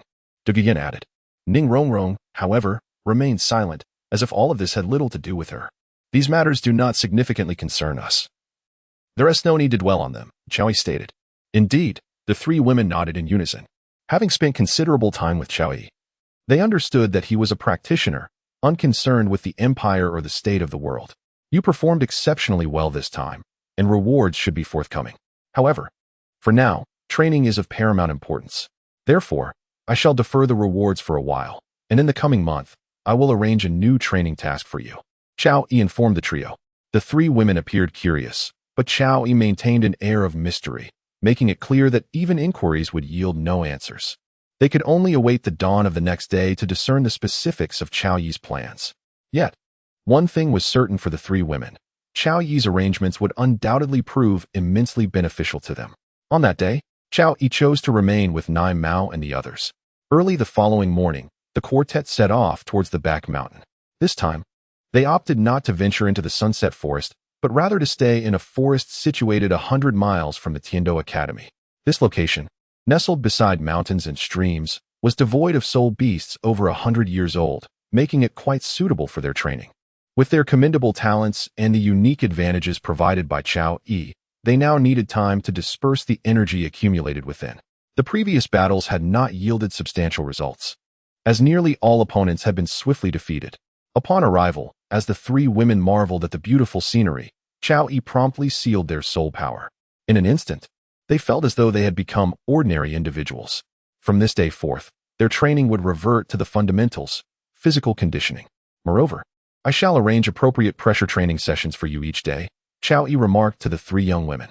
Although training beautiful women in physical fitness may seem rather absurd, it was the only method Chao Yi could conceive to rapidly enhance their capabilities. The improvements they achieved under his guidance far exceeded ordinary expectations. Thus, the three women naturally accepted the challenge without hesitation. In the city of Tiando, within the Shrek Academy, the situation remained largely unchanged compared to the previous year. If one were to pinpoint a distinction, it would be that Zhao Wujin, who was once merely the vice principal, had now ascended to the position of principal. Indeed, the events surrounding Flanders and his colleague had become widely known. Their offense against the Pope of the Spirit Hall had led to their demise. Consequently, Zhao Wujin found himself at the helm of Shrek Academy. As for seeking revenge, while Zhao Wujin harbored such thoughts, the Spirit Hall was an adversary beyond his capacity to confront. Recently, Zhao Wujin had been training Dai Mubai and others. Even in Flanders' absence, he adhered to the graduation requirements. However, it seemed that this would be the last cohort for the Lamba Academy. With Lu Erlong's presence, they had the support of the Blue Lightning Tyrant Dragon. But now that the Lamba Academy had vanished, such support was no longer forthcoming. How long could he endure? To Zhao Wujin, it was a matter of accepting whatever fate awaited. "I will impart everything I can to you. The path ahead is yours to navigate," Zhao Wujin said, his tone tinged with gravity. "Teacher Zhao, the principal, really?" Oscar inquired, a sense of discomfort evident in his voice. After all, He had been nearly raised by Flanders, so hearing of his demise was understandably distressing. Even Ma Hongjun, who usually appeared unconcerned, felt the weight of the moment. Indeed, with a resounding thud, Dai Mubai struck the ground with his fist, producing a sharp sound. Spirit Hall. His initial display of vigor dissipated as soon as he spoke, leaving him feeling rather diminished. Presently, Dai Mubai resembled a mere shadow of his former self. A transformation attributed to a certain incident. Upon hearing Dai Mubai's outburst, Ma Hongjun and Oscar contemplated giving him a beating, but the thought of failure was exhausting. To be honest, Zhao Wujin also felt a twinge of frustration. He despised witnessing such weakness in his students. Yet, reflecting on his own tribulations and the bleak prospect of future happiness, he suppressed his irritation. Observing the expressions of his students, Dai Mubai felt a surge of resentment. However, he could not blame them. They were not responsible for the situation at hand. Most of his animosity was directed towards Tang San. If not for Tang San's provocation of such a formidable opponent, Zhuqing would not have found herself in such dire straits. Had Zhuqing not possessed her own strength, she would not have suffered the indignity she faced. If not for the overwhelming humiliation, his voice would not have undergone such a transformation. Ultimately, the primary source of his fury lay with Tang San, followed closely by Zhuqing, and lastly, Chao Yi. However, seeking vengeance was no simple endeavor. The only glimmer of hope for Dai Mubai's survival rested in his pursuit of strength, surpassing his brother and claiming the throne of the Star Luo Empire. Indeed, after enduring significant setbacks, Dai Mubai began to exert himself, refusing to cower. What difference did it make now? He had already descended to this state. Zhao Wujin, unperturbed by such thoughts, commenced planning the day as training. Suddenly, a tremor reverberated through the ground, accompanied by the sound of heavy footsteps. The moment Zhao Wujin and the others turned to investigate, he was rendered speechless, for before him stood Titan, accompanied by an elderly man. The old man's hair was white, and his short locks stood upright like steel needles, exuding an aura of immense strength, with eyes that held a profound depth. As he approached, he emanated an air of authority that commanded respect. Titan himself was perplexed as to why his grandfather had come upon hearing Zhao Wujin's name. Yet he dared not refuse his grandfather's wishes. Upon arrival, Titan's gaze locked on his Zhao Wujin. "Boy, I never expected it would truly be you." "Senior," Zhao Wujin replied. Though internally he felt a sense of frustration, he maintained a respectful demeanor. "You were quite the challenge to find," Titan remarked nonchalantly. Senior, you do not intend to let this go, do you?" Zhao Wujin questioned, well aware that he was not an easy target, but recognizing the futility of engaging in conflict. Titan chuckled lightly and replied, "Not at all. That was several years ago. I do not hold on to grudges so fiercely. I have come today because I heard about your principal's situation and the current state of your academy. I wish to offer you an opportunity." The intent of the mighty Titan was straightforward. He sought to recruit the members of Shrek Academy along with a few other instructors. Zhao Wujin was infuriated. He was on the verge of confronting Titan, but considering the safety of Dai Mubai, Oscar, and Ma Hongjun, he restrained himself. After Titan departed, Zhao Wujin turned to his students, saying, "I had initially intended to guide you further, but as you can see, the circumstances dictate otherwise. I can no longer care for you. From today onward, you must part ways." Having dealt with Titan's kin in the past, he could foresee the dire consequences of aligning himself with such a family. Thus, Zhao Wujin would not entertain such folly. "Teacher Zhao, why don't you come with me?" Dai Mubai suggested, looking to Zhao Wujin. He was in a phase where accumulating strength was crucial, and having Zhao Wujin's presence would alleviate his solitude. However, Zhao Wujin shook his head. Unless absolutely necessary, he did not wish to pledge loyalty to the empire, especially given Dai Mubai's current state, which remained unpredictable. "Mubai, I appreciate your kind offer, but I will handle my affairs. Though I may not have seen you through to graduation, I have fulfilled the initial aspirations I shared with Flanders. Your cohort has been exceptionally outstanding. The path ahead is yours to forge." Zhao Wujin expressed with a hint of reluctance. "Teacher Zhao," Oscar and Ma Hongjun echoed simultaneously, their gazes fixed on Zhao Wujin. In truth, he was the only familial figure they had left. "Go on," Zhao Wujin urged. Zhao Waoqi let out a deep sigh and waved his hand. The three individuals, upon witnessing this, had no choice but to depart. As he gazed at their retreating figures, Zhao Waoqi sighed heavily once more and engaged in conversation with several mentors from Shrek Academy before taking his leave from Heaven Do City.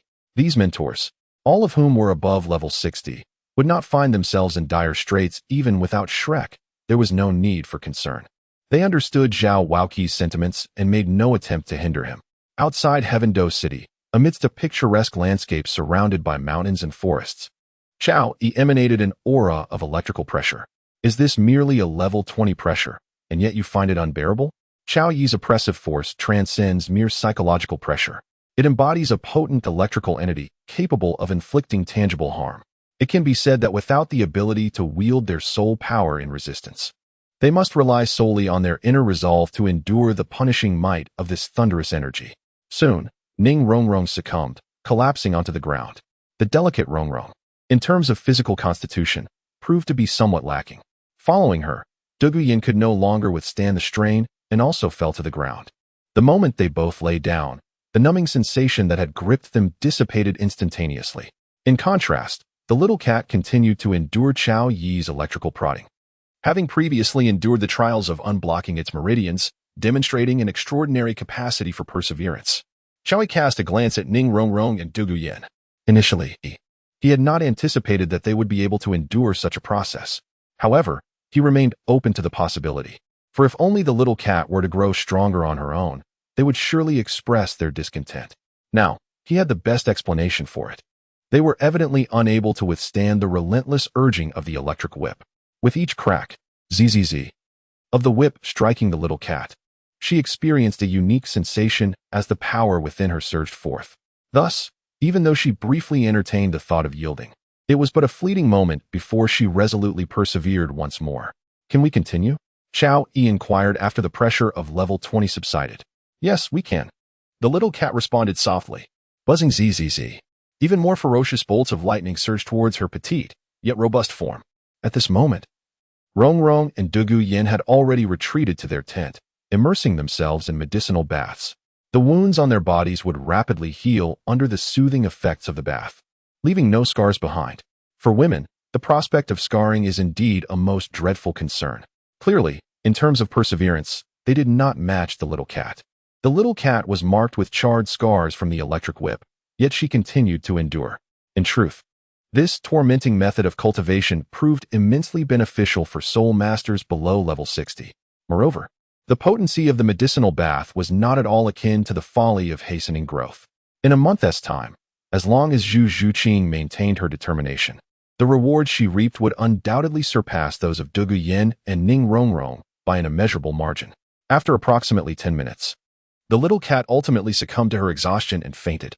Just as she began to collapse, Zhao Yi rushed to her side, gently catching her and subsequently placing her in the tent, where he laid her in a wooden tub. The little cat is so tenacious, remarked Ning Rongrong, who was also in the tub, observing the lightning marks on her body. Indeed, since we met her, aside from those moments of being bullied, she seems to have been perpetually training. Dugu reflected on the little cat's past. Only the two of you can afford to slack off. If you cannot endure such minor hardships, refrain from suggesting that I treat the little cat with favoritism. I apply the same standards to all of you, Zhao Yi stated, casting a glance at Ning Rongrong and Dugu, who were relishing the medicinal effects. It's not solely for you. If there were scars, wouldn't it be uncomfortable for you to touch? Dugu retorted with confidence. Exactly. If I'm soft and fair, you don't like me? Must I appear as one covered in scars? Ning Rongrong chimed in, echoing her sentiment. Zhao Yi felt speechless, for there was an undeniable truth in the words spoken. It seemed akin to the notion that his medicinal baths could not restore him. Nevertheless, as it was a matter concerning his own family, he did not insist too forcefully on anything. Moreover, women, indeed, need not be overly assertive. Take Qian Renxue, for instance. She epitomizes a strong woman. Zhuqing is quite similar in this regard. In contrast to both of them, Zhao Yi found himself more inclined towards those who exuded delicate charm, soft and tender, like Ain, or the two young girls before him. After all, they evoke a greater sense of protectiveness within him. All right, you two should just relax, Zhao Yi said, as he made his way outside. What are you doing? Dugu inquired, puzzled. With both of them present, shouldn't Zhao Yi be? There are individuals approaching. I shall go take a look, Zhao Yi replied briefly before departing. He found it rather curious that someone would seek out this place. Was it a mere coincidence? Or were they coming specifically for him? Encounter with Zhao Wuji. After Zhao Yi emerged from the tent, he moved slightly, and in the next moment, he found himself atop a mountain. At that moment, a Soul Saint-level individual affectionately dubbed Little Spicy Chicken was hastening towards him from the direction of Heaven-Do City. Soon, Qiao Yi laid eyes on the approaching figure and was somewhat taken aback to discover it was Zhao Wujie. Zhao Wujie, too, noticed Qiao Yi standing on the mountaintop. However, he bore no ill feelings, as there was no enmity between them. Under the light of dawn, upon seeing Qiao Yi, Zhao Wujie came to a halt and respectfully saluted. Zhao Wujie, what brings you here? Qiao Yi inquired, perplexed. Alas, Your Highness, the matter is as follows. Zhao Wujie recounted the events of the past few days. Starting from the demise of the wasteful fellow, unbeknownst to him, it was Qiao Yi who had dealt the fatal blow. Upon grasping the context, a look of understanding crossed Qiao Yi's face. He had not anticipated that the deranged Bibi Dong would have eliminated Lu Erlong so decisively. Yet, amidst the surprise, it seemed somewhat comprehensible. However, the absence of any movement from the spirit hall raised questions. Could it be that Bibidong's feelings for the wasteful fellow were feigned? He had been anticipating a fierce confrontation between the spirit hall and the Houghton sect. As for Flander, one could only say that there are many paths one may take. Yet he chose to remain a sycophant. Your Highness, I, Zhao Wujie, am accustomed to freedom and have no desire to join any faction. Hence I can only disperse my students and leave Heaven-Do City, Zhao Wujie stated. Then where do you plan to go? Qiao Yi asked, intrigued. A life of wandering the seas is indeed quite pleasant, Zhao Wujie replied with a simple smile, scratching his head. Qiao Yi found Zhao Wujie to be rather agreeable. Before the wasteful fellow's arrival, he had been a diligent and selfless second-in-command at Shrek. Moreover, during their expedition to the Star-Do Forest for soul rings, he had bravely faced the Titan Great Ape for the sake of his students. Even during recruitment, he showed mercy towards Tang San, while Tang San, in his ignorance, acted recklessly. In the end, however, not a single monument bore his name at Shrek. Coincidentally, I have some grievances with the Leaf family. I can take care of a few troubles when I return. You need not worry about their threats in the future, Qiao Yi mused. The Titan was a loyal servant to Tang Hao. Despite the abandonment by the Haotian sect, his resentment towards them was profound. Yet, he remained inclined to follow Tang Hao's son, thus marking him as a faithful retainer. In fact, the establishment of Tang sect by Tang San was significantly influenced by him. This individual was indeed commendable. Yet, in this world, where does absolute right or wrong exist? With differing stances, there is little left to discuss. Your Highness, you are. Zhao Wujie was somewhat moved, believing Qiao Yi was there to assist him. You need not be overly emotional. You are well aware of my affairs with the Haotian sect and Tang Hao. The Titan is merely an old servant loyal to Tang Hao. I simply overlooked this matter for a moment. Now that you have reminded me, I shall attend to it. Qiao Yi waved his hand dismissively.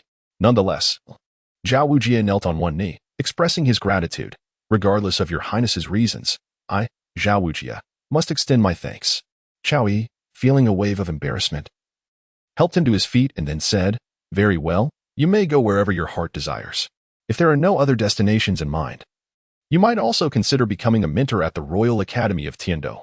In a month's time, the patriarch of the Li clan, Titans, along with his son and grandson, will undoubtedly vanish from this world.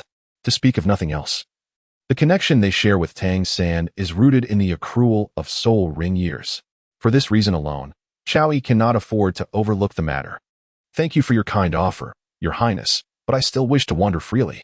After the conclusion of their time at Shrek Academy, Zhao Wujie had no desire to continue the life of an educator.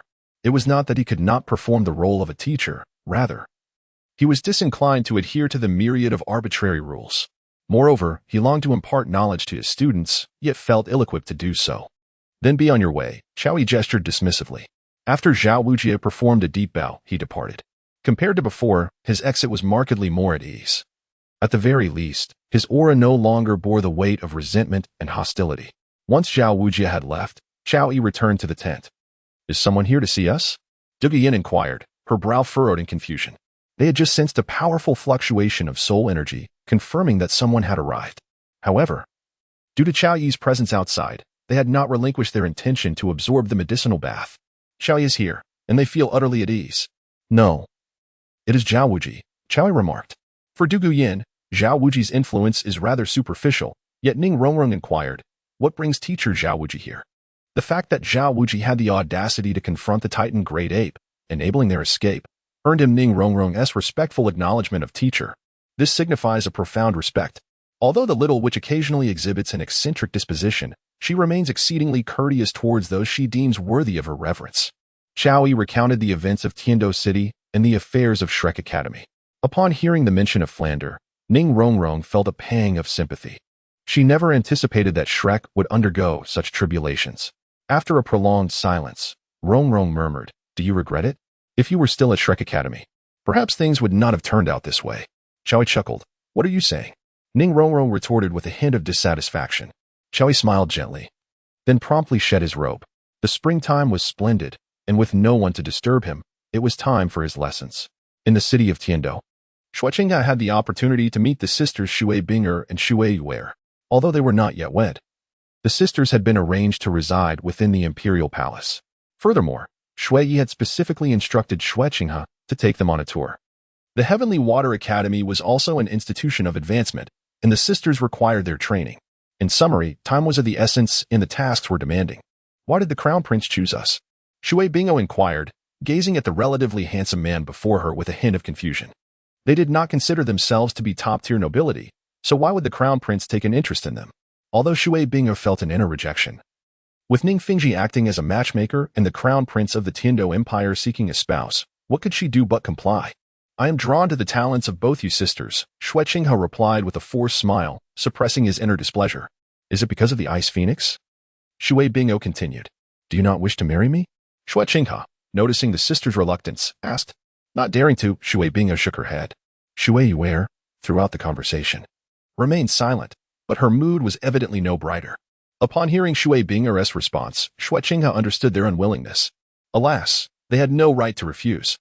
"Regardless of your willingness, matters have reached this point," he stated after a moment of silence, observing their despondent expressions.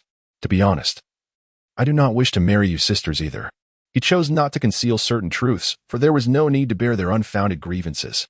Upon hearing Zhuqing's words, both Shui Binger and Shui Yuer were taken aback, their eyes filled with confusion. "You do not wish to marry?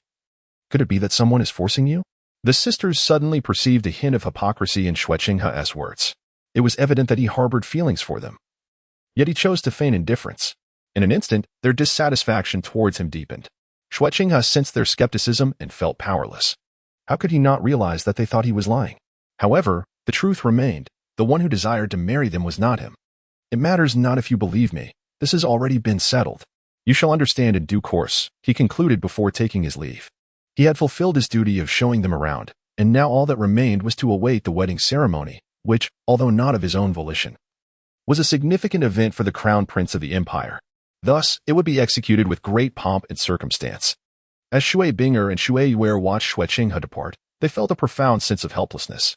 They had contemplated the notion of fleeing from the impending marriage. Yet such an act would undoubtedly bring great misfortune to their family. Moreover, to escape would offend not only the Empire but also the Seven Treasure Glazed Tile School. "Sister, is he telling the truth?" Shui Yuer asked. "I do not know," Shui Binger responded after a moment of silence. If everything earlier had been an act on Zhuqing's part, then such a person was indeed the most terrifying. "Yuer, this is our fate. We have no choice," Shui Binger said, looking at her sister. Though she felt wronged, Shui Yuer was not naive. Despite her dissatisfaction, she had no choice but to acquiesce. After parting ways with the sisters, Zhuqing did not return to his residence. Instead, he intended to confront Chao Yi, as the scrutiny he had endured was closely tied to him. Thus, he sought to demand an explanation. However, upon arriving at Chao Yi's residence, he found it empty. He then proceeded to the accommodations arranged in Tiando City, yet still found no one. It was not until he reached the Heavenly Water Academy that he learned from Mingxinji that Chao Yi had taken 3 young women for specialized training. With a heart full of ire yet no outlet for it, he took out a small notebook and began to jot down his grievances. This was a record of grievances left by Qian Renxue each time Chao Yi caused her distress. In the mountains outside Tiando City, training continued as before. The auspicious day for Zhuqing's wedding was set for 5 days prior to the advancement competition. Hence, there was no rush for him to return. He could focus on training the trio of young women to enhance their spirit power. As the Sword Douluo had stated, for a spirit master, any flashy spirit abilities pale in comparison to robust spirit power. Therefore, in recent days, Chao Yi had solely concentrated on helping them elevate their spirit power. The young woman, now able to withstand the baptism of 30 levels of thunder, was rapidly progressing. At this rate, it would not be long before she reached level 49. Furthermore, During the upcoming advancement competition, she might even leap to level 50. Most importantly, with Qiao Yi's unique training method, the years required for absorbing spirit rings would also increase. Unfortunately, both Dugu Yin and Ning Rongrong were unable to endure the same intensity as the young woman, which was a source of frustration. Time flowed imperceptibly. The young woman surpassed expectations, successfully breaking through to level 49 on the third day. Over the next 20 days, with ample pressure and diligent training after their evening exercises, she achieved level 50. In contrast, Dugu Yin had only managed to advance by 1 level, while Rongrong also barely increased by 1. When the time was right, Qiao Yi ceased their training and returned Dugu Yin and Ning Rongrong to Tiando City. He then took the young woman with him once more into the Stardo forest. This time, upon entering the Stardo, they did not encounter those two towering figures. The fifth spirit ring hunted by Zhuqing was a nearly 40,000-year-old feline spirit beast. After absorbing the spirit ring, Zhuqing's spirit power reached level 52. Even as merely a spirit king, her spirit power was now comparable to that of a spirit emperor. It could be said that as long as suitable spirit beasts were found, the young woman's spirit ring configuration could rival that of Tang San from the original world. Regrettably, the million-year spirit ring would also be needed by Qiao Yi, if not for the fact that he had yet to complete his task. He could have directly acquired 8 spirit rings by now. However, he truly had little interest in spirit rings below 100,000 years. Once the young woman's level had risen, they began their return to Tiando City.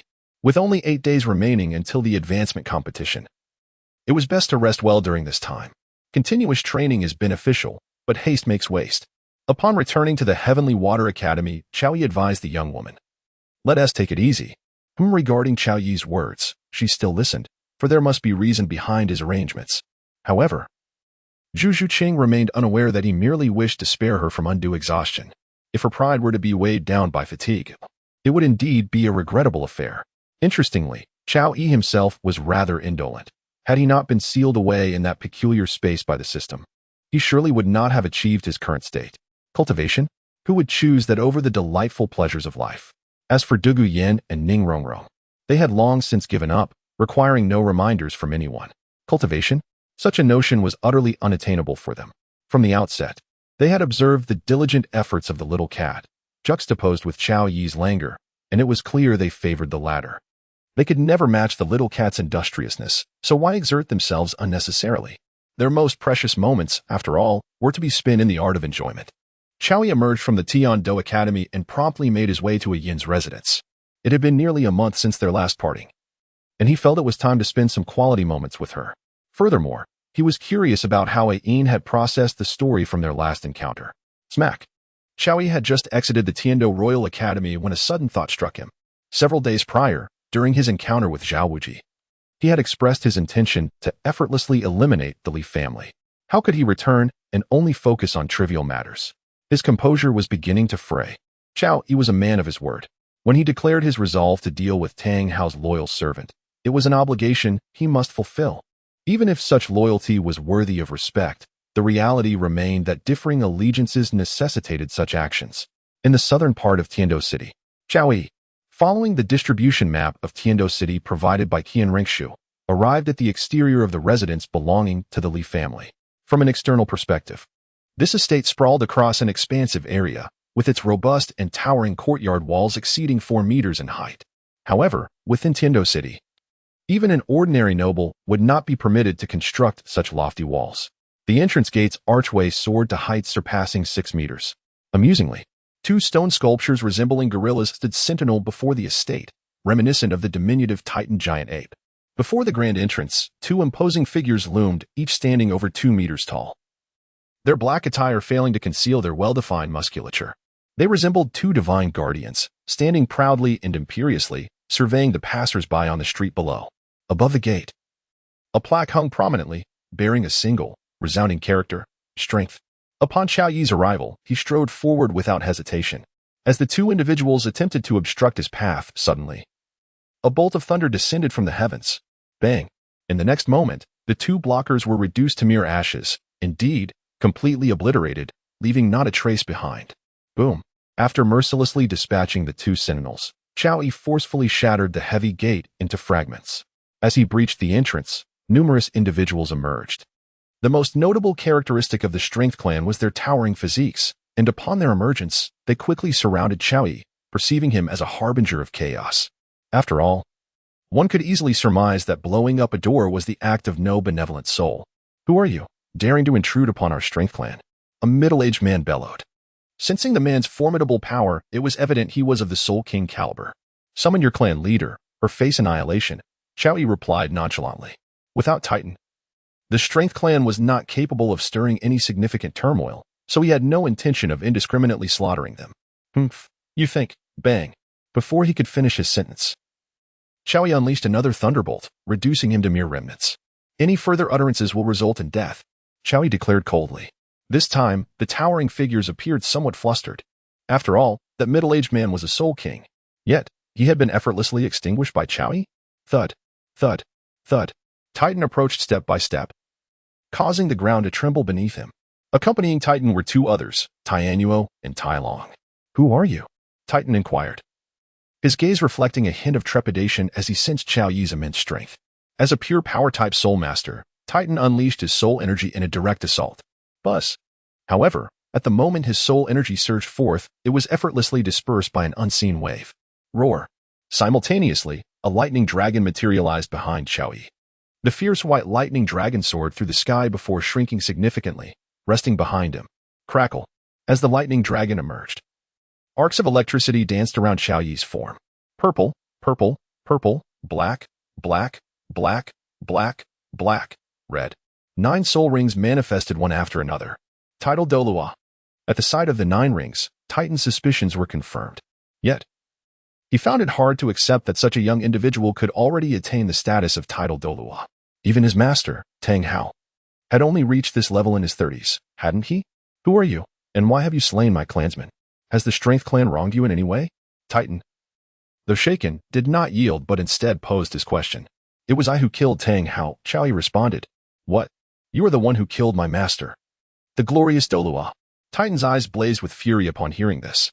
Simultaneously, he began to comprehend why Chao Yi had come seeking vengeance.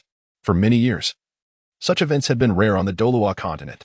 Yet, throughout it all, Titan had never anticipated that the young man before him was indeed the one who had slain Tang Hao. "Now do you understand?" Chao Yi continued. "Everyone, retreat," Titan commanded. Fully aware that the entirety of the Strength Clan would be powerless against Chao Yi, and there was no need to lead them to their demise. "I am loyal to my master. If you wish to strike, do so, but I implore you to spare my kin," Titan declared. "Agreed," Chao Yi responded promptly, his hands transforming into dragon claws as he charged forward. Bang! Titan retaliated with a powerful punch. Boom! The ground where they collided instantly shattered. It is noteworthy that the terrain of the Strength Clan is constructed from special materials. Yet, despite this, it still crumbled significantly, and Titan was forced to stagger backward several steps. Titan gazed at Chao Yi, confusion etched on his face. The Strength Clan prides itself on its power. In terms of sheer strength, even a Title Douluo would not intimidate Titan, but he never anticipated that his opponent could repel him solely through brute force. Do not be overly astonished, for even Tang Hao would be no different. Without granting Titan much opportunity to speak, Chao Yi was already before him. Thud. As Chao Yi struck his chest with a palm, the previous Thunder Dragon pierced through his body from his arm. Roar. After penetrating Titan, the Thunder Dragon returned to rest upon Chao Yi's arm. Titan, staring at the gaping hole in his chest, swayed unsteadily before collapsing to the ground. "Father! Grandfather!" Tino and Talon shouted in unison. Whoosh. However, before they could react, Chao Yi appeared beside them. Roar. The dragon's roar resounded, and Tino and Talon fell to the ground with a thud. Thud. The defeat of Titan, the patriarch of the Strength Clan, resulted in each of their spirit rings gaining 1,000 years. The defeat of Tino from the Strength Clan granted each of their spirit rings an increase of 1,000 years. The defeat of Talon from the Strength Clan similarly granted each of their spirit rings an elevation of 1,000 years. Following the demise of the three, Chao Yi observed 3 notifications, indicating that each spirit ring had ascended by an impressive 3,000 years. At this moment, Chao Yi's soul rings transformed into a mesmerizing array of purple, black, black, black, black, black, black, red, red. In the midst of the astonished gazes of the members of the Leaf family, Chao Yi took a single step and vanished from sight, completely disregarding their trembling forms. The system is rather peculiar. It seems that aside from those aligned with Tang San, defeating others yields no enhancement whatsoever. Indeed, to put it plainly, Tang San is nothing short of a deceiver. There is no halo of fortune to be gained from him. Rather, one must eliminate others for Qiao Yi's benefit. However, Qiao Yi is not one to indiscriminately take lives. At the very least, he certainly could not act against Ning Fengji and his companions. After all, how could he bring himself to harm the members of the Seven Treasure Glazed Tile School, especially when Rong Rong is so sweet and endearing? But Ma Hongjun, Oscar, and Dai Mubai seem to be rather appealing targets. Their ties to Tang Sen run deep, and even after Tang Sen ascended to divinity, he bestowed upon each of them a second-level deity. Nevertheless, recalling what Zhao Wujie had informed him, it is evident that they are no longer in Heavendale. All he can conclude is that should he encounter them in the future, he shall eliminate them. Promptly, Qiao Yi departed, making his way towards Yin's residence. Upon his arrival, Yin awaited him outside, impeccably on time. This evening, she donned a black dress adorned with a lace sun hat and dark sunglasses. Her fair complexion and luscious red lips exuding an irresistible allure. Truth be told, Qiao Yi mused that had she been transported to the modern era, she would undoubtedly be the object of adoration for countless admirers. Yin possesses a captivating maturity, coupled with the delicate, youthful skin of a maiden, absolutely stunning. Where have you been during this time? Yin inquired with a melancholic air upon seeing Qiao Yi, her expression capable of stealing half his life. I've been busy training my students, as the Soul Master Elite Tournament is currently underway, Qiao Yi replied. Yin responded, a hint of disappointment lacing her voice. I was in a rush when I left. Next time I go somewhere, I promise to inform you beforehand. All right? Qiao Yi gently grasped her small hand, his tone tender. Yin felt his warmth, and her earlier melancholy dissipated in an instant. It was clear that she, too, was a woman who cherished affection. You become increasingly adept at dressing up, Qiao Yi remarked. Is that not for you, you scoundrel? Humans are truly strange creatures, with so many ways to dress. Moreover, I've never seen such garments before, Yin replied. Of course you haven't. Those are products from his world. Qiao Yi silently contemplated and then spoke. A woman adorns herself for the one she cherishes. I hope you will selflessly showcase your most beautiful side to me. Well, isn't that what you've received? Yin replied coyly. Yes, you shall remain by my side for a lifetime, and I will cherish you deeply, Qiao Yi said as he embraced her. Yin softly acknowledged, clearly not rejecting Qiao Yi's words, and indeed, this was what she desired. Since the moment they had connected, the gates to her heart had seemingly opened solely for him. Beyond Qiao Yi, there was no room left for anyone else in her heart. The path to a woman's innermost feelings was precisely the one Qiao Yi had chosen, and he traversed it with great success. What have you been doing these days? After a moment of intimacy, Qiao Yi seated Yin and inquired. Thinking of you, Yin confessed without a moment's hesitation, as if it required no deliberation. It seems I have surpassed Tang Hao in your heart, Haven Ti? Qiao Yi asked. Yin paused, her beautiful eyes shyly gazing at him, observing her adorable demeanor. Qiao Yi gently grasped her chin, teasingly questioning.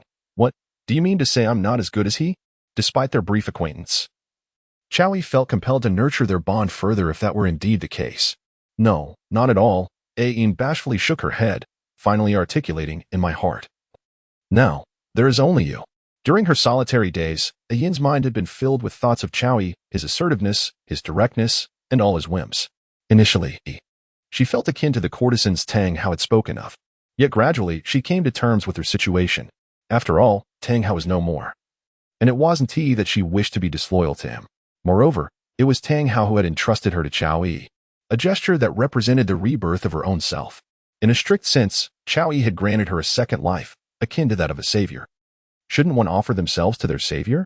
Well, my dear, Qiao Yi said, a hint of excitement in his voice. To be truthful, his conquest of Yin had always been due to her unique status. However, over time, he discovered his growing affection for her essence and her being. Hearing her declaration brought him joy and satisfaction. Take it slow. Yin leaned contentedly against his shoulder, her clinginess intensifying. Today, she was particularly accommodating and obedient. Qiao Yi could discern that Yin had chosen to believe the stories he crafted, without a shred of doubt. Perhaps she had once harbored skepticism, but now, her trust in him was absolute. In a few days, during the Soul Master Promotion Tournament, I may not be able to accompany you for a while. Qiao Yi gently remarked, cradling Yin's face. Will you stay with me these days? Yin asked cautiously. I will spend my nights with you, Qiao Yi assured her. Unfortunately, he had to consider Qian Rinxue, who was likely waiting for him. If he remained with Yin, Qian Rinxue might very well take to the skies, searching for him with her angelic sword. Just the thought sent a chill down his spine, particularly due to the Water Eyes sisters.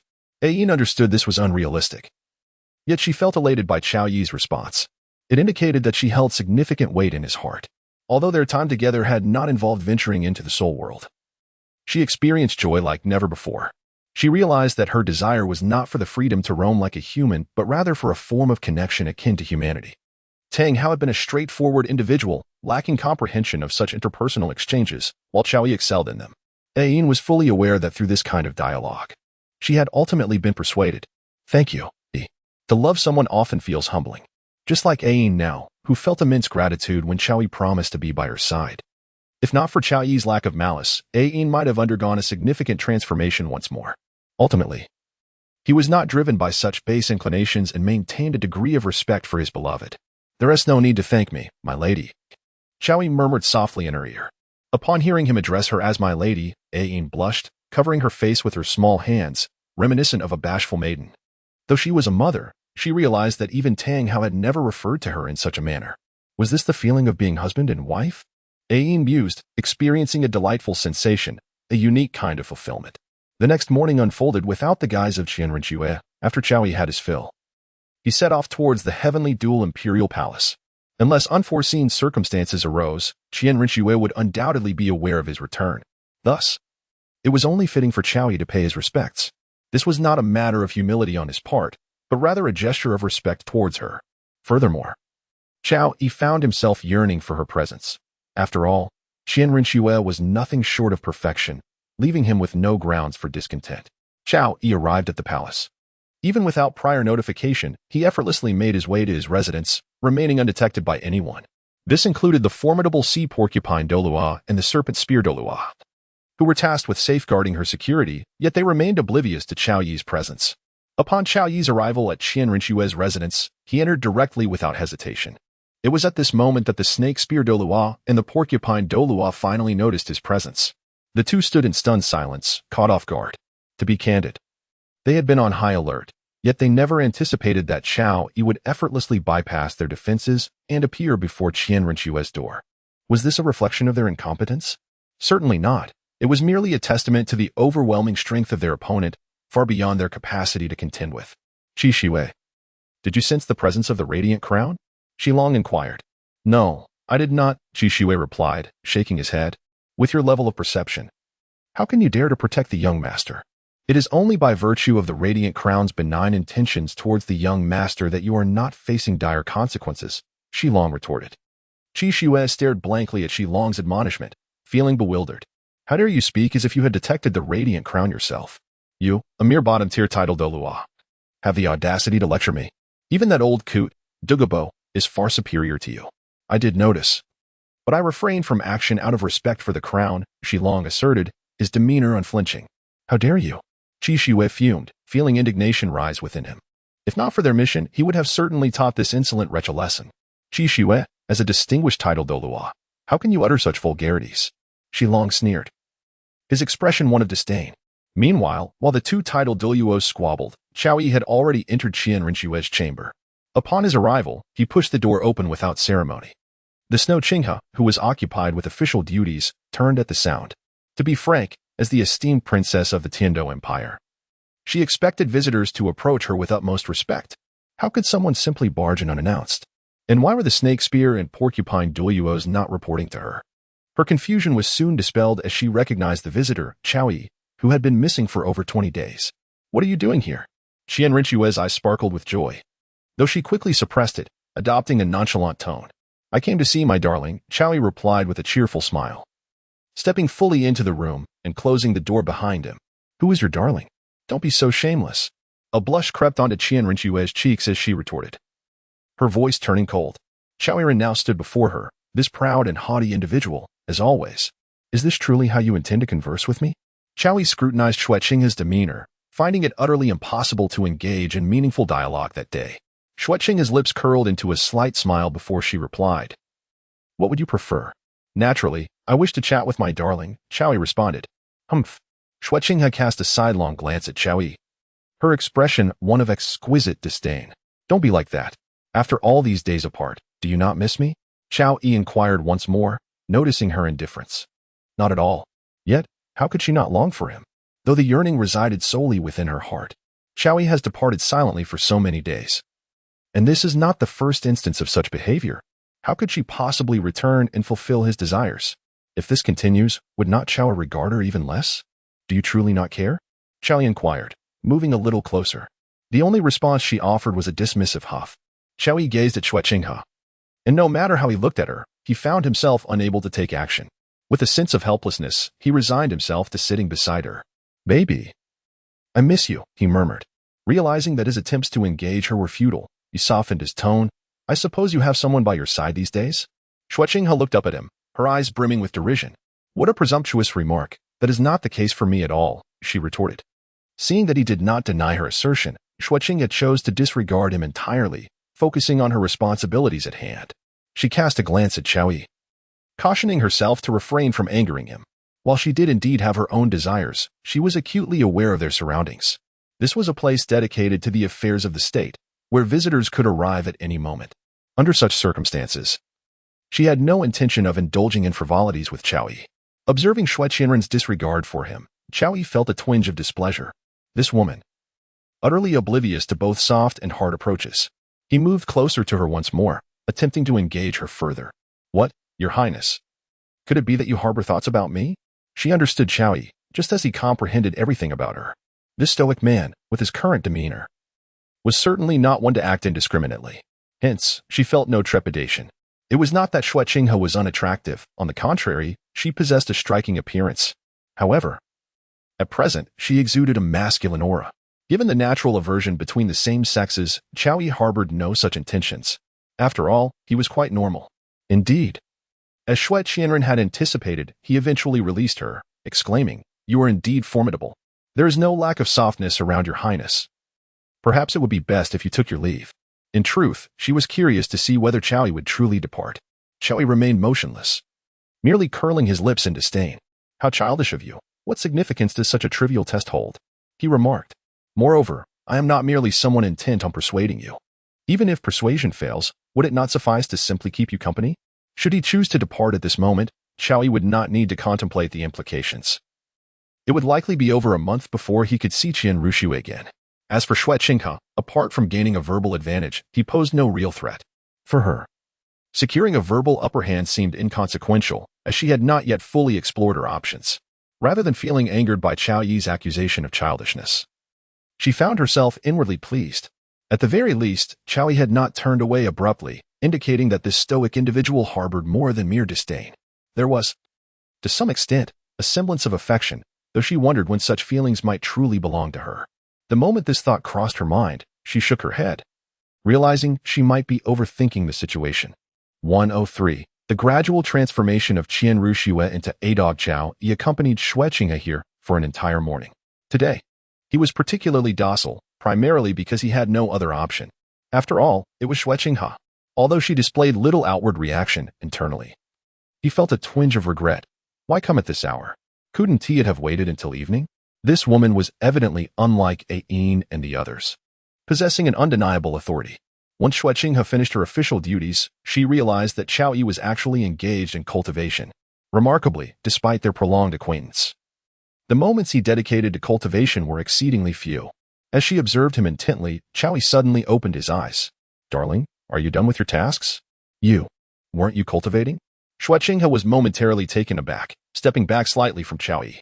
Isn't this you ignoring me, leaving me rather bored? Xiaoyi retorted.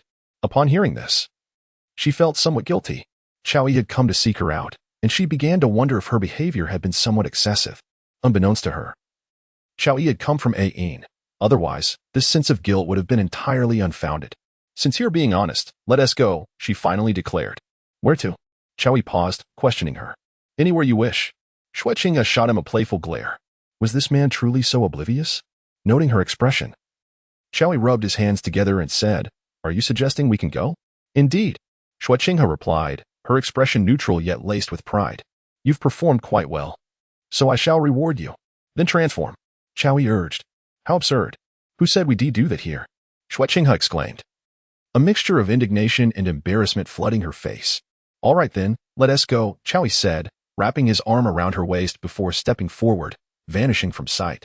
Xiaoyi was somewhat impatient. Wait, I must eventually leave the palace. Otherwise, how shall I return? Zhuqing found Qiao Yi's eagerness somewhat exasperating, tinged with a hint of reproach. It's all right. I shall escort you back when the time comes, Qiao Yi asserted. Alas, every time they reached this juncture, Qiao Yi displayed an assertiveness that irked her considerably. Fine, fine, I shall wait for you outside the palace. Observing this, Qiao Yi had no choice but to suppress his inner restlessness. He wasn't genuinely impatient, it was merely an act.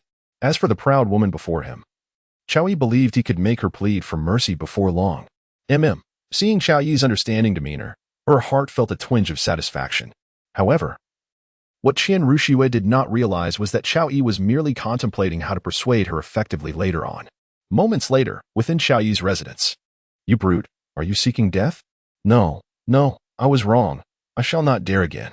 Unbeknownst to them, their heated exchanges persisted into the evening. At this moment, Qian Rushue's exquisite visage bore signs of distress, her beautiful eyes slightly swollen, tinged with a hint of redness and glistening with unshed tears. It was evident that she had wept earlier. One could only imagine the treatment she had endured throughout the afternoon to have been brought to such a state. Qiao Yi gazed upon her pitiable demeanor, feeling a twinge of sympathy, yet predominantly, he reveled in a profound sense of satisfaction. His spirits soared, this afternoon. The once haughty woman had repeatedly called him daddy. His stature had undeniably risen significantly. Get away, don't touch me. Qian Ruxue, resembling a spooked cat, watched Qiao Yi with heightened vigilance. Although the sensation of being filled was extraordinary, beyond a certain threshold, it was beyond her control. Moreover, she had wept. Yet he showed no inclination for compassion. The more she pondered, the more aggrieved she felt. Clenching her small fists, she struck at Qiao Yi's chest. Alas, devoid of any soul power, and even if she had used it, her assault felt merely like a playful tickle. Qiao Yi gently grasped her small hand. A stark contrast to his previous roughness, as he tenderly said, "Don't be mischievous, darling. Is it not true that we have not seen each other for quite some time?" There was, to some extent, an undercurrent of personal emotion from the morning. Noticing the two delicate strings on her shoulder, Qiao Yi continued. Do you like the gift I sent you? Qian Ruxue glanced down and was met with yet another wave of frustration. This is a gift? These are merely 4 divine strands and 2 thumb-sized pieces of fabric. What kind of gift is this? This insufferable man is merely brushing me off. And what about this tail? Qiao Yi inquired as he seized the black cat tail. It was worth noting that this was a novel phenomenon of the current era. Ordinary individuals could not possess a tail unless they were part of the beast spirit lineage. When Qiao Yi caught her tail, Qian Ruxue shuddered, as if the tail were an integral part of her being. Let go, she exclaimed, kicking him away. Amused by the flustered little hedgehog, Qiao Yi couldn't help but chuckle. Surely you do not wish to take that tail back with you? He teased, remaining patient. Although Qian Ruxue could alter her appearance, she could not conceal that peculiar tail. The audacity of this rogue was precisely due to that strange appendage. Do not push your luck, Qian Ruxue retorted through gritted teeth. Darling, this is merely to prevent you from feeling disheartened, Qiao Yi replied, unfazed by her slight temper. It was quite natural to feel a bit irked after being played and teased. It is already quite late. I must return. Lest the palace guards inform Emperor Xuede of my absence, Qian Ruxue's tone softened considerably. She understood that if she did not yield today, this insufferable man would not let her off easily. Moreover, she realized she had been rather naive that morning. He was not inclined to appease her, rather. He was biding his time for retribution. Stingy man, Qian Ruxue scolded inwardly. If only you had spoken this way sooner, Qiao Yi remarked with satisfaction. Both of them were strong-willed individuals, thus, achieving complete harmony would naturally require a touch of gentleness. Qiao Yi felt that he could appropriately withdraw a bit, as he could always regain his composure later. Today served as a prime example. Even Qian Ruxue, aside from her weeping, was utterly powerless.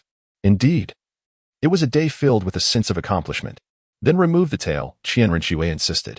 Her delicate, soft demeanor left Qiao Yi somewhat elated, and he promptly extracted the tail. Caught off guard, Qian Ruxue stumbled as the tail vanished, nearly losing her balance. Fortunately, she finally liberated herself from the torment of the tail.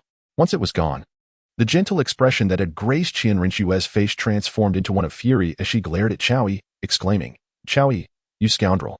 From this day forth, do not expect me to assist you again. Without allowing Qiao Yi a moment to respond, she limped away from the courtyard, exhilarated by the thrill of her outburst. Qiao Yi, truth be told, the sudden awakening of this woman's canine attributes left him momentarily at a loss. Proud as she was in the past, she would never have behaved in such a manner, at least not in the present circumstances. Observing the fleeing Qian Rinxue, a subtle smile graced Qiao Yi's lips. Undeniably, this version of Qian Rinxue was far more intriguing than her previous self. 104. Shui Binger's stance ever since that day when Qian Rinxue took flight. She has embodied the appearance of Zhuqing. Regardless of what Qiao Yi said, she maintained an attitude that conveyed, without a doubt, that there was no opportunity to be had. Qiao Yi, having tasted no sweetness, was compelled to surrender. There was no alternative. He could only endure the relentless chill of the towering snow reminiscent of Zhuqing. Alas, in the passing days, Yin has managed to recuperate for several tens of days. Regrettably, having absorbed too fiercely last time, Yin found himself unable to distill the essence during this period. Nevertheless, Qiao Yi's life in recent days has been quite prosperous. Indeed, it has been exceedingly flourishing within the city of Tiando. As tomorrow marks the joyous occasion of Crown Prince Shui Qinghe's celebration, the city today radiates an extraordinary festivity. Qiao Yi initially intended to return to the Royal Academy to observe the training of the three kittens, but unexpectedly, while strolling along the path, he encountered two women who bore a striking resemblance to one another, along with Zhuqing. What a coincidence under the dawn's light. Are you here for a leisurely stroll as well? Although Zhuqing had been harboring a bit of a temper these past few days, encountering others in public necessitated a display of decorum. Upon seeing Zhuqing's respectful demeanor, the Shui Binga sisters, who were already familiar with Qiao Yi and had heard tales of his exploits, also bowed and extended their greetings in unison. Upon encountering the two young ladies, Qiao Yi almost immediately diverted his gaze from Zhuqing. Noticing this, Zhuqing felt a surge of indignation, having just offered guidance to a disciple in their cultivation. She found herself at leisure to wander about. Life is indeed more comfortable during your princely days, Zhuqing remarked with a hint of sarcasm. Clearly, even in her absence, Qiao Yi was far from idle. What words are these, Your Highness? You are blessed with two such enchanting maidens. I find myself quite envious, Qiao Yi said, gazing at Shui Binger and Shui Yuer. Shui Binger frowned slightly, while Shui Yuer, upon meeting Qiao Yi's gaze, felt her cheeks flush. This girl, is she not the very embodiment of infatuation? Her sister, on the other hand, evidently harbored some issues regarding her demeanor, although Shui Bingo held no affection for Zhuqing. It was common knowledge throughout the empire that she was destined to become the prince's consort. At such a moment, even if Qiao Yi were a Title Douluo, his teasing remarks would undoubtedly provoke her displeasure. Qiao Yi remained unconcerned, for after all, it was merely food from his own bowl. He chuckled lightly, sensing that with her understanding of him, Zhuqing must be contemplating a self-inflicted wound at this moment. Since we have some leisure time, why not take a stroll together? He suggested. He preferred emotional connections. Otherwise, even a link would hold little significance. Unfortunately, I have no time to accompany Your Highness today, as we must visit the Tian Shui Academy's outpost, Zhuqing replied with a smile, gently declining his invitation. Very well, let us reschedule for another day, Qiao Yi conceded. Realizing he had no choice but to relent, he was aware of the delicate balance he needed to maintain. If he pushed too far, Zhuqing might stubbornly withdraw, potentially for days on end. His desire to possess all of Qian Rinxue's beauty was insatiable. However, after parting ways with Qiao Yi, Zhuqing's countenance darkened. What woman would feel joy upon hearing her man speak of another? It seemed she was merely assisting him in a matter that felt more like a betrayal. Rest assured, my sisters and I have pledged our loyalty to you, and we would never act disloyally, Shui Binger declared. From their earlier interactions, Shui Binger perceived that this Title Douluo was not as charming as the rumors suggested regarding the crown prince of the Tiando Empire. Moreover, the way Qiao Yi gazed at them was undeniably predatory. It was indeed an honor to be favored by a Title Douluo. Yet she was already engaged to Zhuqing and was to undergo a transformation the following day. Under such circumstances, even Qiao Yi could not expect any inclinations from her. This was precisely why Shui Binger felt compelled to express her sentiments. Upon hearing this, Shui Wei exhibited a hint of dissatisfaction. If given the chance, she would gladly serve Qiao Yi. Youth and talent aside, he appeared far more appealing to women than Zhuqing. In essence, he was tall, striking, and exuded a sense of security. Zhuqing paused, momentarily taken aback by her words, then smiled slightly, saying, You are a sensible girl. Yet regrettably, you are also a woman. From the moment Qiao Yi made his proposal, Zhuqing had anticipated the outcome.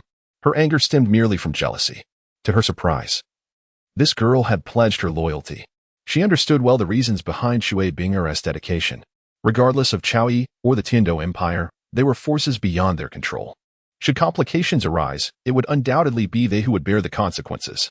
After a brief silence, Zhuqing offered a compliment. Shui, upon noticing Zhuqing's gaze, appeared somewhat uneasy. Zhuqing observed this but chose not to comment. Frankly, it was evident to her that this girl was infatuated and not necessarily with her own charm. Rather, she did not possess the appearance that Shui fancied. However, unbeknownst to even Shui, Shui had encountered Chao Yi during the opening of the Soul Master competition, and from that single meeting, she had been smitten. She believed it to be a classic case of love at first sight.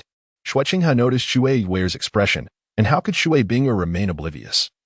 Especially with her sister's lovesick demeanor, which she feared could lead to trouble. Nevertheless, with Zhuqing present, she felt it inappropriate to voice her concerns. Shui silently vowed that regardless of how she indulged Shui, she could not allow this situation to unfold as her sister wished. This was not a matter to be taken lightly. Let us conclude for today. You should return and rest well, for tomorrow is our wedding day. Due to her inner turmoil, Zhuqing had decided not to continue the charade with the sisters. She intended to confront Chao Yi. He must pay for his insolence. And she was not pleased with his earlier demeanor. Your Highness, feel free to attend to your matters. We shall return now, Shui replied, her heart tinged with worry. Could it be that he sensed Shui's peculiar behavior and was upset? Zhuqing did not linger, turning to follow the direction Chao Yi had taken. Meanwhile, as soon as Zhuqing had departed, Shui fixed a serious gaze on Shui. Sister, why are you looking at me like that? Shui asked, bewildered. What were you thinking, Yue? Your earlier attitude was quite inappropriate. Shui admonished, her expression grave as she regarded the girl who bore a striking resemblance to her. Dear sister, I have no affection for Zhuqing, nor do I aspire to be a crown princess, let alone the future empress. Shui replied, her face a picture of grievance as she looked at Shui. Enough of this nonsense. Shui retorted, noticing the curious gazes of passers-by. She refrained from further words and pulled Shui away. This was not the place for such discussions. Seeing her sister's anger, Shui followed obediently, aware of the inherent authority stemming from their shared bloodline.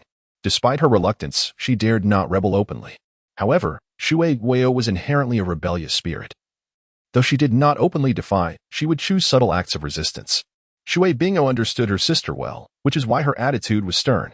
More importantly, she feared the consequences of their situation spiraling out of control, particularly involving the heir of a nation and a Title Douluo. She merely wished to be a quiet crown princess, even if Zhuqing was not her ideal match. Yet, such was the nature of nobility. Enjoying the privileges of an empire required obedience. Shui family enjoyed the status of marquis within the empire.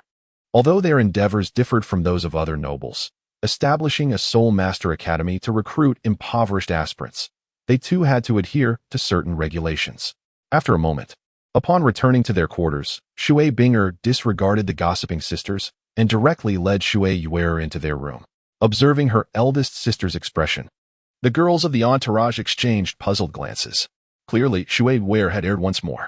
It seems our eldest sister is upset. Did Yue make another blunder? One wondered. Should we intervene? Another suggested, only to be reminded, did you not hear our sister just now? She told us not to approach. A group of young ladies clad in azure dresses gathered, chattering animatedly. In their youthful exuberance, they formed a captivating scene, even within the palace's grand confines. Inside, Shui laid bare her observations, concluding, Yue, our family has always indulged you, and I too have been lenient. However, you must not harbor any other thoughts regarding this matter. Otherwise, you will endanger our entire family, and even the Tian Shui Academy. I do not. Shui felt a pang of fear. She had never truly contemplated these matters. Do you have it or not? Am I not clear? Shui Bingou's voice was as cold and unfeeling as her soul's power. This was the first time Shui had seen her sister in such a state, and her heart ached with a sense of grievance, almost compelling her to weep. Yet, she was not entirely an innocent little girl oblivious to everything, even in her rebellion. There were limits. Yue, this is fate, something we cannot alter. Shui observed her sister's demeanor with a hint of reluctance, and after a while, she gently offered comfort. After all, she was the cherished darling of the family. She had never experienced such treatment. In contrast to the imaginative Shui Zhuqing did not dwell on the events that had transpired. She understood well the allure of the man who could command her presence. Moreover, even in Shui Bingou's absence, there would still be Li Bing'er and Zhao Yue. Thus, she had not given these two young ladies much thought. Upon arriving at Qiao Yi's residence, she entered without hesitation. Your Highness, a matron tasked with cleaning was momentarily taken aback upon seeing Zhuqing. The person before her was, of course, the one she had designated for the cleaning duties. Noticing the absence of Qiao Yi, Zhuqing inquired, "Has His Highness not returned?" Replying to Your Highness. "He has not," the matron stammered, shaking her head. Zhuqing frowned, feeling a surge of displeasure. How dare this soul not await my arrival upon encountering me? In the past, they would have instinctively come here together after meeting. "You may leave," she said, her expression shifting as she remembered the presence of the matron before her. Waving her hand dismissively. "Yes," the matron responded and left, finally able to breathe a sigh of relief. It was known that her cleaning efforts had been somewhat lackadaisical. She had not adhered to Zhuqing's instructions to ensure every room was spotless. She had only tidied up the areas where Qiao Yi frequented and where the mess was apparent. The other rooms received a mere monthly cleaning. Who would have known that she would encounter Zhuqing right after finishing her work? This had startled her, as it was a request from the Crown Prince. She silently vowed never to be so negligent again. Zhuqing, of course, paid little mind to such trivialities as cleaning. After all, this was not a concern when she sought to win over Qiao Yi. Now, every detail was of no consequence. It could be said that, at this point, merely leaning against the wall would suffice to make that wretched creature wag his tail. After waiting for approximately an hour and seeing that Qiao Yi had not returned, she had no choice but to depart. Simultaneously, she took out her small notebook to make a note regarding Qiao Yi. Within the Royal Academy, when Qiao Yi encountered Zhuqing, it was with the intention of visiting the three kittens.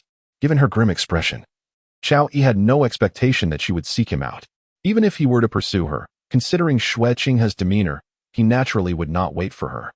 Upon seeing Qiao Yi return, the trio of kittens expressed their delight. "Where have you been wandering these past few days?" Ning Rongrong immediately latched onto him. Neglecting her previous tearful complaints, he must have been indulging himself outside, nurturing who knows how many women during his absence, Dugu remarked coolly. From the moment she first met Qiao Yi, Dugu was acutely aware that this soul was no virtuous being. Regrettably, she ultimately succumbed to his advances. The kitten, as always, stood there aloof, yet her watery eyes were filled with a deep sorrow as she gazed at Qiao Yi, clearly struggling with his absence. Had she been abandoned once more? "Did I not mention to you all to take it easy for these few days?" Qiao Yi offered a brief explanation, deliberately omitting his own pleasurable experiences during that time. "Is your refusal of him to ensure our relaxation, or merely to organize your own schedule?" Dugu countered. 3 days without a reprimand, and you no longer understand your own worth?" Qiao Yi retorted with dissatisfaction. This little viper was becoming increasingly audacious. She constantly opposed him, making her quite insufferable. "Humph." Dugu pouted, emitting a discontented hum, yet refrained from further undermining Qiao Yi. "How have you all fared these past few days?" Qiao Yi inquired. "Hee, I've simply eaten and slept, and upon waking, ventured to Tiando City to play. This lifestyle suits me splendidly," Ning Rongrong eagerly responded. Qiao Yi's lips curled slightly. How dare this woman be so careless without any prior training? He then turned his gaze towards Dugu, who appeared somewhat bashful, for she was also partially to blame. The moment Qiao Yi noticed the unnatural expression on Dugu face, he chose to disregard her. His attention now fixed on Zhuqing, although she was still clad in her snug black leather attire. The package that Qiao Yi had arranged for her accentuated her form elegantly. Both Dugu and Ning Rongrong, despite their modest figures, were similarly enhanced by Qiao Yi's thoughtful arrangements. "I've been wandering around the academy these past few days, and then I've been practicing in my room," the shy Zhuqing said when Qiao Yi looked her way. Clearly, despite Qiao Yi's encouragement to relax, she found little else to occupy her time beyond her daily routines and training. Observing this, Qiao Yi had nothing to add. He could only foresee the day when Dugu and Ning Rongrong might regret their choices. Tomorrow is the wedding of Prince Zhuqing, and all participants will be invited. "You should join us for a bit of relaxation," Qiao Yi suggested to Zhuqing. Zhuqing responded softly. In truth, she was reluctant to partake in such lively festivities, but as Qiao Yi had asked her to attend, she would naturally comply. Witnessing her obedient demeanor, Qiao Yi felt a pang of reluctance to tease her. She was simply too endearing. "You're such a little rascal," Ning Rongrong playfully clung to Qiao Yi's neck. Quickly sensing something amiss, her cheeks flushed as she playfully scolded him. "Hey, has it been a while?" Qiao Yi inquired. Ning Rongrong shyly buried her face against Qiao Yi's shoulder, responding softly. In the next moment, the two vanished from sight. Upon witnessing their disappearance, Dugu pouted. "Rongrong really has a poor memory. We agreed she wouldn't come to rescue her this time." Zhuqing replied, I have relatives visiting today. Offering a rare response to Dugu. Dugu was evidently surprised. Typically, Zhuqing was the least cooperative, often dismissing her with a bored remark. Today, however, she seemed to be showing unusual consideration. Zhuqing, what's up with you today? Your mood seems off, Dugu asked curiously, aware of their close familiarity. I got my period, Zhuqing admitted. Well, Dugu instantly understood why Zhuqing had responded so readily. So that was the reason. TSK, you little introvert. No wonder you could agree so easily, Dugu remarked, a hint of discontent in her voice. I want to refuse him, Zhuqing replied earnestly. While she was unaware of how Dugu and Qiao Yi had come to be together, she was steadfast in her desire to remain by Qiao Yi's side. For Zhuqing, as long as Qiao Yi did not abandon her, that was more than sufficient. As for everything else, it was hardly worth her concern. Moreover, the rewards Qiao Yi provided her were undeniably more significant. Just indulge him. You may find yourself regretting it, Dugu thought to herself, but refrained from voicing her concerns. After all, without Zhuqing's indulgence, who would she be today? Perhaps at this moment, she was still grappling with the peculiarities of her own body, uncertain of how to cope.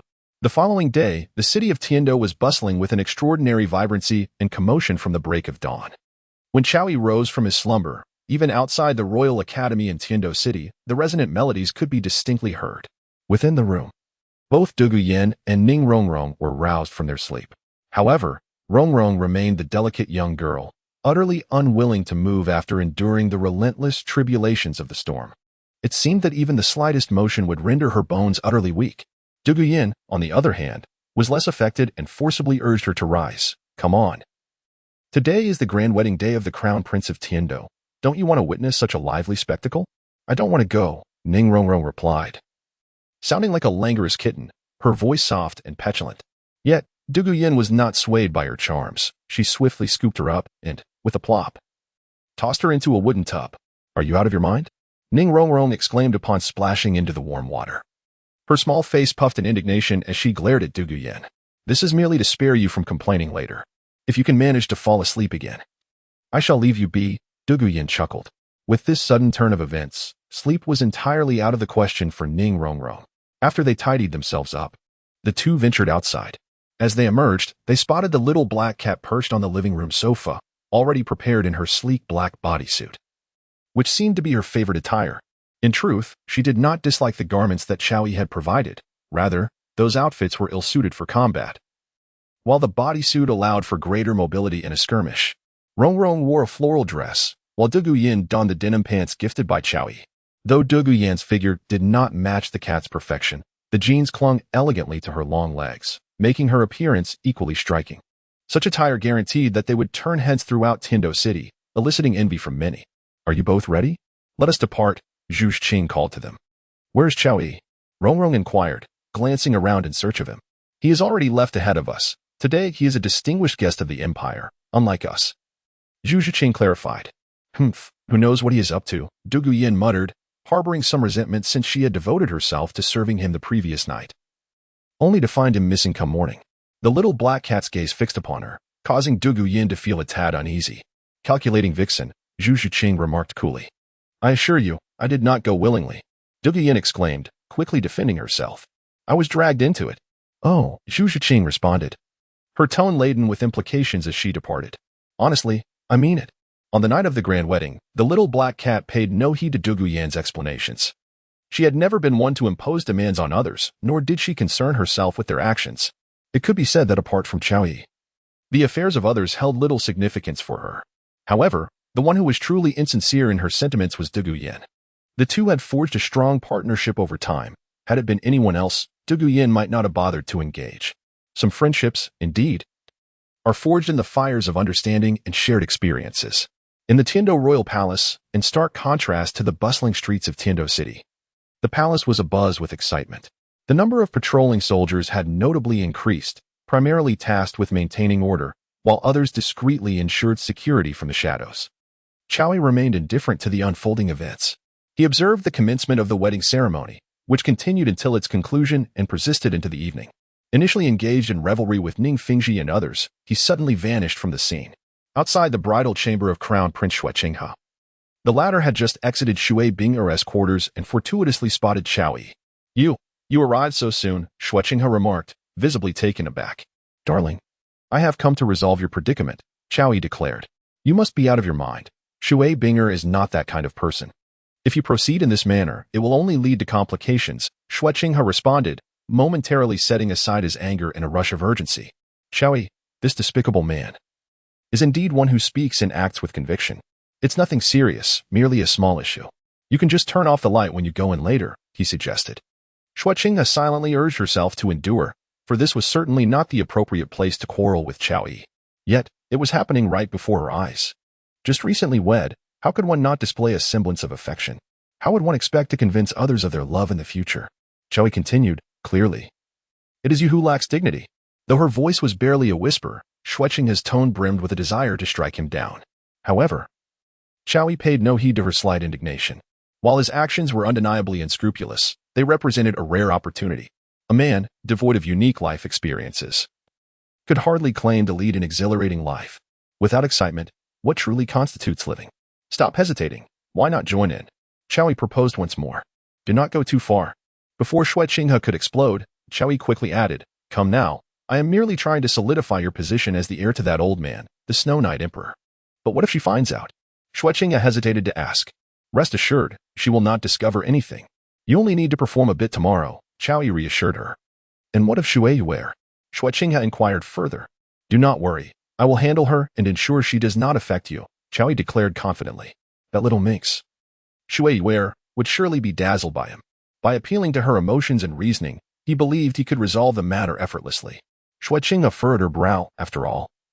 She was merely a woman, and such matters were not easily resolved. Here's the deal. If it does not impact you, you cannot refuse me in the future. If it does affect you, I shall assist you in seizing the Tiando Empire, Chow continued. Do you think conquering an empire is as simple as you imagine? Zhuqing retorted with dissatisfaction. Simply eliminate Snow Knight, Chow suggested, somewhat perplexed. Zhuqing was undeniably the primary heir and was supported by 2 Title Douluos within the palace. Why must she dally, waiting for Snow Knight to wither away? That is impossible. Even if I were to seize the Tiando Empire, without control of the military, several vassal kingdoms would never submit. Zhuqing elaborated. Some matters are far more complex than you presume. It was evident that Chow, not being part of the court, could not grasp the intricacies of the situation. Although Chow felt that it was not as troublesome as it seemed, she had no choice but to say, Shall I leave now? Could she truly compel Chow to depart? If Chow were to leave at this moment, how would she manage the situation?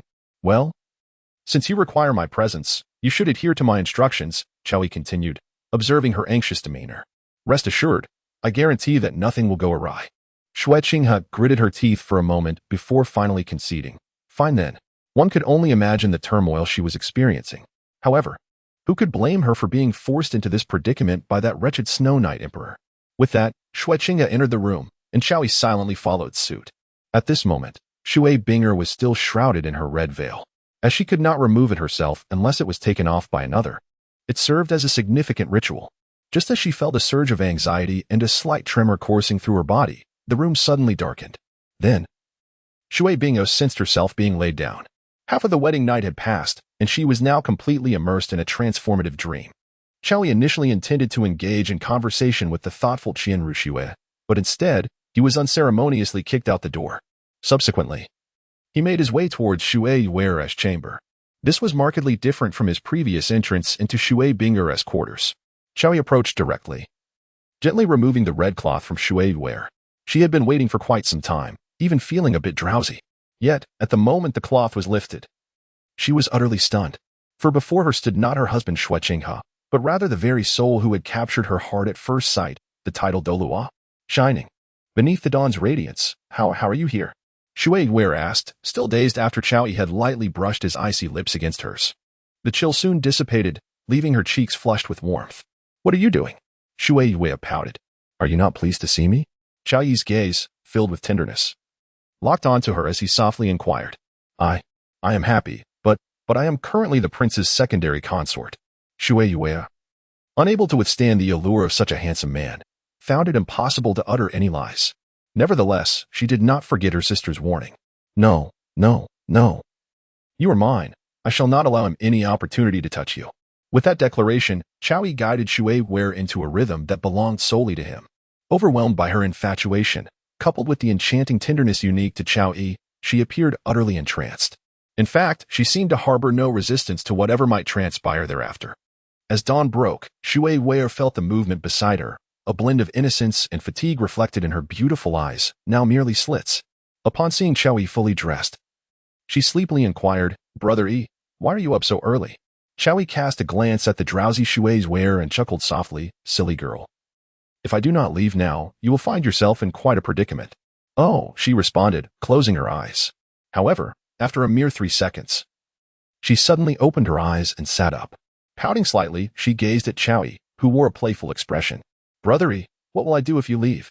Seeing his silence, Shui Wei felt compelled to voice her concern. "Just remain at ease as your prince consort," Chao Yi replied. "Ah?" Shui Wei had assumed that Chao Yi would take her away, considering she had bestowed her innocence upon him. To her dismay, he intended for her to stay behind. In that moment, her sorrow was palpable, with tears welling in her eyes, as if she might burst into tears at any moment. "Dear heart, do not cry. I assure you, this is for your own good. Think about it. If I were to take you away, your family." Chao Yi looked at Shui Wei with an expression that conveyed his concern for her well-being, and his reasoning seemed quite sound. But I... Shui Wei stammered, struggling to articulate a complete thought. Finally, she pointed at a flower illustration. "How am I to explain this to the crown prince? He would not spare us either." "Do not fret. He came to see you last night," Chao Yi reassured her. Shui Wei looked utterly bewildered, as she had waited most of the night without ever encountering Zhuqing. "There is no need for such a look. It is as it is. You are to be the little crown princess, and she is indeed your husband." Chao Yi gazed at the emerging radiance as the sun was poised to rise, and then remarked, "I shall return to see you when time permits. Be good now." With these words, Chao Yi vanished from the room. Shui Wei stared in astonishment at the spot where Chao Yi had stood, her thoughts unspoken. Furthermore, did he not possess any sense of cleanliness? Was he not concerned about Zhuqing's proximity? At that moment, Shui Wei's emotions were in tumult. As the sunlight bathed the earth in its glow, Chao Yi had already departed the palace. That night had indeed been exhilarating. Everyone aspired to be the illustrious Chao. Yet who could truly comprehend that only Dong was the pinnacle? Alas, this era was not a realm ruled by kings. Otherwise, the thrill could have been doubled. After leaving the palace, Chao Yi hastened towards Ayin. The upcoming promotion match awaited him, followed by the journey to Soul Master City, signifying a lengthy period during which he could not accompany Ayin. Naturally, he needed to put in extra effort, as the workload demanded his attention. Currently, Ayin was like a delicate little wife, wholly belonging to him. She even confided in Chao Yi that if he desired a child, she would be ready to oblige at any moment, for she was indeed quite exceptional. "Chao Yi, although I wish to become a father to Dog San, I never truly intended to assume that role. I must admit, Ayin's notion is quite perilous. Yet, for reasons unbeknownst to me, excluding certain peculiar factors, I find myself rather intrigued." Hiki. The following day marked the commencement of the promotion matches. The elite competition for advanced Soul Master Academies across the continent was not as lively as the preliminary rounds. To safeguard the privacy and security of the Soul Masters, no spectators were permitted to attend the promotion matches. During the preliminary rounds, many teams had conserved their strength. Moreover, there exists a fundamental distinction between team combat and one-on-one duels. The promotion matches were divided between the two great empires, with the 30 teams that advanced from the preliminaries competing within their respective empires. The 3 teams that had already secured spots in the finals, namely the teams sponsored by the Tiando royal family, the Xingluo royal family, and the Spirit Hall, did not partake in the promotion matches from the Tiando Empire, including the 5 teams that emerged from the Tiando City preliminary round. A total of 15 teams had completed their registration process in the morning at the venue of the promotion matches. Although the number of teams had significantly diminished, those who advanced from the preliminaries were undoubtedly the elite of elite academies. After all, this grand event was a gathering of advanced Soul Master Academies from the entire continent. In truth, the distinction between genius and elite has always been a challenging standard to measure. The disparity of location and the variability of individuals must be taken into account. Generally speaking, in some regions, achieving level 30 by the age of 20 is regarded as an extraordinary talent. Yet in other places, one must reach levels 35 or 36 in their 20s. In the imperial capital of Tiando City, one must attain level 40 by their mid-20s to be considered a genius. Conversely, at the Spirit Hall, one must reach the rank of Soul King at that age. Thus, they are all elites, At least in comparison to the contestants from their respective regions, this assertion holds true. The 5 kingdoms and principalities affiliated with the Tiando Empire had arrived even earlier, with 10 teams qualifying from the preliminaries, as they needed to acclimatize to the environment. Simultaneously, they carried numerous promises from their respective kingdoms or principalities. Should they achieve commendable results, the rewards they could obtain might surpass even the promises made by the Snow Knight Emperor. After all, these kingdoms and principalities yearned for talent, as who would not wish to possess more formidable soul masters? Indeed, a soul master is several times more powerful than elite soldiers. In the grand tapestry of warfare across the continent, soul masters have long since become a decisive factor on the battlefield. The number of high-level soul masters is fundamental in gauging the strength of a faction. This is precisely why the Spirit Hall holds such an exalted status, one that even the 2 great empires dare not offend. They are acutely aware that the kingdoms and principalities receive clandestine support from the Spirit Hall. Yet they remain powerless to voice their grievances. After all, a Title Douluo is tantamount to an army of tens of thousands. Most importantly, a Title Douluo can inflict immense damage upon an army with mere sporadic interventions. This is also the reason why the Snow Knight Emperor seeks to recruit Chao Yi. Although the Tiando Empire is bolstered by Ningfengji and 2 Title Douluos, it must be noted that they are aligned with the 7 Treasure Glaze Tile School, not directly with the Tiando Empire. While Dugu may lend assistance to the Tiando Empire due to his ties with Zhuqing, one must remember that favors have a way of being repaid. It can be said that a Title Douluo without a faction, whether in Tiando or Xingluo, is indeed a coveted asset. The Royal Hunting Grounds, where this promotion match is being held, lie 50 kilometers southwest of Tiando City. The terrain within the hunting grounds is diverse and expansive, serving as a venue for royal hunting and training. Under normal circumstances, no civilians are allowed to approach, with a 1,000-member Royal Knight Regiment responsible for patrolling and guarding the area. Additionally, this site serves as a training ground for this elite cavalry, with rotations occurring every 3 months to maintain their combat readiness.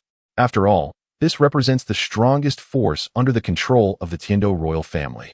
To avoid unnecessary troubles and conflicts, and to prevent the strength of each team participating in the promotion matches from being observed by rival academies, all 15 teams of Advanced Soul Master Academies were assigned to different locations for rest. Chowie naturally accompanied the royal family, as the little kittens they represented were emblematic of the Heaven Do royal lineage. The royal knights of the Heaven Do Empire donned resplendent silver armor, a robust plate that offered formidable protection. Even their steeds were meticulously selected, possessing a certain lineage of soul beasts, the Tianhun horses. While these horses lacked offensive capabilities, they were astonishingly swift, capable of bearing great loads, and exhibited remarkable endurance, making them the quintessential choice for cavalry.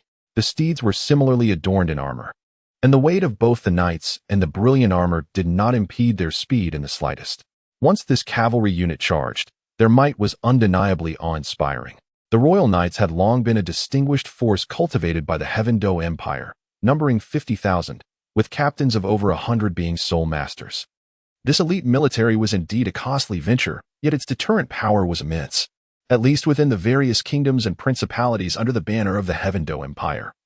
None dared to act recklessly under their shadow. However, to the Spirit Hall, the Royal Knights were merely adequate. After all, in this world, soul masters existed who transcended the ordinary. As long as one possessed a modicum of soul power, they were incomparable to mere elites. As for the original Heaven Do Empire's ability to stand against the Spirit Empire, it relied more on the covert assistance of hidden weapons. If such concealed armaments could dictate the battles here, one can only imagine the chaotic nature of this realm.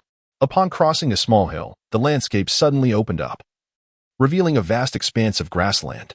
The widened vista brought a sense of liberation and indescribable comfort. Being representatives of royalty, even in the wilderness, they were afforded the utmost luxury.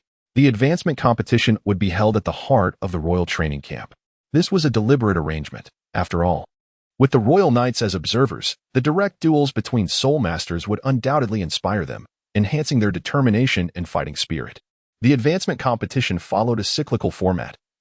But as the number of teams diminished significantly, the duration of the contest was shortened from a month to half a month, followed by a 2-week respite before the final showdown at the border of the Heaven Do and Xingluo empires. The royal tents, those of the Heaven Do Royal Academy, and even those of the Water Element Academy were all set up in this location. After settling in, Shuqing took Shui Binger to greet Shui Yi. As for Shui Yue, her whereabouts were unknown.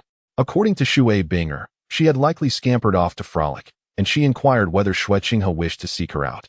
However, Shuqing declined, as she was well aware of Shui Yue's current activities. After all, her purpose for being here was to cast a shadow over Shuqing. After all, after arriving, Chao Yi had vanished without a trace. Meanwhile, in a dense thicket, Shui Yue, her cheeks flushed, softly implored, "Elder brother Yi, do not come any closer. If sister cannot find me, she will scold me. I brought you here, so I assure you, you are safe. Moreover, you are still young. It is only natural to explore a bit." Chao Yi chuckled, gently grasping Shui Yue's cool chin. But what if your highness becomes suspicious?" Shui Yue replied. Earlier, they had agreed to accompany their sisters to pay respects to the great Emperor Shui Yi. Your husband will handle it well, and she will not harbor any doubts. After all, she is the crown princess, Chao Yi remarked dismissively. As for Shui Yue's reluctance to address him as husband, Chao Yi was unconcerned. He considered it an added bonus, especially since he understood Shuqing's circumstances, which only enhanced the experience. "Why?" Shui Yue inquired, her enchanting eyes brimming with confusion. Chao Yi gently brushed her silky hair, revealing a stunningly beautiful oval face, rosy and alluring, with eyes as luminous as water. Tang Hao was a person who valued appearances. Just like on your wedding night, even if she had lost some memories, she would not deny anything, especially upon seeing the design you had prepared for her. Chao Yi continued. Shui Yue paused, seemingly recalling the moment. That morning, Tang Hao did indeed come to visit her. Though she said nothing, her demeanor was undeniably gentle, leaving Shui Yue feeling somewhat bashful. "How do you know him so well?" Shui Yue asked, turning to look at Chao Yi in confusion. "Ah, I am a brother who understands both sides," Chao Yi replied with a hint of meaning. Shui Yue remained perplexed. "Think about it. Soon you will be family." "Making us even closer," Chao Yi remarked with playful mischief. "Are you out of your mind?" Shui Yue responded, her temper flaring at Chao Yi's words. "I don't mind you." Chao Yi retorted. "You." Shui Yue felt angered, but found herself momentarily at a loss for a counterargument. Simultaneously, she sensed that Chao Yi did not truly harbor feelings for her, merely teasing her. Humph. Chao Yi gazed at the embarrassed and indignant Shui Yue, lightly tapping her, as if skimming the surface of water. He then continued, "Though my words may be somewhat harsh, they remain a truth. I have never encountered anyone as despicable as you, tormenting the crown princess while feigning brotherhood." Bah. It was evident that Shui Yue had been provoked by Chao Yi's remarks. Chao Yi merely provoked with words. Despite Shui Yue's seemingly fierce demeanor, it was evident that she did not entirely reject what she had just uttered. The occasional tension that gripped her was, quite frankly, indescribably delightful. Indeed, women are creatures of contradiction. Of course, Chao Yi was not genuinely averse to sharing what belonged to him. Rather, it was predicated on the understanding that Shuqing was, after all, a woman. "Are you unable to play?" Qian Rinxue inquired. 2 hours later, Shui Yue limped back to the camp, having twisted her ankle. As she returned, she chanced upon Shuqing and Shui Bingo approaching from the opposite direction. "Your Highness, sister," Shui Yue momentarily hesitated before softly calling out. "You well?"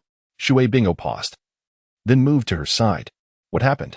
Why is your knee injured? What happened to your dress?" I slipped and fell on my way back." Shui Yue feigned. Shui Bingo regarded her with suspicion. Observing Shui Yue's flushed complexion, it was evident that this did not resemble the aftermath of a simple fall. "Are you all right?" Shuqing inquired gently. I'm fine." At Shuqing's tender concern, Shui Yue felt a pang of discomfort. After all, she had just crafted a hat for him. "Binger, please take Yue back to rest. If there is anything needed, let someone inform me. And I shall arrange for a healing mage," Shuqing continued. "Thank you, Your Highness." The sisters spoke in unison as they watched Shuqing depart. Once he was gone, Shui Binger turned her scrutinizing gaze upon Shui Yue. "Sister, why are you looking at me like that?" Although Shui Yue felt a sense of panic within, she maintained an air of calm. With enough experience, one could develop a sort of immunity to provocation. At that moment, she was indifferent to Shui Binger's probing stare. "Did you truly just fall?" Shui Bingo observed Shui Yue for a long while before posing the question. Shui Yue nodded. "You are also a soul master. Do you even believe that yourself?"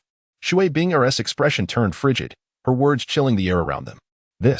Shui Yue was momentarily taken aback.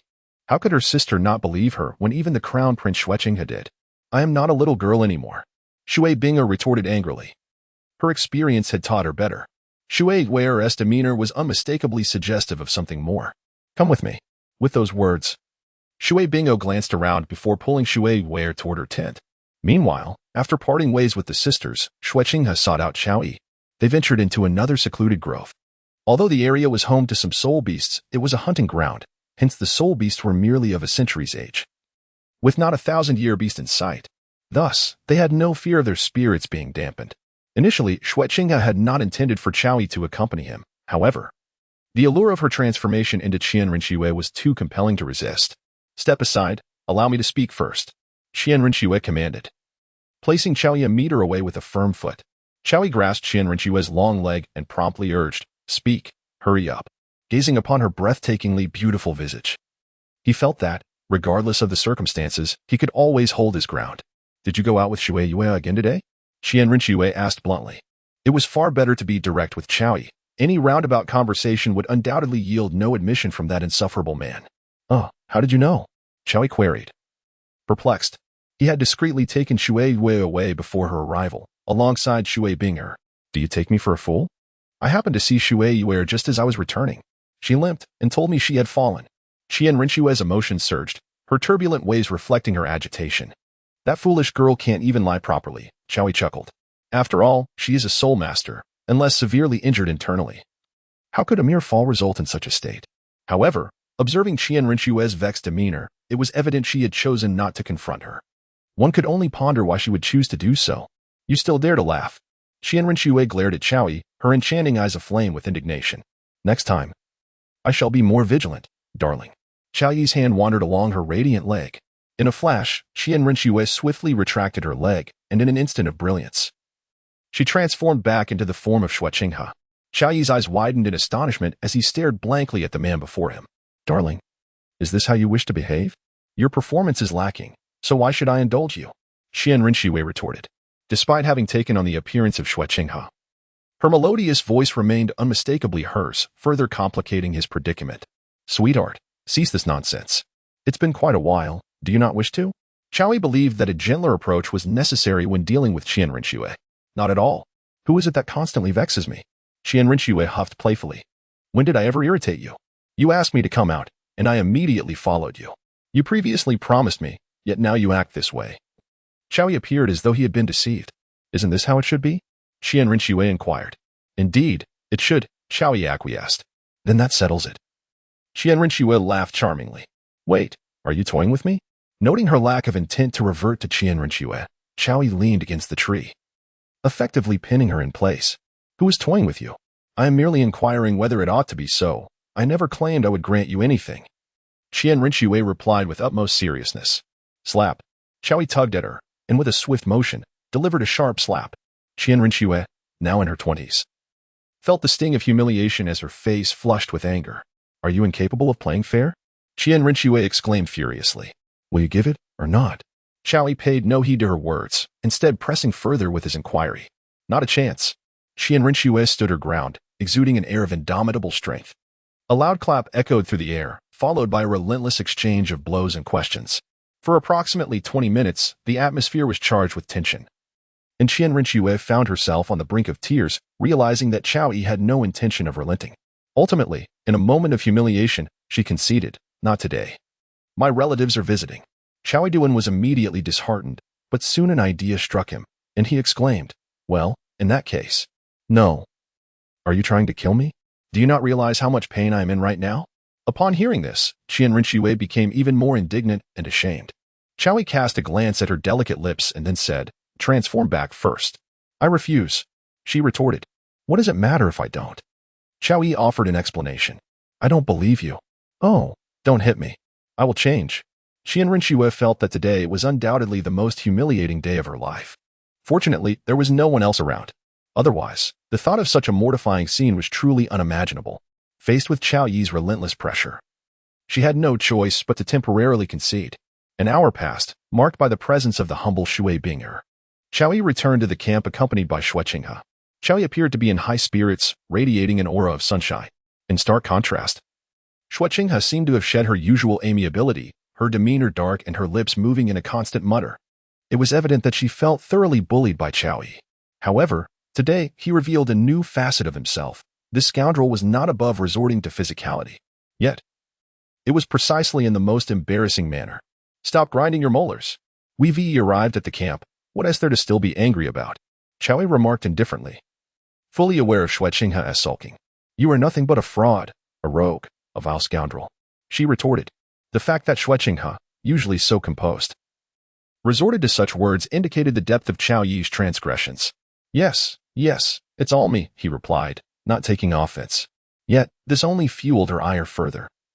For striking at something as soft as cotton was far more infuriating than hitting nothing at all.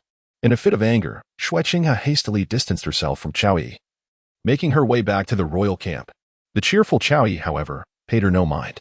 Though this world resembled ancient times, it did not adhere to the principles of male superiority. After all, it was a rather unique realm. Otherwise, how could a figure like Bai Bai Dong ascend to the position of pope? The only discernible division in this world was between the commoners and the nobility. Both Chao Yi and Shinran Xue belonged to the dominant class, thus necessitating a distinction in their respective ranks. Although today, as circumstances were temporary, with sufficient effort, she would learn to adapt. Chao Yi felt confident in this regard, for conquest was indeed a source of joy. Individuals like Ning Rongrong, who surrendered effortlessly, often lost much of the thrill. At the Water Element Academy's encampment, Shui Bingo cast a stern gaze upon Shui Ware, who sat there with a downturned mouth, exuding an air of pitiful innocence. Tell me, who is that man? Shui Bingo was on the verge of exploding with frustration. How could her sister engage in such reckless behavior? Zhuqing was destined to be the emperor of the future empire, and if this were discovered, the consequences for their family would be dire. I swear, I did nothing. Shui Ware maintained her earlier stance. Sister, if you tell me and promise never to see him again, I will ensure your secret is safe, Shui Binger implored, her thoughts racing to silence the man who had captivated her sister's heart. After a tense standoff, under her sister's icy pressure, Shui Ware reluctantly divulged her connection to Chao Yi. After all, Shui Binger was her elder sister, and Shui Ware held little belief that she would reveal this matter to Zhuqing. She even recounted the details of their intimate encounter. Upon learning of the various escapades between Shui Ware and Chao Yi, Shui Binger was momentarily stunned, her legs weakening as she stumbled back. It's him. It really is him.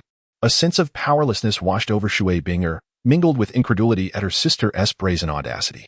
You must realize that maintaining any association with Chao Yi is perilous.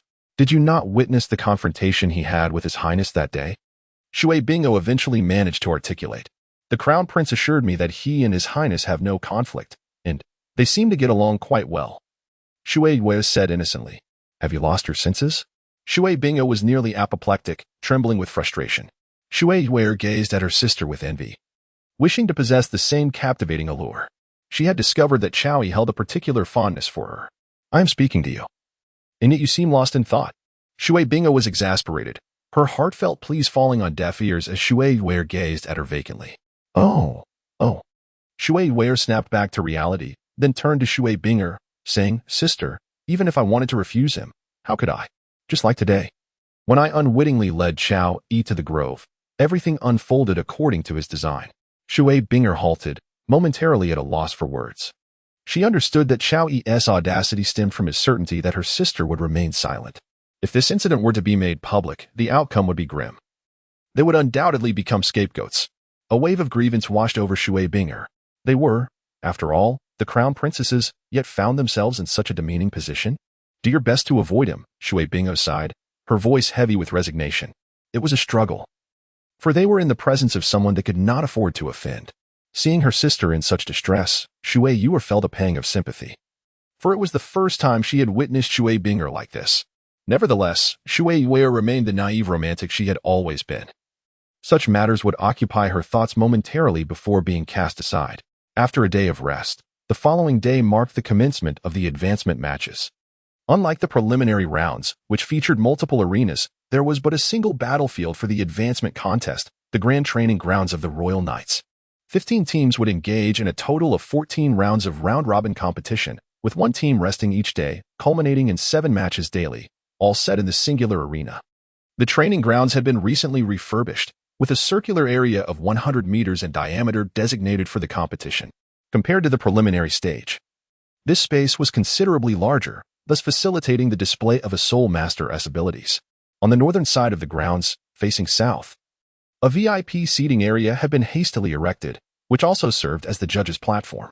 This time, the attendance of esteemed guests was notably diminished, with many lesser nobles absent. Among those seated in the front row were the Knight Emperor Shuiyi, Chaoyi, Ningfengji, and the Platinum Bishop Salas. While the subsequent rows were occupied by individuals clad in military attire, generals from the Tiando Empire, and high-ranking officials from the Spirit Hall in Tiando City. As previously stated, team battles tended to be chaotic, making it difficult to discern the details. The advancement matches, however, would be different. Each participant would showcase their individual prowess under the scrutiny of a watching crowd. This was the finest opportunity to assess a Soul Master's strength. While teamwork was crucial, it was often an individual's solitary strength that garnered the most attention. Surrounding the training grounds, an impressive force of 10,000 royal knights formed an impenetrable barrier, their armor gleaming. The valiant warriors of the royal knights stood resolutely on the ground, while those in the rear were seated majestically upon their steeds, collectively forming an immense circle that enveloped the arena. Such an impregnable defense was undoubtedly orchestrated by the Emperor of the Snowy Night, with the primary objective of allowing his most elite fighters to witness the prowess of the new generation of Soul Masters, thereby igniting their fighting spirit. However, from Chaoyi's perspective, this was not a means to kindle their zeal. Rather, it served to provoke these elite soldiers. After all, ordinary individuals are ultimately just that, ordinary, and how could they possibly be compared to Soul Masters? As time progressed, all 15 competing teams had arrived at the venue, including those who were fortunate enough to have a bye today. For even if they were not to compete, it was imperative for them to ascertain the capabilities of their opponents. This one-on-one contest undoubtedly presented an optimal opportunity, especially for the elite teams hailing from the kingdoms and principalities, who had long harbored ambitions regarding the Empire's superior teams. The rules of the competition were quite straightforward. Each side would dispatch 7 participants, and each combatant would fight until defeated. The victor would then face the next adversary, continuing until one side had lost all 7 of its members. Chaoyi directly arranged for Dugu Yin and Nai Mao to each face one opponent, with the task being to conquer 7 foes. At present, one is at level 54 and the other at 52. Merely having an additional spirit ring is a significant advantage. Moreover, some members of the opposing teams are merely spirit masters. It can be said that this task is far from difficult. Once the drawing of lots concluded and everyone had settled their arrangements, the Snow Knight Emperor rose from the VIP seats and proclaimed loudly through the Soul Guide, "The qualifying matches officially commence today. Over the next 14 days, I hope each academy's team will fully showcase their strengths and exhibit the grace befitting a Soul Master. Let the games begin." As his voice faded, the Royal Knights acted as cheerleaders, chanting "Long Life." The first match swiftly commenced, with the Blaze Academy facing off against a team named Fabia Academy. The competition unfolded rapidly. Once a disparity in strength emerged among the Soul Masters, victory or defeat often hung in the balance of a fleeting moment. The superiority of one's soul skills and the level of soul power could easily determine the outcome. The possession of soul bones, after all, is an exceedingly rare occurrence. As the subsequent rounds of matches concluded, it was time for the Royal Academy to confront the Balak Academy.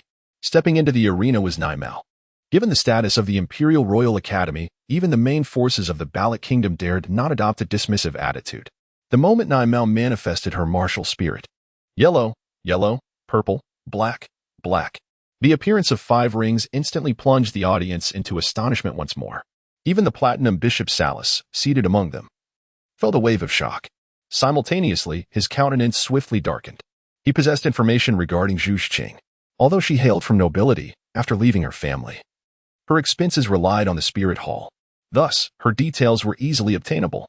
Yet, a girl of merely 13. To be frank, Salas found it hard to believe Zhuqing was indeed 13. Wasn't that a tad absurd? Furthermore, this 13-year-old maiden was so remarkably accomplished. Yet, gazing upon her youthful visage, it seemed nothing was amiss. Just a month ago, Zhuqing was only at level 48. However, she had now directly ascended to level 50. Such growth could not escape Salas's attention, especially considering she was a student of the Tiando royal family. Chaoyi naturally noticed the expression of Salas, yet he paid it no mind. After all, even the Title Douluo frequently seen from the Spirit Hall had been frightened by him.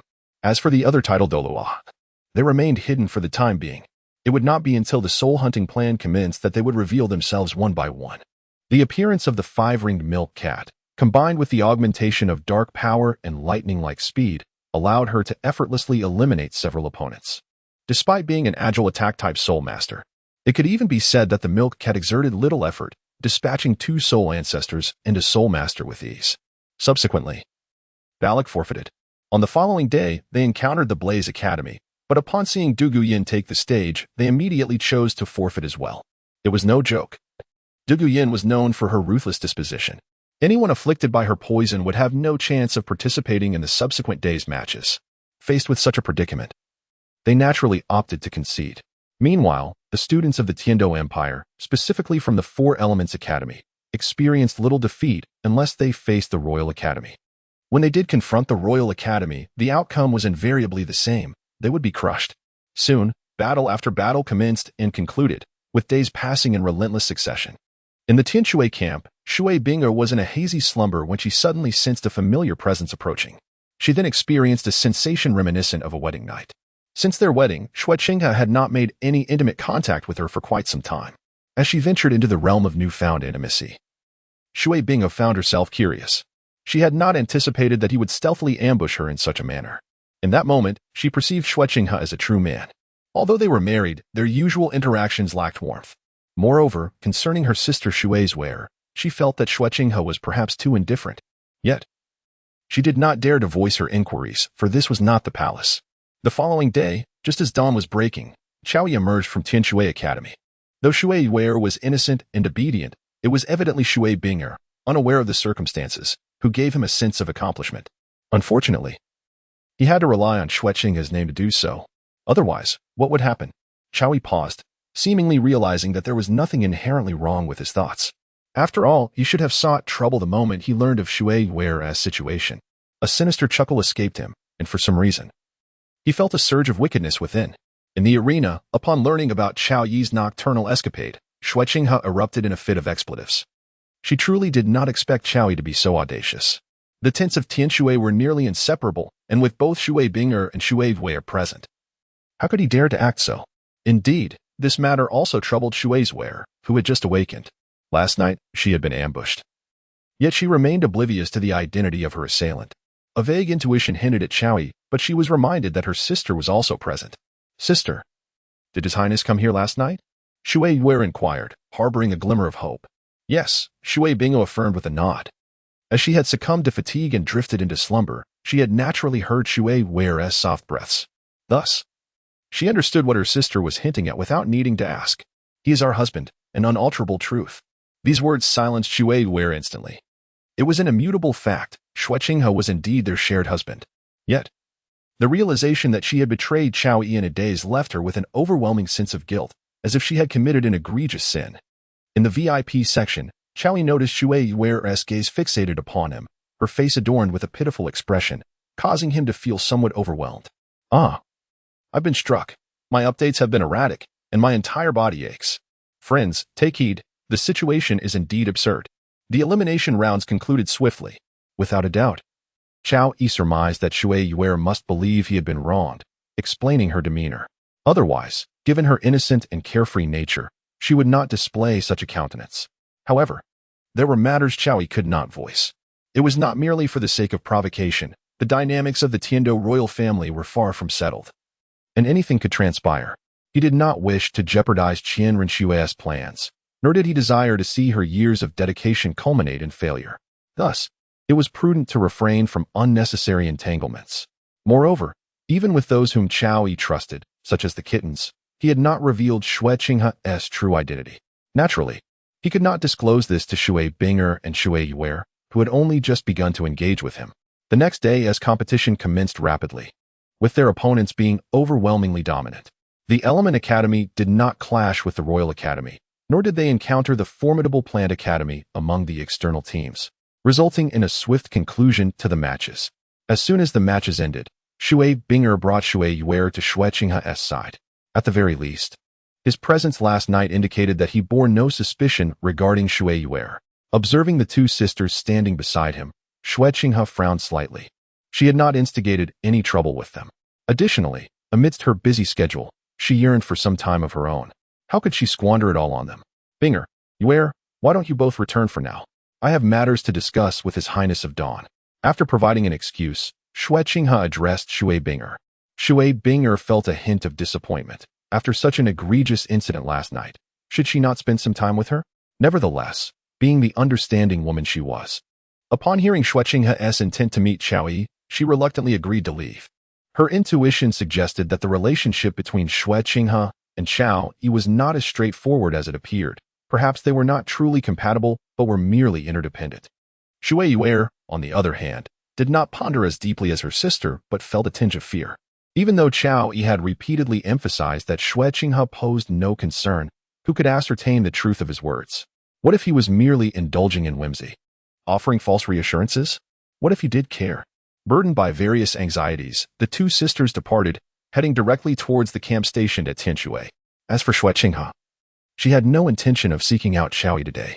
Having just created some discomfort for herself, why would she then wish to accompany him? She had her pride. Meanwhile, Qiao Yi took a moment to leave the camp, intending to visit Ayin. It had been nearly a week since the elimination rounds commenced. Although he had previously informed Ayin of his plans, returning now would undoubtedly be a delightful surprise for her. Upon arriving at Ayin's residence in Tiando City, as soon as Qiao Yi reached the entrance, the door swung open. "You rascal, you finally decided to visit me," Ayin exclaimed with a voice that resonated like a melody upon seeing Qiao Yi. To be frank, Qiao Yi was not particularly fond of such exuberant exclamations.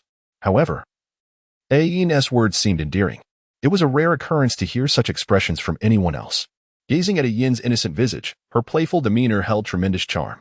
She swept her tousled hair to one side, cascading over her smooth shoulder, revealing her delicate and radiant face, which sparkled with brilliance. Seeing this, Ayin's playful eyes twinkled mischievously, a stark contrast to her usual innocent appearance. Her bright smile paired with her enchanting features.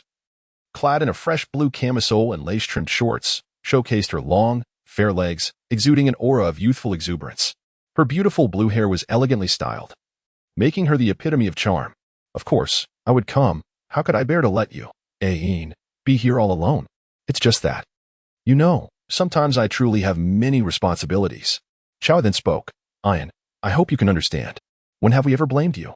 Ayin retorted, her lips pouting, gazing at her plump cheeks. That expression was utterly adorable, leading Qiao Yi to feel that Ayin seemed to be increasingly perfect. Her evolution was indeed rather unexpected. On this day, Qiao Yi had witnessed Ayin's current prowess. Several times, he nearly lost his composure, yet a mere few minutes were hardly adequate for Qiao Yi's situation. Ayin appeared quite accomplished, at least to the extent that Qiao Yi admitted she was the only one he found somewhat challenging to manage. The advancement matches were a resounding success, with the Royal Academy achieving a flawless victory in all 14 battles. Upon the conclusion of the competition, the Snow Knight Emperor undoubtedly delivered another stirring address, inspiring all present. Soon, the final match would commence, a true contest to determine the mightiest academy in the continent. As an emperor, the Snow Knight Emperor could not afford to leave Tiando City. Following his speech, he announced that Crown Prince Zhuqing would represent him as the envoy of the Tiando Empire for the judging of this grand event. The 15 teams from the Tiando Empire would be personally accompanied by him to a city at the border of the two great empires for the ultimate showdown, which would be hosted by the Spirit Hall. Compared to previous years, this time the Snow Knight Emperor seemed to perceive a glimmer of hope for the Royal Academy's triumph. A sentiment bolstered by both Dugu and Zhuqing. Qiao Yi naturally accompanied them, sitting alongside Zhuqing throughout the journey. He fancifully claimed it was for her protection. After all, as the Prince of the Heavendo Empire, one could never be too certain if anyone might harbor ill intentions toward him. This concern, of course, stemmed from the Emperor Shui Yi's apprehensions. Thus, Qiao Yi remained by her side, offering a semblance of security. Now that there was no one around, why not revert to their previous selves, dear? In the opulent carriage, Qiao Yi remarked to Zhuqing. "Get lost," Zhuqing retorted, exasperated by the incessant thoughts of this fellow. "It has been ages since we shared any intimacy. Do you not desire it?" Qiao Yi inquired. "Not at all," Zhuqing responded, surveying their surroundings before adding, "Are you worried about my identity being exposed? Shall we step outside?" Qiao Yi pressed on. Zhuqing paused, pointing at him. "You insufferable soul. I miss you," Qiao Yi confessed. Since the commencement of the championship, he had not received the favor of the angelic maiden, and he was yearning for it. Fine. Observing the earnest expression on Qiao Yi's face, Zhuqing refrained from rejecting him again. The very moment she acquiesced, Chowi whisked her away in an instant. Outside the Hall of Offerings, en route to Soul City, they encountered no hindrances whatsoever. In fact, the Spirit Hall made no attempts to ambush them. Clearly, the prior aggressiveness of the Spirit Hall had been provoked by Tang San's possession of the Haotian hammer. Although Zhuqing was exceptional, she was not an adversary of the Spirit Hall. More critically, their mentor was Chowi, alongside the Title Douluo, Dugu. Under such circumstances, Bibi Dong would not easily resort to aggression. The journey from Heaven Do City to Soul City spanned approximately 20 days. The final match's duration was relatively brief, as it was a straightforward elimination format. With 33 teams participating, the victor could be determined in less than 10 days. Along the way, the relationship between Chowi and Qian Rinxue experienced a rekindling of warmth. Evidently, while Zhuqing feigned disdain, she was equally enamored. Upon their smooth arrival in Soul City, Chowi was led by Qian Rinxue to meet Title Douluo. To be candid, Chowi was reluctant to encounter this old man. After all, who could predict how the old man would react upon discovering Qian Rinxue's circumstances? Even for someone as self-assured as Chowi, he did not consider himself a match for Title Douluo. At least in the current context, the disparity was quite significant. Seeing Chowi's rare display of nervousness, Qian Rinxue found it amusing. This was the first time she had witnessed such a side of him. "Darling, do you think it is appropriate for me to meet your esteemed grandfather now?" Chowi inquired, gazing at Qian Rinxue outside the Elder Hall. "You have been tormenting me. Now that we are here, should you not pay a visit to grandfather?" Qian Rinxue countered. "Surely you are not afraid of being struck down by grandfather's sword?" She teased further. "What nonsense. I fear nothing. I merely believe that meeting your grandfather warrants a certain decorum. One must know their place, mustn't they?" Chowi, upon seeing Qian Rinxue's ambiguous smile, reluctantly remarked, "All right, let's go. I refuse to believe that Title Douluo could bring about my demise. Of course, he wouldn't harm you." Qian Rinxue replied, casting a disapproving glance at Chowi. "Then there is no need for concern. If he wishes to tear us apart, I shall reduce this spirit city to ruins." Suddenly, Qian Rinxue interjected, "Don't be ridiculous. My grandfather is not that stubborn. Seeing you, this little rascal, would surely bring him joy. Indeed, what normal girl would forsake her vibrant youth for enjoyment, only to disguise herself as a man and work undercover for so many years?" Now, she was able to present herself authentically, bringing Chowi along. Title Douluo would undoubtedly be pleased for her sake. Chowi naturally understood her intentions and gently wrapped his arm around her slender waist as they made their way towards the Hall of Offerings. In this context, the Hall of Offerings is a sanctuary reserved for those whose martial spirit transcends the formidable threshold of level 95, reaching a minimum of level 96. Level 96. One can scarcely imagine how few Title Douluos across the entirety of the Douluo Continent have attained such a remarkable echelon. It is easy to envision the immense majesty that this place exudes. As Chowi followed Qian Rinxue to the entrance, he beheld two elderly gentlemen. They were brothers, both with white hair and beards, appearing to be well over 80 years of age. Despite their advanced years, their features bore a striking resemblance to one another, and they possessed identical martial souls, each wielding a coiling dragon staff, measuring 12 feet in length, adorned with a golden dragon motif. The soul rings upon their staffs were also uniform, consisting of the optimal configuration of 2 yellow, 2 purple, 5 black, and 9 grand soul rings. "Young master, who is he?" inquired Title Douluo, pointing at Chowi with his staff. "My partner," Qian Rinxue replied, wrapping her arms around Chowi. Tianjun and Jiang Mo were momentarily taken aback. Since Qian Rinxue had infiltrated Tiando City, her returns had been infrequent, and she had always disguised herself as a man. Truth be told, this version of Qian Rinxue was quite a rare sight. Their gazes shifted back to Chowi. As for the two elders, Chowi paid them little heed. Even though their combined strength was formidable, it paled in comparison to true power. There was no need for concern. "You may enter first." "Young master," Tianjun Douluo said, looking at Qian Rinxue. "Why?"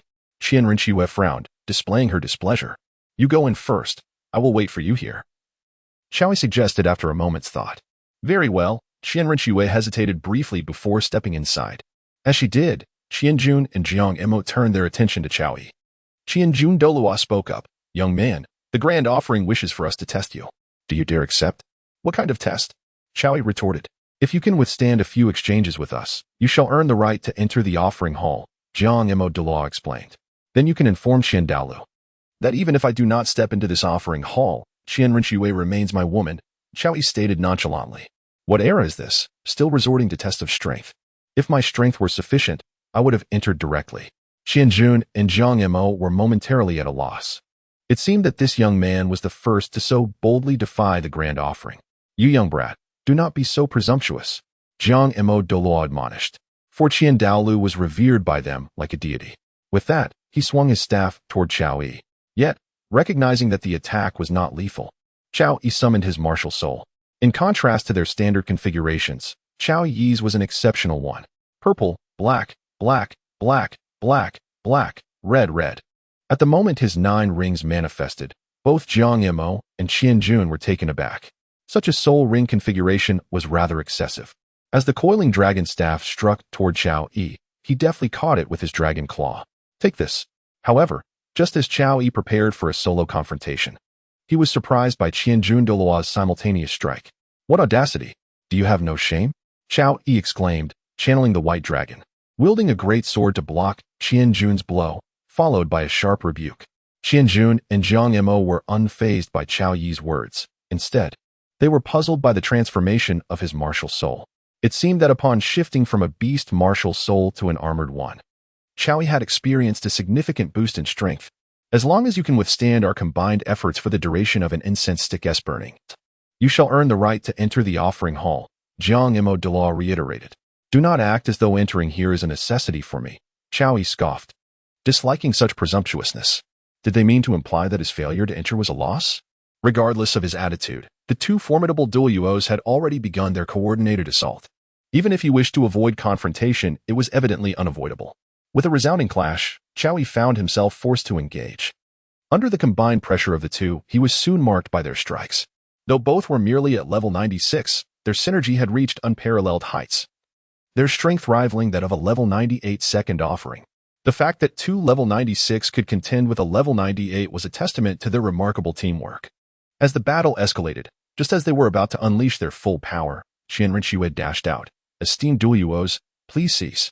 Upon her arrival, the 2 immediately withdrew from their confrontation with Chao Yi, who had been executing his 9th soul skill and was obliged to halt. Are you unharmed? Qianjun expressed genuine concern for Chao Yi. Despite her frequent dismissals, she hurriedly checked him for injuries upon seeing him wounded. I am fine. If this continues, it may be someone else who finds themselves in trouble, Chao Yi remarked with a smirk. Now you see my prowess, right? Qianjun chided playfully. Of course. Let us depart. As they followed Qianjun away, she began to explain the circumstances surrounding Qian Daolia's absence. In essence, it boiled down to Chao Yi having disrupted the heart of Qian Daolia's granddaughter. And the fact he had not been harmed was currently the greatest act of kindness bestowed upon him. The final tournament did not commence with the grand spectacle one would anticipate. Rather, it was quite simple. A cardinal dressed in red from the spirit hall ascended the stage, announcing the commencement of the finals while also revealing the matchups and buys. The match commenced under the guidance of referees specially appointed by the Spirit Hall. The Royal Academy's first opponent was the Heavenly Water Academy. Unsurprisingly, the latter chose to concede without a fight. The second match featured them against the Element Academy from within the Tiando Empire, specifically the Blaze Academy. Familiarity bred caution, and Blaze Academy opted to forfeit as well. There was no sense in engaging in a futile struggle against an unbeatable opponent. Thus, after 2 effortless victories, they had yet to reveal any of their true capabilities. Upon reaching the top 6, they did not directly encounter the Spirit Hall but instead faced the Royal Academy of the Star Luo Empire. Upon seeing this opponent, Zhuqing felt a sense of relief wash over her. She had no desire to compete for anything and sought no recognition. Yet, this endeavor served as a personal journey for her. She desired solitude and had no intention of pursuing accolades. Soon, the competitors from both sides took to the stage. Chao Yi's attention swiftly fell upon the representatives from the Star Luo Empire. Leading them was a tall figure with long golden hair cascading down his back, an air of languid indifference on his face, and his eyes shimmering with a violet light, albeit not in the form of twin pupils. His visage bore a resemblance to Dai Mubai's, yet he was even more imposing in stature. However, this individual clearly did not warrant excessive scrutiny from Chao Yi. Behind him, there was a tall young lady, her figure nearly matching his height, possessing an extraordinarily voluptuous form and skin as smooth as sheep's fat white jade. She wore a gentle smile and, even amidst the competitive arena, remained entwined with the former S-arm. This girl was strikingly beautiful, her resemblance to Zhuqing even surpassing that of Dai Mubai's brother. However, she lacked the icy demeanor of Zhuqing, exuding an overall softness that made her beauty more readily acknowledged. It must be said that the products of the Xinglua Zhu family are indeed exquisite. Oh, is that not Zhuqing? I never anticipated you would join in, making it this far. Quite impressive, Davis remarked, momentarily taken aback upon seeing Zhuqing. Yuqing. What is the point? Daimobai has chosen to hide away. What are you still resisting? After the competition, return home with your sister. Our parents miss you dearly. Zhu Zhuyun spoke, her tone lacking the coldness of Zhuqing, instead imbued with a genuine allure that easily ensnared one's senses. Zhu Zhuyun. You need not feign sincerity here. Had I not left home, I might have perished by your hand. Miss me? In our family, does such familial affection truly exist? Zhu Zhuqing disregarded Davis entirely, her gaze fixed on Zhu Zhuyun, her voice growing even colder than before. Before the sisters could exchange barbs, the referee approached the center of both teams, addressing them. Prepare for the match. You may unleash your martial souls. The rules remain the same. The defeated will be eliminated, while the victors will advance to the top 6. The Tiando Royal Advanced Soul Master Academy faces off against the Xinglua Royal Advanced Soul Master Academy. On your marks, as the referee raised a hand, both parties activated their martial souls. Due to time constraints in the Xinglua Empire's focus solely on the royal team, they were unaware of Zhu Zhuqing and her companion's true capabilities. In fact, prior to this encounter, they had no inkling that Zhu Zhuqing was even participating. As the martial souls were unleashed, Davis and Zhu Zhuyun displayed strengths of levels 46 and 47, respectively, while their teammates also boasted levels exceeding 40, with only one at the Soul Master rank not having surpassed level 40. However, before they could revel in their superiority, Zhu Zhuqing and Dugu Yin manifested their martial souls. Yellow, yellow, purple, black, black. Particularly at the moment when 5 rings encircled Zhu Zhuqing, many stood astounded. Not only the academy from the Xinglua Empire, but even some bishops from the Spirit City were taken aback. Zhu Zhuyun gazed at Zhu Zhuqing in disbelief, exclaiming, "No, this cannot be. When you left home, you were merely in your 20s. How could you have possibly surpassed level 50 in just 2 years? This was utterly inconceivable, not to mention Zhu Zhuyun." Even Davis was momentarily stunned. Yet, unlike Zhu Zhuyun's fury, Davis felt no dismay. After all, his royal consort could very well be Zhu Zhuqing. Owing to her exceptional talent, while he belonged to the esteemed White Tiger clan, Zhu Zhuyun was acutely aware of this fact, and at that moment, she harbored intense resentment, both towards Zhu Zhuqing and herself. If she had pursued Zhu Zhuqing with lethal intent back then, would they be facing this situation today? Davis. Zhu Zhuyun called coldly. Davis snapped back to attention and nodded. Do not worry, Zhuyun. I will assist you. 5th soul skill, Emerald Phosphor Snake Prison. However, before they could act, Dugu Yin struck first. A series of green serpents surged forth, intertwining to form a prison. This was the soul skill derived from the Blue-Silver King. Although they appeared as snakes, they were essentially blue-silver grass. Yet, due to the enhancement from the Emerald Phosphor Snake Emperor Martial Soul, they were more than mere blue-silver grass. Feeling a surge of pain coursing through her body, she mused about this bizarre new ailment. Dugu Yin's attack unleashed the green poisonous vines, rapidly ensnaring the 7 opponents. Roar. Observing the impending entrapment, Davis swung his fist at the Emerald Snake Prison. Bang. However, his powerful strike did not shatter the prison. Instead, the surrounding serpents opened their gaping maws and lunged at him. White Tiger Protective Barrier. White Tiger Diamond Transformation. Davis's 2 soul rings flickered, amplifying his aura significantly. Yet, how could he withstand the 5th soul skill enhanced by the 9 treasure glaze tile? With a series of hissing sounds, the serpents left their bite marks on Davis's body. Despite his White Tiger protection, he could not avert the invasion of the Emerald Phosphor Snake poison. Zizizi. Especially as the toxin entered his body, it wreaked havoc like lightning within. Boom. Davis collapsed to his knees, having been struck by an internal storm. As a royal heir, he possessed his own pride. Even so, he attempted to rise once more. Humph. A fool who knows not his limits, Dugu Yin scoffed. Truth be told, had it not been for the competition's rules prohibiting lethal force, how could Davis withstand such an onslaught? Now, with Dugu Yin wielding the Emerald Phosphor Snake Emperor's poison, combined with the myriad of toxins at her disposal and the shared thunderous power from Chaoyi, even a Soul Emperor would be brought low under her full force. Davis soon succumbed to intense agony, collapsing to the ground in unconsciousness. Alongside him, the other 5 participants also lost consciousness, some even earlier due to their lower soul power. At this moment, only Zhuqing and Zhuqing remained engaged in combat. As for Dugu and her companions, they refrained from further action, while the other members of the Royal Academy could be considered mere fillers. Dong Mo, I believe we can simply follow the three elder sisters and secure the championship. Ling Feng, isn't that obvious? Do you see any competitors? Qin Mu, no need to worry, I will intervene. At this juncture, the bodies of the two sisters, Zhuqing and Zhuqing, collided in midair like shooting stars, producing a cacophony of sounds with every interaction of their claws. Before long, Zhuqing was struck down, a paw slamming her to the ground. Zhuqing landed gracefully, gazing at her incapacitated sister, declaring, "It is over. Our enmity is now settled. I will no longer contest with you, now or in the future." In stark contrast to Zhuqing's disheveled state, Zhuqing appeared far more composed. Their disparity extended beyond mere soul power. There was a significant difference in their soul rings as well. Zhuqing was unwilling to accept such a defeat. However, she found herself deprived of further opportunities to voice her thoughts. The relentless barrage she had just endured had left her clinging to a mere faith. Regrettably, faith alone could not equate to strength. Moreover, had it not been for Zhuqing's discernment of her resolve and her decision not to exert herself fully, Zhuqing might have either perished or been gravely wounded. One must acknowledge the vast chasm that separated them. Such disparities could not be bridged merely through negative emotions. In this world, not all fury translates into amplified power.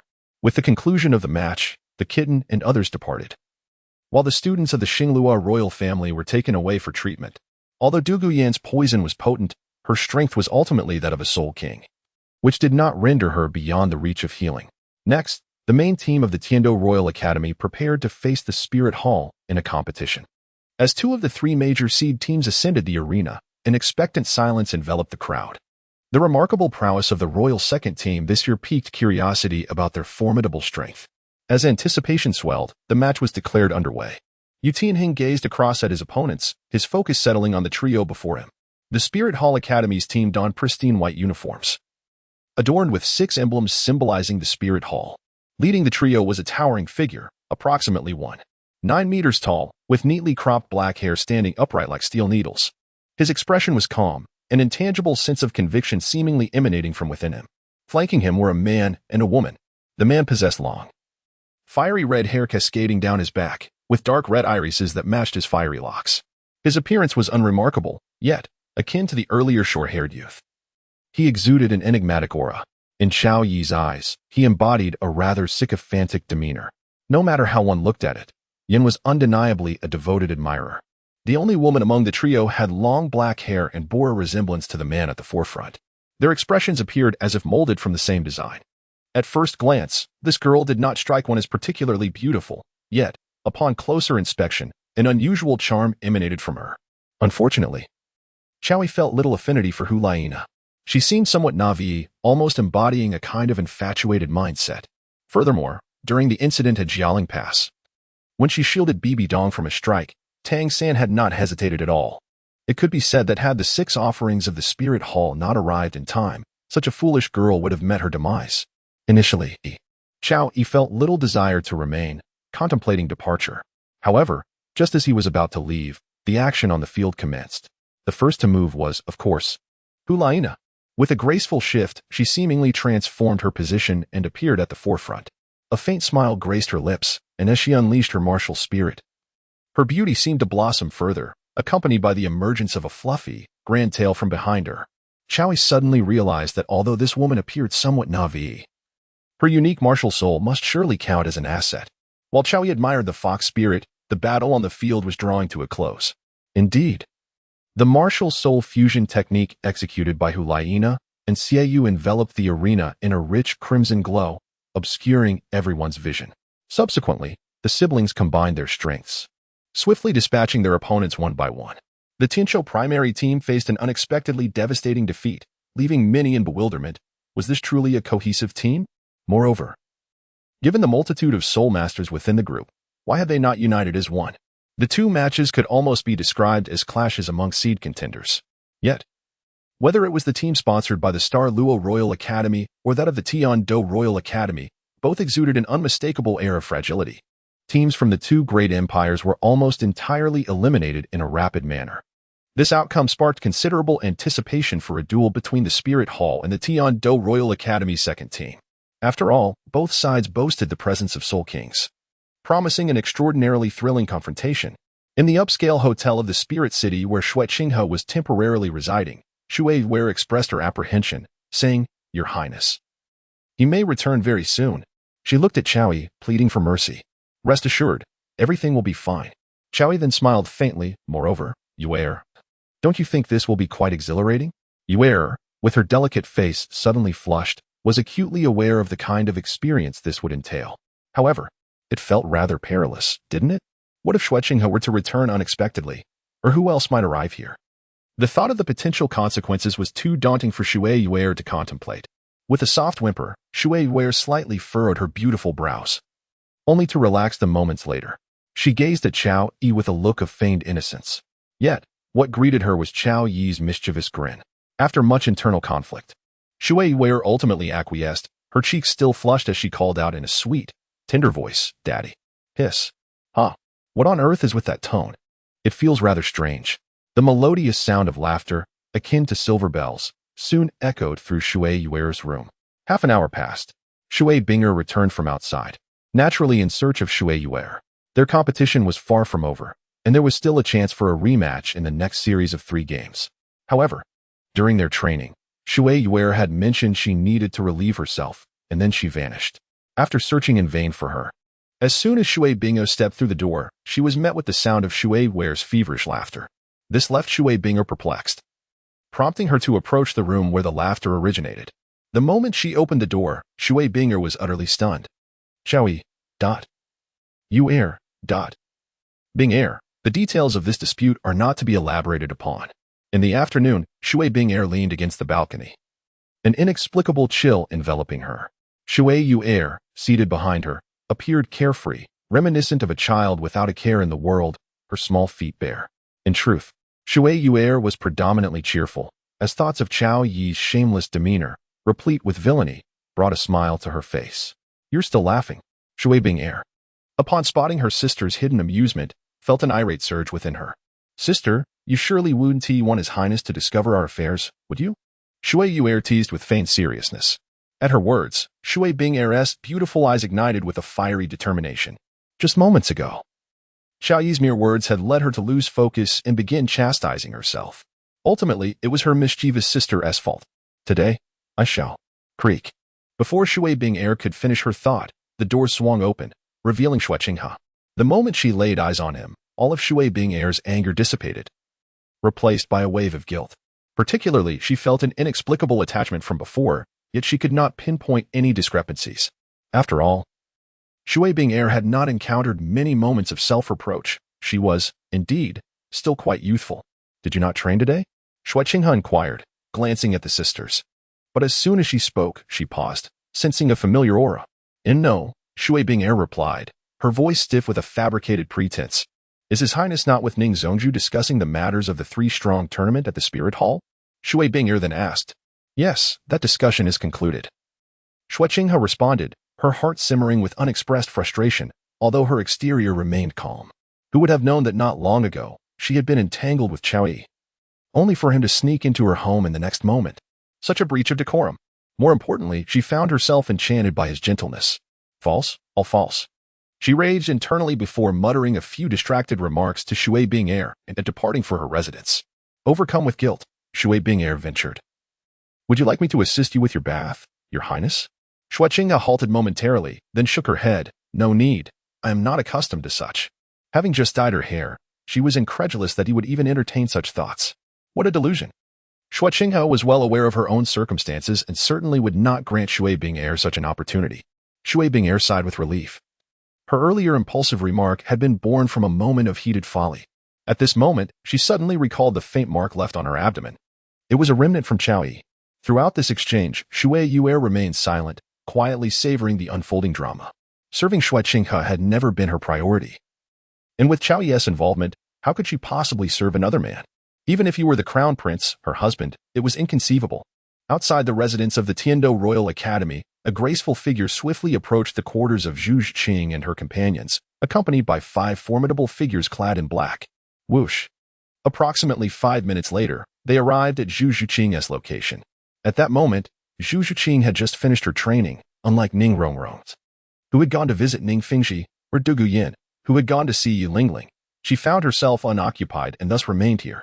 However, she soon sensed the presence of Zhuqing and the 5 powerful beings, each at least Soul King or even Soul Emperor level. Zhuqing coldly declared, "Leave now, and I shall pretend this evening's events never transpired."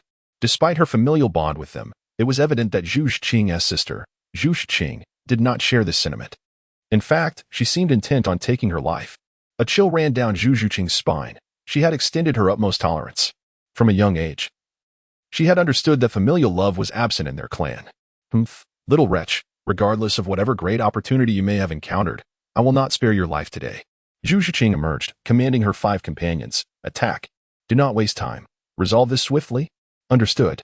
The 5 responded in unison, summoning their martial spirits. Except for one soul sage.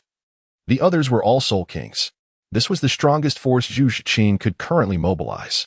The soul sage brandished a long spear, lunging toward Zhuqing. Phantom Shadow. Zhuqing replicated herself, manifesting dozens of duplicates. One of her avatars charged forward to intercept the spear's thrust. Boom. As the avatar shattered, the soul sage was forced to retreat, for at that moment, the disintegrating clone transformed into a dark spirit cat, pouncing forth with incredible speed and an ominous aura. Smash!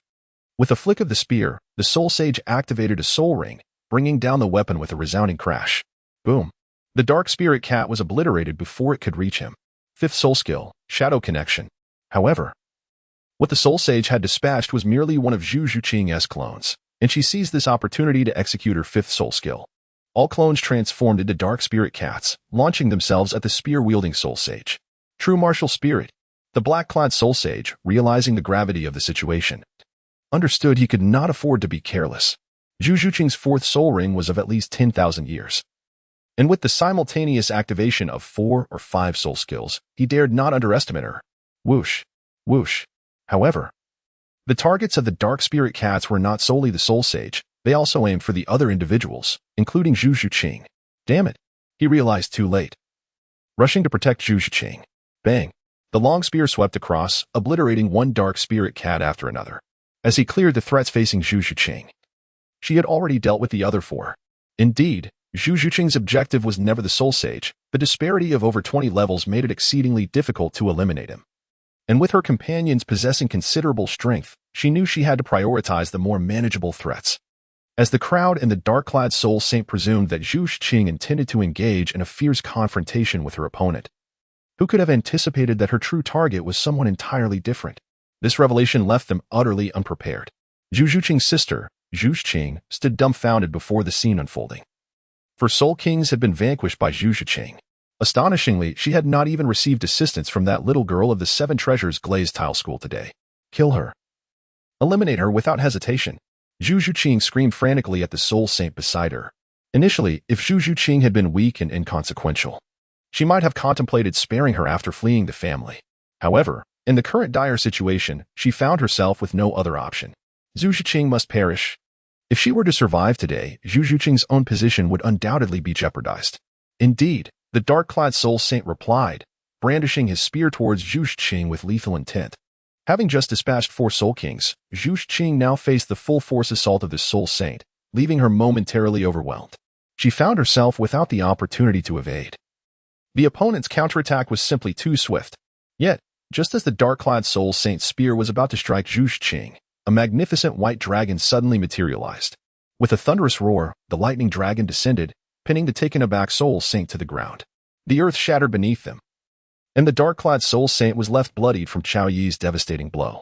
Simultaneously, Chao Yi revealed himself as the lightning dragon diminished, coiling around his hand. He turned to Zhuqing and inquired, "Are you unscathed, little cat?" I'm fine," she stammered, clearly taken aback. As Chao Yi had previously mentioned, he would be departing for a while. "I have completed my tasks and happened to notice the commotion here, prompting my arrival," Chao Yi explained. Oh, Zhuqing finally comprehended. Chao Yi cast his gaze upon a soul sage opposite him, along with another Zhuqing. "How shall we proceed?" Chao Yi inquired. "I shall defer to your judgment," Zhuqing remarked, choosing not to take charge this time. Regardless of whether Chao Yi chose to slay or act otherwise, she would remain silent. He. Upon hearing this, Chowi let out a peculiar laugh. The sound of his laughter made Zhuqing uneasy, as she suspected that Chowi might be conjuring some mischievous scheme again. Meanwhile, Zhuqing felt a sense of alarm, for the opponent had actually injured a soul saint with a single strike. Moreover, that laughter clearly hinted at something significant to her. How? Chowi had long since made his decision. Now, upon seeing that the small cat had no objections, he felt no hesitation whatsoever. His arm transformed into a thunder dragon, directly piercing through, and in a swift motion, it consumed a soul sage whole. The rumble echoed ominously. Indeed, it was Chao Yi's thunder dragon, conjured from electric energy, that devoured the cloaked soul sage. In the end, it did not merely consume him. Instead, it reduced him to a charred corpse amidst 100,000 volts of electricity. After eliminating the soul sage, Chao Yi captured Zhu Yuan and subsequently imprisoned her in the system's space, as this was the only feasible solution for the time being. Naturally, Chao Yi took Zhu Yuan away from that location. Once outside, he secured her once more. Observing Chao Yi's departure, Zhuqing let out a sigh.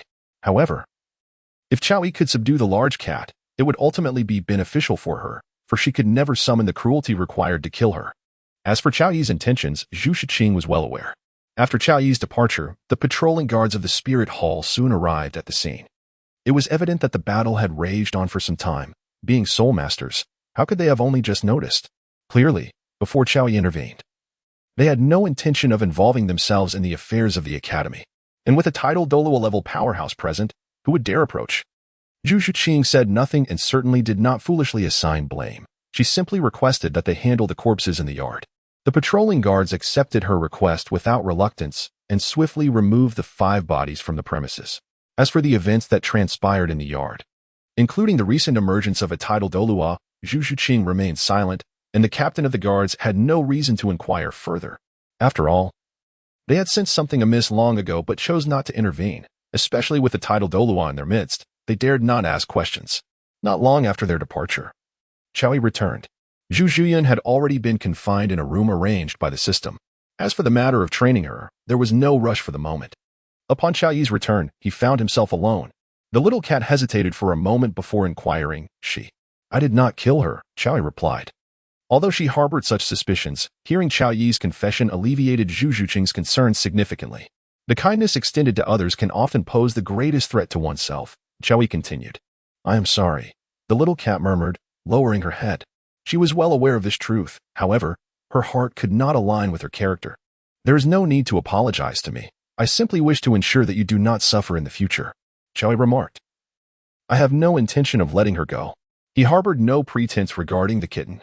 Zhuqing merely cast a reproachful glance at Chao Yi. How could he possibly think that the kitten was unaware of his thoughts? My sister is betrothed to Davis, Zhuqing pointed out. Isn't that even better? Chao Yi felt a surge of joy, fully aware of the situation at hand.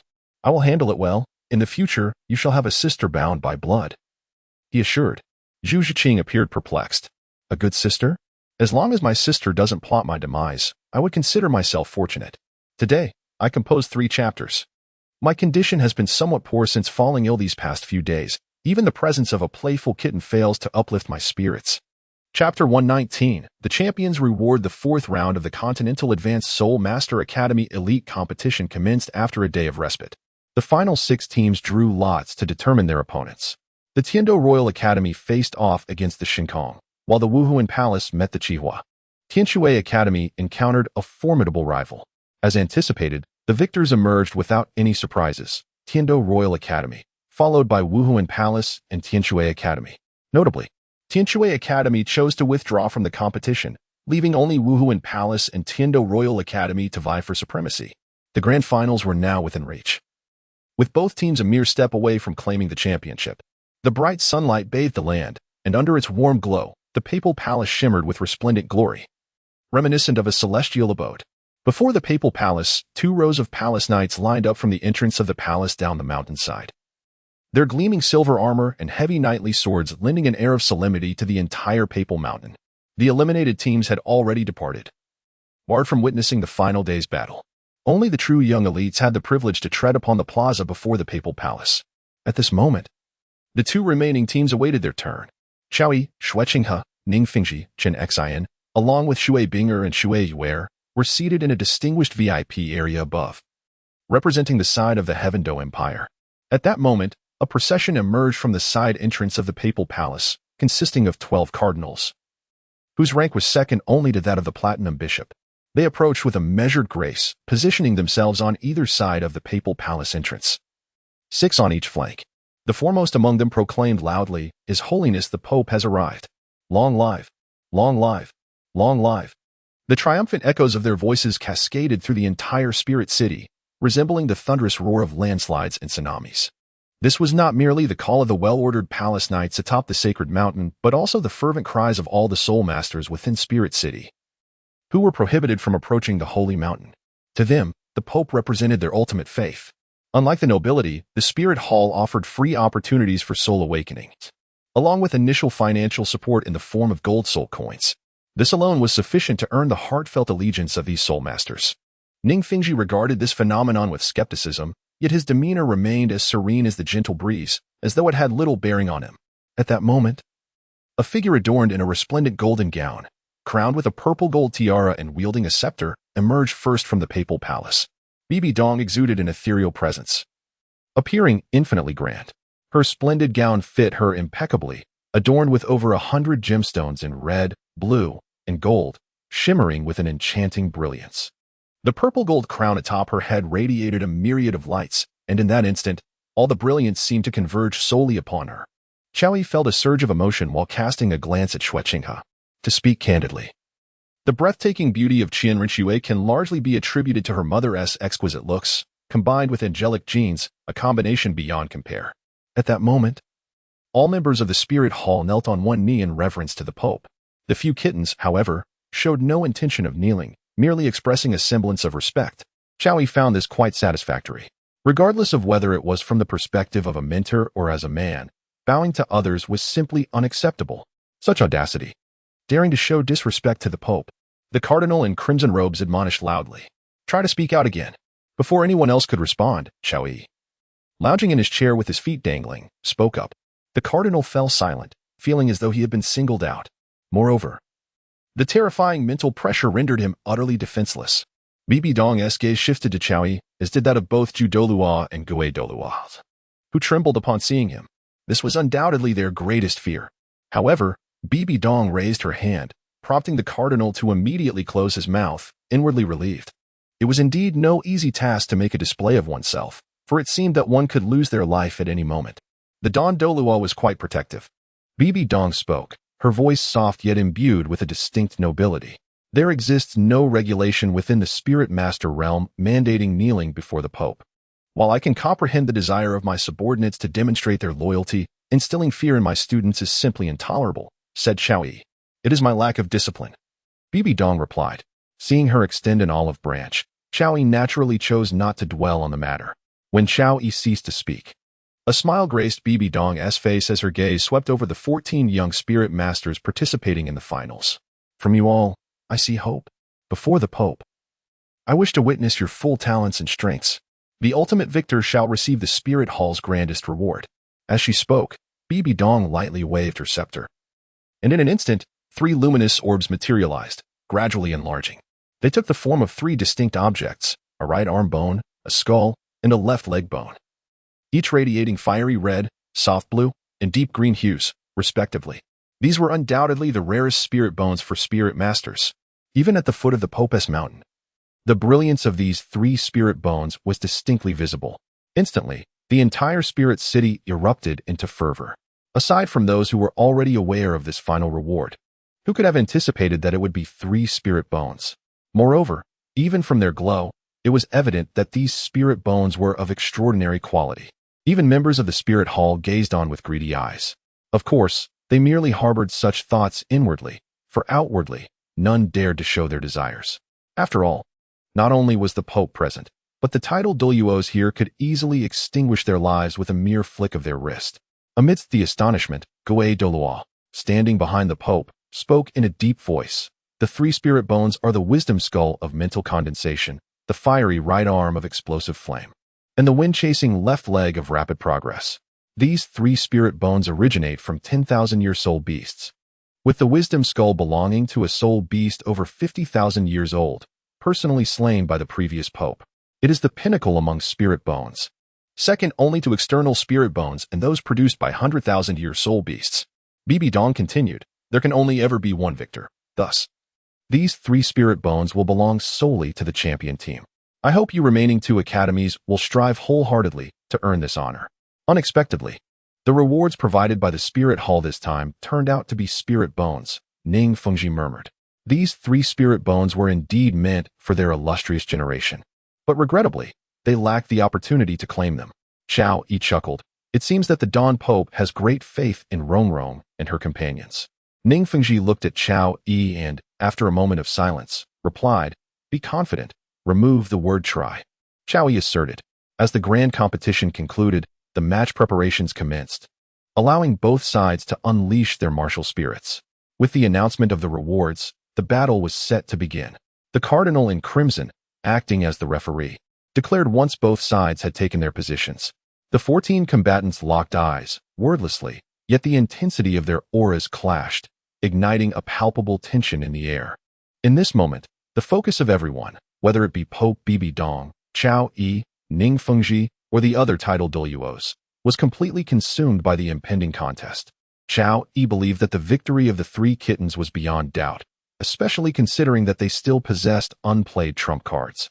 The 7 members of the Spirit Hall Academy team moved almost simultaneously, a surge of soul power erupting from their bodies. Although Xie Yu and the others were not as high in rank as Dugu, the presence of 3 soul kings and 4 soul ancestors far surpassed the 4 soul masters on the side of the Tiando Academy. Ning Fengji furrowed his brow and inquired, why did the Radiant Crown not arrange for some members from the Imperial Fight team? This puzzlement was not exclusive to Ning Fengji. Shui Binger and her companions also found it perplexing.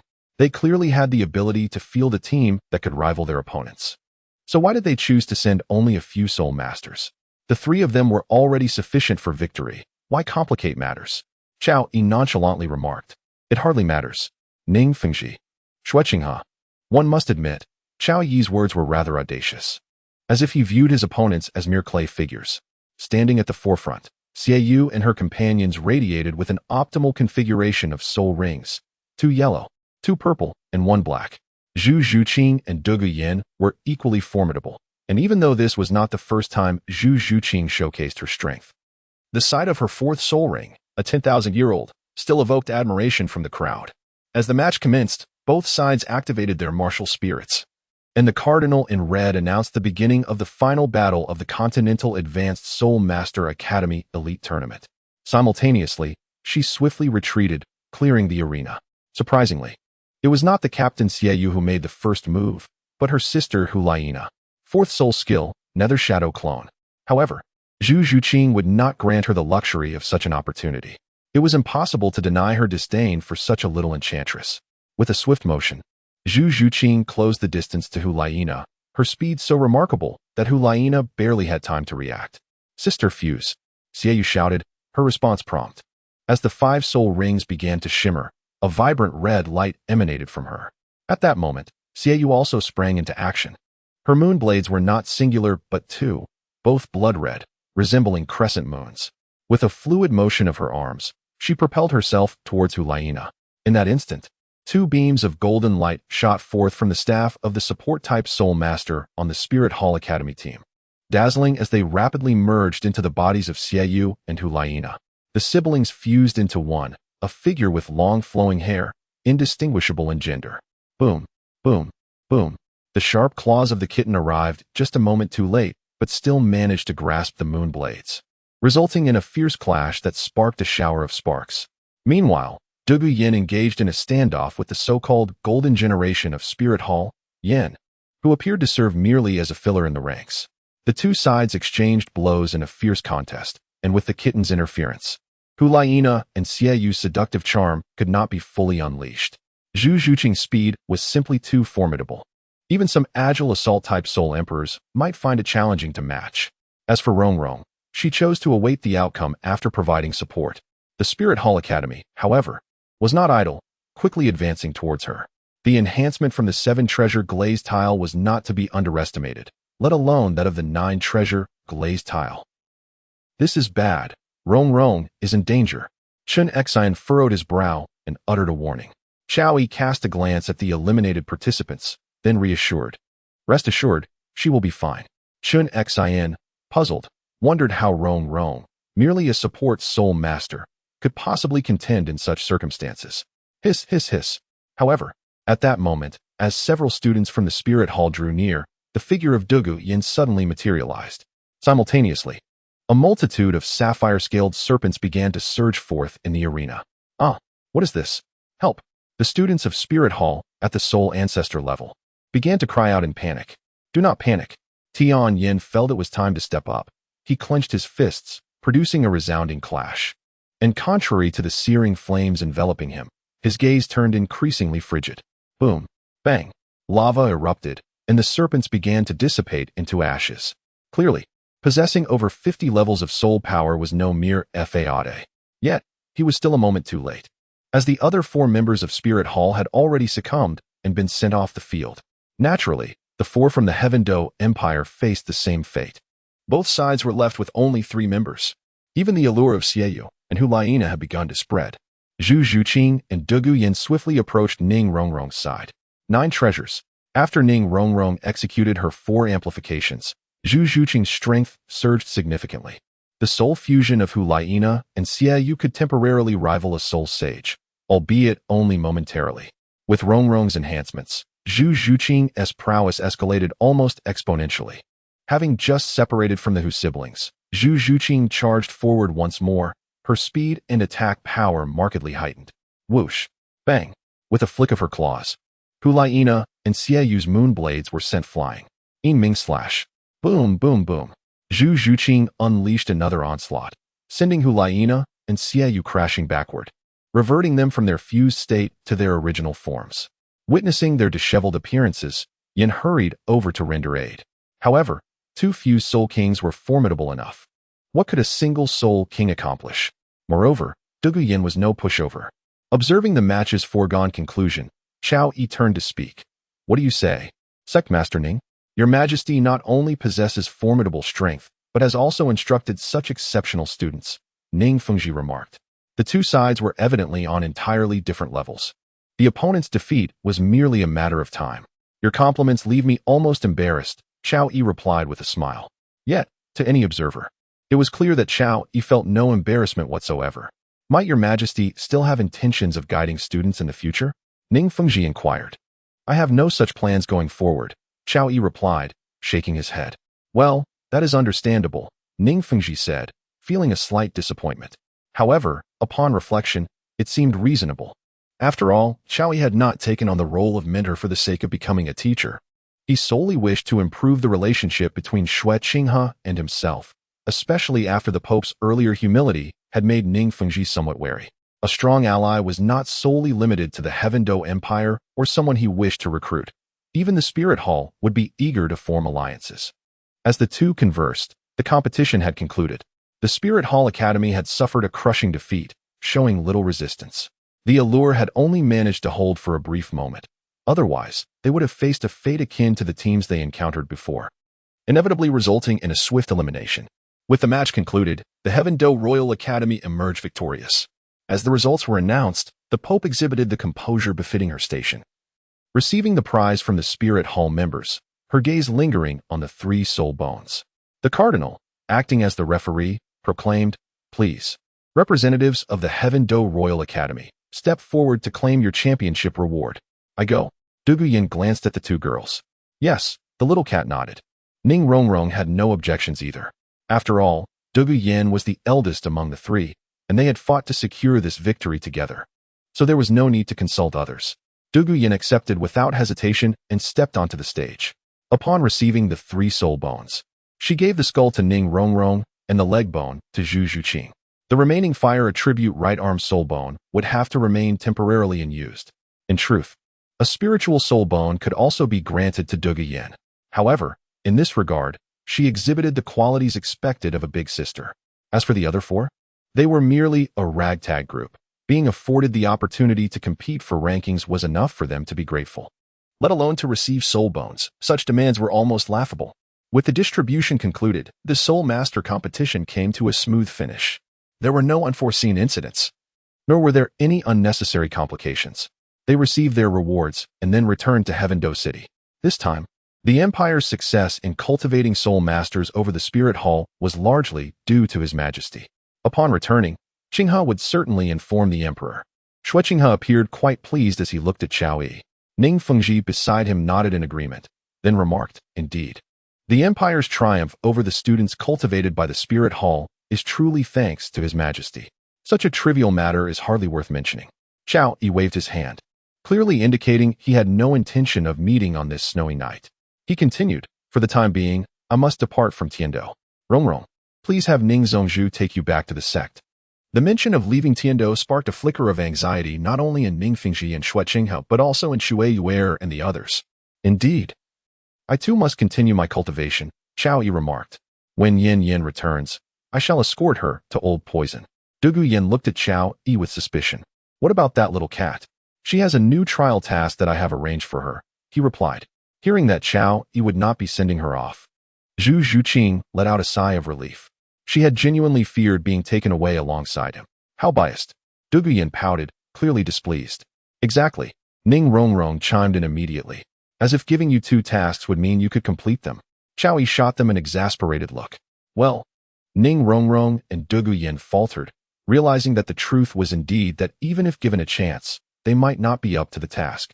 Though Tang Hao felt a sense of urgency within, as the prince of a nation, he could not inquire where Qiao Yi intended to go. Shui Yuer, too, was reluctant for Qiao Yi to leave, for his absence would mean a prolonged period of solitude within the palace. With their various thoughts, the group exchanged a few casual words before boarding the carriage, heading back to Tiando. Later that evening, Tang Hao called out to Qiao Yi, "I need to speak with you. Follow me." He began walking towards the forest. Although Qiao Yi was aware that someone would undoubtedly seek him out that evening, he did not anticipate that it would be Tang Hao who arrived first. The moment the two departed, the sword duelist and Xian sensed their absence. With a hint of perplexity, he turned to Ning Fengji beside him and remarked, "Sect Master, the Crown Prince has summoned Qiao Yi." Ning Fengji sat up and shook his head, replying, "Uncle Jian, there is no need to pay it any mind." It was evident that Tang Hao's late-night summons to Qiao Yi was not trivial. However, even if he were plotting rebellion, such matters pertained solely to the Heavenly Dou Empire. The 7 Treasure Glazed Tile sect was only tasked with aiding the Empire against external threats, refraining from entangling itself in internal strife. Even if the false identity of Tang Hao were to be unveiled, he would still be mingling with the avalanche. "Do not touch me." In the depths of the forest, a woman clad in golden attire stood, addressing the man beside her. "Where do you intend to go after leaving the Heavenly Dou?" Qianren pushed Qiao Yi's hand away before inquiring.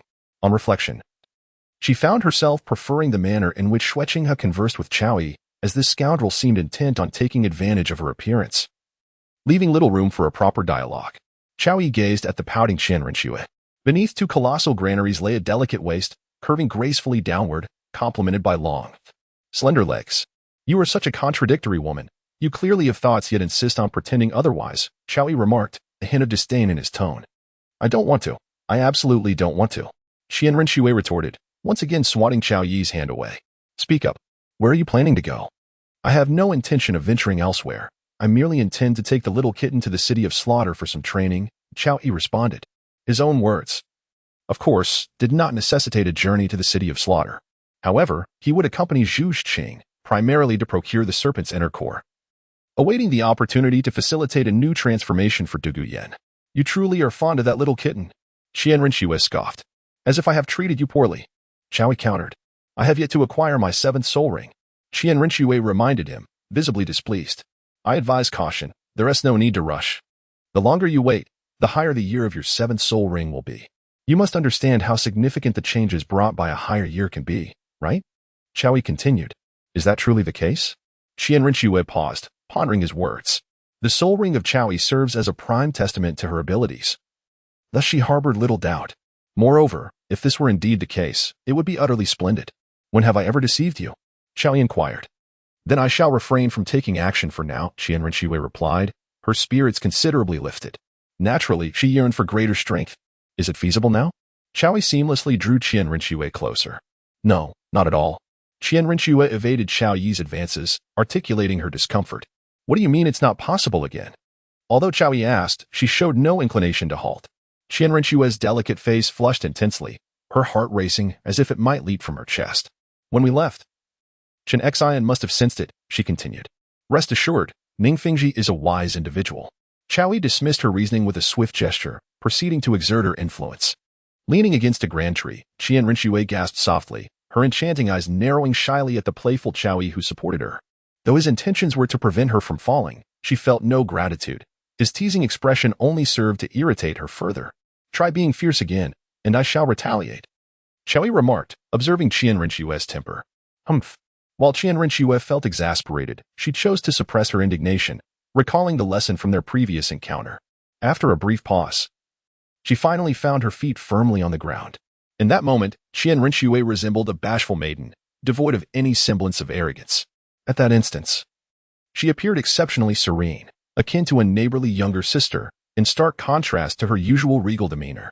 Regardless of her changing nature, she embodied beauty in Qiao Yi's eyes, perfectly fulfilling all his preferences.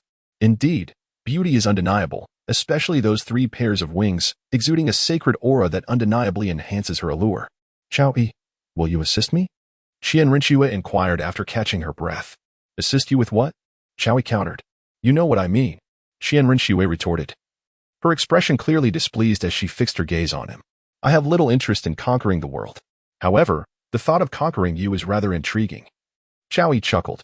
Qian Rinxue puffed out her cheeks, remaining silent, simply gazing at him. To help you. Under her unwavering stare. How could Qiao Yi possibly refuse? Refusal was not an option. Yet, he had never envisioned unifying the Douluo Continent or involving himself in such matters. Yet, too often, he found himself unable to control his desires. Assisting Qian Rinxue presented a dilemma concerning the 7-treasure glazed tile school. Setting aside Ning Fingji's courteous demeanor, the relationship with Ning Rongrong was also a complex matter. In simple terms, it all boiled down to the complications that arise from women. Divergent stances indeed present a cerebral challenge. Ultimately, it was not Qian Rinxue but Bibi Dong who posed a threat to the 7-treasure glazed tile school, which was a considerable source of concern.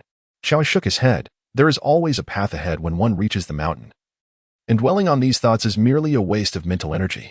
Moreover, his friction with Bibi Dong would not be so simple. After all, her soul-hunting plan was something he also required. Although I am currently the crown prince of the Tiando Empire, the actual power I hold is rather limited. Unlike the Star Luo Empire, power in the Tiando Empire is excessively dispersed. It is only after the demise of Shui that I can gradually reclaim it. By that time, you will need to step forward to assist me, Qian Rinxue continued. The Tiando Empire possesses 1,000,000 lions.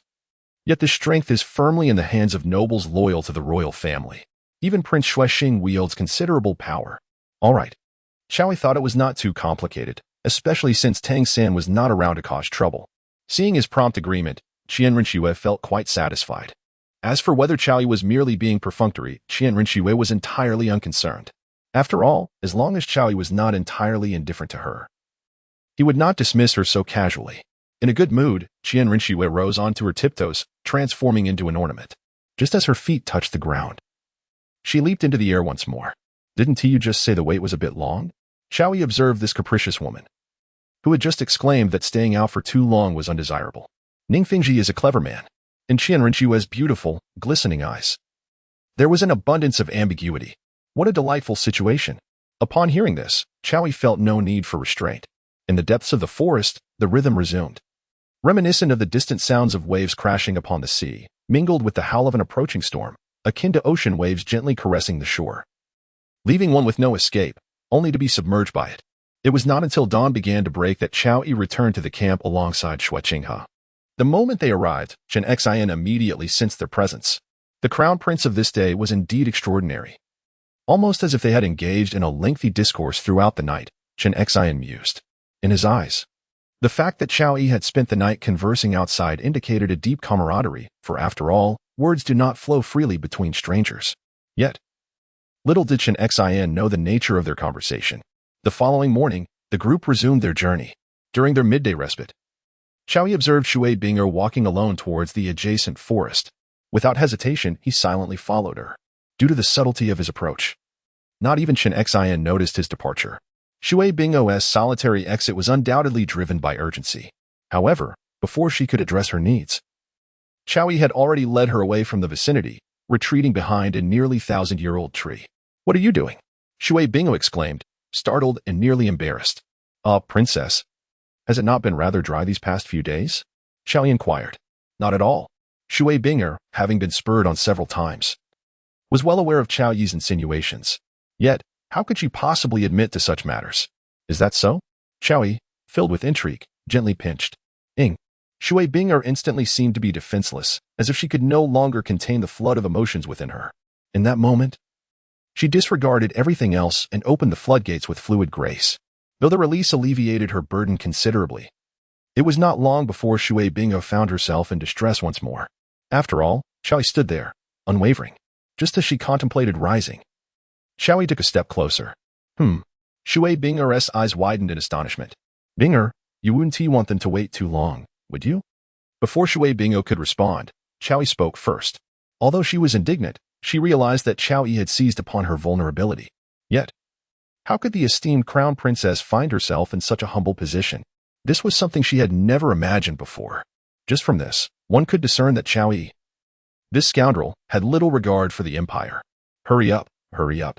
Noticing the glimmer of tears in her eyes, Xiaoyi showed no compassion, but rather urged her on.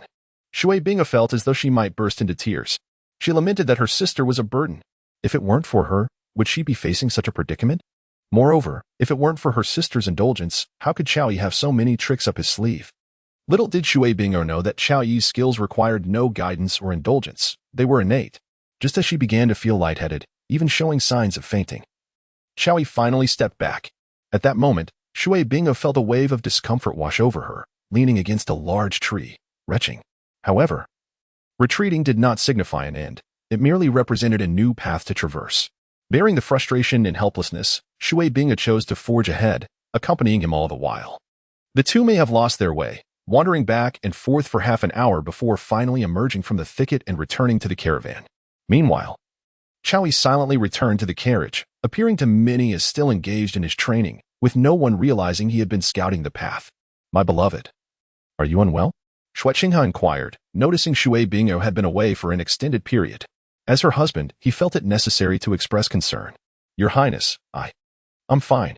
She initially intended to claim she was unharmed, but after being absent for so long, wouldn't he denying it be an inadvertent admission? Moreover, at that moment, Shui Bingo was terrified of being examined. If there is anything troubling you, do not hesitate to tell me, Zhuqing continued. Thank you, Your Highness. His tenderness stirred feelings of guilt within Shui Binger. Yet, she felt too apprehensive to share the nature of her mistreatment. Zhuqing sensed something was amiss with Shui Binger, but it seemed as if Xiaoyi had never left the carriage. For a moment, she was genuinely perplexed. Days later, the group finally returned to the Tiando Empire. Upon arriving at the imperial capital, Dugu Yin and Ning Rongrong were taken away by Dugu and Ning Fingxi, respectively. Naturally, Xiaoyi did not rush to depart that same day. Instead, he allowed the little cat to rest before visiting a Yin's residence. Time had slipped by. Nearly 2 months had passed since their last encounter. What could be the condition of the little Q now? Surely it was lacking nourishment and might even be withering. Even the tenacious grass needed occasional watering. Before long, Xiaoyi arrived at a Yin's home. After 2 months apart, upon hearing the familiar sounds and sensing his presence, Yin dashed out of the house like a cat freed from confinement. Upon confirming it was indeed Xiaoyi, she nearly leapt into his arms. Xiaoyi hastily reached out to catch her, and one must admit, the current Yin is indeed a delicate little darling. I miss you so much. Yin gazed up at Xiaoyi, her voice tinged with a childlike charm. I need to become stronger to offer you better protection. Otherwise, how could I bear to leave you? Xiaoyi gently replied. I understand. Upon hearing this, Yin hurriedly explained. I just miss you and comprehend your hardships. As long as you do not forget me, I will be utterly content. Xiaoyi pressed her hand firmly against her ample form and remarked, How could I ever bear to forget you? With a gentle sigh, Yin, the illustrious blue-silver emperor, exhibited reactions distinct from others. Perhaps it was the long-awaited rain after a drought that rendered her so. As night descended, the sky was adorned with twinkling stars, and the full moon hung majestically above. A beam of moonlight poured through the window, casting a silvery glow. In this ethereal light, Yin appeared almost celestial. This attire feels rather awkward, she mused, glancing down. Although she could not discern the entirety of her appearance, an unsettling feeling lingered. This is called a chi pao. It truly requires a gifted individual to wear it impeccably. Only someone of your unique grace can showcase its perfection, Xiaoyi remarked, his eyes sparkling with admiration. Ayin possessed a truly exquisite figure, her slender calves and a waist that could be grasped with ease. Yet her upper body bore a weighty allure. One could only marvel at how she achieved such perfection. As long as you like it, she replied. Though feeling a bit out of place, she was content knowing Xiaoyi appreciated it. Ayin, are you quite adept at caring for others? Xiaoyi inquired, gazing at her beauty. I wasn't before, but I'm gradually learning, Ayin retorted playfully, casting a sidelong glance at him. This was indeed a truth. During her previous adventures with Tang Hao, there was little time for such frivolities. Yet, under Xiaoyi's guidance, Ayin found herself enchanted and somewhat bewildered by the experience. Who is better, me or Tang Ritian? Xiaoyi asked again. The previous Ayin would have shied away from such a question. This rascal, Xiaoyi, is utterly insufferable. How could Tang Hao trust such a person with his well-being? Yet, after all this time, and with her absence from Xiaoyi's life, Ayin refrained from uttering anything that might displease him. In the wake of her rebirth, Xiaoyi had unknowingly become her significant support. Hello. Despite acknowledging this, Ayin playfully swatted Xiaoyi's arm. You're so annoying. Can anyone be as wicked as you? Hey, I merely asked a simple question. How is that wicked? Xiaoyi chuckled. Annoying, Ayin thought, perceiving his demeanor as deliberately provocative, and she playfully retaliated with a flurry of gentle punches. As the relentless barrage of punches struck his chest, Xiaoyi shielded himself, pushing the attacks downwards. Tang Ritian implored, please, do not desecrate the fallen any further. Since learning of Tang Hao's ascension and witnessing Tang Zhao's formidable prowess, Dogsan's attitude had undergone a complete transformation. Gone were the days of his cries for vengeance. Instead, he dedicated himself to the rigorous training of the Haotian hammer and the various secret techniques of the Haotian sect. These teachings were bestowed upon him by Tang Hao, not inherited from his family lineage. As for the blue silvergrass, it had been willfully disregarded by Dogsan, deemed far too inferior for his aspirations. He resolved to directly enhance the Haotian hammer with soul rings, a matter he kept entirely to himself, shunning any discussions with others. Through relentless practice, he had finally reached the 37th level of cultivation, with the acquisition of 3 Millennium Soul Rings. He was confident in his ability to ascend to the rank of Soul Master in a short span of time. Today, he intended to depart from this place. He had come to realize that he could not rely on these people for assistance. Despite the presence of several Title Douluo and the former glory of the first sect in the world, they offered no help. What purpose remained for him here? With sufficient soul rings, he believed he could gradually grow stronger in his own manner, rendering his stay unnecessary. Where do you intend to go? However, before he could even step beyond the sect's gate, a deep voice resonated. Uncle. Upon hearing that familiar tone, memories flooded his mind of a palm as large as a fan and the stinging pain it had left on his gaunt cheek. I wish to venture outside and train. I want to leave the Haotian sect, Dogsan stammered, bracing himself. Absolutely not. You are not yet strong enough, a voice declared. Leaving no room for dissent, and Tang Hao appeared before him. Uncle, why must you confine me here? Dogsan asked, bewildered. You are the descendant of Haodi. You must remain within the Haotian sect. With your current strength, should anything happen, how could I explain it to your father? Tang Hao replied sternly. I will be fine. Please let me go. I wish to slap. Another resounding strike, in the same spot, yielding the same result, sent Dogsan flying once more. Disoriented, Dogsan found himself in a daze, his head buzzing. The suddenness and decisiveness of the blow left him no time to react, even knowing he could not withstand it. A warning would have sufficed. A moment to prepare would have been appreciated. Yet, the hand simply rose and fell. Was that truly fair? He felt utterly numb.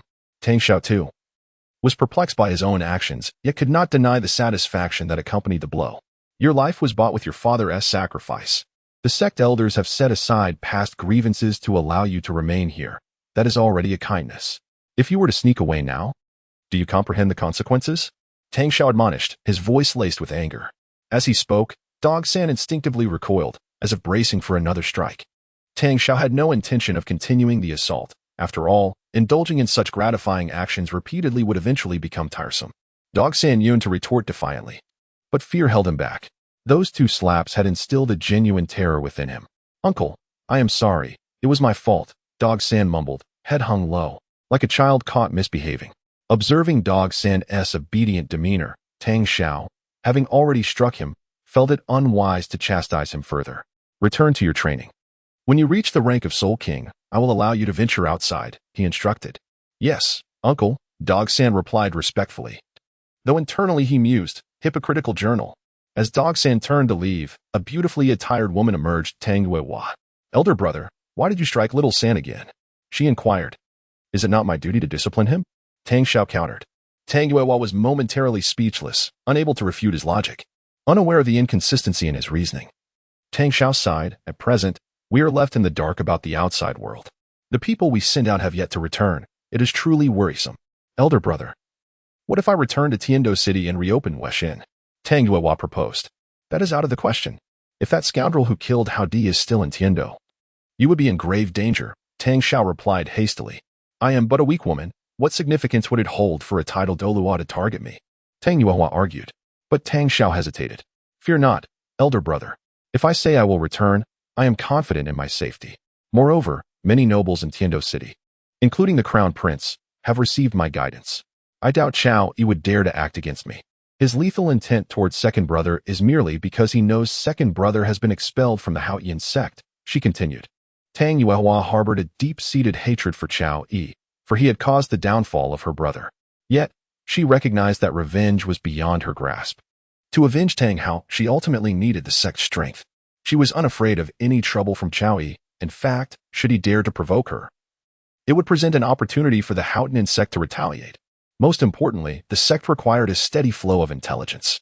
Thus, Tang Hao resolved to journey to Tiendo City to gather news from all corners.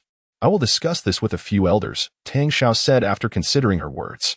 In truth, he too wished for Tang Hao to establish a watchful presence in Tiendo City for the Haoyan sect, but his concern for her safety lingered. However, now that she had voiced her intentions, he felt it was not an unreasonable plan. Very well. In Tiendo City, today might mark a day of suffering for Yin and her son, as she too had endured her share of beatings. Yet, unlike Tang San, Yin's heart burned with joy, while Tang San's remained clouded with gloom. Are you really leaving? Yin asked gently, gazing at Chao Yi with a hint of reluctance. Yes, I must be away for a while, Chao Yi nodded. Before heading to the city of slaughter, he intended to take the little kitten to savor the bittersweet flavor of longing, before arranging her departure. How long will you be gone? Yin inquired. If all goes well, a year. If not, perhaps two. Chao Yi responded. Has it been so long? In Yin's water-like eyes, there lingered an unmistakable sorrow at the thought of parting. It's not truly an eternity. In fact, this time could be well spent nurturing yourself, Chao Yi remarked. Casting a glance at Yin's swollen visage, a smile gracing his lips. In an instant, Yin's fair cheeks flushed a deep crimson. I shall miss you so much. After a moment's pause, Yin's demeanor softened considerably as she continued. She resembled a bashful mimosa, often displaying a certain shyness. Fear not. Upon my departure, I shall leave you with someone to converse with, Chao Yi added, a thought occurring to him. Someone to talk to? Yin gazed at him quizzically. I shall bring them to you tomorrow evening, he assured her. Oh, very well. Yin was not particularly keen on having a companion for conversation, yet she recognized that Chao Yi's intentions were for her benefit. Indeed, solitude in this place was quite desolate. Regrettably, she was unable to communicate with her fellow blue silvergrass kin. She could not risk invoking certain abilities that might attract the attention of those with ulterior motives, thereby causing trouble for Chao Yi. Yin certainly could not entertain such notions. Once Chao Yi had revived the withering grass, he departed without a hint of lingering attachment or regret. His demeanor resembled that of a fabric merchant indifferent to those he leaves behind. After vacating Yin's residence, Chao Yi made his way to the estate gifted by Shui Yi. Upon arriving at the abode bestowed upon him by Shui Yi, he immediately released Zhuqing from the confines of the system's space. As Zhuqing emerged, she was still in a state of bewilderment, for she had yet to comprehend the nature of the dreadful place where she had been confined, nor how long she had endured such imprisonment. She even feared that Chao Yi might wish to keep her captive for eternity. The days had been shrouded in uncertainty, and she had come to know the depths of despair. Please, let me go. I beg you, spare me. I shall never again target Zhuqing. Upon her release, Zhuqing had shed her former arrogance, gazing at Chao Yi and pleading earnestly. She was terrified, genuinely terrified, fear gripping her heart. Chao Yi gazed at the slightly larger kitten with an amused expression and said, Do you truly believe I would let you go? Upon hearing this, Zhuqing realized her hopes were in vain. The man before her had no intention of releasing her. What is it that you wish for me to do? Zhuqing hurriedly inquired. As long as she was not confined to that disorienting place again, she would find anything else acceptable. You are quite perceptive, Chao Yi remarked. pausing to cast an appreciative glance at Zhuqing. Yesterday, she felt accomplished, having pinned 4 chapters. Today, she had lazed about all day. Zhuqing possessed her own pride and did not wish to appear weak, yet the thought of that dark, oppressive place sent shivers down her spine. Throughout her life, she had never endured such treatment.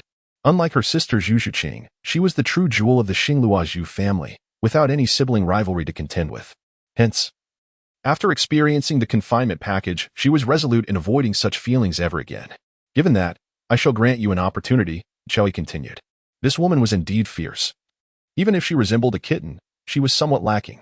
Most notably, despite her ferocity, her long, slender legs and arms were merely a fraction of his own.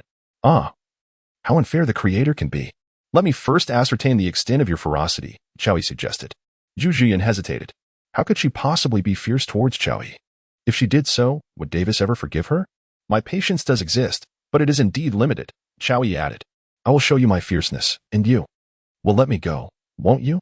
Zhuqing asked, finding the request utterly absurd. She doubted she would ever have such an opportunity again in her lifetime. Are you pondering nonsense? Chowie regarded her with a look of condescension. Zhuqing realized she might have been overthinking the situation.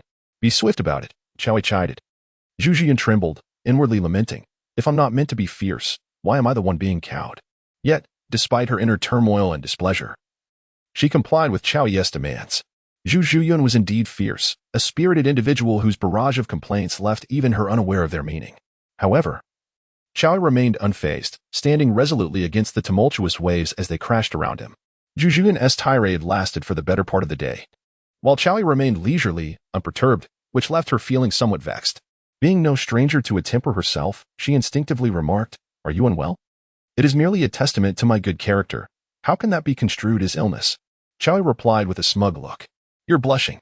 Zhuqing pouted in a feigned act of innocence. Upon witnessing this, Chowie shivered involuntarily. As his elder brother observed the effectiveness of the situation, Zhuqing seemed to have unlocked the correct path. Given that Zhuqing had already mastered so much, it was needless to say that Zhuqing would excel even further. Chowie believed himself to possess a strong sense of composure, yet upon witnessing the charming antics of the eldest daughter of the Zhu family, he realized that there were still lessons for him to learn. Chowie ultimately could not withstand the onslaught of the formidable feline. Subsequently, he found himself completely ensnared within the domain of Zhuqing. Even his formidable immunity proved utterly ineffective. It was through his association with Zhuqing that Chowie became aware of the intricate emotional realms that many young kittens failed to comprehend. He felt a compelling urge to assist her sisters in dissolving their barriers. Only when they cherished one another would he consider it a significant achievement. Am I fierce? Or is my little sister more ferocious? Zhuqing inquired, her delicate, fair arm pressing against Chowie's chest. You, without a doubt, Chowie replied earnestly. This, too, was a truth. Naturally, this is a result of the unique guidance our family has received since childhood. The Zhu family's enduring presence in the Star Luo Empire is intricately tied to our expertise in this regard, Zhuqing proclaimed with pride. At that moment, her thoughts had shifted away from escape and the fear of confinement, for their relationship had transformed. Even if she were to be sent back now, she would refuse to return. Zhuqing pondered the implications of this situation. Should Davis become aware of it, the best outcome could be a descent into the sea, while a more unfortunate fate was uncertain. Tomorrow, I will take you to a place where you can temporarily settle, Chowie said. Where are you taking me? Upon hearing Chowie's intention to provide her with a refuge, Zhuqing felt a pang of anxiety. For a girl raised under special education, to have just soared to new heights only to be settled down felt akin to abandonment. With her greatest asset now stripped away, how could Zhuqing accept such a fate? Alas, despite her trepidation, she dared not reveal her fears. Should she irritate Chowie, her situation would only worsen. I will take your sister to the next stage of training, and it won't be for long. During this time, I will arrange for you to bond with her. When you return, you must excel, and I shall bestow upon you some rewards, Chowie continued. This woman clearly possessed an abundance of cunning. Thus, Chowie deemed it prudent to speak in practical terms. I do not desire rewards. I only wish not to be abandoned, Zhuqing promptly replied. Before her stood a youthful Title Douluo, a taste of whose prowess she had just savored. If Zhuqing were to grade him, it would surely be a perfect score. For such an exceptional man, as long as he did not forsake her, it would be the greatest reward of all. How could I ever abandon you? Learn to get along with your sister, and when the time comes for you to depart, I will ensure she can see you, Chowie reassured her. Chow supported Zhu Zhuyan at the Grand Granary, filled with anticipation for the day when the Zhu sisters would unite their strengths. Zhu Zhuyan, well aware of Chow Yi's intentions, understood that although their family tradition allowed only one woman to remain in prominence, the current circumstances were different. They were not bound to marry into a royal family nor strictly adhere to the customs of the Xinglua Empire. As long as Zhuqing did not cause her any trouble, she was more than willing to collaborate with her sister. Until now. Zhu Zhuyan had not contemplated such matters deeply, but times had changed. For a clever woman, certain issues could be resolved with but a single remark. Observing her demeanor, Chow Yi felt it necessary to express his commendation, especially after Zhu Zhuyan had just demonstrated her remarkable flexibility by executing a perfect split. Such a feat was unparalleled. Even Zhuqing had never attempted it. It was worth noting that Zhuqing merely sought strength, neglecting other aspects of existence. The following morning, Chow Yi escorted Zhu Zhuyan to a Yin's residence. The moment Yin laid eyes on Zhu Zhuyan, an unsettling sense of a formidable rival loomed within her. She yearned to inquire of Chow Yi where he had discovered this extraordinary talent, yet ultimately subdued her curiosity. Firstly, Chow Yi had arranged for a companion to accompany her. Secondly, Yin had spent several years among humans and understood that it was customary for powerful nobles to possess numerous wives and concubines. Even though Chow Yi treated her with great affection, she was not foolish enough to overstep her bounds. This sister is truly beautiful. Henceforth, you need not worry about solitude. Yin remarked, gazing at Zhu Zhuyan. It is you who is truly beautiful, Zhu Zhuyan replied with a smile. Please, find yourself a room. Chow Yi suggested to Zhu Zhuyan. Understanding that he wished to speak privately with Yin, Zhu Zhuyan tactfully departed, not harboring any premonitions of discontent. The one kept outside cannot possibly be a wife. She is the imperial consort of the Xinglua Empire, captured by me, should she engage in any misconduct.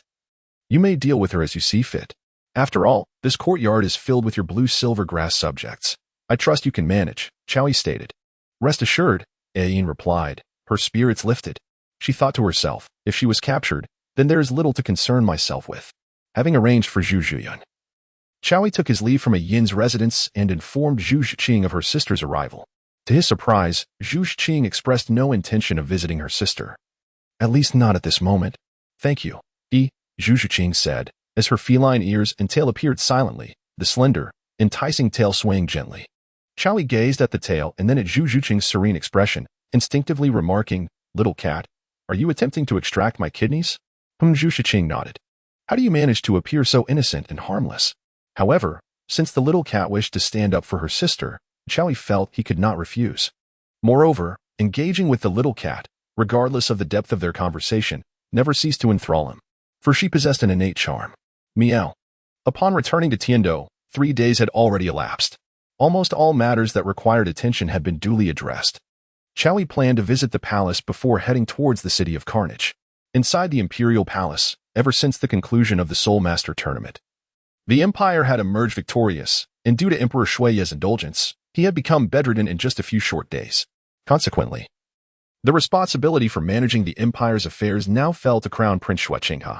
Although the palace guards had tightened their vigilance considerably, Chow Yi encountered no obstruction upon his arrival. After all, the first decree issued by Zhuqing upon assuming control was to grant Chow Yi the title of nobility, along with the privilege of entering the palace without prior announcement. Thus, for Chow Yi, entering the imperial palace felt akin to strolling through his own backyard. Upon arriving, he skillfully made his way to the crown prince's quarters. Before long, he found himself within her palace, where he beheld Shui Binga sitting in contemplation. Today, she donned a fiery red phoenix robe, a stark contrast to her usual blue attire. This striking difference evoked in Chow Yi a sense of an icy and fiery world colliding. What brings you here? Shui Binger, despite her apparent distraction, sensed Chow Yi's presence as he entered. I caught a chill on my way back, and the doctor advised me to find an ice block to alleviate the heat within. Chow Yi replied. Shui Binger gazed at him, puzzled and skeptical, sensing an underlying absurdity in his words. Surely, you wouldn't wish for me to suffer due to your ailments? This is, Shui Binger stammered, beads of sweat forming on her forehead. Her face flushing as she bit her lip and rose to confront the gently smiling Chow Yi beside her, despite her demeanor suggesting a desire for distance. She couldn't completely conceal her youthful embarrassment, tightly wrapping herself in the quilt until she regained her composure. You audacious fool, have you any idea where you are? Shui Binger's tone was laced with reproach. The palace, this is not my first visit, Chow Yi remarked with an air of nonchalance. Then why are you still here? Shui Bingo glared at him, her frustration mounting as she regarded the man who seemed to know everything. Why are you so timid? If it were you, she would find this exhilarating, Xiao Yi asserted. Pa. Shui Bingo could hardly contain her anger, astonished that her sister had transformed in such a manner. What could she possibly say? She found herself unable to chastise, for now, contemplating Shui Yi, what had she become? In a sense, the two were equally matched. I will be leaving Tiando City for a while, perhaps a year if fortune smiles upon me, or possibly two, Xiao Yi announced. Shui Bingo paused, then feigned delight, responding. That is splendid. In her eyes, Xiao Yi's departure would benefit everyone, allowing her to avoid feeling guilty towards Zhuqing. Xiao Yi, with a nonchalant smile, remarked. In due time, you will think of me. I certainly will not. Shui Bingo retorted defiantly. Once one indulges in meat, how could one possibly resist its allure? Xiao Yi responded with a chuckle. I have a husband, Shui Bingo added. Yet you will weep, Xiao Yi smirked, before turning to depart. He found himself rather perplexed. After all, do women not possess a sixth sense? Why did Shui Bingo and Shui Wei seem oblivious to the truth? It was as if the delicacies were not meant for him at all. Absurd. Watching Shui leave, Shui Bingo hurriedly tidied herself up. For the sun still blazed high in the sky. At the office of Zhuqing, when Xiao Yi arrived, several ministers of the heavenly were engaged in discussion. Upon seeing his presence, Zhuqing gestured for everyone to leave. Although these individuals were high-ranking officials of the heavenly empire, they understood that the Title Douluo before them held far greater significance for their nation. The possession of a Title Douluo-level powerhouse was akin to having an additional pillar of strength for the state. After respectfully acknowledging Xiao Yi, they departed one by one. Did you not intend to take your large cat to the city of slaughter? What brings you back to the heavenly? Zhuqing asked with a hint of indifference.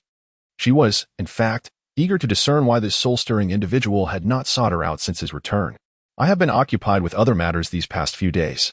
I plan to set off tomorrow and specifically came to report to you, Xiao Yi replied. Other matters? Zhuqing regarded him with skepticism, then added. Is there anything in your life aside from women? Of course, I require time to cultivate as well, Xiao Yi responded. Since he had tasted the exquisite brew from Ain, it seemed that his time for cultivation had diminished considerably. If engaging in Ain collection counts, then indeed. I have been rather diligent. Xianren Xue wore a mocking expression, her gaze fixed on Xiao Yi. With such sarcasm, do you dare to challenge me? Xiao Yi retorted, sensing that this woman required a bit of intimidation to behave properly. Indeed, upon hearing his words and witnessing the man extend his hand, Zhuqing instantly ceased her mockery. After all, as the crown prince of a nation, currently acting as regent, to strike Xiao Yi in public would be utterly disgraceful. Humph. She suppressed her irritation and a tinge of trepidation, ultimately settling for a soft huff. Ah, now that is more like it. Xiao Yi inched closer to Zhuqing, whispering in her ear, that you appear as a man now, you are inherently a woman. Women should refrain from being overly aggressive. I still prefer your gentle and charming demeanor. Zhuqing initially wished to retreat, as the gesture felt too intimate. After all, she was Zhuqing. Should anyone witness this, they might misinterpret her as a woman of questionable inclinations. Yet, there was no escape from the situation, and upon hearing Xiao Yi's words, she coolly retorted, This is who I am. If you don't like it, don't provoke me. Changing for someone else? Absolutely not. How could Xianren Xue ever settle for being a submissive woman in the shadows? She thrived on being in control, even if she could not yet dominate Xiao Yi. This was merely the beginning. One day, success would be hers. As for her current demeanor, the notion that it might incite Xiao Yi's anger, leading him to turn away and sever ties, was utterly unfathomable. Xiao Yi understands her, yet how could she not comprehend him? Xiao Yi maintained an expression of calm indifference, concealing any trace of emotion. Do you presume that I am entirely dependent on you? In an instant, Xianren Xue transformed back to her original form, remaining silent yet casting a meaningful glance at Xiao Yi. Alas, you must be intoxicated. Zhuqing, beneath the guise of Xianren Xue, was someone he could fully comprehend. However, the moment she reverted to her true self, Xiao Yi felt utterly overwhelmed. How could he possibly withstand this? Are you attempting to defy me? Xianren Xue inquired confidently. Her unparalleled beauty, coupled with an air of haughtiness, despite having already taken on his shape, still rendered him somewhat unable to restrain himself. Noting Xiao Yi's lack of response, Xianren Xue gracefully approached him, her long legs carrying her effortlessly forward. With a flourish, pristine wings radiating a golden glow unfurled from her back. I must warn you. Do not provoke me. Xiao Yi had to concede that a man's resolve is often remarkably fragile. A melodious laughter echoed, as Xianren Xue arched her elegant brow and softly asked, If I were to provoke you, would you truly strike me? Xiaoyi naturally refrained from taking action, otherwise today his kidneys would have undoubtedly suffered. Without granting Qian Rinxue the opportunity to continue her speculation, he directly stated, "If you push me too far, I shall become your father." However, Qian Rinxue did not comprehend his intent. Primarily, it was due to Qiao Yi's persistent insistence on her addressing him in such a manner. Today, having handled matters sufficiently, Qian Rinxue, emboldened by the fact that this man would be departing for a time, provocatively beckoned to Qiao Yi with a flick of her finger. Though it was a misunderstanding, it was, in truth, rather delightful. Especially given her appearance, it was utterly perfect. The added points were undeniably abundant.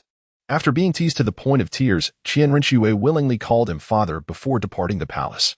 As she left, she chose not to torment Shui Binger any further. As for Shui Yuer, she seemed to have disappeared into some revelry, leaving no opportunity for a little indulgence on his part. The following morning, Qiaoyi set off from Tiandou City with the little milk cat, heading directly towards the City of Slaughter. In the original world, Tang San managed to traverse the City of Slaughter at over level 50. Although he could not utilize soul skills, the Haotian hammer, along with some hidden weapons, served as a sort of cheat to navigate through. Yet, Hulaina, also over level 50, had successfully passed through the trials of the City of Slaughter. This struck Qiaoyi as somewhat absurd. Tang San's success hinged on the secret methods associated with the Haotian hammer and his Tang Sect techniques, but what of Hulaina? As a control-type Soul King, she lacked the strength to confront the likes of the Soul Emperors and Soul Saints abundant within the City of Slaughter. Nevertheless, he was disinclined to question these matters. As long as he was present, he had no concerns about the little milk cat encountering any troubles. As for the so-called rules and restrictions, absurd. If he could be constrained by the City of Slaughter, then he would hardly deserve to possess the dominance domain. His domain was one that exempted him from all limitations. Even the decrees left by the gods bore no restrictions upon him. As the two departed Tiandou, Qiaoyi procured a luxurious carriage. Their journey could be likened to a leisurely tour, quite relaxed, apart from occasionally adjusting their course. The soul horse pulling the carriage navigated autonomously. Within the carriage, Qiaoyi was also far from idle. He could not permit the little milk cat's life to be devoid of pursuits beyond cultivation. Such an incomplete existence was something he could not abide. Thus, during these days, he diligently assisted the little milk cat in altering her habits. Due to Qiao Yi's relentless efforts, the little milk cat discovered that her skin, which could already exude moisture, was now truly capable of secreting water. Consequently, what should have taken approximately 20 days was stretched to over a month before they finally reached the small town at the outskirts of the City of Slaughter. This town appeared modest, yet upon stepping in, the little milk cat immediately sensed an unusual atmosphere surrounding her. She could not articulate why, but there was an inherent chill emanating from the people around her. This place could essentially be considered the entrance to the City of Slaughter, as Qiaoyi explained. The aura they projected was infused with murderous intent. Zhuqing paused momentarily and inquired further. Those who arrived here were generally individuals unflinching in the act of killing. Otherwise, they would not dare tread upon this ground. Of course, exceptions existed. Some ventured here for training, seeking to complete the trials of the City of Slaughter to obtain domain power. Qiaoyi continued, as for domains? Upon hearing this, Zhuqing, of course, felt a twinge of excitement. Qiaoyi, accompanied by Zhuqing, made their way towards a tavern located at the heart of the town. The air inside the tavern was thick and murky, and every decoration was shrouded in black, although it was daylight outside. Stepping into this establishment evoked a chilling and somber atmosphere. Qiaoyi, on the other hand, felt little in the way of emotion. In stark contrast, Zhuqing experienced a slight, instinctive tremor coursing through her body. At this moment, the tavern was only about 30% occupied, despite the murky air. The subdued atmosphere was marked by an unusual silence, as few patrons engaged in conversation. Qiaoyi entered with Zhuqing, and in an instant, numerous gazes turned towards them, predominantly fixating on Zhuqing. It was inevitable. She was inherently an alluring woman, especially under Qiao Yi's constant influence. The atmosphere crackled with tension. Qiaoyi could not tolerate the brazen scrutiny directed at his beloved feline companion. A dense storm of lightning began to emanate from his being. With a thunderous crash, a man was instantly reduced to a puddle of crimson. Boom, boom. Subsequently, one after another, individuals began to explode in a seemingly orchestrated manner, bewildered and utterly oblivious to the unfolding chaos. In that moment, those who had not fixated on Zhuqing breathed a sigh of relief, thankful for their survival. Qiaoyi approached the bar counter with the kitten in tow. The two waitstaff behind the counter, stunned by their arrival, trembled visibly. Indeed, This place was akin to an entrance to hell, and such occurrences were not uncommon.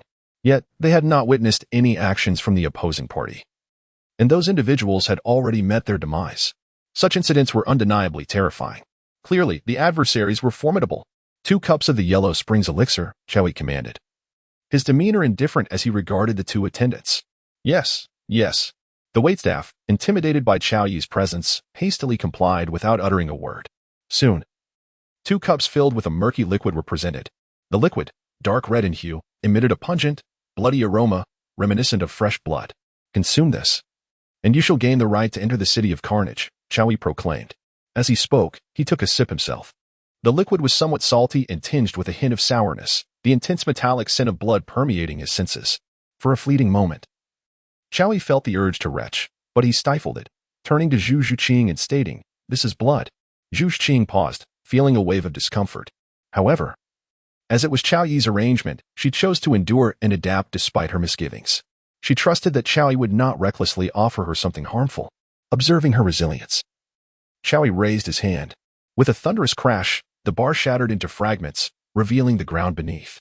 Chow Yi and Zhuqing descended below. And as they made their way towards the entrance, the sound of galloping hooves echoed.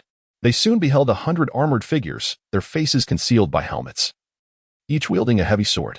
One among them sat astride a grand steed, clad in robust black armor. "You have violated the rules," intoned a deep voice, cold and devoid of warmth, emanating from the armored knight on horseback. "And what of it?" Chow Yi queried nonchalantly. The knight's voice remained frigid, lacking any semblance of humanity. "You must accept the punishment. Defeat me, and you will earn the right to enter the city of carnage." With a fierce roar, at the moment the knight finished speaking, Chow Yi's soul rings materialized. Purple, black, black, black, black, black, black, red, red. The instant the soul rings appeared, both the knight and his soldiers were rendered speechless. Who could have anticipated that someone would possess soul rings upon entering the city of carnage? This indicated that the opponent could unleash soul abilities. Yet, was this not the privilege of those within the domain of the god of slaughter? In a swift motion, a lightning dragon pierced through the knight's chest, and the imposing figure collapsed to the ground almost instantaneously. Indeed, it had taken merely a single encounter for him to lose his life. Zhuqing received a token from Chow Yi. "Go forth. This is the gateway to the city of carnage," Chow Yi instructed as he handed her the token. "Will you not accompany me?" Zhuqing hesitated before asking. "This is your solo challenge. Everyone below is your enemy. The day you emerge from here, you will grow stronger. However, if you fail to emerge, it simply means you are not destined for greatness," Chow Yi replied. "I understand. I will prevail," Zhuqing assured him. Gazing earnestly at Chow Yi, "Remember, here, any act of mercy is the gravest threat to oneself," Chow Yi reminded her once more. Zhuqing nodded and proceeded into the depths, not pausing for a moment. "You have violated my rules." Shortly after the kitten departed, a tall figure emerged from the shadows. His features obscured, but his slender form discernible. As he stepped forward, clad in a blood-red robe with a high-collared cloak, his pale visage suggested a spectral presence. Numerous mysterious blood markings adorned his ghostly skin, and a sword-shaped demonic symbol adorned his forehead. Behind him, a pair of enormous crimson wings unfurled, serving both as weapons and shields. The King of Carnage resembled both a man and a monstrous aberration. "So, the King of Carnage wishes to confront me?" Chow Yi inquired. Unfazed. "Any who challenge the authority of the city of carnage must not be spared," the King of Carnage declared, with both hands raised at his sides. Waves of crimson light radiated from his being, the potent blood energy exuding a corrosive aura alongside a unique energetic fluctuation. Chow Yi stood immobile, seemingly unfazed by the oppressive forces that sought to constrain him. The King of Slaughter, taken aback, discerned that no aura of the god of slaughter enveloped Chow Yi. Yet, he remained perplexed as to why his soul rings remained unbound. With a thunderous roar, the divine dragon merged into Chow Yi's being. As the dawn battle armor enveloped him completely, Chow Yi's essence underwent a remarkable transformation. The King of Slaughter paused, his demeanor shifting to one of grave concern. At that moment, the King of Slaughter was not the peerless Douluo Tangchen, but rather a puppet, lost and consumed by the shadows. Thus, Chow Yi had little reason to fear his adversary.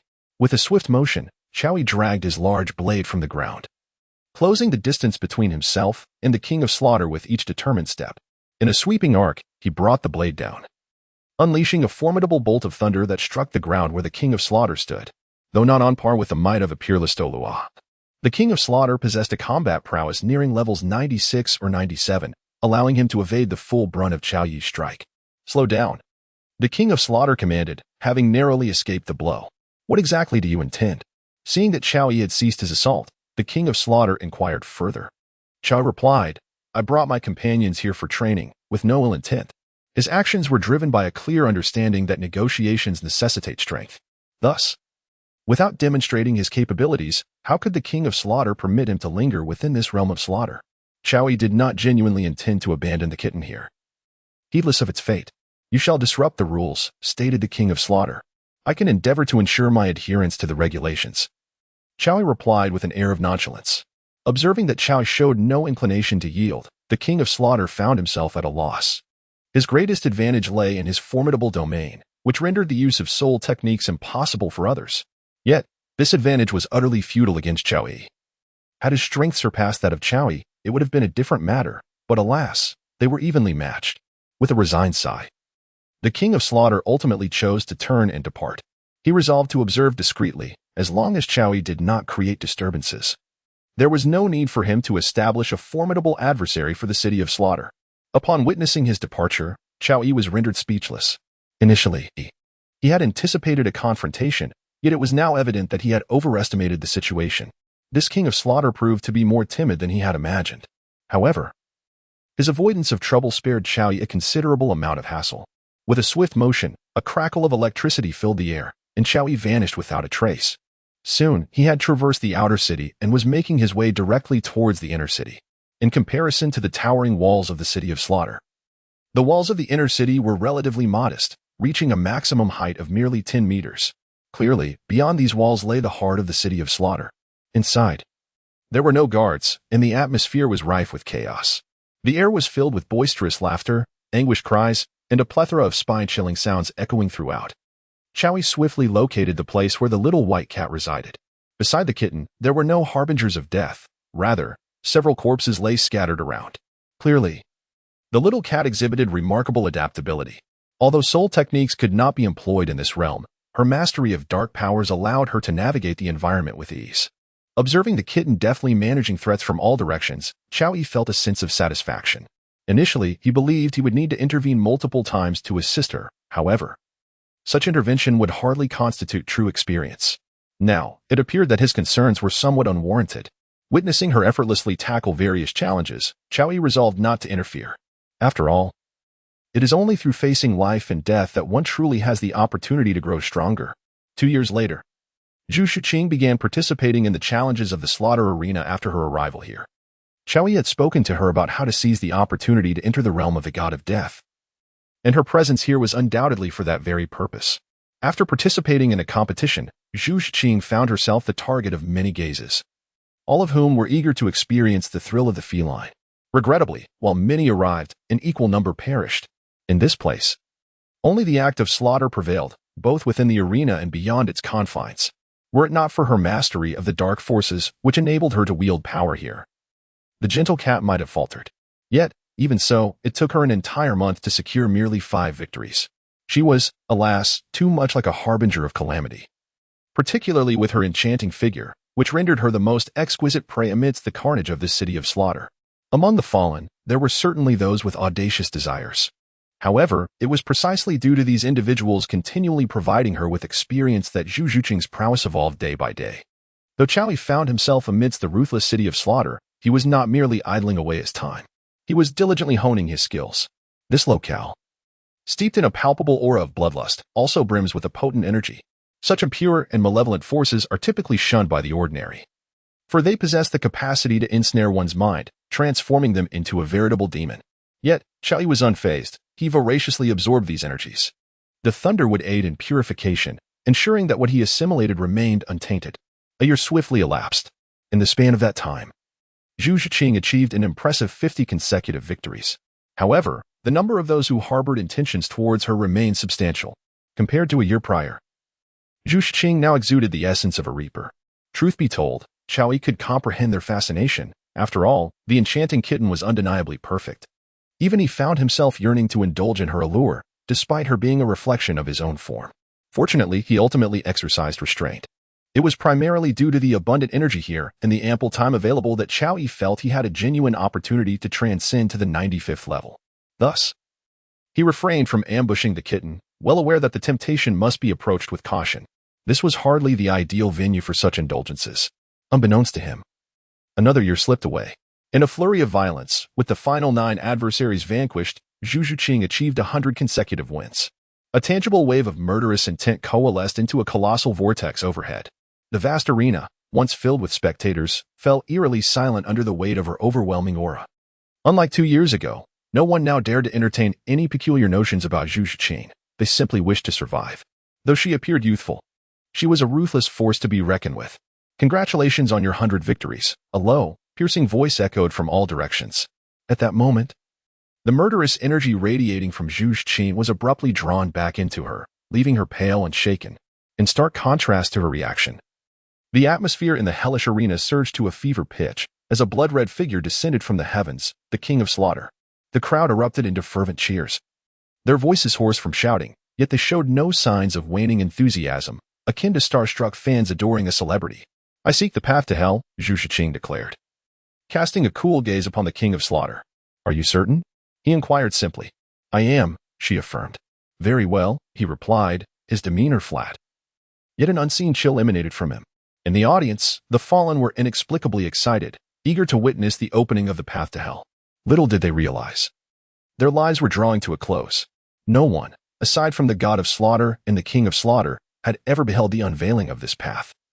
For those who were either dead or had become offerings to its inception, the aura surrounding the King of Slaughter was not merely one of murderous intent, but a chilling, malevolent presence that froze the marrow of those who encountered it.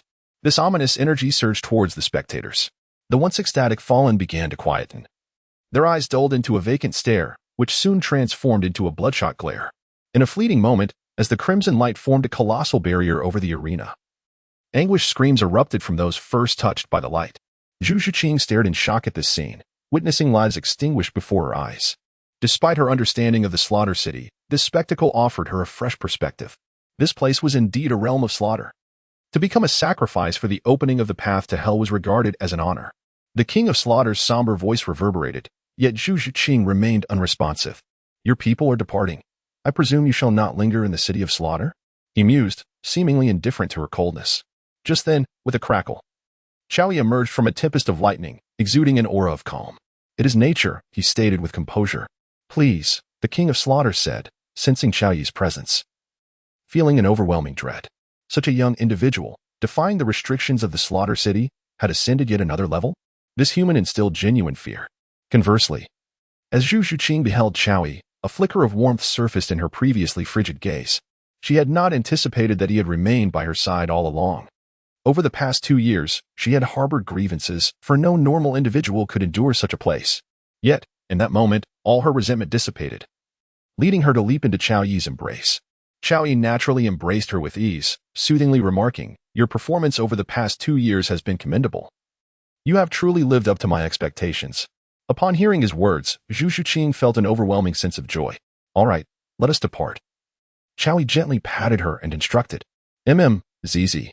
In a flash of electric brilliance, they vanished from their location. When Zhuqing regained her senses, the surroundings had transformed entirely, enveloped in a faint crimson hue. Beneath her feet lay a circular platform with a diameter of 5 meters, surrounded by an abyss of unfathomable depth. Additionally, a narrow path, scarcely half a foot in width and barely accommodating both feet, led into the unknown darkness, serving as the sole route to the outside world from their platform. "Let us proceed. I shall accompany you along this path, and I believe you will earn the rewards that await," Qiao Yi stated, taking the lead. The little cat obediently followed closely behind. 130. The changes of 2 years' booming sounds echoed. Qiao Yi, accompanied by Zhuqing, traversed the path with remarkable swiftness. Along the way, the bat soul beasts did not dare to reveal themselves to obstruct their passage. Instead, it was the ancient ferocious creature, the 10-headed fiery sun serpent, that made its appearance. Qiao Yi swiftly delivered a fatal blow, slaying the creature and acquiring its inner core. Subsequently, as he traversed the path to the underworld and entered a luminous veil, Qiao Yi felt little sensation. However, the little cat experienced a profound transformation. She was absorbing power, the essence of the realm. Qiao Yi harbored no envy. The domain of the god of death was merely that, unremarkable. For him, there was no sense of oppression. He could effortlessly withstand the malevolent force. Soon, Zhuqing reached her limit. As she succumbed to unconsciousness, Chowie carried her away from that place. It was precisely at the moment they departed from the city of slaughter that two newcomers arrived. Chowie, accompanied by Zhuqing, departed from the city of slaughter and found temporary refuge in a picturesque mountain forest. Given the circumstances, the little cat exuded an aura of chilling malevolence, rendering a return to the urban landscape unsuitable. Thus, Chowie resolved to seclude himself with her in the wilderness for a while. Indeed, a genuine retreat. The 2 years of deficiency could be reclaimed in one fell swoop today, as time had allowed the little cat to evolve into a more refined version of herself. Although she may not rival her sister in scale, the disparity was negligible. It would not be long before she could stand shoulder to shoulder with Zhuqing. Suddenly, it dawned on Chowie that he was acquainted with two sets of sisters, Zhuqing and Zhuqing, as well as Shui Yuer and Shui Bing'er. Yet, it seemed that in both pairs, the younger sisters harbored a greater affection for him. Could it be that I have unwittingly become the object of admiration for these young women? Chowie pondered within himself, feeling a sense of discontent. It was not that he harbored any dislike for his sister. After all, as long as one was beautiful, it merely meant companionship during growth. He had no reason to feel otherwise. However, in comparison to his sister, he found himself more inclined towards those of an elder sisterly stature, or perhaps even beyond. Yet, all his internal speculations were swiftly dismantled the moment Zhuqing appeared, clad in a bikini that accentuated her form. In that instant, Chowie recognized the limitations of his own perspective. The distinction between sister and sister was rendered meaningless, as long as the figure was alluring and the visage flawless. It was simply his preference.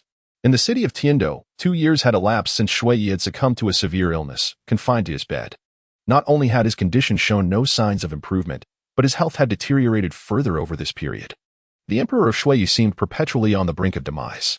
During these 2 years, Zhuqing had gradually consolidated power, with ample time on his hands, making it impossible to remain idle. In this time frame, Prince Zhuqing had been dealt with due to his rebellious actions. Within the Moon Pavilion, the beautiful Tang Hao observed the increasingly chaotic happenings in Tiando City. She promptly arranged for someone to return to Haotian sect. Previously, it had been people from Haotian sect inquiring about news, but this time, the situation was too significant, and since the sect had not dispatched anyone to gather information, she felt compelled to send someone to report proactively. Furthermore, her recent return had been devoid of troubles, allowing her to act with a newfound boldness. In the Imperial Palace, the young master learned that the steward of Moon Pavilion had departed from Tiando City, with the Serpent Spear Douluo stealthily following him. The Serpent Spear Douluo reported to Zhuqing. It has been 2 years. The position of Haotian sect must be ascertained, Zhuqing stated. Although Haotian sect had become a hidden power, it was still the foremost sect among the upper 3 sects of Ur, deserving of respect. Young master, does His Holiness the Pope seek the location of Haotian sect with intentions to strike? The Serpent Spear Douluo inquired further. Haotian sect, unlike the Blue Lightning Tyrant Dragon Clan or the 7 Treasure Glazed Tile sect, had numerous Title Douluos, and within its ranks was a formidable elder. Even Bibi Dong would think twice before making a rash move, Zhuqing replied, shaking his head. If it weren't for that unparalleled Douluo, would Haotian sect elicit such apprehension from the Spirit Hall? Do not concern yourself with her. The Tiando Empire is soon to be within my grasp. Our greatest adversary lies not with a few Soul Master sects, but with the Star Luo Empire. Unifying the continent necessitates military strength, and initially, the military might of Tiando was inferior to that of Star Luo. While some disparity remains, let us not forget that true power in this world belongs to the Soul Masters. Once I ascend to the throne, I shall invite the Spirit Hall to pledge allegiance, gradually consuming the entire empire, transforming Tiando into a Soul Master empire. Should we annex the Star Luo Empire? What great upheavals could we not incite in the Soul Master realm? Even the Spirit Hall fears a sudden uprising from either Tiando or Star Luo. This trepidation stems from their understanding that should such an event occur, a force like the Spirit Hall would never allow it to exist. Soul Masters are formidable, yet they cannot withstand the relentless tide of a million lions. Such is the reality of our world. Were it not for this, why would the Spirit Hall take such convoluted measures against the 2 great empires? Any news from Chowie? Zhuqing inquired again. There is currently no word from His Holiness the Dawn, the Serpent Spear Douluo replied candidly. Damn that soul of his, Zhuqing cursed inwardly, though his facade remained calm, as if it were merely a casual inquiry. What of Dugu? Has he made any moves? Zhuqing continued. since His Holiness the Don Douluo departed. He seems to have remained within the Sunset Forest, the Serpent Spear Douluo reported. At the very least, he could confirm that Dugu had not appeared in Tiando City. Investigate Chao Yi's whereabouts further. Report back to me with any findings. Additionally, keep a close watch on Shuebing. Should he exhibit any illicit behavior, seize him and bring him to me. Zhuqing concluded, gesturing for the Serpent Spear Douluo to depart. The Serpent Spear Douluo complied and left. It was evident to him that his young master was someone who put on a brave front while harboring a tender heart. He clearly missed someone yet pretended to be indifferent. However, this was ultimately a matter for his master. He felt it inappropriate to interfere. In a woodland area to the north of Tiando City, after a period of meticulous care from Chao Yi, the little milk cat had become remarkably composed. She no longer exuded the same fierce aura as before. Clearly, being with someone she cherished had a profound effect on her mood. Nonetheless, Chao Yi had no intention of leaving with Zhuqing just yet, for she remained unstable. Her occasional emotional fluctuations prevented her from effectively controlling her domain of slaughter. This was also a consequence of the brief time they had spent together. After 2 long years of living in a hellish darkness, her reactions were quite understandable. My husband, when can I absorb this flower? Zhuqing asked, cradling a heartbroken red in her hands, gazing at Chao Yi with curiosity. When your heart is completely at peace, and you can masterfully control your killing intent, then you may absorb it, Chao Yi replied. I will strive for that, Zhuqing declared with determination. In matters of strength, the little milk cat had always been earnest. The gentle patter of rain drummed upon the thatched roof, creating a symphony of sounds. Inside the grass hut, the little milk cat nestled in Chao Yi's embrace. Though the occasional howling wind carried a sense of eeriness, the little milk cat felt an unparalleled sense of comfort at that moment. If only we could remain like this forever, the little milk cat suddenly remarked. Although she did not wish to demand much, being a young girl, she naturally harbored some dreams of the improbable. Indeed, to remain together like this would be a beautiful thing, Chao Yi reflected wistfully. Hearing him say so, Zhuqing nestled closer into his arms.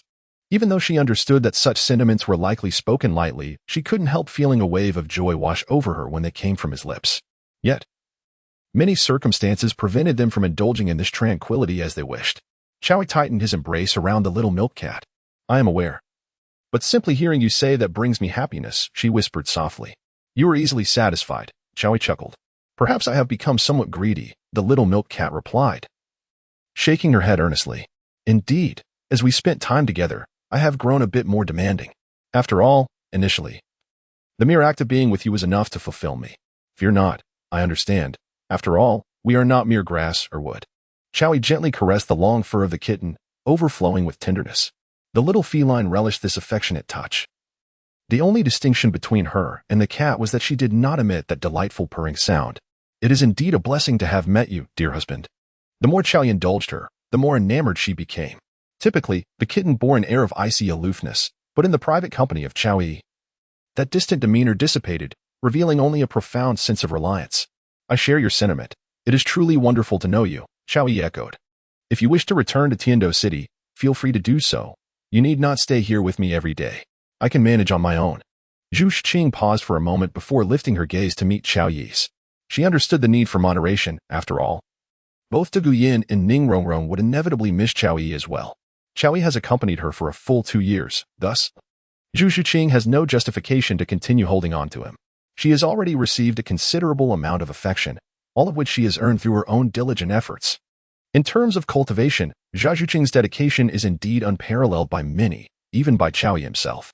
Otherwise, he would not have spent a full decade under the most favorable conditions to successfully break through to the rank of Title Douluo.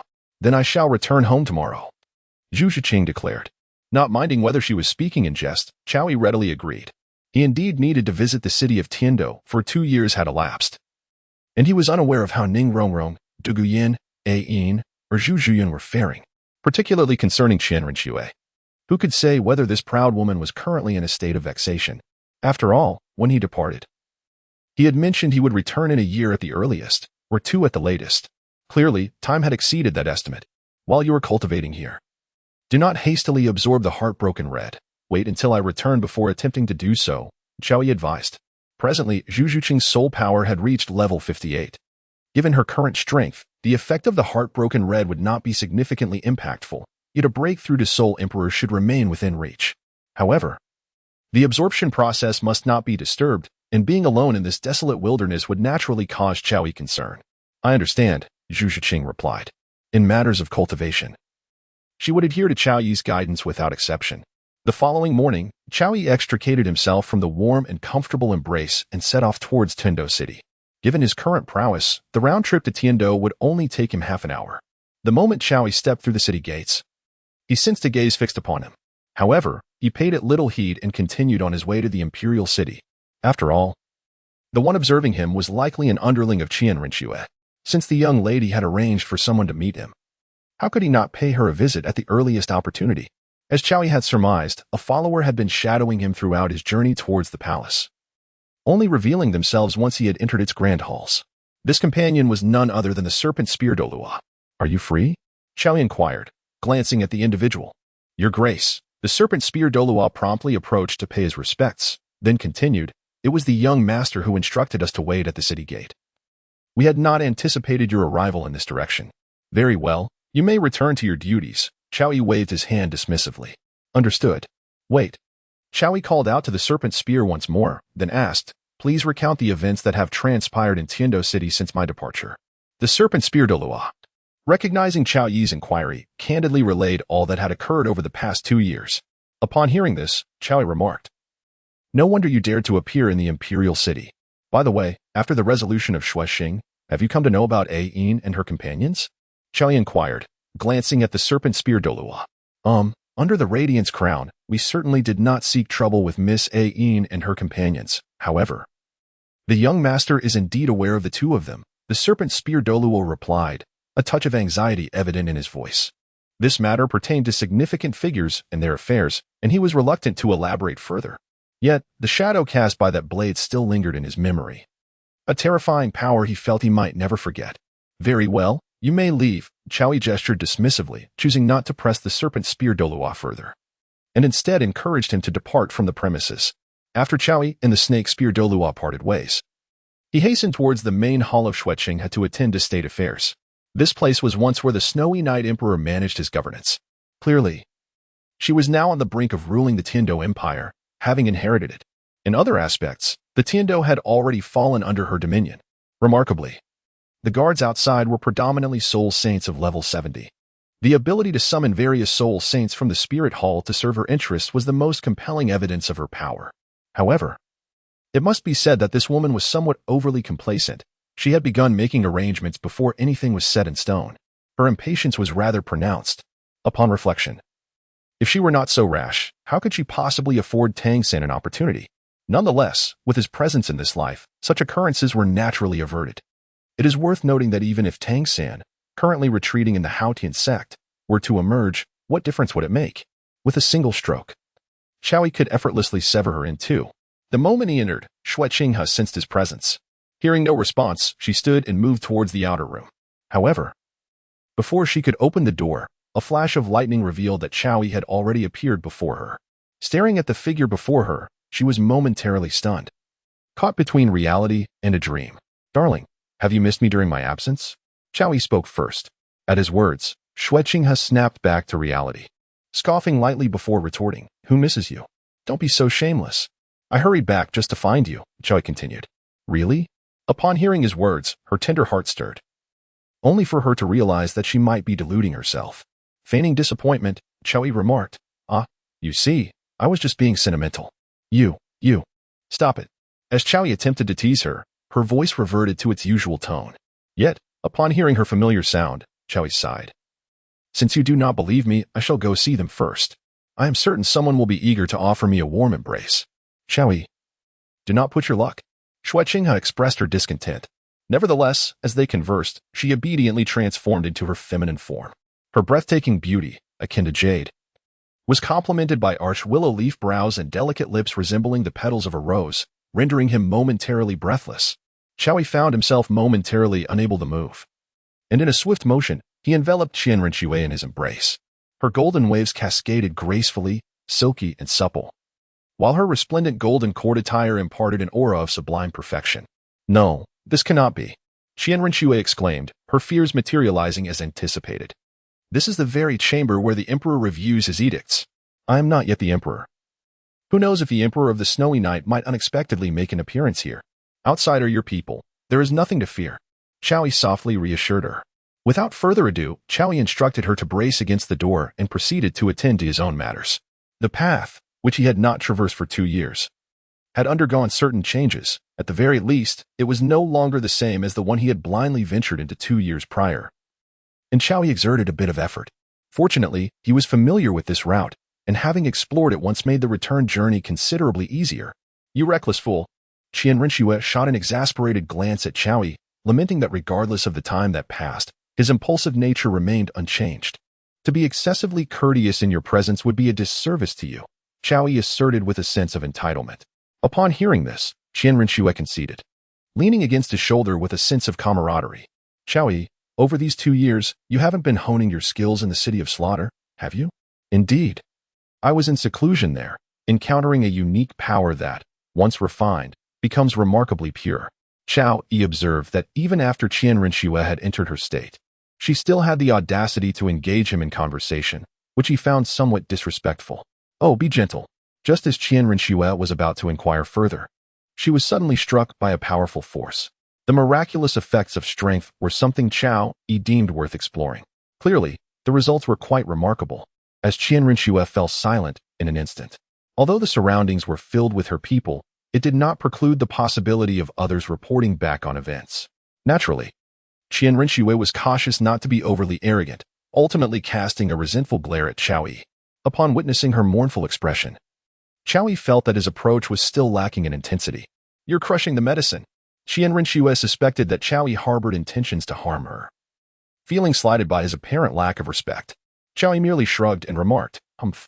Qian Rinxue, visibly displeased, then chose to remain uncooperative, lying there like a dead fish, indifferent to Chow's attempts to elicit a response from her. Afternoon, Chow sat upon the dragon throne of Qian Rinxue, while she perched gracefully upon his lap. Must you be so obstinate? She inquired, her focus unwavering even amidst her duties. Chow felt a flicker of exasperation at her relentless commitment. With so many affairs to attend to in a nation, I cannot simply disregard them, Qian Rinxue retorted, glancing back at him with a playful scorn. But cannot you spare a moment to truly be with me? Chow asked, a note of dissatisfaction lacing his tone. I have already devoted myself to you. How much more can I give? Qian Rinxue replied, recalling their previous encounters within the confines of the estate, swiftly adding, regardless. I shall not take initiative. She lacked the patience that Chow possessed. Just then, as her words hung in the air, she could not help but draw in a sharp breath. Chow deliberately pinched her, causing Qian Rinxue to wince in pain, nearly cursing in frustration. If you continue to act recklessly, I shall expel you. Observing her furrowed brow and evident displeasure, Chow restrained his mischievous impulses. You possess quite the awareness of what it means to be a wise ruler, he remarked with a hint of admiration, as he gazed upon the heap of memorials awaiting his review. My ambition to unify the entire continent is not solely driven by a desire for power, he continued. Are you aware of the matters concerning the evil soul masters and the thieves with mutated martial spirits? Qian Rinxue inquired. I have heard of them, he replied. Although Chow had never met her, he had certainly heard some tales. If his memory served him well, the world would descend into greater chaos a millennium hence. The existence of the Spirit Hall had been a bulwark against numerous malevolent degenerates. Of course, it was also due to places like the City of Slaughter that the current realm of soul masters had not become entirely corrupted. However, whether it be the Tiando Empire or the Xinghua Empire, neither would permit the existence of the Spirit Hall when one party held absolute dominance. The reason I ventured to Tiando to conspire for the nation is also for the future of this world.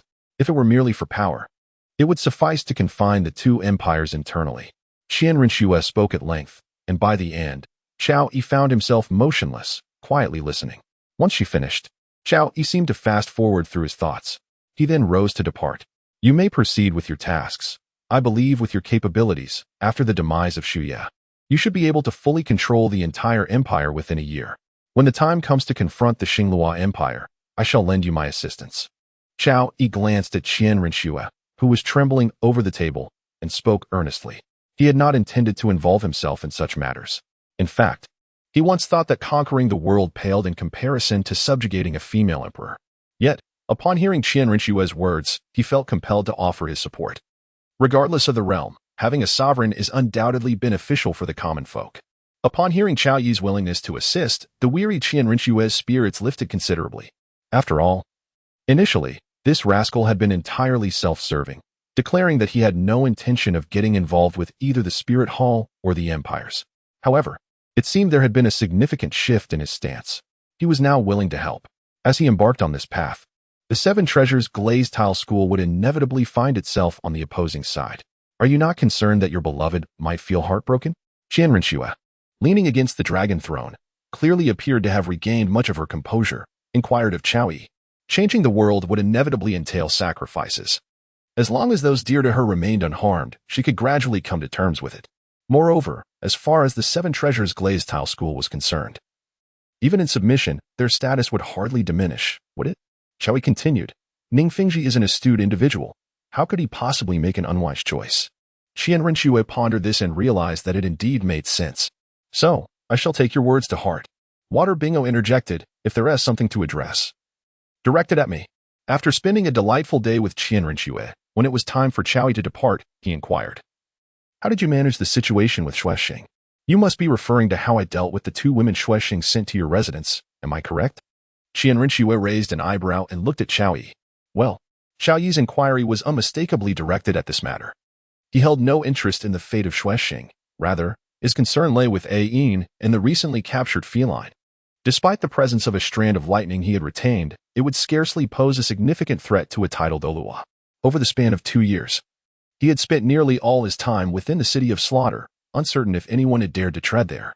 While the power of lightning could intimidate figures like Xi Miao, it might not bear any effect on Qian Rinxue. Kill her, Qian Rinxue remarked casually. Shui. Do not jest. Chao Yi's initial reaction was one of disbelief. They are attempting to take my man. Should the opportunity arise, I would not let it pass. Qian Rinxue expressed with notable indifference. Are you serious? Chao Yi's countenance darkened. He found it difficult to accept this notion after all. Yin was so obedient and capable of brewing essence for him. Most significantly, he had yet to allow Tang San and Yin to meet. What would you do if I were to kill them? Qian Rinxue inquired. I would not act against you, but I would never forgive you. To me, you are all of great importance. Chao Yi pondered deeply and concluded that this was indeed the most fitting response. His primary concern was that if he uttered something unsatisfactory, this fierce woman might truly unleash her wrath. After all, when a woman is resolute, a man's influence diminishes significantly. How trivial. Qian Rinxue was naturally dissatisfied with Chao Yi's reply. Little did she understand the intricate calculations in this man's heart. Is it your intention to drive me away every time you are well-fed and content? Suddenly, Chao Yi sensed a shift in her demeanor, an eagerness to provoke. Qian Rinxue's 6 wings unfurled, enveloping her, and in the next instant, she transformed back into the form of Zhuqing. You may choose to stay, she remarked. Glancing at Chao Yi, dismayed, upon witnessing Zhuqing once more, Chao Yi deemed it prudent to depart swiftly. His schedule was pressing and his responsibilities were considerable. Thus, he turned and left the scene. Bah, you insufferable wretch. Qian Rinxue grimaced as she watched Chao Yi leave without a backward glance. After parting ways with Qian Rinxue, Chao Yi made his way to Shui Binger's residence. Although it was afternoon, both Shui Binger and Shui Yue were far from idle. One was engrossed in her training, while the other frolicked in the water.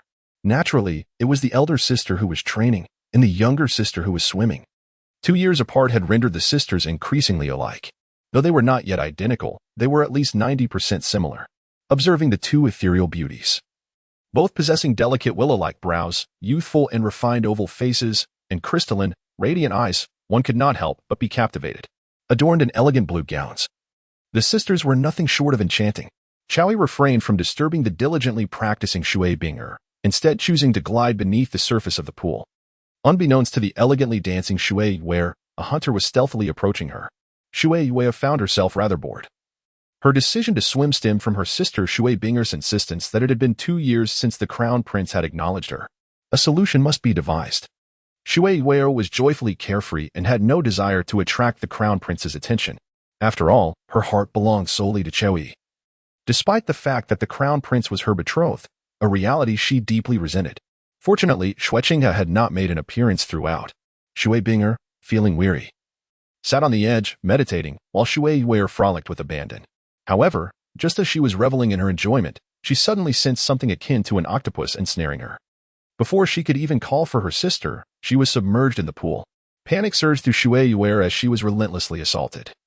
Yet she found herself utterly powerless against her formidable opponent. Just as she struggled to break free, she chanced to glance back, and upon recognizing Chui, all her previous aversion dissipated, replaced by eagerness. Chui, observing Shui Yuer's reaction, felt an overwhelming sense of satisfaction. Well, now that you've discovered me, hiding in the water has lost its charm, he remarked. How have you fared these past 2 years, Yue? Not well, Your Highness. I've missed you so much. Shui Yuer exclaimed, disregarding her surroundings as she clung to Chui. As they awaited Zhuqing, no palace maids were present. Ah, you've become quite the catch. Allowing me to see how you think of me, Chui said, reclining upon the water's surface. Of course, Shui Yuer boldly affirmed, showing no inclination to refuse. Meanwhile, Shui Binger, hearing the inappropriate exchange, withdrew from her meditation. Upon opening her eyes, she was momentarily stunned. You, both of you, she exclaimed, pointing at Chui and Shui Yuer, at a loss for words. After a quick glance around to ensure no one else was present, she lowered her voice, asking, Could you not retreat to your chambers? Regrettably, her guilty demeanor elicited no response from Chui, who was wholly indifferent. Shui Yuer, however, wished to engage but was too caught up in her vigorous swimming, rolling her eyes in exasperation. Annoyed by their disregard, Shui Bingo stomped her foot in frustration before leaping into the pool to join Chui. Yet, as she approached, she felt a cramping sensation in her legs, rendering her momentarily immobile. Has Binger become so self-aware now? Chui mused. It seems that what you spoke of 2 years ago differs from your current circumstances. I've heard that the Crown Prince, Zhuqing, is now in charge of the state. Has he even less time to grant you some respite? Every utterance from Chui seems to strike like a thunderbolt.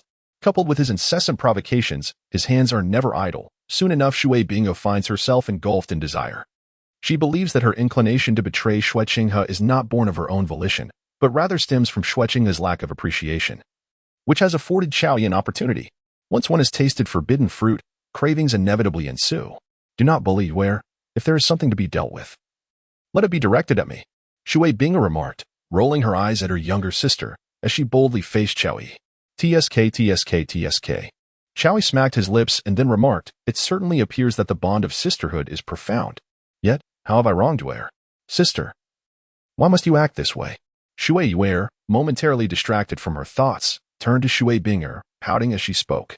The distinction between maturity and youthfulness was poignantly illustrated in Shui Yuer's earnest inquiry, which left Shui Binger momentarily speechless. Indeed, she felt a stirring within her. Yet what was she contemplating at this moment? Was she truly considering vying with her sister? Such behavior is unbecoming of an elder sibling. It seemed that Yuer did not require your assistance, Chui observed with a smile directed at Shui Binger. It must be noted that this elder sister harbored a touch of pride. Despite her evident feelings, she insisted on putting on a faade. Shui Yuer, with her gentle demeanor, appeared reluctant for Chui to depart. Although she understood that her sister's words were a veil for her true desires, she had no doubt that Chui would not disappoint her. Moreover, she genuinely wished for her sister to confront reality. In this regard, Zhuqing displayed a clear lack of interest. He allowed the sisters to roam freely, yet Shui Bingo remained blissfully unaware of the situation. Of course, Shui Yuer believed that Zhuqing was solely concerned with power, unaware that they were, in essence, quite similar. Feeling a sense of shame, Shui Bingo contemplated turning away. But Chui had other intentions. With a swift motion, she was submerged beneath the water, perhaps as a form of retribution. Shui Yuer let out a soft whimper. Your sister can be quite mischievous, Chui chuckled. Indeed, Shui Yuer nodded in agreement. This sister is truly wicked. She merely did not comply with my wishes, and yet she joins forces with Chui to tease her adorable younger sister. Underwater, Shui Bingo overheard the exchange between her sister and Chui, and a chill coursed through her. The sudden wave of cold left Chui momentarily taken aback. Sister, I was wrong. As the frigid sensation began to invade her, Shui Yuer immediately ceased her playful antics and began to plead for forgiveness. Chui is indeed capable of withstanding the invasion of this chill, as her spiritual energy is profound. Such trivial tactics are naturally insufficient to affect her. Fear not. I shall assist you in dealing with her. As Chui's words fell, he reached into the water, and in an instant, the mischievous Shui Binger was captured. Although Shui Yuer felt a tinge of disappointment, she was determined to retaliate against her sister. Moreover, as always, how could Chui let her down? Soon after, Shui Yuer joined forces with Chui to exact their revenge on Shui Binger. It seemed that Shui Bingyo had a peculiar affinity for such antics. Despite being bullied by both Chao Yi and Shui Wei, she appeared rather exhilarated. Evening. Chao Yi glanced at his two sisters, who were exhausted from their play, and in an instant, he vanished like a flash of lightning from the room. Once outside the royal city, he hurried towards Yin and her companion's residence. Previously, with the presence of the Shui sisters, he felt less anxious. However, now, a sense of unease crept in. After all, Qianren Xue, that proud woman, could sometimes exhibit a rather obsessive nature. He genuinely worried she might engage in some inappropriate actions. Fortunately, upon arriving at Yin and Zhu Zhuyun's abode, he found both of them unharmed as they emerged from the house. After 2 years apart, both Yin and Zhu Zhuyun exuded an even greater allure, particularly Zhu Zhuyun, who now resembled a ripe peach, perfectly matured. Chao Yi found himself increasingly eager to see the grown-up Zhuqing. After all, she was the girl he had watched grow up. The thought of the two sisters collaborating sent a thrill through him. Master! Yin and Zhu Zhuyun exclaimed in unison upon seeing Chao Yi. After a night of reminiscing, the dawn of the following day arrived. Have you encountered any troubles over the past 2 years? Chao Yi inquired, gazing at the two women. The mature peach certainly proved to be more substantial than the unripe young maidens. Even after a lengthy conversation, neither Yin nor Zhu Zhuyun showed signs of fatigue. Of course, this was also due to their harmonious cooperation and sharing. No, my sister and I have been diligently cultivating, though we have missed you, Yin replied first. Master, you want to leave again this time, will you? Zhu Zhuyun asked, her voice tinged with concern. Though they had experienced relative freedom during these 2 years, they belonged to Chao Yi. Even in their newfound liberty, there was nowhere for them to go. After all, fleeing back to the Star Luo Empire would lead to certain death. The royal family would never permit the return of a woman deemed incomplete. Thus, Chao Yi was now her everything. Over the course of these 2 years, Zhu Zhuyun had come to understand the true nature of her companion. Yet, she was taken aback to learn that she was once the wife of Tang Hao, the Haotian Douluo. To be honest, had she not heard Yin recount her experiences with Chao Yi, Zhu Zhuyun might have inadvertently revealed what she knew. Nevertheless, with her noble upbringing and adeptness in scheming, she knew precisely what to say and what to withhold. Soon enough, she grasped the gist of Yin's version of events. However, it left her somewhat speechless to discover Chao Yi possessed such unique preferences. There was even a moment when Zhu Zhuyun pondered if agreeing to Davis's proposal back then would have enhanced her standing. This thought was fleeting, as the present circumstances rendered such speculation moot. I still have my own matters to attend to. Once I have resolved them, I will certainly devote my time to you both, Chao Yi softly assured them. After their intimate moments, equality naturally prevailed. Regrettably, they had surpassed the stage where it could alter their physiques. Furthermore, the remaining held no suitable benefits for them, so Chao Yi did not consider changing anything. Moreover, he had no desire for his women to become excessively powerful. Well, Zhu Zhuyun, while suspecting that Chao Yi could not remain indefinitely ensnared in romantic entanglements, still felt a tinge of disappointment. Yin, on the other hand, seemed to have grown accustomed to it. After all, having followed Chao Yi for so long and considering her unique status, she understood that only with Chao Yi's strength could she ensure her safety. Chao Yi's arduous training is solely to provide her with better protection. Yin indulged in her thoughts, while Zhu Zhuyun pondered how to leave a more profound impression on Chao Yi's heart, which led her to consider Zhu Zhuqing as the legitimate daughter of the Zhu family. Her thoughts were indeed multifaceted. Master, where is Zhuqing now? Is she well? Zhu Zhuyun inquired once more. She is currently assimilating the domain of the god of death, and she is doing quite well. Once she has fully integrated, I will arrange for her to visit you, Chao Yi replied. Zhu Zhuyun couldn't help but wonder if Qin would still hold any resentment towards her. At this point, it's not as if one of you must perish. What could she possibly resent you for? After all, you're sisters, Chao Yi remarked, observing Zhu Zhuyun and finding her rather intriguing. Indeed, being from a prominent family, her cunning was exceptional, particularly for a family like the Zhu clan, known for its royal lineage. Women possessing the soul of the nether spirit cat underwent a unique upbringing, especially in matters of vying for favor. However, despite Chao Yi's keen understanding, he had no intention of intervening, as he preferred this dynamic. After all, he was the primary beneficiary. Upon hearing Chao Yi refer to them as sisters, Zhu Zhuyun was certain of his intentions. He desired for them to sway together. To Zhu Zhuyun, this was advantageous. Who would relish the thought of sibling rivalry if not compelled by royal mandates? Master is right. From now on, I shall ensure a harmonious relationship with my sister, serving you together, Zhu Zhuyun continued. Ayan, observing Zhu Zhiyun's demeanor, suddenly felt her own simplicity resurface. This girl was far from the seemingly uncomplicated persona she projected. She was indeed competing for favor, and she had a sister, while Ayan naively thought of nurturing her. What a foolish endeavor! Truly, the human realm is intricate. Even close friends may harbor hidden intentions. Suddenly, Ayan realized that Chao Yi's words might indeed ring true. Devoid of any deceit. Reflecting on it now, Tang Hao, that shameless individual, clearly had some thoughts regarding her as well.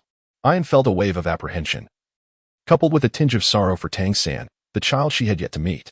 Chao Yi could hardly have anticipated that his relationship with Zhu Zhiyun would further solidify Yin's trust in him. However, had he been privy to Yin's innermost thoughts, he would undoubtedly have felt an even greater sense of ease. Moreover, it is likely that Chao Yi would be somewhat eager to encounter the loyal and devoted Go San.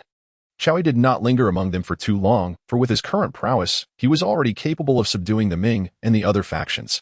It was time to fulfill his mission. Naturally, he did not intend to embark on this journey alone. Dugu would make an excellent companion, and Chao Yi prepared to enlist his aid. When absorbing soul rings, it is essential to have someone to safeguard him, especially since he would be quite vulnerable at that time. As for spending an entire night without rest, for the distinguished descendants of the Chao family, such endeavors were merely a commonplace affair. Chao Yi first visited the Seven Treasures Glazed sect, and upon returning, it was only natural that he would take the opportunity to pay a visit. The Seven Treasures Glazed sect is situated not far outside the city of Tiando, a mere half-hour's journey for an average person from the Royal Academy. For Chao Yi, it was even closer, as he arrived at the grand gates of the sect in just 2 or 3 minutes. Please, hold your step. At the entrance to the Seven Treasures Glazed sect, a Soul King and several Soul Venerables stood guard. As Chao Yi approached, the Soul King clasped his fist and spoke, "If you seek to join our outer sect, I regret to inform you that the assessment period has already passed. You will need to wait until next month for the next evaluation. I have come to see your sect master, Ning Fingxi." Chao Yi interjected before the guard could finish his sentence. "Seeking our sect master?" The guard observed Chao Yi's attire and deduced that he must belong to a family of considerable wealth or status. However, he couldn't help but feel that the young man appeared somewhat too youthful for such a distinguished request. It was indeed perplexing for a person so young to specifically seek out their sect master. Doubts began to stir in the mind of the Soul King on duty. "Inform him that Chao Yi has arrived," Chao Yi continued.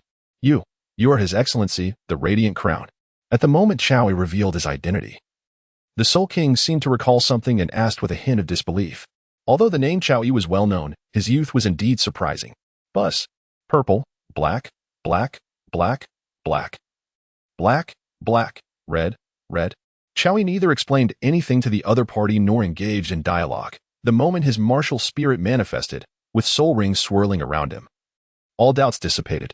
"Please wait a moment. I shall report this immediately," came the response, a mere formality of welcoming guests that had now transformed into profound respect. Ning Fingxi's subordinates were indeed quite capable. Despite his youth, they did not underestimate him. The details dictate success or failure, and in this regard, one could certainly say he was an extraordinary figure, albeit somewhat unfortunate in terms of timing. "All right." Chao Yi dismissed his martial spirit and acknowledged with a nod. Without further ado, the Soul King hastened back to the sect at full speed. In a little over 10 minutes, Chao Yi sensed 2 formidable auras approaching.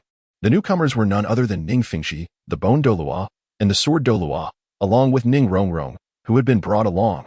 As for the Soul King, he did not accompany them, presumably remaining behind. Upon greeting them, Ning Fingxi politely remarked, "I apologize for keeping Your Excellency the Radiant Light waiting. It is my oversight." His immediate apologies made Chao Yi feel somewhat embarrassed. With a smile, he replied, "Uncle Ning, you were too kind. I just returned and came to visit without notifying anyone. Please, do come in. It is the perfect opportunity for you to see our Seven Treasures Glazed Tile School," Ning Fingxi continued. As he spoke, Ning Rongrong rushed over eagerly. The moment Chao Yi embraced her, she felt 2 waves of murderous intent. Without needing to ponder, it was clear from whom it emanated, none other than Shen Xian and Gu Rong. They glared at their precious little cabbage, who had so indiscreetly thrown herself into the embrace of a boar, and their displeasure was palpable. Ahem. Ning Fingxi sensed the atmosphere had turned somewhat awkward and cleared his throat discreetly. Ning Rongrong also realized her impulsiveness. Yet she had no desire to leave Chao Yi's warm embrace, which she yearned for deeply. 2 years had passed, and Rongrong had matured significantly, in many respects. Though not universally, she had grown in areas that required development, while remaining unchanged where she ought not to have. The little sorceress was undergoing her own transformation. Rong. If you continue this way, your two grandfathers will surely attempt to confront me, Chowie warned gently, with a soft whimper. Ning Rongrong had initially intended to extricate herself from Qiao Yi's hold, but upon hearing his words, she nestled deeper into his chest. Hiki, Rongrong. You are simply overwhelmed with longing. Come along, my dear. Ning Fingji felt quite pleased. The mere utterance of uncle was enough to make his heart blossom with joy. All right. Qiao Yi responded, lightly patting Ning Rongrong. Though she was slightly reluctant, she chose not to create a scene, instead wrapping her arms around Qiao Yi's. As if she were glued to him. The group then proceeded into the inner sanctum of the Seven Treasure Glazed Tile School. Along the way, Ning Rongrong introduced Qiao Yi to various aspects on her left and right, treating him as if he were family. Qiao Yi, however, paid little heed. For some areas within the Seven Treasure Glazed Tile School were rather secretive and essential for the protection of their sect. Ning Fingji remained silent, although he thought to himself that his daughter was veering off course rather recklessly. Meanwhile, Chen Xian and Gu Rong felt utterly bewildered by their little cabbage's choices. In the grand hall of the Seven Treasure Glazed Tile School, at the northern side of the hall, a large chair carved from fragrant rosewood occupied the principal position. Facing south, the backrest was adorned with an immense piece of jade, a brilliant green stone that exuded a gentle warmth, truly a piece of exquisite warm jade. Ning Fingji and the others seated themselves in that esteemed place. Qiao Yi and Ning Rongrong settled themselves below. Ning Rongrong clung to Qiao Yi's arm like a tenacious vine, as if the moment he released her, she would flee. The two elderly gentlemen exchanged furious glances, clearly dissatisfied with the fact that their cherished little girl had been deceived. Where has Qiao Yi been during this time? Ning Fingji inquired, displaying a keen understanding of the nuances of relationship building. Qiao Yi remained indifferent. It was neither unreasonable nor inappropriate for Ning Fingji to address him in such a manner. After a visit to the city of slaughter, he had unexpectedly stayed for a full 2 years. Qiao Yi responded, and Chen Xian, momentarily taken aback, turned to him and exclaimed, "You have once again broken through." Previously, he had overlooked this detail due to the matter concerning Xiao Bai Kai, but at this moment, Chen Xian realized that Qiao Yi had indeed made significant progress. Fortunate breakthrough, Qiao Yi said with a slight smile. Chen Xian and Gu Rong, both of whom harbored considerable grievances against Qiao Yi, were now even more incensed. Listen to what he says. Fortunate breakthrough. Who's he trying to provoke? Especially Chen Xian, who had hoped to achieve a breakthrough to the 97th level, found himself stuck at the 96th. Gu Rong, too, remained at the 95th level. In contrast, Qiao Yi, the upstart, had already reached the 95th level. At 93, Qiao Yi was already beyond Chen Xian's capabilities, and now, having ascended 2 levels, it was evident that Chen Xian could no longer contend with him. Ning Fingji regarded him with increasing favor, much like a father-in-law admiring his son-in-law. Dad, grandpas, if you have nothing pressing, I'd like to take Qiao Yi for a stroll, Ning Rongrong said eagerly, her desire unmistakable. Yet, Ning Fingji felt compelled to extend the hospitality of a host, much to Rongrong's mounting frustration. Upon hearing Ning Rongrong's request, Ning Fingji naturally could not refuse. It had been quite some time since the young couple had seen one another, and it was indeed appropriate for them to spend some private moments together. Go ahead, he replied amiably, without waiting for Chen Xian and Gu Rong to voice their opinions. Ning Rongrong took Qiao Yi by the hand and exited the grand hall, making a beeline for her chambers. Sigh, Xiao Bai Kai has grown up, Chen Xian remarked, watching the hurried departure of Ning Rongrong with a hint of resignation. Indeed, even I, her most cherished grandfather, have been relegated, Gu Rong added. Preposterous. I am Rongrong's most esteemed grandfather. Do you wish to fight, you scoundrel? Come on. Though Ning Fingji had witnessed such scenes before, he couldn't help but feel a twinge of embarrassment as the two elder gentlemen prepared to brawl over such trivial matters. However, he was genuinely curious about what could possibly be so significant that Ning Rongrong felt compelled to whisk Qiao Yi away. Unbeknownst to him, his precious Xiao Bai Kai had undergone a complete transformation. During the banquet, Qiao Yi emerged from Rongrong's quarters, both looking quite refreshed. Compared to before, Rongrong appeared notably more vibrant this evening. While Ning Fingji sensed something amiss, he chose not to dwell on it. After all, though the little demoness had been somewhat spoiled, she was still a well-bred young lady, and he did not believe she would engage in any improper conduct in broad daylight. Rongrong, where did you and the crown prince wander off to today? Ning Fingji inquired once they were seated. Rongrong's face flushed crimson. From the moment she laid eyes on Qiao Yi, she had become somewhat addicted to his presence, making it impossible to think of anything else. However, she couldn't simply divulge everything, could she? We didn't go anywhere, just strolled a bit, she replied, her confidence wavering. Rongrong, why is your face so flushed? Are you unwell? Shin Xian asked, his concern evident. After all, she was his beloved granddaughter. Having watched her grow up, he immediately noticed her unusual demeanor. No, Grandfather Jian. I'm fine. I just exercised a little while ago without using my soul power, so I feel a bit warm. Rongrong defended herself. Child, you're already a soul king.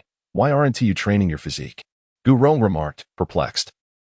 She was accompanying me to work on her physical fitness. Support-type soul masters can be somewhat weaker, so I thought it best for her to acclimate to physical training, Qiaoyi mused. Feeling as though the two elderly gentlemen were merely putting on a performance for him. It seemed so obvious. Couldn't they see through it? Was it necessary for Ning Rongrong to explicitly state that they had been training in her room? In truth, Ning Fingji had already caught wind of something unusual. Unlike the two old men, he refrained from questioning further, simply feeling that his daughter was being a bit too casual. Not yet married, how could she behave so freely? Ning Fingji understood the implications of the situation but found it difficult to voice his concerns. Therefore, he remained silent, having comprehended the underlying message. Meanwhile, Chen Xian and Gu Rong, both engrossed in their cultivation, remained blissfully unaware. After the banquet, upon returning to her room, Rongrong buried her face in the soft couch. Overwhelmed with embarrassment as she swung her slender legs and muttered to herself. Now you feel embarrassed? Qiaoyi chuckled. It's all your fault. Rongrong sat up. Pouting as she glared at Qiaoyi, as if to say that if not for him, she would not have faced such humiliation. Goodness, Ning Rongrong. You must have some sense of reason. Qiaoyi replied, bemused at her attempt to shift blame. After all, it was she who had insisted on dragging him into her room and engaging in all manner of antics, leaving him in quite the predicament. Humph, I'm being unreasonable? I merely did what you wished to do. Rongrong leaned closer, and before Qiaoyi could push her away, she blinked her large eyes and playfully said, Do you not wish to take advantage of me in my own home, especially with my father and grandfathers present? Cough, cough. Qiaoyi paused momentarily. Indeed. It was the same flavor as before. It must be the little sorceress. She truly speaks her mind without the slightest hesitation or reservation. As a paragon of virtue, how could I possibly engage in such conduct? Qiaoyi retorted defensively, for he was rather concerned about his image. With a look of utter disdain, Rongrong cast him an incredulous glance, as if to say, Do you truly believe your own words? Qiaoyi chose not to offer any explanations. His tone laced with severity as he remarked, Now that you've stated it so plainly, I cannot simply bear this title without merit. Ah? Ning Rongrong, upon hearing this, felt her mind momentarily blank. It was no jest. This afternoon, she had already surpassed her usual limits. No, I must not succumb to tears. A sense of trepidation washed over Rongrong as she began to soften her stance. It's all right. Shedding a few tears is beneficial for the body. Look at you. You've become quite plump lately. Surely, there must be some pent-up emotions, and a good cry could provide relief, Qiaoyi stated with utmost seriousness. He then proceeded to explore further. The next day, as dawn broke, Qiaoyi awoke to find Rongrong beside him, due to her tearful outburst the previous night. Her lovely eyes were still slightly puffy. Qiaoyi felt it was best not to linger any longer. After all, he had spoken to her last night. So he rose and made his way outside. Ultimately, bullying Rongrong was not to be taken lightly, if he remained at the Seven Treasure Glazed Tile School today. Chen Xian and Gu Rong would likely confront him with fervor once more. Qiaoyi was not particularly afraid of the two, but rather wished to avoid engaging with them and wasting his soul power. Moreover, the prospect of being caught in discussions of marriage was something he preferred not to contemplate at the moment. Nonetheless, upon departing from the Seven Treasure Glazed Tile School, he did not forget to bid farewell to Ning Fingji. Naturally, Ning Fingji warmly urged Qiaoyi to stay. Yet he expressed that he had matters to attend to and promptly left the premises.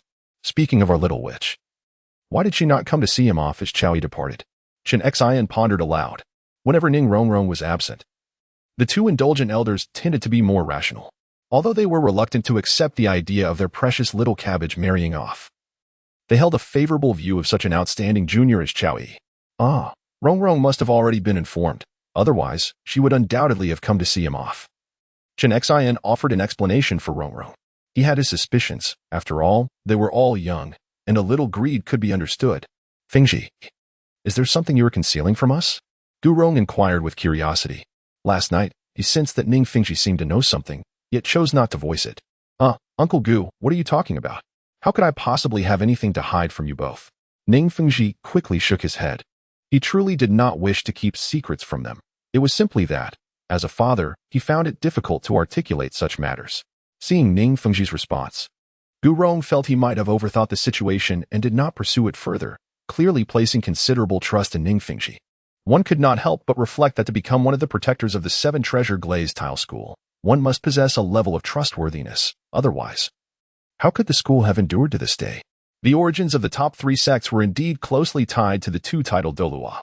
The Seven Treasure Glazed Tile Pagoda may be the continent's finest auxiliary spirit, yet it is important to remember that without a formidable offensive contender, even the greatest auxiliary would be rendered meaningless.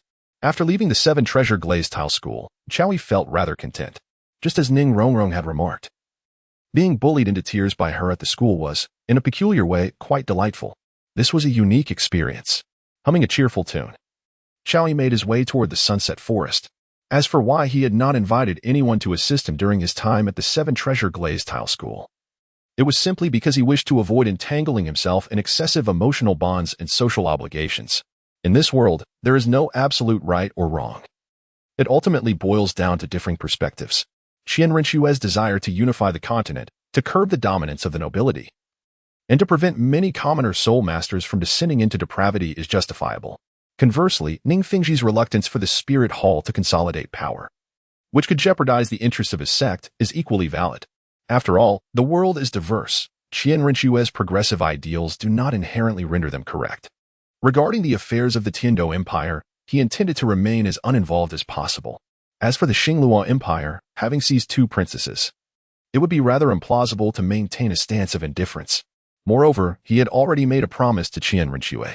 His intent to seek out Dugu stemmed solely from the fact that the old man was a lone wolf. His absence during the incident with Xuexing was testament enough that he had no intention of meddling in royal matters.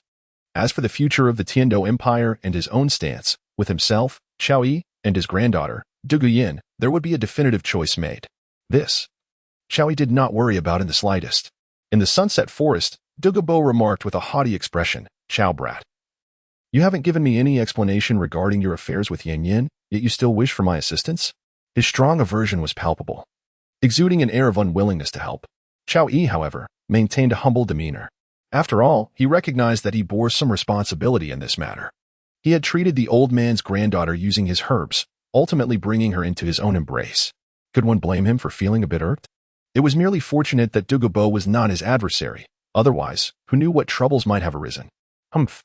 Xiao Yi gazed at the proud little old man and then patted Dugu Yan's perky cheek. Initially engrossed in her amusement, Dugu Yan shot a playful glare at Xiao Yi, but soon ran over to Dugu, wrapping her arms around his and affectionately calling out, "Grandfather." Xiao Yi, having yielded, had already afforded him ample respect.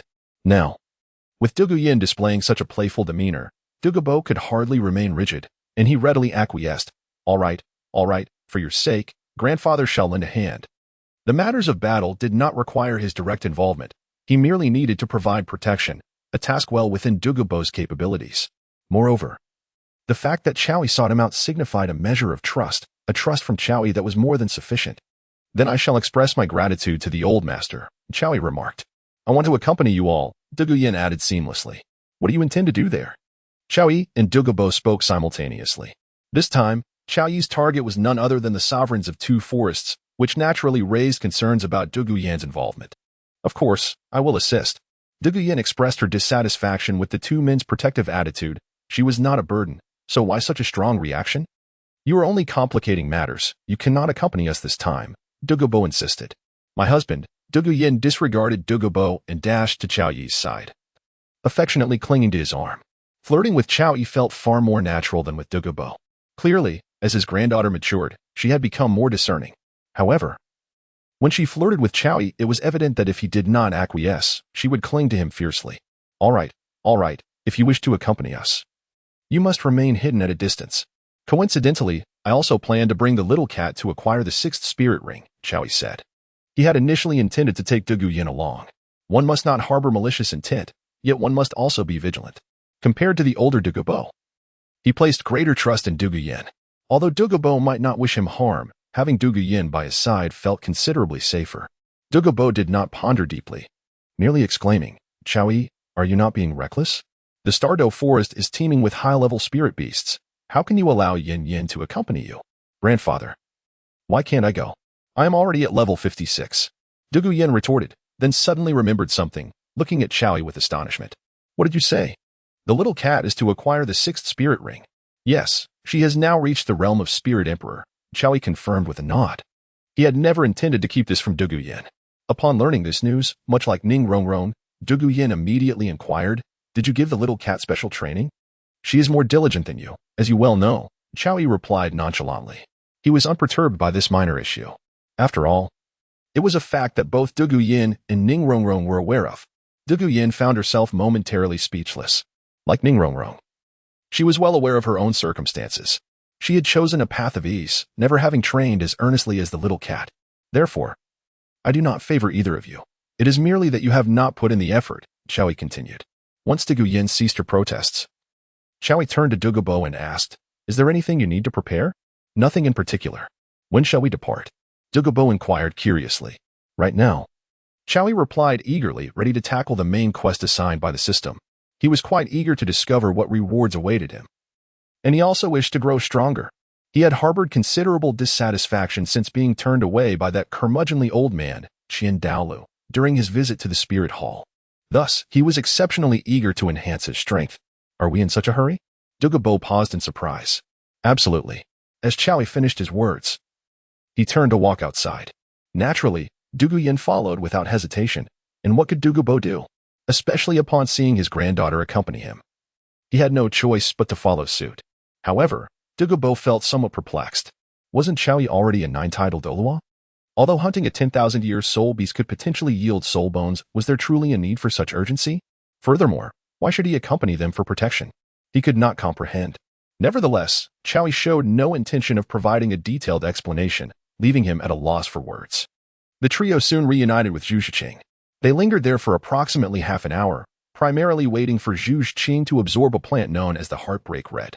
Observing her consume yet another rare herb, Dugu Yin promptly inquired, Wasn't it said that one person can only absorb one type of celestial herb?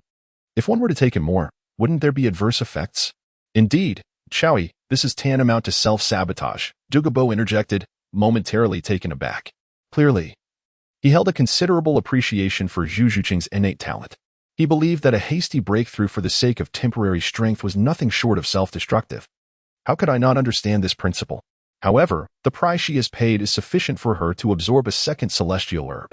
Though its effects may not be exceedingly potent, they are certainly beneficial and do not amount to forcing her growth, Chowie remarked candidly regarding the grandfather and granddaughter duo. What kind of training has this girl undergone? Dugu Bo pondered for a moment before responding.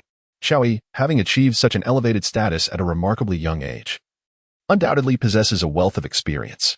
Furthermore, his evident affection for the cat girl suggests a deep bond. Thus, Dugu Bo is convinced that he would never harm her. The sacrifices he mentioned imply that this girl has endured unimaginable suffering. It is something one would not wish to know, indeed. Even I might not be capable of enduring what she has. Chowie acknowledged this as a fact. Even he could not match Zhuqing's level of dedication. It is precisely her unwavering spirit that endears her to Chowie. Surely, it is not mere infatuation that prompts such kindness towards the kitten. Chowie was also eager to see how far the little cat could go. Dugu Bo remained silent, and Dugu Yin said nothing either, since Chowie had no reason to lie. Both the grandfather and grandson felt a twinge of pity for the little cat's past. She, too, hailed from nobility, had it not been for her family's indifference. How could Zhuqing have ended up in her current situation? However, what they did not realize was that there was also the impact of Dai Mubai's abandonment and his subsequent downfall that had profoundly affected Zhuqing. Before encountering Chowie, she had no support whatsoever. Had it not been for Chowi's appearance, her current circumstances would remain a mystery, but undoubtedly, they would be vastly different from what she experienced now. Thus, Zhuqing held deep gratitude for Chowie. It was because of him that she became who she is today. Once Zhuqing fully absorbed the heart-wrenching memories of longing, the four of them set off towards the Stardow Forest. Several days later, they finally arrived at their destination. Had it only been Chowie and Dugu Bo, they would have reached this place in merely 2 days from Heavendow City.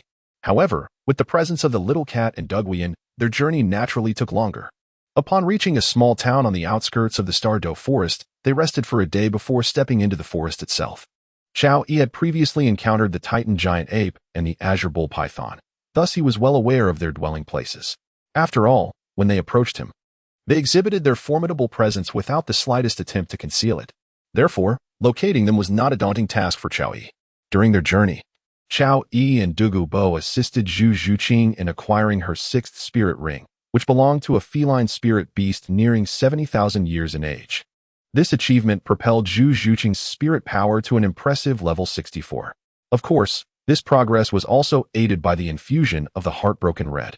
Upon learning of the current level of the little cat, Dugu Yin felt a twinge of regret for her own complacency. Why had she not persevered a bit longer? The disparity between them was growing increasingly pronounced. Chao Yi remained unaware of Dugu Yin's sentiments, but Dugu Bo observed everything keenly. He gently patted Dugu Yin and smiled softly. Remarking that the effort Zhuqing had invested in her strength was something even Chao Yi had acknowledged as beyond his own capabilities. One must not become overly fixated on such comparisons. Dugu Bo's words of comfort had a soothing effect. Although she could not be compared directly to Zhuqing, Dugu Yin was still far superior to many ordinary individuals. It was rare for anyone around the age of 20 to reach her level of prowess. Even the golden generation of the Spirit Hall could not measure up to her. Moreover, with Chao Yi's guidance in the unique medicinal baths, Dugu Yin believed that she would not be far from crossing the threshold of level 60. The primary reason for her current gap with the little cat was that Chao Yi had not assisted her in a long time, particularly in channeling the power of lightning.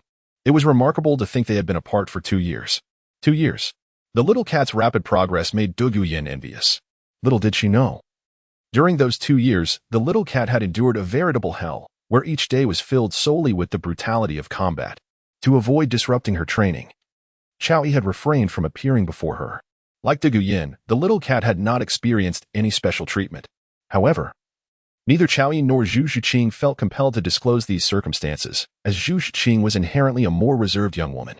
After assisting Zhuqing in obtaining her spirit ring, the quartet continued their expedition deeper into the jungle, with both Dugu Bo and Chao Yi concealing their own auras. Several years ago, Chao Yi's formidable presence had already instilled fear in the likes of the Azure Bull Python and the Titan Giant Ape. At present, should they sense his approach, it is likely they would flee in terror.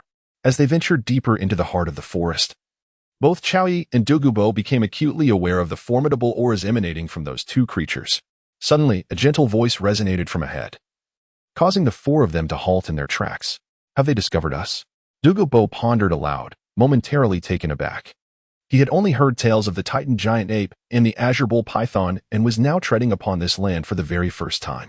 He had never contemplated obtaining a soul ring of 100,000 years, fully aware that such ancient soul beasts were not easily dealt with. Their mental fortitude was considerable, and given that this was the Stardow Forest, it was not surprising they would be perceptive. Chao Yi chuckled, unperturbed by the situation. He was confident that Xiao Wu and the others were unaware of his arrival. Otherwise, would she still speak so boldly? Surely, she would have fled by now. Were you not seeking me? Now that you have found me, why do you hesitate to approach? The gentle voice rang out once more, its serene tone momentarily startling Zhuqing. The familiarity of the voice struck her. It reminded her of Xiao Wu. Having shared time as classmates, she recognized it instantly. However, upon realizing that Chao Yi had come specifically for this encounter, she felt little else but caution. After all, the speaker was a soul beast, and as one not of their kin, their intentions must surely differ. Chao Yi's intention to slay his opponent and seize the soul bone is entirely justifiable. The four individuals continued their journey, traversing through a dense thicket of trees, until their view suddenly expanded. Before them lay a breathtaking scene that defied verbal description.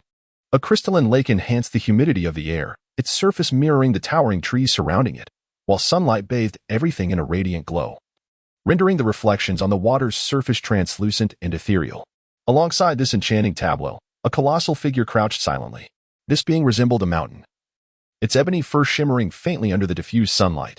Despite being on all fours, its shoulders towered above 7 meters in height, and if it stood upright, it would likely exceed 15 meters. At first glance, it appeared to embody both ape and gorilla traits. Its entire form cloaked in darkness save for its lantern-like eyes that gleamed with a yellowish luminescence. This magnificent creature was endowed with an astonishingly robust physique, every inch brimming with muscles more formidable than granite, bulging like small hills. Its entire being epitomized a fusion of strength and grace. In stark contrast, perched upon its shoulder was a figure of exquisite beauty, dressed in a flowing white gown that cascaded to her feet. She possessed a delicate visage akin to that of an ethereal sprite, flawless and enchanting. Her raven hair, cascading down her back, spilled over the Titan's shoulder like a dark waterfall, each strand appearing irresistibly silky. She embodied the pinnacle of elegance, her beauty seamlessly intertwined with the surrounding environment. As Chowi and his companions cast their gazes upon the Titan Great Ape and Xiaowu, the latter too turned their attention towards them as well. The moment the Titan Great Ape laid eyes on Xiao Yi, it froze in astonishment, for it recognized him instantly. The memory of their battle from years past lingered vividly in its mind. Xiaowu too shared this sentiment. Without Xiao Yi, her escape back to the Stardow Forest would have been improbable. Ah, this rabbit has matured considerably. No wonder it has thrived for 100,000 years. Xiao Yi mused, surveying Xiao Wu's figure with a hint of nostalgia. After all, she was the beloved of Dog 3. Suddenly, Xiao Yi found himself in no rush to claim the opponent's soul ring. A sense of mischief stirred within him. A fleeting thought that vanished as he recalled that he was not Dog 3. Possessing the soul rings of the Sky Blue Bull Python and the Titan Great Ape would mean a ceaseless conflict with them. Indeed, Dog 3's prowess is commendable. Tang Retian's arrangements were nothing short of brilliant, had he not discreetly protected Xiao Wu and refrained from attacking. How could Dog 3 have obtained 3 readily available 100,000-year soul rings? It's you, Xiao Wu exclaimed first, her voice laced with trepidation. Long time no see, little rabbit. Xiao Yi replied calmly, his demeanor in stark contrast to Xiao Wu's fluster. Human, do not go too far. The Titan Great Ape roared, striking its chest, causing the entire forest to tremble slightly. The Titan Great Ape was fierce, reigning as the king of the forest, though uncertain of any connections between Xiao Yi and the Emperor Tian. It was undeniable that they were the sovereigns of this domain. The Titan Great Ape held its own dignity. Ensure their safety, Xiao Yi instructed Dugu instantly. The thunder-white dragon soared skyward, merging with Xiao Yi to form the dawn armor, while the dragon's spirit manifested into a blade of lightning.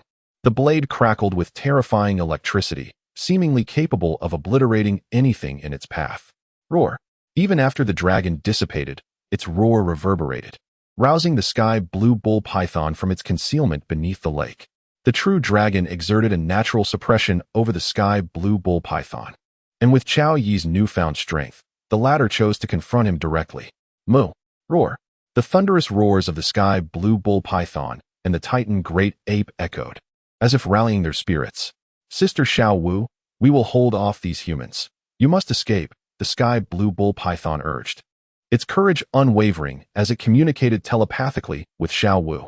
The Titan Great Ape shared this concern, equally protective of Xiao Wu's safety. Indeed, both titans of this forest were, in essence, loyal admirers. Yet, Xiao Yi found himself pondering why both the Sky Blue Bull Python and the Titan Great Ape were so enamored with Xiao Wu, given her diminutive stature in comparison to their own colossal forms. Xiao Yi found himself in a state of confusion. The mention of the Great Ming and the Second Ming left him perplexed. Just as Xiao was about to speak, a fierce gust of wind surged towards them. In an instant, he witnessed Xiao Yi swing his blade downward. Moo. The azure bull python soared into the sky, exhibiting ferocity despite the constraints placed upon it, showing no signs of retreat. Whoosh. Bang. The azure bull python unleashed a dragon tail strike, yet this time, as its tail collided with Xiao Yi's thunderous blade, the fierce power of thunder erupted against its scales. Boom. Rumble. With a muffled thud, the azure bull python was forcefully slammed into the lake. Bang. The lake exploded, sending forth waves that soared over 10 meters high. It was as if rain was pouring down, with countless droplets cascading in a rhythmic dance. Big Brother. The Titan Great Ape, witnessing the azure bull python being struck into the lake, let out an enraged roar. With immense strength, it propelled itself towards Xiao Yi in a powerful leap. Gravity quagmire. At the same moment, the Titan Great Ape unleashed its overwhelming oppressive force. The terrifying pressure was palpable even to the likes of Dugu, who had to exert his full strength to withstand it. However, Xiao Yi, locked in place, appeared utterly unfazed. Just as the Titan Great Ape's fist came crashing down, Xiao Yi made his move, completely disregarding the pressure exerted by his opponent. He effortlessly positioned himself above the Titan Great Ape. 8th Soul Skill, Thunderous Magnetic Cannon. Ever since the 8th Soul Ring ascended to a level beyond 100,000 years, its power had multiplied beyond measure. Xiao Yi unleashed a punch, and though his entire being was dwarfed by the Titan Giant Ape, His strike manifested the thunder-white dragon with astonishing force. Roar! The lightning dragon surged towards the Titan giant ape, its form no less imposing. Even as the dragon coalesced anew, the dawn battle armor adorning Chao Yi remained undiminished, indicating that this was merely his 8th soul skill. Boom! In an instant, when the lightning dragon collided with the Titan giant ape, it felt as if the very heavens were collapsing. Whoosh! A tempestuous gale erupted, scattering debris in all directions. The Titan giant ape was instantly sent crashing into a cluster of trees. Crack! Crack! Ancient trees, some hundreds and even over 1,000 years old, began to splinter under the impact. Simultaneously, the once serene surroundings were utterly obliterated in that fleeting moment. The steed adorned with a white jade saddle gallops forth, the battlefield illuminated by the cold moonlight. The resounding drums of war still echo from the city walls, and the blood on the golden blade remains unwashed. After repelling the 2 colossal beasts, Chao Yi began to gather his strength. Thunder rumbled ominously as thick bolts cascaded from the heavens. In that instance, the exquisite environment faced a cataclysmic assault. The heart of the forest island was entirely ravaged, trees reduced to ash beneath the relentless onslaught of thunder. Dugu had retreated to a safe distance with his companions, the kitten and Dugu. Truth be told, he struggled to comprehend why Chao Yi possessed such strength. What need had he of assistance? Was he merely a spectator to Chao Yi's display of prowess? Initially, Dugu had thought Chao Yi sought his aid against the 2 formidable 10,000-year soul beasts. Yet, witnessing Chao Yi completely overwhelm his adversaries alone, he suddenly felt his presence here was wholly insignificant.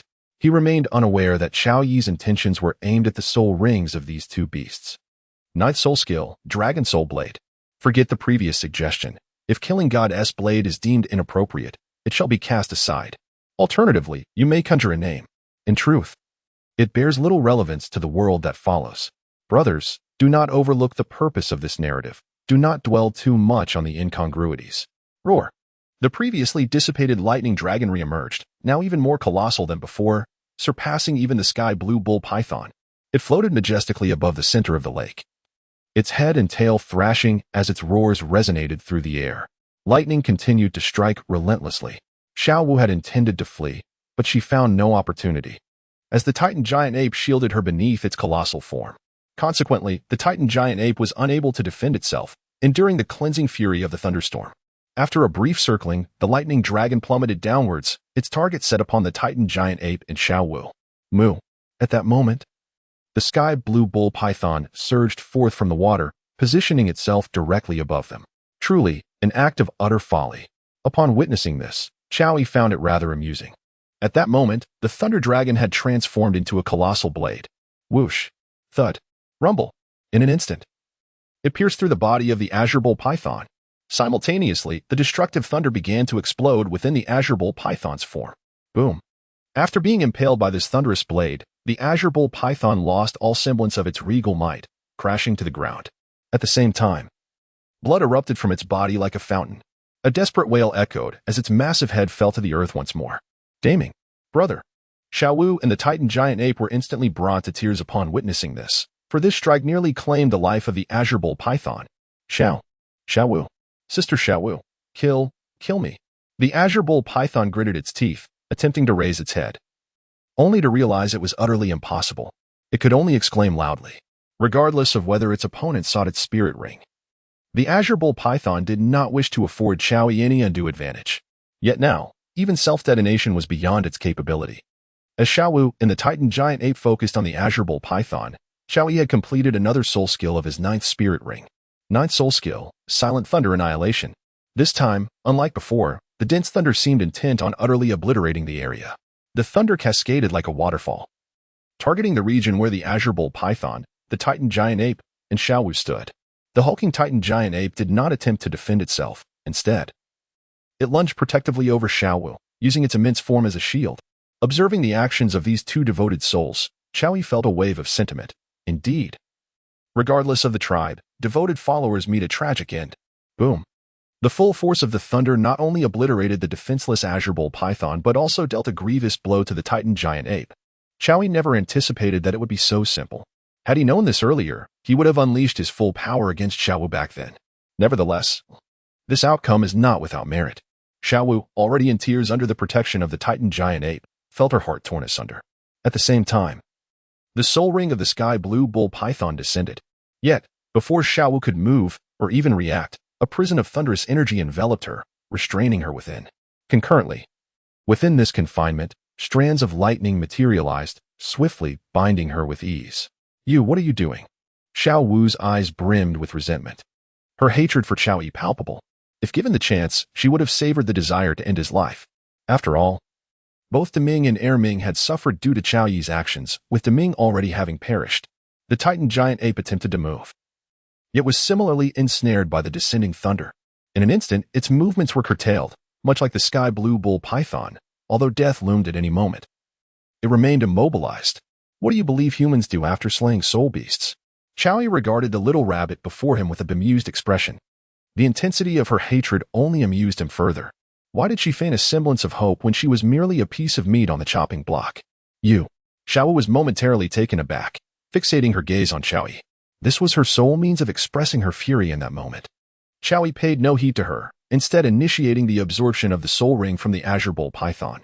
The location for this absorption was, naturally, the first soul ring. This first soul ring commenced at a staggering 100,000 years. Though it appeared somewhat irregular, he was not plagued by any form of obsessive compulsion.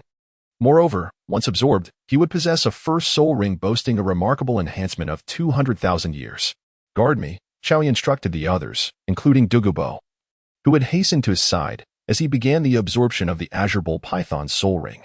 Upon their arrival, Dugu and the others found Qiao Yi already engaged in the process. "Is he absorbing a soul ring?" Dugu remarked, momentarily taken aback. "Grandfather, how can Qiao Yi still absorb a soul ring when he is already a 9-ring Title Douluo?" Dugu Yin questioned, equally bewildered. This left Dugu in a state of confusion. This was a realm of knowledge beyond his grasp. And he was utterly perplexed as to how Qiao Yi was able to absorb a soul ring. It was indeed quite astonishing. However, one thing became clear to him. Qiao Yi summoned him here precisely to provide protection during this soul ring absorption. "Master Poison Douluo, are you not going to take any action?" Zhuqing inquired of Dugu, not dwelling on the intricacies. Given the considerable commotion, she wondered whether a soul beast might come their way. Thus, Zhuqing felt it prudent for Dugu to make some preparations. "Why are you following this demon?" Xiao directed her gaze at Zhuqing, her confusion evident. Although Zhuqing was a girl of few words, she possessed a kind heart. "He is not a demon." Zhuqing replied to Xiao, her expression devoid of any discernible emotion. "Though I would prefer not to meet you under these circumstances. There remains a distinction between humans and soul beasts," she added. Zhuqing had no intention of forging any relationship with Xiao. What Qiao Yi has done is undoubtedly right. In her heart, Qiao Yi is of utmost importance. As for the rest, what relevance do they hold for her? Seeing Zhuqing's chilly demeanor, Xiao Yi seemed to gain a new understanding of humanity. The third party will not spare you, nor will the third party's father. Yet, Xiao was unwilling to concede. She feared not for her life. Rather, she did not wish for the Titan giant ape to perish here as well. She felt she had already wronged the two brothers. Tang Hao had already been slain. Zhuqing glanced at Xiao and continued, this Xiao momentarily at a loss. Pondered, "Tang Hao? Is he dead?" She hurriedly inquired about the third party. "I do not know," Zhuqing replied, shaking her head. Xiao suspected Zhuqing was deceiving her, yet what would she gain from such deceit? Meanwhile, upon hearing Xiao express concern for humanity, the Titan giant ape's bloodlust surged even more intensely. Erming. Seeing the Titan giant ape bleed profusely, Xiao grew frantic. However, besides calling its name, she had no other means to assist. Zhuqing paid this no heed, and at that moment, Dugu had completed the arrangement of his poisonous domain. Indeed, as Zhuqing had surmised, soon enough, some 10,000-year soul beasts approached. These soul beasts were formidable, the weakest among them being at least 50,000 years old. Clearly, they were eager to ascertain the situation regarding the Titan giant ape and the sky blue bull python. They had sensed the sky blue bull python's aura dissipate and noted the Titan giant ape was in a vulnerable state. However, upon their arrival, they found that human powerhouses still lingered here, and around them was an exceptionally potent toxin. Dugu might face a Title Douluo at level 28 or 19. But beneath that title, the younger brothers among the 100,000-year soul beasts would be ruthlessly slaughtered. His poison was beyond what these soul beasts could withstand. Nevertheless, these soul beasts did not come in vain. They were assured of one thing. The two overlords of this forest had reached the brink of demise. Xiao Wu gazed blankly at these soul beasts, initially believing in the possibility of rescue. However, she soon discerned something amiss. They were not here to offer aid. At this moment, Xiao Yi had absorbed the spirit ring of the sky blue bull python, and the soul bone it had dropped naturally merged with her being. Congratulations, host, for completing the 100,000-year spirit ring task. Spirit ring acquisition doubled. Following this, the level task appeared.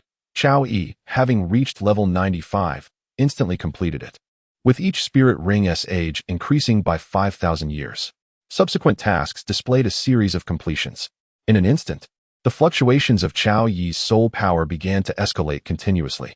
Dugu Bo and the others appeared somewhat bewildered, as Xiao Yi's growth seemed exceedingly rapid.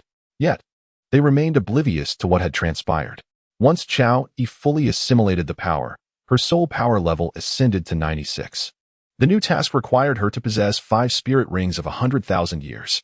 With the addition of the Sky Blue Bull Python's spirit rings, she had now acquired 4 spirit rings, each with 100,000 years of age. Xiao Yi's gaze was fixed upon the Titan giant ape, and then he summoned a blade of thunder, striking down upon the creature's head before the dazed eyes of Xiao Wu. In an instant, the spirit ring manifested. Without uttering a word, Xiao Yi commenced the absorption process, not pausing to converse with Dugu Bo or the others. The moment the Titan giant ape succumbed to death, all the spirit beasts fled in haste. They had witnessed Xiao Yi's ferocity. That single blow had instilled an overwhelming dread within them. As advanced spirit beasts endowed with intelligence, they were acutely aware of which spirit masters were to be provoked and which were not. Clearly, a figure like Xiao Yi was not to be trifled with. However, given the opportunity, they might have attempted to confront the threat. Yet, this group of spirit beasts was far from united, and moreover, there was the formidable Dugu Bo. A Title Douluo, along with the surrounding toxic mists. Why would they foolishly charge forward? Most significantly, the lethal strike Xiao Yi had just unleashed upon the Titan giant ape, the king of the forest, was executed without hesitation. Coupled with the cacophony of battle and the powerful tremors, they wisely chose to retreat. In no time, the spirit beasts dispersed, devoid of any sorrow.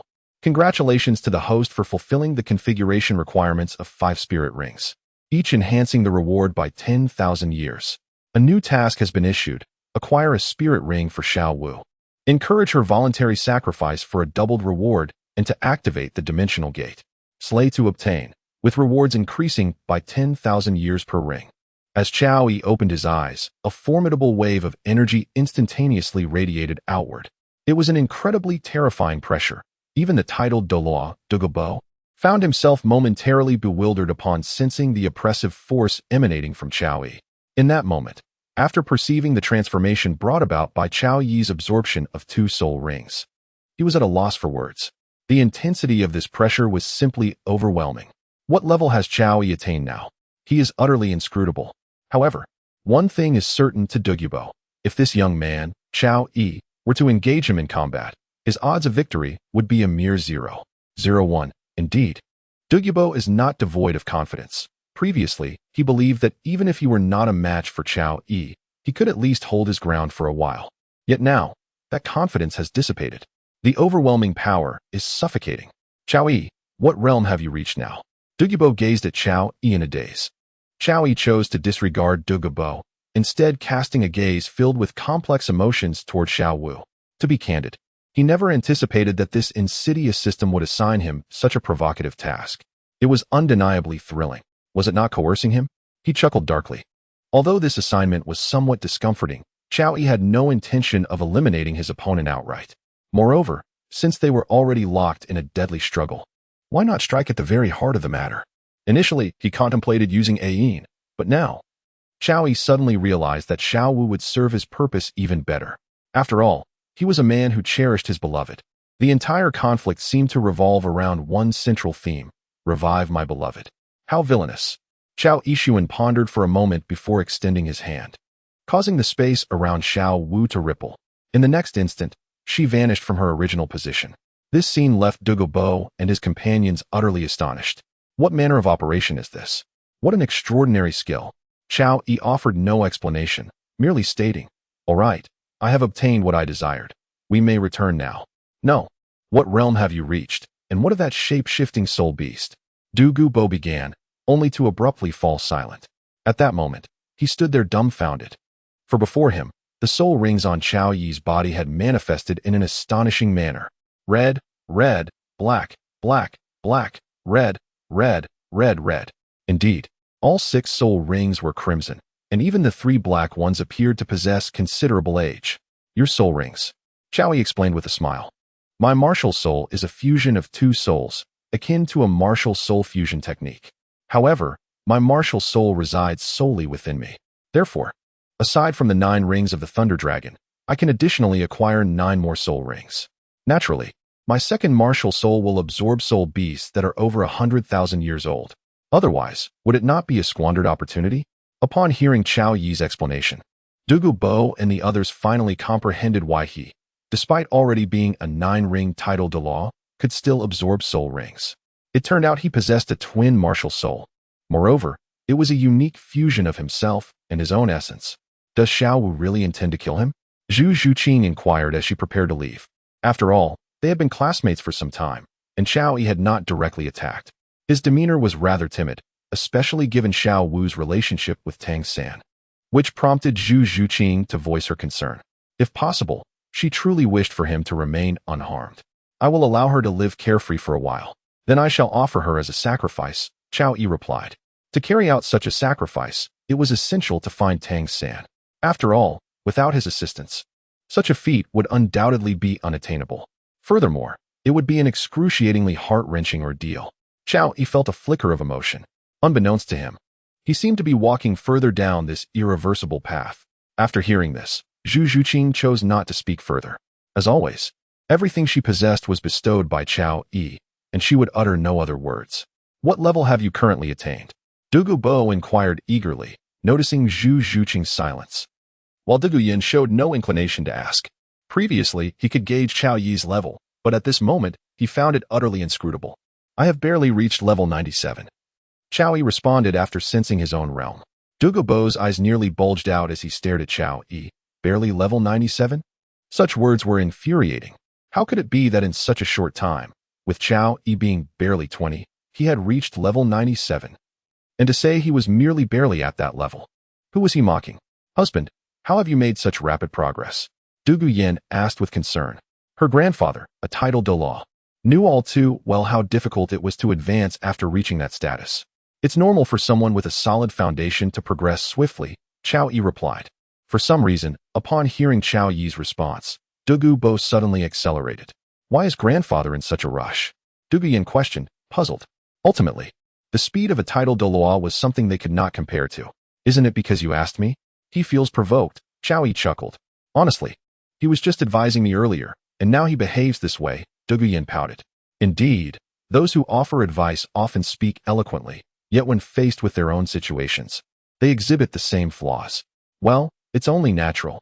Who told you that your husband is exceptional? Qiao Yi said with a grin. Dugu, not too far ahead, nearly stumbled upon overhearing their conversation. This granddaughter was truly ungrateful. And that little rascal, Qiao Yi, he should never have inquired about his level. It was simply too provoking. Dugu felt quite displeased, but aside from creating some distance, he had no other recourse. However, after advancing for a while, Dugu suddenly noticed that Qiao Yi and the others had not followed. He decided to halt, not particularly worried for their safety, before absorbing any soul rings. Qiao Yi was capable of dealing with the monarchs and kings within the Stardow Forest. Now, there was even less cause for concern. An hour later, Dugu grew somewhat impatient and even anxious, and just as he was about to turn back, he spotted Qiao Yi, flanked by Dugu and Zhuqing, approaching from either side. Qiao Yi, why are you all so slow? Did you encounter some trouble? Dugu queried upon seeing them arrive. No, we just took a little break, Qiao Yi casually replied. The faces of the cute cat and Dugu instantly flushed crimson. Clearly, this break was far from innocent. Although Dugu was no longer young, he failed to grasp the underlying implications. He certainly wouldn't entertain wild thoughts. After all, despite his head start, it didn't mean he would abandon them. Thus, he felt nothing would transpire. Yet, he ultimately underestimated Qiao Yi, having experienced a similar instance prior. During the subsequent journey, Dugu took the lead, his formidable aura as a Title Douluo causing the surrounding soul beasts to flee in terror. Unlike their earlier arrival, Dugu now felt as if he could revel freely in the Douluo forest. Yes, with the two Forest Overlords subdued, he believed he could claim this place as his own garden, no longer needing to tread cautiously. Chowie, however, refrained from revealing to Dugu the significance of what else lay within. After all, the soul beasts were still savoring the essence of that plump cicada, and thus were unlikely to awaken casually. Several days later, the group successfully returned to the outskirts of Tiando City. Dugu, embodying the demeanor of a recluse, appeared weary of the city's clamor and chose not to accompany them back into the city, instead venturing into the Sunset Forest.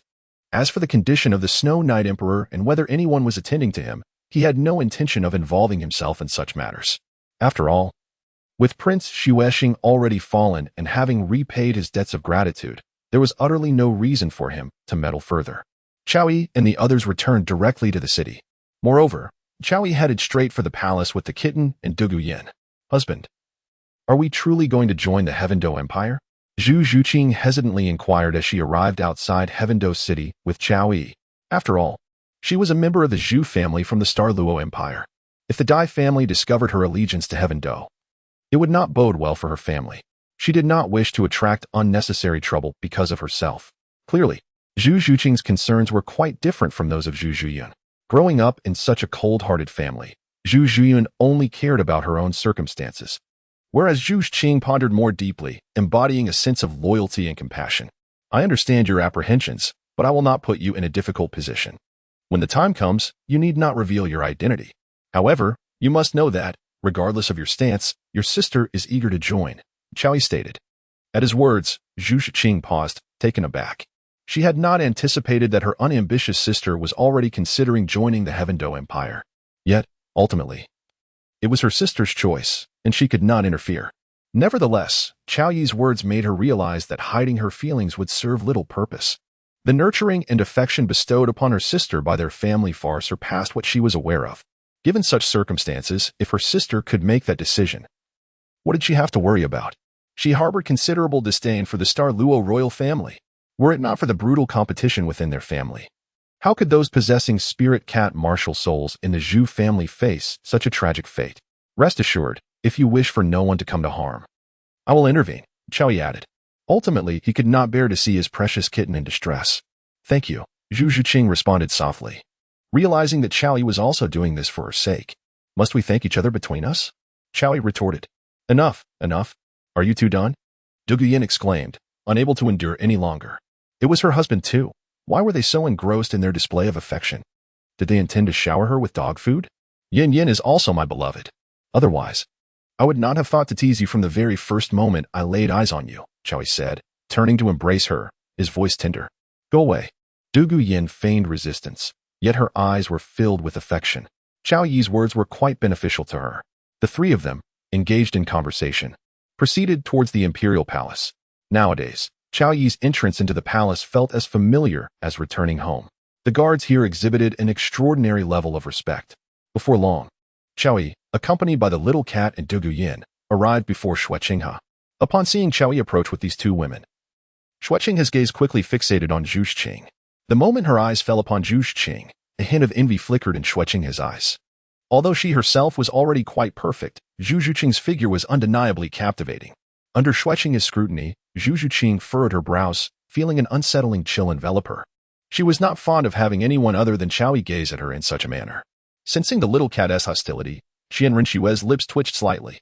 She had never anticipated that on a day when she would envy someone's figure, she would also receive a warning. How amusing. Zhuqing felt a sense of confusion.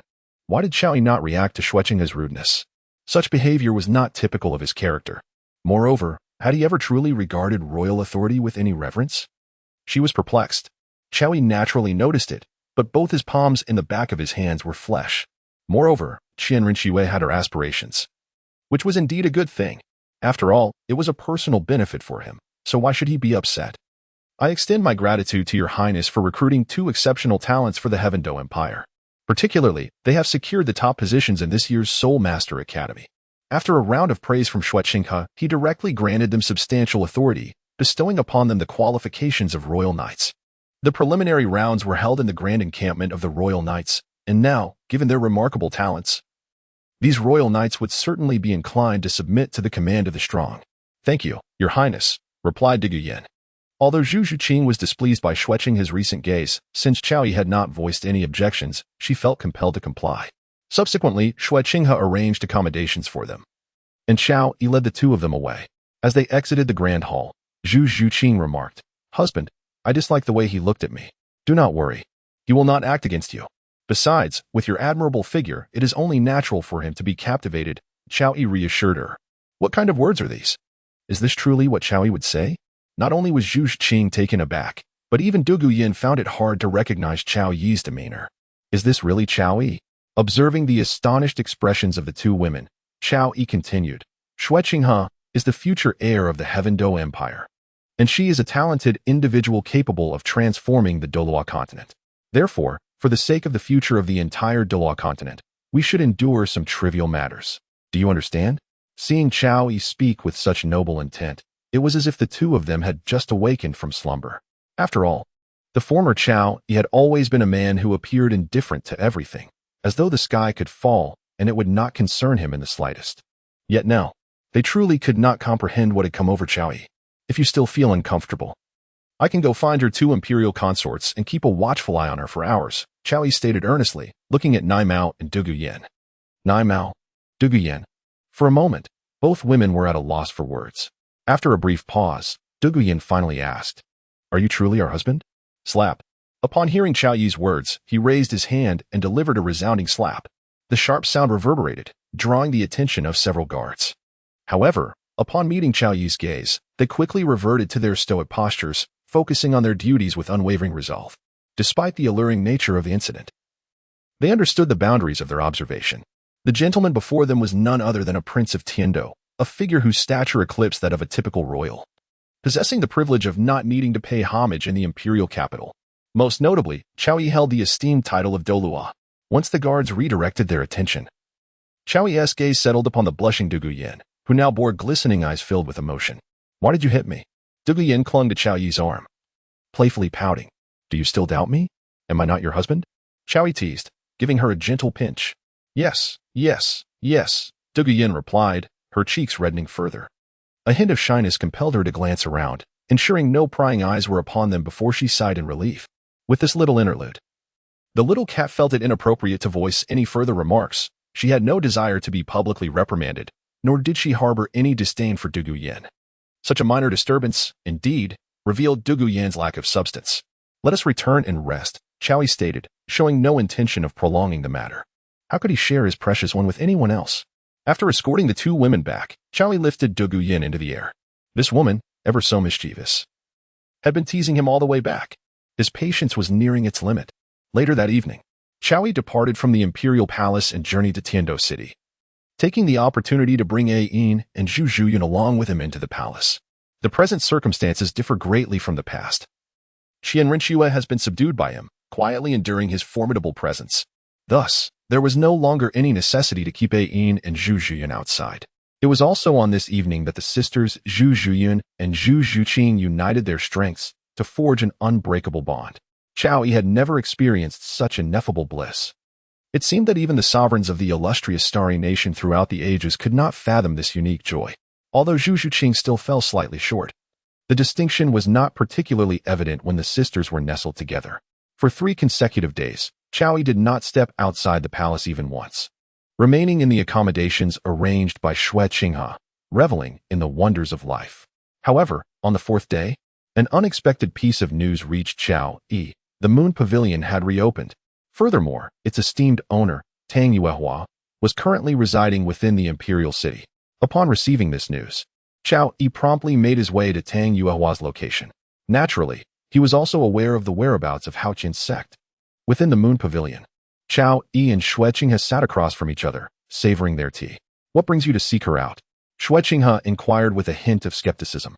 Although Tang Hao belonged to the Haoqian sect and undoubtedly had an extraordinary background, her lack of soul power rendered her insignificant, even as a direct descendant. "This world is undeniably pragmatic. It is, of course, her esteemed identity that captivates me," Qiao Yi replied with a smile. "Bibi Dong is my mother-in-law. I must tread carefully. After all, it's rare to encounter someone whose demeanor rivals that of Bibi Dong," and I certainly do not wish to let this opportunity slip away. While he found the allure of a delicious rice bowl appealing, Qiao Yi believed it represented the last vestige of humanity's moral boundaries. Well, primarily, it is because Qian Rinxue has not yet been completely subdued and still harbors thoughts of Bibi Dong. Such aspirations are unrealistic. In contrast, Tang Hao appears to be far simpler to manage. Moreover, this woman's somewhat twisted character strikes Qiao Yi as an advantageous trait. Humph. Upon hearing Qiao Yi's words, Zhuqing felt a surge of discontent. This insufferable man is attempting to keep me warm. I shall take care of those troublesome fellows from the Houtman sect for you. Qiao Yi continued. Do not act recklessly, Zhuqing urged, her voice laced with worry. The Houtian sect harbored a peerless Douluo who was no less formidable than her grandfather. In fact, her grandfather had once been defeated by this very individual. It was precisely due to the terrifying presence of Tang Chun that the Spirit Hall refrained from seeking the complete annihilation of the Houtian sect. Fear not. Your man undertakes his endeavors with utmost assurance, Qiao Yi reassured her. Just as Zhuqing was about to voice her thoughts, she fell silent, for at that moment, a regal and graceful beauty entered the room, accompanied by two stunning maidens. Tang Hao truly embodied elegance. At first glance, she appeared to be in her late 20s, yet her eyes seemed to penetrate the essence of existence, far beyond what any woman of that age could convey. The silver palace gown fitted her exquisitely. Accentuating her curves to perfection, she was indeed a fully ripened peach. What brings Qiao Yi here? Heh. Yet, inexplicably, upon gazing at Zhuqing, a sense of obstruction arises within me. Your Highness. As Tang Hao entered and beheld Zhuqing and Qiao Yi, a flicker of flame ignited in her beautiful eyes. This, of course, was not directed at Zhuqing, but rather aimed at Qiao Yi. This man, this very man, is responsible for the death of her second brother. The brother whom she idolized since childhood met his demise at the hands of this young man. However, Tang Hao was acutely aware of her own inability to seek vengeance. And within her heart lay a meticulously crafted plan. Under the dawn's light, for the sake of her scheme, Tang Hao restrained her emotions and bowed respectfully to Qiao Yi. A profound chasm indeed. Qiao Yi paused, feeling that this woman was actually attempting to seduce him. How amusing. Did she truly believe that her beauty could ensnare him? After both parties exchanged greetings, Tang Hao gently raised her hand, signaling her two attendants to wait outside, before inquiring, might I ask the purpose of your visit today, Your Highness and Your Excellency? Where is Tang Hao's son? Qiao Yi asked directly. If she wished to play games, then let her play. He relished in rubbing salt on wounds. Tang Hao was momentarily taken aback. She had not anticipated Qiao Yi's bluntness. Was he underestimating the temper of the Houtian sect? Your Excellency, one must show mercy where possible. Although my brother has been expelled from the Houtian sect, the illegitimate child has already become a direct descendant of the sect. Tang Hao replied coldly. Are you threatening me? Qiao Yi said indifferently. The woman, exuding elegance with every gesture, suddenly compelled him to disrupt her composure. He then turned to Zhuqing. Your Highness still has matters of state to attend to. Perhaps you should tend to them? Zhuqing's eyes widened in disbelief. This rascal, desiring a woman, was seeking to dismiss him under some pretense. No worries, Your Excellency returning is a rare occasion. Naturally, I must remain by your side, Zhuqing has said with a smile. I see. Tang Hao interjected. No, Your Highness need not be so courteous. Please attend to your affairs. Lady Hua and I have some private matters to discuss. Qiao Yi paid no mind to Zhuqing's demeanor. Indeed, he was rather enamored with beauty. Speaking to her likeness would have no effect. Seeing Qiao Yi's disregard for her presence, Zhuqing had gritted his teeth in frustration. Yet, she truly had no recourse. After all, with Qiao Yi's words, what reason did she have to remain? She was Zhuqing now, not Qian Rinxue, and had no means to linger longer. Your Highness, do attend to your duties. I shall look after Your Excellency, Tang Hao chimed in. She had a plan. If Zhuqing had stayed, it would surely complicate matters. Moreover, she had discerned that Qiao Yi was merely an ordinary man, unable to resist her allure. Today, perhaps, her vengeance could be realized. Zhuqing forced a smile, yet had no justification to remain any longer. Ultimately, she stood and said, Then I shall take my leave. You two may converse. Safe travels, Your Highness. Tang Hao gestured politely. Zhuqing shot a glare at Qiao Yi before departing. Once Zhuqing had left, Qiao Yi turned his gaze toward Tang Hao, who likewise fixed her eyes upon him. Come closer. Qiao Yi beckoned with a finger, indicating with a hint of disdain. I kindly ask your grace to show some respect. Tang Hao, witnessing Chao Yi's lofty demeanor, felt a surge of indignation. Isn't Madame Yuehua attempting to tempt the tiger with her own flesh? If you do not take the initiative now, I shall take my leave, Chao Yi remarked with a playful smirk. Tang Yuehua's complexion paled slightly, and in that moment, her previous elegance seemed to dissipate. It was as if Chao Yi had laid bare her thoughts with a single utterance. She could not fathom how he had discerned her intentions. Oh, are you surprised? Chao Yi chuckled softly and continued, aside from yourself. Do you truly believe there is anything that warrants my presence here, given your age? Since you are aware, why do you choose to remain? Tang Yuehua, upon hearing Chao Yi's straightforwardness, no longer concealed her feelings. Her gaze towards Chao Yi was filled with resentment. Because I wish to savor whether a fully ripened peach retains its original flavor, Chao Yi remarked with an air of nonchalance. You. Chao Yi's teasing was rather blatant, much to Tang Yuehua's displeasure. However, soon enough, she resolved to endure it. After all, if she did not give her all, how could she expect her sect to flourish? It must be said that sometimes, those who flaunt their assets without substance appear rather dim-witted. She had somewhat overestimated her own standing. Yet, Chao Yi would certainly not remind her of this. Come, hold the door, Chao Yi commanded. Tang Yuehua glared at him in a mix of indignation and embarrassment, but ultimately complied. It was merely a matter of minutes. She would dismiss it as if she were being bitten by a dog. Comforting herself in her thoughts, Tang Yuehua appeared quite obedient. Half an hour later. Are you done yet? Tang Yuehua's patience had reached its limit. What was this? This was not a matter of mere minutes. She felt utterly drained. My lady, perhaps you are unaware of your own allure, Chao Yi murmured playfully in her ear. Chao Yi, after today, the Haoyan sect will undoubtedly pursue you with great fervor. Tang Yuehua exclaimed, her struggle proving futile as she spoke with a fierce demeanor. However, with her refined elegance, even when fierce, it lacked true intimidation. She resembled a petulant girlfriend more than anything else. My lady, how old are you? Chao Yi inquired, resting his arms on her thighs. Hurry up. Tang Yuehua's mind was in disarray. Ironically, she felt numb, yet could only strive to please Chao Yi. A day as husband and wife brings 100 days of affection. How can you be so heartless? Is it merely because I killed Tang Hao? Is it because your cherished thoughts have been extinguished? But can Tang Ritian truly be compared to me? Under the relentless provocation of Chao Yi, Tang Yuehua felt herself becoming increasingly tense.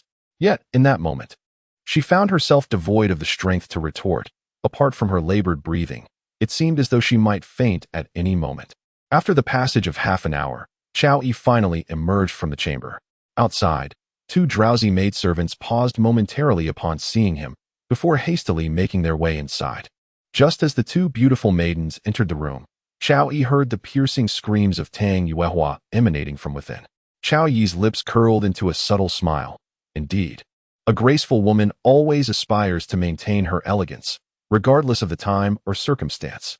At this moment, her state was hardly suitable for public appearance, especially with traces lingering on her face that she would prefer to conceal. Yet, Chao Yi deliberately refrained from alerting the two maidens, seeking to let them witness the so-called elegant peach, which was, in truth, rather ordinary. Soon, Chao Yi returned to the palace. However, before he could reach his quarters, a figure appeared before him. Clad in a resplendent golden gown, her figure had matured exquisitely, captivatingly curvaceous.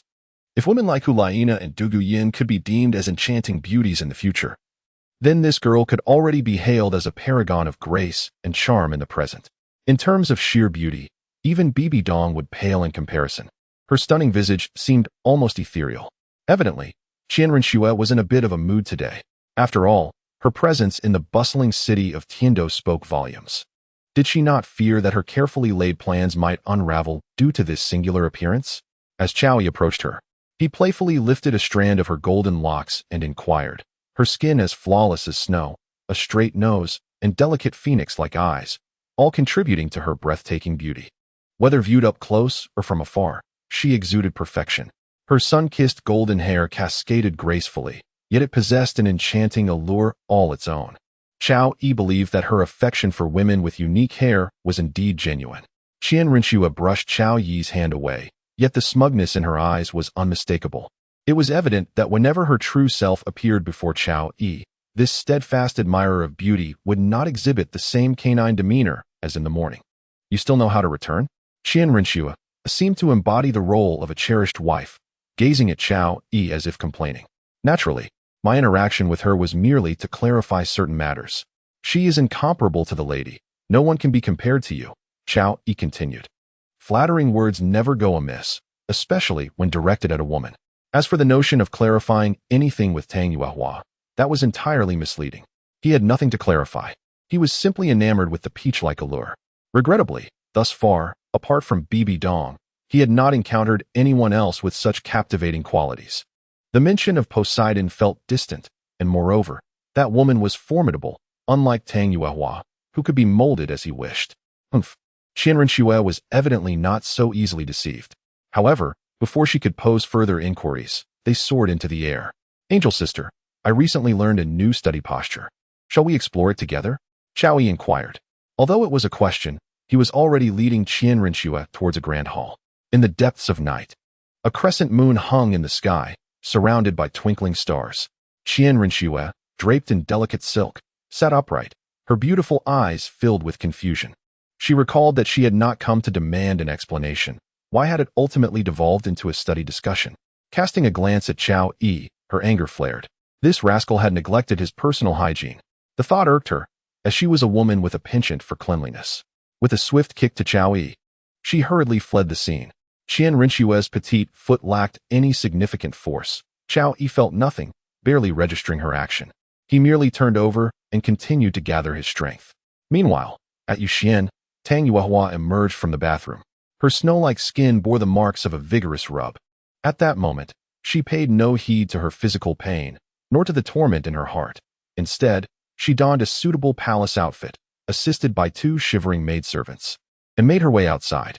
Aside from the 2 maidservants, no one was privy to her ordeal. However, the maidservants dared not utter a word, for they wished to keep their lives. Today, they had witnessed a side of Madame Yuehua that she most desired to conceal. Such knowledge hung over them like a sword. Thus, they refrained from gossiping. Deliver this letter personally to the sect leader. Tang Yuehua's voice was icy as she produced the prepared letter and handed it to the steward with a command. Yes, though the man was unaware of its contents. It was evidently of great significance. After all, if it weren't crucial, he wouldn't be dispatched on such short notice. In truth, had it not been for Tang Yuehua's earlier incapacitation, there would have been no delay. Everything was proceeding according to plan, with scarcely any deviation except for the timing and the unprecedented experiences. Yet why did Chao Yi appear so composed? Tang Yuehua was perplexed, convinced that the man was merely posturing. The illustrious battle soulhammer, the formidable Haotian sect. In the realm of soul masters, who was not aware of its renown? Even after years of seclusion, it was not something to be trifled with. Especially now, the Haotian sect had grown even more powerful. Within the sect, apart from sect leader Tang Hao, there were 5 Title Douluo elders. But contemplating her sacrifices brought Tang Yuehua to tears, and recalling Chao Yi's hurtful words made her feel that she ought to freshen up. Thus, she returned to the bathroom. The following day, upon awakening, Chao Yi departed the imperial city. Although Qianren was alluring, and Ain was smooth, and the little feline was no longer manageable in one hand, Chao Yi felt that a man's sense of novelty never lasted merely a day. Hence, he left early. At Yuxian, Chao Yi, do not overstep your bounds. If you dare come closer, I shall scream. Tang Yuehua had finally managed to rid herself of the traces, only to find Chao Yi appearing unexpectedly in the morning. This was not what she had envisioned. Was he merely an animal? Yet, to avoid drawing too much attention, she ultimately chose to accept the situation with a feigned sorrow. Today, the noble youths who had come to learn etiquette at Yuxian waited all morning. Normally punctual, Tang Yuehua had not made an appearance. However, many speculated that Madame Yuehua must have been occupied with important matters. She was certainly not the type to waste time. Meanwhile, the dignified lady whom the students revered was now slumped on the floor, disheveled and unkempt, her hair in disarray, her attire askew, and her face glistening with unshed tears. Chao Yi, I shall ensure you are utterly destroyed. You speak nonsense. My affection for second brother is familial. Though Tang Yuehua's eyes were vacant, her lips incessantly mumbled, seemingly in rebuttal to someone. The attendees at Yuxian had ultimately misjudged the situation. Tang Yuehua remained absent throughout the day, and the maidservants outside her chamber dared not explain the circumstances. They were acutely aware of why the lady was not present, and they understood the extent of her disarray.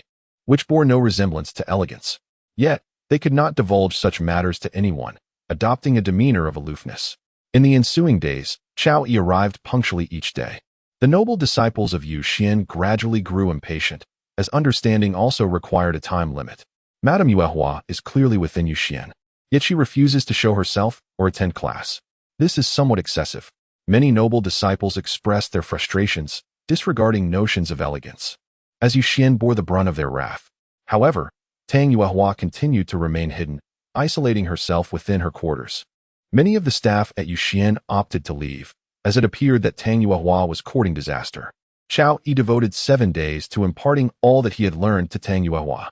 In those 7 days, it remained uncertain whether the correspondence from Haotian sect had arrived. Nevertheless, Tang Yuehua continued to persevere in life, not seeking death or escape. She awaited the arrival of the elders of Haotian sect, armed with their mighty hammers, to champion her cause. Upon reading her letter, she was confident that her elder brother would surely come to seek justice for her. In that moment, she would finally have the opportunity to avenge her second brother. Chao Yi gazed at the innocent Peach, feeling a twinge of reluctance to dampen her spirits. Yet, it must be acknowledged that Tang Yuehua, who fully cooperated with him and offered various forms of guidance, even displaying a subtle dependence on his companionship, was indeed quite graceful. However, Chao Yi did not allow himself to be ensnared by her charms, for he was acutely aware that both the Shui sisters and the Zhu sisters had been employing every tactic at their disposal during these days. Under the weight of their relentless advances, Chao Yi felt it was time to attend to more pressing matters. Within a concealed chamber in Tiando City, a scene unfolded. Xiao Wu was bound to a cross. "Release me, or I will kill you," she exclaimed, after being confined in a unique space for several days. Xiao Wu had anticipated her liberation, only to find herself suspended on the cross. "They say rabbits are clever. How can you be so foolish?" Chao Yi chuckled as he questioned her. Her plea to be freed, accompanied by threats of self-harm, was nothing short of absurd. Chao Yi found the situation rather amusing. "If you wish to kill me for my soul ring, then do it." Xiao Wu glared at Chao Yi with gritted teeth, harboring an intense hatred towards him. Indeed, if circumstances allowed, she would leap at him with the intent to inflict mortal harm. However, Chao Yi remained unfazed by her fury, responding with a nonchalant tone, "Surely, you do not wish for Tang San to meet his demise at my hands." This single utterance instantly brought Xiao Wu back to a state of calm. Her earlier agitation dissipated as swiftly as it had arisen. "Humph, you cannot harm Tang San. He has the support of the Haotian sect." Xiao Wu had gleaned some information from Zhuqing prior to this encounter. Chao Yi seeks to deceive her. She is not so easily fooled. Tang Ritian is renowned throughout the continent's soul master realm, and yet he was vanquished by my own hands. However, Chao Yi remains remarkably unperturbed. He did not anticipate that the little cat would inadvertently jeopardize his plans. Of course, the little cat's actions can be deemed a mere oversight. Upon hearing this, Xiao Wu fell into silence once more. 147. Tang Yuehua was utterly devastated. Chao Yi remained unhurried, savoring his tea while quietly observing her. It must be said, this little rabbit had indeed become much more vibrant. Compared to his first encounter with her 2 years ago, she had undergone a remarkable transformation. Her waist, delicate and slender, had experienced a second evolution both front and back. Although she could not be compared to Qianren Xue, she still elicited a longing reminiscent of Rise, my beloved.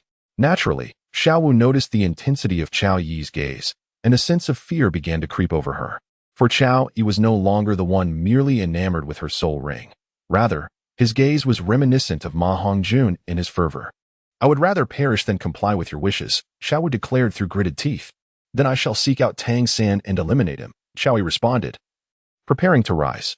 Seeing Xiao Wu remain silent, he added, "I will bring him before you, allowing you to witness his demise with your own eyes."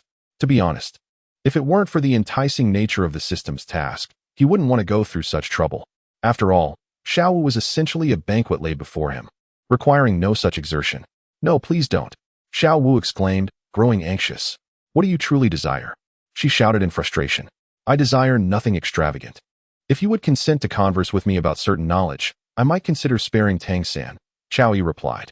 "You must be dreaming," Xiao Wu retorted, outright rejecting Chao Yi's proposition. "Indeed, without Tang San present, you are unwilling to engage in a meaningful discussion with me," Chao Yi remarked, preparing to depart once more. "No, don't go." Ultimately, Xiao Wu retained a certain innocence. Although she was unaware of her demeanor as a rabbit, as a human, she still possessed ample room for growth. My patience is rather limited, and I can candidly tell you, I desire both a person and a soul ring. However, I do not relish forcing matters. I hope for your willing participation, Xiaoyi said calmly. Xiaoyi's eyes widened in disbelief as she gazed at Xiaoyi. Could this man truly be living in a dream? How could he dare to entertain such thoughts?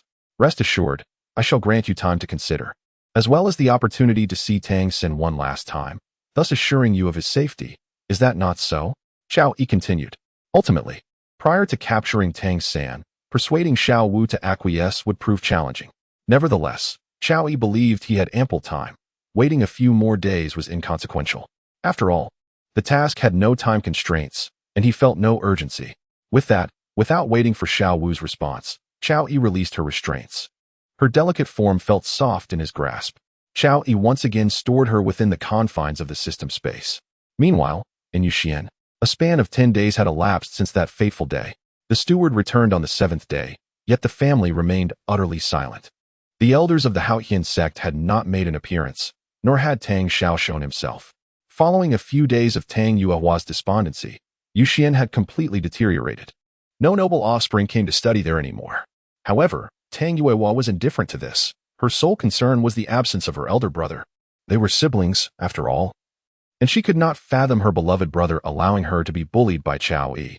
Though she harbored doubts, she still awaited his arrival in vain. My lady, there are visitors from the sect, announced a maid from outside.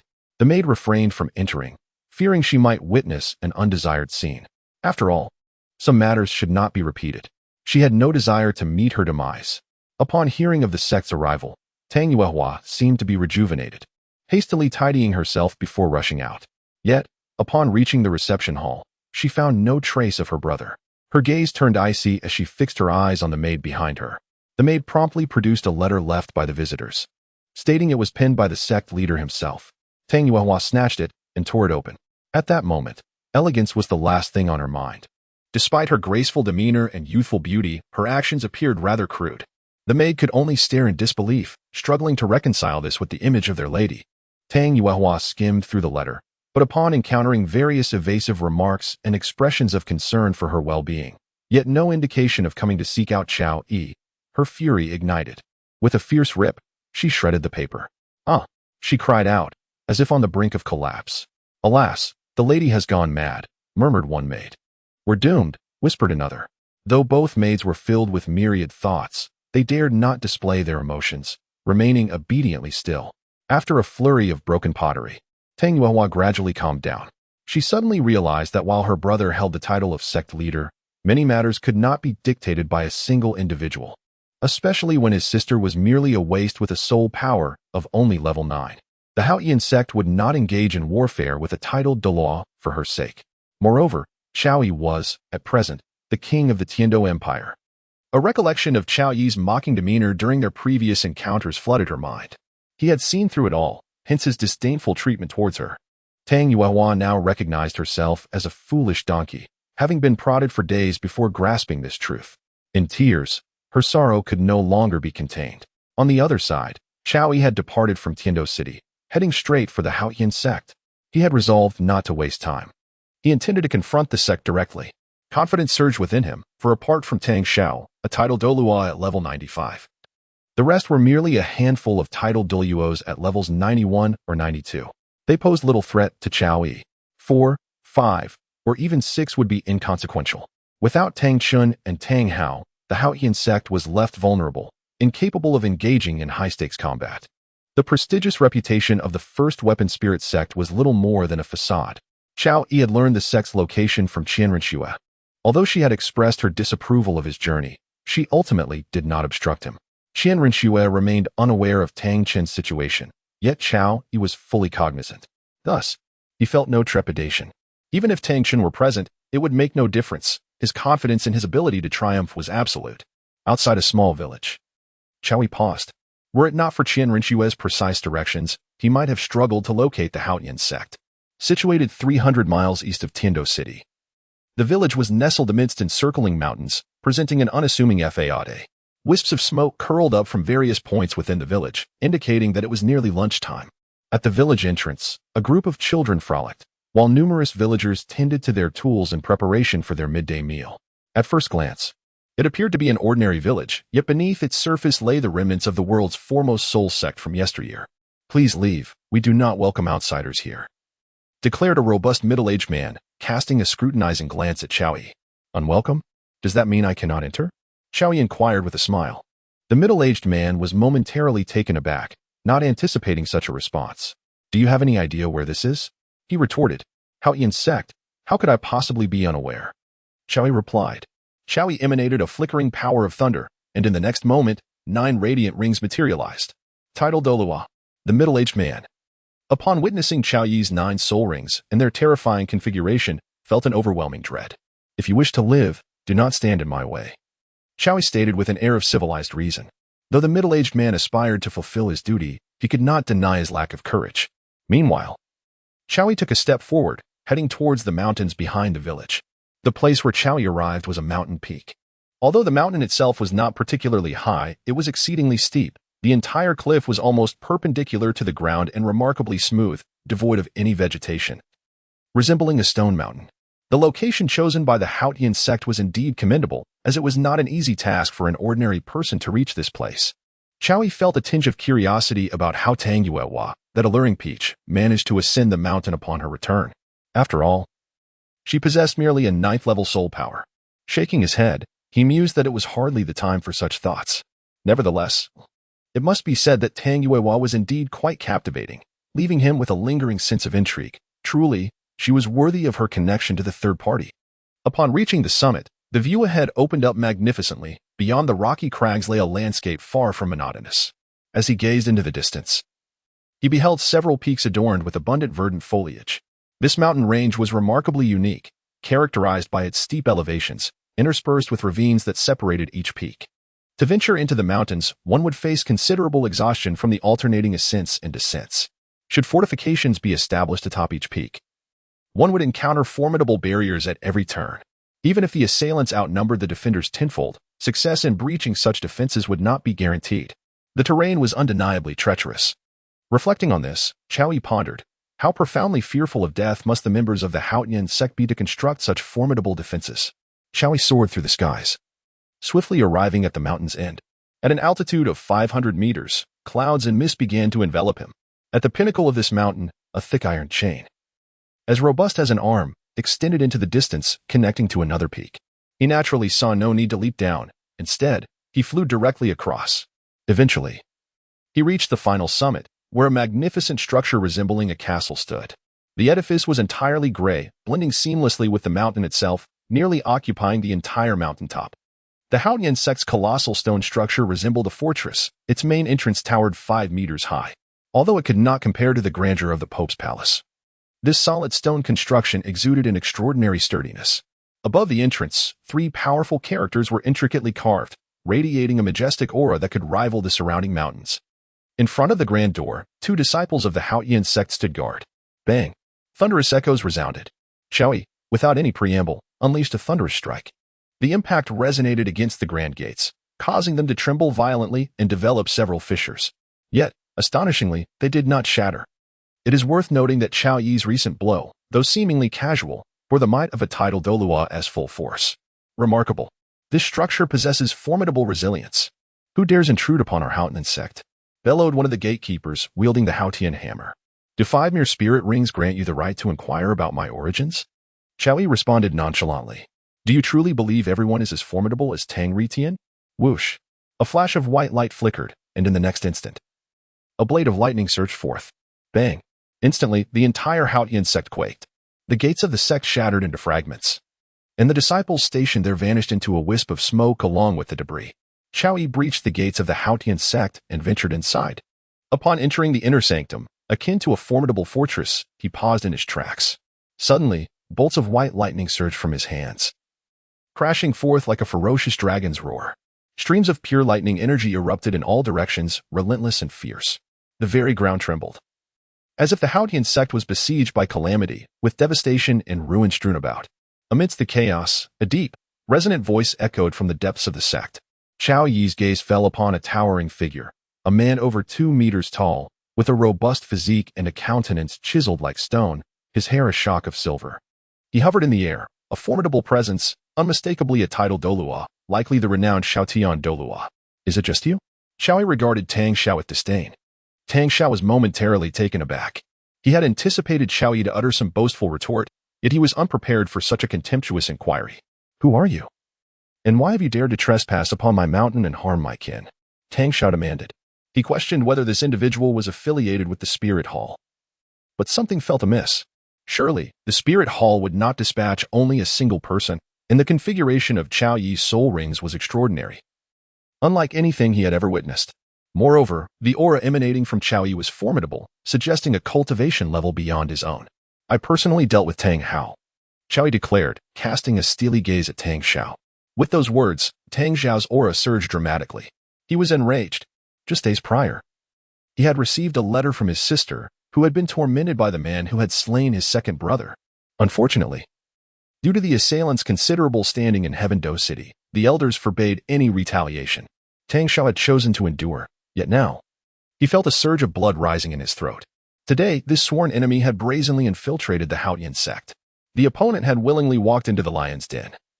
He had no reason to refrain from striking back. Master, what is happening?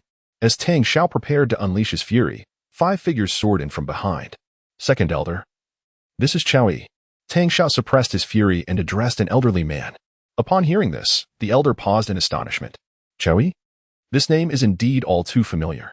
However, he never anticipated that their Haotian sect would be subjected to such humiliation. The audacity of the intruders to breach their mountain gates is astonishing. Moreover, how did they come to know of their secluded existence here? Young man, our Haotian sect bears you no grudge. Why do you impose such tyranny upon us? Though the second elder harbored many doubts, the formidable aura surrounding Chao Yi, coupled with his inscrutable realm, deterred him from engaging in conflict. It was your Tang Hao from the Haotian sect who first provoked me. I have come here today solely to seek his son. Surrender him to me, and we shall bury our past grievances. Chao spoke with an air of indifference. That wretched Tang Hao. Before anyone could respond, one of the elders from the Haotian sect bellowed. Tang Hao frowned, clearly displeased. Old 7. The second elder chided him sharply. Indeed, Tang Hao is at fault, but that is an internal matter of our sect. Now that our adversaries have breached our doorstep, how can we afford to bicker amongst ourselves? The reprimanded 7th elder fell silent, yet inwardly scoffed. Tang Hao has already been expelled from the Haotian sect and has met his demise at your hands. We shall not involve ourselves in this affair. However, Tang San is not present here, and even if he were, we shall not surrender him to you. He is now a disciple of our sect's 3rd generation. The second elder declared coolly. Though he harbored no fondness for Tang Hao, he could not overlook Tang San's remarkable talents. Therefore, the second elder was resolute in his refusal to relinquish him. Roar. At that moment, the thunderous white dragon soared into the sky, subsequently merging with Chao Yi's form. The dragon's body transformed into armor, while its spirit manifested as a colossal blade. Buzz. Chao Yi, pointing his blade at several individuals, coldly declared, in that case, let the Haotian sect vanish completely today. Outrageous.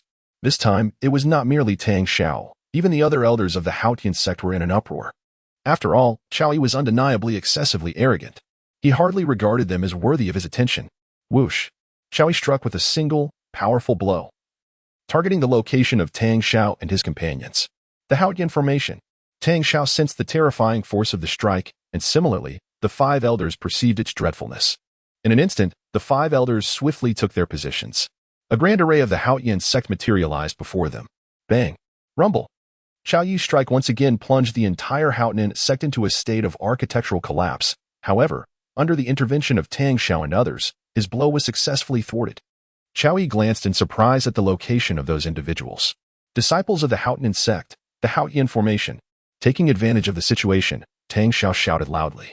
In an instant, several soul saints and soul Douluos from the Haotian sect rushed towards this direction, converging into the formation. Chaotic wind. Tang Hao, suppressing the turmoil within his chest, began to unleash the power of the Haotian Great Formation. Frankly speaking, although he was aware that anyone capable of surpassing and slaying Tang Hao was undoubtedly formidable, he truly did not anticipate such terrifying prowess. The demise of Tang Hao was not merely due to his severe injuries, was it? Despite the doubts swirling in his heart in the face of such a threat, he could only choose to fight with all his might. Once more, Tang Hao felt that his strength was still insufficient, and with another powerful shout, Soul Kings of level 50 and Soul Emperors of level 60 joined the fray. In an instant, over 130 direct disciples of the Haotian sect, all above Soul King rank, gathered together. Whoosh! Tang Hao immediately felt an explosion of power, and the Haotian hammer was wielded with fierce momentum. Chao Yi felt the surge of power emanating from Tang Hao, causing him to furrow his brow in contemplation. At that moment, bolstered by the Haotian formation, Tang Hao's strength had astonishingly surpassed the 97th level, potentially even reaching the 98th level. Moreover, he still possessed a repertoire of secret techniques from the Haotian sect yet to be unleashed. It was evident that the Haotian sect harbored considerable depth. How intriguing! Chao Yi spoke softly, and in an instant, the ninth spirit ring began to shimmer as he started to gather his strength. The explosive clash between the two commenced, causing the very foundation of the Haotian sect to tremble.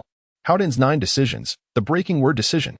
Tang Hao swung his hammer towards Chao Yi, who raised his sword defensively. With a resounding clang, the moment the sword met the hammer, sparks erupted, igniting a fierce blaze upon the structures below. Yet, the disciples of the sect dared not approach. Such a collision was far beyond the capabilities of mere great soul masters, soul elders, or soul kings to withstand. The penetrating word decision. Failing in his first strike, Tang Hao swung his hammer once more. It was evident that his Haotian hammer had been honed to an extraordinary level. 8th spirit skill, thunderous charge. Thunder rumbled as a curtain of lightning descended, and Tang Hao brought down his hammer with force. Boom! The collision of the thunderous hammer sent him staggering back into the protective formation. Thanks to the support of the Haotian Great Array, Tang Hao emerged relatively unscathed, bolstered by the presence of his numerous kin. Against overwhelming odds, the killing word decision. Quickly, Tang Hao swung his next hammer. Its ferocity magnified beyond that of the previous strikes. Bang!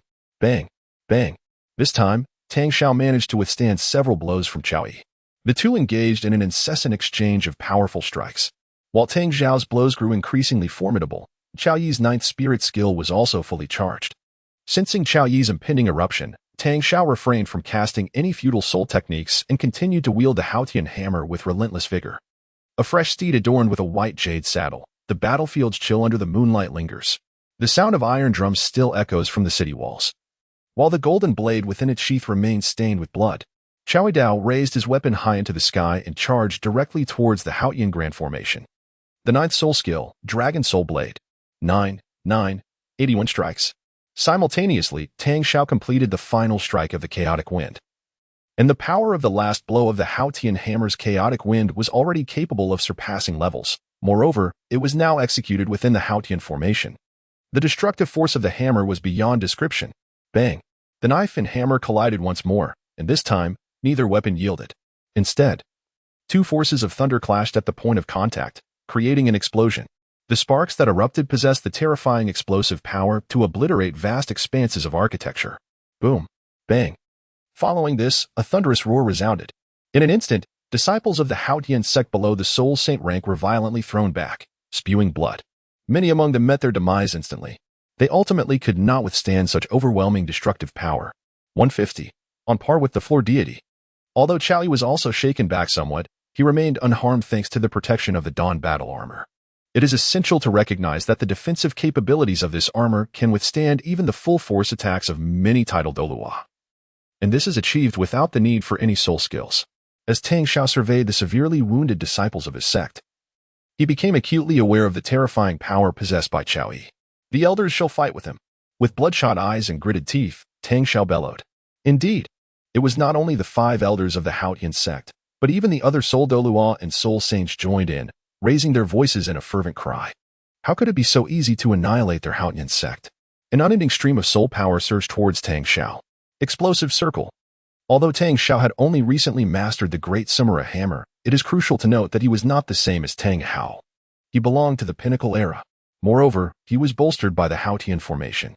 While the backlash from this would lead to significant injuries for many at this moment. For the Haotian sect, they had no choice but to fight desperately to survive. At this point, who would still care about injuries? Crack! As the first soul ring shattered, Tang Hao's momentum began to rise. Chao Yi observed the other's desperate intent, and his initial instinct was to flee. After all, a skill like the explosive ring would vanish immediately upon its detonation. However, even if he wished to escape now, the opportunity had slipped away. If he attempted to run, Tang Hao would undoubtedly strike him down with a single blow. The years flow like the golden river, renewing the Jade Pass. The ninth soul ring of Qiaoyi gleamed once more, while simultaneously, the soul bones of the Azure Bull Python and the Titan Giant Ape began to stir with fervor. Titan Giant Ape's left arm bone, Titan Celestial Rupture. As he gathered his energy, he was not idle. A wave of energy surged forth, aimed directly at the direction of the Haotian formation. Whoosh! Crash! Concurrently, Tang Hao detonated his second soul ring. Upon witnessing this flash of light, he had no choice but to wield his hammer in defense. Boom! Yet this was a skill derived from a 100,000-year-old soul bone. The energy being harnessed by Tang Hao was already drawing upon the soul power of everyone present, and this shockwave instantaneously sent over a dozen soul saints flying. It was yet another gruesome scene. At that moment, within the Haotian formation, only a handful of individuals remained. These were the second-generation members of the Haotian sect, including Soul Douluo and Title Douluo. Though they had not been forcefully ejected, they too felt a searing sensation in their chests from the recent impact. The tension was palpable. As chaos ensued with the likes of Zhao Zhao, Ma Su, and Dao Wan, Qiaoyi surveyed the numerous injured soul saints of the Haotian sect with not a shred of sympathy. Their differing allegiances had inexorably led to this fatal confrontation. The right arm bone of the Sky Blue Bull Python, Sky Blue Annihilation Thunder. This soul bone skill bestowed upon him the formidable power of thunder, which harmoniously resonated with Qiaoyi's own martial soul, the Thunder White Dragon, known for its overwhelming thunderous might. The 10,000-year-old soul bone granted him an extraordinary amplification, rendering the power he unleashed utterly terrifying. Whoosh! Boom! The Sky Blue Bull Python surged forth, the thunderous force rolling in like a tempest. As spring's white snow returns to the green tomb, the Sky Blue Bull Python, while gathering its energy, took shape and charged directly ahead, targeting none other than the Haotian formation. Tang Hao and his companions were already wounded, particularly Tang Hao himself, who was still amidst the explosive chaos. Yet, who could have anticipated that during Qiaoyi's build-up, a series of dreadfully potent soulbone skills would emerge with such ferocity? Bang! The Haotian hammer collided once more with that formidable impact. At this juncture, Tang Hao had already suffered 7 rings of explosion. Boom! This time, Tang Hao managed to withstand the blow, but in doing so, the potency of his ultimate technique was significantly diminished. A blade of frost chilled 14 states. At this moment, Qiaoyi had already established a colossal thunder field. The thunder roared forth like a tsunami, sweeping towards Tang Hao and his companions. The tsunami-like force of lightning began to consolidate into blades of thunder at the very moment of impact. Ninth soul skill, Silent Thunder Annihilation. The earth trembled with thunderous roars. The great Sumera hammer, although significantly weakened in its prowess, still caused extensive damage to the entire Haotian sect upon its release. The might of a Title Douluo may not be overwhelmingly powerful, yet today, their battle was enough to rend mountains and shatter the earth. Many disciples of the Haotian sect watching from afar were caught in the aftermath. Rocks tumbled, and mountains fractured. Each instance of devastation led to a steady decline in their ranks. Boom! At that moment, a muffled sound echoed from the distant horizon. A wave surged forth, radiating outward in all directions. Whoosh! The intense tremor nearly obliterated all the Haotian sect disciples who couldn't evade in time. The final roar reverberated through the skies. The peak where the Haotian sect resided was utterly reduced to rubble. In that instant, the Haotian formation shattered, and Tang Hao plummeted, his blood splattering and nearly staining every elder of the Haotian sect. Simultaneously, aside from the 5 Title Douluo elders struggling in the sky, everyone else was engulfed in the ensuing dust. At this juncture, Qiaoyi remained suspended high above, despite the considerable depletion of his energy and sustaining some injuries. It was undeniable that Qiaoyi now possessed a power that rivaled the so-called gods of this world. The great Sumera hammer, augmented by the Haotian formation, was capable of annihilating a second-level god. This was not an exaggeration. It was reminiscent of the original world, during which Tang Hao single-handedly confronted the Rakshasa god, Bai Dong, who was indeed a first-level god. Even though Tang Hao might not surpass Tang Ritian, with the support of so many and the Formation S enhancement, his explosive power could certainly slay gods. However, even such an assault was thwarted by Qiaoyi, who dismantled their efforts, asserting that he was now comparable to a first-level god. Initially, one might have deemed a 99th-level Peerless Douluo formidable, but in hindsight, it was evidently insufficient. Clearly, one cannot truly comprehend their own strength without being tested. 8th soul skill, Storm Thunder Cannon. Qiaoyi gazed down at the shattered rocks below, along with the 5 elders of the Haotian sect, and unleashed a powerful beam of energy. Initially, his intentions were directed towards Tang San, but now, he was determined to annihilate the sect. Having taken this course of action, there was no turning back. The roots must be uprooted. How could he possibly have any remaining strength? The seventh elder of the Haotian sect's eyes nearly bulged out in disbelief. He could hardly fathom that Xiao Yi's power had escalated to such an extent. Even their ancestors could not have achieved this feat. Stop him. The second elder shouted hoarsely, blood spilling from his lips. At that moment, amidst the rubble below, there may still be surviving disciples of the Haotian sect. Perhaps even Tang Hao had not yet succumbed. If Xiao Yi's strike landed, the Haotian sect would truly be doomed. Suddenly, a figure flashed in the second elder's mind. Yes, it was Tang San. For the sake of one Tang San, was it worth sacrificing the entire sect? He felt a pang of regret. However, he overlooked the fact that the dignity of the sect was not to be trifled with, which had led to this confrontation. The Haotian sect's demise was imminent. The 5 pointed stars aligned, forming a formation. Despite their injuries, the 5 of them were not as severely wounded as Tang Hao, thus retaining some strength. They struck together, wielding the colossal Haotian hammer to meet Xiao Yi's attack head-on. Bang! The earth trembled as they accepted the blow, plummeting downward like Tang Hao. Thud, thud, thud. One by one, they crashed to the ground. The renowned battle spirit hammer, the illustrious Haotian sect, the so-called #1 sect in the world, was reduced to this. Xiao Yi looked down at the battered figures, speaking with a tone laced with disdain. The words shattered the hearts of all who survived from the Haotian sect. Their dignity was obliterated, once the mightiest sect in the world. It had been dismantled by a single individual, Xiao Yi. At this moment, Xiao Yi gradually descended to the ground. A glance revealed fewer than 30 survivors, all gravely injured. The once illustrious sect had now declared its demise, regardless of its hidden status. Coughing, spit, Tang Hao struggled to his feet, blood spilling from his mouth. The only ones still standing were he and a few Title Douluo elders, the so-called #1 sect in the world. Who gave you the audacity to claim such a title? Xiao Yi remarked indifferently to the few remaining. If you wish to kill the younger generation, then do so. But do not insult my sect. Tang Hao's eyes blazed with fury as he shouted. He feared not death.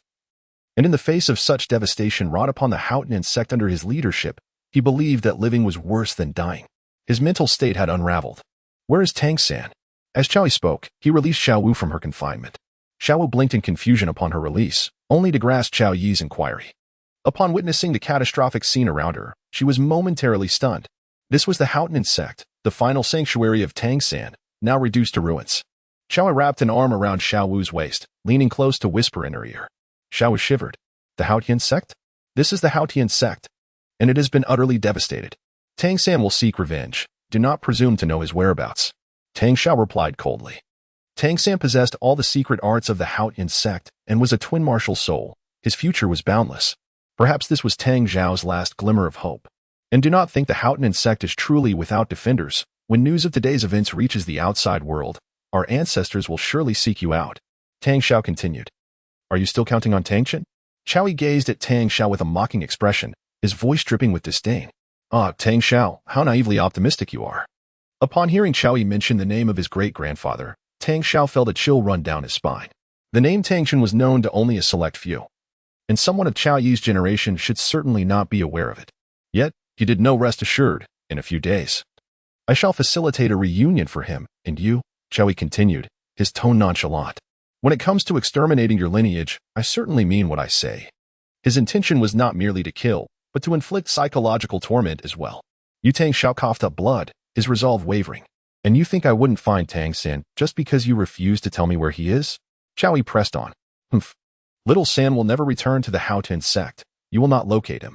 Perhaps Tang Zhao's last vestige of strength lay in denying Xiao Yi his desires. What is it but a city of slaughter? Xiao Yi remarked casually. You. Tang Hao paused, but soon a cold smile spread across his face.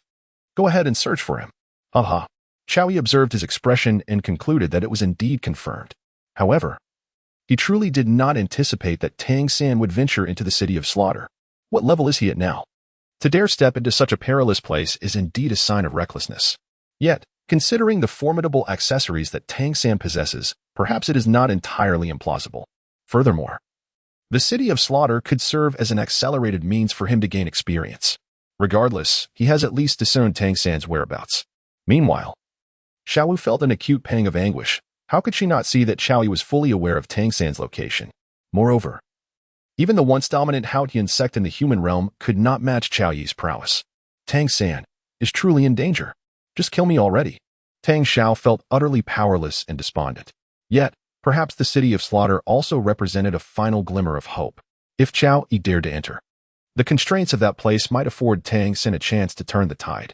After all, soul skills cannot be unleashed there. Without soul skills, even a Title Douluo would face significant limitations. Patience is key. I still have one matter I have yet to share with you. Chao Yi refrained from resorting to violence and continued, the goddess you adore has been revived by me, and each day, I nurture her. Tang Hao was momentarily taken aback. Ayin is indeed enchanting, more graceful than your sister, and she is exceedingly obedient.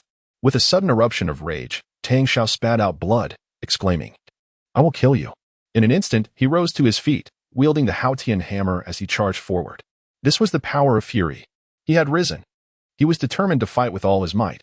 Clearly, Ayin held a significant place in Tang Xiao's heart. Yet, it was undeniable that he was a man who had lost his way. Ayin was, after all, Tang Hao's woman. Unexpectedly, he had succumbed to madness over her. With a fierce roar, the Thunder Dragon surged forth, impaling Tang Hao with a single, powerful thrust. Thud. Not all fury translates into strength, for instance.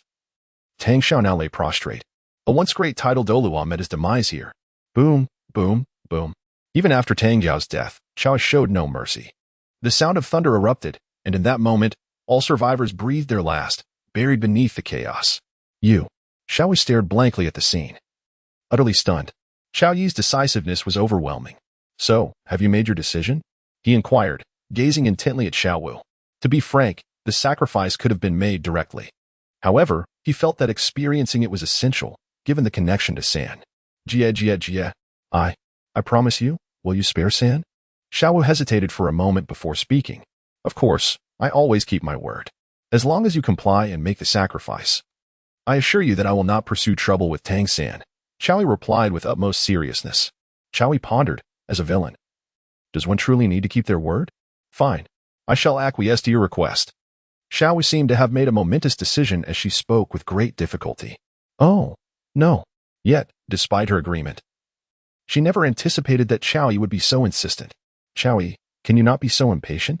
After tasting rabbit meat, Chao Yi once again confined her. He did not believe that after consuming rabbit, she would remain wholly devoted to him. Even if he were to leave her unconfined, she would likely refrain from any significant actions. After all, her strength was insufficient, yet instances of unforeseen complications were not uncommon, particularly with her two devoted admirers, Deming and Ming, whom he had personally eliminated in her presence. Thus, Chao Yi once more placed her within the confines of the system space. After annihilating the entire Haotian sect and engaging in profound discussions with Chao Wu until the late hours, Chao Yi finally gathered all the soul bones from the Haotian sect. Thereafter, he, bearing the weight of a somewhat fatigued body, departed from the sect. The Haotian sect, a venerable and prestigious lineage, was renowned as the foremost sect in the soul world, boasting an absurdly abundant collection of soul bones within its ranks. Chao Yi selected a few suitable kittens for himself, while the remainder was intended as a gift for the 7 Treasures glazed tile school. It could also be considered a form of compensation for Ningrongrong, who had always been quite obedient. After all, it was regrettable that he could not stand by her side in the future. As he was choosing soul bones, it suddenly dawned on Chao Yi that he had completely forgotten a crucial matter, the inner core of the 10-headed sun serpent, which he had neglected to give to Dugu Yin. He had been so preoccupied with his cravings that he had overlooked this important task, and he felt quite embarrassed about it. Meanwhile, in the village surrounding the Haotian school, the inhabitants trembled in fear upon hearing the commotion emanating from within. They were astounded. One person, just one individual, had stormed into the Haotian school, creating such an uproar? They felt lost regarding their future. No one knew what lay ahead, but one thing was clear. If the Haotian school could not withstand this turmoil, then it would truly be the end. As the villagers cowered in their homes, Chao Yi burst forth like a flash of lightning. Upon witnessing this dazzling display, the crowd was momentarily stunned. Was that not the very Title Douluo who had invaded their midst? He had departed, and the Haotian school had fallen silent. In that instant, a heavy silence enveloped the people. Their last glimmer of hope seemed to vanish. In the dead of night, Chao Yi returned to Heaven-Do City. However, rather than heading to the royal palace, he made his way to the Moon Pavilion, having just extinguished a rival sect. It was only fitting that he offered some comfort to Tang Yuehua. Within the Moon Pavilion, Tang Yuehua was lost in thought, her emotions having stabilized considerably. She had succumbed to despair regarding her sect, unable to fathom why she had been treated so poorly while her sect remained indifferent. It seemed that without power, she had been rendered invisible. As she gazed blankly at the sky, a surge of white electricity arrived at the pavilion. Startled by the sight, Tang Hao quickly turned and stealthily retrieved a pair of scissors, concealing them behind the couch. At that moment, Qiaoyi appeared in the room. "You, why are you here again?" Upon seeing Qiaoyi, all her previous hatred and thoughts of vengeance momentarily faded, replaced by a trembling inquiry. Indeed, fear gripped her. The moment she laid eyes on Qiaoyi, her legs felt weak, a natural instinct taking over. "What do you mean? Why am I here again?" Qiaoyi approached with a smile. Tang Hao brandished the scissors, but upon seeing the teasing expression on his face, she aimed them at her own neck. "Don't come any closer. I won't let you touch me again." Qiaoyi was somewhat taken aback, then urged, "Are you truly willing to abandon your plan like this?" Upon hearing this, Tang Hao felt an even greater surge of anger. She was filled with regret, for not only had she failed to exact her revenge, but she had also given up without a fight. Her mental state was fraying. Being treated by Qiaoyi as if she were merely a plaything was intolerable. In recent days, Tang Hao had noticed that her feelings toward Tang Hao had somehow normalized. This was a terrifying omen, instilling fear within her, compelling her to ensure that Qiaoyi would not treat her in such a manner again. Just then, a surge of electricity coursed through her, and she felt a tingling numbness in her delicate hand as the scissors she held turned to ashes. "How naive you are. At your age, you should not be so gullible." Qiaoyi approached her, pulling her closer and asking, My brother will not let you off easily." Tang Hao replied weakly. "If your brother has another chance in the next life, I shall wait for him." Qiaoyi responded nonchalantly. Tang Hao was puzzled. But Qiaoyi had no intention of divulging his thoughts. After all, he never indulged in spoiling the mood, regardless of whether Tang Hao acknowledged it. The moment Qiaoyi made his move, she was as pliable as clay. Before him, she was entirely outmatched, and moreover, her own body betrayed her. "Indeed, you are a luscious peach, utterly captivating," Qiaoyi whispered in her ear. With those words, the resistance she had painstakingly mustered dissipated like smoke. The following day, Qiaoyi left Yuxian feeling invigorated. Indeed, after resting with Tang Hao, his previous exhaustion had vanished remarkably fast. Upon returning to Tiando City, Qiaoyi presented Dugu with 10 inner cores from the fierce sun serpents. After refining them, her emerald scale serpent emperor underwent a mutation, gaining the power of fiery explosions, accompanied by a potent toxin. Dugu level surged to 59. Although this enhancement was modest, its essence had transformed significantly, greatly increasing her combat prowess. Moreover, with the incorporation of these 10 fierce sun serpents, Dugu martial spirit evolved, leading to numerous changes in her persona. She appeared even more enchanting, surpassing even Hulaina of the Martial Soul Hall's golden generation in allure. Despite her martial spirit's seductive nature, it paled in comparison to the charm exuded by this little snake demon. One cannot help but marvel. It is often said that both foxes and snakes are exquisite beings of the demon world, with foxes being somewhat superior. Yet today, it seems some snakes can indeed eclipse foxes.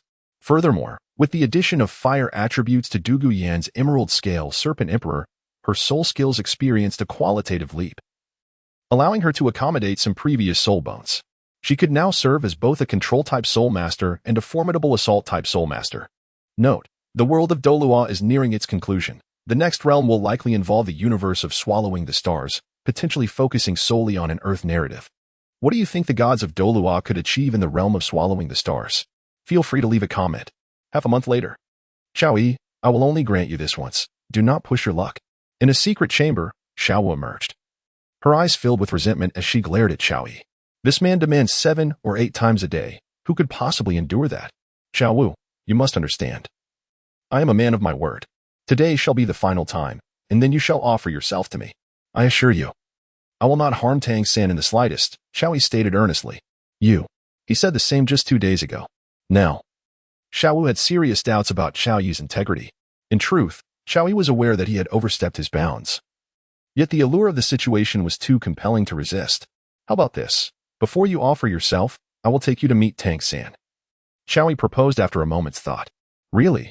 Xiaowu's emotions appeared to surge with excitement, even though she had lost her purity. Wait. Had a rabbit ever been pure? Of course, as long as you obey today, I will take you to see him tomorrow, and then you may offer yourself to me. Qiaoyi continued. Xiaowu closed her eyes and ultimately approached him willingly. Alas, the frequency of such encounters had increased, and the experience remained a bittersweet secret. That evening. Get up. Despite feeling as if her bones were turning to jelly, Her desire to see Tang San urged her to persist. "What is it?" Xiao Yi languidly leaned back in his chair and casually inquired, "You promised to take me to see third brother." Xiao Wu immediately interjected. "What's the rush? Do you intend to have another encounter after seeing her?" Xiao Yi continued. Indeed, this rabbit-like creature was not easily tamed, unlike Tang Hao and Ayin. She would never truly become his. Even if she could transform, her heart could never belong to him. Yet, Xiao Yi understood, after all, the bond between the Azure Bull Python and the Titan Giant Ape was an unsolvable conundrum. Nevertheless, he was not particularly concerned. If not for the special task assigned by the system, Xiao Wu might have been swiftly dealt with. There would not be so many complications otherwise. "It's not that I crave it. It's all the fault of that dog system. You shameless wretch." Xiao Wu glared at Xiao Yi, her teeth clenched. "Fine. Let us go. I will take you to see him one last time, but I hope you behave. Otherwise, I shall show no mercy," Xiao Yi remarked while observing Xiao Wu. Since she chose to rush to her demise with Tang San, he had no reason to refuse. At worst, he could vent his frustrations on Tang Hao and Ayin upon his return. I understand. Xiao Wu was no fool. To prevent Tang San's death, she could endure Xiao Yi's various trials. She would certainly not jeopardize their efforts. Without further ado, Xiao Yi guided her as they departed towards the outskirts of Heaven-Do City. Recently, Qian Rinxue had been preoccupied with affairs of the Heaven-Do Empire, tirelessly arranging personnel to fill crucial positions. Thus, even if Xiao Yi wished to engage in deeper conversation with her, she simply lacked the time. In the City of Slaughter, with Xiao Yi's current prowess, reaching the City of Slaughter would take merely a day. Upon their arrival, Xiao Yi summoned Xiao Wu forth. Together, they swiftly entered the City of Slaughter. Xiao Yi arrived here without any impact or obstruction, for those who would impede him were long deceased. The King of Slaughter, sensing Xiao Yi's aura, immediately manifested before him, blocking his path. "Do not overstep your bounds." Upon noticing that Xiao Yi had brought another girl to this place, the King of Slaughter felt a flicker of anger, recalling the significant wounds inflicted upon the City of Slaughter by the last girl he had accompanied. "I am not here to undergo any trials. I merely seek to meet someone. Should you choose to obstruct me, I would not hesitate to eliminate you first," Xiao Yi replied calmly. As he spoke, an overwhelming aura emanated from him in an instant. Thus, even the King of Slaughter felt the weight of this formidable presence. A pressure so terrifying that it instilled a sense of fear within him. Xiao Yi's current prowess has likely surpassed that of the entity that occupies his body. Yet, the King of Slaughter cannot comprehend how this human has attained such formidable strength.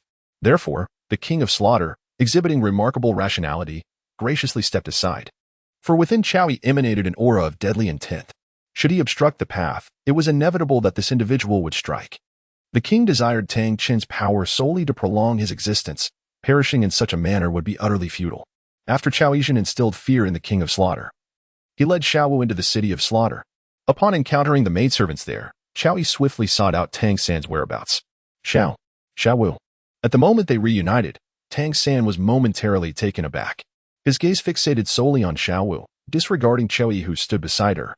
However, just as he intended to embrace her, he was repelled by a bolt of lightning from Xiao Yi. It was then that Tang San realized Xiao Wu had come with Xiao Yi. "It's you." The moment Tang San laid eyes on Xiao Yi, his hatred surged to its zenith. "Third brother," Xiao Wu called out, her eyes brimming with tears, but before she could approach, she was pulled into Xiao Yi's embrace. "You wouldn't want him to perish before your very eyes, would you?" Xiao Yi's indifferent voice echoed in her ears. Instantly, Xiao Wu hesitated to draw near, fearing that Xiao Yi might renege, especially after all she had sacrificed. "Xiao Wu, why?" Tang San appeared almost frantic as he questioned her. "Third brother." "I'm sorry, forget about me." Xiao Wu bore unspeakable anguish, yet she had no choice but to swallow her sorrow. "Tang San, for Xiao Wu's sake, I shall spare your life. You may remain here, enduring in your misery." Xiao Yi interjected. "Silence." Tang San rebuked, then turned to Xiao Wu. "Xiao Wu, has he threatened you? Tell me, in the City of Slaughter, we need not fear him." Unbeknownst to Tang San, Xiao Yi possessed the ability to unleash soul techniques, a fact Xiao Wu was acutely aware of. Thus, to ensure Tang San's survival, she shook her head and replied, "Third brother, it is all my own choice. It's truly wonderful to see you. Enough, prepare for the sacrifice. Once completed, I shall leave and will not harm him." Xiao Yi's devilish voice resounded once more. Xiao Wu trembled, disbelief washing over her as she gazed at Xiao Yi.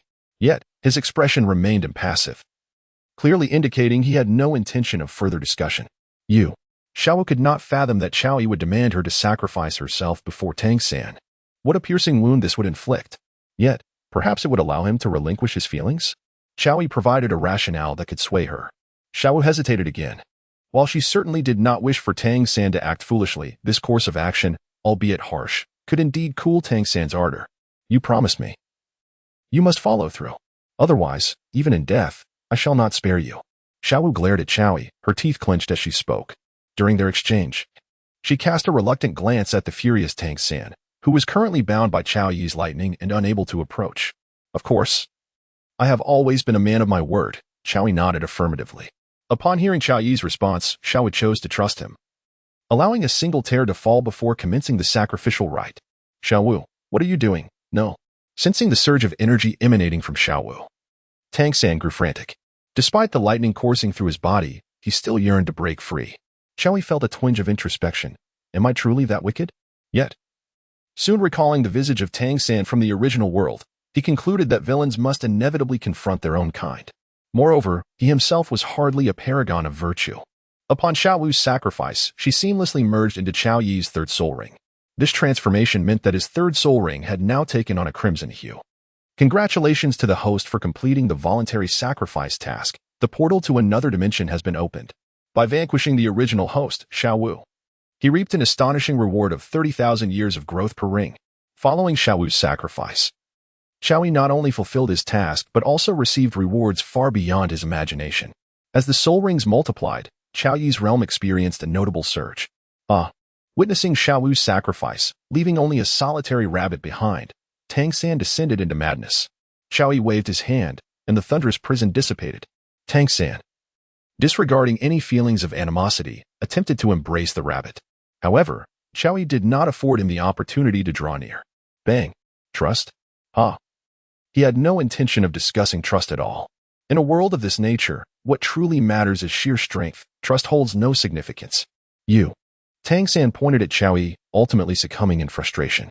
The defeat of the protagonist Tang San resulted in a reward, a soul ring with 100,000 years of enhancement. With the arrival of this new reward, Qiao Yi's soul rings transformed entirely to crimson. Red, red, red, red, red, red. All 9 rings were of 100,000 years or more. At this very moment, Qiao Yi's level had ascended to an astounding 99. As for his combat prowess, it was currently beyond estimation, for in the Douluo Continent, there should be no worthy adversary left. Thus, the extent of Qiao Yi's combat strength was truly incalculable. If he had realized Tang San's immense value from the outset and eliminated him sooner, would he not have soared to greatness? System, what is the plane gate? After his excitement, Qiao Yi inquired. The plane gate. Once the host activates the plane gate, they can traverse the myriad realms.